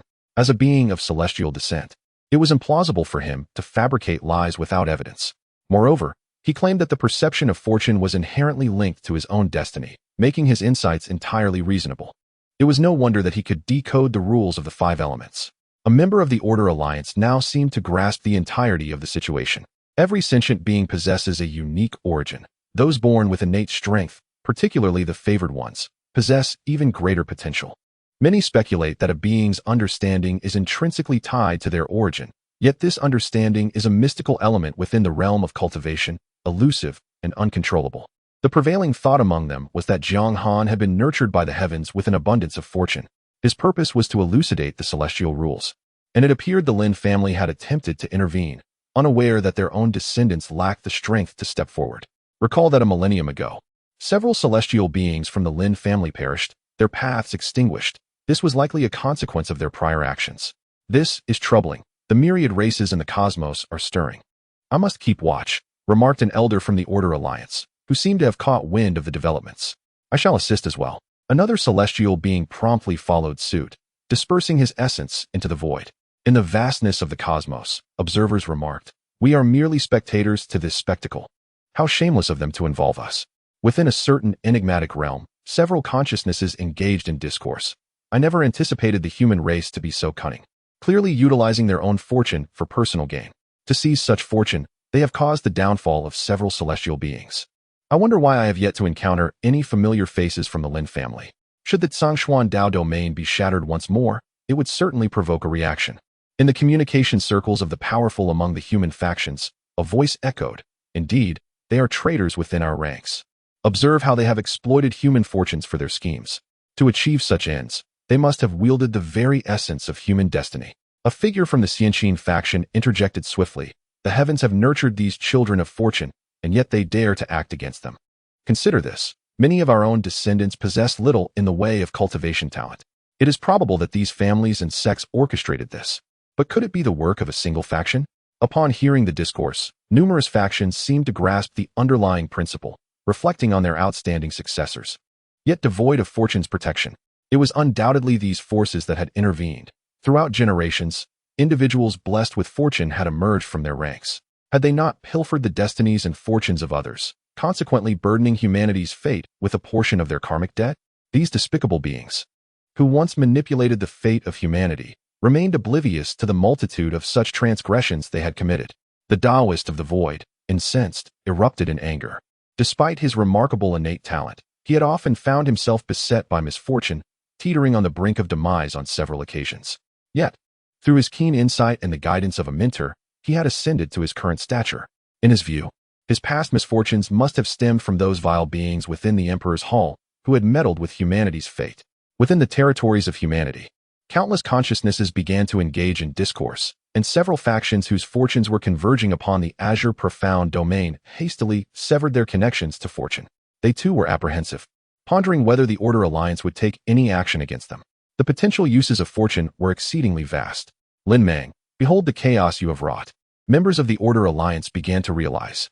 This incident had shaken their very foundations. Their basis was not merely resources, but fortune itself. As long as fortune prevailed, resources would inevitably follow, yet many subordinate factions had begun to waver in their faith towards them. Furthermore, this matter was irrefutable, with many truths readily ascertainable upon inquiry. Previously, they had all engaged in similar practices, discreetly siphoning portions of humanity's fortune and transferring it to empower their descendants. Some had even trained secretly under the auspices of humanity's fortune, yet they had not anticipated the scale of Lin's audacity. No. Could it be that the elder of the Wang family harbors thoughts of betrayal due to the backlash of fortune? An ally of the Wang family swiftly interjected. I have known the elder of the Wang family for many years. I am aware of his character. It must indeed be the backlash of fortune that has led him to such thoughts. Esteemed colleagues, it seems that no scattered immortals have appeared within the Order Alliance for millennia. Upon hearing this, all gazes turned towards the avatar of Lin Mang. The occurrence of fortune backlash was something that could not remain hidden. It would inevitably come to light. Regardless of the truth, All misfortunes would be attributed directly to the Lin family. "Old fellow, you must have reaped considerable benefits, have you not?" inquired the elder of the Six Harmonies sect. His meaning was unmistakable. The backlash must be shared among all, and the benefits could not be monopolized by the Lin family alone. As for Jiang Han's karmic retribution, he must bear it himself, for Jiang Han sought to comprehend the intricacies of karma. Should they take action, they would be standing against humanity. You have pilfered the fortunes and destinies of others. How can you expect them not to retaliate? Does the Order Alliance truly uphold order, or does it conspire to exploit humanity collectively? Esteemed colleagues, as long as we safeguard some core members of the Lin family, I, Lin Mang, shall offer substantial rewards. Lin Mang asserted. He recognized that he was no match for Jiang Han, and even if he were, there would be forces covertly aiding Jiang Han. Faced with the predatory gazes of the Order Alliance, Lin Mang understood it was time to present his bargaining chips. Do you all still remember the Heavenly Emperor? Could it be that particular fate? The elder of the Heavenly Mechanism sect trembled slightly as he spoke. They had been involved in the events of yesteryear, yet they had not anticipated such a fate. He could never have imagined that the vast world would give rise to such a destiny. What a significant investment the Heavenly Tao must have made in this vast world. In a certain sense, fate serves as a symbol of identity, a credential of authority, and, in some respects, transcends the mere progeny of fortune, bearing the grand mission of the evolution of the Heavenly Tao. This is the chosen one of the Heavenly Tao, and opposing him is tantamount to opposing the very essence of the Heavenly Tao itself. Is the fate stable? Inquired the elder of the refining sect as he stepped forward. Upon his birth, Lin Xian possessed the fate of the Heavenly Emperor, or perhaps one might say a lofty status. Lin Mang interjected. The Lin family, as it stands, is evidently incapable of fulfilling this, and now we need to gather some allies. As for the Lin family, Jiang Han cannot be extinguished for the time being. At worst, we might incur some losses. He is also keen to witness Jiang Han's true strength. Chapter 112. The Order Alliance Purple Extreme. You must remain calm.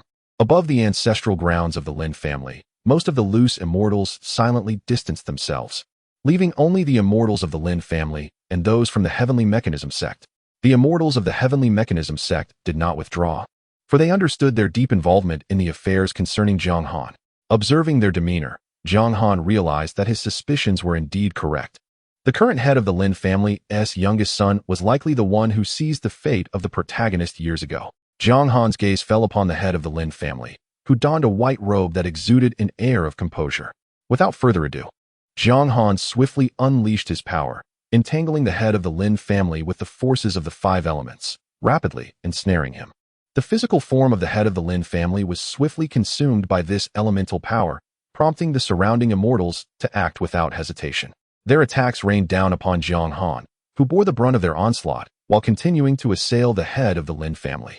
Realizing there was no escape, the head of the Lin family acknowledged the vast disparity in strength between himself and Jiang Han, declaring, "My son will surely settle the score." With those final words, he lost consciousness, his body rapidly refined by Jiang Han.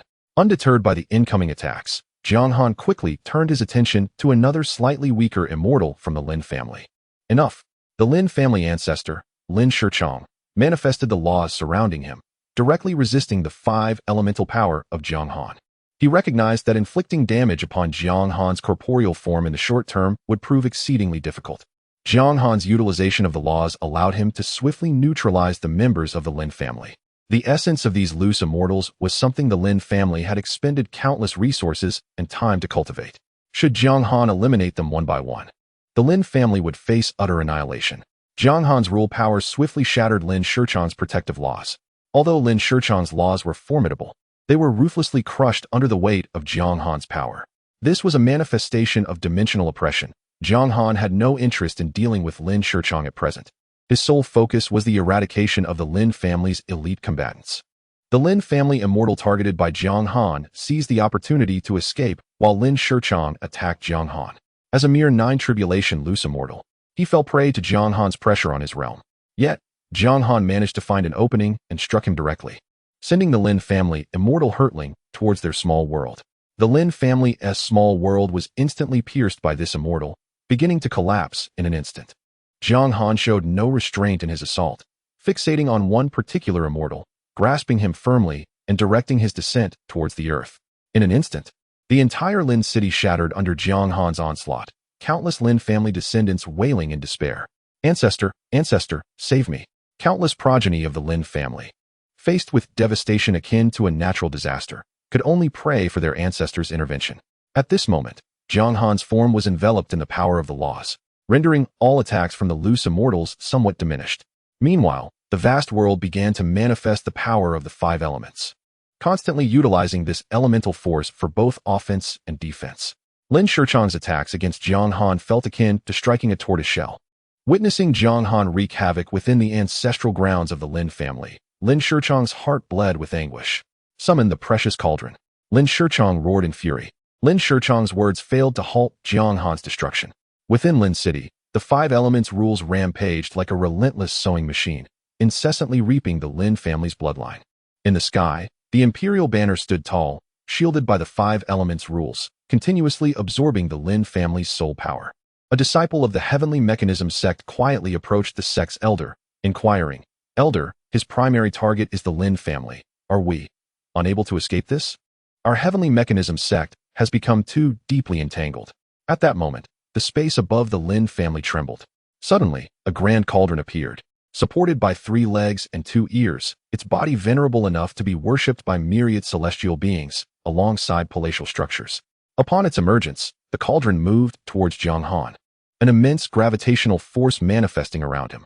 Faced with this force, Jiang Han swiftly drew the five-element spear, which had undergone a transformation under the refinement of the five elements rules.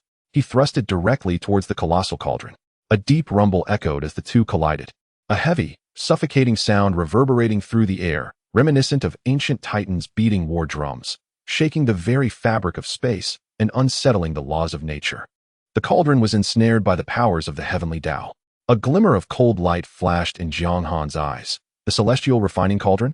He speculated that this was indeed the cauldron served by the Lin family's first ancestor to the mighty beings of the celestial court. Countless attacks rained down upon Jiang Han, yet they inflicted little harm upon him. At this moment, he discerned the cauldron's name, the Qianyuan cauldron, capable of refining all things, even the flesh of golden immortals. In the face of such a massive cauldron, a direct confrontation was not an option. As the five-element spear struck, the cauldron's gravitational pull dissipated. The heavenly Tao's power surrounding the cauldron was suppressed by the vast rules of the world, and karmic retribution began to descend upon the Lin family's fortunes. In Lin City, countless beings perished in an instant, their souls shattered by the clash of the cauldron and the spear. Once the attack ceased, the cauldron's pull re-emerged around Jiang Han. The five-element spear lunged once more at the cauldron, interrupting its gravitational force. Boom hum, boom hum, boom hum, boom hum. With each relentless strike of the five-element spear, the collision of the five elements rules and the cauldron's rules resulted in the demise of cultivators beneath the level of scattered immortals in Lin City. The heavenly Tao unleashed boundless karmic retribution, which Jiang Han bore alongside the Lin family. The Lin family wielded celestial artifacts from the era of the celestial court, accompanied by the heavenly Tao's rules, facing rejection from the heavenly Tao itself. As the cauldron appeared, the Lin family's fortunes became ensnared by karma. However, Jiang Han paid little heed to the karmic weight upon him. He did, however, notice that other scattered immortals from the Order of Order had begun to act. Had they reached an accord? Their ability to form an agreement was entirely within expectations, as they were indeed a community of shared interests. Jiang Han also recognized their shared burden of karma with the Lin family, and he began to strike the Qianyuan cauldron with fervor. Boom hum, boom hum. The sound echoed continuously above the azure profound Tao domain, as the Qianyuan cauldron had long since departed from the Lin family's ancestral grounds. Within the ancestral grounds, no being below the level of scattered immortals remained. All had been struck dead by the reverberations. At this moment, the Qianyuan Ding was being relentlessly struck by Jiang Han within the Tsang Xian Dao domain, following the artifact wherever it was forced to go. The other members of the Order Alliance were now in a state of panic. They began to call out to Jiang Han, urging him to remain composed. Friend ZG, you must gather your thoughts. The Lin family has suffered tremendous losses already. We understand that your emotions are heightened, but do not let them dictate your actions. This is but a manifestation of your inner demons. Within the Order Alliance, witnessing the relentless slaughter of their disciples and kin had left them in disarray. They regretted their earlier intervention. You must find your calm. Think of your family, who await your return in their own domain. What would become of them in your absence? Reflect upon your future, dear friend. Your life stretches before you, and it is not worth risking everything for the Lin family. It is not too late to cease this conflict. However, Jiang Han paid no heed to their pleas, continuing to strike the Qianyuan Ding with fervor while enduring the assaults from the scattered immortals of the Order Alliance. Anyone who dared to seize the Qianyuan Ding would immediately face the backlash of the rules of battle emanating from the artifact itself. At this moment, the five elements rules were clashing with the inherent rules of the Qianyuan Ding, devouring one another. Although the rules of the Qianyuan Ding were of a higher order, they were still being suppressed by the overwhelming forces of the vast world surrounding them. Chapter 113. The genealogy of the Lin family is truly a marvelous artifact. Jiang Han's body had grown numb under the relentless assault of numerous scattered immortals. Time had become irrelevant to him, as the incessant thudding echoed in his ears. The entire Zhongxian Dao domain had been purged twice at his hands. Upon the death of one being, another would swiftly emerge. Cursed be it, to kill him, to hang his soul amidst the stars to burn for eons. Jiang Han remained unaware of the multitude of scattered immortals besieging him, his hands tirelessly striking the Qianyuan cauldron. The rules atop the cauldron were on the verge of being obliterated by the five elements laws, under Jiang Han's command. The cauldron rapidly consumed the power of these elemental laws to grow stronger. Dark clouds obscured the sky, a manifestation of Jiang Han's karma and that of the Lin family. Ancestor, the Jiang family has no kin in the purple extreme Dao domain, merely avatars. At this moment, a disciple of the Tianji sect transmitted information to their patriarch, who had long been prepared to overturn the table in frustration. The patriarch glared menacingly at Jiang Han. His body bore countless wounds, yet he continued to move. In the brief span of a century, the Zhongxian Dao domain had been drenched in blood twice. Those in their ranks who did not withdraw were directly obliterated. Anyone who had engaged Jiang Han in combat now bore the weight of karma. The Lin family deployed the Qianyuan cauldron, which in the eyes of the heavenly Dao was equivalent to a forbidden zone. To attack the cauldron was akin to pacifying a forbidden realm. And now the burden of karma was shared among them. Having discreetly relocated his family, the Tianji sect patriarch surmised that Jiang Han did not intend to remain in the vast realm. Yet, despite his intentions, Jiang Han still planned to linger. This created an awkward predicament. If they ceased their battle with him, he would undoubtedly slaughter their descendants, systematically eliminating the scattered immortals within their ranks. At present, the Lin family's scattered immortals had been refined down to mere dozens, leaving only a handful of high-level immortals. As for the Lin bloodline, it had been eradicated from the Zhongxian Dao domain. The Lin family was thus half destroyed, dragging along their Order Alliance. "Where is the Starry Sky Legion?" inquired a prominent figure from the Order Alliance.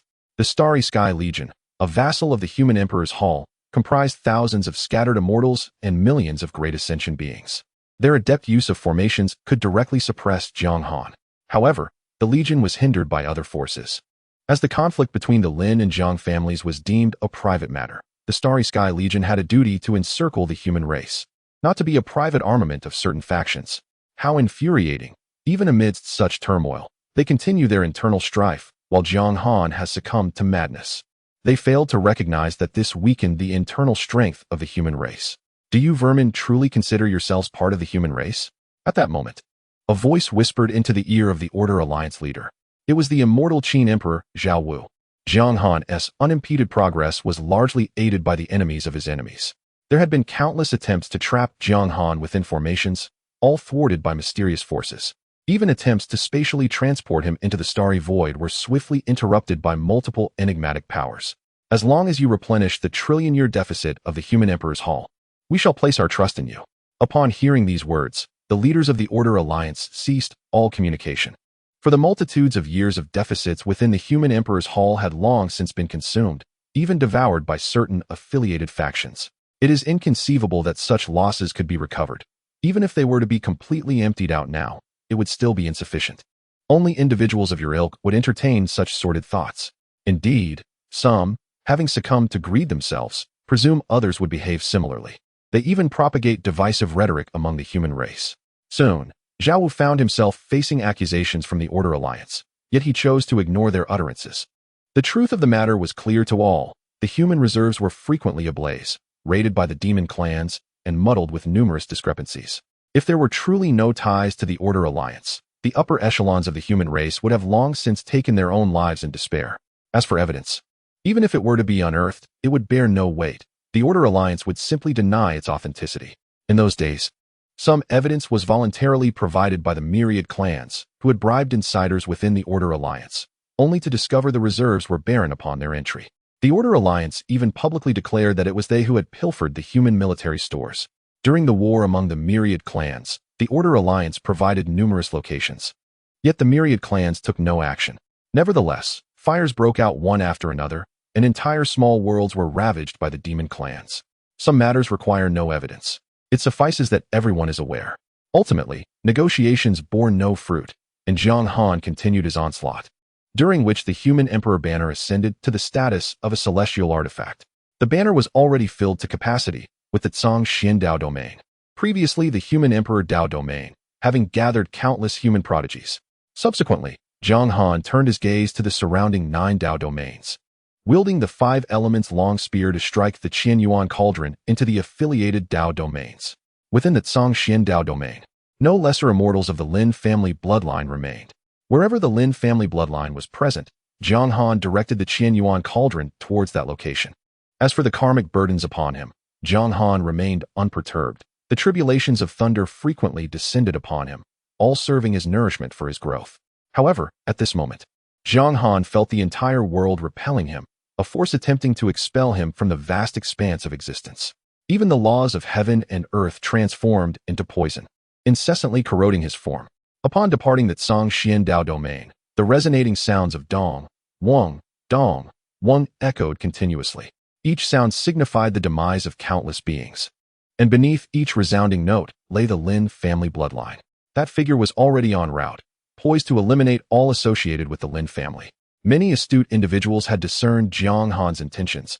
As long as the Lin family bloodline remained, the Qianyuan cauldron would manifest above, followed by the ominous sounds heralding the fall of myriad lives. Initially, numerous factions resisted, believing the Order Alliance would ultimately triumph. Yet, the ranks of the Order Alliance dwindled. With the accumulation of karmic burdens, many lesser immortals chose to withdraw, allowing Jiang Han to continue his actions unimpeded. Even now, the presence of the Lin family continues to dwindle, leaving only the venerable ancestor Lin Shichang amidst the vast expanse of the world. The other scattered immortals of the Lin family have been cast out, shunned by this desolate realm, retreating into forbidden zones for refuge. As the cleansing persists, Jiang Han can no longer sense the Lin bloodline in this place. Many locales have transformed into mountains of corpses and seas of blood, all belonging to the descendants of the Lin family, while Lin City faces relentless slaughter at the hands of various forces. In their struggle for survival, they have long since abandoned any loyalty to the Lin family. Even if the ancestor still draws breath, it matters little, for formidable powers stand behind them. Lin Shichang's eyes blaze with fury as he relentlessly assaults Jiang Han, yet his efforts yield no fruit. In this stalemate, neither can kill the other. Only witnessing the carnage Jiang Han wreaks, he yearns to thwart the other factions from annihilating the Lin bloodline. But he is swiftly obstructed by Jiang Han and certain entities of the Order Alliance. Do not provoke that madman. He has already turned the tables and is no longer inclined to coexist within this vast world, intent on cleansing the Lin bloodline from his territory. As various factions commence their actions, they suddenly recognize the value of the Lin family genealogy. Following the lineage laid out in the family tree proved a far more efficient approach than searching individually. Fellow cultivator, hold firm. Remember, Lin Xian still lives. We have already identified a potent ally who will undoubtedly intervene when the time comes. Within the Order Alliance, various entities consoled Lin Shichang, for he was indeed their ally. Chapter 114. The Division of Humanity. Reinforcements just arrived. Where are the people you sought? Why have they yet to take action? At this moment, the venerable ancestor of the Lin family, Lin Shichang, had succumbed to a state of madness, realizing that their lineage was indeed doomed. In the vast expanse of the world, the Lin family had been systematically eradicated by a coalition of forces, even facing the rejection of heaven and earth itself. No matter how defiant one's fate might be, the inexorable weight of karma would inevitably exert its influence. Lin Shichang turned his gaze towards his allies. If one were to claim that they lacked resolve, many bore the marks of battle upon their bodies. Yet, if one were to contend that these allies were indeed loyal, it was these very allies who had turned a blind eye as their subordinates slaughtered the Lin family bloodline. In the face of Lin Shichang's piercing gaze, his allies appeared bewildered, as if oblivious to the unfolding calamity. Jiang Han, now driven to insanity, shared the burden of power with them. To avoid drawing Jiang Han's ire, they could only tacitly permit their subordinates to decimate the descendants of the Lin family. Lin Shichang found himself envious of Jiang Han, wishing he too could act without restraint. He contemplated the idea of vanquishing the allies of the Order Alliance, yet he refrained, for he had descendants like Lin Xian, who held the potential to become an emperor of heaven. Having been born within the celestial realm, Lin Shichong's aspirations were shaped by witnessing the grandeur of the heavenly emperor. He longed for his progeny to ascend to such heights.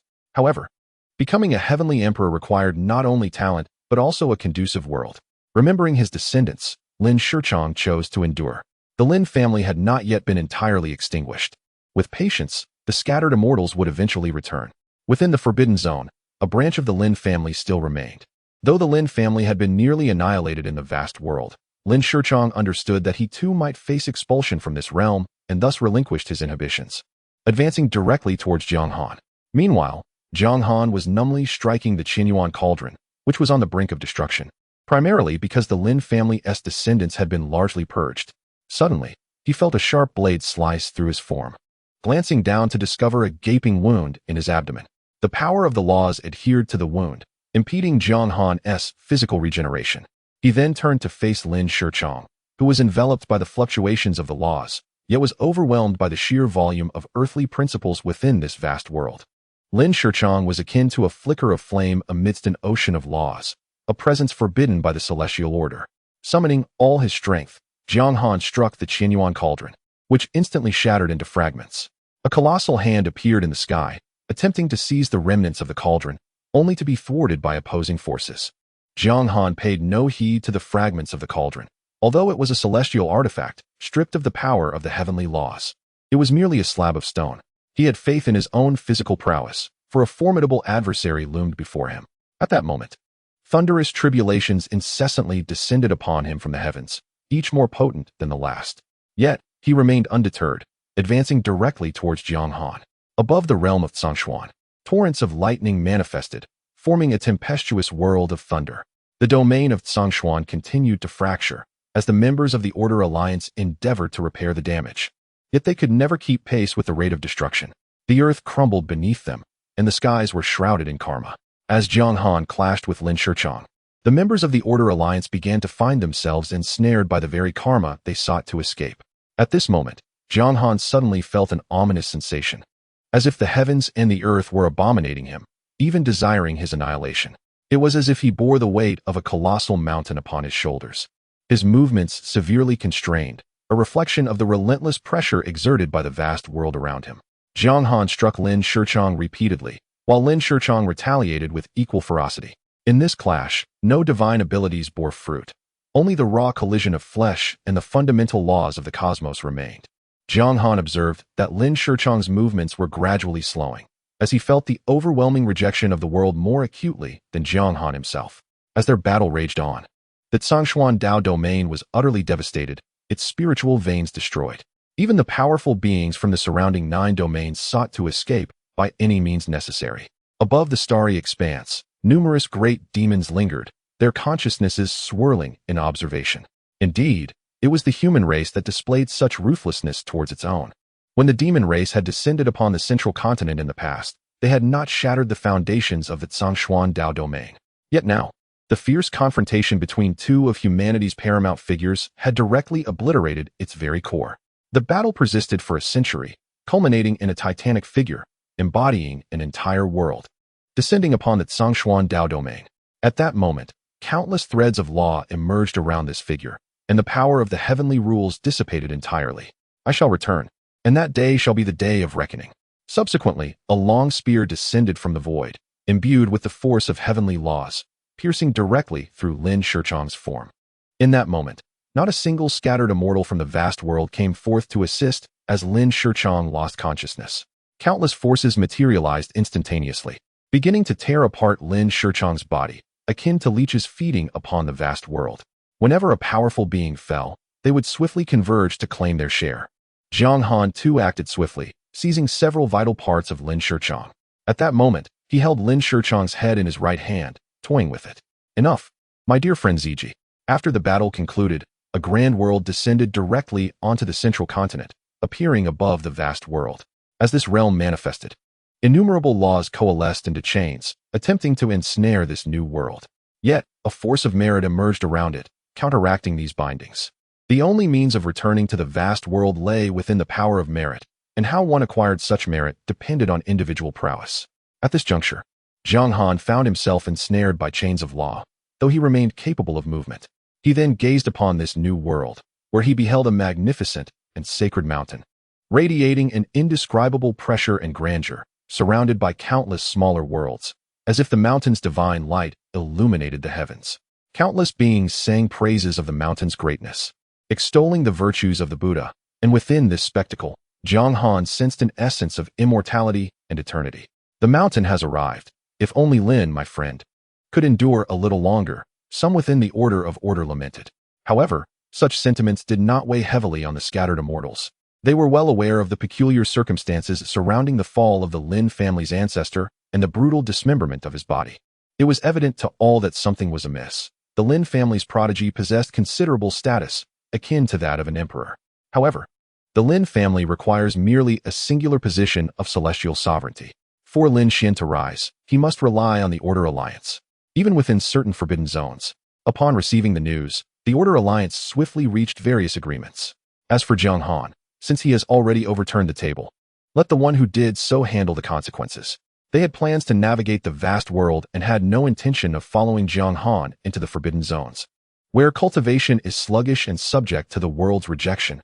At any moment, they might become mere experience fodder for some entities. Inviting this individual came at a considerable cost to the Order Alliance. Many villages began to communicate discreetly. Chapter 115. The Shattered Azure Realm. In the vast expanse of the realm, the beings engaged in conversation were scarcely affected by the battlefield.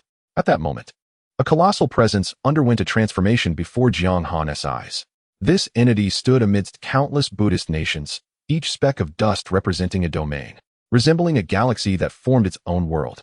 Jiang Han recognized it as the Buddha of the vast realm, the Mountain Sea-wise King, also known as the Mountain Tathagata. According to the records of the human race, the Mountain Tathagata was a manifestation of a mountain from a great world during the era of the Celestial Court. It was an innate being that, with the support of mysterious powers, engaged in a great battle with the Celestial Court. Ultimately, as the Celestial Court shattered, it hollowed out the vast world it inhabited and arrived in the vast realm. In the vast realm, there once existed an era of Buddhism, though it was eradicated by powerful beings uniting against it. Currently, Buddhism within the vast realm is equivalent to the extraterrestrial demons, and the Mountain Tathagata undoubtedly stands as the pinnacle of existence within the Forbidden Zone. The entire forbidden area radiated with Buddhist light, illuminating the surrounding 9 great domains, turning countless beings into devout followers. Indeed, Buddhism permeated all heavens and worlds. According to human records, the concept of Buddha did not exist during the era of the Celestial Court. It was only after certain forces intervened in the Celestial War that the Buddha emerged, and it was during that time that the Mountain Tathagata ascended to Buddhahood. A golden giant hand emerged from the Forbidden Zone, advancing towards Jiang Han, surrounded by an endless force of rules. As Jiang Han observed the hand growing larger, he felt as insignificant as an ant beneath its shadow. He knew that his only option was to flee. His current state was far too precarious, and he was unaware of how many beings were lurking in the shadows, watching him. Should he show any signs of injury, those hidden entities would pounce upon him like sharks sensing blood. Countless forces of rules converged upon the tip of his spear, attempting to halt the descent of the giant hand. At the moment it paused, Jiang Han swiftly departed from the central continent, heading towards the starry sky. As he distanced himself from the central continent and approached the fringes of the vast realm, the power of the laws grew increasingly feeble. At the instant Jiang Han left, several forces launched an assault on the Mountain Tathagata.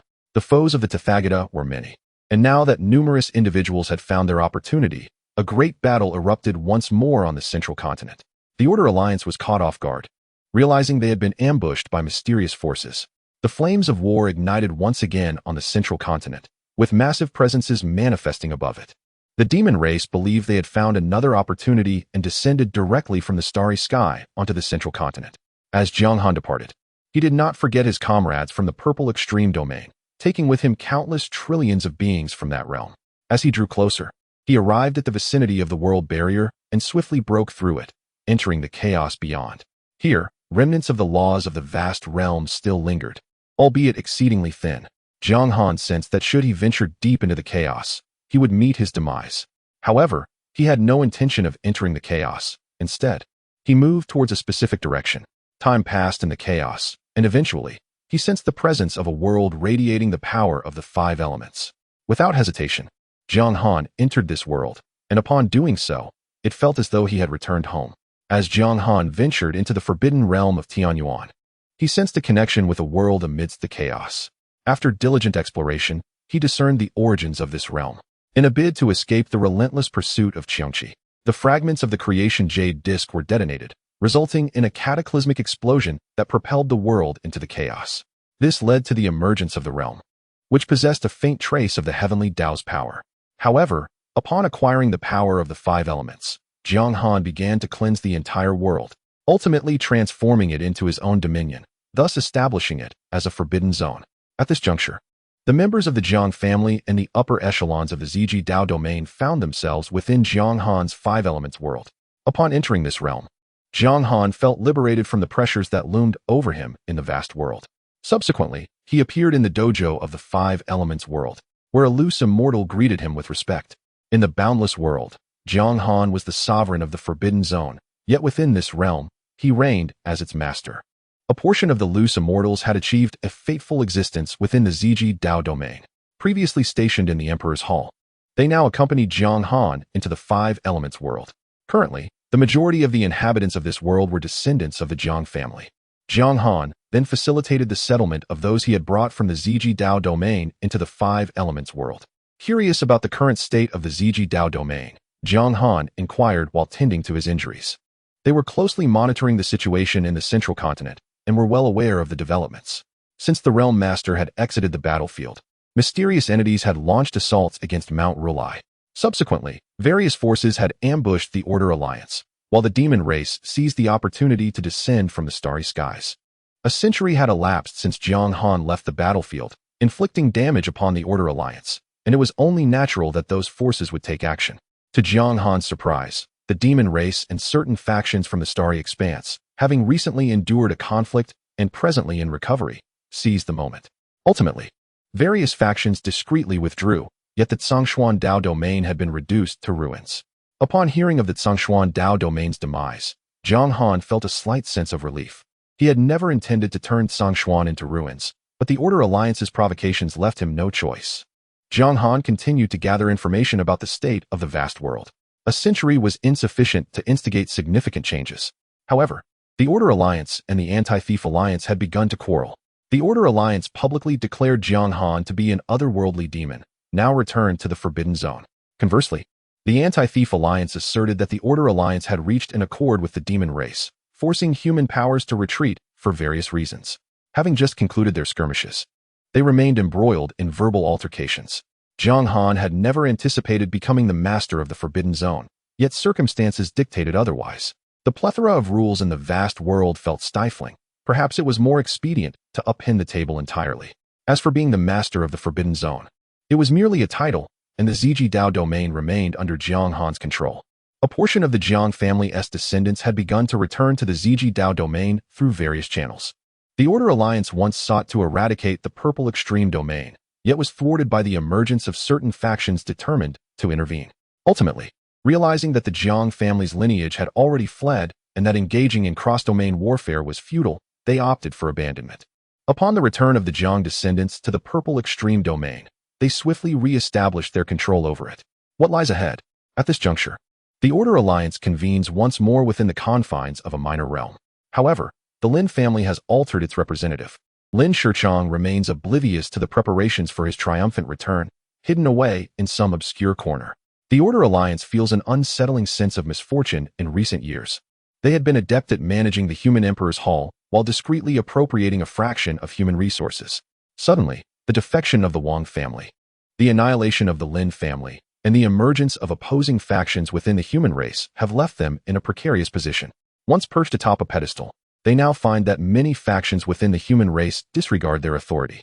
One representative from a sect spoke up, insisting on contacting Dan Shenzi to demand the surrender of Lin Xian. Dan Shenzi, once a close friend of the Lin family's first-generation ancestor, had seen many forget his esteemed title from the Celestial Court. He is now known simply as Dan Shenzi. Chapter 116. The war begins with the weather vane beyond the vast, desolate world lies a grand realm shrouded in chaos. Within this realm, atop a towering mountain, a young man shatters a wine glass upon the ground, the liquid cascading in a shimmering arc, yet he remains utterly indifferent. The attendants around him instinctively lower their heads. He is Lin Xian of the Lin family, foretold by his ancestral elder from a young age to possess great fortune and destined to ascend to the pinnacle of the world. However, in this moment of disarray, he is consumed by despair, for his once proud lineage has been obliterated. Lin Xian stares intently at the jade slip in his hand, an intelligence report that has arrived decades late. The Lin family's influence across the vast world has been entirely eradicated, and his gaze seems to pierce through all illusions. Oh, ancestral elder, he murmurs, his voice growing hoarse as he contemplates the fate of his family. You prided yourself on your foresight, orchestrating the vast world as your chessboard, only to find yourself discarded like a pawn, and the first to be eliminated. He reflects on his own life. Having been endowed with exceptional talent and remarkable insight since childhood, this had always been his pride. Yet he has recently learned that all his achievements were merely the result of usurping the destinies of others. This thought weighs heavily upon him. He believes that even without encroaching upon another's fate, he could have attained his current stature. The revelation that Jiang Han had slain the Lin family's ancestral elder struck him like a thunderbolt. Despite being contemporaries, Jiang Han had ascended to a level parallel to that of ancient beings.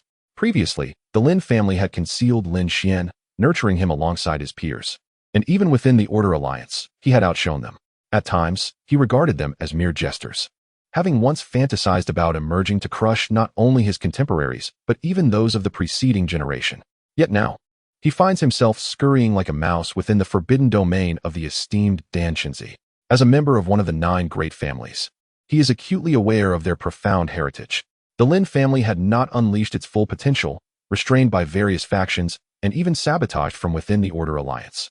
Little did he expect that one day he would become a mere puppet. Lin Xian begins to mock himself. The annihilation of the Lin family was undoubtedly a deliberate act by the Order Alliance, designed to leave him without wings, rendering him reliant upon them. As for the current Thief Alliance, he finds himself unable to align with them, while Jiang Han grows increasingly entwined with their ranks. In the cosmic expanse, a powerful figure from the demon clan sends a projection into the starry void. A great transformation is imminent in the vast world. Prepare yourselves. This projection warns the many formidable demons. Can the arrangements of the ancestral elder be made clear? A cautious white wolf inquires. The projection, upon hearing the question, does not respond swiftly but gazes into the heavens, as if seeking to fathom the entirety of existence. What exactly is about to unfold remains unknown to us. We are only aware that the heavenly Tao has been accumulating its essence over the years. Coupled with the recent revelation of a suitable heavenly Tao rule for the vast world, these two factors are bound to culminate in a grand reshuffling. As the vast world manifests the principles of the heavenly path, with its formidable predictive capabilities, it is indeed possible to extrapolate other celestial doctrines. The emergence of these principles, coupled with the accumulation of the essence of the heavenly path over countless millennia, heralds significant events. The human race might wish to probe the situation, as they occupy a central position on this earthly stage and are likely privy to more information. Subsequently, this avatar contemplated the human race and instructed many of the great demons. Some ancient demon ancestors are set to descend. Pay heed. After delivering these words, the avatar vanished from the realm of the demon clan. Upon hearing of the ancient ancestors' arrival, many great demons exhaled in relief. For many of these ancestors hailed from the era of the celestial court. Their true forms may have been destroyed, and they currently lack physical vessels. But they are preparing to re-emerge. In the cosmos, upon a colossal continent, numerous small worlds orbit a grand palace. Within the palace, a bronze beast furnace emits curling tendrils of azure smoke, and the air is saturated with an almost palpable stillness. At the forefront sits Zhao Wu, the lord of the immortal Qin, clad in dark robes, with a celestial crown adorned with jade pearls cascading down, his eyes swirling with the essence of laws. Meanwhile, Jiang Yanhao stands in the hall, quietly observing the figure of Zhao Wu. This marks Jiang Yanhao's first encounter with Zhao Wu, about whom he has gathered insights. Zhao Wu, once overlooked by the royal family during his youth, ascended step by step to become a master of the path, ultimately unifying this continent.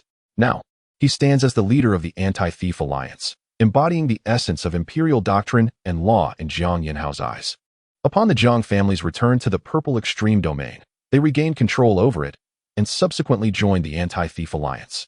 Jiang Yanhao chose not to engage in the discussions among the others, instead opting to listen intently. Within the hall, various factions engaged in fervent debate. We should press our advantage and eliminate those parasitic humans. No, we have just endured a great war against myriad races. Many factions are yet to recover. We are far from the central continent and still need to establish stable passageways. There are super domains within the central continent poised to reap the benefits, while the myriad races of the vast world remain in hiding. Numerous forbidden zones also exist, and they too await the opportunity to return to the vast world. These factors necessitate careful consideration. If we were to engage those parasites directly, it would be all too easy for certain factions to seize the fruits of victory. Each individual and faction possesses their own rationale.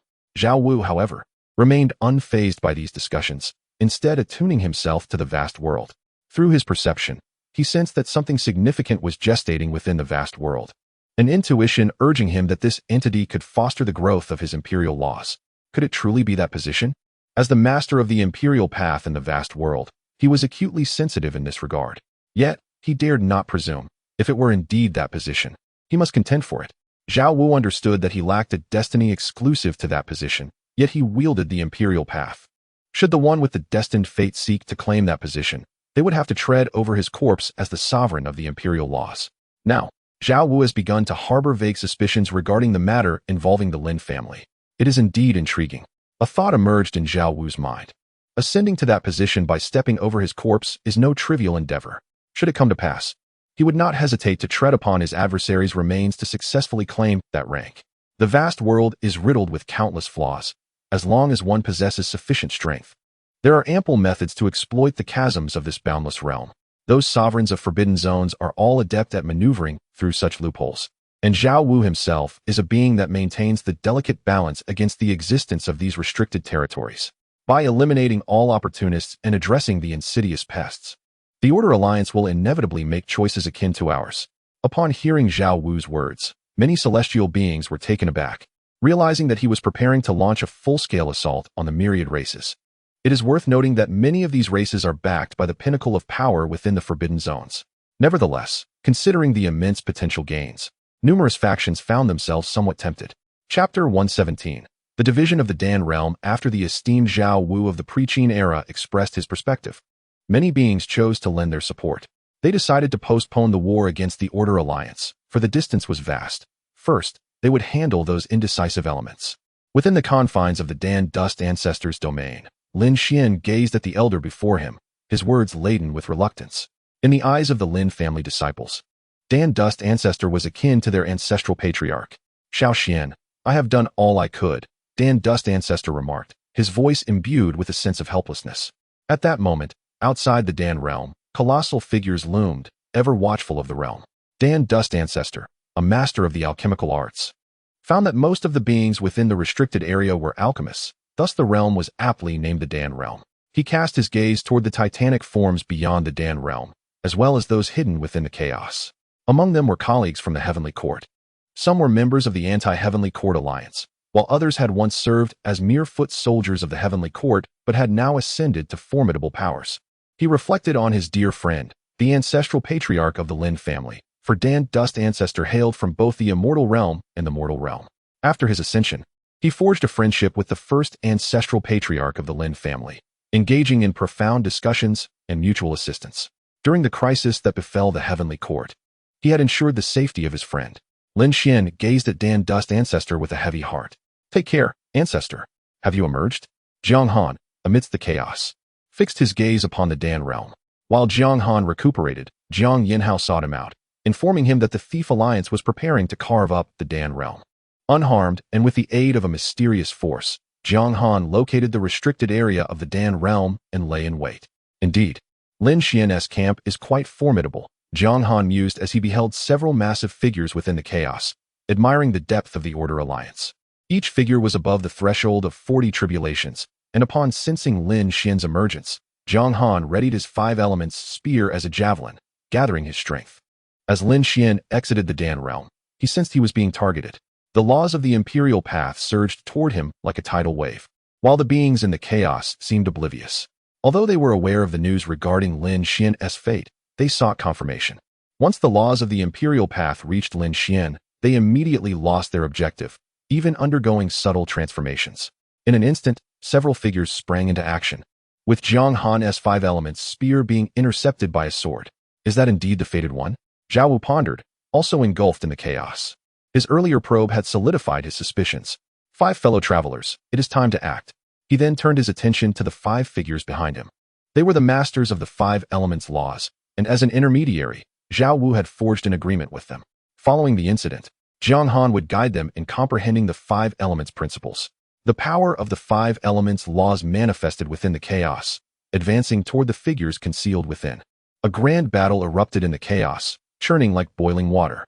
Jiang Han chose to engage, firmly supporting the understanding of the 5 elements principles.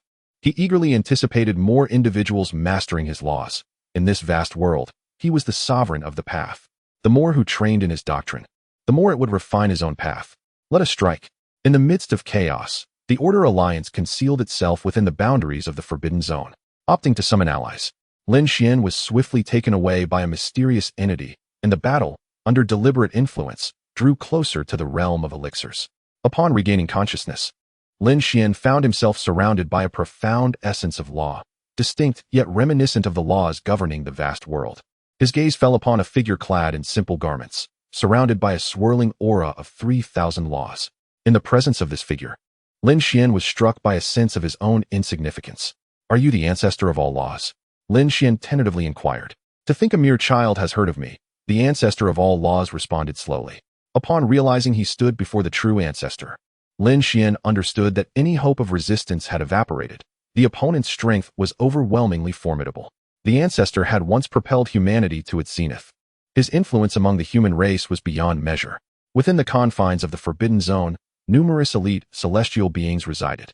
With the ancestor of all laws joining forces alongside the Order Alliance, Lin Xian could only resign himself to becoming their puppet. Young one, I see you possess extraordinary talent. A potential worthy of the Heavenly Emperor, the ancestor of all laws remarked gently. Hearing this, Lin Xian knelt swiftly. The Xian family has been annihilated. I wander aimlessly. My cultivation fraught with confusion, yearning for a worthy mentor. I beseech the ancestor to accept me as a disciple.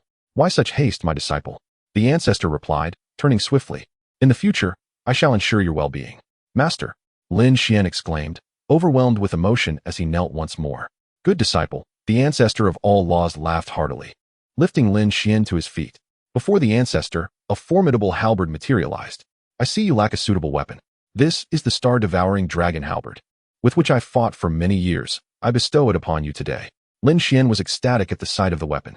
He had heard tales of the star-devouring dragon halberd, crafted from the heart of a fallen star from the abyss of 9 hells, melded with the essence of the ancient divine mountain, and tempered by celestial flames over countless millennia. Intricate runes adorned its surface, occasionally shimmering with the light of dragon scales. Its blades forged from the horn of a void beast. It was said to rival the weapons of the celestial realm, a true instrument of an era. Yet upon receiving the star-devouring dragon halberd, a fleeting thought crossed Lin Xian's mind, a desire to test the ancestor. He quickly dismissed this notion, and the scene transitioned into a heartwarming display of master and disciple affection.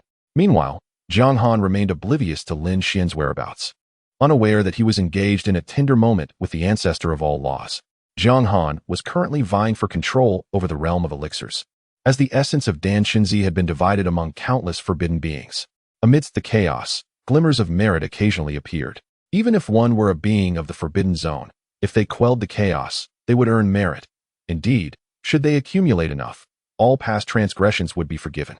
Either the heavenly order would restore peace, granting merit for the pacification of the Forbidden Zones, or the celestial decree would incite infighting among the denizens of the Forbidden Zones.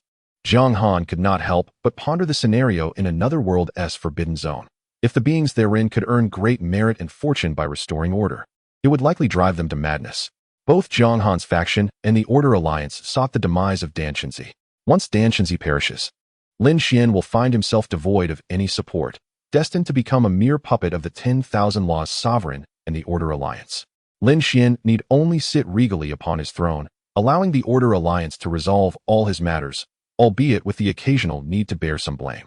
Bearing the destiny of the Heavenly Emperor and being the favored son of the Heavenly Tao, the burdens of the Lin family's karma have not inflicted any harm upon Lin Xian.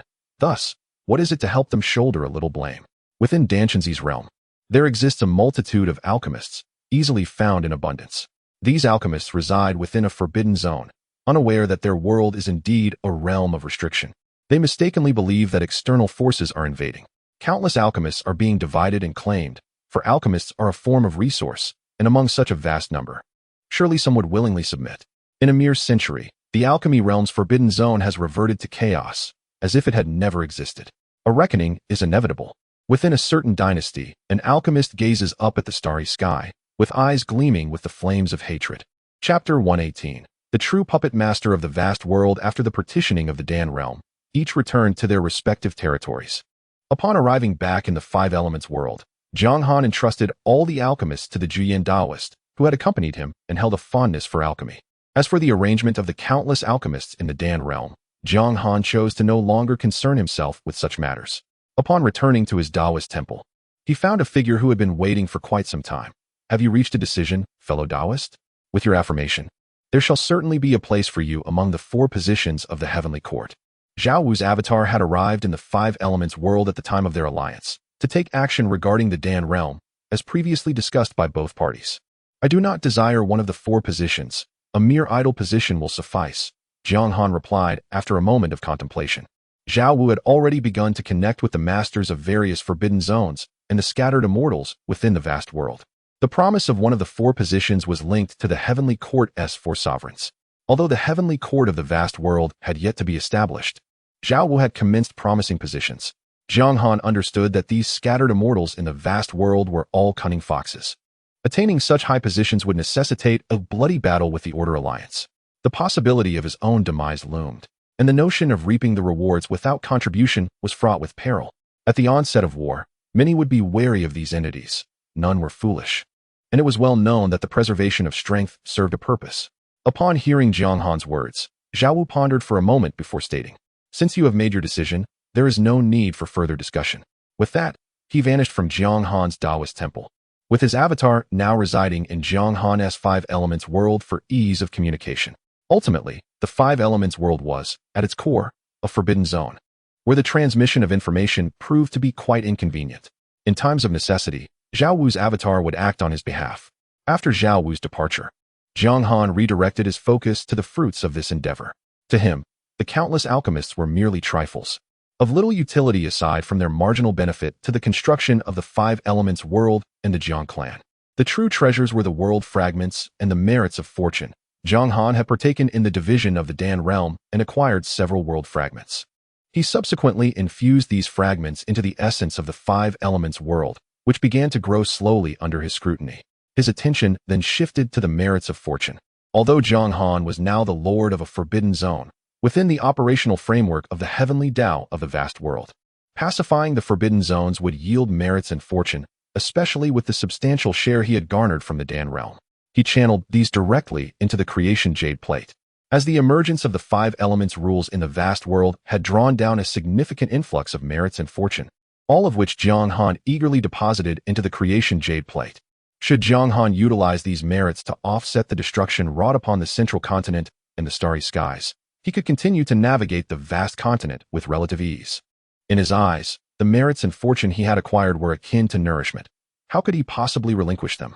At worst, he would remain an unregistered entity within the vast world. Subsequently, he gazed upon the celestial jade disk, which, under the immense endowment of fortune and virtue, had now deduced the 3,000 laws of the heavenly Tao suitable for the vast world. These regulations were not only fitting for the boundless realm, but also for Jiang Han, who had now ascended to the position of master of the Five Elements. Many entities had grown increasingly envious of his status. Should he directly ascend to become one of the 3,000 ancestors, certain beings might conspire to erase him from existence. A thought suddenly flickered in Jiang Han's mind regarding the possibility of infiltrating the heavenly Tao space. He promptly commanded the celestial jade disk to locate the origin of the heavenly Tao. The origin of the heavenly Tao constituted the core of a world. Yet amidst the fervent consumption of fortune and the deductions of the celestial jade disk, it successfully pinpointed the origin of the heavenly Tao within the vast world. To ensure caution, Jiang Han resolved to send forth a wisp of consciousness to investigate, discreetly enhancing it with additional elements to remain undetected. The location of the heavenly Tao space imparted a sensation of being both distant and near. Soon, Jiang Han entered a particular realm, swiftly concealing himself within it. Upon raising his gaze, he was met with a shocking sight. A colossal orb of light existed within the heavenly Tao space. Recognizing this orb as the essence of the vast world, which, in a certain sense, embodied the heavenly Tao, he observed myriad runes of law entwined around it, among which lay the rules of the heavenly Tao, allowing Jiang Han to sense his own 5 elements rules. Beyond the runes, several chains of law relentlessly siphoned the world's essence. On these chains, he discerned the rules of the heavenly Tao from the celestial court era. However, these regulations had yet to breach the defensive line of the Tao's origin. Instead, they silently drained the world's energy. Notably, there were several black holes. Upon counting, Jiang Han noted there were over a dozen. This indicated that numerous entities from the vast world had directly discovered the heavenly Tao space. Observing that they had not yet fully dominated the Tao, Jiang Han exhaled in relief. Had the Tao become mere playthings for these beings, the situation would have become exceedingly dire. If they could do this, might he not also follow suit? Soon, several black holes manifested before Jiang Han's corporeal form, into which the chains of the 5 elements rules directly descended. Consequently, a chain of rules representing Jiang Han's 5 elements emerged within the heavenly Tao space. The spiritual energy within the heavenly Tao space had reached an ineffable density, even suffused with celestial essence.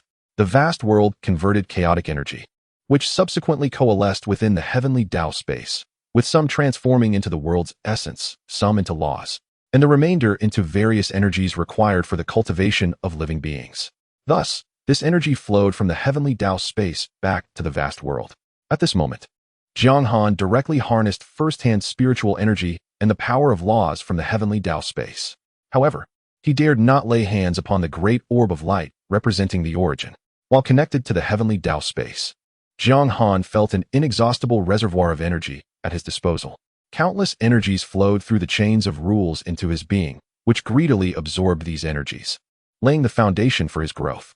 It seems that yet another fellow has reached the same echelon as us. Above the chain, the essence of the 5 elements principles is palpable. It must be the purple extreme Taoist. Amidst the chaos, several sovereigns of the forbidden zones have begun to converse. Within the realm of heavenly Tao, it appears as though nothing has transpired. Only a few black holes and strands of rules continuously absorb the energy available within the space of heavenly Tao. As Jiang Han senses an apparently inexhaustible reservoir of energy, he begins to comprehend the saying that the sage remains immortal while the great thief never ceases.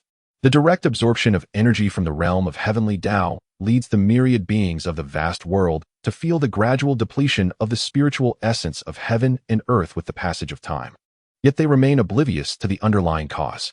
Should this persist, the entire vast world may ultimately be drained by these entities, with Jiang Han becoming one among them. Jiang Han had never encountered any prior information. It seems these beings are indeed the true puppeteers behind the scenes of the vast world. Chapter 119. The heroes of yesteryear with the energy provided by the heavenly Tao space for cultivation. All the power of the creation jade disk was devoted to the deduction of the heavenly Tao's principles. In the vast world, upon a certain continent, Jin Tianyu was immersed in comprehending the laws of the heavenly Tao. At this moment, Jiang Han's understanding of the heavenly Tao was inscribed upon the celestial realm, and the vast world had already embraced the laws of the heavenly Tao. Jin Tianyu, as the master of the golden laws, had established this continent known as the Golden Continent. He felt both envy and resentment towards Jiang Han's mastery of the 5 elements laws. Although Jiang Han had been expelled from the vast world by the heavenly Tao, as long as he lived, he remained the sovereign of the 5 elements laws. The absolute source of the 5 elements laws had once tempted Jin Tianyu to intervene when Jiang Han wielded them, but he ultimately refrained. With the foundation of the golden laws, Jin Tianyu soon grasped the heavenly Tao's principles of gold. Upon his mastery, calamities of thunder appeared in the sky, reminding him of the legends that to become a celestial being, one must undergo such tribulations. Throughout the entirety of the thunderstorm, Jin Tianyu suffered no harm, for his physique had long reached the level of a golden immortal, rendering the mere celestial thunder unable to inflict any damage upon him. As Jin Tianyu traversed the thunderstorm, countless consciousnesses were engaged in fervent discourse. A shift in the tides was imminent, and preparations must be made. In the purple extreme Tao domain, Jiang City had transformed into a colossal metropolis, surrounded by countless miniature worlds. After the Jiang family departed, the original Jiang City was taken away by an unknown scattered immortal.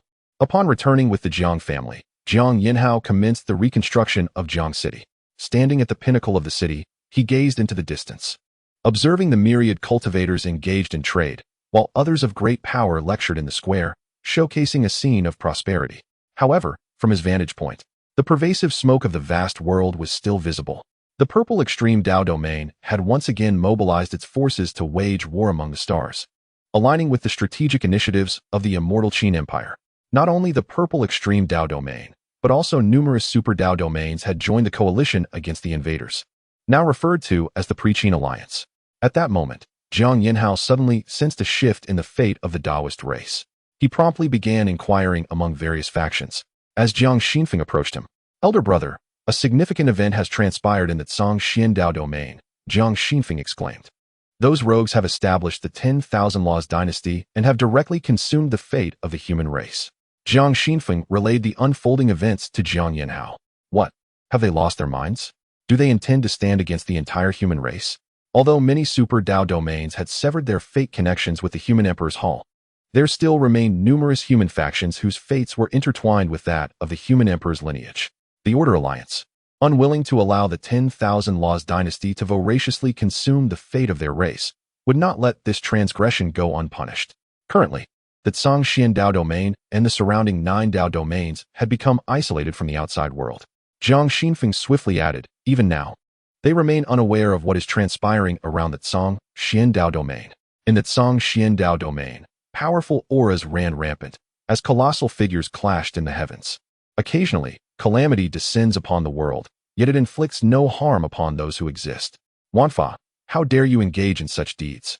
Wang Mingji cast an angry gaze towards the esteemed Wanfa. He could scarcely fathom that under Wanfa's manipulation, the Wanfa dynasty had directly consumed the fortune of the human emperor hall. Although Wang Mingji was one of the ancestors of the 9 great families, he still stood on the side of humanity. "You old fool, it is precisely because of your existence and your incessant siphoning of human fortune that the myriad races have space to thrive." Wanfa showed no concern for Wang Mingji's anger. Within the realm of the human emperor, many beings that should have perished have lingered, sheltered by the fortune of humanity. The price for this, however, has been the consumption of human fortune. Wanfa had once sought to lead humanity in quelling the myriad races, yet these old fools, each time the fortune of humanity was on the verge of transformation, would ravenously devour it. Ultimately, under the pressure from these elders and other forces, Wanfa was forced into the realm of the forbidden. What are you waiting for? Do you intend to allow these old fools to consume the fortune of the Wanfa dynasty? Wanfa directed his gaze towards the 9 great families and 18 sects, many of whom were their ancestors. Following Wanfa's declaration, the beings within the Order Alliance hastily joined the fray. The Wanfa dynasty was the foundation upon which they constructed the heavenly court, while these ancestors, reliant on the fortune of humanity for their survival, were reluctant to relinquish it, even desiring to continue their dependence on the fortune of the Wanfa dynasty. When the heavenly court was established, they aspired to attain high positions within it without contributing, seeking to reap benefits effortlessly. Such a scenario is too good to be true. Even if they were once the contributors to humanity's dominance, countless eons have passed, and the merits of the previous dynasty hold no value in the current era. Even their ancestors cannot obstruct their paths. Jiang Han received news of significant events occurring in the central continent, while within the realm of the 5 elements, and he swiftly sought ways to observe the happenings. "Friend, are you prepared to take action?" Jiang Han inquired of Zhao Wu's avatar. The vast expanse of the continent is rife with secrets, and there are many matters Jiang Han does not comprehend. Thus, it is prudent to consult those who are informed. Among these beings, Jiang Han also spotted the esteemed Qingmu, who was currently being divided by some entities from the Forbidden Zone. "Friend, we need only to watch. Let them unravel their own grievances." Surprisingly, Zhao Wu chose not to exploit the chaos this time. Through Zhao Wu's explanation, Jiang Han gleaned some understanding. Many of these beings were once meritorious figures of humanity during the era of the Heavenly Court, while others were contributors from the time humanity ascended to supremacy. Yet they clung to the fortune of humanity, continuously devouring it to attain immortality. Confronted with these former contributors to humanity, Zhao Wu was reluctant to intervene, leaving Jiang Han uncertain whether he should act. Subsequently, Zhao Wu recounted the disputes between Wanfa and these beings.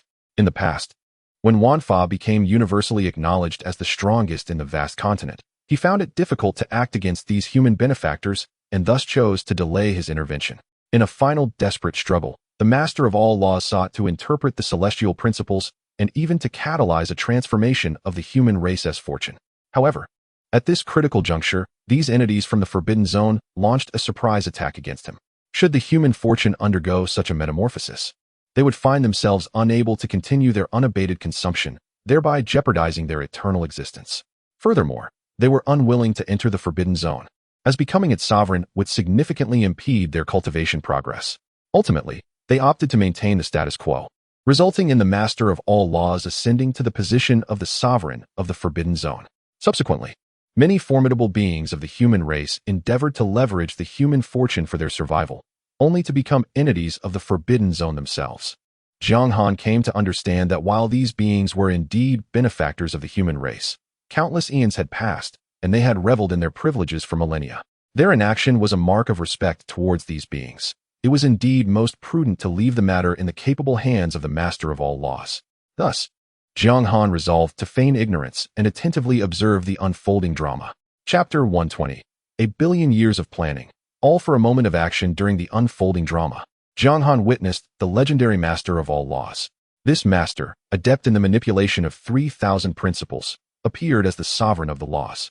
From Jiang Han's perspective, the master was on the verge of deducing a celestial doctrine suitable for the vast world. However, it remained just out of reach, as the celestial doctrine was destined to be birthed within the realm of the celestial. The chain of rules binding Jiang Han to the celestial realm did not merely absorb its energy, it also clandestinely transmitted the celestial principles back to the realm. As the creation jade plate began to form the nascent shape of the celestial doctrine. Subsequently, through a certain method, it aimed to subtly alter the concept of the celestial, leading it to believe that this was derived from its own deductions. The creation jade plate would reference the celestial principles to further its own deductions, allowing Jiang Han to comprehend them. Should this plan succeed, Jiang Han would ascend as the true Tao ancestor of the vast world, the sovereign of the 3,000 principles, and could become a harmonized being when necessary, albeit it was merely a vague plan at present. The battle between the Master of All Laws and the elder veterans of the human race had persisted for 100,000 years, with waves of spiritual energy surging through the vast Tao domain and the surrounding 9 great Tao domains. Most of these energies were the result of the elder veterans sacrificing themselves to nourish the world. Previously, these veterans had united with the demon race. Now, the Master of All Laws had allied with them to resist their foes. Truly, it is a cycle of cause and effect. The Master of All Laws had emerged victorious, while those elders reliant on the luck of the human race to prolong their lives found themselves with no opportunity to become sovereigns of the Forbidden Zones. One after another falling in battle, Jiang Han gazed upon the 10 Tao domains once more laid waste. These were the most bountiful, the true heart of the world. Yet they had been ravaged countless times. Under the support of the Master of All Laws and a host of scattered immortals, the Law dynasty had unequivocally become the most formidable force in the vast world. Following the resolution of internal matters, it began to expand outward, leveraging its connections within the Order Alliance, with the backing of the Master of All Laws. In a mere 10,000 years, it had come to dominate hundreds of Tao domains, with several super Tao forces being annihilated entirely. Additionally, a portion of the powerful demons chose to join the Law dynasty. The era had once again transformed.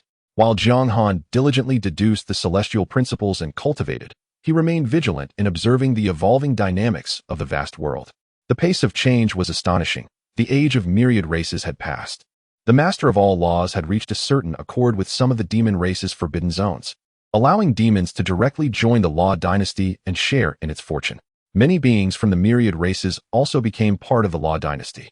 Meanwhile, the alliance against thieves was entirely disbanded, forming the Immortal Qin camp, which welcomed a number of entities from the myriad races. Many cultivators were bewildered by these transformations, with only a select few comprehending the underlying reasons. The age of myriad races had seen this chessboard overturned by the Master of All Laws, as those once lurking in the shadows harvested fortune through interracial wars. The collaboration across races, once deemed exceedingly difficult, had now ushered in a new era. Under the temptation of the heavenly court, the foremost beings chose to set aside racial animosities and unite. Different races banded together in preparation for the competition to establish the heavenly court, with the vanquished truly facing the threat of obliteration. Although the Emperor Lin Xian of the 10,000 Laws dynasty possesses a celestial destiny, the positions are already occupied.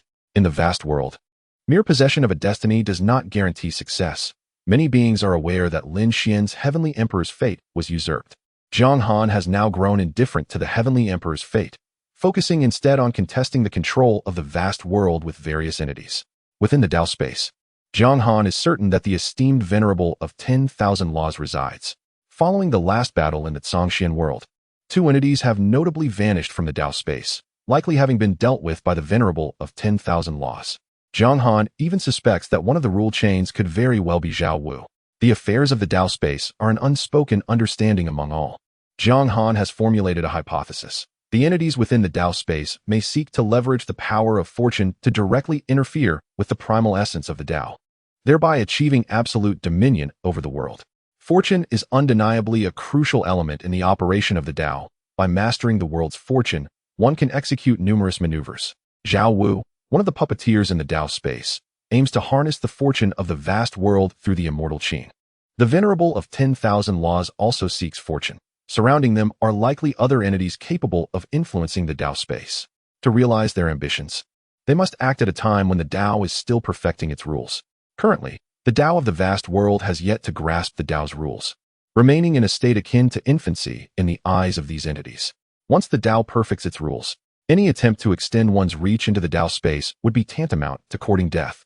Perhaps it is worth attempting. Jiang Han suddenly thought, rather than speculating here, it would be more prudent to inquire directly with Zhao Wu. Upon his return, Jiang Han found himself in a small courtyard where Zhao Wu resided in the Five Elements realm. This courtyard served as Zhao Wu's temporary abode in that realm. You indeed have come, Zhao Wu's avatar remarked calmly as he finished his tea. He showed no surprise at Jiang Han's arrival, as his true self had already relayed certain information to him. It seems you have deduced my purpose for coming here, Jiang Han replied, unfazed by the situation. In his heart, he confirmed that Zhao Wu was undoubtedly one of the 9 existing entities within the Dao space.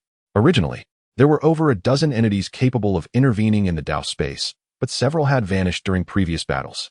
Jiang Han speculated that they likely perished in the last great conflict. Reflecting on this, Jiang Han couldn't shake the feeling that the reshuffling in the vast world had progressed rather swiftly. We are allies. Is it not natural to seek information from a comrade? Zhao Wu said, reflecting on Jiang Han's request. However, your demands are rather minimal. The scant nature of Jiang Han's requests meant that Zhao Wu would not exert himself excessively. The mutual interests between them were too insignificant. As for resolving matters through sheer strength, at their level, power was relatively equivalent, making it challenging to eliminate one another. The prior conflicts involving the venerable of 10,000 laws and other predecessors were, in fact, the culmination of years of intricate planning. The precondition for war was the self-assertion of various factions within the human race, severing their fortune, leading to the establishment of the 10,000 laws dynasty, internal fracturing, and eventual collaboration with the demon race. It remained uncertain how many years of scheming had preceded the fall of those entities. Temporarily withdrawing from the chess game, they still hold a significant possibility of returning. Although I lack interest, my juniors may not share the same sentiment. There is no need for us to feign ignorance. Has Yan Hao not already become involved? Jiang Han then spoke, aware of many matters yet choosing not to partake, as he harbored his own schemes. Your presence has disrupted far too many existing plans. Gazing at Jiang Han before him, Zhao Wu unexpectedly uttered these words. Upon hearing this, Jiang Han fell into a deep contemplation. Chapter 121. The true essence of the advanced resource world. Upon hearing this, Jiang Han fell into contemplation. His ascent had been somewhat rapid, yet what of it? After all, he possessed an extraordinary advantage, did he not? Everything in the world is in constant flux. Is it not? Are you not the same? Subsequently, Jiang Han seated himself across from Zhao Wu, until he reached the celestial path space. He had always believed that Zhao Wu was the emperor of the immortal Qin Empire, the master of the Dao of the empire. It was only after engaging with the celestial path space that he beheld the truth of the world. Thereafter, Zhao Wu divulged all that he knew to Jiang Han, albeit at the price of Jiang Han aligning himself with Zhao Wu. Presently, only 9 beings can extend their reach into the celestial path space. The foremost among them is the venerable master of all laws, who emerged following the era of the celestial court. Zhao Wu, too, attained such heights after the rise of the vast world, among the 9 beings, with Jiang Han and the master of all laws. 3 are denizens born after the celestial court era. They are also of the human race in the vast world. As for the entities that had departed earlier, they had been dealt with by the master of all laws. The world advances, and so do the beings of the vast world. Thus, it becomes a case of the new generation pushing the old to their demise. During the last conflict, 2 beings from the demon race perished within the celestial path space. Currently, only 2 remain capable of intervening in the celestial path space. One is the demon emperor Yuan Yang, whose true form is a golden crow, who once served as the sun in the Immortal Realm and later returned to the vast world after gaining a fortune in the celestial court. The other is the demon sovereign Shi Kuanping, the first Kuanping of the vast world, who was nearly made a mount for a powerful being of the celestial court during that era, only to be saved by a member of the Kuanping clan when turmoil erupted in the celestial court, leading to the annihilation of that powerful being's entire lineage. Following this is an ancient ancestor of the dragon clan, the first dragon of the vast world, originally a primordial being who later separated from their kind to establish the dragon clan, oscillating between various great powers. During the celestial court period, he was a water deity under its banner, but subsequently fled back to the vast world, having not plundered the celestial court, resulting in a somewhat shallow foundation compared to others. Among the primordial demon god faction, there exists another who intervenes in the celestial path space, the Yin Yang demon god. During the celestial court era, he mingled within the celestial court's military, later returning to the vast world with his followers, engaging in a battle of wits and courage against the celestial court. After the end of the celestial court era, the vast world entered the age of gods and demons, subsequently being expelled from the central continent by various powers joining forces. The final individual is also of the human race, yet not from the vast world. He hails from a grand world and sought refuge in the vast world at the last moment. His name is Zhao Yuanwu, a martial arts master aspiring to propagate martial arts within the vast world, though he faced suppression from other entities. Jiang Han's assumptions were mistaken. These 9 were not the so-called masterminds. Beyond the confines of the vast world lie numerous Forbidden Zone masters capable of contending with him. These 9 beings have merely reached a certain level in the realm of law cultivation, extending their influence into the celestial path space, directly drawing energy from it for their cultivation. In the vast expanse of the world, a realm dominated by physical cultivation exists, alongside certain entities that have lingered around this world since the conclusion of the celestial realm, never intervening in its affairs. However, Jiang Han has now ascended to the pinnacle of this vast world. Is it all for the sake of Tai? This notion inevitably crossed his mind. The full title of Tai, Golden Immortal, stands as a counterpart to the 81 tribulation loose immortals within this realm. Yet, Jiang Han speculates that the vast world may very well lack the presence of these 81 loose immortals. It is known that during the celestial era, the most formidable beings were the 4 great heavenly emperors, all of whom were Tai Golden Immortals. Being a Tai Golden Immortal signifies a high status within the celestial realm, and it is understandable that the vast world of that era did not produce any Tai, as it was not among the most powerful factions. Merely contemplating his own journey, Jiang Han realizes that to harness the heavenly Tao, each time he transcends a tribulation and undergoes transformation with its aid, it demands a substantial expenditure of the heavenly Tao's essence. Not to mention those above the 36 tribulations, even draining the essence of the heavenly Tao may not guarantee success, especially considering the imperfections and flaws within the heavenly Tao of the vast world. His own cultivation progress is frustratingly slow. Perhaps utilizing the world for faster development would be more beneficial. By directly employing the spiritual energy of the heavenly Tao, Jiang Han can now cultivate at a rate comparable to when he utilized the creation jade plate to generate spiritual energy. The prospect of expedited cultivation is undeniably alluring. It is said that Tai has begun to delve into the great Tao, but only by reaching that realm will one truly comprehend its nature. Jiang Han finds himself somewhat bewildered about the path ahead, the only clarity being his intention to use the creation jade plate to deduce the seeds of the heavenly Tao's rules. With the assistance of the creation jade plate, he can encapsulate the rule seeds and directly immerse them in the essence of the heavenly Tao, allowing both the plate and the heavenly Tao of the vast world to collaboratively deduce these rules. In the interim, he continually reinforces himself with the spiritual energy of heaven and earth. Presently, Jiang Han faces the dilemma of his physical body constantly operating at its limits. Any additional spiritual energy from the heavens and earth holds minimal effect. This is the outcome even after the application of the heavenly Tao's rules.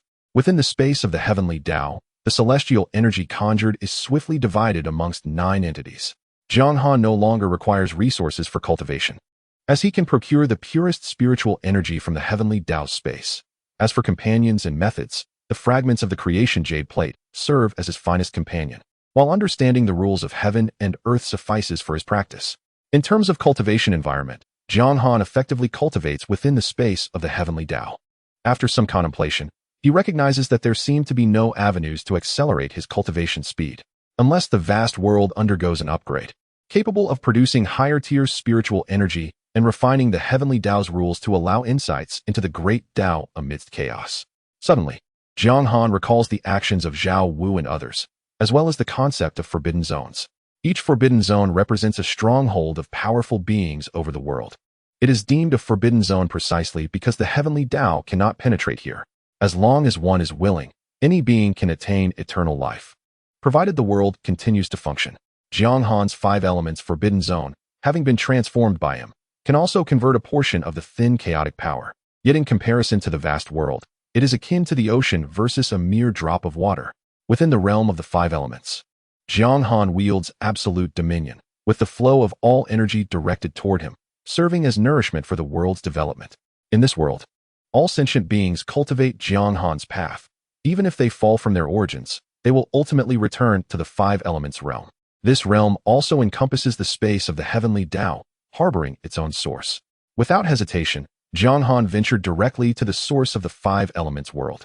In comparison to the vast world's source, the source of the 5 elements is remarkably feeble.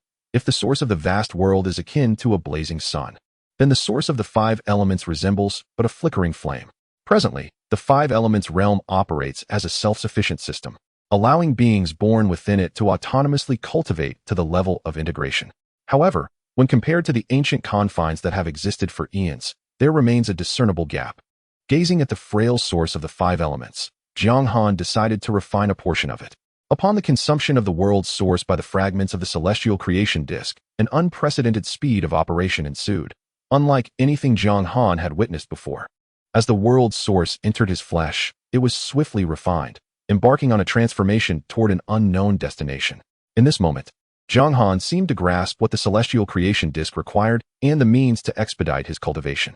He even began to understand why the supreme beings of the ancient confines frequently sought solace in the vast world. Chapter 122. As long as the scope is vast, there will always be correctness. Jiang Han cast his gaze once more upon the boundless world, which was now enveloped in a profound tranquility. The Wanfa dynasty and the Immortal Qin were gradually expanding, albeit at a deliberate and measured pace, meticulously laying the foundations of their dominion. The demon clans were also forming alliances, with some collaborating with the Wanfa dynasty and others with the Immortal Qin. Jiang Han surmised that the demon clans were likely preparing to establish a new dynasty, which would serve as the cornerstone in the contest for the title of Heavenly Emperor. The Dragon Clan, Phoenix Clan, and Qilan Clan were continuously amassing strength, as were several formidable Dao domains. All these factions within Jiang Han's sight were backed by immensely powerful beings. Even the innate beings who had been expelled from the boundless world years ago were subtly maneuvering in the shadows. Although their actions were not overtly pronounced, entire races were being quietly consumed. Even some weaker forbidden zones had been subdued, becoming the accomplishments of the dynasty. The purple extreme Dao domain continued its steady expansion, though the Wanfa dynasty occasionally dispatched individuals to stir up trouble. Currently, Jiang Han had acquired 5 allies in the boundless world: Jin Tianyu, Mu Sheng, Shui Rou, Yin Hao, and Shirpatian. With Jiang Han's assistance, they had ascended to the level of true immortals, proficiently wielding the 5 elemental principles. As long as Jiang Han maintained an absolute dominance and strength over them, they would soon become his subordinates. Having ascertained that no significant upheaval would occur in the boundless world for the time being, Jiang Han redirected his attention to the 5 elements world. At present, the majority of beings within the 5 elements world were from the purple extreme Dao domain, with some having been plundered from the Pill realm. Jiang Han had long been aware that within the forbidden zones, beings lived in dire straits, frequently subjected to invasions. He now understood the reason. It was simply a matter of harvesting the essence of these beings. Each being's birth was akin to planting a seed, and as their cultivation level increased, so too did their essence. These beings had been brought back from the purple extreme Dao domain, and Jiang Han hesitated to take action against them. Let us return these beings to the boundless world, he instructed his kin from the Jiang family. Under Jiang Han's command, the spatial passage between the 5 elements world and the purple extreme Dao domain began to operate. Those with memories of the purple extreme Dao domain, particularly those at the Yuaning level and above, were gradually sent back. This entire process spanned a millennium. during which numerous races and populations were transported into the five elements world. Many loose immortals harbored suspicions, yet none dared to voice them. The purple extreme Tao domain frequently waged wars, and planets were consistently sent into the five elements world, along with fragments of numerous small worlds. With the arrival of these elements, Jiang Han sensed that the essence of the five elements world was gradually increasing. Subsequently, he transformed all his accumulated cultivation resources into Tao essence, resulting in yet another augmentation of the world's essence.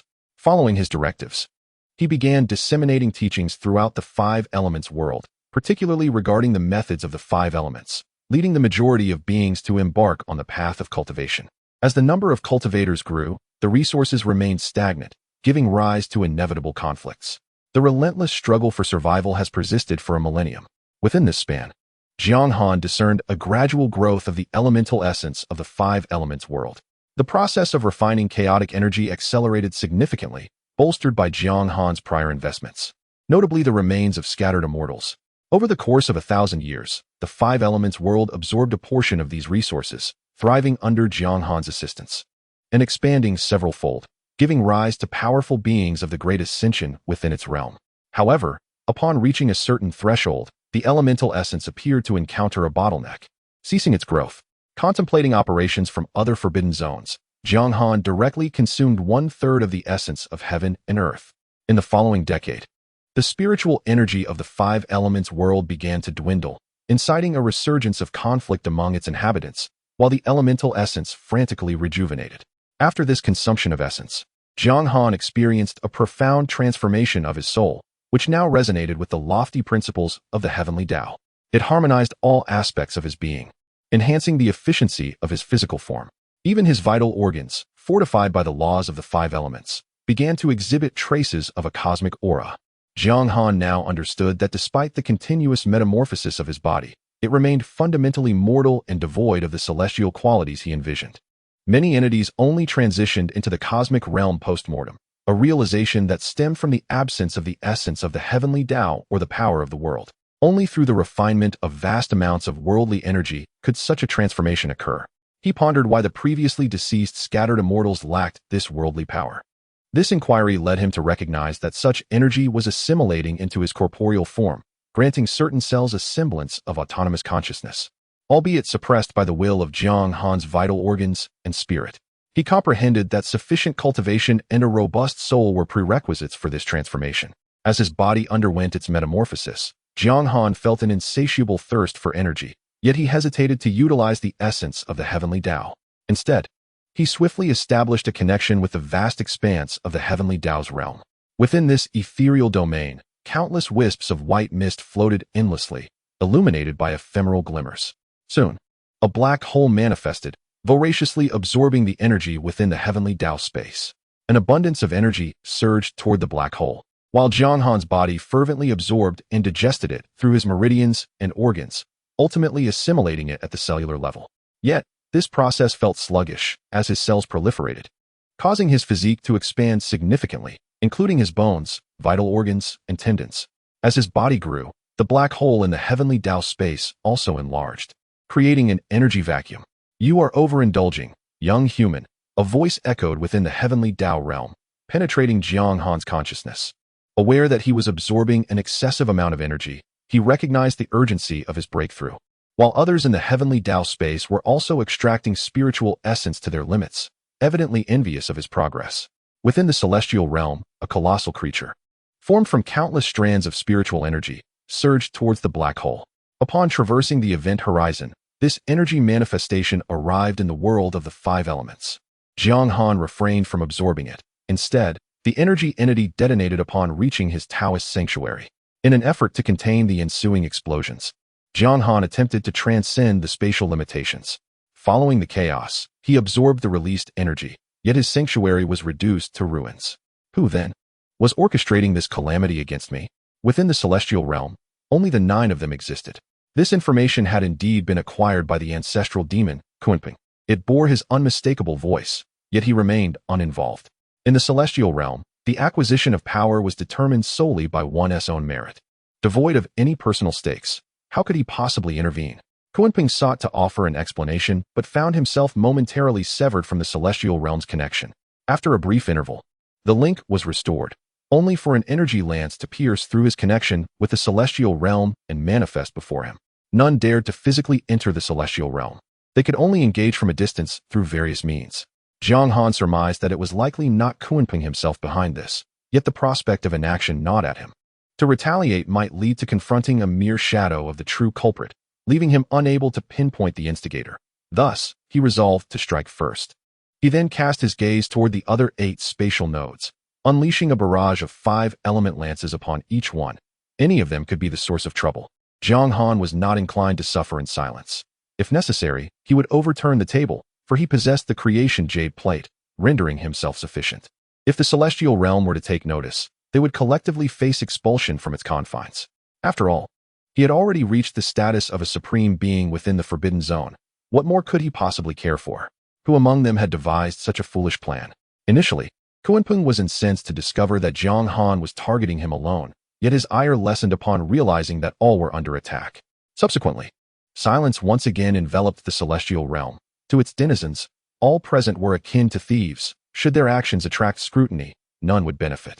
In a certain forbidden zone, another entity similarly fell victim to Jiang Han's assault via the celestial realm. Yet instead of fury, he murmured, "Are cultivators so bold these days? Ready to overturn tables at the slightest provocation?" He soon dismissed such thoughts, having intended merely to probe and provoke, and now that he had achieved his aim, he regarded the matter as trivial. He knew the others in the celestial realm all too well. Each was exceedingly cautious. Even without his intervention, others would inevitably act. When he ascended in the past, he had been schemed against by certain entities, ultimately forced to swallow his indignation. He merely wished to test Jiang Han. Yet he did not expect him to be so ready to escalate. Nonetheless, he mentally tagged Jiang Han as a brash individual, akin to those who focus solely on physical strength. Those endowed with formidable bodies often share a trait. When faced with challenges, they eschew contemplation and charge forth. The primary approach is straightforward, resolving matters through sheer might, while those who cultivate the way of law tend to engage in deeper reflection. Similar to the clandestine acquisition of the essence of heaven and earth within the realm of the Tao, there exists a shared understanding among all that such matters must remain concealed from the unaware. Together, they engage in furtive actions, even uniting their efforts to dull the awareness of the Tao. Chapter 123. Swift Acquisition in the Realm of Xianxin, within the Royal Palace. The palace attendants carried on with their duties as usual. However, a number of them were startled by an astonishing spectacle. The Emperor Zhao Wu's palace collapsed, and before they could comprehend the situation, they instantly lost consciousness. The Xianxin Palace reverted to its original form, and the attendants regained their awareness. Their memories of the incident erased, as they resumed their previous tasks. Despite having witnessed something they should not have, Zhao Wu chose not to take their lives, but instead opted to obliterate their memories. At this moment, Zhao Wu concluded his cultivation, reflecting on the undeniable truth that each endeavor proved increasingly arduous. Having spent considerable time within the Tao of Heaven's realm, he had gained some understanding of other existences. He intermittently experienced the trials faced by Jiang Han, not out of jealousy as Jiang Han had surmised, but rather for the sake of sheer discomfort. Zhao Wu occasionally discerned the identity of the assailant, yet for the most part, he remained oblivious to the perpetrator. The assaults employed pure energy from the Tao of Heaven, devoid of any markings or causality. He mused that perhaps a period of tranquility was on the horizon. Previously, all were convinced that their adversaries would refrain from making significant moves for the sake of their interests. Yet it was evident that Jiang Han was intent on appending the table. He was genuinely audacious, yet there was little that could be done against him. Jiang Han had unmistakably ascended to the realm of golden immortals and commanded the laws of the 5 elements, solidifying his position as a preeminent force among the strongest. Currently, Jiang Han's territory was limited, and even if he desired to wage war, he could simply escape at will, as long as he remained Zhao Wu's ally. The latter could not act against him. As for allying with other factions, it was a blessing if those factions did not plunge a knife into his back at an inopportune moment. For the time being, they could only pretend that nothing had transpired. In the Tao of Heaven's realm, those who had fallen were safeguarding their secrets. This was one of their advantages. Even in demise, as long as their physical or spiritual forms recovered to a certain extent, they could swiftly rise again through the Tao of Heaven. Rather than scouring the world for resources, Zhao Wu couldn't help but smile as he contemplated the 5 fallen beings of the Tao of Heaven. If they were to return, Their first target would undoubtedly be the 10,000 Laws dynasty, for it was the master of 10,000 laws who had orchestrated their downfall.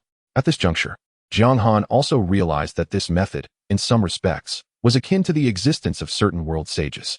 He felt that the path of cultivators in the vast world was somewhat reckless, with numerous loopholes present. Reflecting on his own navigation of the loopholes in the laws of heaven and earth, he found solace in the existence of such gaps. As long as the world endured, the Tao of heaven would persist, with the primary difficulty lying in the initial stages of cultivation. Once one overcame this early adversarial period, they could access the spiritual energy of the Tao of heaven for their cultivation. By linking with the Tao of heaven for training, it was akin to consuming elixirs ceaselessly. Jiang Han continued to refine the spiritual energy within the Tao of heaven, uninterrupted by any external disturbances. His physique underwent a transformative change, aside from his body expanding. He seemed to be inscribing his existence into the world, directly annihilating a portion of the cells within him. Once those cells were obliterated, they immediately re-emerged in their original positions, an ineffable sensation enveloping him. Perhaps this was what immortality entailed. Jiang Han suddenly pondered. It was the essence of the rules, the intrinsic force of the laws inscribed within his very being. As long as these rules persisted, he would endure eternally, for they had been etched into the grand tapestry of the world's celestial order. Provided that the vast world remained unaltered by certain entities, he would indeed attain permanence. Could this be the essence of the immortality possessed by the Golden Immortals? Jiang Han mused, reflecting on the immense power of the Golden Immortal and speculating on the true might of the Tai. He recalled how the heavenly court had once been dismantled by those formidable forces, and the thought of it cast a shadow over his newly acquired immortality. He would not forget the profound karmic ties that the vast world held. One must ultimately repay their debts incurred in the tumult of existence. The vast world had once played a subordinate role, reaping great benefits from the heavenly court, which led to its current state. If the Golden Immortals were already this formidable, one could only wonder about the invincibility of the great Luo. Yet, he recognized that even they were bound by limitations. The thought of the heavenly court led Jiang Han to reminisce about the esteemed star, Lord Neo. He was a true immortal of the heavenly court. Had he been divided after departing from this realm?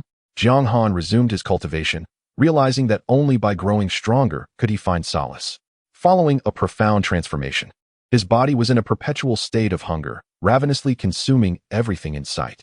In the five elements world, after Jiang Han absorbed a portion of its primordial essence, it swiftly advanced towards an era of decline. After countless battles, the spiritual energy began to gradually revive. With each cycle of reincarnation, he grew stronger, until the moment arrived for him to reap the rewards of his efforts. Throughout this process, Jiang Han contemplated that cultivators did not require such prolonged lifespans. By modifying the laws governing the five elements world, he could shorten their lifetimes, thus expediting the cycles of reincarnation. However, something felt amiss. The flames of war raged everywhere, and countless powerful beings fell, making it improbable for spiritual energy to become scarce. The spiritual energy that vanished from the heavenly order was still transferred into the vast world, with the central continent being the most evident. Perhaps he was overthinking it. The decline of fortune might have caused the spiritual energy to wane. Soon, many powerful beings across the vast continent began to analyze the situation, particularly as the spiritual energy of the entire central continent began to diminish. They ultimately deliberated on hundreds of reasons, yet after a century, the spiritual energy commenced its restoration. The vast world ceased its discussions on this matter. It was precisely at this moment that Jiang Han concluded his cultivation. After breaking through, he found that the rate at which his body assimilated spiritual energy had once again slowed after an initial surge. Of course, this was in comparison to the speed during his breakthrough, and he even found himself slightly addicted. He then devoured a bit more of the primordial essence of the five elements world, hastening his cultivation once more. Jiang Han observed that this time, the restoration of the primordial essence in the five elements world was unusually rapid. Through careful observation, he discerned the cause. The purple extreme Dao domain had initiated a war in the central continent, directly transporting their adversaries into the five elements world, where the sudden influx of beings led to a fierce struggle. No wonder they had become a thorn in the side of the celestial order. It is evident that the rapid restoration of the five elements world is due to the appropriation of the celestial Dao's essence from the vast world, utilizing the seed sown within that realm to replenish itself. However, this pace remains exceedingly sluggish. A single sweep of the autumn wind by Jiang Han in the vast world is far more effective than the successive batches being transported. Chapter 124. Actively cultivating to become a supreme elixir. The method of relocating akin to ants in the Ziji Dao domain was exceedingly sluggish, prompting Jiang Han to yearn for a personal trial. However, the absence of spatial passages left him reliant solely on the teleportation route from the Five Elements world to the Ziji Dao domain. Surrounded by his own forces, he could not possibly act against them. Subsequently, his gaze fell upon the fringes of the vast world, a region characterized by its sparse spiritual energy and feeble beings. As Jiang Han prepared to test the waters, he observed a formidable force tugging at the edge of this realm. The power of the heavenly Dao converged. Attempting to thwart this force, yet to no avail, it simply vanished into the abyss of the world's periphery. This was the intervention of a being from a forbidden zone, seizing from the vast world to replenish itself. Jiang Han, emulating this action, extended his greedy hand towards the vast world. Upon entry, he encountered significant resistance. Though it proved negligible, his attention was drawn to an alien race distinguished by horns, whose cultivation method was peculiar, integrating the essence of exotic beasts or plants. Yet, the territory of this race was sealed off, likely the work of a powerful entity. In the illusory spirit realm, in the celestial heights where the divine king resided, he was engaged in conversation with several enchanting figures. Suddenly sensing an anomaly, he swiftly arose and approached the world's edge, astonished by the sight before him. How could it be? The world's barrier had been shattered. He beheld a colossal hand grasping their world. His instinct was to resist, but he found himself at a loss for action. Soon behind him, countless green vines emerged, attempting to counter this giant hand. However, their assault could not even breach the world's barrier. At last, a fissure appeared in the so-called barrier of their world. He perceived several terrifying consciousnesses fixated upon their realm, witnessing a hand more enormous than the world itself. He then found himself beside an unfathomably vast figure. In truth, Jiang Han maintained a height of billions of zhang, merely compressed by the dimensions of this space. Jiang Han began to scrutinize this realm, while the illusory spirit king noticed an eye, enormous as a world, fixed upon them. Vines entwined around him. The illusory spirit king attempted to strike at this mysterious entity through the rift, believing that the most powerful existence in the world would surely be wary of his assault. He even envisioned accessing an even more formidable realm, reclaiming his supremacy. Oh, the spirit herb. Jiang Han noticed a mere ant attempting to strike at him. Yet, in his eyes, this ant was but a spirit herb. A single glance from Jiang Han caused the illusory spirit king to feel as though he had been reborn, reliving a life filled with suffering, culminating in a tragic suicide, only to be reborn again, repeating this cycle until he became a fool, devoid of self-awareness. In Jiang Han's perspective, this was merely the passage of an instant. His comprehension of the interplay between reincarnation and illusion had ensnared him in a cycle of fantasy, leading to a loss of self. At this moment, the illusory spirit king, having lost his consciousness, transformed into a spirit herb. Truly, the mind that conceived this strategy was remarkable. Jiang Han had also pierced through the veil of this world. This so-called world is, in fact, a space directly sealed by a formidable entity, which has taken to calling it a world. Within this space, the primary focus of cultivation is the power of the soul. Initially, when one embarks on the path of cultivating soul power, they inevitably encounter obstacles. To surmount these challenges, they merge with spiritual herbs and ethereal beasts. Although it may appear that they have transcended their boundaries, they have merely become nurturers of these spiritual plants and creatures. The so-called divine positions are, in reality, special spiritual herbs introduced by the inhabitants of this enclosed world. Ultimately, when harvest time arrives, the cultivators within this confined space, being rooted in spiritual flora, are swiftly devoured by the world of forbidden zones. The so-called God King has essentially transformed into a solidified soul herb. While the cultivators claiming divine positions within this enclosed realm are predominantly rare herbs themselves, it is a startling sight to behold, as living beings willingly become potent medicine. Jiang Han remarked that he had witnessed enough to realize that this was merely a game played by the cultivators of the vast world. The edges of this world are characterized by thin spiritual energy, effectively drawing boundaries that confine the beings within to cultivate their souls. Soul cultivation is exceptionally arduous, except for certain rare races, and requires enduring, unimaginable hardships. The cultivators vie for opportunities, which ultimately serve only to transform them into great herbs. Jiang Han's divine sense swept through the realm, leading to the immediate demise of beings within, resulting in a proliferation of spiritual herbs. Is there still discontent? Jiang Han coldly remarked, casting his gaze in a particular direction. This was a minor forbidden zone, presided over by a sixth tribulation loose immortal.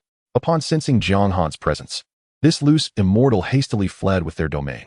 To his surprise, Jiang Han discovered that the true form of this zone's master was a herb. Having uncovered this, how could he allow it to escape? The rules manifested as chains, ensnaring this loose immortal and dragging it into the world. The realm was swiftly shattered, transformed into sustenance for the 5 elemental worlds. You cannot do this. We are both masters of forbidden zones. You cannot treat me this way. Jiang Han paid no heed to his words and instead began to experiment with his new techniques. Killing loose immortals in the vast world proved exceedingly difficult. Most of those he had slain were merely their physical forms, which would return through various means. The power of reincarnation began to invade the divine soul of the herb loose immortal, plunging it into a cycle of rebirth. Years later, the herb loose immortal's gaze became vacant, and Jiang Han subsequently placed it into the vast world like a signal, causing several of his avatars within the vast world to exhibit the same vacant expression. This tactic indeed proved effective. Jiang Han had now ensnared the herb loose immortal in a state of lost identity, even if the avatar sought to rise again. Inheriting its former self would lead to a swift return to this state of oblivion. Subsequently, the herb loose immortal transformed into a small blue grass, which Jiang Han consumed, sharing in its longevity. Simultaneously, the heavenly laws of the vast world descended, bestowing a wealth of merit and fortune upon Jiang Han, which he swiftly refined. Although Jiang Han was now a master of a forbidden zone in the vast world, one would garner merit simply by pacifying such zones. What could a mere first tribulation loose immortal truly establish in terms of a forbidden zone? In the vast world, forbidden zones abound, and lacking sufficient strength merely serves to grant merit to others. While becoming the master of a forbidden zone bestows longevity, it also significantly slows the pace of cultivation. In the absence of the vast world to provide spiritual energy, and lacking the ability to transform chaotic forces, one can only rely on the restricted zones to convert a minimal amount of spiritual energy. The world incessantly exploits its resources for cultivation, while simultaneously facing the peril of being obliterated by the beings of the boundless realm. Furthermore, the risk of being consumed by other entities within these restricted zones adds to the danger.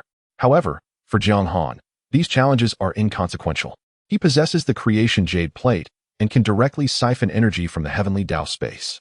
Even if cultivation in the boundless world is prohibited, he can effortlessly extract first-hand spiritual energy from the heavenly Tao space within it.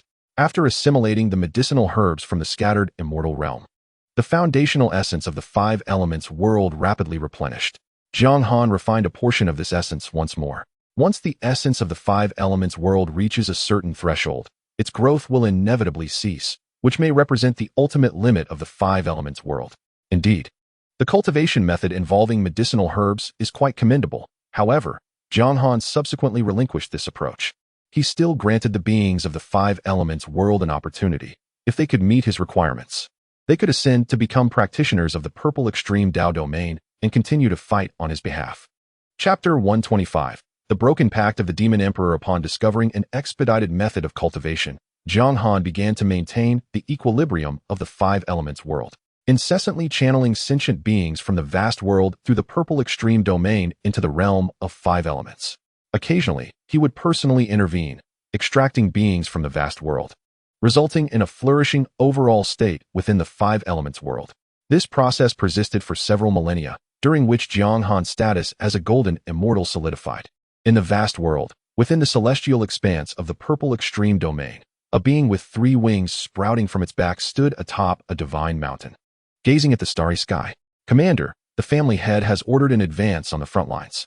In a millennium, we shall commence the migration, reported a cultivator, conveying Jiang Yanhao's command. This 3-winged entity was none other than Jiang Fan, a descendant of Jiang Han.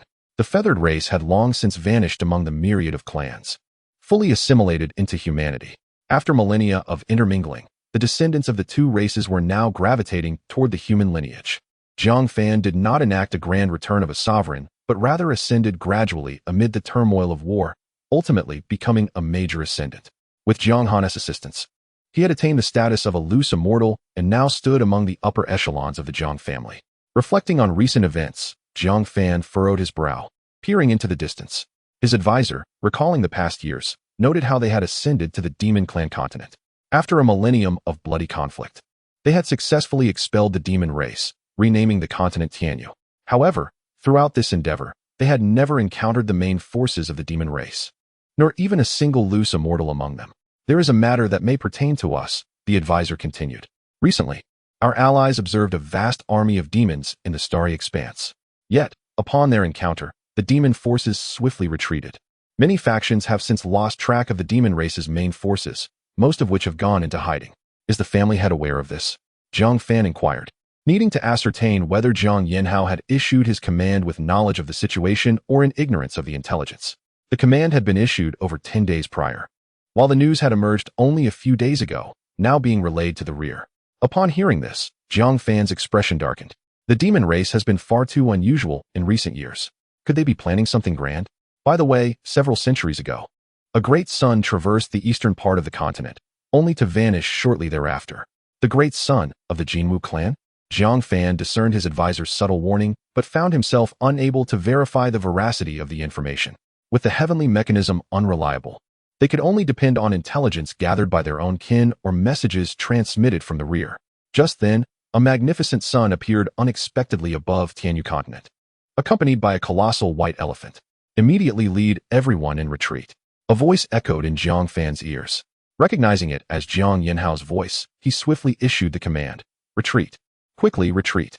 Upon Jiang Fan's orders, countless warships and cultivators soared into the sky, heading toward various spatial nodes.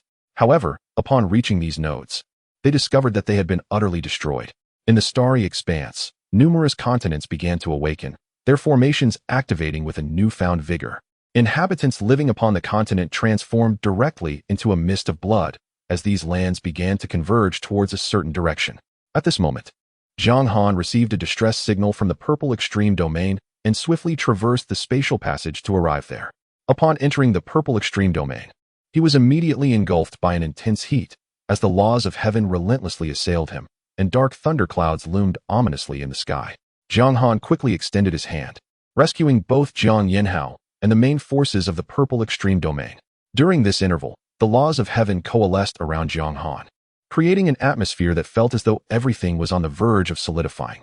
He had truly begun to experience the treatment afforded to those in forbidden zones, leading him to suddenly contemplate the concept of merit. Swiftly, he utilized his merit to establish a protective shield around himself, which alleviated his burden considerably. However, the merit was burning fiercely, causing his heart to bleed internally, prompting him to hastily return to the five elements world while leaving a strand of divine consciousness to observe the unfolding events within the starry expanse. Initially, the stars were shifting, followed by the movement of celestial bodies, all of which had been blood sacrificed to nourish the earth. These starry continents converged through various spatial nodes towards a specific location in the cosmos, ultimately accumulating into a superstar over the course of 10,000 years. Throughout this process, the human forces suffered the greatest losses, particularly the Wanfa dynasty and the Xianqin Empire, who had been the most fervent in their celestial campaigns. Zhao Wu and the Wanfa Venerable intervened to rescue the main forces, while others had lost their will to fight. At this juncture, the starry sky was filled with formidable beasts, forming a tightly knit formation. Even Jiang Han sensed the looming danger amidst the cosmos. Deep within the starry void, several powerful divine consciousnesses were scanning incessantly. Jiang Han recognized two of these consciousnesses as the demon emperor Yuanyang and the demon monarch Shikunping from the heavenly Tao space. What were their intentions? Jiang Han felt a sense of bewilderment, unable to comprehend the purpose behind the demon race's grandiose maneuvers. At this moment, countless continents and stars had amalgamated into a celestial body rivaling a grand world. The demon emperor Yuanyang entered the sphere, igniting it into a blazing sun. Continents and stars continued to converge towards this great sun, which expanded relentlessly. Its solar flames roared, engulfing the surroundings in fiery torrents, even incinerating the laws nearby. Just then, the rule seeds that Jiang Han had planted within the heavenly Tao space began to undergo transformation. These seeds were being refined and nurtured by an unseen force. Suddenly, a resounding dragon roar echoed throughout the vast world, and the fortunes of the Xianqin Empire were mobilized by Zhao Wu. The rules under development included those of the sun and fire, and Jiang Han speculated that these were being perfected by the demon emperor Yuanyang. The remaining rules pertained to order, dominion, stars, power, suppression, and the imperial path. Two forces were in constant contention, vying for control over these rules, aspiring to become entities akin to the Tao Lord. The insistent, impudent bird was hastily making its move. Zhao Wu discerned Yuanyang's intentions, yet he could only proceed in tandem. As the two forces engaged in their strategic maneuvering, a multitude of other powers joined the fray, igniting the fortunes and merits of various factions. Within the celestial realm, the principles governing the cosmos began to take shape, and Jiang Han became an integral part of this evolution. Observing the continuously refined heavenly regulations, he discreetly tested his own capabilities and discovered that his contingencies remained intact, prompting him to invest even greater effort into their enhancement. Initially, the collective plan was for one among them to seize control of the vast world, thereby influencing the celestial order through its fortunes and gradually assisting in the evolution of the cosmic laws. However, with the demon race overturning the table, other entities felt compelled to follow suit. Should Ruoyang succeed in mastering these principles, who could possibly contend with him for the title of the Heavenly Emperor? Chapter 126. The true great reshuffle. No one can predict whether tomorrow will arrive first or if an unexpected event will intervene. However, it is evident that for the formidable beings of the vast realm, the unexpected has indeed come first. After Jiang Han sowed the seeds of rules within the celestial path of the vast world, it acquired the power of regulation, albeit imperfectly. Presently, countless scattered immortals, who have spent eons accumulating strength, have joined in the grand theater of rule deduction. In fact, the vast world has become eerily tranquil. This state of affairs persisted for several 100,000 years until a sudden anomaly erupted within the starry sky. At that moment, the sun where the demon emperor Yuanyang resides had reached a limit of magnitude and began to fluctuate, emitting waves of regulatory energy. This sun had established its dominion over the solar position of the vast world, casting its light upon every corner of existence. The sunlight transcended both space and time, continuously altering the historical narrative of the celestial path of the vast world. Jiang Han swiftly consulted the heavenly mechanisms to scrutinize the history of this realm. According to the records within the celestial path, when chaos first unraveled, heaven and earth were separated and countless rules coalesced, thereby giving birth to the sun in the vast world. Through countless eons, the solar star amassed boundless solar, true fire, and the regulations of the celestial path, eventually nurturing the heavenly child, the golden crow Yuanyang. In the realm of reality, the solar star began to seethe, and a resplendent beam of golden light ascended, accompanied by a resonant cry that echoed throughout the vast world. A golden-hued, three-legged divine bird burst forth from the solar star, manifesting in the void. The golden crow's gaze was profound, its aura majestic, radiating a sovereign essence, as if both newly born and an echo of creation itself. The cosmic river of the vast world was being reshaped, and all scattered immortals within were subjected to a certain backlash. The temporal river of the vast world was suppressed by all scattered immortals. Once one attained the status of an immortal, they became a point within the world, thereby exerting control over the river of time. At that moment, Jiang Han gazed upon the golden crow Yuanyang, where everything seemed to have just come into existence. According to the information from the celestial path, the solar star has existed since the dawn of creation, and Yuanyang too emerged at that primordial moment. Now, Yuanyang appeared as if newly birthed, with the celestial path bestowing merits and fortunes upon it, the brilliance of its luck and virtue almost blinding Jiang Han. Just then, the temporal river of the vast world began to seethe once more, revealing additional insights. In the primordial era, after eons had passed, countless beings emerged, yet their existence was chaotic and disordered, embroiled in relentless conflict. The celestial path nurtured Zhao Wu, who brought order to the vast world, thereby establishing a semblance of harmony. As the temporal river continued to blur, all scattered immortals engaged in the amendment of this river.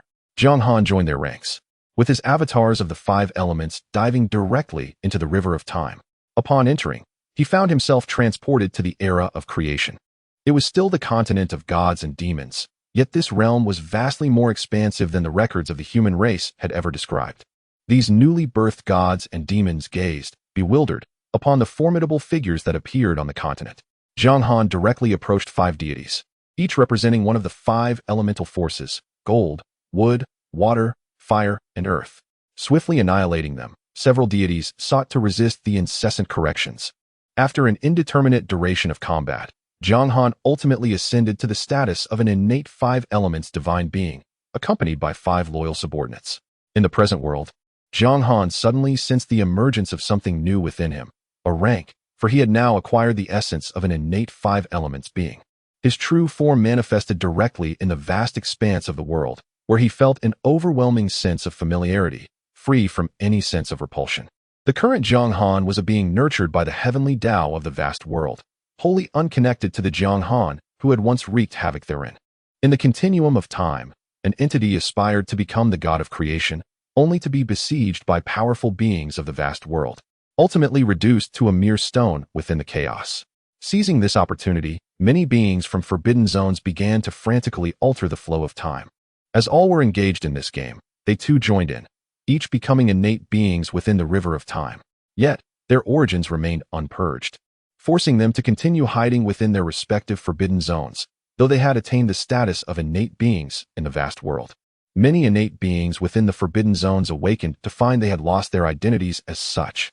The river of time surged with fervor, undergoing continuous corrections, while the forces of the heavenly Tao within the realm of the heavenly Tao devoted themselves to the formulation of Taoist rules.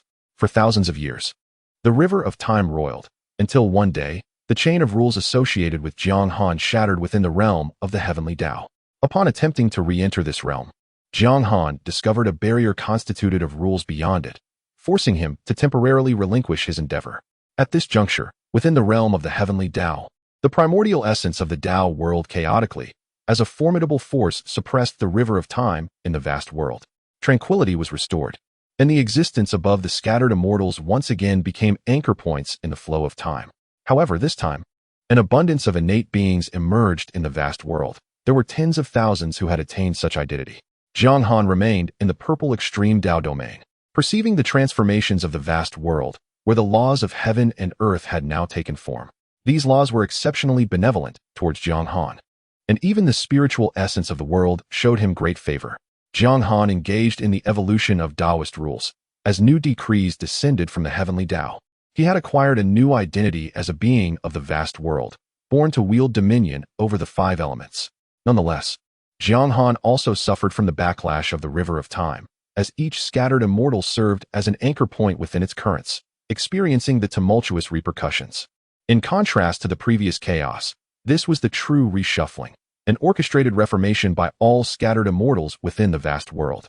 Ru Yang had not anticipated such a turn of events, and Jiang Han came to comprehend why the beings of the vast world endeavored to document its true history. Presently, to understand the history of the vast world through the heavenly Tao is folly.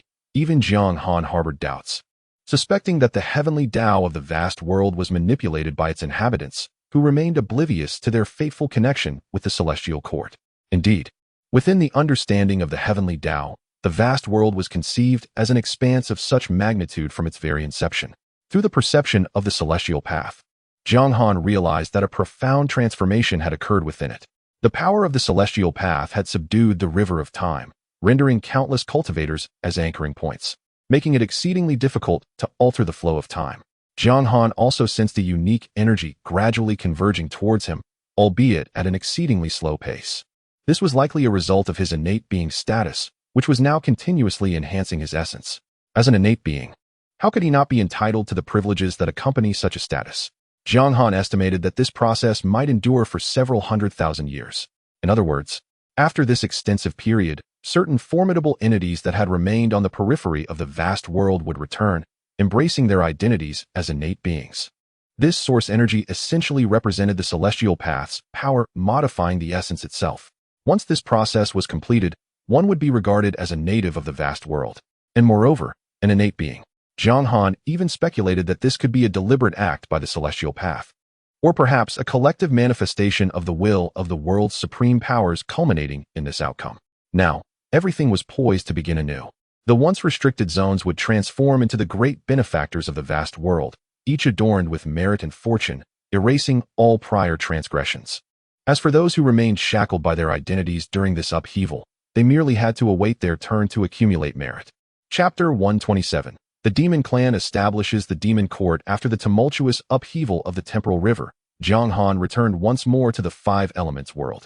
This realm had undergone a transformation, now serving as an auxiliary world of the vast world, no longer a forbidden zone, yet still under Jiang Han's dominion. Presently, he perceived a certain disarray within the vast world and sought refuge in the Five Elements world. The vast world remained as serene as ever. Yet all scattered immortals bore the brunt of backlash, suffering greatly. They were now preoccupied with recuperation, while the great ascension powerhouses began to roam freely, prompting the scattered immortals to retreat into seclusion. After tens of thousands of years, the vast world witnessed the emergence of heavenly tribulations, compelling many scattered immortals to embark on the orthodox path, with some ascending to become celestial immortals and others achieving the rank of golden immortals. Jiang Han himself had attained the esteemed status of an undying golden immortal. As for the heavenly Tao space, Jiang Han could now locate it through the creation jade plate. Yet entry remained unattainable for the time being due to its formidable defenses. Nevertheless, he had laid the groundwork for future endeavors. The information regarding the rules of the heavenly Tao could be directly acquired through the creation jade plate, enabling Jiang Han to comprehend the heavenly Tao's principles as if he were within that sacred space. Regarding the acquisition of cultivation resources, the creation jade plate could facilitate the necessary transformations. He then turned his attention to the fragments of the creation jade plate, noting a subtle change. Jiang Han frequently observed these fragments and had recently perceived a slight restoration. It was a genuine improvement, akin to a shattered plate regaining a minuscule grain. What had instigated this restoration? Was it the rules, the essence of the heavenly Tao, or perhaps energy itself? Jiang Han pondered deeply. If a fragment of the creation jade plate possessed such potency, what might it be like if it were fully restored? Could it potentially enable the direct deduction of the chaotic path, thereby augmenting its power? He commenced his attempts, initially infusing energy continuously for a millennium with no observable change. Subsequently, he channeled the essence of the world, and after a substantial infusion, the fragment of the creation jade plate regained a particle. Upon meticulous observation, Jiang Han noted that the energy production of the creation jade plate had accelerated slightly, as had the deduction speed, by approximately 1 in 100 million.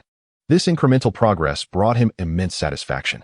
With newfound clarity on the path to enhancement, Jiang Han began to harvest the essence of the five elements realm.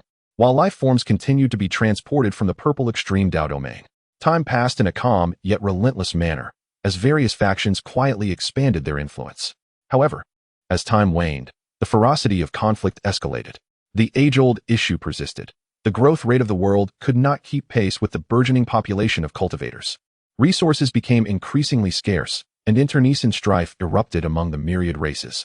Blood began to stain the vast world, and celestial bodies shattered in the cosmos, only to be replaced by the creation of new ones.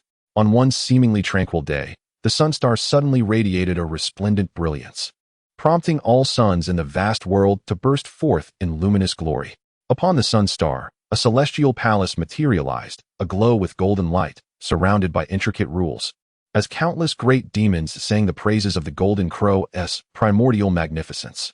The demon emperor Yuanyang and the demon empress Zukenping stood before the heavenly palace, flanked by numerous formidable demons, while countless others surrounded the palace, creating an awe-inspiring spectacle that reverberated throughout the vast world. The heavenly Tao is supreme. Yuanyang's voice resonated like a thunderous bell, echoing across the boundless expanse, even reaching the realms of the five elements. Today, we establish the demon court, governing the starry skies, harmonizing yin and yang, upholding the order of the heavenly Tao, and safeguarding all beings. As his words fell, the starry sky underwent a transformation. The once tranquil expanse erupted with endless auspicious clouds, coalescing around the demon court, ultimately forming an immense and boundless golden cloud of merit, resembling a golden river amidst the cosmos. Within this golden river, the sounds of Tao resonated, as numerous great demons sang praises akin to celestial music, while golden lotuses of merit cascaded from the void, drifting gracefully towards the heavens. Since the last time various factions were deceived by the demon clan, they had retreated into seclusion, allowing the starry realms to once again become the domain of the demons. Looking up at the heavens, Zukenping's eyes sparkled with golden light. "Brother, the heavenly Tao has sensed our presence." Yuanyang, seizing this unique moment, spoke with gravitas. "My leadership in establishing the demon court is not for personal gain, but to seek the welfare of countless beings in this vast world. The heavenly Tao is impartial and just. It will discern the truth. In this boundless realm, the human race held dominion, oppressing myriad clans and constricting their space for existence. What we, the demon race, pursue is fairness. Every oppressed race, every creature of the air and land, every plant and tree, every mountain spirit and stone beast, is a part of our demon clan and deserving of the protection of our court." Now, with his words empowered by the heavenly Tao, their resonance spread throughout the entire world, reaching even many smaller realms. Indeed, numerous powerful beings of the human race were incensed, including Jiang Han, who, although young, was well aware of the demon race's treatment of the myriad clans. Confined within the small world of his sect, he felt a burgeoning hope. As if a being had finally emerged to represent their grievances. A great tree wept tears of joy. It yearned to leave its world and join the demon court. Yet, before any action could be taken, a bolt of lightning descended from the sky, rendering it irreparably lost. The demons had not yet approached, yet it sought to ally with them, as if the Thunder sect did not exist. A bearded elder appeared before the charred remains of the tree. Having heard the voice of the demon's great power, his expression grave due to the magnitude of the event. However, he soon relaxed. With so many powerful beings of the human race bearing the burden, what concern was it to him, a mere disciple of a small sect? Though Jiang Han heard the proclamation, he remained indifferent. While it sounded formidable, anyone not of the human race could be categorized as a demon. However, the era of racial dominance had passed. Yuanyang and his kin could no longer play the game of racial supremacy. The human race now commanded the majority of fortune in the vast world, and overturning that established order was no simple feat nevertheless. Unifying the myriad clans under Yuanyang's banner as demons would yield some strength. Given a span of several millennia, there might still be hope. For now, it was prudent to observe further. Jiang Han resolved to take a closer look, for the vast world was fraught with unforeseen occurrences. Given the current situation, it was evident that after countless millennia, there had not been significant changes. With such an expanse of time, Jiang Han had long lost track of the extent of his own power. Nevertheless, reflecting on the various surprises that had transpired previously, he ultimately decided to remain in the realm of the five elements. The myriad uncertainties of the vast world rendered it far less secure, and the five elements realm appeared to offer greater safety. As for the alliance with Zhao Wu, he would merely need to lend a slight hand when the time came. The demon clan's establishment of the demon court proceeded remarkably smoothly, with no entity emerging to disrupt their endeavors. Chapter 128. The fate can be altered at this moment within the demon court. The merit star cloud began to swirl unexpectedly, forming a colossal vortex. At the heart of this vortex resided a magnificent sun, and under the radiance of golden light, the merit star cloud transformed into a resplendent golden nebula. Numerous celestial bodies floated within it, rendering this starry expanse entirely golden. How much merit must have been amassed? Jiang Han could not help but feel envious. If only he possessed such an abundance of merit, how many years of cultivation could be diminished? His thoughts then drifted to the purple extreme Dao domain and the Jiang dynasty, yet he regretted establishing it prematurely. Even more regretful than Jiang Han was Lin Xian of the Myriad Laws dynasty, who, witnessing the establishment of the demon court and the subsequent bestowal of merit, felt an intense pang of jealousy. Both had founded dynasties and existed at the level of a holy court, yet the merit of the demon court far surpassed his own. The most disheartening aspect for him was that the majority of the merit was being divided among others, leaving him with but a meager portion. Seated upon the throne, Lin Xian felt as though countless invisible threads manipulated his every action. Although deeply dissatisfied with his current predicament, he understood that he had to rely on those who controlled him. The Lin family behind him had already been obliterated, and he had no knowledge of when the ancestral figure would return, nor was he certain if such a return was even possible. Jiang Han and Xian Xin would never permit the ancestor's return, and those who viewed him as a puppet would likewise oppose it. He was compelled to depend on these entities. Without them, he would have perished long ago during the transformation of the cosmic river.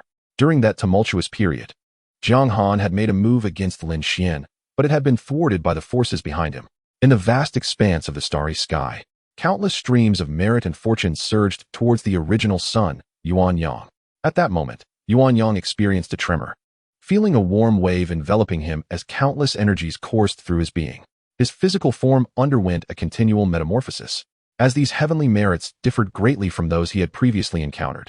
This time, the merit contained the power of heavenly law. As the merit washed over him, the realm he had not budged from for eons began to loosen. The operational principles of the vast world became clear before his eyes. This merit was not only aiding him in breaking through his cultivation, but also in comprehending the laws of heaven. Yuanyang had previously experienced an understanding of the heavenly laws, and under the enhancement of merit, his grasp of these rules became increasingly adept. To his astonishment, he found himself at the threshold of this moment. He felt a flicker of hope, as if glimpsing the Tai, and the icy heart that had been sealed for countless millennia began to thaw. Reflections on his life flooded his mind. Born within the heart of a sun in the vast world, he had spent his days in a haze of cultivation. After reaching a point where he could no longer progress, a powerful figure from the heavenly realm had appeared, forcibly elevating him to the heavens. He became a minor sun, suspended in the sky, often sought after by great beings wishing to employ his strength. His advancement in the heavenly realm was slow, while those who ascended alongside him from the earthly realm rapidly surpassed him in cultivation. Often looked down upon due to his origins, he relied on his formidable comprehension to finally grasp the laws of the celestial realm. Later, whispers reached him that the heavenly court had intentionally set them, the ascenders from other realms, on a path to demise. He pondered the unfortunate fate of his golden crow brethren, all of whom had perished. Fear enveloped him. He worked each day in a state of numbness, as if oblivious to the world around him. Even though he contemplated severing ties with the heavenly court, he faltered and missed his chance. Subsequently, he heard whispers of rebellions erupting throughout the myriad realms, only to be quelled swiftly, followed by yet another cycle of insurrection. Several of his brothers met their demise while descending to the lower realms. It was not until a friend from the vast expanse of the Kangmang realm ascended to the heavenly court that he learned of the unfolding events. Amidst the turmoil in the heavenly court, he swiftly turned against them, seizing countless sons from the Liang Palace to return to the Kangmang world. With the resources acquired from the heavenly court and the merits of the Kangmang realm, he embarked on a path of cultivation. During this journey, he united numerous cultivators to establish the demon clan, toppling the innate beings and succumbing to the human race. Now, he stood as the preeminent force in the Kangmang world, striving towards the throne of the heavenly emperor. His intuition whispered to him that upon attaining this exalted position, he could harness the power of the world to reach the realm of Tai, a state he had once gazed upon in awe. The demon clan surrounding him also reaped immense benefits, as merits flowed into their beings, prompting many great demons to make significant breakthroughs. After the primary merits infused into the great demons, the remaining energies transformed into a gentle rain, cascading throughout the cosmos. On numerous desolate planets, this extraordinary rain began to fall, each droplet not of ordinary water, but coalesced from pure merit power. When these droplets landed upon living beings, they emanated a subtle fragrance, swiftly merging with their forms to nurture their physical essence. In the celestial expanse, countless great demons departed their planets, expanding their forms to capture more of the merit rain. Some overly clever great demons attempted to hoard this rain, only to discover its ephemeral nature, leading them to abandon such notions and instead grow larger. Human cultivators also ventured into the cosmos, but soon realized that the merit rain bore no effect upon them. Within the demon court, many demons sat in meditation, bathing in the merit rain, seizing this rare opportunity. In an instant, the aura of spiritual energy surged through the cosmos, with a multitude of great demons standing tall. Countless among them broke through their cultivation levels under the merit rain. Indeed, the heavenly Tao was extraordinarily affluent. Jiang Han gazed at this scene in astonishment. When the 10,000 Laws dynasty was established, the demon race had not been so grand. This disparity stemmed not only from strength, but also from the fact that the heavenly Tao of the Kangmang world had yet to undergo its transformation.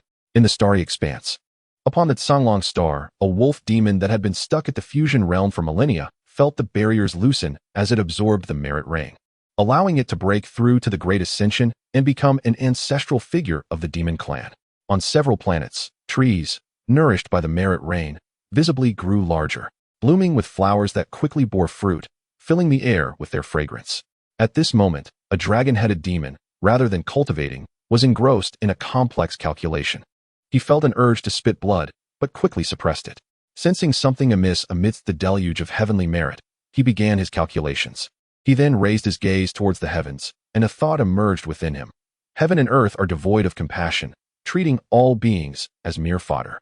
A spark of wisdom flickered in the eyes of the great demon as he envisioned the future, foreseeing the splendor of the demon clan, the blood-soaked battles between the demon court and various factions, and the true calamity foretold in legends. He subsequently turned his attention to Yuan Yang, who radiated an aura of unwavering confidence. "Brother, do you see it as well?" The great demon swiftly realigned himself, for he knew that the demon emperor Yuan Yang must also perceive the unfolding destiny. What a fate! They had shattered the decrees of the vast world countless times. Even now, the destiny of this era had become a puppet for the esteemed ones of myriad laws. Was not the heavenly court, once so formidable, dismantled by their hands? Had they not previously bullied the heavenly Tao of the vast world? Even if it has evolved, what of it? Would the heavenly Tao descend to intervene? Their demon clan was destined to contend against heaven and earth, If necessary, they would carve up the vast world. Chapter 129. A surprise prepared for the vast world. The grand schemes of the great demons did not disrupt the flourishing era of the demon race. Among the mighty demons, the demon emperor Kunpeng amassed a considerable amount of merit. However, upon witnessing the merit attained by Yuanyang, a sense of imbalance stirred within him, although it had been prearranged. The reality of Yuanyang's rapid advancement in cultivation left Kunpeng feeling discontented. Were it not for your numerous kin and the abundance of treasures, how could the position of demon emperor have fallen to you? I too had my chances. Thoughts swirled within Kunpeng, yet he maintained an exterior of delight. The reign of merit continued for several years, transforming desolate planets in the starry sky into vibrant green realms.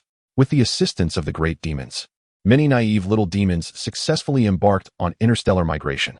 The spiritual energy in the cosmos surged several-fold, drawing numerous races swiftly into the fold of the demon clan. Under the leadership of Yuanyang and other great demons, the demon race began to refine the spiritual veins scattered throughout the starry expanse. The radiant sunlight awakened the primal beasts of the vast world, granting them the wisdom to become members of the demon race. Internally, the demon clan initiated reforms, adopting various practices from the human race. Just as matters within the demon court seemed to settle, significant events unfolded once more in the vast world. Several super Dao domain alliances on the central continent jointly established the Qianyuan Empire. Following its establishment, merit descended from the heavens, elevating it to the status of a sacred court, with several formidable beings from beyond the realms standing behind the Qianyuan Empire. After the founding of the Qianyuan dynasty, multiple Dao domains united to form the Wujidi dynasty, supported by the war god Zhao Yuanhua, one of the 9 existences from the heavenly Dao space, rumored to have allied with several top-tier powers. Meanwhile, the ancestral dragon established the Dragon Court, while the Phoenix and Qilin races remained inactive. The emergence of these other factions did not significantly affect Jiang Han, yet the establishment of the Dragon Court prompted many dragons to return to their lineage. Jiang Han's 9 dragons and 9 phoenixes returned to their original races, and though he could not compel the drivers to stay, he bestowed upon them a measure of fortune upon parting. The tranquility of the vast world was irreparably shattered by the rise of these powers. The last to emerge was the Star Dynasty, allegedly orchestrated by primordial beings and certain existences from beyond. Although the Star Dynasty appeared to be established by various races from the starry skies, Jiang Han and his companions knew that formidable entities were manipulating events from the shadows. Their sights set squarely on the demon clan. Just as Jiang Han believed matters would settle, turmoil erupted once more within the human race. Numerous factions united, proclaiming the establishment of the Xian Yuan Sacred Court, which immediately ascended to the level of a sacred court. These human factions comprised various entities from multiple continents and the starry expanse, and Jiang Han could not discern the powerful existence that stood behind them. However, he understood that, without external intervention, chaos was likely imminent. On the central continent, the Wanfa dynasty, Wujidi dynasty, and Qianyuan Empire, 3 sacred courts, were vying for stability, given time. They could strive for the celestial court. Even as the central continent, the very heart of the world, could not accommodate 3 celestial courts. A conflict was bound to arise sooner or later. Beyond the central continent lay the Demon Court, Dragon Court, Xian Yuan Sacred Court, and Star Dynasty, 4 factions at the sacred court level, each preparing to make their own bid for the celestial court. There remain several prominent clans that currently exist beyond the reach of these powers, yet it is also possible that they lack the capability to establish a sacred court. However, Jiang Han has observed the profound foundation of the human race. In this vast world, there are now 7 sacred courts, 4 of which are dominated by humanity, truly deserving of their status as the sovereign for countless millennia. This is still a testament to the resilience of humanity, even after enduring civil strife. Gazing across the expanse, the purple extreme domain appears exceedingly precarious. Its ally, the Immortal Qin dynasty, lies beyond the central continent. By the time the Immortal Qin dynasty makes its way to the central continent, the purple extreme domain may already be in dire straits. As for Jiang Han's participation, he finds himself in a state of hesitation, reluctant to confront foes he does not yet comprehend. It is certain that many entities, which have feigned dormancy since the conclusion of the Heavenly Court era, will undoubtedly emerge now. Should they remain inactive this time, once the Heavenly Court is established, their demise would be inevitable. Once the 7 sacred courts were established, they swiftly commenced their campaigns against external forces, encountering little resistance. Most factions chose to surrender decisively. Recognizing their inability to prevail in battle, Survival necessitated capitulation. Meanwhile, the internal atmosphere of the seven sacred courts began to flourish, in stark contrast to the surrounding war-torn regions. The purple extreme domain has also ceased its expansion, opting instead for a period of stasis. Amidst various paths, Jiang Han has chosen to retreat temporarily and observe.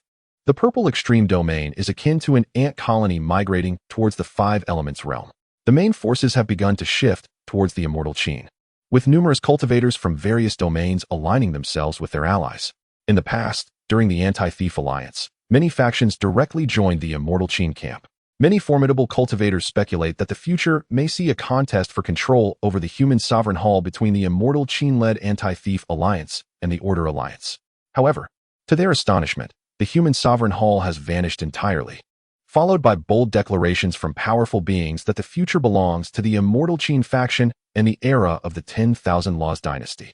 At that time, numerous races aligned themselves with these two factions, including many from the demon clans. Yet reality has surprised these powerful beings once more, as seven sacred courts have now emerged, each reportedly backed by formidable beings. Such occurrences, which are rare in a span of countless millennia, have unfolded multiple times. The cultivators of this vast world have become increasingly cautious, uncertain of what the future may hold. Nevertheless, one thing is certain: the vast world is destined for significant transformation, as it is governed by the rules of the heavenly Tao. With the evolution of the heavenly Tao, the world will expand, an experience they are familiar with, as the size of a world correlates with the strength of its primal essence. Indeed, many cultivators have taken refuge in small worlds, hoping to evade the impending conflict. Jiang Han, however, does not intend to truly intervene in their strife. Instead, he plans to carve out a new battlefield for himself. He wishes to contend with the heavenly Tao of the vast world. Having left contingencies within the framework of the heavenly Tao, he recognizes that this alone is insufficient to fully control the primal essence of the vast world. After extensive observation, Jiang Han has discerned that the heavenly Tao of the vast world possesses a consciousness, albeit merely a collective consciousness of the myriad beings within it. Rather than vying for the title of Heavenly Emperor, it would be far more prudent to contemplate how to directly master the vast world itself. Subsequently, Jiang Han cast his gaze toward a diminutive world amidst the chaos. This small realm was imbued with negative energy, the void contorting, and the laws of the world exuding an air of distortion and madness. However, these regulations remained incomplete, and the beings within had yet to fully gestate. This was a delightful surprise that Jiang Han had bestowed upon the vast world, hoping it would not frighten its inhabitants. Thereafter, Jiang Han continued to utilize the creation jade plate to deduce the nature of these aberrant rules. Although he had never encountered an evil god, he had heard of such entities. The author has some matters to attend to and will take a day off tomorrow. To all the handsome and beautiful readers, do you have any suggestions for intriguing book titles? Upon return, I shall prepare for a series of title experiments. Feel free to comment with any content you wish to see. Chapter 130. The Rule Virus. It has been tens of thousands of years since the establishment of the seven great dynasties, and all forces in the vast world have been gradually consumed by these dynasties. Many masters of forbidden zones have returned to the sprawling continent, joining various dynasties, and occasionally, one can hear of a dynasty pacifying a forbidden area. Throughout these millennia, the dynamics of the vast world have undergone a profound transformation, which living beings have come to refer to as the era of dynasties. In pursuit of fortune, the dynasties have begun to implement cultivation techniques and initiate construction, leading the vast world to seemingly enter a prosperous age. In the starry expanse, on a certain planet, a powerful demon of the nascent soul stage suddenly erupted in anguished howls. His cries reverberated throughout the entire planet, leaving many demon clans in shock as they witnessed a startling scene. Their demon king, the Tiger King, was frantically battering his massive form against a mountain, as if this were the only way to alleviate his torment. Amidst this suffering, he gradually began to lose consciousness. Rabbit ears sprouted from his head, and numerous eyes appeared across his body. Surrounding him, his demonic body started to emit a unique wave of rules, which swiftly began to influence the nearby demon clans. In the span of a single day, the entire demon population on the planet began undergoing mutations. Rabbits without any cultivation began to gnaw at the tigers, while some tigers resorted to gnawing on tree bark. Following this cataclysmic transformation, a fox demon, adorned with wings covered in eyes, sought to escape the planet and venture into the cosmos. However, he soon retracted his wings and returned to his sanctuary. The alterations taking place on the planet were being closely observed by Jiang Han. After introducing a chaotic rule he had crafted within a small space into the Tiger Clan's territory, he began to monitor the ensuing changes. Although he had previously conducted numerous experiments, they had all been within the confines of realms devoid of celestial laws. This was Jiang Han's inaugural application within the vast world. As this chaos merged with the tiger demon's essence, it began to radically transform their very foundations. The pain experienced by the tiger demons penetrated deep into their core, once altered. Their souls and demonic forms began to exhibit profound changes. It was as if a black had appeared on a pristine sheet of paper, gradually expanding outward. More accurately, this was an instance of pollution, the vast world akin to clear water, while this rule served as the source of contamination, with the demon king as its vessel, and even spiritual energy acting as a medium. Once tainted, the surrounding rules began to suffer corruption, with a portion of the tainted rule's power utilized to reinforce the pollution itself, while another portion was employed to infect other rules or spiritual energies, even augmenting the host of the pollution. Essentially, it was a process of consuming everything in the vast world to amplify the pollution, embodying a cycle of battle, nurturing further conflict. During the Demon King's agonizing ordeal, Jiang Han discerned that forces such as merit and fortune were attempting to impede the spread of pollution, but soon became entwined with this very rule. Jiang Han dubbed this phenomenon the pollution rule, and as its creator, he possessed an intimate understanding of its nature. This rule resembled a viral contagion. Should it be allowed to proliferate, the entire world would face ruin. However, this was precisely the outcome Jiang Han desired, and it bore striking similarities to the descriptions of malevolent deities found in human records. Subsequently, the tiger demon remained within his sanctuary, which was located at the very core of the planet. Under the influence of the Tiger King, the entire planet has succumbed to pollution. What has transpired on your end, Tiger Dolly? Messages continually emerge from the jade slips surrounding the Tiger King, yet the replies consistently indicate that nothing is amiss. Damn it, something must undoubtedly have occurred. On a planet encircling the polluted world, a raven is dispatching messages via the jade slips. Just moments ago, a powerful demon from the demon tribe commanded him to investigate the happenings on the planet where Tiger Dolly resides. After a cautious attempt, the raven soared into the cosmos, directing its gaze towards Tiger Dolly's planet. Once vibrant, the planet now appeared eerily silent, evoking a profound discomfort within the raven upon merely glancing at it. Recalling the powerful demon's orders, the raven steeled itself and proceeded towards Tiger Dolly's planet. Have they discovered it so quickly? It seems the demon tribe is rather swift in their reactions. Jiang Han anticipated that the demon tribe would notice promptly, but he did not expect such rapidity. Yet, upon reflection, it is understandable. The demon tribe operates similarly to the human race, with specialized cultivators overseeing each region. If they were slow to react to anomalies on a planet, they would not have ascended to become one of the 7 great powers in the vast world.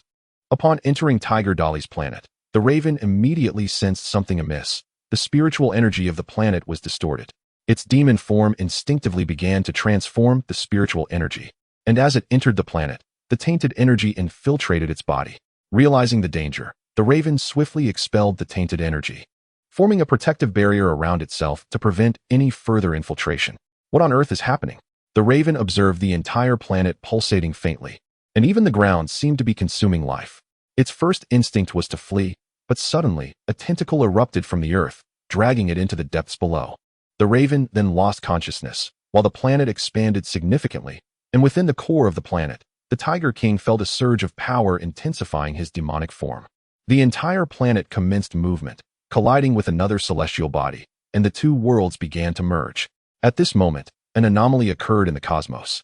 A colossal golden crow detached from the sun and approached the aberrant planet. Its immense talons seized the planet, bringing it closer for scrutiny.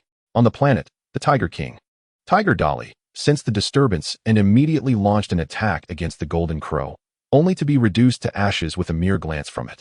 This golden crow, a being of ascendant cultivation, found it effortlessly simple to eliminate an entity at the nascent soul level.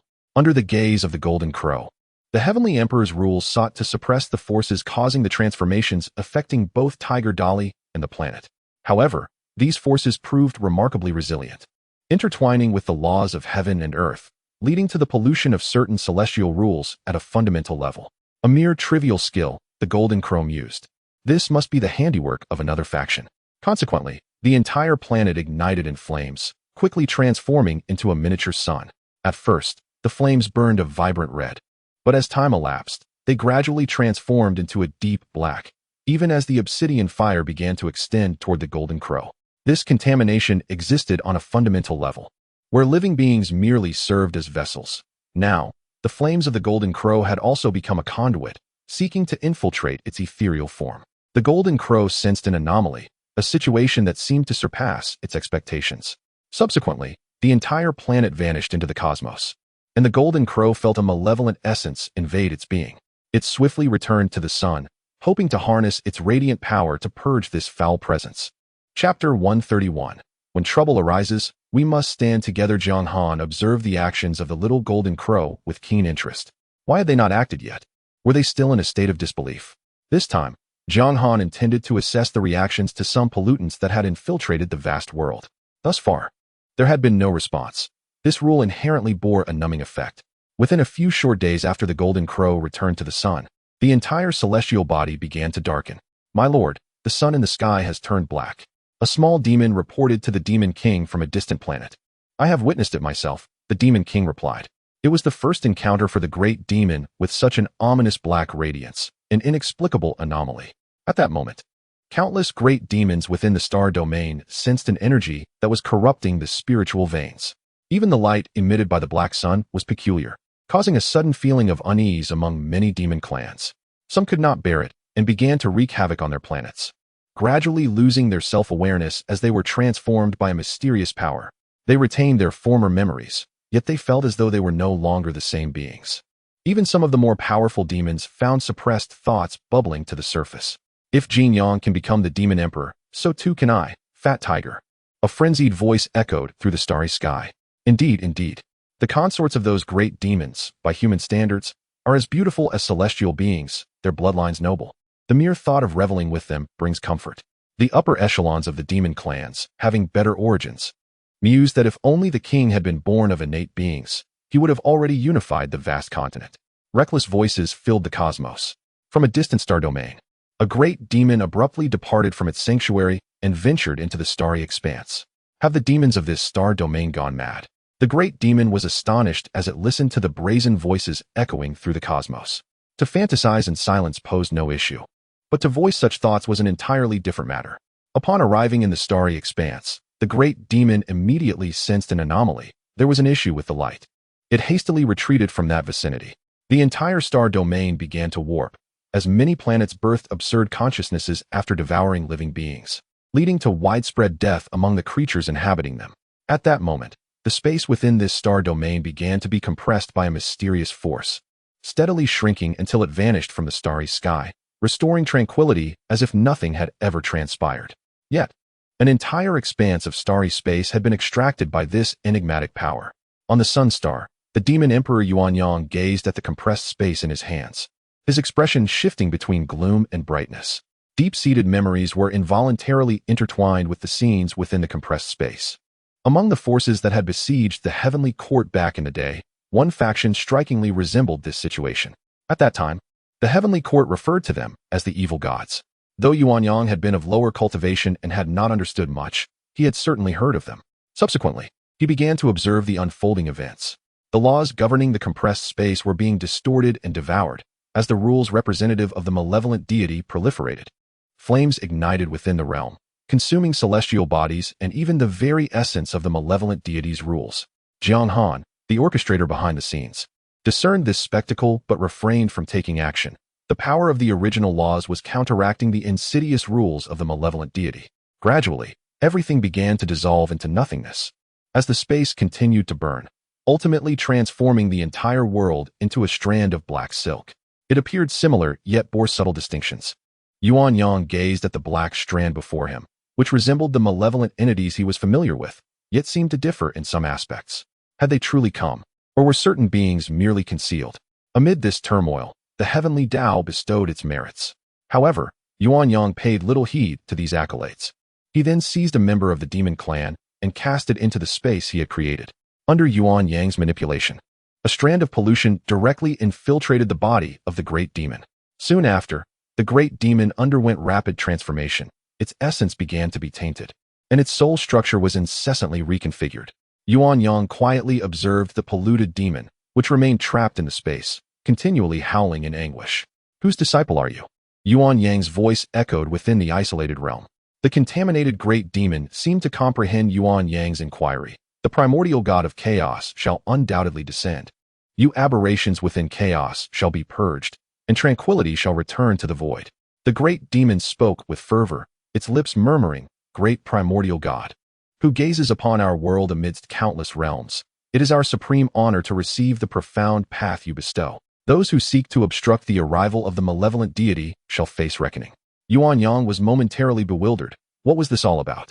He had never heard of such things before, prompting him to search the demon's soul. Yet, Yuan Yang found that his efforts were in vain, uncovering nothing of significance. He then began to delve into research, discovering that as this strand of dark rules continued to infect living beings, it would only grow stronger. Within a certain mysterious space in the demon court, the demon emperor Yuan Yang, demon king Kunpeng, and the 10 great demon saints' avatars convened. After the establishment of the demon court, Yuan Yang had conferred titles upon the 10 great demon saints, all of whom were ancient beings that had survived the celestial court era. You are all familiar with this, I trust? Yuan Yang then presented a strand of the contamination rules. What is this foul substance? Could it be that they have come? The demon Saint Baizhe, upon gazing at the strand of polluted rules, couldn't help but reminisce about the celestial court era. This substance had significantly tainted the powerful beings within the celestial court, ultimately leading to their true downfall. To them, it was nothing but filth. This malevolent contamination, once entangled, cannot be cleansed, mused the demon Saint Jiang. Contemplating the possibility that a being from the Forbidden Zone had instigated this or employed some other means. The Forbidden Zone harbored entities from other worlds, who, in the past, had inexplicably found external aid. Perhaps they still maintain connections with these vile entities, or some beings have long harbored these abominations, now preparing to unleash them upon our demon kin with vengeance. I believe the likelihood of an insider's betrayal is minimal, Baizhe mused after a moment's contemplation. The reason certain existences in the Forbidden Zone severed ties with their original world was precisely to rid themselves of these filth. Furthermore, being ensnared by these tainted forces is akin to falling from grace. One ceases to be oneself. Regarding the conflicts within the Yun dynasty, all parties involved strive for a greater good, rather than inviting the malevolent gods into our realm. Should these dark deities descend, it would herald destruction for all, yielding no benefit to anyone. This matter is not solely the concern of our demon court, but rather a challenge that all sentient beings in the vast expanse of the world must confront, including those entities within the Forbidden Zone, who must also face this together. Kunpeng reflected for a moment before speaking. Such a significant event, impacting the entirety of the vast world, cannot be shouldered by our demon clan alone. It requires the collective strength of all cultivators in the realm. Chapter 132. A surprising revelation startles the practitioners of the vast realm in his previous attempt. Jiang Han was swiftly discovered by the demon race, prompting him to focus intently on nurturing the evil god. However, Jiang Han observed that the demon race had been unusually active of late, with formidable demons reaching out to various influential factions and even venturing into the chaotic forbidden zones for communication. Was such an extensive mobilization truly necessary? Jiang Han felt that the demon race's actions seemed somewhat excessive. If it were simply a matter of tainted rules, there was no need for alarm. He had no intention of annihilating the vast realm. It was merely a means to an end. Taoist ZG, something significant has transpired. Just as Jiang Han was deep in thought, Zhao Wu's voice echoed in his mind. What has happened? Has a conflict erupted? Jiang Han inquired, his curiosity piqued. No, it is of even greater magnitude. I wonder if you are familiar with the evil god? Zhao Wu both answered and posed a question. To be frank, Jiang Han had only encountered references to the evil god in the literature of the human race, having risen to prominence after the vast realm detached from the celestial court, with only scant and vague details in those texts. Nevertheless, from the fragments of information he had gleaned, he understood that these evil gods were exceedingly formidable and intertwined with the influences of multiple worlds. Zhao Wu was also aware of the profound karma associated with the vast realm. Yet, after countless eons, nothing had transpired. Surely it would not erupt in his era, would it? Is the evil god the kind I envision? Jiang Han could not help but feel a stir of astonishment. He had not anticipated that the demon race would scurry about due to such matters. He had intended to proceed gradually. Yet now the entire elite of the vast realm was already aware of it. The demon race proposed that all factions convene for a discussion, for this matter directly pertained to the future of the vast realm. Zhao Wu subsequently articulated the purpose. During this period, All factions were to cease their activities and collaboratively devise a course of action, with all beings above the golden immortal level expected to participate. Afterward, Zhao Wu reserved a spot and engaged in casual conversation with Jiang Han. These years have been fraught with unforeseen changes, Zhao Wu reflected, recalling the tumultuous events of recent millennia. Changes that had not occurred even once in billions of years had now manifested countless times within mere hundreds of thousands of years. Turning his gaze to Jiang Han, Zhao Wu shook his head internally. It cannot be. How could any of this possibly relate to him? The great upheaval had commenced with the betrayal of the Wang family, exposing issues within the human emperor's hall, which ignited a war among the myriad races. Following this, Jiang Han rose to power, shattering the 10 great domains, thereby obliterating the authority of the human emperor's hall.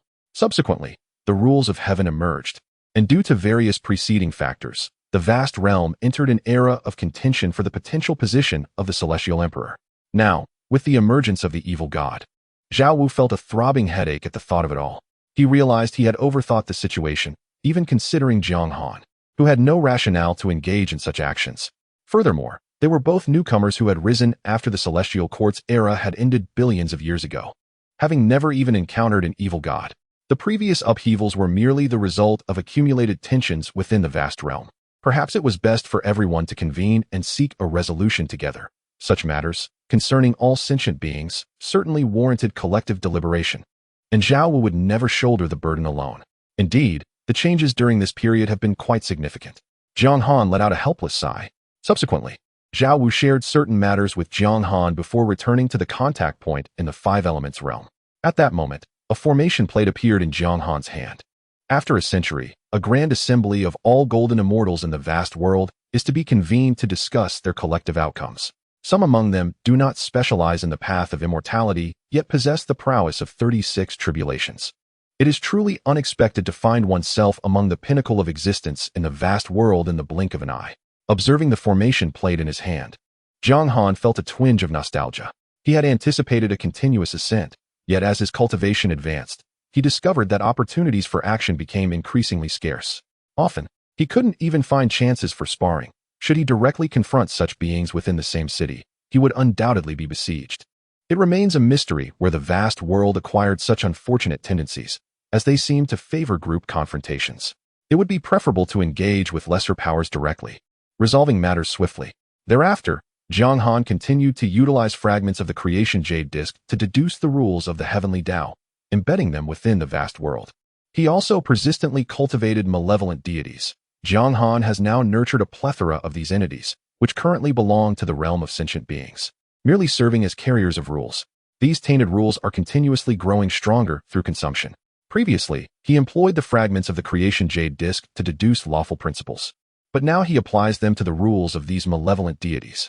When faced with the heavenly Tao rules and the chaotic path, the deduction of these tainted rules proceeds remarkably swiftly. The essence of such rules is to influence the heavenly Tao, steering it towards chaotic principles, somewhat akin to chaotic energy yet distinct in nature. Anything grounded in the chaotic path is easily swayed by these rules. Deducing the heavenly Tao is akin to constructing a building, whereas these so-called malevolent deity rules function as its demolition. Jiang Han frequently employs these malevolent rules to refine his physical form.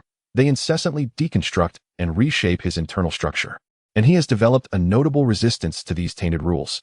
Should the legends regarding malevolent deities align with his conjectures, Jiang Han's version seems to be a mere imitation, though it appears that Yuan Yang and the others have yet to realize this. Subsequently, Jiang Han continued to monitor the realm of the malevolent deities. Although the previous experiment had a rather limited scope, a portion of the contaminated rules still transformed into primordial essence, flowing into the realm of the malevolent deities, successfully excavating the world's primordial essence. The realm of malevolent deities that Jiang Han created can directly harness these tainted essences for cultivation. An idea suddenly struck Jiang Han: to pollute the entire vast world, consuming all its primordial essence. He contemplated spreading this doctrine throughout the chaos, yet he quickly dismissed it. Should these tainted rules infect the entire world, it would rapidly descend into chaos. Jiang Han is adept at distinguishing between a fleeting transaction and a lasting one. After all, without a world, what remains? Encountering the myriad worlds within the vastness of chaos is no simple endeavor. Although countless realms exist amidst the tumult, the structure of chaos is remarkably intricate. At times, two worlds may occupy the same position, yet remain oblivious to one another. Chaos embodies the unknown and the unpredictable, and prolonged exposure to such disorder can easily lead one into a state of self-loss. Jiang Han, though scarcely 100 million years old, is keen to avoid such a fate. He aspires to cultivate diligently, seeking to grow ever more powerful, with aspirations to at least engage in a contest of strength with the legendary Pangu. Everything he undertakes is not merely for the sake of rapid advancement, but to fortify himself and attain greater power. Chapter 133. The Five Elements. Great formation of the purple extreme domain. In the blink of an eye, a century has passed. Jiang Han separated a portion of his essence and ventured into the vast world, where he immediately sensed a significant increase in the concentration of spiritual energy. Within this ethereal atmosphere, he could also perceive traces of celestial aura and the faint rules of the heavenly Tao of the boundless world. With the emergence of these celestial laws, the boundless world began to flourish gradually, and the central continent expanded slowly. During this process, cultivators took residence to ensure that the growth of the central continent did not bring calamities upon the living beings. Jiang Han returned to the purple extreme domain, which is linked to the Five Elements realm through a spatial passage. Upon his return to the Five Elements domain, he began to explore, for this place housed his memories and constituted a crucial part of his future plans. His first destination was Jiang City. Jiang City was divided into an inner city and an outer city, with the core offspring of the Jiang family residing in the inner city, while numerous factions established their presence in the outer city. The palace of the Jiang dynasty was situated on the outskirts of the inner city, and presently, the Jiang dynasty resembled a coalition of various factions. Jiang Han chose not to interfere with these developments, allowing events to unfold naturally. The Jiang family descendants had also become more proactive.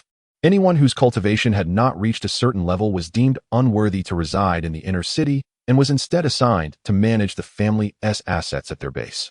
Those with cultivation talent who met the criteria would be welcomed into the inner city for training.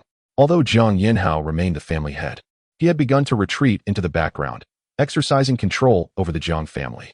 Typically, the tenure of many prominent family heads lasts for hundreds of thousands or even millions of years. However, Jiang Yanhao had always sought to relinquish his position to devote himself to cultivation. Now, the Jiang family descendants were dispersed throughout the purple extreme domain and several surrounding domains, and many had even ventured to the immortal Qin continent. The focus of the Jiang family had shifted from quantity to quality amidst their vast numbers. Exceptional talents emerged in every generation, representing the family in interactions with other factions. Seeing the Jiang family develop normally, Jiang Han chose not to linger and began to explore other regions of the purple extreme domain. Over the years, the purple extreme domain had absorbed several other domains, transforming into a super domain. However, the era of super domains had passed, giving way to the dominance of dynasties. Within the boundless world, the Jiang dynasty ranked as a mid-tier dynasty, comparable to the Holy Court level.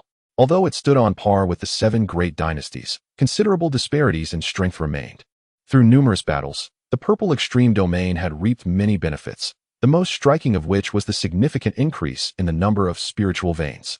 Jiang Han arrived at the eastern peak of the largest mountain range in the purple extreme domain, the Eastern Purple Mountain Range, whose summit pierced the starry sky. Surrounding the Eastern Purple Mountain Range were several suns, bestowing upon it the cycles of day and night. Countless celestial bodies orbited the majestic peak, which was controlled by three major sects, each having numerous subordinate sects spread across the vicinity of the Eastern Purple Mountain Range. Jiang Han turned and ascended to the summit, where a vast expanse of flat land stretched for billions of kilometers, adorned with palatial structures and artificial mountains. At the center stood a towering statue of Jiang Han, soaring 10,000 meters high. Amidst these palatial structures, Jiang Han discerned the essence of his own lineage. The bloodlines of these cultivators were notably tenuous. Some were descendants of the Jiang family, while others hailed from different clans. Their origins could all be traced back to Jiang Han, as the Jiang family had intermarried with the Ziji Dao domain, achieving an intricate intertwining of their fates.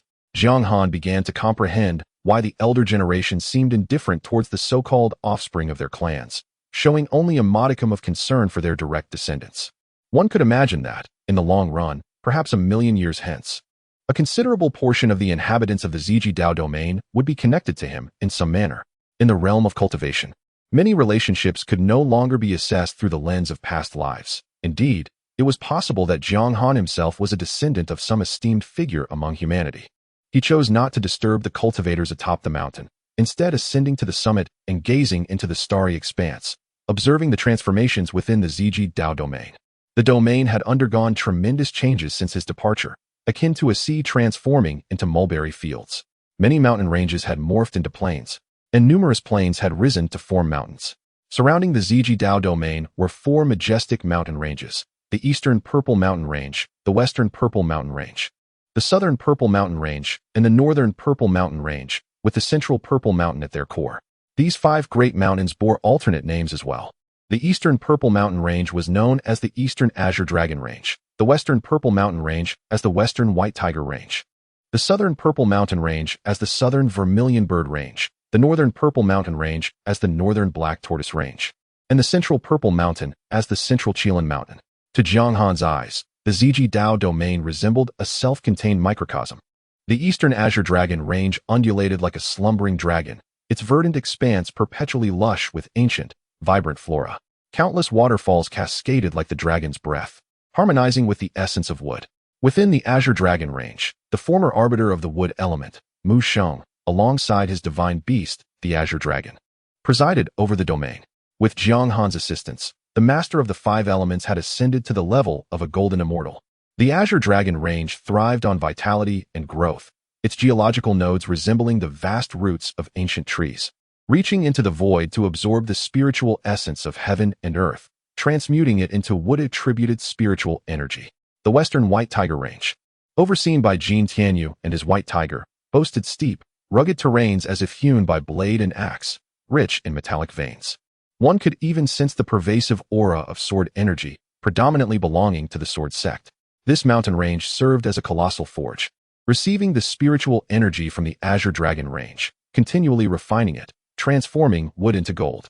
The Southern Vermilion Bird Range, governed by Yan Hao and his vermilion bird, featured mountains adorned in deep crimson hues, with many peaks crowned by eternal flames that radiated light and warmth. Numerous alchemical and forging sects established their sanctuaries atop the Vermilion Bird Range. This range epitomized illumination, absorbing the refined golden energy from the White Tiger Range and converting it into fiery essence. The Northern Black Tortoise Range, under the stewardship of Shui Ro and her black tortoise, presented a formidable landscape, akin to a colossal tortoise in repose. The mountains were predominantly dark and deep, characterized by numerous deep pools, chilling caverns, and subterranean rivers. The Black Tortoise Range embodied coldness, nourishment, and concealment, countering the fiery energy from the Vermilion Bird Range with its frigid power, allowing the overly vibrant spiritual energy to settle, nourish, and transmute into spiritual liquid. The 4 great mountain ranges encircling the outer realms of the Purple Extreme domain form the 4 symbols, establishing an initial cycle, yet they lack the transformative influence. Thus, the Central Qilin Mountain is required to complete the internal 5-element cycle. Qilin Mountain, presided over by Shipo Tian and the Qilin beneath him, serves as the locus of the Grand Formation's true mantra, a place where yin and yang converge and the 5 elements return to their origin. This mountain is composed of countless stars and mountain ranges, embodying the essence of the Earth's metallic energy and the will of the formations, much of which is derived from the remains of the primordial Earth's demonic deities. Qilin Mountain exerts its transformative function, harmonizing and transmuting according to the principles of the 5 elements. It is also the land abundant in spiritual stones, with its slopes adorned by rich veins of spiritual mineral deposits. The 4 surrounding mountains, each representing a sacred beast, guard the 4 cardinal points. The great sun and moon alternate in the heavens, delineating the boundaries of yin and yang, thereby stabilizing the elements of water, fire, earth, and wind. With Qilin Mountain as the nucleus of the inner circle, it governs the 5 elements, orchestrating the cycles of growth and decay, and giving rise to all things, thereby crafting a microcosm within the Purple Extreme domain. In the present, with Jiang Han's mastery of the 5 elements, he stands as an unrivaled entity within this domain. The formations of the Purple Extreme domain are derived from the fragments of the creation rain butterfly, constructed under the guidance of several adept masters of formations. And the accumulation within the 5 elements array will ultimately yield what Jiang Han requires to ascend to the Tai. Chapter 134. The profound essence of the vast world. After Jiang Han ascended to the golden immortal realm, he began to contemplate the attainment of the Tai golden immortal status. However, after considerable time had elapsed, he felt that something essential was still lacking. Directly employing the fragments of the creation jade plate to deduce the chaotic path would be akin to leaping from the primitive era into the cosmic age, perhaps even more drastic. Moreover, even if such deductions were successful, one would still require a physical vessel to embody them. Jiang Han had long since established his path of cultivation, prioritizing the corporeal form. This led him to ponder the realm of the Tai Golden Immortal. According to legend, Tai represents one of the most exalted fruitions within the immortal Tao, having transcended the mundane forms of life entirely. The essence of Tai signifies supreme exaltation and singular origin, with scant references found even in the annals of humanity. Nevertheless, some records do exist. It is said that a being of this caliber possesses the 3 flowers atop the crown and the 5 qi converging towards the origin, harmonizing their primordial spirit with the great Tao, thus enabling them to harness the tremendous forces of the world. In Jiang Han's assessment, the notion of harmonizing the primordial spirit with the great Tao may be somewhat exaggerated. It is more plausible that it pertains to harmony with the world itself. Otherwise, why would the 4 great heavenly emperors of legend still be in pursuit of the great Tao? However, the assertion of wielding the world's immense power seems credible.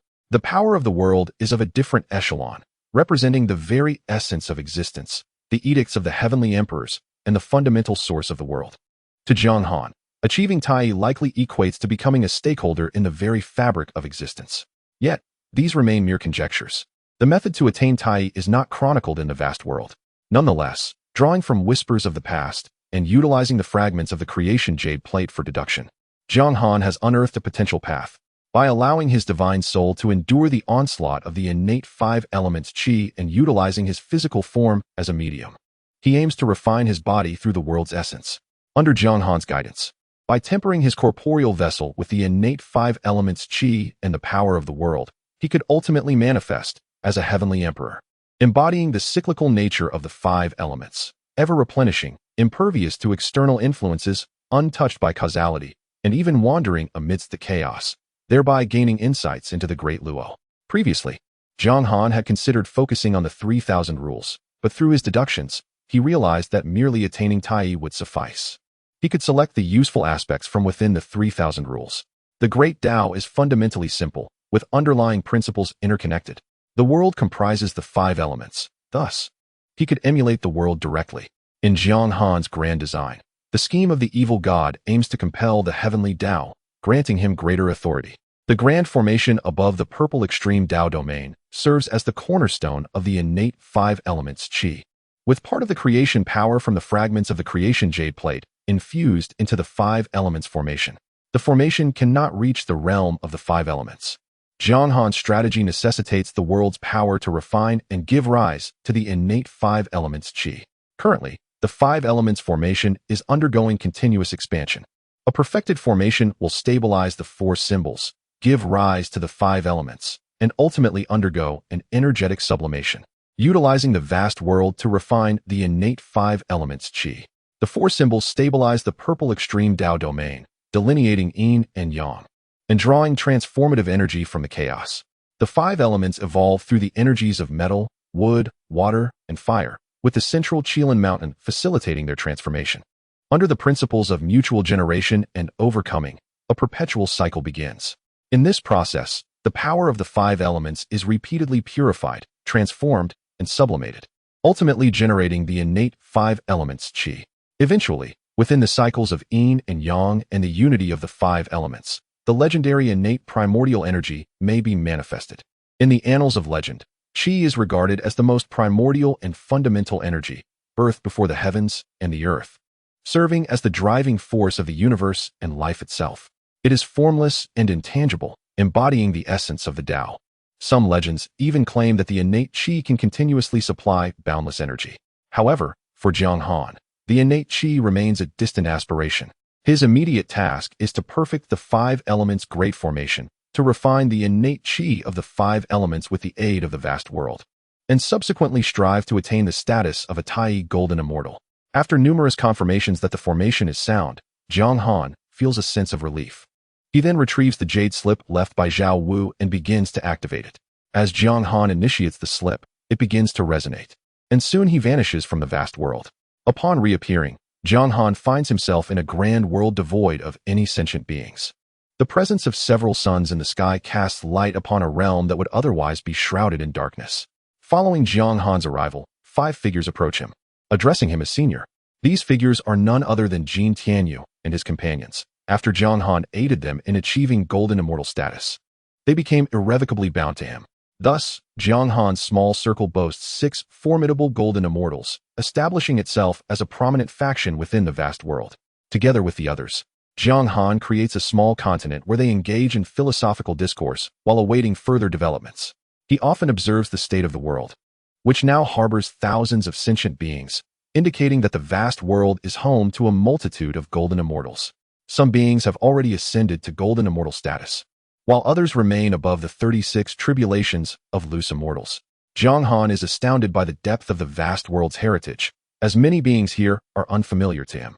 From Jin Tianyu's account, Jiang Han learns that numerous lords of forbidden zones, who had one foot in the grave following the celestial battles, have been dragged from their confines. On the surface, none of these beings appear injured. However, through Jin Tianyu's revelations, it becomes evident that many are gravely wounded. Among these golden immortals, most have existed since the era of the celestial court, while the remainder emerged after the loose immortal methods were established by the venerable of all laws. Many beings from the celestial court era have swiftly transitioned to the path of loose immortal, leveraging merits to rapidly ascend to the 36 tribulations of loose immortals. That epic witnessed the emergence of numerous golden immortals, yet many also fell. Within the ranks of the golden immortals, various factions exist, the largest being 7 small groups, towards which Jiang Han's faction gravitates. These 7 principal factions represent the 7 great dynasties of fortune, a revelation that showcases the extensive influence behind these dynasties. Jiang Han also observes that within the demonic court's camp, there are over a dozen golden crows at the golden immortal level. He understands that without certain conditions, countless golden immortals cannot yield a single Tai golden immortal. Golden immortals embody quantitative accumulation, while Tai represents a qualitative leap. The chasm between the two is insurmountable. Yet, it is these golden immortals who have partaken in the division of powers safeguarded by the great Luo, underscoring the immense gains they have reaped. As spatial fluctuations continue, one golden immortal after another arrives in the small world.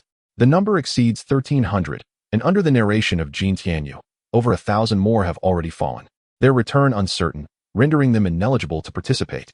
Through this figure, Jiang Han casts a renewed glance at the vast celestial order of the Kangmang world.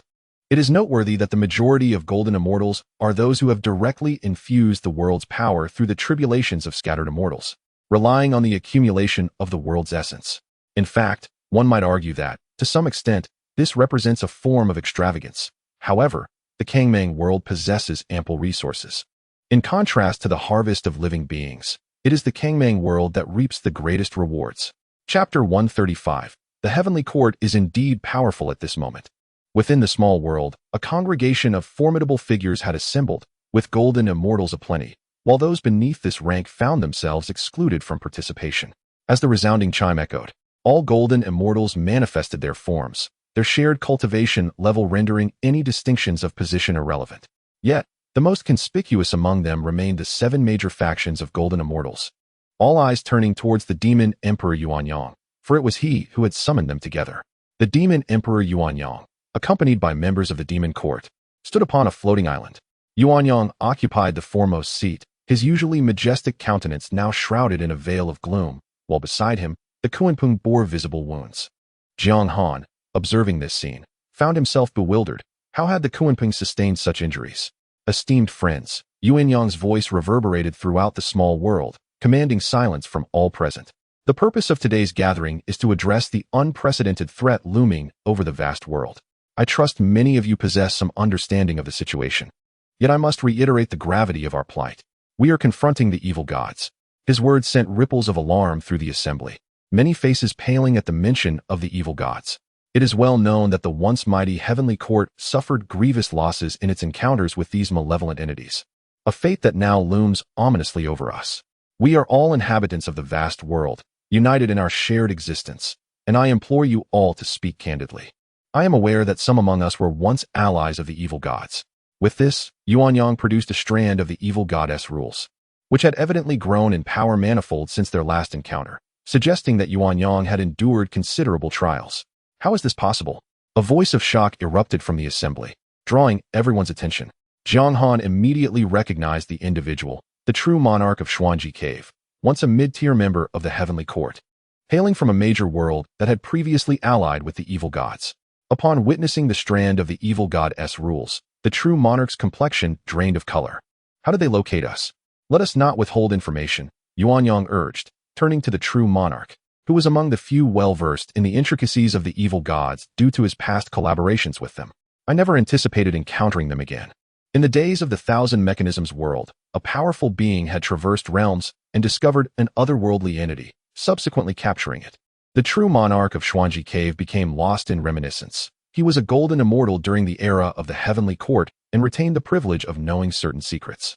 At first, he had sensed nothing amiss, but through investigation, he uncovered connections to realms beyond the Heavenly Court and the myriad worlds. Moreover, he had encountered a so-called system known as the Evil God Creation System. Thus, this powerful being began to gather friends for further research. Upon hearing the mention of the system, Jiang Han felt a profound shock within, yet maintained a composed exterior. Senior, may I inquire about the nature of this system? The Kuanpung ventured, for during the tumultuous battles of the Heavenly Court, he had been a mere observer, unaware of many details. The system known as the Evil God Creation System, an entity from another realm, had the capability to transform certain beings into evil gods, thereby augmenting the strength of its otherworldly creator with the proliferation of these gods. Upon hearing the narrative of the esteemed Chuanji Cave Heaven's true monarch, many listeners gasped in astonishment at the sheer abnormality of such a phenomenon. However, this was merely the surface of the tale. In truth, I was among those who participated in these events. The otherworldly being was an ordinary individual, said to have been sent to our world by the four horsemen of the apocalypse. Shortly thereafter, a system manifested in his mind, and as he commenced his endeavors, he was swiftly detected by powerful entities. Through years of meticulous research, we came to understand that this so-called system was merely a singular point, a teleportation node. Behind the system lay formidable powers, who utilized it to pinpoint worlds, transport various items, or even elevate the so-called host cultivation. Once a certain threshold was reached, the being behind the system could directly transcend the vast chaos and descend with overwhelming might. Could the entity behind the system truly be the evil god? One golden immortal inquired. Indeed, it is the evil god. The true monarch of Chuanji Cave Heaven was about to elaborate further when Yuanyang interrupted his discourse. Esteemed guests, at this juncture, do you still intend to conceal the secrets harbored within your hearts? Upon saying this, Yuanyang cast a glance towards several elders, prompting the attention of others to shift toward them. These individuals had once been connected to the great world alongside the external realms. Given the current circumstances, remaining silent served no purpose. Thus, allow me to speak. The true monarch of Purple Mansion, Yuanhua, declared as he stepped forward. In the past, the entity that had established contact with our great world was also a visitor from another realm, accompanied by a system. This otherworldly guest rose to prominence with alarming speed, attracting the ire of a senior's descendant, which led to his discovery. Upon capturing that being, we uncovered a most potent upgrade system. Initially, we had not gleaned much from our findings, but subsequently, we managed to capture several otherworldly guests, each possessing a system. After our fallout with the Celestial Court, we began to establish a connection with the entities behind these systems, forming a collaboration that facilitated the continuous influx of these otherworldly beings into the Celestial Realm. Ultimately, following a grand conflict, the entity behind the system, utilizing spatial coordinates, summoned a Deluo powerhouse, allowing me to escape from that great world amidst the chaos. I shall compile the specific details and share them with you all, the true monarch of Purple Mansion concluded, resuming his seat. Then, from a small group, a practitioner known as the Tsangming world-breaking old monster stepped forward. Jiang Han quickly retrieved information regarding this individual from his mind. This being had also confronted the Celestial Court directly and was rumored to command an undying legion, which had drained considerable power from the court. In the past, our world had allied with an entity that called itself the god of original numbers. This being possessed the ability to digitize all existences, and those who were digitized referred to themselves as the Fourth Calamity. Initially, they appeared in our world on a small scale, and we effectively blocked their so-called birthplace. Eventually, we reached an agreement to send them directly to the Celestial Realm, where those beings could resurrect indefinitely as long as they had access to certain game points. This is the truth of the Immortal Legion in our world. After hearing everything, Jiang Han could hardly contain his inner astonishment. What on earth is this? He then turned his gaze to a small group, who also maintained contact with the outside world. As expected, they spoke up. Our partners from years past were also able to manipulate the data of living beings, claiming to be the so-called Skynet, which bears many similarities to your Immortal Legion. Upon hearing this, Jiang Han was taken aback by the formidable power of the Celestial Court. Among the vast multitude of cultivators in this desolate world, there already exist evil deities and two fourth calamities. The Celestial Court has stood for countless millennia, a testament to their might. No wonder these great worlds dared to confront the Celestial Court head-on. It turns out they did not act directly themselves, but merely played the role of porters. These venerable ones were well aware that collaborating with such direct entities was akin to courting disaster, and they had prepared early on, ultimately reaping substantial rewards. What merit did the Celestial Court possess to warrant such an onslaught from so many forces? Jiang Han's heart ached, lamenting his late arrival. Had he participated back then, he could have seized far greater gains than those around him. Chapter 136. The intimidation of the Demon Court upon hearing the affiliations of these golden immortals. Many golden immortals from the vast realm could not help but gasp in astonishment. They were aware that these worlds were untamed, yet they never anticipated the extent of their wildness. In their fervor to confront the heavenly court, they had unwittingly invited disaster, ultimately leading to a hasty retreat with their resources. A thought crossed the minds of many. Were they still in contact with those forces? The true monarch of the Xuanji Cave seemed to sense the apprehensions of the native golden immortals of the vast realm. Fear not, he reassured them. Previously, we harbored thoughts of mutual destruction. Now, however, we have assumed new identities within the vast realm, which holds boundless prospects. There is no need to invite calamity upon ourselves. Furthermore, in order to evade detection by those forces, we have already severed ties with them. We once ensnared those powers and forged enmities. We would never resort to such actions. Despite the true monarch's explanations, each being retained a lingering doubt within their hearts. What if someone, in a moment of desperation, chose to exploit such a method as a trump card? As numerous golden immortals turned their gaze back to him, the true monarch of the Xuanji Cave was once again lost in reminiscence. At that time, we had captured systems related to the malevolent deities and promptly delivered them to the heavenly court, which had already gained control over those worlds. Upon their arrival, each vibrant world became tainted by the corruptive energy of these malevolent entities. The entire world's rules transformed into the grotesque rules of the malevolent deities, which in turn began to influence the entire realm of immortals. Throughout the period from the emergence of these malevolent entities to the final confrontation, the primary forces of the heavenly court were engaged in the eradication of these beings, striving to purify the rules they had corrupted. Especially during the climactic battle, I witnessed the formidable presence of a Tao Lord among these malevolent deities, a visage that remains etched in my soul. Since that fateful glance at the Tao Lord of Malevolence, my spirit has been grievously wounded, and I have yet to recover. Such entities possess the ability to directly erode the very essence of golden immortals, their laws vastly differing from any known principles. The essence of these laws is chaos. When chaos reaches its zenith, it leads to dissolution, ultimately returning all to primordial chaos. The Emperor of Primordial Yang suddenly interjected. Are you suggesting that their essence is to return everything to chaos? On the surface, it appears so, the true monarch replied.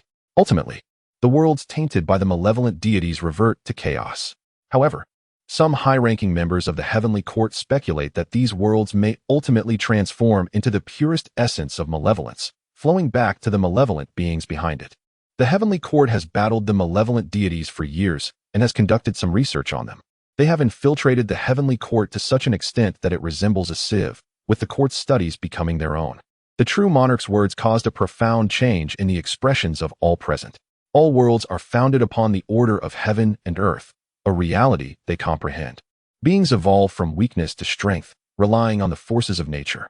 Should the worlds revert to chaos, many may face annihilation, suffering grievous harm in the process.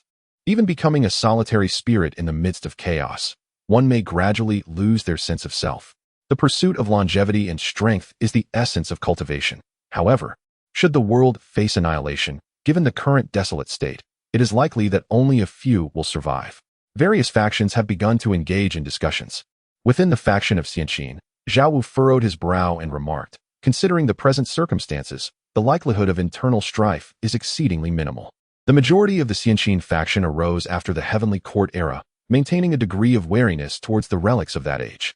Yet, No one can guarantee that these beings do not harbor hidden agendas that could lead to a collective downfall. At this moment, a minister from Xianxin stepped forward, asserting, such a possibility exists, albeit it is quite small. When faced with entities that exceed one's own strength, if they choose to conceal their intentions, the situation becomes uncontrollable. Throughout the annals of history in the desolate world, there have been numerous instances of beings who fell or were forced to lose their identities, and none of them triggered similar occurrences upon their demise. The emergence of the evil deity's rules may very well be an unforeseen event, yet further investigation is warranted. Jiang Han wholeheartedly supported the conclusion of this Xianxin minister, as he understood that this truly was an accident. However, he was certain that the demon emperor Yuanyang would exploit this situation to its fullest. The evil deity's rules that Jiang Han had initially unleashed were not this formidable. They must have been bolstered by the nurturing of the demon emperor Yuanyang. As the demon emperor stated, all beings within the desolate world are in the same vessel. Should this vessel sink, it would be detrimental to all.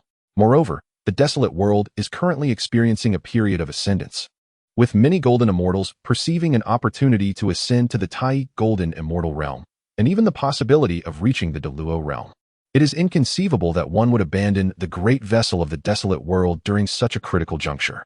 As for joining the evil deity's camp or other systemic factions, had they intended to join, these beings would not have directly seized the world's resources and jumped ship to the desolate world. As time elapsed, tranquility gradually settled over the small world, and all gazes turned towards the demon court faction. For it was they who had made the discovery and summoned the beings of the desolate world to discern the demon court's intentions. Seeing the attention of the cultivators from the desolate world upon him, the demon emperor Yuanyang began to speak slowly. This is precisely why I have gathered you all. According to the observations of the demon court, several small worlds have already suffered invasions, and there appears to be a malevolent force behind it, specifically targeting diminutive races. Furthermore, our observations indicate that the speed of these invasions is accelerating. Upon hearing this, Jiang Han realized, without a doubt, that these invasions of small worlds must be the handiwork of the demon race, which may have even employed grand formations to temporarily sever Jiang Han's connection to the evil deity's rules. Subsequently, the demon emperor Yuanyang waved his hand to unveil a star map, representing the map of the desolate world, where spatial layers intricately overlapped. Beyond the main world, numerous small worlds existed. However, the map did not indicate the locations of various forbidden zones, as these were closely guarded secrets of the great powers. Even if the demon emperor Yuanyang was aware of them, he would not display such information openly. The demon emperor Yuanyang pointed to 3 locations representing small worlds, which had now turned a deep shade of black. Even more alarming was his pause as he elaborated. According to our research, this malevolent divine rule can pinpoint our realm. Each instance of its amplification serves to guide an unknown existence towards our vast world. Subsequently, Yuanyang produced the malevolent divine rule once more, and many golden immortals gazed upon it, noting the palpable fluctuations inherent within this rule. However, Jiang Han understood that the ultimate source of these fluctuations was the malevolent world of his own creation. If Yuanyang were to assert this, there would indeed be no fault in his claim. Chapter 137. Nurturing the evil god in the vast world. Upon hearing that they could pinpoint the location of their world, everyone present fell into a state of disarray, including Jiang Han. A palpable tension enveloped the group. Should Jiang Han choose not to participate, it would render him an outlier. Could you elaborate, fellow Taoist? Inquired a golden immortal, directing his question to Yuanyang. Kunping stepped forward and responded, allow me to elucidate. Merely a few days ago, we uncovered an anomalous region in the central continent. At the mention of the central continent, Jiang Han's gaze flickered. This miniature world exhibited a slight delay in connection to the outside realm, and his avatar had yet to receive any news from his true self. It appeared that the demon clan had initiated some maneuvers in the central continent. At that moment, the expression of Master Wanfei shifted, revealing an unusual concern. He had just received word of disturbances within the Wanfei dynasty, which were ultimately quelled by Kunping's intervention. Thank you for your assistance, fellow Taoist. Master Wanfei expressed his gratitude to Kunping. Despite not being from the same faction, it was only proper to acknowledge Kunping's help. There is no need for such formalities. We are all beings of the vast world. In the face of the evil god, we should unite our efforts, Kunping declared with grandeur. Were it not for the knowledge of his past deeds, one might mistake him for a paragon of virtue. In the demon court, the demon emperor Yuanyang conducted his affairs with integrity, while Kunping often resorted to subtle schemes. However, Jiang Han understood that all of this was mere performance. As the puppeteer behind the evil goddess rules, he was far from oblivious to the unfolding events. Contemplating the delay in information, Jiang Han's avatar could not help but think of Master Wanfei, recalling the details of his faction. In Master Wanfei's camp, it was the true self that had arrived, while several avatars among his ranks were golden immortals, suggesting that his true form was stationed in the Wanfei realm in the Wanfei dynasty. As these thoughts coursed through his mind, Jiang Han's thoughts began to stir. His true self could not take action, inciting internal strife, though gratifying, would likely trigger a chain reaction. Subsequently, the attending avatar of Jiang Han swiftly transmitted this news to his true self, and then, as if nothing had transpired, he resumed his focus on the meeting. After exchanging pleasantries with Master Wanfei, Kunping stepped forward, revealing a scene behind him. This was a location within the Wanfei dynasty, where the river mountains exhibited an unnatural hue, teeming with grotesque creatures, some sprouting additional tentacles, others exhibiting amalgamated traits from various species. Through our meticulous investigation, we have discovered this, Yuan Yang proclaimed, unveiling a bizarre statue. It depicted a humanoid creature with an octopus head, adorned with dragon scales, and possessing a pair of wings, each covered in eyes. Jiang Han's avatar recognized that this statue harbored the essence of the evil goddess rules. Sensing he could exert control over it, he felt a sense of relief, eager to discern the true intentions hidden within the demon court's machinations. After laying the groundwork for so long, orchestrating such elaborate maneuvers, and crafting countless layers, he remained unaware of the nature of the demon clan's envy. As we studied this statue, Baizhe of the demon clan stepped forward. The 7 golden immortals assigned to the research began to experience nightmares that night, with their very souls sustaining grievous injuries. Before Baizhe, a vivid scene unfolded, depicting the Kunping sprouting tentacles, ultimately severed by its own might. The onlookers then turned their attention to the injuries inflicted upon the Kunping. Could the malevolent deity's rules truly possess such formidable power? Jiang Han began to harbor doubts. The malevolent rules he had conceived were evidently incapable of inflicting harm upon the golden immortals, let alone an esteemed figure like Kunping.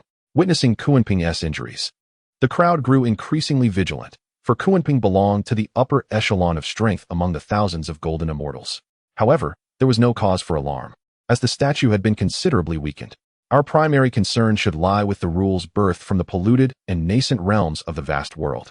The rules of the vast world appeared as fragile as an infant in the presence of this malevolent force.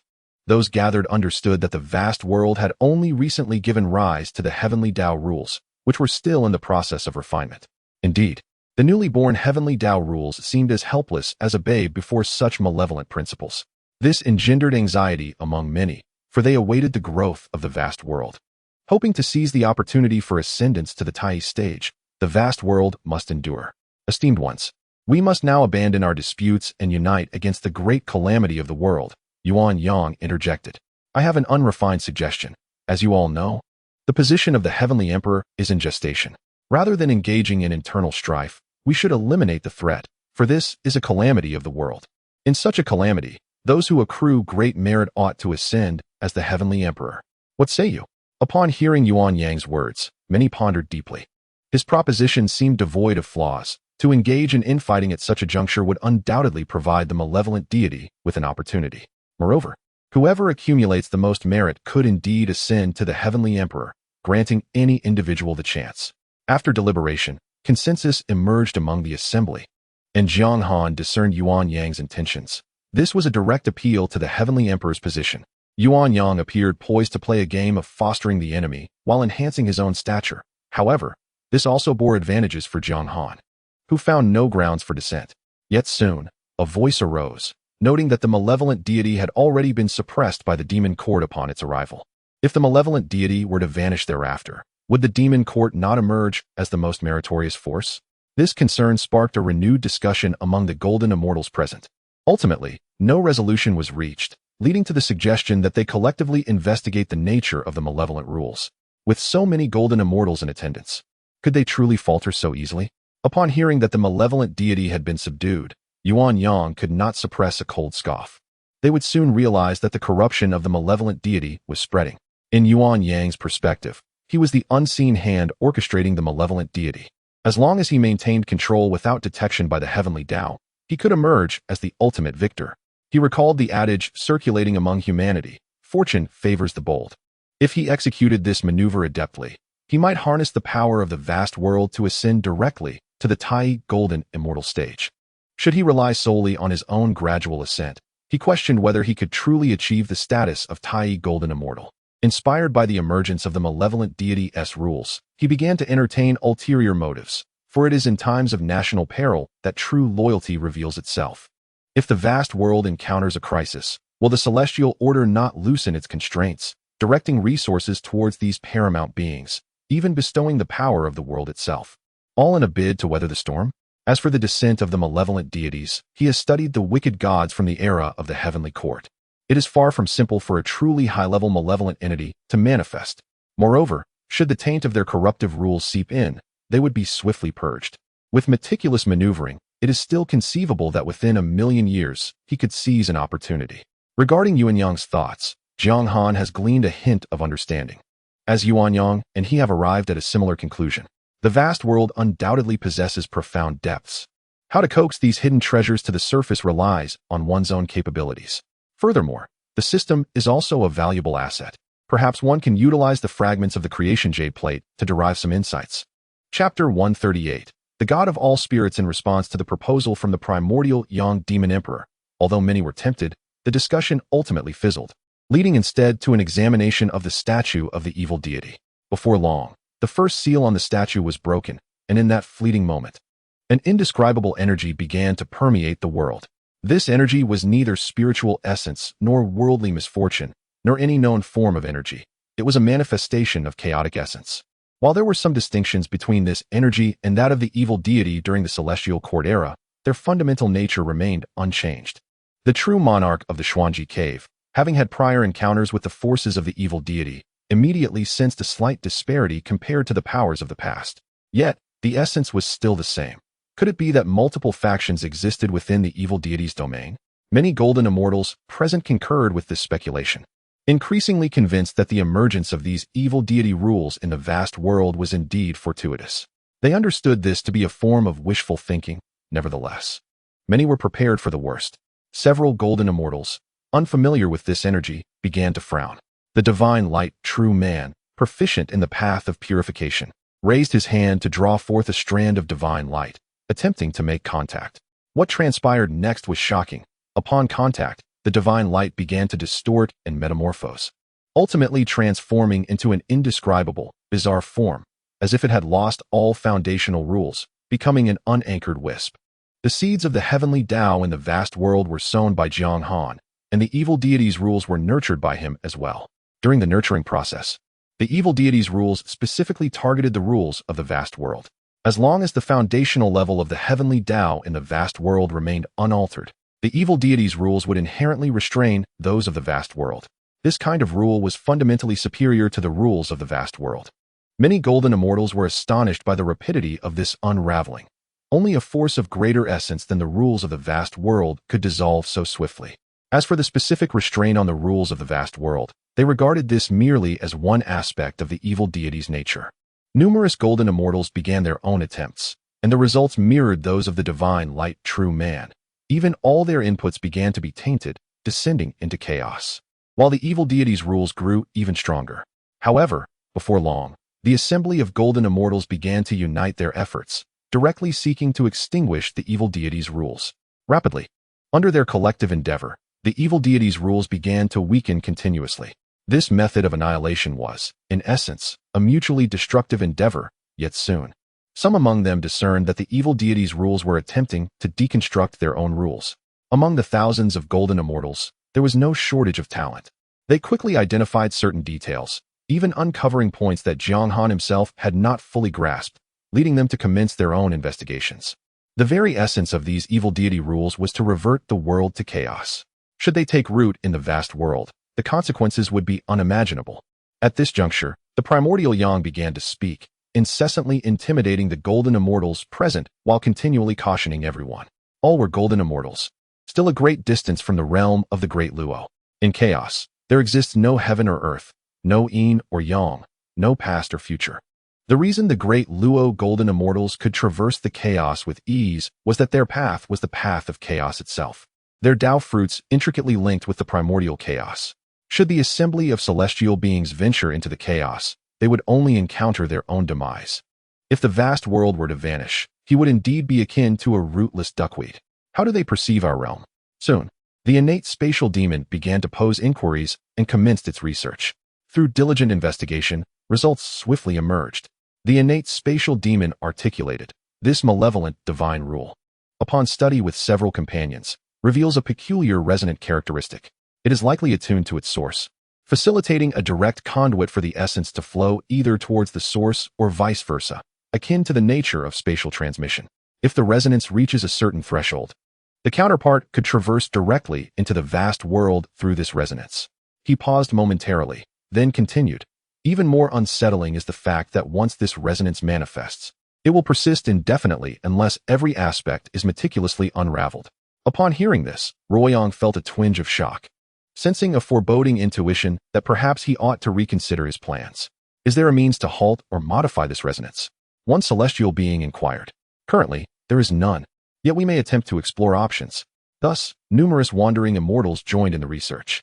Concurrently, the avatar Jiang Han continuously transmitted information back to his main self. While the esteemed true monarchs of the Xuanji cave occasionally noted distinctions between this malevolent divine rule and those they had previously encountered. Throughout the study, Jiang Han contributed his insights, which were greatly valued by the golden immortals present. Despite being merely an avatar at that moment, his ability to formulate a heavenly principle suitable for the vast world and aid its ascension in understanding was indicative of his unparalleled wisdom. To a certain extent, he even surpassed the universally acknowledged sage of myriad laws. After all, what the sage could not accomplish, Jiang Han achieved. In truth, all beings above the celestial rank in the vast world are intertwined with Jiang Han through a shared karma. As long as Jiang Han refrains from folly, it is conceivable that he will ascend to become one of the preeminent existences within the vast world, perhaps the most eminent of all, though this journey may indeed be protracted. In the realm of the five elements, Jiang Han's true self, aided by information from his avatar and fragments of the creation jade plate, is tirelessly refining the malevolent divine rule. With the assistance of numerous golden immortals from the vast world, the malevolent realm now resonates with the divine rule, enabling a mutual exchange of essence. In fact, within the malevolent realm, certain rules have begun to materialize, giving rise to beings governed by these laws. These entities are fundamentally the source of the rules, akin to celestial beings within the vast world, primarily tailored to address the needs of that realm. However, they require a process of growth, potentially advancing all the way to the Tai Golden Immortal level. The origin of these beings lies within the malevolent realm. Thus, mastering the malevolent realm equates to controlling these enigmatic entities. While creation may pose challenges, replication remains relatively straightforward. As for whether true malevolent deities can descend into the vast world through the malevolent realm, such an idea is utterly ludicrous. The vast world currently operates as a standalone entity, with interactions with the chaos being unidirectional. Should the adversary be capable of commandeering the standalone, Jiang Han would readily concede. Beings within the vast world cannot mingle within the chaos. With the protection of the fragments of the celestial jade dish, Jiang Han resolved that, at worst, he could simply blend into the chaos. Soon, he began to assemble these creatures, incorporating a dragon's tail, phoenix wings adorned with myriad eyes, and the heads of 9 individuals. To enhance the realism, he even added tentacles at certain points of the body, each embellished with additional eyes. However, this creature, a mere amalgamation, was beset by a chaotic consciousness. Jiang Han decisively partitioned a fragment of his own awareness, merging it with the consciousness of the abyssal god realm, infusing it into this corporeal form. He even chose to name it the god of all spirits. To construct this body, Jiang Han depleted his entire resources, even siphoning off half of the essence of the 5 elements realm. It was time to settle accounts. Subsequently, Jiang Han directed his gaze toward the kingdom of 10,000 laws. Chapter 139, the overlooked primary target in the central continent. Within the realm of the 10,000 laws dynasty lies the imperial capital. The former domain of the human emperor, having endured multiple wars, has been shattered and restored to its former splendor through the efforts of formidable beings. Countless towers rise majestically from the earth, and numerous small worlds encircle the imperial city, while the sky is adorned with tens of thousands of floating continents. At this moment, a figure stealthily emerged within the imperial city. The spirit of all beings, having been birthed, infiltrated the imperial city in silence. The city is safeguarded by formidable protective formations, and breaching them would require considerable time. As the figure gazed upon the imperial city, chains of law entwined the floating islands above, suspended in the heavens, with waterfalls cascading from the skies, and palatial structures scattered throughout. Occasionally, one could observe exotic beasts pulling chariots. The spirit of all beings then revealed its true form, manifesting a towering presence within the city. Its foremost objective was to capture Lin Xian.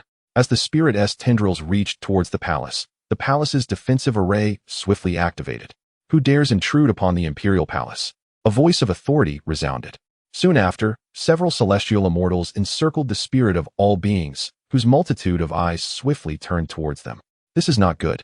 A perceptive cultivator, possessing keen consciousness, sensed the impending loss of awareness.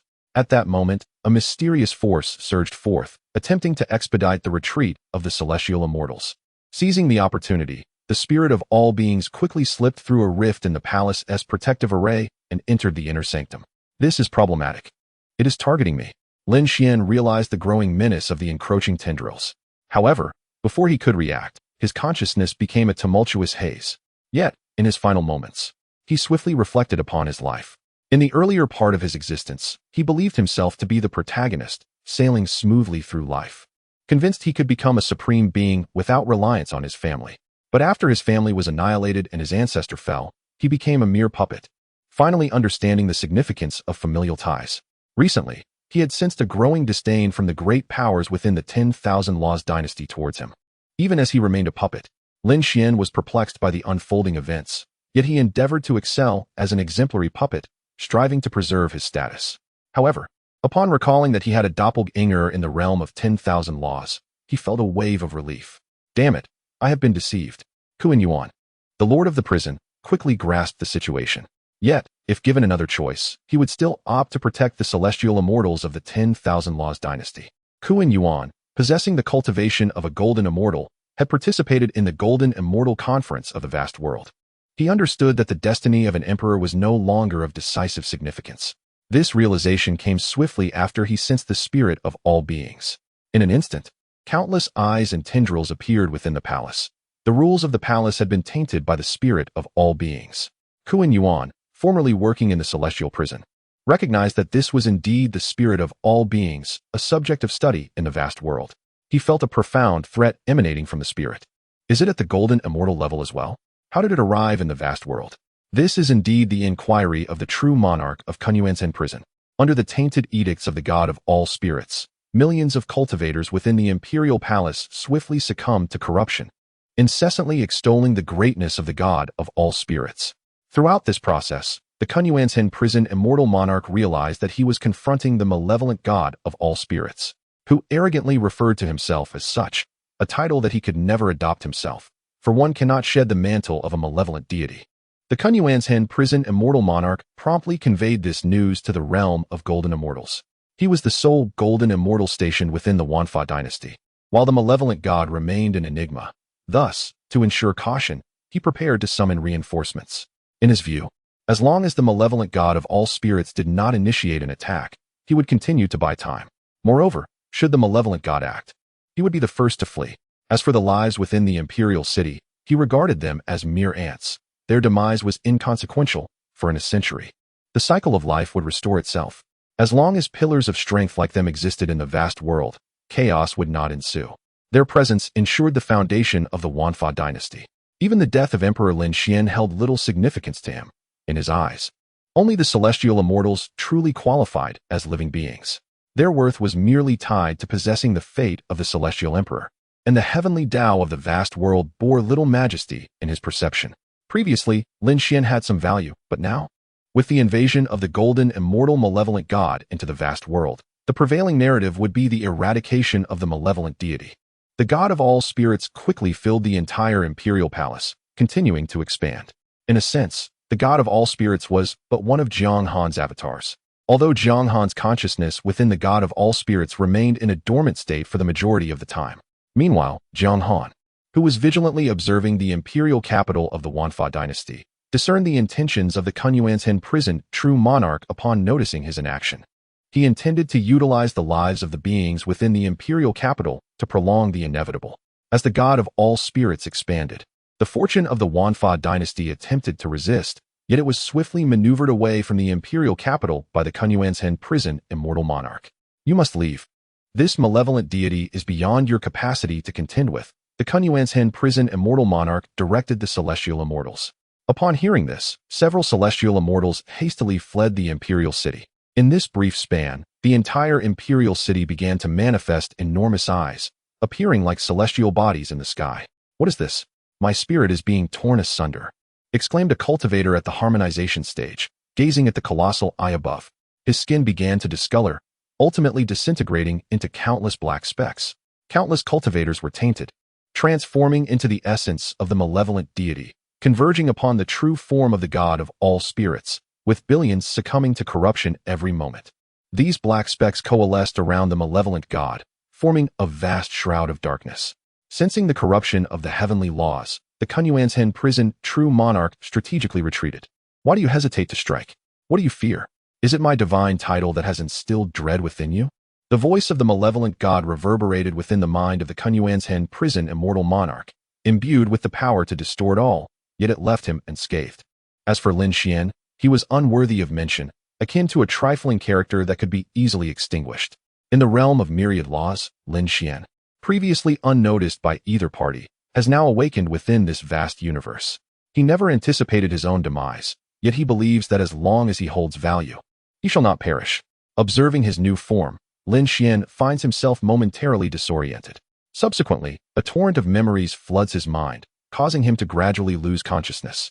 From his back, a pair of obsidian wings unfurl, adorned with countless eyes. Before he can even make a move, he vanishes from the realm of myriad laws. Soon after, the master of myriad laws appears at Lin Xian's former location, inquiring, "Did you comprehend this?"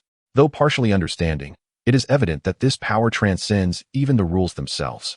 The Taoist beside the master of myriad laws remains perplexed by this principle, pondering how the malevolent deity managed to directly corrupt the realm of myriad laws. While he harbors some thoughts, they remain mere conjectures. Chapter 140. Heart like a stubborn stone. Defiled by the malevolent deity since the proposal by the demon court to appoint the great virtuous one as the celestial emperor, Lin Xian's influence began to wane. Although his power diminished, he remained under the vigilant watch of the master of all laws. Once Lin Xian succumbed to the taint of the malevolent deity, the master of all laws perceived the shift, yet it was too late to intervene. The vastness of the boundless world, encompassing the realm of all laws and the dynasty of all laws, contains spatial teleportation arrays that require time to traverse. Were the formidable beings capable of reaching any corner of this world at will, it would have long been unified under the mightiest. Subsequently, the master of all laws revived Lin Xian once more, yet this incarnation was irrevocably marred by the energy of the malevolent deity. He was beyond redemption. Upon meticulous observation, the master concluded that Lin Xian was utterly doomed. His essence had been corrupted, and even the world's records concerning him had suffered the same fate.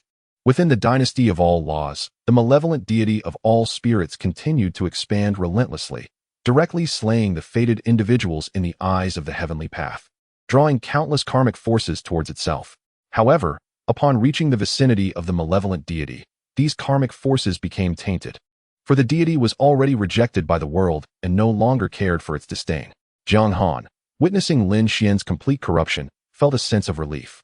Over the years, Lin Xian had endeavored to revive the Lin family and had many descendants, yet they had now become sustenance for the malevolent deity of all spirits. The Lord of Kuan Yuan, calculating the arrival of reinforcements, chose the moment to act. Pointing toward Wei Dong, he summoned the powers of heaven and earth, drawing countless celestial laws to converge upon the malevolent deity, swiftly forming chains of regulation that enveloped it in a prison. At this juncture, Jiang Han's consciousness supplanted the chaotic thoughts of the malevolent deity, allowing him to control its form without discomfort. From the malevolent deity's body, numerous tendrils sprouted, an external manifestation of the corrupting laws.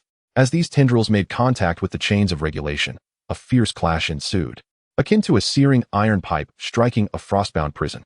The corrupting laws exerted their force, ultimately breaching the prison's defenses. "Now, is your reinforcements arriving, coward?" He. The voice of the malevolent deity echoed in the mind of the Lord of Kuan Yuan. The Lord dismissed the taunts, perceiving them as mere verbal insults. In his eyes, the malevolent deity was a lunatic, unworthy of his consideration, for he would not allow a madman's words to disturb his composure. Once the malevolent deity broke free from its confinement, countless mouths emerged from its form, emitting a cacophony of ghastly laughter that propagated its corruption. The Lord of Kuan Yuan paid little heed to this insidious behavior, though the eerie laughter caused him discomfort, inducing some of his cells to mutate. Nevertheless, he swiftly suppressed the aberration, restoring his body to its normal state through sheer willpower. In the era of the heavenly court, he was already a golden immortal, inhaling and exhaling celestial energy. His physical form, forged by the rules of the Immortal Realm, transcended that of a mere mortal and became one of divine regulation. Subsequently, he dismantled his own regulated body, enduring the trials of the vast world's heavenly tribulations. Through the relentless honing of his physical form with the primal forces of existence, he ascended to the level of a golden immortal with his corporeal vessel alone. Now, he has once again mastered the rules of the vast world. The Kuan Yuan Jinyu immortal monarch spoke no words, transforming directly into a colossal form of countless hands, enveloped in a myriad of radiant hues. Behind his head, a golden wheel of fortune and merit spun, and many formidable beings from the myriad laws dynasty comprehended several divine arts upon witnessing the immortal monarch's magnificent form. The emergence of a golden immortal invariably heralds celestial phenomena, for they require no external divine arts. Their every gesture is a source of miraculous power.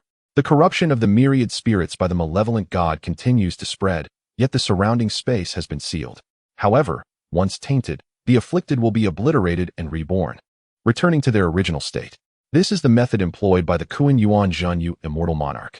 In the moment of destruction, the essence of the malevolent god instinctively returns to its source, or amidst destruction and rebirth, the tainted realm shall be rejuvenated. The vast world has not yet reached the stage of rebirth through destruction. Rather, it swiftly strips away the corruption of the malevolent god during the process of annihilation. As destruction unfolds, the taint from the malevolent god vacates the contaminated space, converging into a singularity, thus achieving separation in that fleeting instant. Indeed, the ancient sage possesses profound knowledge. Jiang Han, who observed from the shadows, couldn't help but commend the Kuan Yuan Jinyu immortal monarch. Those who survived numerous upheavals are undoubtedly no ordinary beings. The approach to counter the malevolent god has been synthesized by the mighty of the heavenly court, having been proposed at the Golden Immortal Conference. However, the Kuan Yuan Jinyu immortal monarch demonstrates a certain proficiency. The malevolent god's attempts to spread its corruption are effectively suppressed, confined to the vicinity of the imperial city. Within the imperial city, the corrupted beings are swiftly eradicated by the Kuan Yuan Jinyu immortal monarch. Unbeknownst to Jiang Han, the immortal monarch possesses considerable experience in dealing with malevolent deities. Even if he wished to intervene, he would ultimately falter, perhaps even hesitate, making it more merciful to allow these beings to perish swiftly. What Jiang Han does not realize is that the Kuan Yuan Jinyu immortal monarch had, during his time in the heavenly court, been responsible for quelling the existence of the heavenly prison, utilizing a vast world explicitly designed to contain malevolent gods. It was during this period that he amassed his experience, awaiting reinforcements while preparing for a potential retreat. At the same time, he continuously observed the myriad spirits of the malevolent god. With a mere thought, the immortal monarch set the rules of heaven and earth into motion, causing the very fabric of existence to tremble. The corruptive forces eroded the seals, advancing toward the Kuan Yuan Jinyu immortal monarch, and in the blink of an eye, they surged toward his corporeal form. Witnessing this, Jiang Han steeled himself. His primary objective was to eliminate Lin Xian. As long as Lin Xian remained alive, discomfort lingered in his heart. Jiang Han had once contemplated that without Lin Xian, his life might have unfolded differently. Beginning his journey by vanquishing foes in his youth, encountering various beauties along the way, ultimately becoming an unparalleled existence. Instead, he finds himself in a state of invincibility, devoid of desire for the world, with only the aspiration to grow stronger. Yet, there exists a possibility that Jiang Han has become a mere puppet for the ancient entities of the vast world during this process. As the situation unfolds, it appears that Lin Xian is merely an unfortunate soul, effortlessly dealt with by the malevolent spirit of all beings, who has successfully fulfilled its task. Now, Jiang Han yearns to witness the disparity in strength between the malevolent spirit of all beings and the golden immortals of the vast realm. Countless forces of pollution begin to assail the lord of the underworld of Kuan Yuan Town, and it seems that the taint of the malevolent deity has already infiltrated his very being. Nevertheless, Jiang Han discerns that his heart remains perpetually clear, untouched by the forces of corruption. His heart is the vessel of his path, the external manifestation of his essence, existence, and thoughts. In the face of the malevolent deity's pollution, it is as if the sea crashes against the rocks. Is it truly possible? Jiang Han is astounded. The lord of the underworld of Kuan town had not mentioned such a method to resist the corruption of the malevolent deity during the Golden Immortal Assembly. Chapter 141. An unexpected encounter with the ancestor of the Lin family. The body of the Kuan prison immortal was continuously tainted by the rules of the malevolent deity. Yet it swiftly regained its normalcy from within. This cultivation of the heart was a lesson learned by the Kuan prison immortal from a small world. In his early days of pursuing the Tao, the malevolent deity was his ally, and he never had the opportunity to engage in direct competition. After all, their group of madmen could easily perish with a moment's inattention. It was only after confirming safety that he dared to experiment. In the initial stages, he refined his heart amidst the mundane world, discerning the illusory nature of reality, remaining unaffected by external stimuli. In moments of tranquility, the Kuan prison immortal gazed into the chaotic abyss, observing the river of time and the evolution of civilizations. Ultimately, he attained clarity, validating his true heart amidst the cosmos, and transcended the self, reaching a state devoid of intention, yet encompassing all intentions. It was precisely within this state of being, free from intention, yet containing all intentions, that the malevolent deity's rules could not inflict harm upon his heart and soul. In this vast world, power reigned supreme, and every cultivator underwent a process of heart refinement. It was merely that he excelled in it. Jiang Han also perceived this state of the Kuan prison immortal and could not help but acknowledge that those who reached the golden immortal stage were indeed the elite of every realm. The malevolent deity of myriad spirits, recognizing this, chose to intervene and approach the Kuan prison immortal. As the two sides clashed, tremors resonated throughout the imperial city, echoing into the surroundings. Observing the confrontation, Jiang Han internally assessed that the Kuan prison immortal and Zhao Wu were not of the same caliber. Although both were golden immortals, Jiang Han possessed the confidence to subdue him, perhaps even extinguishing his very essence. It was exceedingly difficult to strip a golden immortal of their selfhood, and the battle in the imperial city soon attracted numerous cultivators. What was truly transpiring within the imperial city? After years of cultivation, Zhao Fan had finally ascended to the status of a nascent soul ancestor and was now preparing to venture into the imperial city for broader insights. Throughout his travels, he had encountered many prodigies and recognized his own ordinariness. However, he refused to yield, harboring a secret. He possessed a celestial treasure, which also contained an elder, providing him with a sense of assurance. Yet, he noticed countless formidable beings fleeing the imperial city in droves, some even escaping with small worlds in tow. Observing the sky where these powerful entities lifted entire continents and swiftly took flight, Zhao Fan felt a deep-seated envy. Flee quickly. Ahead lies a clash of golden immortals.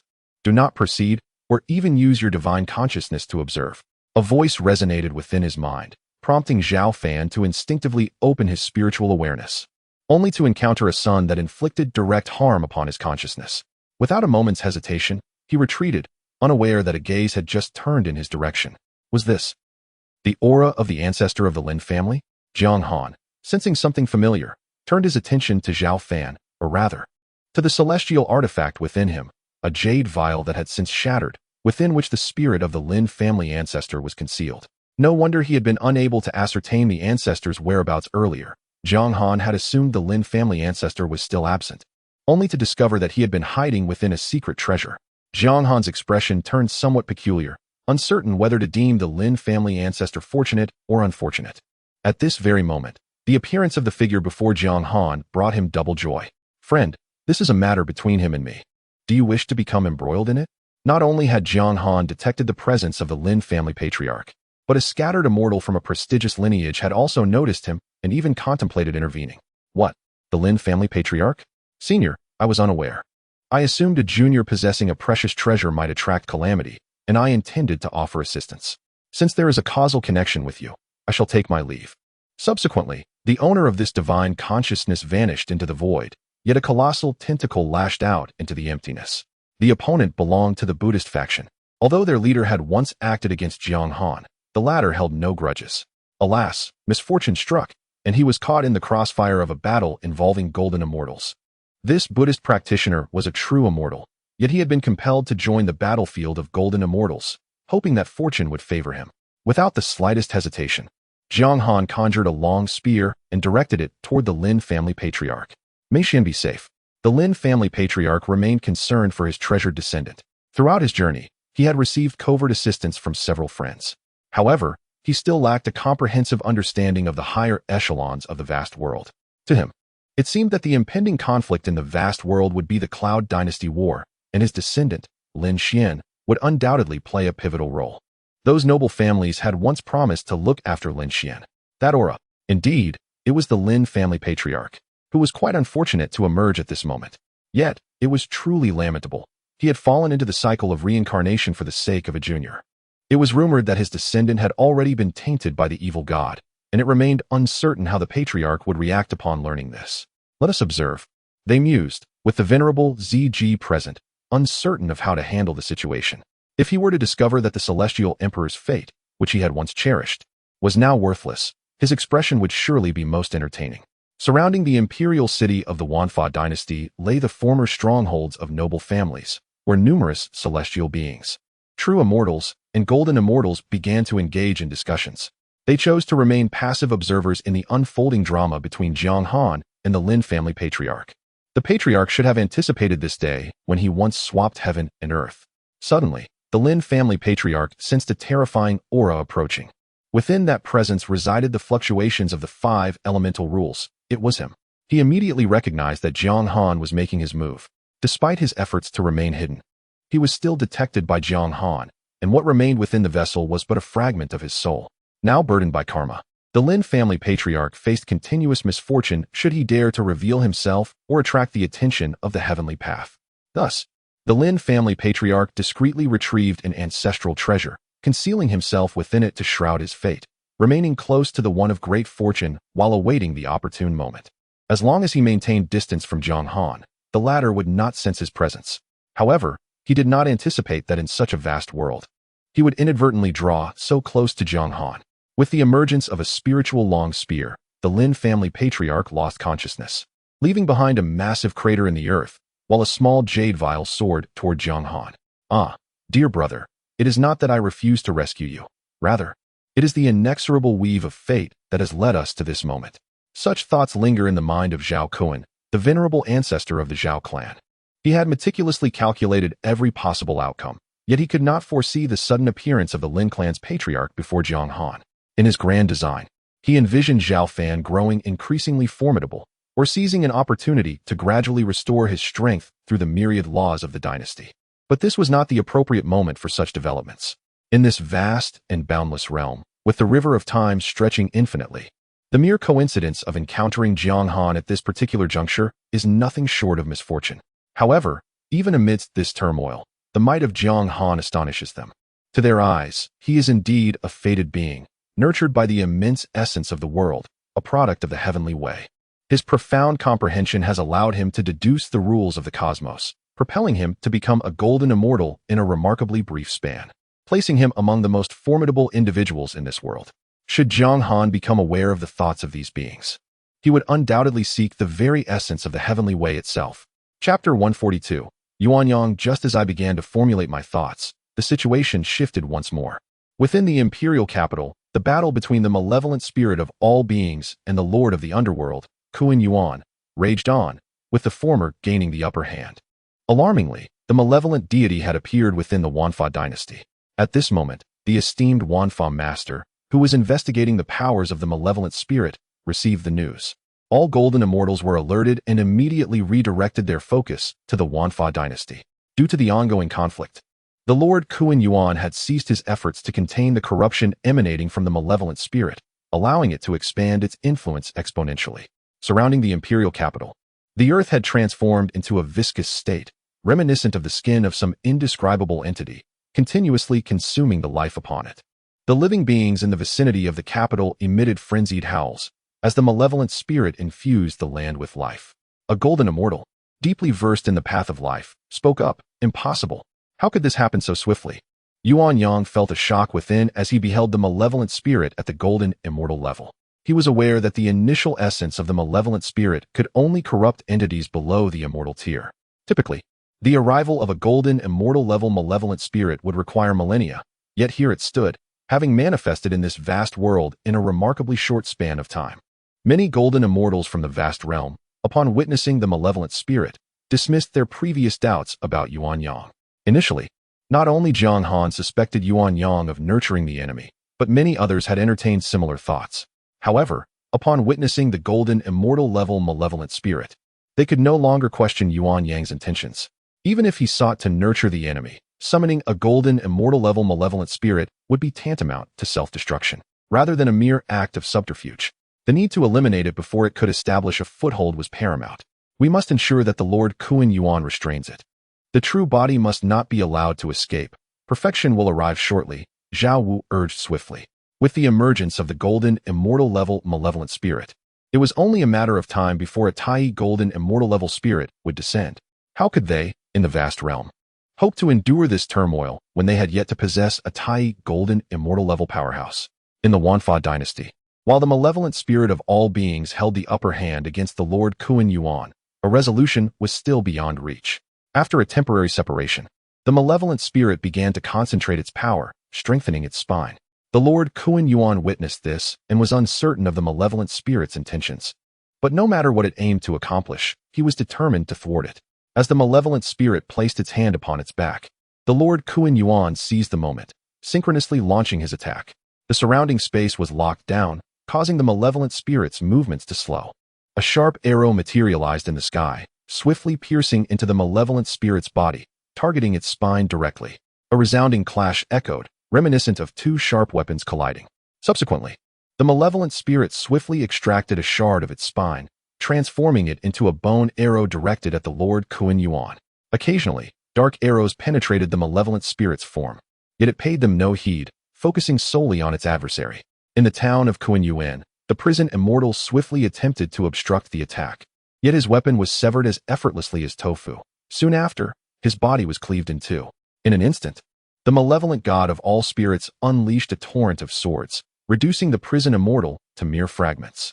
At that moment, tens of thousands of arrows rained down from the heavens, piercing through the malevolent god's form. Simultaneously, a flurry of wind blades struck, relentlessly severing the numerous tendrils that adorned the malevolent god. "Are you not going to make a move?" echoed the voice of the fragmented prison immortal. As he spoke, a multitude of mouths on the malevolent god's body voraciously consumed the remnants of the prison immortal. Realizing his overconfidence, the prison immortal understood the grave cost of his injuries. A significant portion of his essence had already been devoured by the malevolent god, leaving him wounded and uncertain of how long it would take to regain his peak condition. Yet, the chains binding the malevolent god began to dissolve like snow under the scorching sun, rapidly consumed by the tendrils that feasted upon the assaults of the rules. The malevolent god, or perhaps the entire realm of evil deities, possessed an innate dominance over the vast world. Suddenly, a figure emerged from the sky, accompanied by a gust of wind, a rare female golden immortal from the vast world. Her eyes, a pale green, were sharp yet elegant, and she wielded a bow. This was the Lingyun immortal from the faction of the 10,000 Laws, said to be a manifestation of innate spiritual energy from a certain realm. Surrounding her was a primal wind, one of the oldest innate beings in the vast world. Without a word, Lingyun and the wind spirit launched their assault upon the malevolent god. Countless wind blades composed of various rules materialized around the malevolent god, incessantly slicing at his form, while sharp swords struck intermittently. Seizing this opportunity, the prison immortal swiftly completed his resurrection, drawing the spiritual energy of the entire 10,000 Laws dynasty towards him. In a fleeting moment, the energy of the dynasty diminished by a level, yet began to gradually recover. The prison immortal's fortune waned slightly, though it had little impact. Battles at the golden immortal level exert a burden upon the world, particularly during such life and death confrontations. Upon his revival, the rules of restraint were set in motion. With the combined might of the prison immortal and the wind spirit, the malevolent god was firmly anchored in place. Although his body could still move, to the eyes of a golden immortal, it was as if he were utterly immobilized, rendering him a target for countless assaults. What a seamless collaboration! Jiang Han could not help but praise the trio. Had he engaged, even the slightest delay in movement could have proven fatal, transforming him into a stationary target. Now, the malevolent god had become precisely that. Are they coming? Jiang Han sensed the proximity of his doppelganger, realizing that the golden immortal from the vast world was en route to the assembly. Even now, it would be exceedingly difficult for the malevolent god to escape. Trapped as he was, returned to the source of all laws. The master of the 10,000 laws was the first to strike, conjuring a wheel of rules composed of myriad different laws, aimed directly at the malevolent god. Has he already mastered such an array of rules so swiftly? Amidst the onslaught from the master of the 10,000 laws, Jiang Han discerned over 100 distinct rules at play. Before the master of 10,000 laws encountered the principles of the celestial path, he possessed an unparalleled understanding of the existence of the laws within the vast realm. In fact, he once endeavored to deduce the rules governing the vast realm, though ultimately, he met with failure. Upon the emergence of the celestial path's rules within the vast world, the master of 10,000 laws swiftly grasped these principles, quickly ascending to the rank of Golden Immortal and undergoing several transformations. However, even among Golden Immortals, disparities exist. The malevolent god of all spirits appeared as a mere child in the presence of the master of 10,000 laws. At the moment the wheel of rules manifested, every eye upon the malevolent god of all spirits opened, striving to rapidly decipher these regulations and formulate the optimal strategy. Yet, time was not on his side. As the wheel of rules made contact, the malevolent god of all spirits began an incessant cycle of destruction and rebirth.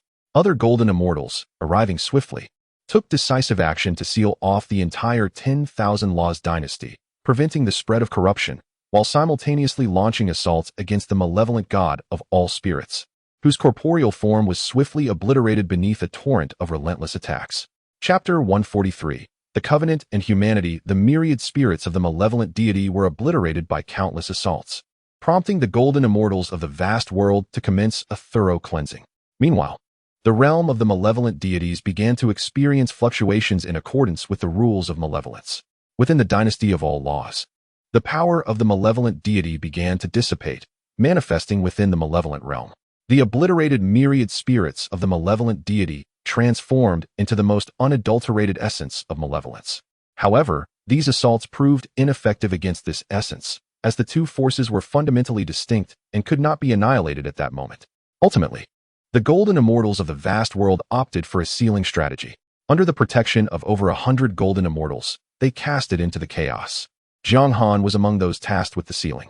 The fate of the malevolent deity's power, whether it would descend into that world or encounter unforeseen circumstances within the chaos, was of no concern to the beings of the vast world. The vast world remained in a state of perpetual motion within the chaos, and the direction in which the malevolent power was cast was precisely opposite to that of the vast world. Unbeknownst to them, after the malevolent power vanished from their sight, it lingered for a century before the seal began to falter, allowing the malevolent power to break free and ultimately reappear in the malevolent realm. At that moment, hundreds of Golden Immortals were scouring the dynasty of all laws, annihilating the malevolent power wherever possible and directly collecting the remnants that could not be obliterated, subsequently casting them into the chaos. Every being tainted by the malevolent essence was dealt with, to the extent that even the very earth within the dynasty of all laws was excavated and thrown into the chaos, leaving behind a portion to maintain presence, while others explored their respective territories for any remnants of malevolence. After several centuries of meticulous cleansing and numerous confirmations, the dynasty of all laws was finally purged of the malevolent taint, erasing all traces of the corrupted beings from the world to prevent their resurgence. Once completed, the celestial order bestowed merit upon them, which the present Golden Immortals swiftly divided according to their contributions. Gentlemen, what do you think of my previous proposal? After concluding all affairs, we shall reconvene in the small world. This time, Jiang Han's true form also entered the small world.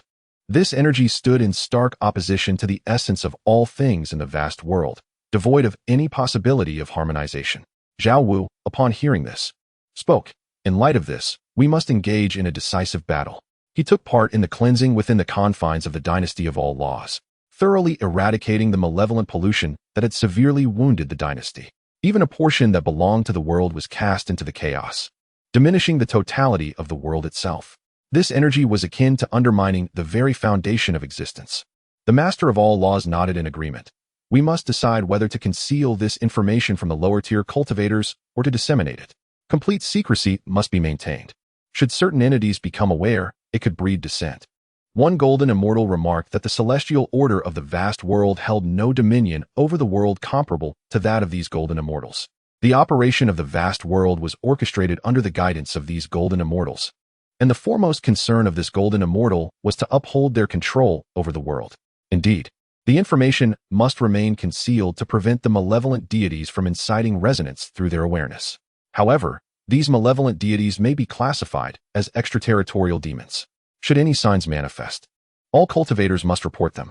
Those who conceal such information will face immediate purging in their respective regions, as stated by the Kuan Yuan Zhen Yuxianjun. He still harbored remnants of the malevolent deity's power within his being. Concerning information about these malevolent entities, it has been deemed accessible to those above the scattered immortals. After deliberation, it was ultimately resolved to grant access to those of higher rank. The golden immortals, in their quest for dominion over the world, require the assistance of these beings. All are to leave avatars behind to continue their research on this energy within the small world. Through their collective efforts, they may uncover valuable insights, suggested Yuan Yang. Upon hearing his proposal, the assembly expressed unanimous support. They ultimately agreed that various golden immortals would take turns guarding the periphery of the vast world, fortifying its protective barriers. The restricted zones surrounding the vast world must be relocated within it. After further discussion, it was decided that the masters of these restricted zones would oversee the protective barriers of the vast world and could operate around its periphery. Zhao Wu pondered for a moment before suggesting the formation of a dedicated team to address such matters, with each faction contributing personnel. Following Zhao Wu's proposal, other factions also expressed their support. Although golden immortals are stationed, the emergence of malevolent deities of that caliber poses inherent risks in one-on-one confrontations. The establishment of this mobile force would allow for timely reinforcements should the need arise. In the face of these malevolent deities, the higher echelons of the vast world have come together, temporarily setting aside past grievances, as their current concerns transcend matters of life and death.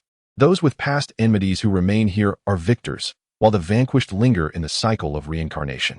With the agreement of numerous golden immortals in the vast world, their alliance is temporarily named the Immortal Alliance. Friends, the survival of the vast world hinges upon this endeavor. Should the malevolent deities fully ascertain our realm and descend, all efforts spanning countless eons would dissolve into nothingness. If that faction secretly studies or seeks to exploit this energy, the vast world shall unite to eradicate them, ensuring their total annihilation.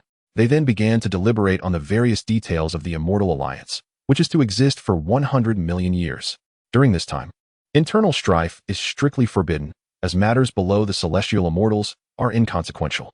The primary focus for this century is the prevention of malevolent deities. If no such entities appear within this period, the alliance may gradually dissolve based on circumstances.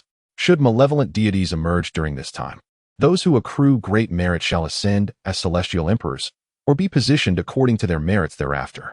The Master of 10,000 Laws opened his half-closed eyes and calmly declared, "If that is the case, let us jointly establish an oath to the heavenly path, with the heavenly path as our witness, to uphold together, dear friends." As the most formidable figure in the vast world, the Master of 10,000 Laws ultimately chose to take the lead. Although the heavenly path of the vast world is fraught with flaws, it has begun to develop rules that are continually evolving. Furthermore, the oath, bolstered by the power of 1,000 golden immortals, carries significant weight in its deterrent capacity. Upon hearing the words of the venerable Master of all laws, many beings within felt a sense of agreement, at least for the time being. Everyone could focus on their cultivation, and matters beyond that could be addressed later. Furthermore, those who might contemplate breaching their vows would do well to avoid detection by the golden immortals of the vast realm or by the heavenly Tao. "I concur," stated Wu Ji, the leader of the Wu Ji dynasty, expressing his support first, which conveniently afforded him time to develop his dynasty. As for the evil god, should he emerge, swift suppression would likely ensue. Jiang Han felt a slight discomfort upon hearing this, yet it did not disrupt his plans. As long as he could completely seize control of the vast world, he was confident in his ascent to the status of a great Luo and in elevating the vast world to greater heights. The losses incurred during this process were a necessary sacrifice. After all, what transformation occurs without bloodshed? These golden immortals regard those beneath the immortal ranks as mere ants. Yet in the grand game of the heavenly Tao, do they not also resemble ants? However, Jiang Han could not deny that the experiences within the vast realm had fostered a semblance of unity among its higher echelons, at least on the surface. He silently hoped that such unity might resemble that of allies. If they could indeed unite in such a manner, the opportunities for the evil goddess realm would be exceedingly scarce. Yet, in a situation where the vast world imposes little restraint on sentient beings, Jiang Han became increasingly convinced that beings are inherently selfish. As long as they can empower themselves, what matter is the destruction of the world. Chapter 144. The concealed oversight of the heavenly Tao. The original imperial city of the 10,000 Laws dynasty has been transformed into a colossal mountain peak. Atop this mountain lies a platform, harmonizing with the celestial bodies above and the spiritual veins of the earth below. In the center stands a grand cauldron, adorned with engravings of all the golden immortals from the vast realm, while the cauldron's spirit depicts the myriad creations of this realm. Surrounding the cauldron, the rules of the heavenly Tao intertwine, marking the collaboration of the golden immortals in constructing the questioning heaven cauldron. In the forefront stand the leaders of various dynasties, followed closely by the golden immortals of the vast realm, with Jiang Han positioned behind the seven foremost powers. All the golden immortals bear solemn expressions, preparing to partake in the most significant ceremony in the history of the vast realm. After the destruction of the 10,000 Laws imperial capital, this place has once again flourished in just a few short years, with countless sects and families now settled around Mount Questioning Heaven. Surrounding the mountain are tens of thousands of celestial and golden immortals, who, lacking the privilege to ascend to the summit, can only observe from the periphery. The ceremony is to be presided over by the universally acknowledged strongest figure of the vast realm, the Venerable of 10,000 Laws. Approaching the Questioning Heaven cauldron, the Venerable produces an ancient jade tablet and declares in a resonant voice, "Today, the vast realm faces a great calamity, with the evil god lurking. We shall establish a vow of the heavenly Tao, united in our resolve to resist the evil god." With that, the Venerable casts the tablet into the cauldron, which begins to rumble, as the engravings on its surface seem to come alive, manifesting ethereal images of the golden immortals of the vast realm around Mount Questioning Heaven. While the celestial bodies begin to revolve, others hasten forward. From the immortal Qin, Zhao Wu, let the heavenly Tao bear witness. From the martial extremity dynasty, Zhao Yuanhua, let the heavenly Tao bear witness. With each declaration, an ethereal image solidifies, each contributing a fragment of their divine essence. As the ceremony progresses, the cauldron undergoes a transformation. A golden light descends from the heavens, illuminating the Questioning Heaven cauldron. The golden immortals present sense an overwhelming power manifesting, imbued with coldness, impartiality, and indifference, as if capable of perceiving all that transpires. Jiang Han observes that many golden immortals exhibit little respect for the heavenly Tao, some even appearing indifferent. To him, such audacity is intolerable. When he seizes control of the world, these beings shall learn the true meaning of the majesty of the heavenly Tao. Countless chains of rules emerge in the sky, subsequently entering the cauldron. Jiang Han feels a subtle constraint imposed upon him, an ethereal binding that is yet faint. He soon comprehends that this is the oversight of the heavenly Tao monitoring his actions. Should he conspire with the evil god, the heavenly Tao would be informed. In such a case, if the golden immortals of the vast realm do not intervene, they would face retribution. Thus, anyone betraying the vast realm or colluding with the evil god would find themselves targeted by the heavenly Tao, facing the wrath of the golden immortals. As the ceremony approaches its conclusion, the thunderous sounds in the sky signify the formal establishment of the Immortal Alliance. Subsequently, the golden immortals begin to deliberate once more on the sacrificial platform. Jiang Han remains mostly silent, but he listens attentively. The golden immortals of the vast realm set aside their grievances, uniting their efforts, sharing resources and information, ensuring timely consolidation of intelligence regarding the evil god, and adhering to a unified command. Upon hearing the directive for unified command, Jiang Han felt a profound inner stir, though the expressions of those present remained stoic. Subsequently, they began to monitor each other, pledging to unite swiftly should the malevolent deity manifest. Furthermore, if anyone were to perish during the confrontation with the dark god, and their essence remained untainted, they would collectively strive to resurrect that individual, restoring them to their peak prowess. As for the revival of those who had already fallen, none dared to propose it, for those individuals had lost their standing in the grand affairs of the vast realm. The discussion then turned to how they could contribute, and Jiang Han learned of his assigned task, to oversee the boundary of the vast world while stationed in the purple extreme domain. They also needed to deploy a contingent of celestial immortals and true immortals to form the Immortal Alliance army. Those lacking personnel could offer resources instead. Jin Tianyu and his 5 companions possessed numerous celestial or golden immortals, so providing several hundred would pose no issue. Furthermore, should anyone fall in the future, they would collectively contribute resources to aid in their resurrection. With their combined efforts, they would ensure the safety of the vast realm. The meeting concluded with mutual encouragement. Afterward, Shuei sought to speak with Jiang Han, but was promptly interrupted by him. The six of them then returned to the Purple Extreme Domain. At the Kirin Mountain within the Purple Extreme Domain, Jin Tianyu raised a concern. If the Dark God does not appear for over 1 billion years, will the Immortal Alliance not become a mere facade? He speculated that Yuan Yang would not collude with the Dark God, especially since the malevolent entity had already emerged at the Golden Immortal level. Upon hearing this, Shuei began to reconsider her earlier apprehensions. There is no need to overthink. We should focus on our own duties. If the Dark God remains absent, it would be ideal to enjoy a peaceful 1 billion years, Jiang Han remarked nonchalantly. Jin Tianyu and the others seemed to accept this perspective. Thereafter, they settled in the Purple Extreme Domain, while Jiang Han returned to the Five Elements world. Upon entering the Five Elements world, Jiang Han discovered that the tenuous power of the heavenly Tao within him had severed its connection to the vast world. Each forbidden zone was a sanctuary where golden immortals could disregard the heavenly Tao's oversight. As long as they possessed their own realm, they could easily retreat within it when the time came. This fueled Jiang Han's skepticism regarding the Immortal Alliance's claims of oversight, as the heavenly Tao lacked substantial monitoring capabilities. The heavenly Tao power within Jiang Han was tasked with overseeing him. Should he attempt to conceal anything, it would leave a mark. The Immortal Alliance had decreed that during this billion-year period, everyone must exercise patience for the sake of the vast world. Soon, another version of Jiang Han appeared beside him. The power of the heavenly Tao still present in this new doppelganger. With the enhancement of the fragments of the creation jade plate, another Jiang Han manifested. This one devoid of any heavenly Tao power. As the fragments activated, the relevant information within the heavenly Tao power was erased. This was Jiang Han's devised method to elude the heavenly Tao's scrutiny, and he believed that other entities within the vast world possessed even more sophisticated means of concealment. Currently, many golden immortals in the vast world had engaged in guerrilla tactics against the heavenly court. They had successfully evaded the heavenly Tao of the Immortal Realm in the past, and were now even more adept at eluding the oversight of the heavenly Tao within the vast world.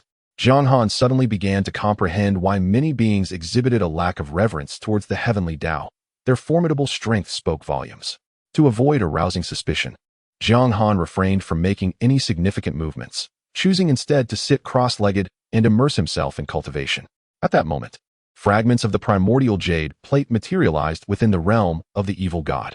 Following the emergence of these fragments, the rules of the evil god world coalesced to form a new incarnation of Jiang Han. For the time being, he would utilize this body as a substitute for his true self. Upon the appearance of this new Jiang Han, he gazed at his form, constructed from the very essence of the rules, yet intrinsically akin to the heavenly Tao of the evil god realm. As he attuned to the state of this body, an intriguing thought crossed Jiang Han's mind, and a smile involuntarily graced his lips. Chapter 145, The Probe of Ruyang in the World of the Evil God. At this moment, Jiang Han's gaze fell upon a strand of the evil god's power within the world, which had multiplied in strength several times since his departure. It could be said that the god of all spirits had reaped considerable benefits in the vast expanse of the world. This strand of the evil god's power could either be transformed into its essence to be devoured by the heavenly Tao of the evil god world, or serve as the foundation for the resurrection of the god of all spirits. Subsequently, Jiang Han manipulated the evil god world, and the power of the world began to converge, bringing the god of all spirits once more before him. Despite having been obliterated numerous times, the god of all spirits still retained Jiang Han's consciousness, as long as its essence remained unextinguished. The god of all spirits would endure eternally. Jiang Han then began to contemplate the current situation in the vast world. With the heavenly Tao continuously being refined, the scattered immortals who had previously accumulated in the vast world began to transition toward the orthodox path of immortality. From a certain perspective, the heavenly Tao of the vast world had conserved a significant amount of its original essence. Previously, most scattered immortals relied on the force of the heavenly Tao to forcibly aid their breakthroughs.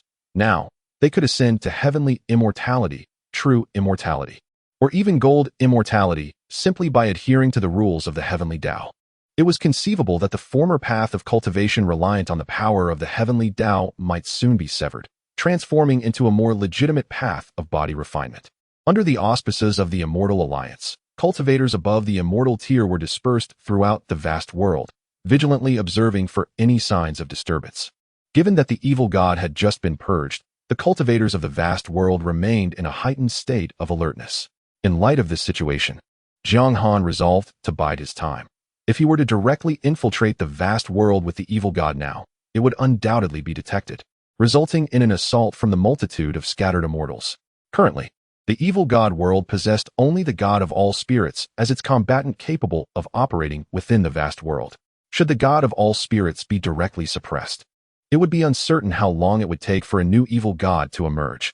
After the establishment of the Immortal Alliance, the vast world entered a state of peace, particularly in realms above the immortal tier. After a millennium, the 7 great dynasties began to ascend sequentially into celestial courts, garnering abundant merits and fortunes from the heavenly Tao.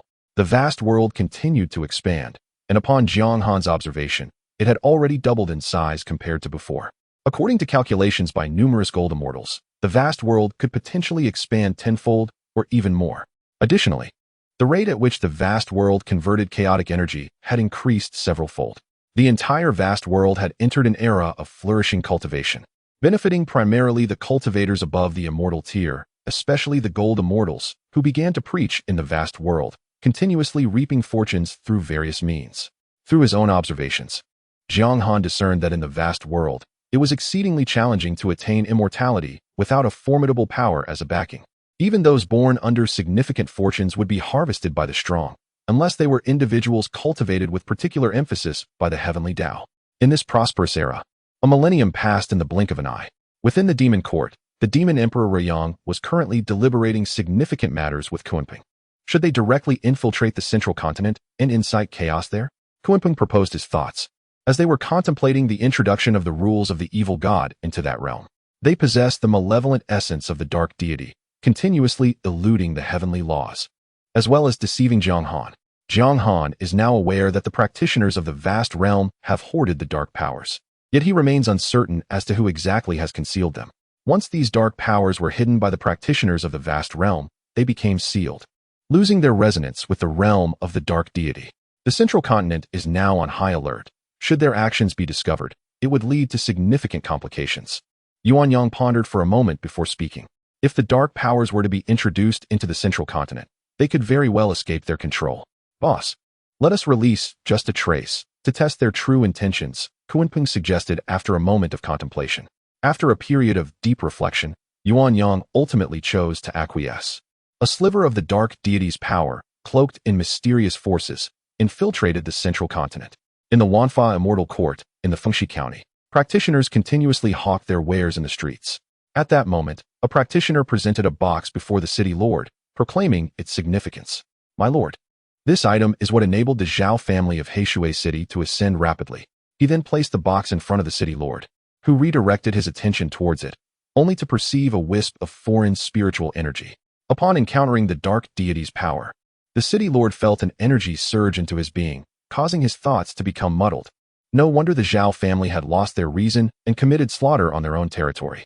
In the midst of his confusion, the city lord began to hesitate. The Wanfa Immortal Court had decreed that any discovery of extraterrestrial demons must be reported. Yet, this trace of purple energy seemed to perfectly fit the description of such demons. Despite its noble essence, how could it possibly be associated with extraterrestrial malevolence? The city lord may have been aware or perhaps oblivious, yet in the end, he chose to retain this sliver of the dark deity's power. He then realized that by slaughtering or corrupting other beings, the dark powers would only grow stronger. The faint dark energy within him mirrored this effect, and he even contemplated directly refining all of the dark powers. However, the thought of it impairing his mind caused him to waver. He reassured himself that once he surpassed his former limits, he would relinquish it immediately. The city lord continued to console himself until he ultimately lost control. In just a few short years, several counties fell prey to the taint of the dark deity's power. Upon detection, the Great Ascension practitioners prepared to annihilate these counties. How can this be? You were clearly at the fusion stage. How did you ascend to Great Ascension so swiftly? The Great Ascension practitioner looked upon the once strong guardian of several counties, filled with astonishment. What extraterrestrial demons? This is a boon bestowed upon us by the heavens. Join us, and you shall become immortal. Upon hearing this, the Great Ascension practitioner began to waver, as the dark deity's power started to infiltrate him. Thus, the turmoil of the dark deity expanded once more, until one day, a colossal hand obscured the heavens above. The entire domain tainted by corruption was ground to dust, leading to annihilation, and the cycle of creation and destruction continued. extracting the dark deity directly. In the royal capital of the Wanfa Immortal Court, since the conclusion of the Immortal Alliance ceremony, the Wenianshin had entered a spatial interstice, wandering through the vast realm. Esteemed one, this is the source of the turmoil. A celestial being reverently presented the essence of the malevolent deity before the supreme being of all laws, who then gestured for the being to withdraw. Observing the dark essence before him, the supreme being unsealed its confinement, triggering the formation within the grand hall. The essence of the malevolent deity attempted to flee, yet it was firmly restrained by the supreme being. Prior to the arrival of this dark essence, the heavenly Tao had already bestowed its merits. Subsequently, the supreme being released the seal of the grand hall and extinguished the dark essence. Within the realm of all laws, a new fragment of the malevolent deity's essence manifested before the supreme being. While the previous one had been obliterated, this one was newly cultivated. Such a mysterious power it was. The supreme being gazed at the dark essence, seeking to glean some understanding through his own enlightenment. Chapter 146. Jiang Han's awakening within the realm of the demon court. Kuanping and Yuanyang convened once more. Elder brother, that scoundrel Wanful has disseminated information within the small world. Kuanping expressed with a hint of concern. Among the demon race, only a few can elude the gaze of the heavenly Tao, and it is best that the number of beings aware of such matters remains minimal. Let us wait and see if he harbors any secrets. Yuanyang held little faith in Wanful's altruism. This malevolent divine power, while undermining the very foundations of the world, was entangled with the might of the great Luo. Should one grasp even a fraction of it, what harm would it be if tainted by the evil god? Within the small world, many discerned a singular truth, yet none dared to voice it. As long as one is sufficiently powerful, even if tainted, one could retain their original rationality, albeit at the cost of opposing the vast world. In truth, prior to the emergence of the evil god, the forbidden zones of the vast world were already engaged in similar acts of undermining its foundations. Oftentimes, all were complicit. To abstain would only lead to being outpaced by others.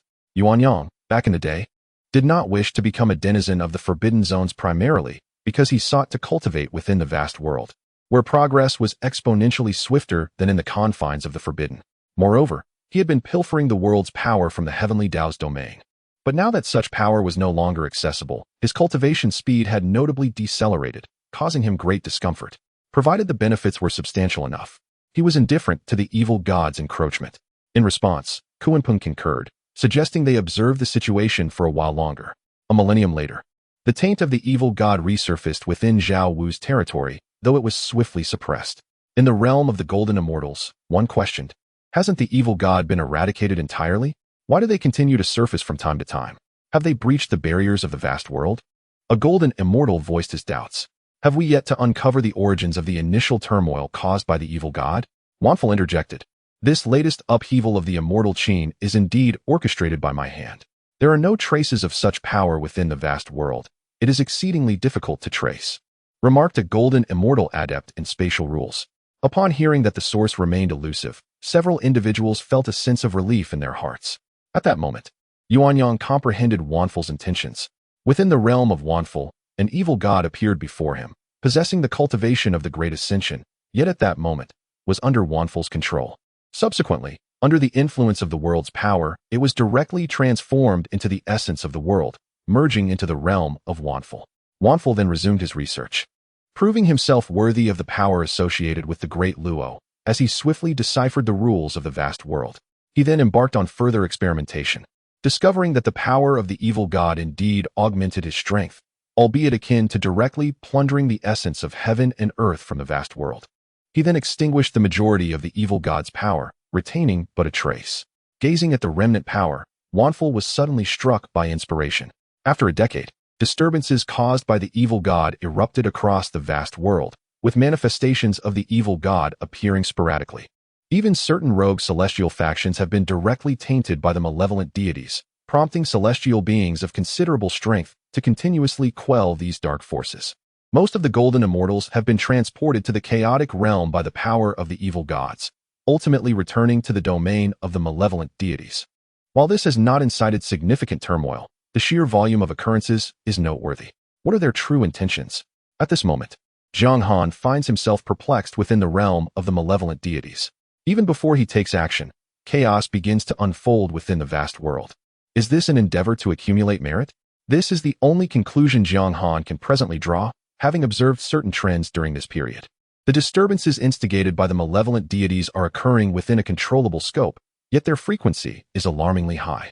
Following their acquisition of celestial merit, these entities have begun to clandestinely undermine the very fabric of the vast world or utilize merit for other illicit pursuits. Jiang Han quickly realizes that he cannot allow this situation to persist. They are eroding the foundation of the vast world. If this continues unchecked, the vast world will be divided amongst these entities. Jiang Han perceives the vast world as his own dominion. However, he finds himself bewildered, questioning their ultimate goal. Soon, he recognizes a vulnerability. The celestial order of the vast world remains oblivious to the fact that these malevolent deities are the ones orchestrating the chaos from behind the scenes. Even many golden immortals are unaware of their role in inciting this disorder. Even if they were to discover the truth, they would be powerless to act. Although there is a collective oath among the golden immortals to combat such forces, there exists no substantial evidence to pinpoint the culprits, rendering it impossible to identify who is truly behind the machinations. Thus, a loophole arises, wherein the suppression of the malevolent deities serves to accumulate merit, which in turn conceals their actions of undermining the vast world's foundation. Previously, while there were zones of prohibition, the beings within those zones merely engaged in surreptitious efforts to erode the vast world's structure. If detected by the vast world, they would face suppression by the world's power, and upon reaching a certain threshold, they would be compelled to distance themselves from it. What was once a cautious, incremental approach has now escalated to a blatant and extensive operation. In fact, in an effort to conform, Jiang Han, upon acquiring merit, made it his foremost task to directly undermine the vast world's foundation to bolster the five elements world. To outsiders, the vast world appears to belong to all.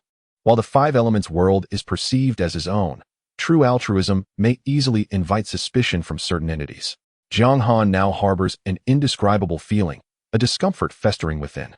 Similarly, Yuan Yang and others are experiencing this sentiment. They genuinely wish for the vast world to grow stronger, as they stand the greatest chance of becoming Tai golden immortals. Yet, for reasons unknown, everyone seems intent on undermining the vast world's foundation. Although the losses may seem trivial in the grand scheme of the vast world, they are akin to a snowball effect. Yuan Yang and his companions have even begun to intentionally regulate the number of malevolent deities, without the cover of merit. The activities aimed at eroding the foundation have gradually ceased. After millennia of stagnation, the vast world has resumed its growth. While Yuan Yang does not wish to undermine the vast world, during this period, his Golden Crow Great World has also expanded significantly, achieved through similar means. Upon witnessing the stabilization of the situation, Jiang Han exhaled in relief.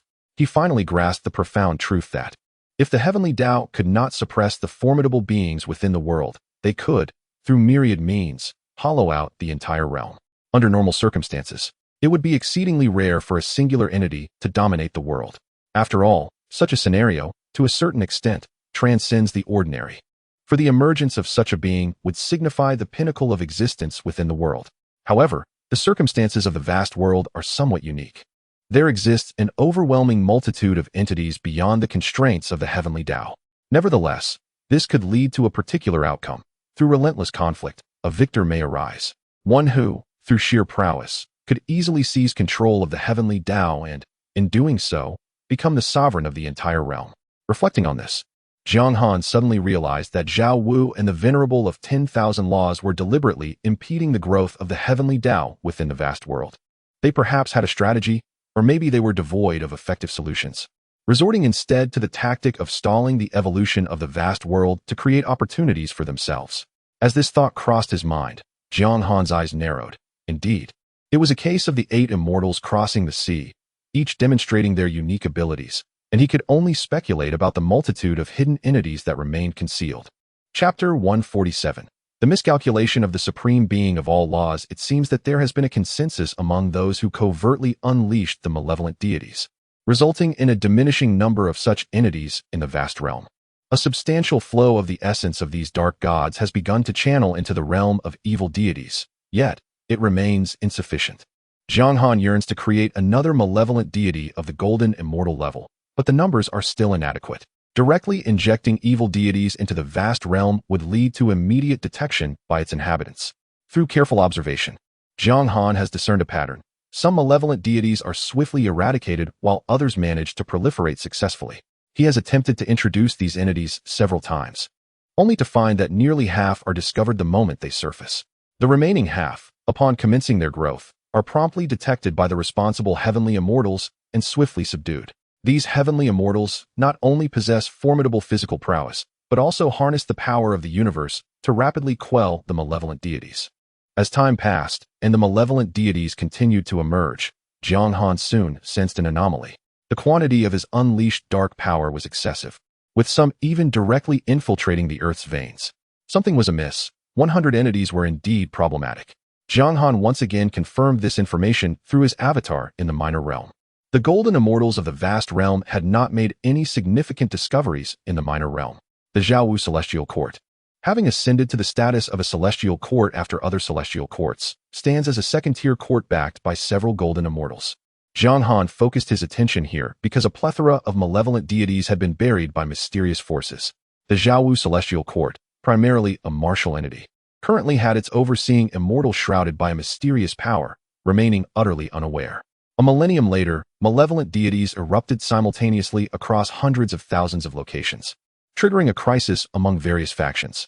Initially, the Chaohua dynasty sought to quell the chaos through its own strength, but the situation quickly spiraled out of control as golden immortals were ambushed by the malevolent deities.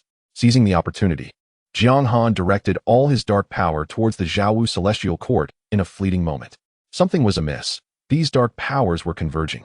The gathering of malevolent energy was soon detected, prompting some slower entities to act swiftly. As the dark power coalesced, thousands of heavenly immortal legions of the Chaohua dynasty fell prey to the ambush of the 10,000 spirits malevolent deity, ultimately being consumed by the new evil entity. The 10,000 spirits malevolent deity made its entrance at this critical juncture.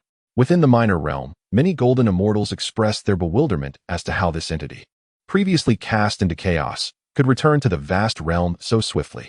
Given the recent frequent appearances of malevolent deities, it seemed plausible that it had returned through a special means. Amidst the discussions among the golden immortals, this conclusion was reached. Meanwhile, within the Chaohua Celestial Court, the convergence of innumerable dark powers, compounded by the corruption of a scattered immortal from the court, culminated in the birth of a new malevolent deity. This entity, resembling a grotesque mass of flesh, was named the Lord of Blood and Flesh, referred to in the vast realm as the Blood and Flesh malevolent deity. Following its emergence, a terrifying chain reaction ensued, rapidly corrupting the entire Chaohua dynasty through the channels of fortune and cosmic rules. At this very moment, chaos erupted across the vast expanse of the world, instigated by the malevolent deity. Even the powerful forces stationed at the Golden Immortal level dared not take action. The Golden Immortal team from the Celestial Alliance responded swiftly, seeking to traverse the spatial passage to reach the Chaohua Celestial Court expeditiously. Why had they not yet arrived? The three remaining golden immortals of the Chaohua dynasty were valiantly resisting the onslaught of the malevolent deity, while the Celestial Alliance's team had yet to reach the battlefield. The Chaohua Celestial Court excelled in martial prowess, but lacked in spiritual strength, which hastened the dynasty's downfall. As time passed, surrounding forces quickly mobilized to organize their strength for support. However, they were soon informed by their superiors that the use of teleportation arrays was prohibited.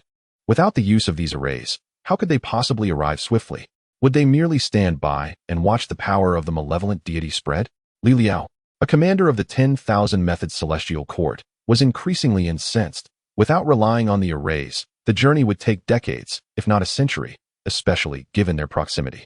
In the small world, the golden immortals of the vast realm were in a state of uproar. Could they not establish contact with their main bodies? The anxious golden immortals sought answers from several mid-level scattered immortals. Since entering the spatial array, they had lost all communication. At this moment, Xuanmiao Xianjun was also distressed, as his main body had been cut off from contact upon entering the teleportation array. Immediate action was necessary. All forces must cooperate. The 7 major forces led by Yuan Yang began to roar in unison. The Golden Immortal Squad comprised 108 scattered immortals, and their disappearance rendered 1/10 of the combat strength of the vast realm nullified, particularly as these forces had dispatched their best. A message was dispatched from the small world, indicating that all beings above the heavenly immortal rank were prohibited from using spatial arrays. Given the current uncertainty, this was the only course of action. For safety, several dozen golden immortals were dispatched in teams to investigate. Ultimately, a portion of the golden immortals was allocated to support the Xiaowu dynasty. Observing the dire situation of the Xiaowu dynasty, Yuanyang could not help but contemplate the implications of the 10,000 Methods sovereign.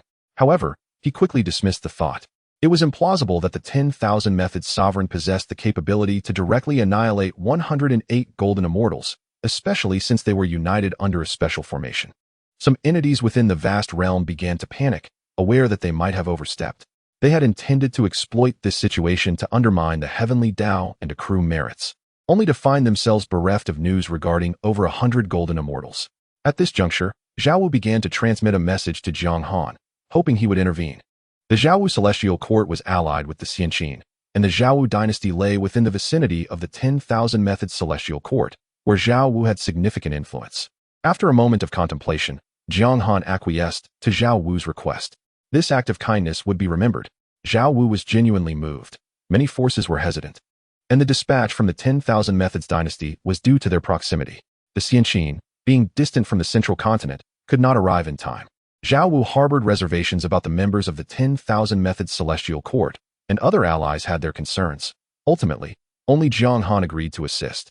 In the Five Elements world, Jiang Han swiftly traversed the spatial passage and materialized within the purple extreme domain, thereafter hastening towards the Xiaowu celestial court. At this moment, Li Liao of the 10,000 Law celestial court has also entered the Xiaowu celestial court. During the heavenly court era, Li Liao served as a commander of the heavenly court, possessing considerable experience in combating malevolent deities. However, he found himself somewhat troubled by the overwhelming number of corrupt entities within the Xiaowu celestial court, the majority of which possessed formidable physical prowess. Nevertheless, reassured by the presence of the most elite forces from the 10,000 Laws celestial court, he felt a sense of relief. Leading the expedition, Li Liao, a golden immortal, commanded an army of 800 soldiers, each a paragon among true immortals. He directed his course towards the Xiaowu dynasty, with his soldiers tasked to methodically advance. Xiaowu had indeed miscalculated this time. The esteemed 10,000 Laws sovereign was genuinely prepared to provide assistance, and this endeavor would see his involvement. Unexpectedly, a complication arose with the Golden Immortal Squad. The 10,000 Laws sovereign, who considered himself one of the players orchestrating the vast world, did not anticipate that the chessboard would be frequently overturned during this period. It seemed that unification to confront the malevolent deities had become a necessity. Chapter 148. The initial encounter with the tenacity of the evil god. This time, the arrival of the evil gods was sudden, and they were of the dual-level golden immortal class, further exacerbating the situation as the disappearance of a 100-member golden immortal squad drew the attention of the majority of golden immortals in the vast world. At this moment, Jiang Han had also reached the battlefield, where both sides engaged in a continuous struggle within the realm of rules. Jiang Han sought to ascertain the true gap between himself and the evil gods, integrating all the levels expected of a cultivator in the vast world into his battle against the evil gods. He charged directly towards the target, the everlasting evil god. "You adjust first. Allow me to handle this," Jiang Han communicated telepathically to the golden immortal of the Xiaowu dynasty. The golden immortal felt a flicker of gratitude. Having previously perused Jiang Han's dossier, he had heard tales of Jiang Han's prowess, but only through this first-hand experience did he grasp the weight of those words. With such an ally, countless schemes could be circumvented. The golden immortal from the Xiaowu immortal court withdrew, adjusting himself while keeping a vigilant watch on Jiang Han and the everlasting evil god, ready to intervene swiftly should any unforeseen circumstances arise. Initially, Jiang Han found it somewhat awkward to engage with the everlasting evil god, as, fundamentally, the evil god was a reflection of himself. Jiang Han rapidly adjusted his state, his body expanding in size, with the laws of the five elements and the principles of yin and yang swirling around him, as if the embodiment of the heavenly path had descended upon the world. He keenly sensed that the heavenly path of the vast world was subtly empowering him. Then, Jiang Han turned his gaze toward the everlasting evil god, who was enveloped by a storm formed from the grievances of countless souls. The capital of the Xiaowu immortal court had long been reduced to ruins, its former splendor now a mere memory, and the very earth had become tainted. The colossal form of the everlasting evil god began to move, and the polluted land stirred with it. Each movement sent ripples through the laws, causing the contamination to spread further in accordance with the heavenly path's principles.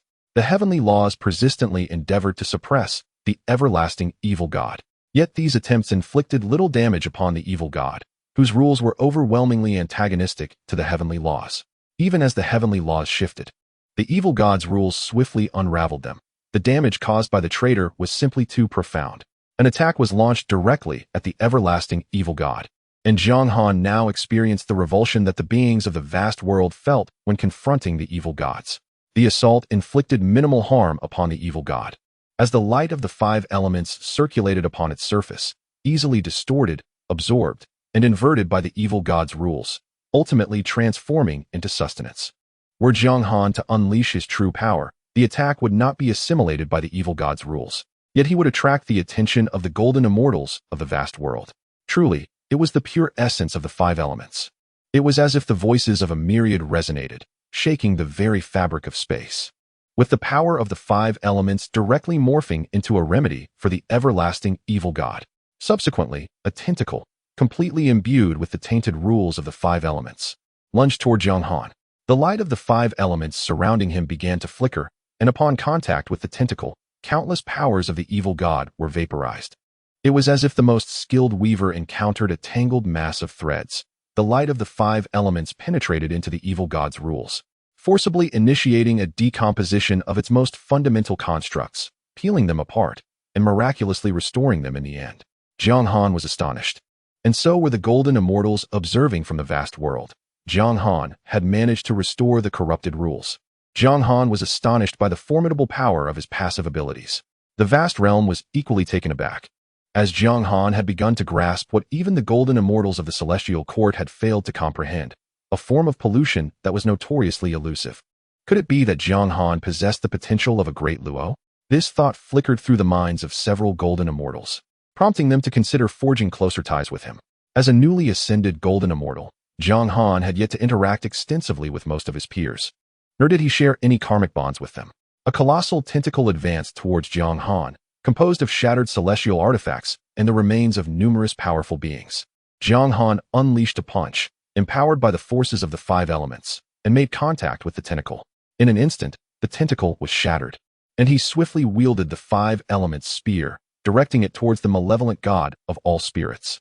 This time, Jiang Han aimed directly at the malevolent god, sending its form hurtling back for billions of miles, leaving a scar imbued with the power of the five elements in its wake. However, the malevolent god rapidly began to recover.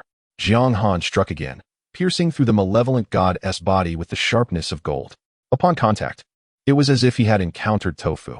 He swiftly penetrated its form and withdrew the five-element spear. Noticing that the spear was being tainted by the power of the malevolent deity, he began to understand why a direct confrontation with such a being was imperative. Weapons were exceedingly susceptible to corruption by the malevolent power, and while they would not be irreparably tainted, Jiang Han opted to reclaim the five-element spear for appearance's sake. The malevolent god, despite being pierced, quickly began to mend itself. The earth trembled as countless spikes, formed from corrupted blood and flesh, erupted from the ground, advancing towards Jiang Han, each spike resembling a towering mountain. Jiang Han acted swiftly, shattering each spike. However, they seemed inexhaustible.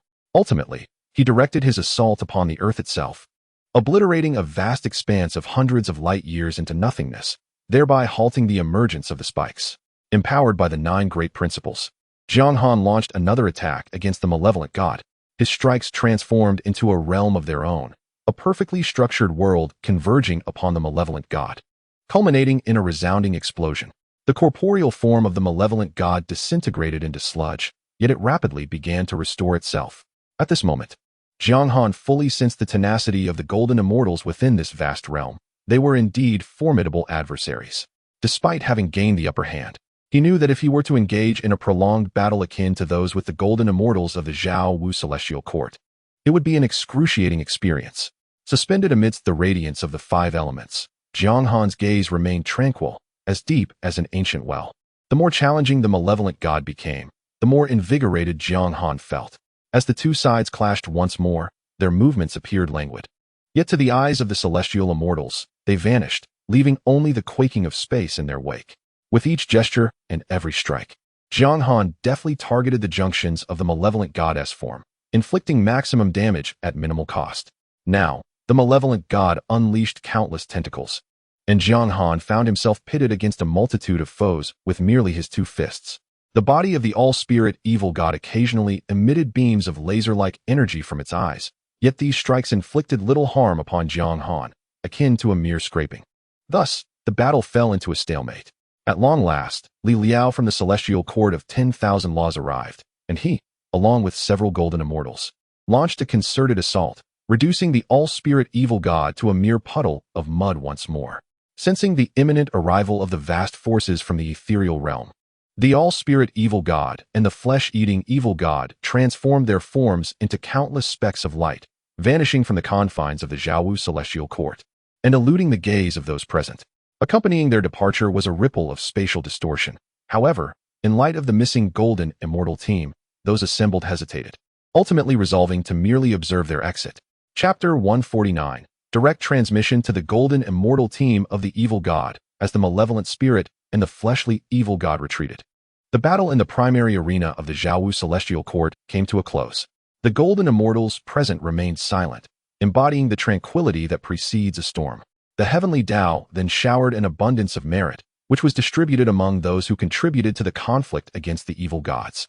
Jiang Han, rather than awaiting the arrival of the golden immortal realm, chose to return to the five elements world first. At this moment, Li Liao's team surged into the Jiaowu celestial court, while forces from other regions began their counterattacks. Every celestial immortal and true immortal acted like a sharp blade, incessantly slicing through the tainted territories of the evil gods, followed by a thorough cleansing. In a certain battlefield within the Jiaowu celestial court, a true immortal commander effortlessly pierced through the body of an evil god with a single strike, though it inflicted minimal damage.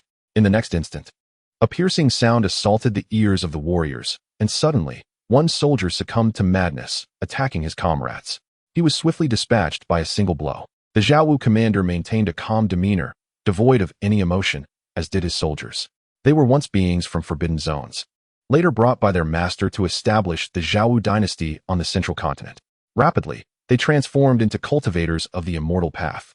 The commander understood that his master had perished. Although the Immortal Alliance promised to gather resources to restore his master's essence, an ominous premonition lingered in his heart. He resumed the slaughter of the evil gods, collecting their power in jade vials after each encounter. Within the golden immortal realm, some began to inquire of Jiang Han. "Friend Ziji, how do you purify the taint of the evil gods?" Although he was digging at the edges of the vast world, his ability to thwart the evil gods from exploiting it was also a noteworthy contribution. Jiang Han surveyed the 1,000 evil gods present and felt a sense of sorrow for the vast world. What manner of beings were these? As the true masterminds behind the evil gods, they had not even begun to act before many were unable to restrain themselves, even cultivating a golden immortal evil god directly within the vast world. Reflecting upon them, Jiang Han quickly considered the nature of these beings. Many had reaped unimaginable benefits during the division of the heavenly court. Having tasted the sweetness of success once, they habitually sought to carve up the vast world, comprising both native and external cultivators. Even the native cultivators were aware that they were undermining the fabric of their world, yet they instinctively reached out to dig at its corners. The one who spoke had once been an elder of the heavenly court, which, although it possessed methods of purification, he had been unaware of them. Jiang Han sensed that this individual's strength was on par with his own, albeit masked. After all, they were ancient beings whose lifespans were unfathomable. Now that the golden immortal evil gods on the central continent had been dealt with, their focus shifted back to Jiang Han. As for the golden immortal team and the remaining evil gods in the central continent, their subordinates would manage those affairs. Jiang Han then began to demonstrate his methods. Though this approach contained an inherent loophole, the method employed by Jiang Han to decompose the power of the malevolent deity appears to restore normalcy on the surface. However, at critical moments, this energy swiftly reverts to a state tainted by the evil god. Soon, through the collective efforts of numerous cultivators from the vast realms, they established a grand formation modeled after Jiang Han's technique, known as the refining god formation. The essence of this formation is to purify the corrupted energy, which they believe would be a significant act of virtue. Esteemed colleagues, I must express my concerns regarding potential risks associated with this approach. Have we forgotten the celestial realm, where a surge of malevolent deities manifested in a brief span? I cannot assure you that the purified power will be devoid of lingering influences from the evil god, as this energy pertains to the existence of the great Luo. Jiang Han voiced his apprehensions, prompting many golden immortals to ponder deeply. Some turned their gaze towards those golden immortals whose true forms had succumbed, recalling the celestial realm's rapid emergence of beings corrupted by malevolent deities. And they too harbored doubts about the efficacy of this method. One golden immortal, whose true form had perished, swiftly proposed an alternative, to create a new world teeming with life. This realm would be the destination for the evolved energies of the malevolent deities, thereby repurposing these tainted energies rather than allowing them to dissipate into chaos. Many golden immortals concurred with this notion. Within this new world, no celestial immortals should exist. Any beings attempting to ascend to that status would be eradicated immediately. Ultimately, after extensive deliberation among the mighty, they designated this newly forged realm as the Xiansong world. The collective powers began to collaborate, each contributing their portion to piece together this grand world. Meanwhile, the 100 missing golden immortals were fervently searching for a way back. Unbeknownst to them, some entities were reluctant to assist in reconstructing their true forms and restoring them to their former glory. Each golden immortal required vast resources to accumulate, leading to a slow process in aiding them to reclaim their corporeal forms. Under the directives of the golden immortals, resources from the entire vast world began to converge towards them, ultimately accumulating within the small worlds of the golden immortals. Jiang Han was also a participant in this endeavor. Under his command, resources were dispatched to the golden immortals' small worlds.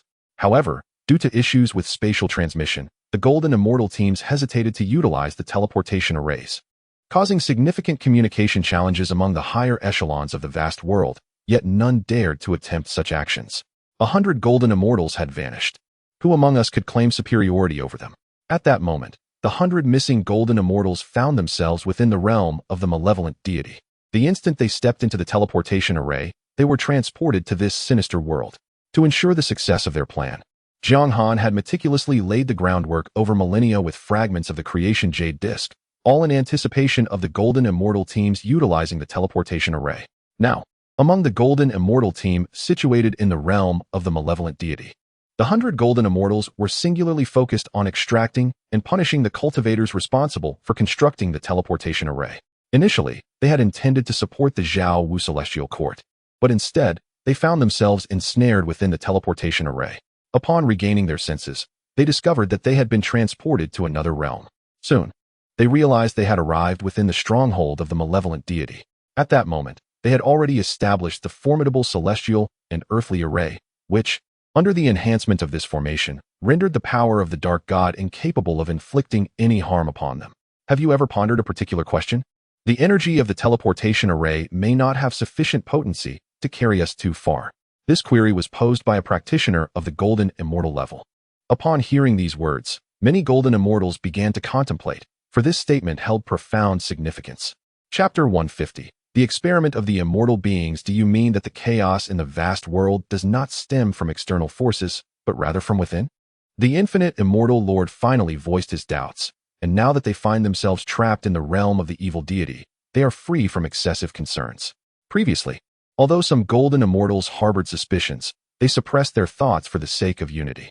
The wise immortal Lord pondered for a moment before speaking. From the energy readings of the teleportation array, it appears that this realm of the evil deity still lies within the vast world. Such a grand undertaking must surely be the work of one of the top beings from the heavenly court era. It is quite possible that he, or they, have once again forged a partnership with the evil deity. The infinite immortal Lord considered this and replied, "It may not be so much a partnership as it is a manipulation. The evil deity is being used to incite turmoil, pushing the world to the brink of crisis, only for the orchestrator to emerge as the savior, thereby gaining the endorsement of the heavenly Tao. Let us not forget, according to the records, that it was during a time of peril that the figure from the heavenly court ascended to the realm of the great Luo. Empowered by the forces of the world, it seems that the mastermind behind this scheme is likely attempting to seize control of the world through the evil deity, laying the groundwork for his ascension to the status of Tai Golden Immortal and ultimately to become a great Luo. If this is the case, the pool of suspects can be narrowed down, as only a select few possess such capabilities. Since these golden immortals were transported to the realm of the evil deity, Jiang Han has merged with this world, constantly observing the golden immortals. In the realm of the evil deity, the atmosphere is saturated with malevolent energy, the laws are distorted, and living beings are grotesquely transformed. To prevent contamination, the 108 golden immortals have constructed a grand formation within this sinister realm. This formation is currently the most formidable array in the vast world, primarily composed of golden immortals. The 36 most accomplished and steadfast golden immortals correspond to the heavenly gang stars, embodying the essence of righteousness, masculinity, and creation. They represent the yang aspect of the formation. Their collective power forms the dome of the array, resembling an inverted colossal wrist, safeguarding all golden immortals within while emanating pure energy that continuously expels the malevolent forces. The remaining 76 golden immortals correspond to the transformations of the earthly fiends and the capacity to bear burdens. They represent the yin aspect and the foundation of the formation, resisting the malevolent energy from below. Should the evil deity's power seep in, it is swiftly expelled from the array. The heavenly gang, an earthly fiend formation, resembles a miniature world within the realm of the evil deity. These golden immortals have even created a small world to pass the time, preventing themselves from losing their sense of self. It is indeed a leisurely existence. Jiang Han observes these golden immortals trapped in the realm of the evil deity, as if they are not caged beasts, but rather vacationers in this sinister domain. They have attempted to break free from the realm of the evil deity, yet all their endeavors have ended in failure.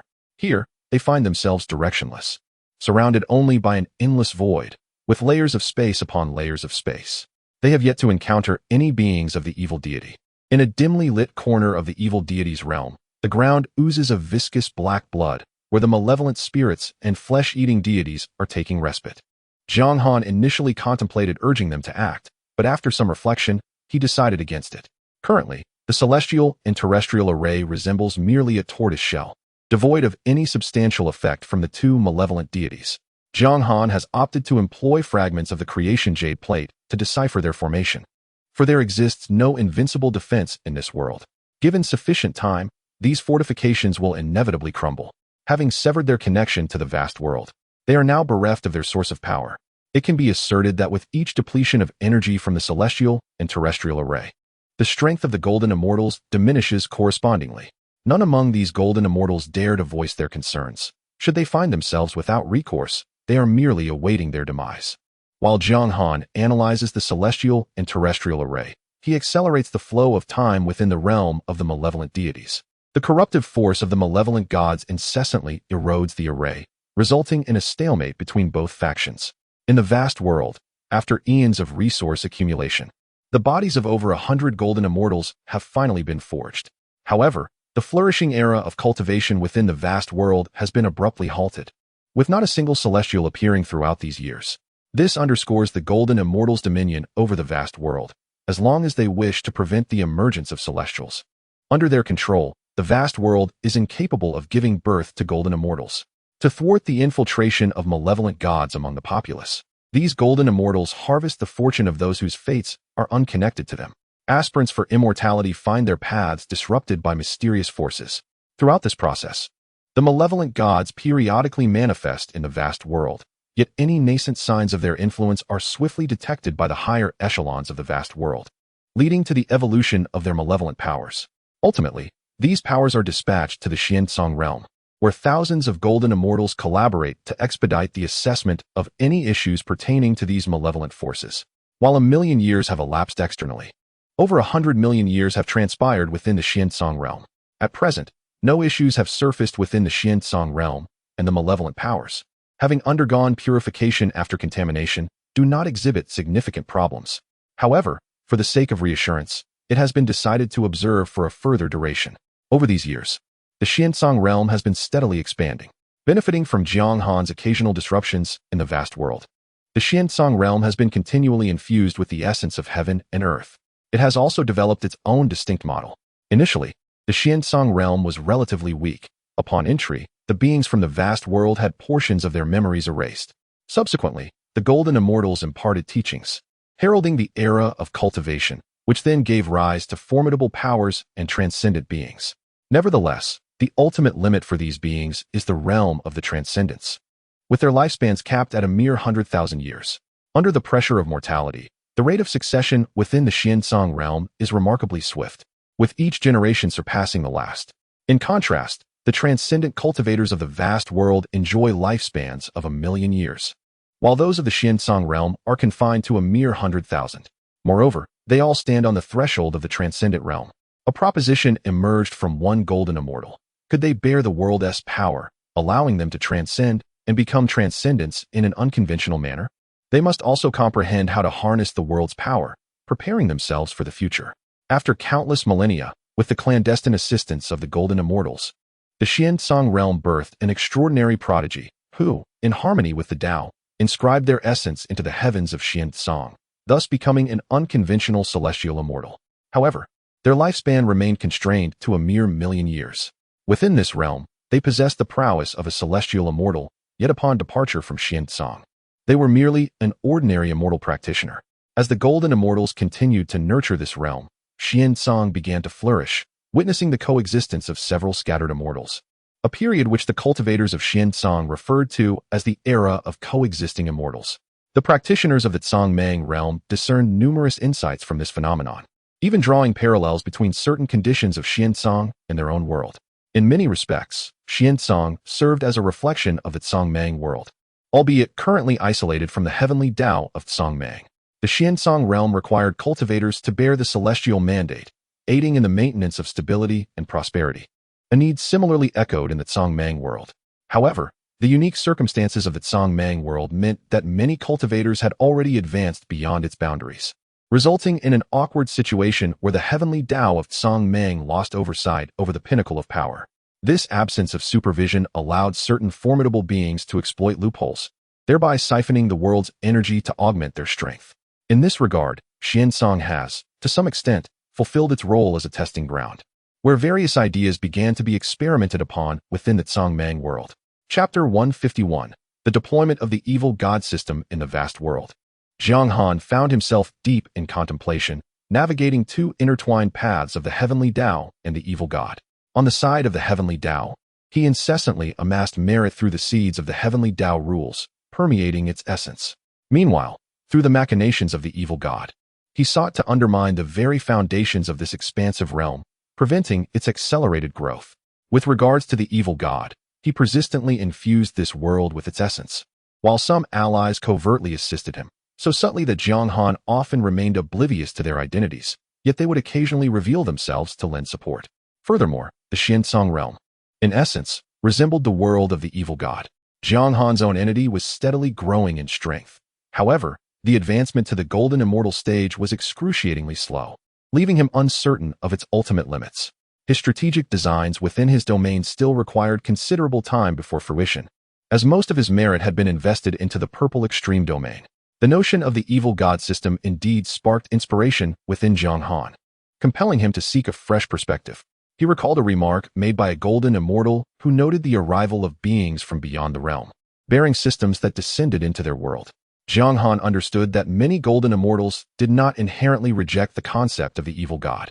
Their trepidation stemmed from the fear of losing their individuality upon becoming one. If a balance could be struck, numerous beings might willingly immerse themselves in the world of the evil God. However, given the current circumstances, allowing them to maintain their sense of self could lead to chaos. Absolute control was imperative to ensure their stability, as these Golden Immortals lacked any substantial worldview. Once again, Jiang Han directed his gaze to the starry expanse, noting the relentless scrutiny from the central continent and various factions. Any minor disturbance would not escape their notice. Within a certain star domain, the human race was situated on the dominant planet. Wang Hao was diligently scanning with his divine sense. He had obliterated his enemy's entire lineage, leaving no stone unturned. Yet he had failed to locate a single individual, a person documented in the family tree, supposedly still at home, yet utterly elusive. Originally a scion of the Wang family on the central continent, he had been selected for trials, aiming to become a key candidate for cultivation. His actions had always been marked by caution, and yet, after years of waiting, he had unearthed no information regarding the individual inscribed in the genealogy. It seemed as if they had vanished from existence, evading detection by all means, even as the celestial mechanics indicated their presence here. Resigned, he decided to return to the central continent, pondering whether he could still turn the tides. After some reflection, he resolved to focus on his cultivation before departing the area. A year later, upon his return, he concluded that the individual was indeed absent. He left once more, only to return 2 years later. After 3 such visits, he finally departed the place. Truly, he was a cautious fellow. Unbeknownst to him, Jiang Han, who observed from the shadows, couldn't help but commend Wang Hao's conduct, a testament to the prudence instilled in him by his prestigious family. Yet, Wang Hao was not the focus of Jiang Han's attention. Within the confines of the Zhou family's outhouse, a long-deceased maggot began to stir.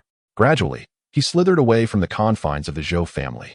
As a disciple of a branch of the Zhou clan, he had been brought to the main house for cultivation. However, who could have foreseen that the main house would provoke a deity of death, leading to its obliteration? Everything had been irrevocably altered, and those he cherished perished amidst the upheaval. Months later, a figure lay recuperating within a mountain range. How many times had this occurred? The slumbering youth was abruptly roused from his dreams. Zhou Ran, upon awakening, clutched his head. He was not merely dreaming of his family's annihilation, but rather of a being whispering within the recesses of his mind. All dreams were distorted, and he often found himself lost in thought. His heart brimmed with hatred, yet an overwhelming sense of powerlessness deepened his despair. He was uncertain of his next steps. Sensing the aura of an evil god, the system began to bind itself to him. Subsequently, a voice emerged within his consciousness. An evil god? An extraterrestrial demon? Upon hearing this voice, Zhou Ran immediately recalled the accounts of the otherworldly evil gods he had read about. Should the beings of this planet discover such a presence without reporting it, the entire planet would face annihilation. The thought of the blood-soaked vendetta made Zhou Ran hesitate. Soon, through the system's explanations, he began to comprehend the nature of this system. It became clear to him that the concept of an evil god was merely a different path of cultivation. According to the system, one could acquire source points through slaughter, even creating an evil god. As the evil god grew stronger, so would he. Countless thoughts began to swarm within Zhou Ran's mind. Jiang Han had set his sights on Zhou Ran, not solely due to his escape abilities, but also because the Zhou family could be traced back to the current Wanfafa dynasty. Once among the 9 great families of the Emperor's Hall, now in the vast world, under the overarching will, beings without backing were deemed unworthy of ascending to immortality. Those seeking ascension were destined to become mere fodder. One aspect ensured the dominion of these powers, stabilizing the harvest of fortune and merit, while another sought to extinguish the return of fallen mighty beings. The sudden emergence of an immortal without supporting powers raised suspicions of connections to evil gods. Were certain great beings returning, and was the current vast world insufficient for the immortal alliance to divide? These already fallen entities were unnecessary at the table. As for the rise of his own descendants, that was a natural occurrence, a testament to his teachings. Over countless millennia, countless talents had become fodder for the immortal alliance, harvested by them. Within this structure, the strong became ever stronger, with little room for new powers to emerge.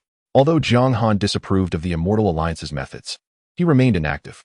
In time, the vast realm would transform into the manifestation of his desires. Meanwhile, in the starry expanse, across the central continent, countless beings began to perceive something called a system within their minds. The frequency of evil gods appearing in the vast world increased, most of which were deployed by Jiang Han to divert the attention of the golden immortals of the vast realm. This time, Jiang Han unleashed tens of thousands of systems. Once these systems erupted, they would provide ample diversion for the golden immortals of the vast realm. Chapter 152, The Unfathomable Realm of Lower-Level Cultivators. Upon his immersion in the system, Jiang Han devoted his principal focus to the realm of the evil gods. Should these 108 golden immortals be transformed into evil gods, Jiang Han would possess formidable allies within the vast world.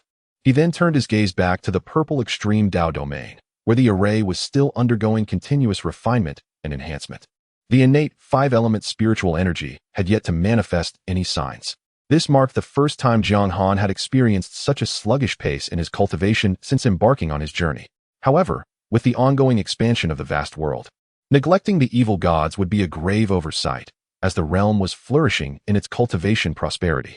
Jiang Han also discerned that as the vast world continued to thrive, the energy he could siphon through the heavenly Dao rules increased exponentially.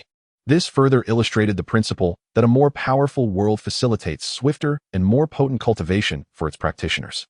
This phenomenon is inherently determined by the level of the world one is born into. To some extent, it dictates the limits of one's existence unless one can transcend the world or master it. A portion of Jiang Han's attention was directed towards beings endowed with the evil god system. These individuals were talents selected from among millions. They bore intricate connections to the golden immortals, and Jiang Han even chose several from the descendants of the Jiang family. He granted them the authority to create their own evil gods.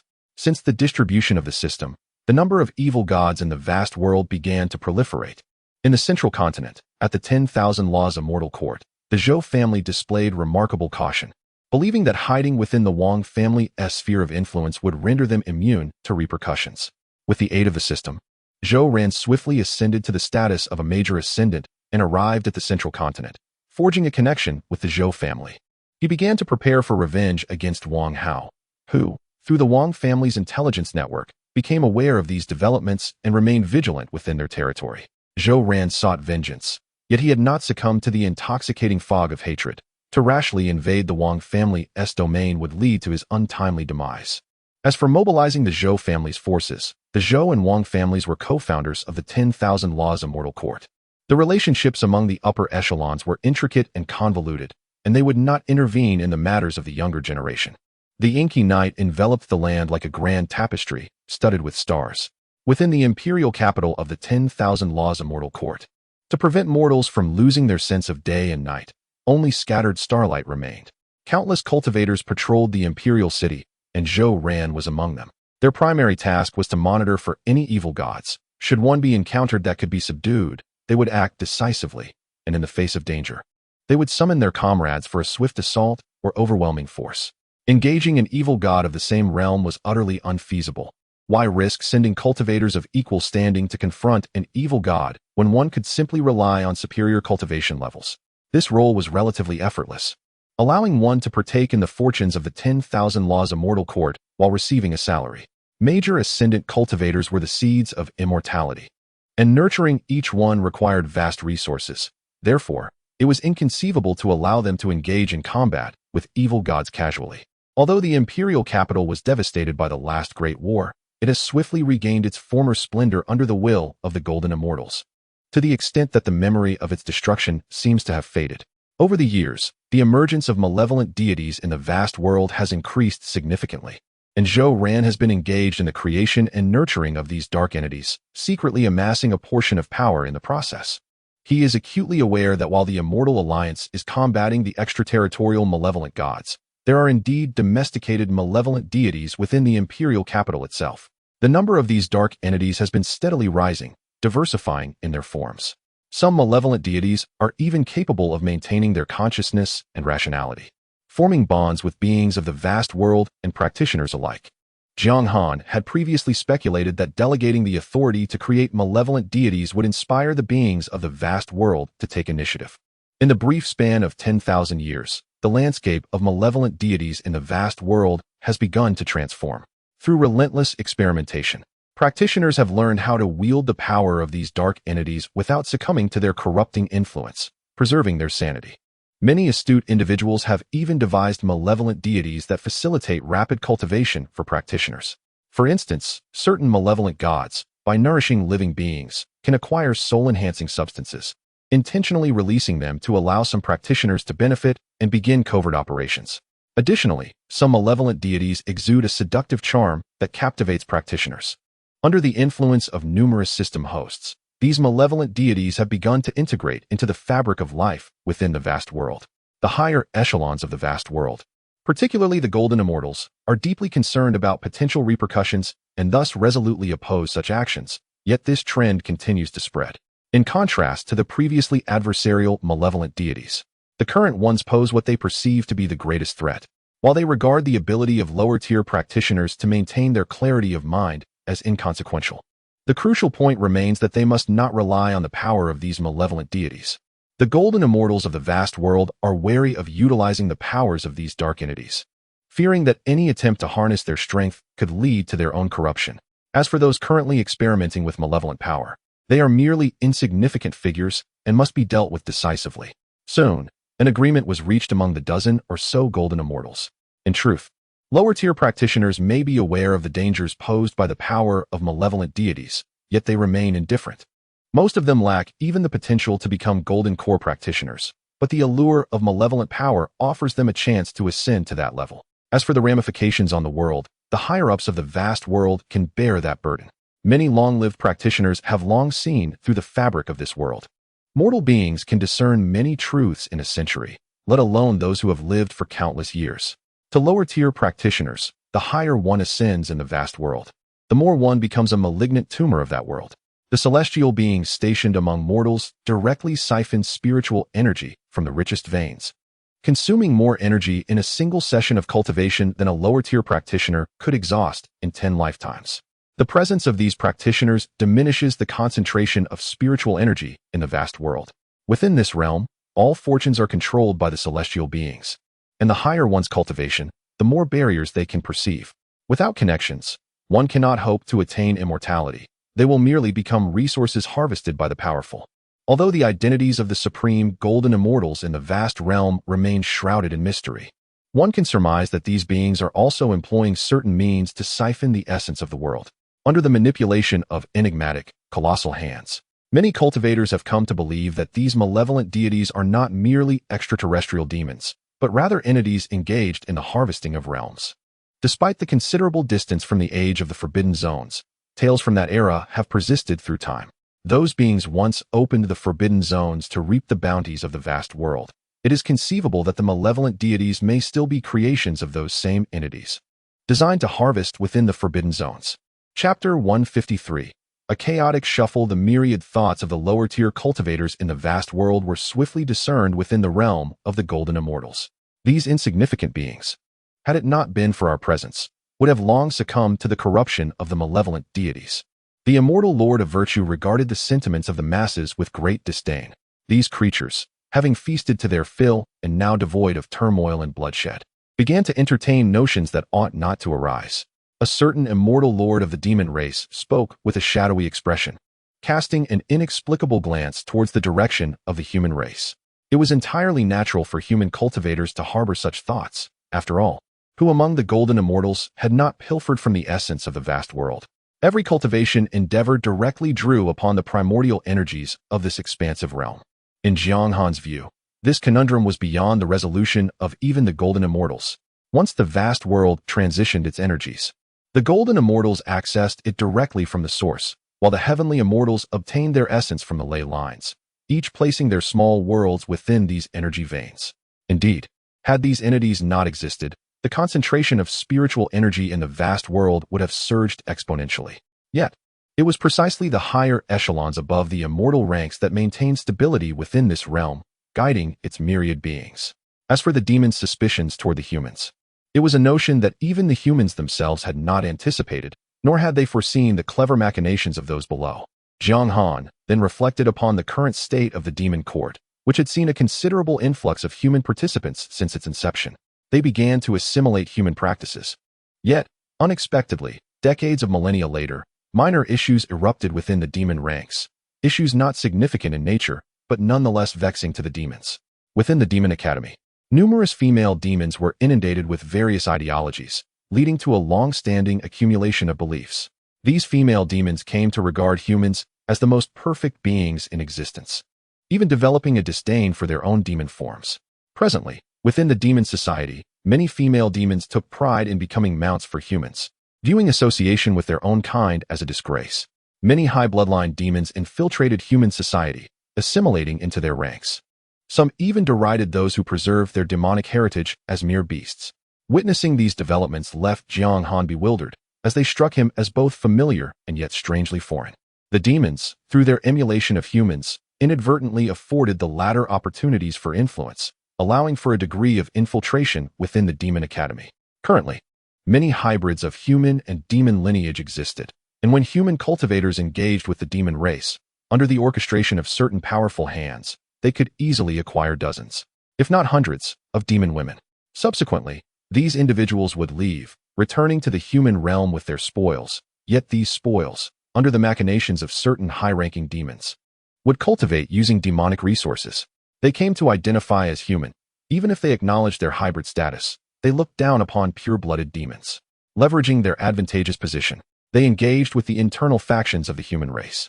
In a mere few 100,000 years, these hybrids began to proclaim themselves as the authentic and noble demons, asserting that the amalgamation of human and demon bloodlines was the pinnacle of excellence, while denouncing pure-blooded demons as base creatures. However, they lacked the backing of prominent demon figures or only had them covertly supporting their claims. Jiang Han had once delved into the matter himself, discerning the shadow of the Kuanpeng within certain schemes.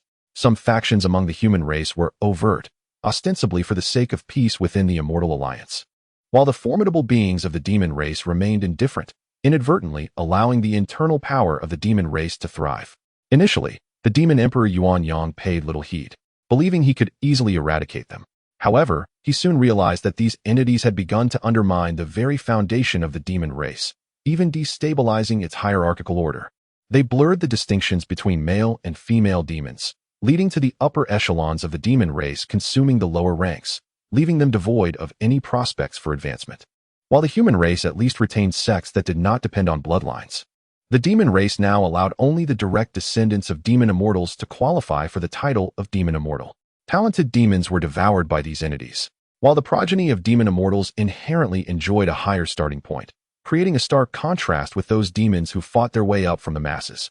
Consequently, many gifted demons clandestinely sought refuge among the humans, ultimately becoming subordinates to powerful human beings, with some eventually ascending to become demon immortals with human assistance. Yuanyang, the demon emperor, had been in seclusion for a considerable period, with his avatar engaged in the study of dark deities within the realm of golden immortals. Of course, this was merely the facade, as his true endeavors were shrouded in secrecy. In a short span, the demon race had descended into chaos due to the machinations of certain factions. Yuanyang, surveying the turmoil, immediately contemplated a solution: extermination. The grievances of the lower-tier cultivators remained unaddressed, and within the vast world of golden immortals, no substantial discourse had emerged. The essence of the heavenly Tao lies in the convergence of sentient beings and the will of the world. Though individual beings may possess feeble powers, their collective intentions can indeed sway the course of events. For instance, the demon race has consistently suppressed the lower-tier demons, leading to the emergence of resentment among them. Over time, this accumulation of grievances would culminate in the heavenly Tao birthing a being of great fortune within the demon race, guiding them toward the fulfillment of their aspirations. Should their collective intent prove sufficiently potent, it could even result in the newly birthed being toppling Yuanyang's demon court. This is the origin of the phenomena that arise within the vast world. If the lower-tier cultivators persist in their current state, it is highly plausible that a being might emerge to cleanse the vast realm. The combined power of all golden immortals, even the celestial immortals, pales in comparison to the essence of the world that these beings could seize. The original essence of the lower-tier cultivators undergoes continuous cycles, while the vast world nurtures new beings, leading to their growth and ultimately nourishing the vast realm, thus generating its essence. Beings above the immortal tier find it exceedingly difficult to perish, and thus, they begin to acquire the world's essence incessantly. From a certain perspective, their duty is to aid the lower-tier cultivators in their cultivation, guiding them in building the world, maintaining its order, and accruing merit. Only upon obtaining merit can they truly revel in the vast world, establishing a beneficial cycle with the beings therein. Previously, under such a paradigm, numerous formidable entities in the vast realm were driven into forbidden zones. Following a reshuffling through the river of time, they eventually began anew. In my view, these beings are privy to far too much. It is precisely because of their extensive knowledge that they entertain thoughts that ought not to arise. The old man also concurs with this perspective, asserting that many beings are unworthy of becoming cultivators, yet under our benevolent guidance, they have ascended to that status. Instead of expressing gratitude, they harbor resentment towards us. Jiang Han remained silent, his mind contemplating the nature of a balanced world, where golden immortals could harness the chaotic energies of the vast expanse, and even celestial immortals could, to some extent, achieve the same. The heavenly Tao nurtures the strong, aiming to augment the world's abundance. However, this method of cultivation proves excessively slow. In the vast expanse, cultivators above the immortal tier began to directly compete with those below, transforming what should have been an era of unparalleled prosperity for cultivators into merely a moderately flourishing age of cultivation. Furthermore, the dissemination of techniques and the maintenance of order fall under the purview of those above the immortal tier, as the heavenly Tao has already bestowed its merits. In essence, the majority of golden immortals in the vast realm seek to reap benefits without contributing, even resorting to various means to gain without labor. The current restrictions on the number of high-level cultivators may stem from such motives. As long as one holds sway over the higher echelons of the vast realm, even if the heavenly Tao ultimately demands accountability, one might simply continue as the master of the forbidden zones, utilizing various methods to undermine the foundations of the vast world. At that moment, a thought crystallized in Jiang Han's mind. If he were to seize control of the vast realm, his first order of business would be to address these golden immortals, and if necessary, to orchestrate the fall of a number of them. Among these golden immortals, many lacked the qualifications to ascend, but were fortunate enough to participate in the war against the heavenly court, becoming golden immortals only through the impetus of the heavenly Tao's essence. In Jiang Han's view, they are undeserving of their positions. He wished to disengage from the intricate intrigues of the vast realm, finding the entanglements of various interests exceedingly troublesome. In his eyes, a simple reshuffling would suffice. Chapter 154. The complete division of domains. Since ancient times, it has been said that it is better to facilitate than to obstruct. Zhao Wu pondered for a moment before articulating his thoughts. If we were to impose a stringent blockade on information, it might very well yield counterproductive effects. A millennium is ample time for cultivators to discern many truths. I have conceived an excellent strategy. At that moment, the celestial sovereign of Locking Void spoke up. Upon hearing the voice, Jiang Han turned his gaze and recognized the celestial sovereign of Locking Void, a master of spatial rules, specializing in spatial blockades and domain confinement. He is, in fact, one of the most ancient innate beings of the vast world, having swiftly shifted allegiances. Within the vast world, many adept in spatial formations have ultimately funneled their fortunes toward him. Among the golden immortals of the vast realm, he also possesses his own small entourage. The primary threat posed by the malevolent deities lies in their capacity for pollution. To expand this pollution, it necessitates transcending spatial boundaries. We can directly implement a blockade. Subsequently, the celestial sovereign of Locking Void began to elucidate his plan, centered on the principle of divide and conquer, ensuring the annihilation of malevolence. All golden immortals of the vast world would unite to partition it into distinct regions, each serving as an independent unit. The circulation of spiritual energy and fortunes would be meticulously managed. The cost of a blockade in terms of time and resources is exceedingly substantial. Before long, a golden immortal raised an objection, cautioning that such an approach could lead to the disintegration of the realm of fortune. Each small region would be governed by a celestial immortal, consolidating fortunes and resources, with the middle domain overseen by true immortals and the greater domain by golden immortals. While this tiered structure could indeed consolidate resources and fortunes, it could simultaneously jeopardize the fortunes of the realm of fortune. This issue is easily resolved, suggested a powerful figure adept in fortune. Within each region, a dynasty shall be established, and to do so, one must petition the heavenly Tao, becoming a subsidiary force of the celestial court within that region. The celestial sovereign of Locking Void continued to elaborate on his plan. The vast world would be divided into countless smaller regions, with the largest overseen by celestial immortals and true immortals and golden immortals stationed to maintain order. These segments would be so minuscule that within each, only celestial immortals or even loose immortals could emerge from the resources and fortunes. Should malevolent pollution arise, it could be dealt with directly. Upon detection of anomalies, the entire region would be thoroughly cleansed to ensure no living being remains. Following purification, beings from other regions would be relocated. To ensure a complete blockade, all spatial passages and even teleportation arrays would be dismantled. Upon hearing about the dismantling of spatial passages and teleportation arrays, many present felt a twinge of regret. Ultimately, these spatial passages or teleportation arrays would be transferred into the hands of celestial immortals, who alone would possess the ability to traverse domains. However, considering the hundreds of golden immortals who had previously fallen victim to the teleportation arrays, this issue remains unresolved, and it is likely that few would be willing to utilize the spatial teleportation arrays.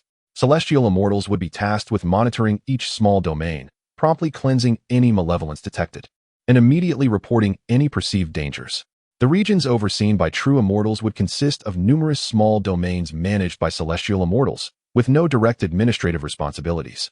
Tasked instead with patrolling and, upon encountering issues, promptly reinforcing the middle domain's formations to prevent escalation. Golden immortals would maintain an overarching view, coordinating resources within the greater domain and ensuring effective monitoring. Upon listening to the discourse, several sovereigns of the realms began to waver, pondering that such actions might lead to the disbandment of their dominions. Yet, it soon occurred to them that they were originally united in mutual support. Subsequently, Lord Kong, the celestial sage, elaborated on numerous advantages. Should the situation spiral out of control, one could directly siphon the spiritual essence from within the lesser domains, effectively plunging this region into an age of desolation. Upon hearing these words, many individuals' eyes sparkled with realization. The oversight of this area was indeed flawlessly conceived. Any celestial being emerging from their designated territories would be marked with their seal, without the need to regard whether the cultivators within their domains had allies behind them. It was akin to delineating the vast world into thousands of forbidden zones, yet still remaining within the expansive realm. Even in the face of malevolent deities, the heavenly path would not intervene. With sufficient promotion, a formidable momentum could be established, potentially reaping merits as well. Upon hearing this plan, Jiang Han recognized that the beings of the vast world would need to take matters seriously. If this were to unfold, it could indeed halt the encroachment of the malevolent deities. Each major domain would become the sovereign territory of the Golden Immortals, and once the formations were activated, any intrusion by other Golden Immortals would be easily discernible. If one so desired, they could suppress the malevolent deities within the lesser domains. Moreover, central control could be maintained. One could easily envision a scenario where the activity zones of beings would diminish, consequently narrowing their perspectives. If one wished, previous information could be swiftly erased. As for any opposition from the beings, a mere display of the malevolent deities to instill fear would suffice. The Golden Immortals need not concern themselves with the consent of the populace. Should the plan be executed, it could be imagined that the vast world would transition into a new era, one where the Golden Immortals would exert complete dominion, and any aspiring talents or fortunate individuals would have to seek permission from the Realm Lords. It was decided that they would first test this in the Xiansong Realm. In the Xiansong Realm, the forbidden zones encircled the world like ravenous wolves, occasionally seizing a portion of its bounty. The fated individuals of the Xiansong Realm led the beings in resistance against the forbidden zones, while the cultivators within those zones, fighting for survival, continuously relied on the cultivators of the Xiansong Realm for sustenance. Thus, the Xiansong Realm underwent a cyclical existence until one fateful day when the malevolent deities erupted within its confines. They quickly began to spread throughout the realm, tainting even the most elite cultivators within the forbidden zones. The world seemed to teeter on the brink of apocalypse until a golden crow and a figure appeared within the Xiansong Realm, swiftly addressing the emergence of the forbidden zones. Immortals? Indeed, they truly existed. Countless lords of the forbidden zones smiled in their final moments. For the appearance of the immortals affirmed that their pursuit was not in vain. Immortals were real. Subsequently, the Golden Crow and this mysterious figure commenced the expulsion of the malevolent deities from the Xiansong Realm, partitioning it into distinct regions, further categorized into lesser, middle, and greater domains. The various regions would remain unaffected by one another, and should any insurmountable issues arise, assistance could be sought. Furthermore, a celestial alliance could be established within the Xiansong Realm, with each generation's fated individual serving as the leader, responsible for the affairs of the various domains.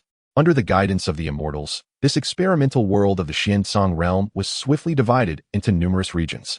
The region was completely severed from communication, and the celestial beings, aware that they were about to enter a new phase, began to observe meticulously. Meanwhile, with a collective effort to accelerate the flow of time, Jiang Han, filled with curiosity, also engaged in careful observation. Chapter 155. Trapped in the shallow discourse of the Supreme Being after the Xiansong experimental microcosm entered a stable phase.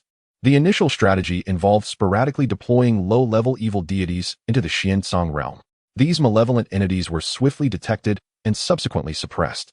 As a result, the regions plagued by evil deities came under the vigilant scrutiny of higher-level beings, ensuring that any disturbances would be promptly quelled. However, the Golden Immortals present began to notice a troubling pattern. The number of powerful beings remained stagnant over time. All premium resources in each domain converged towards the domain lord.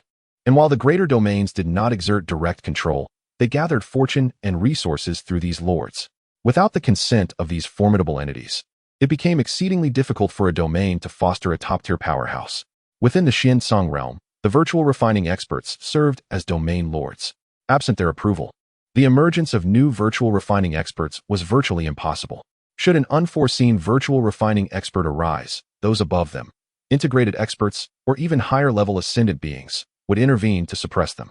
Witnessing this scenario, many Golden Immortals felt a stir of ambition, especially given that only a mere million years had passed. As they continued their observations, a new issue came to light.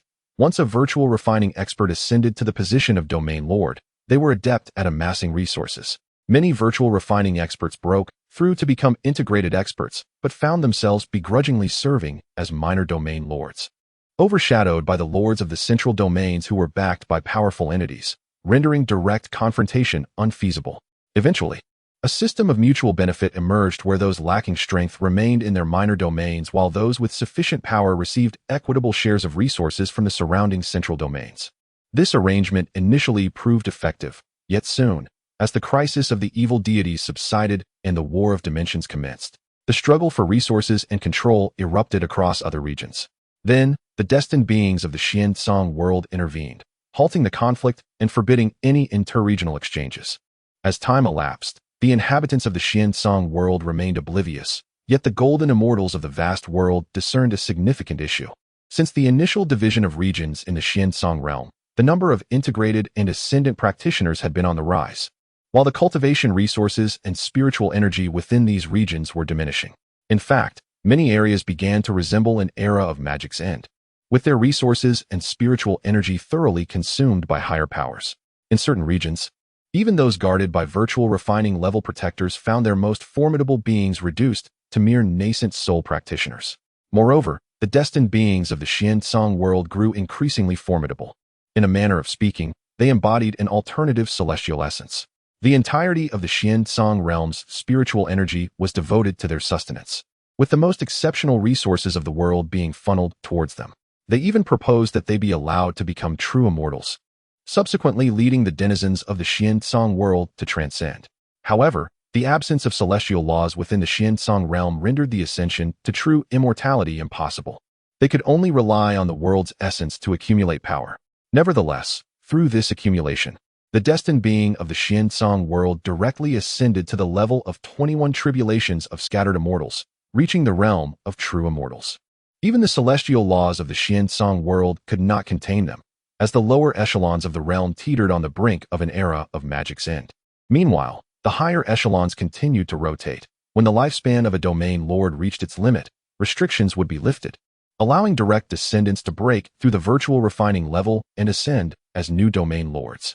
The union of the integration and great ascension stages inevitably leads to the emergence of new cultivators to take their place, resulting in countless cycles of reincarnation, transforming the Xian-Song world into a realm where every niche is occupied.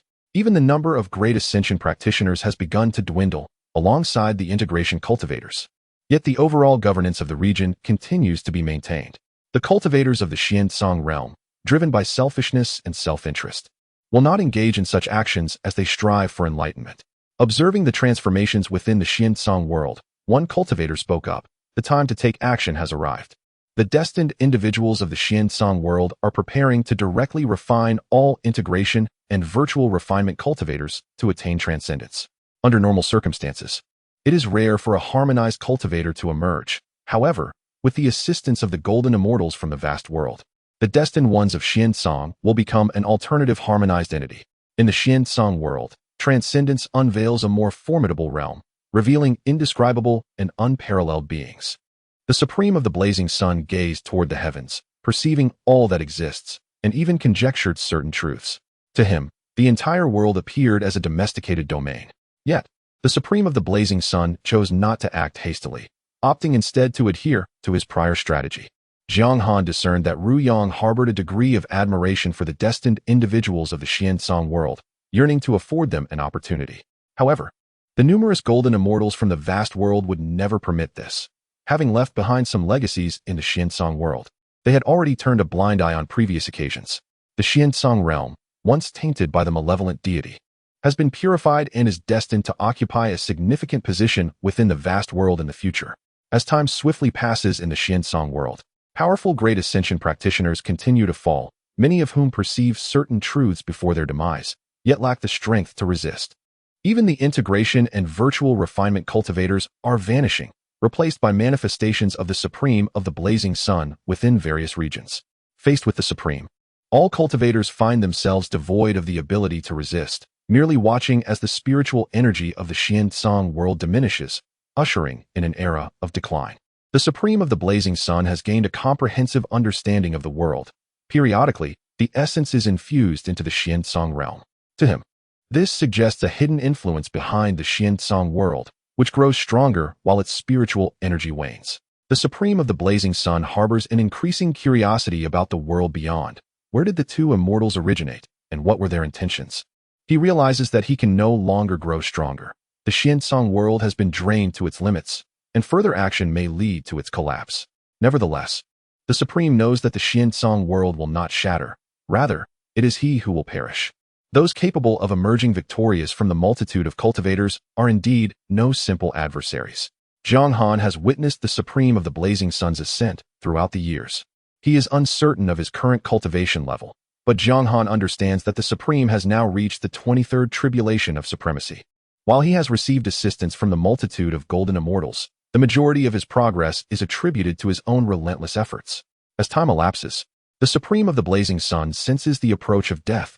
Despite having transcended the limits of his lifespan, he still perceives the aura of mortality. I am willing to serve you, as long as I am allowed to live. The Supreme Sun continuously cries out to the heavens. Yet the vast realm of the celestial gold remains unresponsive to his voice. Even the original Sun, who has long admired the Supreme Sun, remains silent. He has reached the pinnacle of his growth, yet he has not ascended to the status of a celestial gold, lacking the qualifications for any exchange of interests with them. It is inconceivable for a celestial gold to emerge from the Xiansong world. Even if the Supreme Sun were to directly comprehend the chaotic path, he has not even brushed against its essence. This shallow shore of the Xiansong world is destined to entrap the exceptional Supreme Sunday.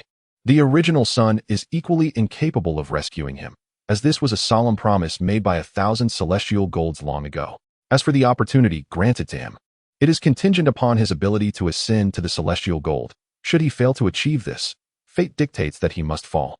Chapter 156. The ultimate struggle in the eyes of certain entities. This was merely a trivial episode. After fervently shouting for a considerable duration, the Supreme Sun found himself met with silence. He understood that he had been forsaken, as those enigmatic celestial beings had resolved to let him perish. Filled with despair, the Supreme Sun believed that had he been born in a more powerful realm, he would undoubtedly have ascended to the pinnacle of strength within that world. He perceived the stark reality. A world is ultimately finite, and a being's potential cannot transcend the confines of their own existence, unless one could draw energy from beyond their realm. But was such a feat even conceivable? The Supreme Sun was left in uncertainty. While the demon Emperor Yang regarded him with a measure of esteem, primarily due to his remarkable origins, evolving from a mere crow to a golden crow, ultimately becoming the mightiest being in the Xiansong world. Driven to madness, the Supreme Sun began to consume everything within his reach, relentlessly devouring all life. A frenzied sovereign, he faced no opposition within the Xiansong realm. You, who dwell in lofty heights, shall one day be ensnared by the very arrogance you wield, he declared, casting his gaze beyond the world. Though no beings were visible, he sensed eyes observing him from afar. He had believed those entities would regard the lives of beings with concern, yet they remained indifferent to the Supreme Sun's massacre, showing no interest in his plundering of the world's essence. The balance of the world's source was in disarray, teetering on the brink of collapse. At last, the world began to unravel. Was there a glimmer of hope? The Supreme Sun could see it all, and despair engulfed him. He had witnessed thousands of once mighty celestial beings, many of whom he had deemed weak among the human race. Despite being the most formidable entity in the Xiansong world throughout history, he perceived only disdain in their eyes. Their gazes, akin to that of one observing ants, reflected a condescending superiority that he had often cast upon the insignificant. Gathering all his strength, he transformed it into a radiant golden light. Though death loomed, he yearned to strike forth with his most powerful blow in his final moments. He unleashed his attack, but what was his true intention? Many remnants of the Xiansong world sensed this formidable onslaught. As the world began to collapse, these entities remained oblivious to the unfolding events. In the face of the Supreme Sun, they could only resort to various means to evade his consuming wrath. While some sects intentionally regulated the number of powerful beings, could it be he sought to transcend this world? Transcendence? It was said that when celestial beings descended upon the realm, they could become true immortals. He believed he could achieve this. Despite his brutality, one could not deny that the Supreme Sun was the mightiest existence in the Xiansong world. If he were unable to transcend, then transcendence could only be a lie, and immortals mere fabrications. As these thoughts emerged, a profound silence enveloped all. The Supreme Sun's attack pierced the boundaries of the Xiansong world, breaching into the realm of the golden immortals. Each dissipating breath of this assault threatened to obliterate a domain within the Xiansong world. Death.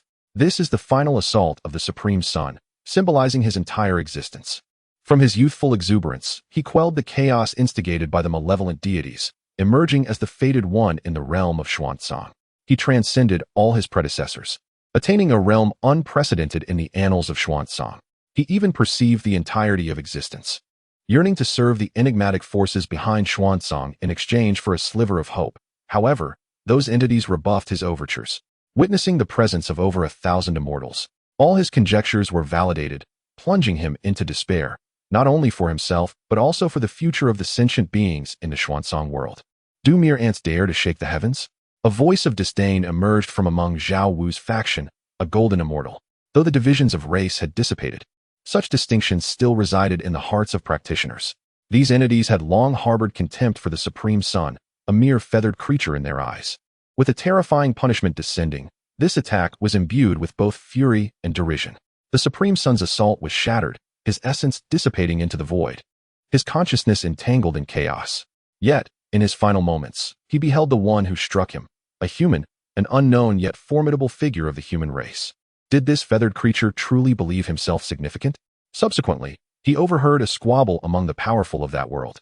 Since he had not ascended to the golden immortal rank, he should have contributed to the world instead.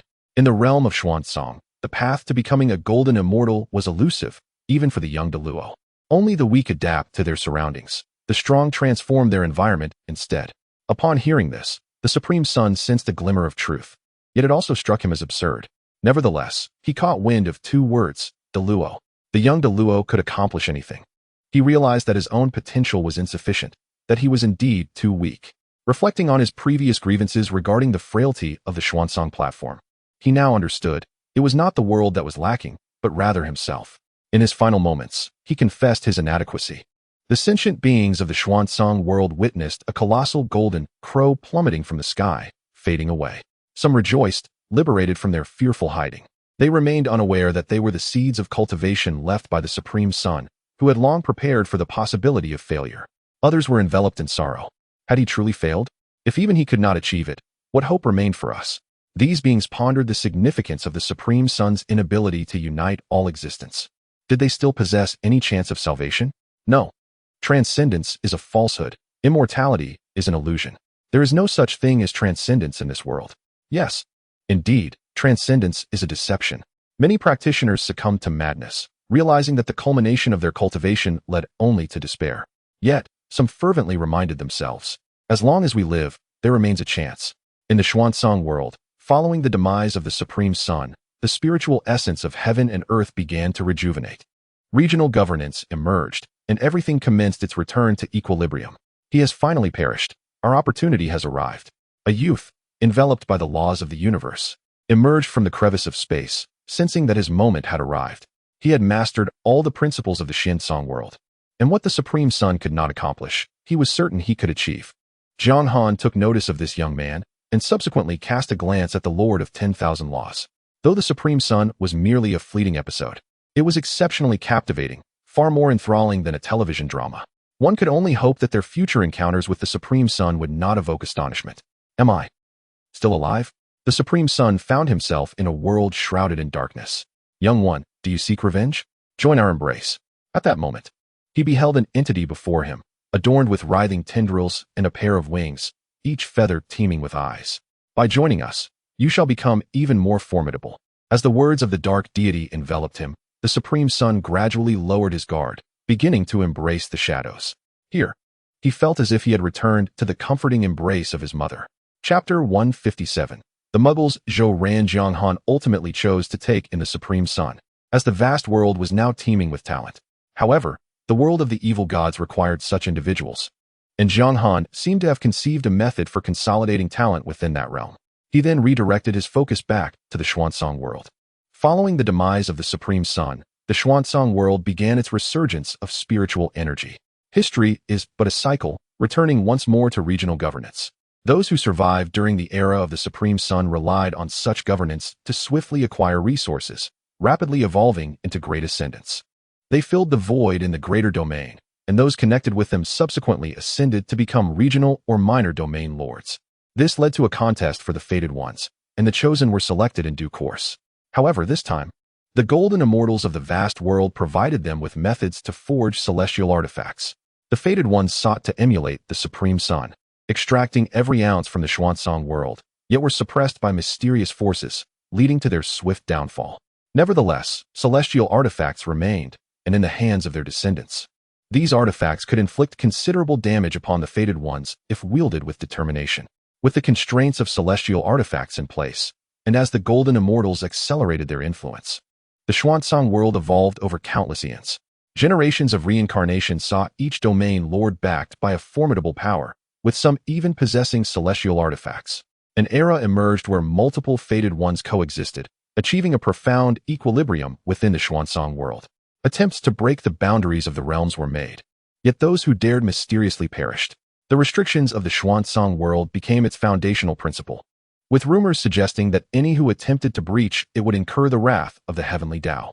The golden immortals occasionally introduced evil gods, yet these entities made little impact on the Xuansong world. My fellow friends, I have observed for over 1 billion years, and I believe the plan has been exceptionally successful. The golden immortals of the vast world exhibited their support for this form of regional governance.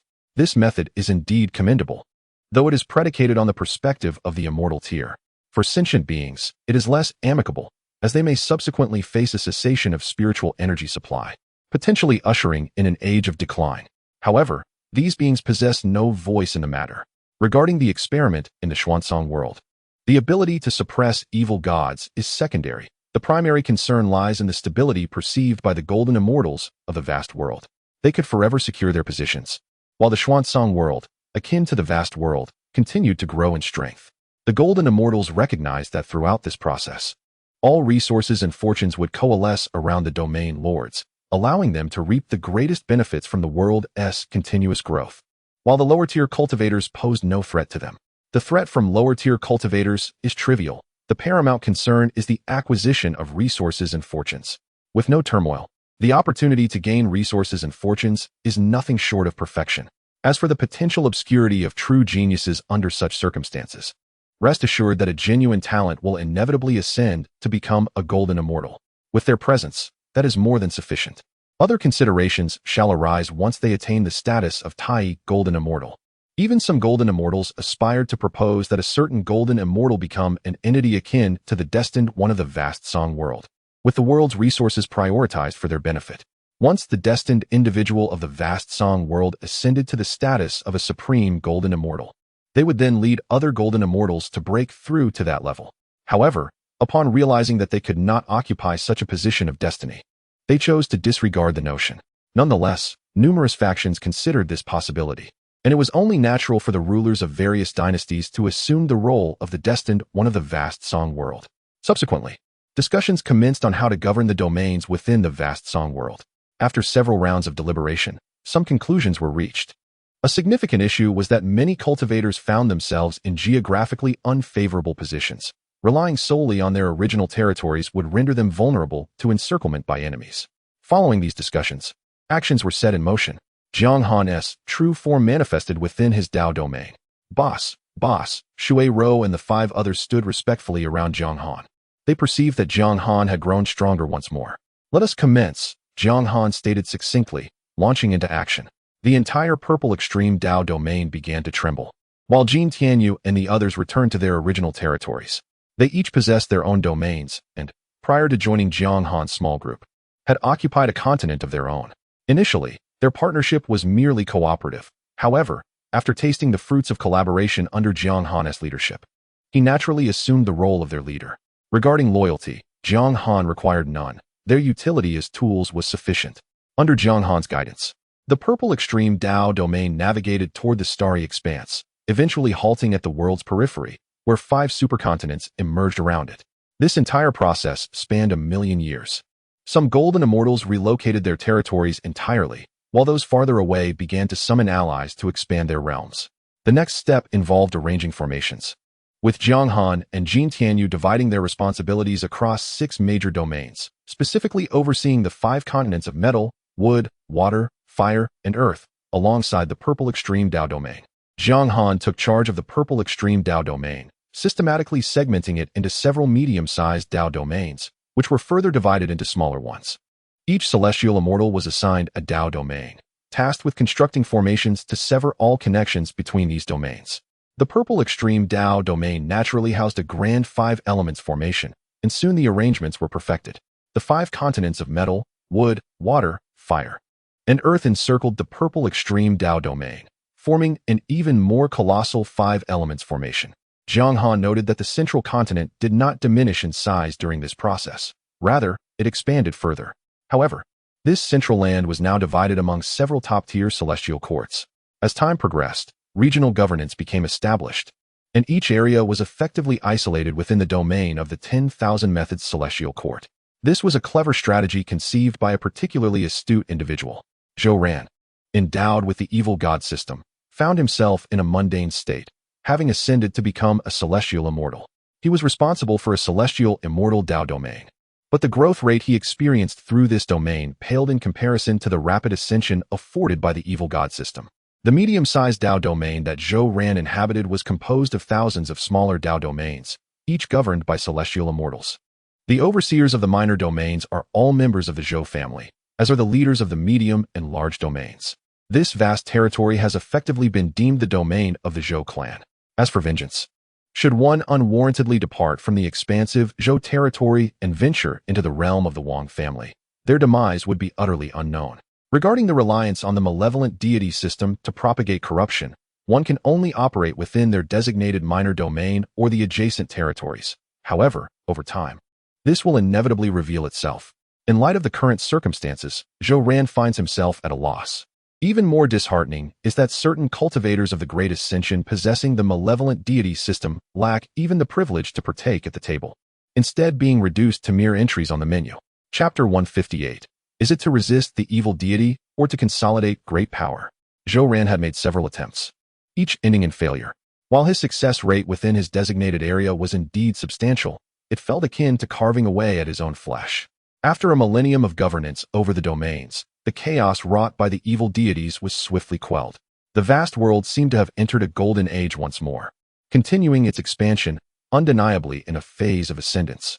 Soon, entities possessing the evil deity system were detected, with every region now sealed off. Any area frequently erupting in chaos would undoubtedly attract scrutiny. Was I truly being targeted? At this moment, Lu Qinyang found himself within a sect. Lacking any innate talent for cultivation since childhood, his current standing was solely due to the sustenance provided by the evil deity system. Upon attaining the rank of a great ascension cultivator, he allied himself with a sect of golden immortal stature, now overseeing its affiliated forces. After the governance of domains was established, he lost the qualification to venture into other regions, a fact that weighed heavily upon him. However, relying on cultivation was not feasible. Having attempted to rapidly enhance his strength, he could hardly afford the luxury of leisurely practice. Thus, he began deploying the evil deities throughout the Haoran Dao domain. Yet each endeavor was swiftly suppressed. A nagging sensation arose within him. He might indeed be under surveillance, though he possessed no evidence. However, such matters rarely required proof. Mere suspicion sufficed. His connection to the evil deity was palpable, as his own unease resonated with the entity. Kuan Yuan, the immortal lord of the prison of suppression, had been monitoring Lu Qinyang ever since a true immortal reported on him. He had also been gathering information on Lu Qinyang's rise, which had been remarkably smooth. Should it be confirmed that he had ties to the evil deity, many matters would fall into place. After a period of observation, Lu Qinyang remained inactive, and Kuan Yuan's patience waned. After all, a mere great ascension cultivator could be mistakenly eliminated without consequence. At worst, compensation could be provided to the sect. However, should Lu Qinyang be linked to the sect, it would be the sect that would suffer losses. To avert unforeseen circumstances, Kuan Yuan summoned several golden immortal experts. Among them was the revered master of 10,000 laws, who, upon making his move, sealed off all avenues. To the golden immortals, Lu Qinyang appeared captured. Yet in his own perception, he remained sequestered within the sect, in meditation. The intervention of the master of 10,000 laws inevitably drew the attention of other forces, ultimately resulting in Lu Qinyang's transport to the small world of the golden immortals. Meanwhile, he was still ensnared within an illusion. To his surprise, he had been discovered. Upon laying eyes on Lu Qinyang, Jiang Han instantly recognized him as a bearer of the evil deity system. He was acutely aware of who wielded the system, noting its inherent vulnerabilities. Many decisions made by the system were contingent upon the host's understanding, and currently, Lu Qinyang believed he was still within the sect, in quiet seclusion. Simultaneously, the space confining Lu Qinyang began to shift. Abruptly awakened from his meditation by a disciple, he was informed that the world had undergone a transformation. The malevolent deity has invaded the world, and the situation has spiraled completely out of control, shattering the barriers between various realms. Lu Qinyang hastens to other domains, commencing the creation of malevolent deities through the sinister system. Is this truly the malevolent deity system? Inquired the demon Emperor Yuanyang. Every action of Lu Qinyang is scrutinized by the golden immortals, who seem to possess an uncanny awareness of his thoughts. This system indeed bears striking resemblance to the malevolent deity system of yore. Initially, this system relies on the fabrication of malevolent deities, drawing energy from the corruption of the world's essence. As the host of the system evolves, they retain their sanity, yet ultimately, each host becomes a vessel for the ascension of higher-tier malevolent deities. A golden immortal who had once collaborated with the malevolent deities spoke up. Does this mean that the malevolent deities have now turned their full attention to our world? Each malevolent deity system, along with the tainted regions inhabited by corrupted beings, will serve as coordinates for the malevolent deity's transmission.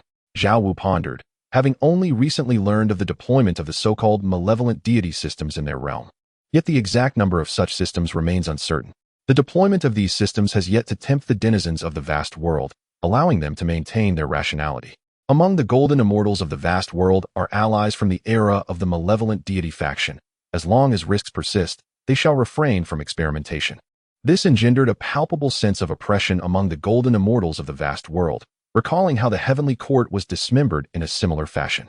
Initially, they discovered one malevolent deity system, and soon thereafter, such systems proliferated like mushrooms after rain. Many of them had ascended from lower-tier cultivators and were acutely aware of their thoughts.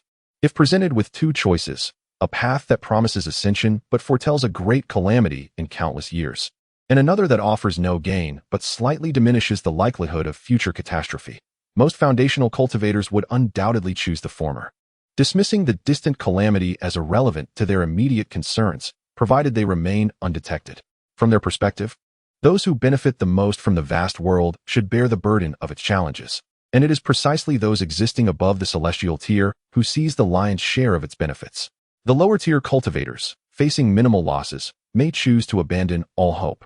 Yet should they do so, it would spell doom for the vast world, inflicting the greatest loss upon themselves. Concentrating all ascended beings of recent years into the Xiancang realm, Kunping proposed. They remain uncertain whether these ascended beings have any ties to the malevolent deities. Yet should the possibility arise, they would cast them all into the Xiancang realm, granting them an independent microcosm beneath the vigilant eyes of the golden immortals. While it cannot be denied that these individuals attained their heavenly status through their own diligence, their rapid cultivation in collusion with the malevolent deities places them on the list of suspected beings. Zhou Ran had yet to make a move when he was informed that he was to be relocated, only to subsequently discover that he had entered a miniature world. Through communication, he realized that all those who had arrived in this realm were beings who had existed prior to the emergence of the malevolent deity and had ascended to celestial status thereafter. It was not merely himself who was under suspicion, rather, it was everyone. Initially, Zhou Ran believed he was the subject of scrutiny, but upon realizing that all were equally suspected, he felt a sense of relief. However, during this process, Jiang Han keenly sensed that the control exerted by the golden immortals over the inhabitants of the vast world had intensified compared to before. If this trend continues, the vast world may witness events far more egregious than those in the Xiancang realm. In the beginning, the golden immortals of the vast world might have harbored intentions of strengthening their control to resist the malevolent deity. Yet, as time passed, and they recognized that the beings lacked the means to resist, they would inevitably attribute all circumstances to themselves. Do the beings of the vast world possess the means to resist now? At present, they may have a slight advantage, as the mere existence of life itself serves as one of their forms of capital. Chapter 159, The Expansive World in Growth. Multiple domains entering the age of decline as time progressed, certain regions began to validate Jiang Han's conjectures. Within the confines of the Golden Immortal's small world, aided by various celestial artifacts, numerous locations were observed.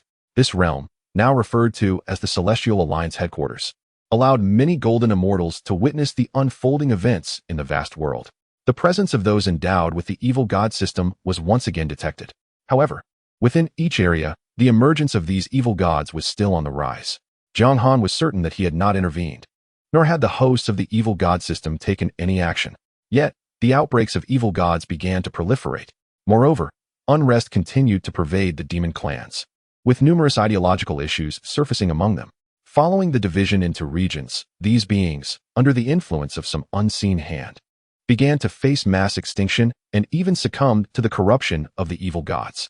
The demon clans reverted to their primal nature of survival of the fittest, with those not attaining the status of celestial immortals lacking the protection afforded by their kind. Within the domains overseen by celestial immortals, many scattered immortals existed, all below the 8th tribulation. As the frequency of evil god outbreaks increased, efforts to swiftly suppress them intensified. In several locations, spiritual energy began to be drained, converging towards the celestial immortals tasked with maintaining order. The celestial immortals now acquired a new designation, referred to as domain lords, while the true immortals in charge were called great domain lords, overseeing no direct territories but commanding between 100 to 1,000 celestial immortals. Currently, there were 1,113 golden immortals, of which 108 had lost their physical forms. The golden immortals were deemed the supreme beings of the vast realm, representing the pinnacle of cultivation among its practitioners, each commanding dozens or even hundreds of true immortals. Above them existed various factions, led by the 7 celestial courts, followed by smaller groups like Jiang Han's, some of which were allies of the 7 celestial courts, while others banded together for self-preservation. Since the initiation of this governance method, an immense amount of fortune and merit began to converge towards Jiang Han. In his perspective, the factions had started to wane, and the Celestial Alliance, composed of celestial tier practitioners, was now exploiting the entire vast realm's cultivators. The expansive world was continuously growing, and its transformative capabilities were enhancing. However, during this growth, although numerous domains were enlarging, the spiritual energy was becoming increasingly sparse. Some scattered immortals who sensed the anomaly refrained from voicing their concerns. Even among family factions, those beneath the celestial tier had no voice. Any scattered immortal attempting to express dissent or hint at the situation would find themselves tainted by the evil gods, ultimately becoming merit for the domain lords of the celestial immortals. Jiang Han's gaze fell upon a place known as the Golden Light Domain, a collective term presided over by the Golden Light Celestial Monarch, who commanded over 100 true immortal domains and thousands of celestial minor domains. However, within the Golden Light Domain, many of the smaller domains had already begun to enter the age of decline. The cultivation of some scattered immortals was also regressing. In merely a millennium, the situation had deteriorated drastically. The Golden Light Celestial Monarch was currently a guest in the realm of the evil gods, in the process of reconstructing his physical form. Through the previous consolidation of resources by numerous golden immortals and the current low influx of resources in the Golden Light Domain, he had already restored approximately 30% of his strength. A formidable figure indeed. Jiang Han could not help but evaluate the Golden Light Immortal Lord.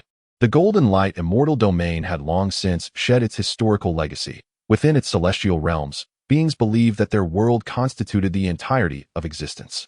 Some cultivators, having deduced the reasons behind the thinning spiritual essence, either resigned themselves to their fate or fell into a passive silence.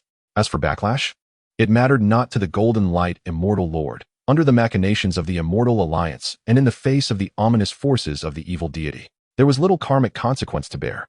Nevertheless, it must be acknowledged that within the domain overseen by the Golden Light Immortal Lord, the evil deity found no refuge. Jiang Han then turned his gaze toward one of the celestial realms within the Golden Light Immortal Domain. This realm was a fragment of the starry expanse, home to innumerable celestial bodies, reminiscent of the universe known in his past life. Countless beings inhabited these planets, and Jiang Han focused on one dominated by the human race. This particular planet was devoid of any spiritual energy. Tracing back through time, he discovered that 6,000 years prior, it had been a flourishing era of cultivation, only to soon plunge into an age of waning magic. Capable cultivators departed the planet, while those lacking strength fell victim to the internecine wars among practitioners. As for the reasons behind such civil strife, Jiang Han dared not speculate. All that remained of the fallen cultivators returned to the world, ultimately flowing toward the Golden Light Immortal Lord. Consequently, on this planet, cultivation became mere legend, giving way to an age of technology. Would the future truly pit technology against cultivation? This thought suddenly flickered in Jiang Han's mind, but he swiftly extinguished it. The realms had indeed imposed limitations on technological advancement. Should any threat arise that the celestial immortals could not manage, would the golden immortals not be able to resolve it with a mere gesture? Within this celestial realm, Many cultivators remained, albeit ensnared in a deep slumber. They were disciples of the Golden Light sect, many possessing the strength of scattered immortals. These cultivators were acutely aware of the might of the Golden Light sect, eagerly awaiting the dawn of a new era beyond this age of waning magic. On the planet Jiang Han observed, life had transitioned into a spacefaring age, yet devoid of any cultivation. To them, the notion of cultivating immortality was but a quaint fantasy of the ancients. Suddenly, the system activated, binding the most formidable evil deity system. As Jiang Han watched, a fortunate being on the planet successfully bound to this system and eagerly began to create an evil deity. As soon as the evil deity was forged, it swiftly tainted millions of beings. How could such a thing as an evil deity exist? This defied the laws of science. The worldviews of countless scientists on the planet were being fundamentally reshaped. As the evil deity began to spread, a colossal hand emerged from the cosmos, reducing the entire civilization to ashes. The corrupting influence of the evil deity was rapidly extracted by a mysterious force, dissipating into the void. Fortunately, the discovery was timely, otherwise, an entire star system would have been annihilated. The great ascension cultivator who intervened once more fell into slumber. Should an evil deity manifest in a region, and the celestial domain lord take action, a careless move could obliterate multiple star systems, with celestial immortals remaining indifferent to the collateral damage inflicted upon the innocent. Just as the disciples of the Golden Light sect prepared to act, they ultimately relinquished their intentions upon witnessing the unfolding scene. These individuals were once his fellow disciples, and at times he felt a pang of compassion. However, for the sake of the ancestral elder, he had no choice but to proceed as he did. The spiritual energy of the entire Tao domain converged under his command towards a certain small world. Within this small world, the mountains transformed directly into spirit stones, and the lakes coalesced from spirit liquid. Merely scooping a ladle of this spirit liquid onto a certain planet within a Tao domain would initiate the resurgence of spiritual energy on that planet. Yet, the disciples of the Golden Light sect were not exempt. They were required to surrender the majority of their share. The disciples could only retain a fraction. Yet, even this was already a resource manifold greater than what he had previously been able to acquire during the same period. Chapter 160. The Era of Cultivation and Despair. Observing the scene unfolding upon this planet, Jiang Han once again felt the profound truth that beneath the celestial beings, all were mere ants. In this vast world, even those beneath the celestial tier lacked the qualification to partake at the table. Members of illustrious families found themselves equally unworthy. The recently obliterated planet was home to a civilization that had flourished for millennia, and the great cultivator who extinguished this civilization was once a prodigy of his age. Yet now, they had been reduced to mere resources, fundamentally serving the whims of the Golden Light Celestial Lord. Jiang Han comprehended the immense toll required for the recovery of an injured golden immortal. The vast world continued to evolve, with the totality of spiritual energy increasing, even infused with celestial essence. However, the Golden Light Celestial Lord faced a prolonged era of decline in the Golden Light Celestial domain, lasting for millions of years. The countless beings subjected to exploitation remained oblivious to the very existence of their oppressors. He then turned his gaze toward the Golden Light Tao domain, where thousands of celestial Tao domains resembled an infinite expanse of universes. To sustain more life, continents were shattered into myriad planets. Within each celestial universe, black holes devoured immeasurable spiritual energy, which ultimately transformed into spiritual liquid flowing into mysterious realms. As for the corruption of the malevolent deities, tainting a mortal carried no value. In fact, Jiang Han found himself at a loss, as activating the transmission function to the realm of malevolent deities also required energy expenditures. Ultimately, transmitting directly to corrupt, unrefined mortals resulted in their swift demise, rendering the endeavor utterly futile. Nonetheless, there were always enigmatic allies, inciting sporadic disturbances caused by the malevolent deities within the vast world. To preserve peace in this realm, the suffering of the populace seemed unavoidable. Within the Immortal Alliance, after deliberation, the Assembly of Golden Immortals reached a consensus. To safeguard the tranquility of the vast world, it was necessary to temporarily usher it into an era of decline. Many Golden Immortals bore sorrowful expressions, and Jiang Han feigned a countenance of grief to align with the collective sentiment. The actions of the Golden Light Celestials were keenly observed by the Golden Immortals of the vast world. In truth, it was a form of experimentation. They discerned that the current momentum of the heavenly Tao was directed against the malevolent deities, as long as it served to combat these vile entities. Forcing the world into an era of decline held no ethical quandary. From the perspective of the heavenly Tao, this approach was justified, as the corruption of malevolent deities would diminish the essence of the vast world. This forced transition into an era of decline did not eradicate the essential energies. Rather, it concentrated them toward the higher tiers of existence. The celestial cultivators benefited from this arrangement, displaying little concern for the outcome. With lifespans extending over billions of years and the backing of golden immortals, they could anticipate further longevity, eventually seeking alternative forms of immortality within the realms of great powers. Soon, disturbances instigated by the malevolent deities erupted across various regions, compelling many areas to reluctantly embrace the era of decline. Was this a fortuitous opportunity? Within the Five Elements realm, Jiang Han found himself at a loss for words, even chuckling at the absurdity.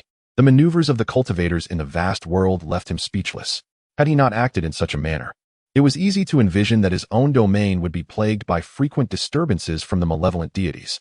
Numerous golden immortals possess the cunning to deceive the heavenly Tao. As for the sealing of the Tao domains, only entities beneath the golden immortal level can be confined.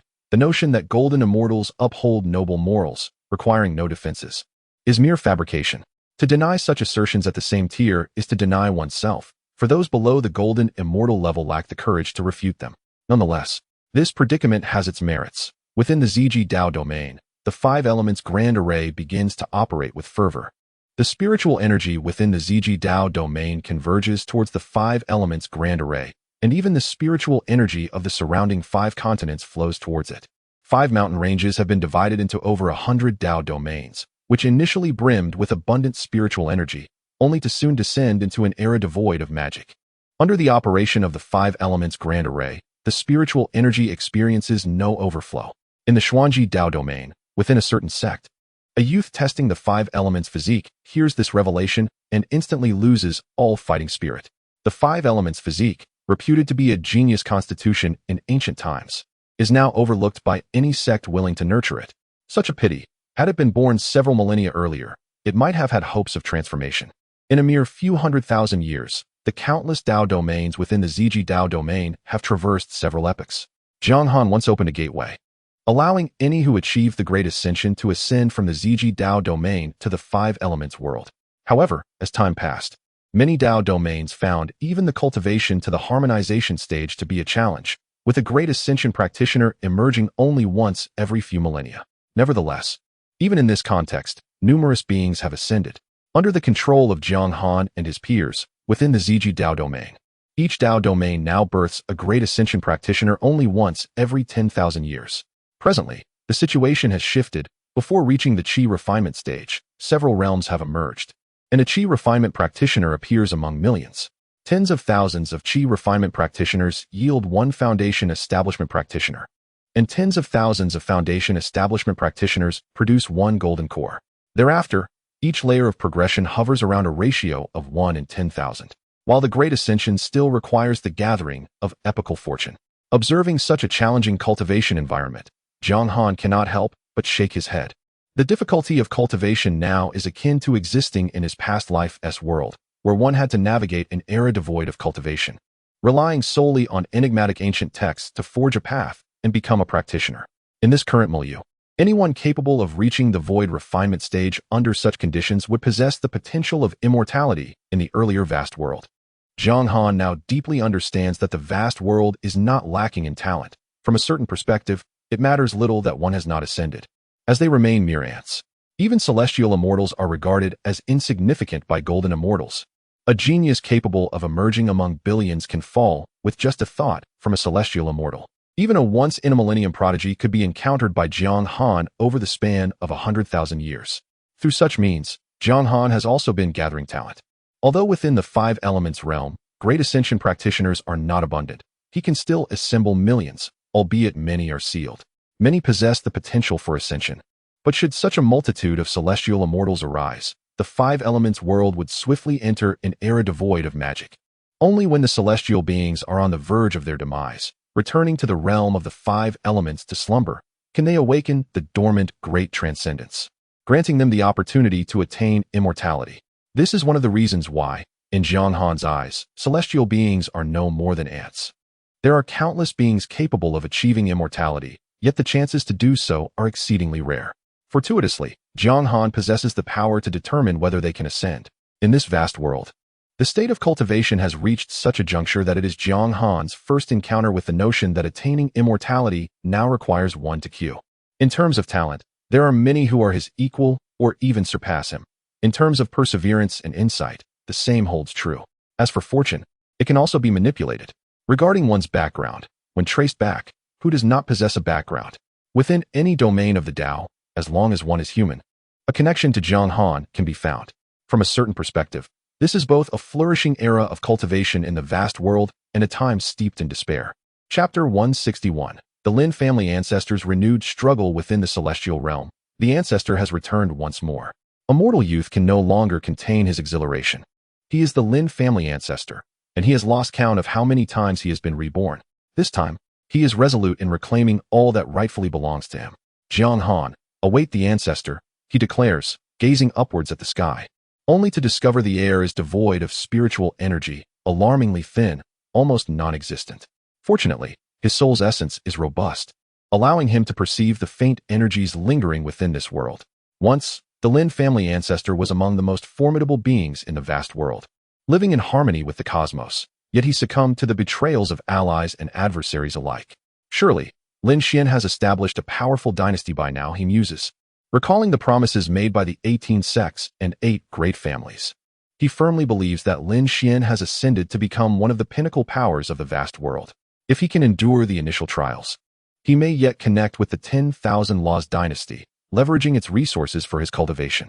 Suddenly, the Lin family ancestor is overwhelmed by a profound heaviness in his soul, a discomfort that permeates his body, sticky, filthy, suffocating. The youth's acute sense of smell reacts first, detecting a pungent aroma that invades his nostrils, complex and unsettling. He swiftly begins to recall the memories of this lifetime. How could this be? The revelations indicate that this world is merely an ordinary technological realm, where the concept of cultivation is nothing but an illusion. Through these memories, he comprehends the source of the repugnant odor.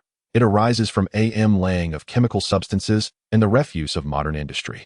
While ordinary individuals remain oblivious, the Lin family ancestor, upon awakening, perceives the transformation of his soul, enabling him to sense it with clarity. He resolves to adopt a new name, Lin Yifan, while he will reclaim his former name once his strength has been restored. Promptly, he shuts off his sense of taste, for the stench is unbearable, pervasive, floating in every breath of air, infiltrating his very being. He then begins to familiarize himself with this body, swiftly rising, only to be met with a wave of dizziness.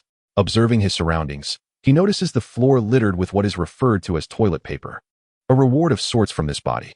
The table is cluttered with various snacks, yet to Lin Yifan, the impurities are far too numerous. What a feeble, tainted vessel this is. At first, the Lin family ancestor contemplates abandoning this body, but recalling his lack of the ability to seize another, he reluctantly accepts his fate. He initiates an introspection, discovering that his new form is riddled with impurities, every organ fraught with ailments. He even finds a severe deficiency in kidney energy, alongside obstructed meridians and blocked blood vessels in his brain, causing the blood to be unnaturally viscous. Yet, within this blood lies a reservoir of untapped energy. Habitually lowering his gaze, he realizes he cannot see his toes, and in that moment, he feels as though the heavens are collapsing upon him. But then he recalls it is merely his belly, allowing him to exhale a sigh of relief. After exhaling a sigh of relief, Lin Yifan came to the realization that his abdomen had become somewhat distended. He began to scrutinize his own body once more, feeling as though the heavens had collapsed upon him. His meridians were obstructed by a viscous, grayish-yellow substance, and his acupoints were filled with murky energy. Within his internal organs resided 1,000 impurities, and he could even hear the lamentations of his body. Is this what the end of the Dharma age feels like? It is truly despairing. Lin Yifan now understood that he might be trapped in a diminutive world of the end of the Dharma. However, he felt no trepidation. As long as it was a small world, it would possess value, and there might be cultivators behind it, perhaps even the existence of cultivation itself, unbeknownst to mere mortals. If cultivation is arduous, then let him first practice martial arts, and through martial prowess, seek the path. Soon, Lin Yifan set a goal for himself, to enhance his physical constitution through martial training. Yet, he quickly discovered that to pursue martial arts, one required funds. Thus, the figure of Dr. Lin emerged on the ordinary planet. Initially, when he practiced medicine, he nearly fell into trouble for practicing without a license. It was only after encountering a significant figure among mortals that he began to find his footing. Through his observations, he noted that many individuals with innate aptitudes for cultivation gradually wasted their potential the longer they remained in this world. Before long, Lin Yifan, relying on his medical skills, amassed considerable wealth and connections, after which he began to gather medicinal herbs. Although these herbs contained many impurities, they still held some efficacy. He then commenced the cleansing of his own body. He was unable to absorb the scant spiritual energy of heaven and earth, thus severely repressing himself to unlock his body's potential. He became exceptionally stringent with his diet, and through martial training, he finally cultivated a vital force. Utilizing this vital force, he began to continuously clear his meridians, each session accompanied by waves of pain. His sweat was thick and yellow, imbued with a strong, acrid scent, and after countless episodes of vomiting and diarrhea, his body began to improve gradually. To his astonishment, even the former ancestor of the Lin family found it exceedingly challenging to cultivate in such an environment. When the memories of the Lin family's ancestor awakened, Jiang Han set his sights on him, dispatching a sliver of his consciousness to watch over the Lin family ancestor. In the vast world, Jiang Han had few whom he cared for, and the Lin family ancestor was one of them. He observed the Lin family ancestor's actions, noting that years of transformation had rendered him fluctuating between weakness and strength. Nevertheless, the flame in his eyes never extinguished. His meridians gradually opened. Impurities continued to be expelled from his body, and even the filth on his bones was slowly eliminated, revealing a faint jade hue. In this environment, the Lin family ancestor relied on body tempering, continuously growing stronger. With no spiritual energy for cultivation, he practiced martial arts, honing himself through the harshest of backlashes, repeating this process time and again. He even utilized the current environment to employ lightning to temper his body, and throughout this process, the Lin family ancestor, now inhabiting Lin Yifan's body, was continually evolving. However, this transformation took a full decade. From a youth whose physical form was utterly wasted, he became a formidable warrior. And throughout these years, various enchanting women had graced his side. In Lin Yifan's eyes, they were merely crimson skeletons, having never entangled with them in any way. At this moment, Lin Yifan's skin was as white as snow, with a faint luminescence shimmering across his body. His eyes flickered with the brilliance of thunder, and the flow of his vital energy resonated with the growls of tigers and wolves. Lin Yifan's physique now rivaled that of an infant born within the realm of enlightenment. Over the years, he had tirelessly perused ancient texts, yet found no valuable information.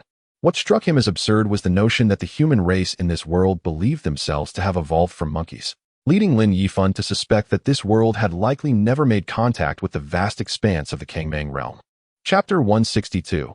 The Divine Dragon Trapped in Shallow Waters. At this moment, Lin Yifan, the venerable ancestor of the Lin family, stood atop the highest point of the city, where the night sky was illuminated by myriad lights, obscuring the stars. The air remained tainted, yet now it was possible to expel impurities with each breath. Beneath him, the city thrived in extravagance, yet to Lin Yifan, this world resembled a desolate apocalypse. Indeed, the entire planet appeared to him as a graveyard. It was time to depart. In the following days, a meteor contrived by Lin Yifan ascended against the flow, soaring toward the cosmos. This spacecraft, a product of his peak understanding, was crafted through his profound knowledge of its construction. As his cultivation prowess continuously advanced, he began to unlock memories, recalling the methods to forge a cosmic vessel. He placed his hopes upon the universe. In his comprehension, this world existed akin to the starry expanse, with known realms spanning billions of light years and trillions of galaxies. According to Lin Yifan's estimations, it should be capable of sustaining several advanced cultivators. However, as he drifted through the cosmos, his expectations of discovering planets teeming with spiritual energy remained unfulfilled. Was the entire universe in an era devoid of magic? It seemed implausible. These resources should undoubtedly nurture formidable cultivators, and as long as cultivators existed, the environment could be ameliorated. Despite not encountering a planet rich in spiritual energy, Lin Yifan devised several cultivation methods. He began to harness the varied magnetic fields within the universe, accelerating his progress exponentially. He also discovered the latent energy within many stars. And to enhance efficiency, he created a super-intelligent brain and constructed a mechanical legion to gather the resources necessary for his cultivation. Truly, a prodigious talent. Jiang Han could not help but commend Lin Yifan for his ingenuity. While his cultivation may falter, he had seamlessly transitioned into the realm of technology, armed with an exceptionally rich reservoir of knowledge. As Lin Yifan's interstellar fleet grew ever more formidable, it amassed the energy he required for cultivation, further accelerating his progress. Subsequently, he commenced star-based cultivation, and upon capturing his first star, he encountered another cultivator. This individual promptly warned him against utilizing stars for cultivation, cautioning that doing so would invoke divine retribution. Divine retribution? Lin Yifan found himself bewildered. When had it become a transgression to cultivate using a star? Nevertheless, in pursuit of stability, he temporarily quelled his ambitions of star-based cultivation and began to converse with this cultivator. Through their dialogue, Lin Yifan learned that eons ago, the entire world had descended into an era devoid of magic. He inquired whether the other had ever heard of the Kangmang world. The Kangmang world, you say? It is indeed chronicled in ancient sect texts. It is said to be a superlative realm abundant with heavenly materials and earthly treasures. However, according to these ancient records, the Kangmang world was shattered during a great war, and thus, it ceased to exist. Yet, these are mere legends, never substantiated by any. The cultivator then continued to speak. Upon hearing the news of the shattered vast world, Lin Yifan found himself utterly bewildered. Could it be that over 100 billion, even 1,000 billion years had passed since the last cycle? The vast world had indeed fractured. Was this so-called great war merely a battle for the throne of the heavenly emperor? Lin Yifan quickly began to speculate. This so-called great war must have erupted in the pursuit of the heavenly emperor's position, resulting in the destruction of the vast world. He wondered if there were any accounts of the heavenly emperor in ancient legends. Lin Yifan posed yet another question, eager to discover who ultimately emerged victorious. It was said that in ancient times, various forces conspired to oppress the lower-tier cultivators, until the heavenly emperor Zhao Yuanhua ascended and established the heavenly court, vanquishing numerous malevolent beings and delivering countless souls from despair. Upon hearing this fabricated history, Jiang Han was astounded. Had he not known the entire truth, he might have been inclined to believe it. The realm where this celestial being resided was under the dominion of the martial extreme dynasty, and as for history, it could be twisted as one pleased. When Jiang Han's consciousness arrived at the Xianling realm, he had already communicated with the martial extreme immortal Zhao Yuanhua. Now, it was not only Jiang Han observing. Many golden immortals within the martial extreme immortal court were quietly watching the Lin family's ancestor. Once existing on the same level as them, even surpassing some, this ancestor was now caught in the cycle of reincarnation, making it far more intriguing than mere tales. Occasionally, certain beings would even create minor obstacles for the Lin family's ancestor. As for extending assistance to him, that was unnecessary. Firstly, Jiang Han was keeping a watchful eye. And secondly, how to manage the Lin family's ancestor becoming a celestial being within their territory posed a dilemma. They could hardly allocate a domain for him within their own sphere of influence. Furthermore, the Lin family's ally, the 10,000 Laws Immortal Court, had yet to intervene. Why would they? They were already aware of the Lin family's ancestor's reincarnation, and the 10,000 Laws Immortal Court would certainly discover this through other means. Under the guidance of the cultivators, Lin Yifan pieced together the history of the vast world. The struggle for the position of the heavenly emperor culminated in victory for the outsider, Zhao Yuanhua. Lin Yifan surmised that many factions must have been discontent, leading to another war that ultimately shattered the vast world. Although the path of cultivation was arduous, Lin Yifan recognized an opportunity. Jiang Han would undoubtedly be affected by the repercussions of this great war. Moreover, with the vast world in ruins, Jiang Han might struggle to locate him. Alas, the shattering of the vast world meant that future cultivation would only grow more challenging. Lin Yifan quickly contemplated this predicament, but soon found solace, believing that even within this diminutive world, he could transcend its limitations. In the blink of an eye, 10,000 years slipped by. Lin Yifan encountered a bottleneck in his cultivation. After countless years of arduous practice, he realized he had exhausted his resources. Relying on his current methods of cultivation felt akin to a snail's pace. He floated in the desolate void, gazing into the boundless darkness and the distant, frigid stars. He had departed from his original star, as if leaping from one cage into another. Had Jiang Han been privy to his thoughts, he would undoubtedly have offered his praise. For it is evident that he was once a formidable force, swiftly discerning the essence of the world. He harbored the misplaced confidence that he could alter his surroundings. However, after enduring millennia of arduous cultivation and struggle, everything seemed utterly laughable in the face of the apocalyptic era and the overwhelming tide of fate. Yet, there remains a glimmer of hope. Lin Yifan then gazed upon the countless stars scattered across the night sky, along with the myriad of sentient beings inhabiting them. To Lin Yifan, These entities and celestial bodies represented invaluable resources for cultivation. As for divine retribution, it held no significance, as long as one possesses sufficient strength. What is the heavenly path? Lin Yifan's heart roared with fervor. Even in this apocalyptic age, what of the vast world's heavenly path that once wielded immense power? Was it not outsmarted in the end? This world cannot confine him, nor can the overwhelming forces of fate. Chapter 163, 107 Golden Immortals. Our indignation stems not from preordained fate. Since we exist in an age of decline, one cannot blame him for utilizing sentient beings to replenish his strength. A frenzied thought emerged in his mind. Within every living entity resides innate spiritual energy, even the very essence of heaven and earth. The entirety of a sentient being is a treasure. Even desolate stars can be perceived as resources for cultivation. When countless beings converge, they can transform into a vast ocean of spiritual energy. Coupled with Lin Yifan's arcane methods, it is entirely sufficient for him to ascend to the celestial realm. Lin Yifan commenced his actions, first setting his sights on a particular planet. With a flicker of his divine consciousness, billions of souls instantaneously morphed into crimson mist, which subsequently coalesced into a blood-red elixir. The souls were extracted and ultimately gathered upon a banner. A planet was consumed whole, and Lin Yifan relished the long-lost exhilaration of cultivation advancement. He targeted planets inhabited by sentient life, coldly reaping one after another. Where he tread, planets vanished, lives extinguished, and civilizations crumbled to dust. With countless karmic burdens converging upon Lin Yifan, his power escalated continuously, and within him, a small universe began to form. It had returned. The sensation of rapid cultivation advancement had resurfaced. In a certain realm, protocols dictated the necessary course of action. Soon, the celestial immortals of the Xianling Dao domain received directives from above. Lin Yifan, the progenitor of the Lin family, had already been noted by the higher-ups. When he initially began to devour planets, they had observed him. However, uncertain of the higher echelon's intentions, they chose to bide their time. Now, understanding their intentions, it was time to act. Without warning, the light in Lin Yifan's star domain began to fade. The sun's radiance diminished, plunging the entire sector into utter darkness. As everything was instantaneously obliterated, Lin Yifan realized he was being targeted. There was no divine punishment. This was calamity wrought by man. Then, in the heart of the void, a colossal hand materialized, its description beyond comprehension, as if it were the very measure of the universe.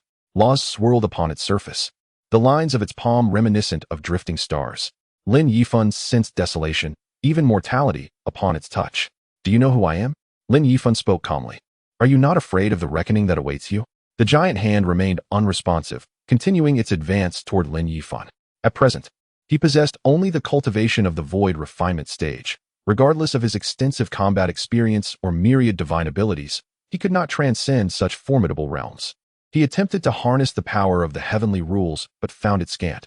Any manipulation would only allow him to exhibit the strength of a major immortal, which would soon attract the attention of those beyond the true immortal stage. Very well, very well. I admire your courage, ancestor. I hope that when you next encounter me, you will possess such valor. Lin Yifan chuckled, and before the immense palm, he began to transform, vanishing into the cosmos. He had long been warned against harming planets and sentient beings, yet he did not heed the caution. Witnessing this scene, the cultivators who had once informed Lin Yifan could only sigh in resignation. The words of the Lin family progenitor do not impress me in the least. The Xianling immortal scoffed. The cycle of reincarnation has commenced, yet one speaks with such arrogance. As a minor domain lord, he is acutely aware of the arduous journey a cultivator must undertake in this era to ascend to celestial immortality. Even if one is a golden immortal, should their true form perish within his domain, a dragon must coil and a tiger must lie low. The starry expanse remains unchanged. The colossal hand has vanished as if it never existed, replaced by numerous desolate stars awaiting the arrival of sentient beings, as though nothing has transpired. After the disappearance of the Lin family ancestor, Jiang Han's strand of consciousness also dissipated. They chose not to utterly annihilate the Lin family ancestor, as he served as a seasoning in Jiang Han's existence. Moreover, to completely erase the Lin family ancestor would demand an immense amount of primordial essence, a task far too cumbersome. Within the realm of the evil god, the time has come. Over 100 billion years have passed, and among the 108 golden immortals, many have succumbed to a state of self-loss. In such an environment, the path to strength is obstructed, leading to extreme ennui. Esteemed colleagues, trust me. If we consolidate our powers into my being, I shall surely break free from the realm of the evil god and assist you in restoring your true forms, proclaimed the most powerful golden immortal. His method was rather straightforward. By devouring all present, his strength would ascend several tiers, allowing him to escape the evil god realm. Once outside, he would aid them in recovering their peak strength. However, the proposal from the strongest golden immortal failed to garner agreement from those gathered. They were all seasoned foxes, hailing from diverse factions, and who would believe in the promise of restoration once they were free? If sincerity were sufficient, the Immortal Alliance would have already restored their pinnacle strength. What is the true nature of the Immortal Alliance that is yet to reach this place? The heavenly winged golden immortal had a commendable idea, concentrating the collective power of those present into a single individual, yet the flaw lay in that individual's choices. Observing the array being eroded, the heavenly winged golden immortal understood its endurance was waning. Esteemed colleagues, it is time to return. With his proposal again rebuffed, he had no choice but to summon the self-lost cultivators back. These cultivators retained a wisp of consciousness, experiencing the mortal realm within a small world. Upon this call, several figures within the small world dissipated, and the eyes of multiple golden immortals regained clarity. Have we arrived so swiftly? They gazed at the array, succumbing to corrosion. Worry etched upon their faces. Should the Tiangang Dijiao array be destroyed, they would face pollution by the evil god. In the realm of the evil god, Jiang Han yearned to leap forth, yet he quickly suppressed such thoughts. Although uttering a few provocative words could be enticing, the risk of exposure lingered. Should certain entities escape, his existence in the vast world would be utterly compromised, confronting the heavenly Tao and all beings of the vast realm directly. With no means of prevention, they resolved to confront the challenge collectively. The eroding array was voluntarily dissipated by the 108 golden immortals. In that fleeting moment, the grand formation re-emerged, albeit infinitely compressed, and swiftly advanced in a particular direction within the realm of the malevolent deities. As it surged forth, it incessantly disrupted the laws governing that sinister world. Life and death are fated. One must rely on oneself. Soon, 108 golden immortals made their way toward the formation, yet it could only accommodate a single individual. Just as one golden immortal was on the verge of entering, he was suddenly met with an insurmountable barrier. Cursed be the old rogue. Within the formation, he caught sight of the heavenly winged golden immortal, who had surreptitiously entered the grand array without their knowledge. The so-called collective struggle for a singular opportunity had long been predetermined by him.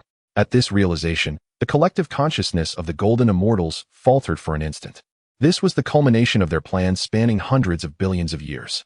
Some entities were rendered impotent as their contingency measures, laid in secrecy, were dismantled by the heavenly winged golden immortal.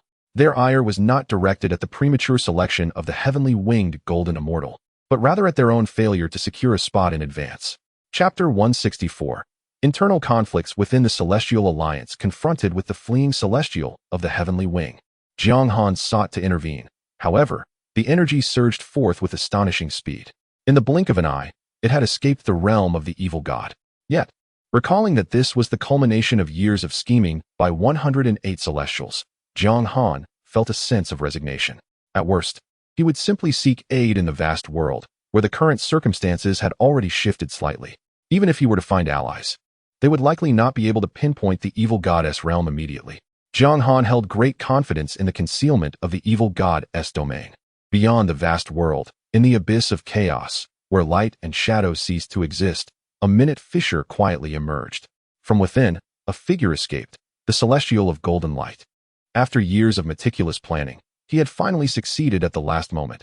The endeavors of over 100 Celestials had merely served as his bridal attire, enabling his escape from the evil god's minor world. Those companions left behind in the evil god's realm, in his eyes, were already as good as dead. Their avatars in the vast world would remain oblivious to the happenings within the evil god's domain. The Celestial of golden light had long anticipated his flight from the evil god's realm into the chaos. He had previously speculated that the evil god could manipulate the teleportation array through the vast world, directly transporting them into his domain. They surmised that the evil god's world lay within the chaos beyond the vast world, waiting for an opportune moment to strike a fatal blow, thereby tainting the entire realm. Fortunately, the evil god's realm was situated beyond the vast world. Thus, upon his escape, the Celestial of golden light found himself immersed in chaos, believing the vast world to be in close proximity. He then commenced utilizing various arcane methods to sense his avatar. In this chaotic expanse, he dared not make hasty movements. A misstep could lead him further away from the vast world, perhaps even distancing him significantly. Eventually, the Celestial of Golden Light successfully detected his avatar in the vast world and began to advance in its direction. The vast world was ever in motion, and he needed to hasten his journey there. After an indeterminate passage of time, the Celestial of Golden Light finally arrived in the vast world. A torrent of information flooded his mind from his avatar. How could such profound changes have transpired in merely a few years? The Celestial was astounded. It had only been several million years, yet the vast world seemed to have undergone the transformations of multiple epochs. The realm had been divided into numerous territories, and in the eyes of the Celestial of Golden Light, it had been thoroughly partitioned by the most formidable beings. Previously, in the pursuit of greater gains, conflicts had erupted with increasing frequency, and the strife among the Celestials had provided opportunities for those beneath them. To rise amidst the cracks of the powerful was one thing. Attaining prominence now required the endorsement of the Celestials themselves. Otherwise, one would not even qualify to become a heavenly immortal. Upon his return, the Celestial of Golden Light swiftly made his way to the headquarters of the Celestial Alliance, now the realm of the Celestials. What had transpired back then, leading to the disappearance of over 100 Celestials? Although many within the Alliance harbored theories, even believing they had discerned the truth, it was imperative to confirm with the victims themselves. In the face of numerous inquiries from the Golden Immortals of the Immortal Alliance, the Golden Light Immortal fell into a reverie. Upon receiving the news back in the day, we commenced our support. Upon entering the teleportation array, we presumed it to be a mere routine transport. However, we swiftly discerned that the environment of the teleportation was amiss, confirming that we had been transported to the realm of the evil deities. With the protection of several fellow cultivators, I managed to escape from the world of the evil deities. This realm exists amidst the chaos surrounding the vast world. Through my experiences, I can ascertain that the realm of the evil deities is indeed in close proximity to the vast world. As for the other 100 or so golden immortals, the cultivators within the Immortal Alliance did not inquire, yet they have already surmised some truths. In the past, although the higher echelons of the vast world recognized the existence of the evil deities and even established the Immortal Alliance to combat them, there was a lack of genuine seriousness regarding the threat they posed. The threat from the evil deities was perceived as a future concern. However, the immediacy of certain adversaries loomed ever closer, leading many to adopt a strategy of caution regarding the evil deities. Yet this time, over 100 golden immortals fell directly into the realm of the evil deities, facing the imminent danger of being tainted by their power. What favorable outcome could arise from venturing into the lair of the evil deities? The mere thought of over 100 golden immortals succumbing to corruption stirred a profound sense of urgency within the Immortal Alliance. To them, the reappearance of these golden immortal teams within the vast world would signify the emergence of the evil deities, already corrupted. Ladies and gentlemen, we must formulate our plans early. Over 100 golden immortals possess a terrifying power. Should they all fall under the influence of the evil deities, it would incite chaos within the vast world. Anxiety began to permeate the hearts of the golden immortals within the Alliance, as the prospect of the evil deities wreaking havoc in the vast world sent shivers down their spines. Many formidable beings began to take the matter seriously. They had previously believed the evil deities were under their control, yet now it appeared otherwise. At that moment, the Demon Emperor Yuanyang rose once more to speak. Previously, he had proposed uniting all the fortunes of the vast world to assist him in becoming a Tai Golden Immortal. Once he attained this status, he would establish the Celestial Court, sharing the blessings of longevity with all present. He assured that no golden immortal present would face death or destruction, and he would lead all golden immortals in their pursuit of ascending to the Tai Golden Immortal Realm. The proposal of the Demon Emperor Yuanyang was indeed commendable. With the current convergence of fortunes in the vast world, coupled with the merit gained from unifying it, it was certain that a Tai Golden Immortal could emerge. However, the flaw in Yuanyang's plan lay in the selection of candidates, as many golden immortals believed themselves worthy of being the first to ascend to the Tai Golden Immortal status. Even Jiang Han stepped forward, asserting his eligibility as a candidate. Having deduced the implications of the rules pertaining to the vast world, it was only after the emergence of the 5 elements rules that the vast world began its evolution. He had contributed significantly to this, making him the most qualified to be the first Tai Golden Immortal of the vast world. In truth, many golden immortals had risen to assert themselves, and had Jiang Han not claimed his qualifications, he would have undoubtedly faced suspicion. Everyone cultivates in pursuit of strength. So why do you, possessing such potential, choose not to seek power? As for the alliance with the Immortal Qin, it has become tenuous. The Immortal Qin extended an invitation to Jiang Han, which he graciously declined. The absence of hostility is merely a testament to the value of friendship and the paths it may open. The Demon Emperor Yuanyang once again proposed a plan that was met with refusal from numerous Golden Immortals. Ultimately, a Golden Immortal suggested a united effort to scour the chaotic realms surrounding the vast world of Kangmang, confident that they would uncover something of significance. However, upon weighing the inherent risks, this proposal was ultimately rejected by many Golden Immortals of the Kangmang world. Although the method holds promise, the question remains, who would undertake such a journey? With over 100 Golden Immortals encountering unforeseen mishaps, the likelihood of further incidents increases with fewer participants. Yet if the numbers swell, who would safeguard the realm of Kangmang? Chapter 165. The vast world breeds calamity after the arrival of news from the Golden Immortal. The celestial beings of the vast world began to take heed. Yet, after years of deliberation, no tangible outcomes emerged, leading them ultimately to abandon their efforts. Nevertheless, the multitude of Golden Immortals undertook initiatives, resulting in a significant depletion of spiritual energy across most domains within the vast world. Conversely, the conditions of healthcare and even the climate at the lower strata began to improve. This culminated in a notable increase in population across various domains, albeit accompanied by frequent conflicts. Within the celestial realm of the vast world, Jiang Han subtly observed the heavenly Tao. The heavenly Tao of this realm was continuously expanding, and its rules were steadily being refined. However, the primordial essence was growing at a sluggish pace. Each being in the vast world represented an external manifestation of its primordial essence. In a normally functioning world, when a being is born, it possesses a modicum of primordial essence within. As it matures, this essence flourishes, and upon death, it returns to the world. Historically, the vast world operated in this manner. However, presently, upon the death of its beings, their primordial essence was clandestinely retained by certain world-class thieves.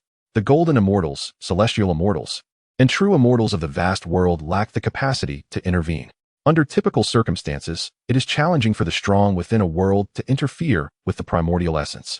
Yet, the peculiarities of the vast world rendered it an exception. The realm had yet to evolve protective measures for its primordial essence corresponding to that of the Golden Immortals. The incessant theft of primordial essence by these Golden Immortals plunged the vast world into a vicious cycle. Moreover, the current predicament was that the realm still required these Golden Immortals to fend off the invasion of malevolent deities. Jiang Han discerned that the heavenly Tao of the vast world possessed a consciousness, albeit one formed from the collective awareness of its inhabitants. The heavenly Tao reflected the desires of the multitude. If the beings believed the realm required Golden Immortals, so too would the Tao. It is noteworthy that to foster such perceptions among the populace, disturbances caused by malevolent deities frequently emerged within the vast world. The Xiansong minor world was also experiencing growth, with numerous prodigies emerging within. However, as long as the Immortal Alliance persisted and the vast world faced threats from malevolent deities, the beings within the Xiansong world would remain eternally ensnared within that confinement. Within the realm of the malevolent deities, Jiang Han was activating fragments of the Creation Jade Plate. Currently, the Golden Immortals in this realm were beginning to be infiltrated by the powers of malevolent deities. They understood that self-detonation in the realm of malevolent deities bore no efficacy. The energy generated from such explosions would ultimately be consumed as nourishment for the realm. Several Golden Immortals, long lost to the corruption, had already relinquished their resistance. These few were among the earliest to be tainted by the powers of the malevolent deities. Following their corruption, numerous malevolent deities commenced infighting. Even the Flesh Deity and the All Spirits Deity joined the fray. A Golden Immortal swiftly suppressed the All Spirits Deity, but soon encountered a troubling issue. The rules of the heavenly Tao seemed flawed. He discovered that upon contact with the powers of the malevolent deities, the force of the rules began to actively transform into that of the malevolent deities. He quickly deduced that there was indeed a problem with the rules of the heavenly Tao in the vast world. Jiang Han, come forth, is it you? The desolation of the Golden Immortal reverberates through the realm of the evil god. Numerous Golden Immortals halted upon hearing this cry. Yet, within the domain of the evil god, no response was given. The seeds of the heavenly Tao's rules in the vast world were provided by Jiang Han, as though he held dominion over the very foundation of this realm. Indeed, the heavenly Tao rules of the vast world bore remnants of Jiang Han's deliberate designs. Should he desire it, the Golden Immortals of the vast world would soon face turmoil. mastery over the laws of heaven and earth in the vast realm. To a certain extent, signifies a reconstruction of the physical forms of these golden immortals, a baptism of their essence. Within their very foundations lay dormant thunder. How could they not encounter tribulations? Ha ha ha. All beings have been ensnared in a web of deception. I had always believed you to be the destined one nurtured by the vast world. Never did I imagine you to be an evil god. The vast world is utterly doomed. Some golden immortals collapsed under this revelation, many of whom had traversed the era of the heavenly court. They understood well the gravity of a fundamental disruption in the laws of a world. In the past, when the heavenly court's Tao rules encountered merely a slight flaw, numerous cultivators willingly embraced the path of the evil god. Many golden immortals, in disbelief, launched an assault against the evil god.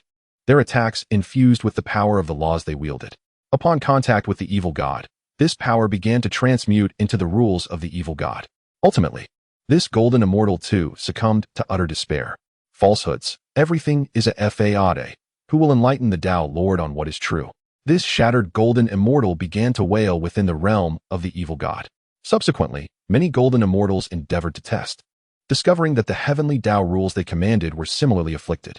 The pervasive nature of this dysfunction indicated that the entirety of the vast world was in turmoil. Should there be forces acting from behind the scenes, the first to be affected would be the cultivators who practiced the heavenly Tao rules of the vast world. The vast world itself could swiftly succumb to chaos. As time progresses, this issue would only intensify. The heavenly Tao rules form the very foundation of the vast world. During its self-perfection, this foundation continually fortifies itself. Thus, the problems of the vast world would escalate further. One can envision that when the vast world fully enters an era of cultivation prosperity, it would begin to refine itself around the heavenly Tao rules, effectively allowing the rules of the evil god to permeate the entire realm. Even the cultivator's active comprehension of the heavenly Tao rules, in a certain sense, equates to an engagement with the rules of the evil god. The conjectures of the numerous golden immortals were indeed accurate.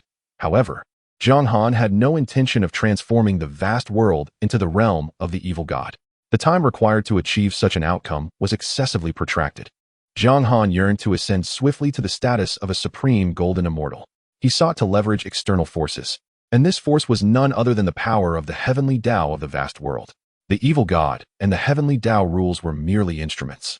Jiang Han had no leisure to exhaust himself against them. Through keen observation, Jiang Han discerned that the heavenly Tao of the vast world had begun to weary of the top-tier powerhouses among the realms. Even the vast, desolate world is accumulating the power of calamity. It was only through the fragments of the Cultivation Jade Tablet that Jiang Han discerned this gathering of catastrophic force. Many worlds experience what are termed calamities, the majority being effects of reincarnation, while only those worlds possessing the laws of the heavenly Tao can truly undergo a calamity.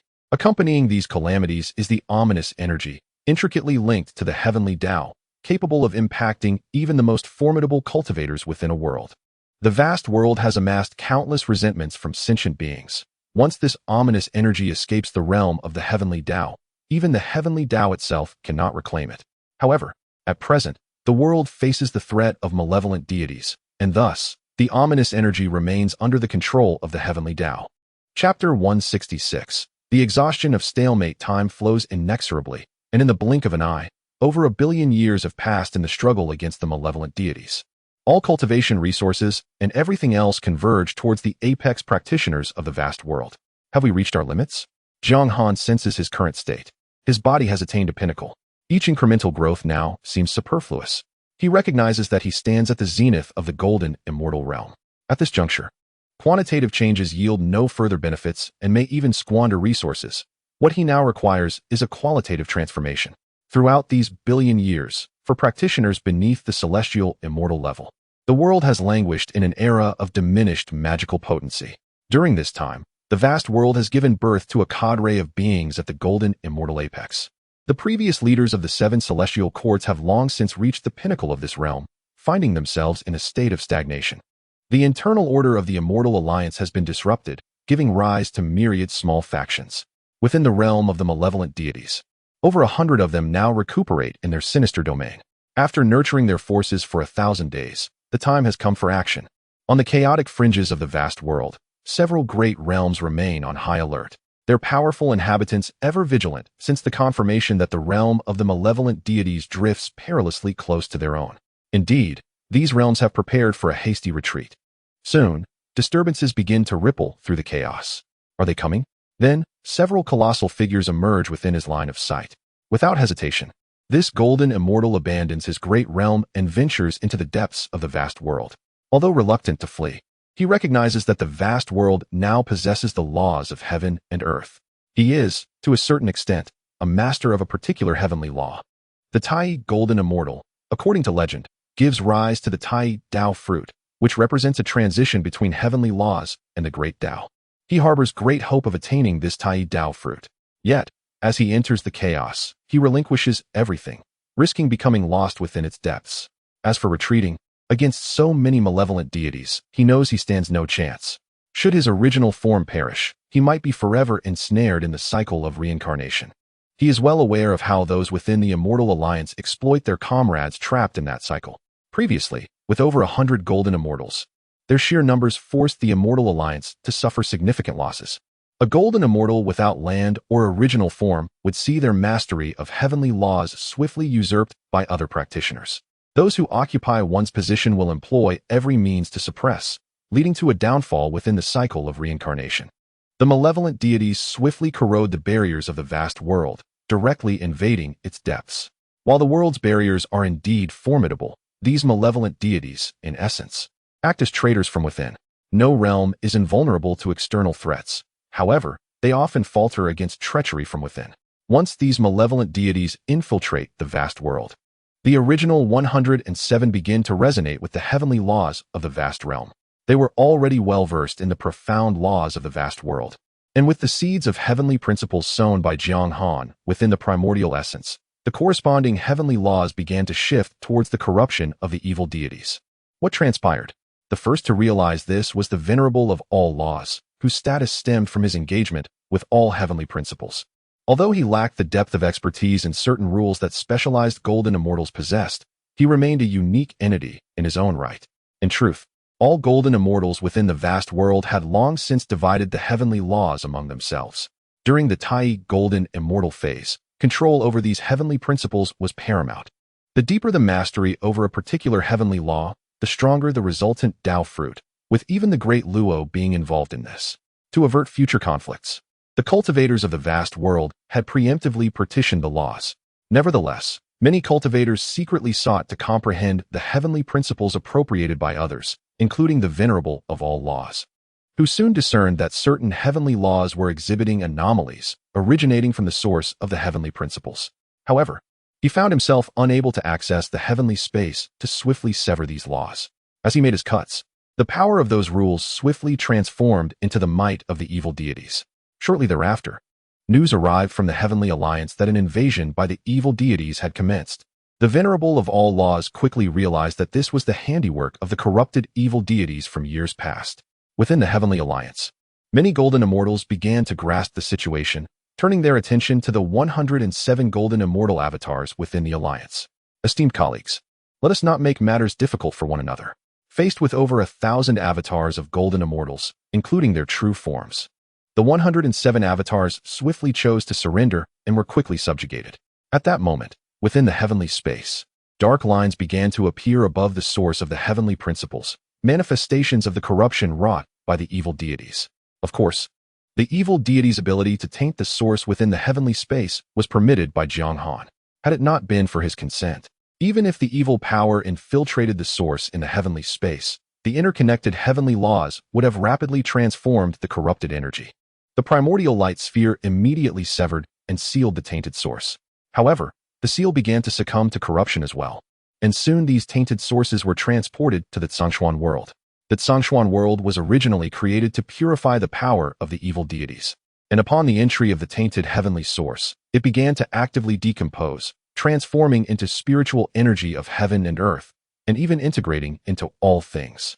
Subsequently, a large-scale incident of corruption among cultivators erupted within the Zhongshuan world. Due to the time flow in the Zhongshuan world being several times that of the vast world, many golden immortals quickly realized that the corruption from the vast world had spread to the heavenly principles. Locate them and eradicate them. The higher echelons of the vast world swiftly reached a consensus. These evil deities had profoundly infringed upon their fundamental interests. However, Upon entering the vast world, the evil deities began to conceal themselves, some even hiding within the dust.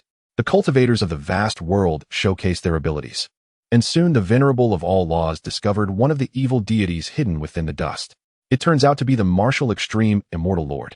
The supreme being of 10,000 laws quickly recognized him. However, he has now become tainted, a far cry from his former self.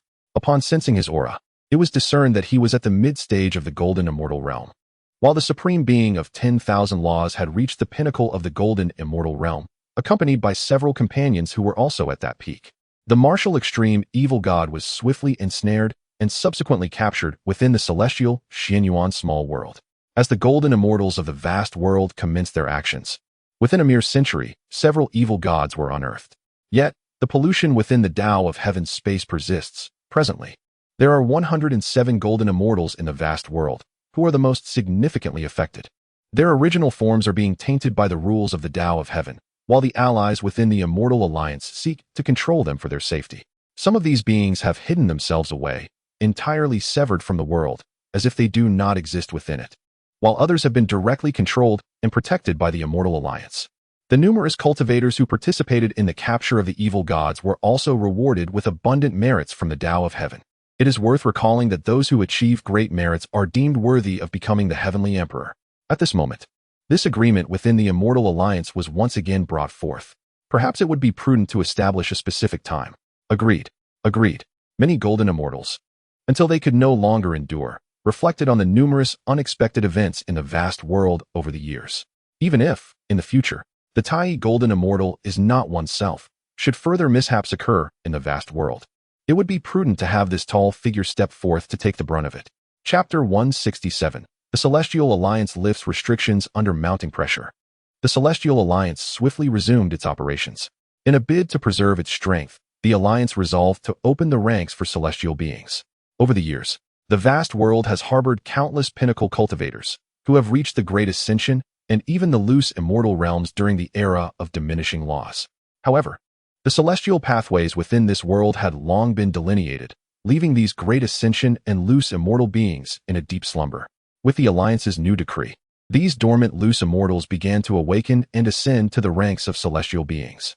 Within the realm of the five elements, a multitude of great ascension and loose immortal cultivators, previously sealed, were liberated, amounting to no less than several million, as tallied by Jiang Han.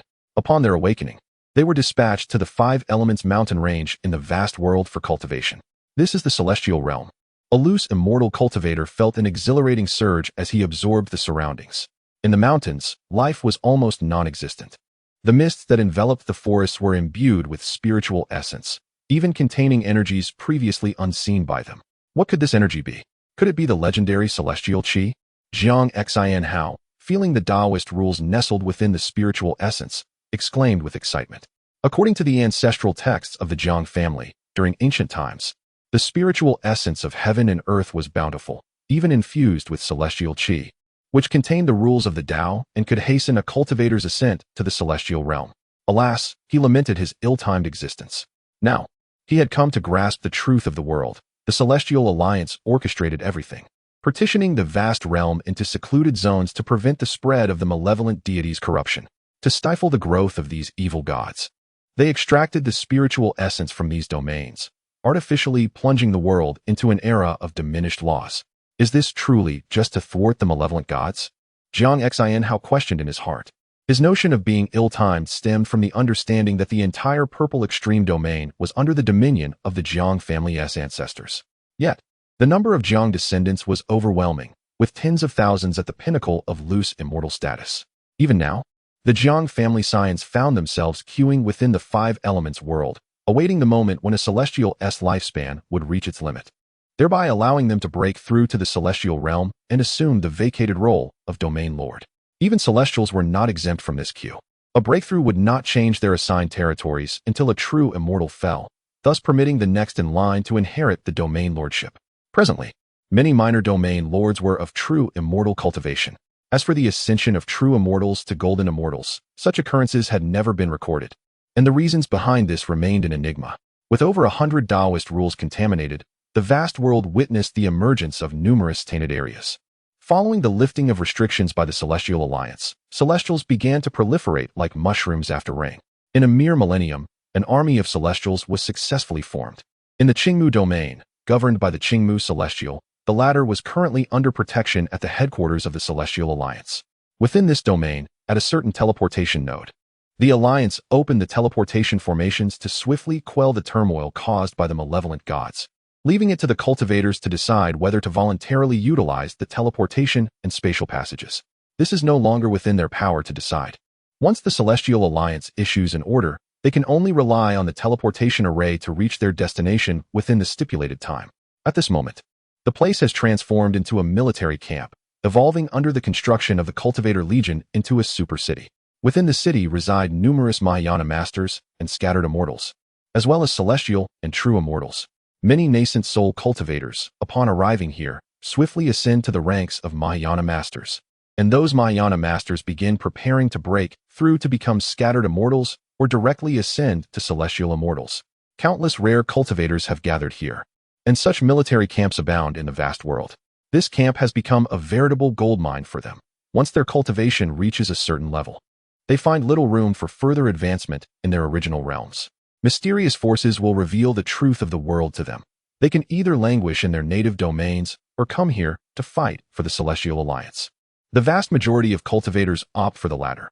Here, as long as one possesses the ability, even breaking through to the Golden Immortal stage is not met with restrictions. Indeed, with the fall of hundreds of Golden Immortals, numerous vacancies have emerged, attracting some peak true immortals seeking opportunity. Their task is to locate the evil gods and cleanse the pollution in this realm, thereby accumulating merit to prepare for breaking through to higher realms. As for the costs of their teleportation, they may defer payment. Although the Celestial Alliance has monopolized the vast world for eons, accumulating resources in abundance, wastefulness is still to be avoided. The primary concern is to prevent cultivators from becoming complacent, hence the imposition of a modicum of debt to instill a sense of motivation. Regarding debts that remain unpaid, the Celestial Alliance is not to be trifled with. They will ensure one is revived to repay their debts, even if tainted by evil gods, as the Alliance will purify them. To witness a broader expanse of the heavens, cultivators of the vast realm must bear colossal loans.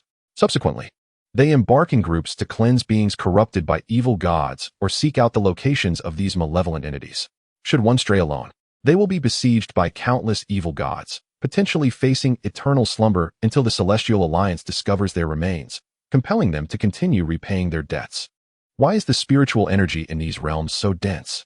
Upon gathering, many cultivators began to discuss this matter. It was rumored that numerous celestial and true golden immortals had perished in these realms. Before this cultivator could finish speaking, they were swiftly silenced. Are you mad? The implication was clear to all. The reason for the sparse spiritual energy in their realms was due to some sinister force hoarding everything for itself. The richness of spiritual energy in these realms stemmed from the fall of the cultivators responsible for maintaining these affairs. It is precisely this understanding of the truth that has led them to cherish this opportunity. Such an opportunity is exceedingly rare, especially once one becomes a celestial immortal, as they then grasp the legendary power of golden immortals. The Celestial Alliance has established the rules for the vast world. This is their chance. Should they miss this opportunity, they will have to queue for the chance to become celestial immortals. In these realms, a fleet is patrolling the skies, accompanied by tens of thousands of celestial immortals for protection. This entourage is led by the Golden Immortal team of the Domain Guardian, surrounded by several other Golden Immortal squads. In pursuit of merit and the aspiration to ascend as the Celestial Emperor, various factions ceased to conceal their might and commenced the direct tracking of the malevolent deity. Positioned adjacent to the immortal sovereign of the town domain was a contingent from the Dragon Clan, with countless true dragons soaring around their fleet. Brother, the individuals below have detected traces of the malevolent deity, reported the flame dragon to the illustrious Golden Dragon King seated above. He simultaneously relayed the information to the Golden Dragon King, who, being among the foremost combatants under the progenitor of the Dragon Clan, assumed the role of leader for the Dragon team. Upon receiving the news, the Golden Dragon King summoned the Dragon Legion to advance towards the location where the malevolent deity was sighted. Chapter 168. The Malevolent Deity Hidden in Dust. Dear brother, how is your practice of the Demon Refinement Array progressing? Inquired the Golden Dragon King upon hearing the words of the Flame Dragon. The Demon Refinement Array is designed to purify the powers of malevolent deities, and once cleansed, these forces are dispatched to the Xiansong world. Rest assured, these celestial beings possess remarkable enlightenment and will master it swiftly. Even Lord Flame Dragon could not help but admire the innate understanding of these cultivators. Should the surrounding celestial cultivators hear this, they might voice their dissent. Born in an era of diminished spiritual essence, they find that even those with unique constitutions struggle to harness their potential. Ultimately, it is their enlightenment that prevails in this age of decline. Those who ascend to celestial realms possess unparalleled intellect. Indeed, many cultivators have crafted their own techniques through sheer ingenuity. 1,000 celestial beings, alongside a few true and golden immortals, can form the demon refinement array, swiftly subduing the primary malevolent deity and gradually eroding its power while awaiting reinforcements.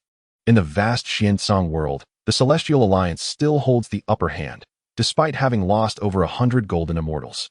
The remaining super golden immortals remain at their peak, bolstered by thousands more. If all is well, then let us depart.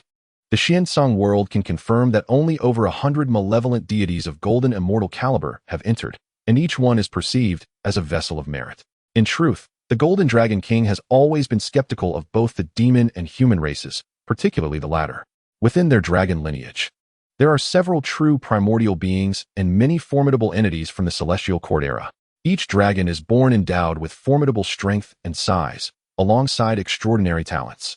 Most dragons inherently possess divine abilities, boasting a variety of innate powers, and command the vast water resources of the Xiansong world. In terms of kinship, all aquatic races acknowledge the dragon race as their sovereign. In terms of reproduction, they have their unique systems and intermarry with various races to amalgamate their strengths. One could say that the dragon race is well equipped with resources, strong allies, and loyal subordinates, yet they remain overshadowed by larger clans. Though the prevailing notion of the Celestial Court promotes a post-racial ideology, it still manages to deceive the lower-tier cultivators. However, the Golden Dragon King is not so easily fooled. The so-called Celestial Court is fundamentally built upon racial foundations. The Demon Court is predominantly composed of demons, while the Dragon Court is similarly centered around dragons. The dragon race also aspires to contend for the title of Heavenly Emperor. As soon as the words left his mouth, the Golden Dragon King's party arrived at a great river, which, despite its vastness, was divided into several celestial domains. Like a realm of oceanic expanse, the dragon team quickly heightened their vigilance, forming a formidable array. Certain adept cultivators skilled in evasion and spatial manipulation began to search diligently, while others assembled a grand formation to seal off the surrounding space, preventing the malevolent deity from escaping their encirclement. Some cultivators wielded compasses, scouring the area for any beings imbued with malevolent power, swiftly suppressing them. However, the array remained intact, as they sought to locate the golden immortal level malevolent deity. In their perspective, the malevolent deity might be lurking upon a speck of dust or within a hidden interstice of space. As the consciousness network was successfully woven, the practitioners within the formation activated their shared vision. Jiang Han's gaze was also drawn to the Dragon Clan's squad. He was aware that the Dragon Clan had indeed cornered the sinister god throughout the years. The purification rules of the vast world had grown increasingly formidable under the refinement of a golden immortal. On the surface, it appeared capable of purging the malevolent deity's power. Yet Jiang Han had never fathomed the extensive harm that over 100 golden immortal-level malevolent deities could inflict upon the vast world. Should the Immortal Alliance take matters seriously, their strength would still be immensely potent. The compass they wielded was specifically designed to locate the malevolent deity's position. The multiple golden immortal-level malevolent deities had used this compass to ascertain their whereabouts. The scattered practitioners searching were indeed at risk. However, if a heavenly immortal could emit a distress signal, it would signify that the position of a golden immortal-level malevolent deity had been uncovered. For the Immortal Alliance, heavenly immortals could be produced in abundance as long as the source of the vast world was sufficient. Even if hundreds of heavenly immortals could pinpoint the malevolent deity's location, it would be worthwhile. These heavenly immortals had ascended to their ranks only because the Immortal Alliance had relaxed its restrictions. After a century of searching, one heavenly immortal finally transmitted a signal, prompting the demonic formation to swiftly operate and seize control of the spatial domain. It continuously compressed the spatial range to determine the location of the malevolent deity, while practitioners stood guard on the periphery to thwart any deceptive maneuvers from the malevolent entity. When the purple gold dragon king arrived, the battle had already commenced. Torrents of water surged as dragon warriors clashed with practitioners tainted by the malevolent deity. These corrupted practitioners were all above the great ascension level, and occasionally, a grotesque power would manifest. The area had transformed into a veritable slaughterhouse, yet the purple gold dragon king remained unperturbed, meticulously observing all that transpired. Soon, he detected subtle spatial fluctuations and noted a newly manifested speck of dust. As his gaze settled upon the dust, it was as if he had entered an entirely new realm, where the atmosphere evoked a primal revulsion from his very essence. The distortion and degradation assured the purple gold dragon king that this speck of dust was indeed the abode of the malevolent deity. The writhing tentacles further substantiated that the deity's true form was situated upon this minuscule particle, in contrast to the chaotic rampage previously exhibited within the Myriad Law dynasty. This deity's penchant for concealment posed an even greater headache for the practitioners of the vast realm. Swiftly, the purple gold dragon king, based on the information provided by the Immortal Alliance, identified the corrupted malevolent deity as Lord Blue Water, who had now become the Blue Water malevolent deity, contaminating the heavenly Tao rules through some insidious means. Additionally, augmented by the malevolent deity's influence, it had advanced further along the path of the Golden Immortal. Despite this, the purple gold dragon king remained resolute, for he was of the noble dragon lineage. How could he possibly falter against this malevolent deity? Although brimming with confidence, he promptly opted to rally allies, for why should one fight alone when assistance was at hand?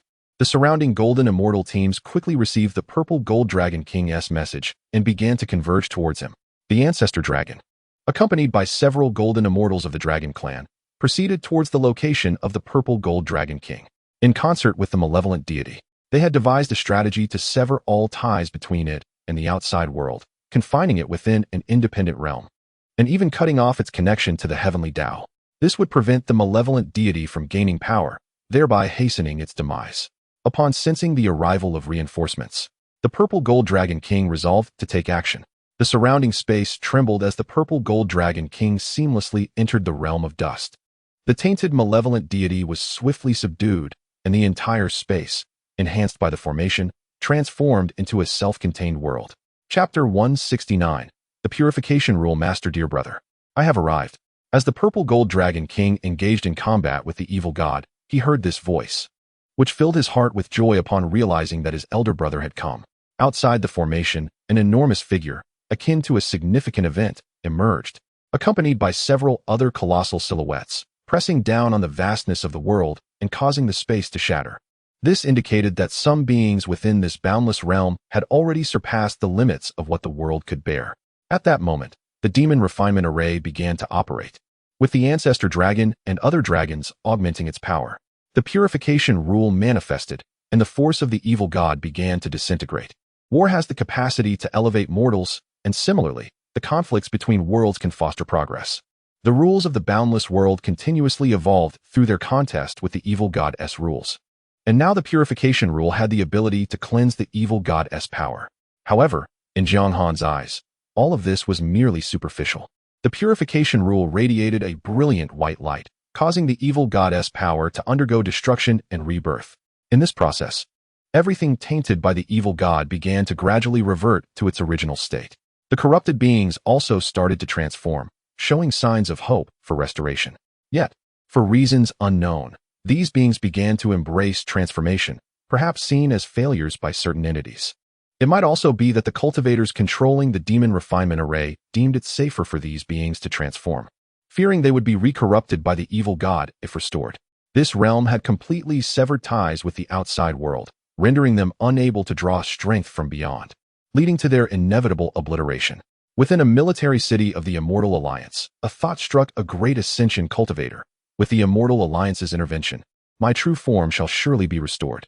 The array has now lost control over the Tao domain, and the losses incurred each year are simply too great. Inside the Immortal City, the cultivator was pained by the current density of spiritual energy. This energy should have been transmuted into spirit stones for his storage or transformed into elixirs for his miniature garden. Instead, the energy was being refined by cultivators below the celestial immortal rank, leading him to perceive that all their efforts were rightfully his. As the lord of this Tao domain, he had crafted a great ascension avatar to prevent unforeseen circumstances. Just then, the rules began to fluctuate, and tentacles sprouted from behind his celestial immortal avatar. The great ascension cultivator, observing these tentacles, wondered, is the evil god so audacious as to appear within the military camp? Moments later, a flash of white light engulfed him, and he lost consciousness entirely. On the battlefield, the evil god's power was purified, and a sun radiating white light emerged in the sky, illuminating multiple Tao domains like a great sun. Within the Tao domain, the evil god let out a mournful wail as countless corrupted beings began to dissipate. The power of purification was far more formidable than Jiang Han had anticipated. He felt elated at the enhancement of the purification rule within the boundless world, eagerly wishing for the Tao rules of this realm to become even more refined. The beings of the world appear to be aiding the vast expanse in perfecting the celestial laws, yet in truth, they are merely assisting Jiang Han. Soon, a resounding dragon roar echoed through the skies, causing the souls of many cultivators to tremble. Is this truly the legendary Golden Immortal? Had the entity harbored any murderous intent, our souls would have already dissipated. A cultivator within a military city remained ensnared in shock. Then, a hand rested upon his shoulder. In the future, we shall surely surpass him.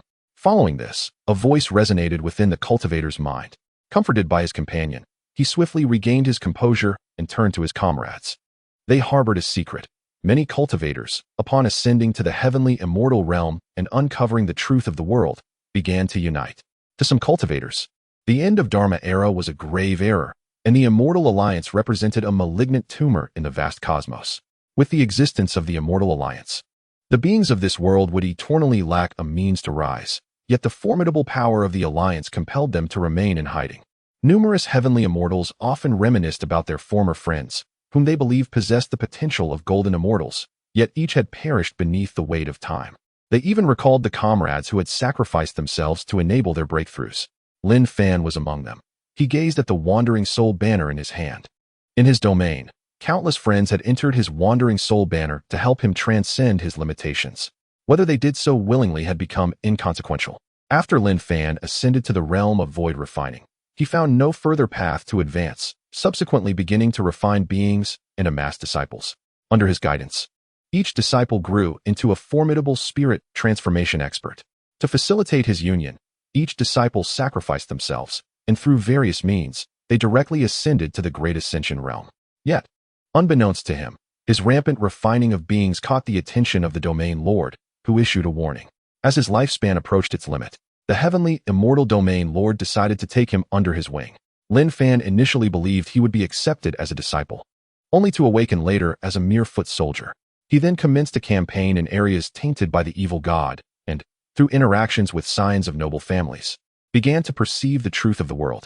His heavenly immortal domain lord was merely a scion of a prominent family, and he realized that even the seemingly exalted domain lord could be crushed with ease. Although both were of the heavenly immortal rank, disparities existed even within the same realm.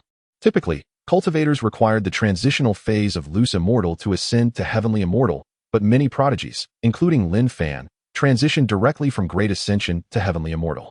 Upon learning of the Immortal Alliance's existence, Lin Fan nurtured some clandestine thoughts, which he adeptly concealed. He then witnessed a colossal dragon claw darkening the sky, seizing the entire space and vanishing from the sight of numerous cultivators. When the evil god re-emerged, he had already been captured within the Immortal Alliance's miniature world. Upon arriving at the Alliance's headquarters, he was swiftly dismembered by numerous golden immortals, some studying his flesh, others his soul, and yet others seeking to extract any insight from him. Ultimately, the malevolent deity transformed into the purest essence, flowing into the Xuansong realm. The heavenly Tao also bestowed a multitude of merits, with the primordial dragon receiving the most, followed closely by the golden dragon king. The dragon clan reaped the lion's share, while a portion was appropriated among the Celestial Alliance's golden immortals. Throughout this entire process, there was little superfluous dialogue. From the moment the malevolent deity was discovered, numerous members of the Celestial Alliance began to take heed. Presently, the one who has accrued the most merits from subduing the malevolent deity is the venerable of all laws, followed by the demon Emperor Yuanyang. Next in line is the primordial dragon, primarily due to the fact that the malevolent deity has retreated into hiding, making them exceedingly difficult to locate. Jiang Han then cast his gaze upon a silver-haired woman, who emanated a sanctified white light in his eyes. She is the arbiter of purification rules within the vast world, the snowy immortal monarch, who seldom partakes in the conflicts of the Xuansong realm. instead choosing to band together with other female golden immortals for mutual protection.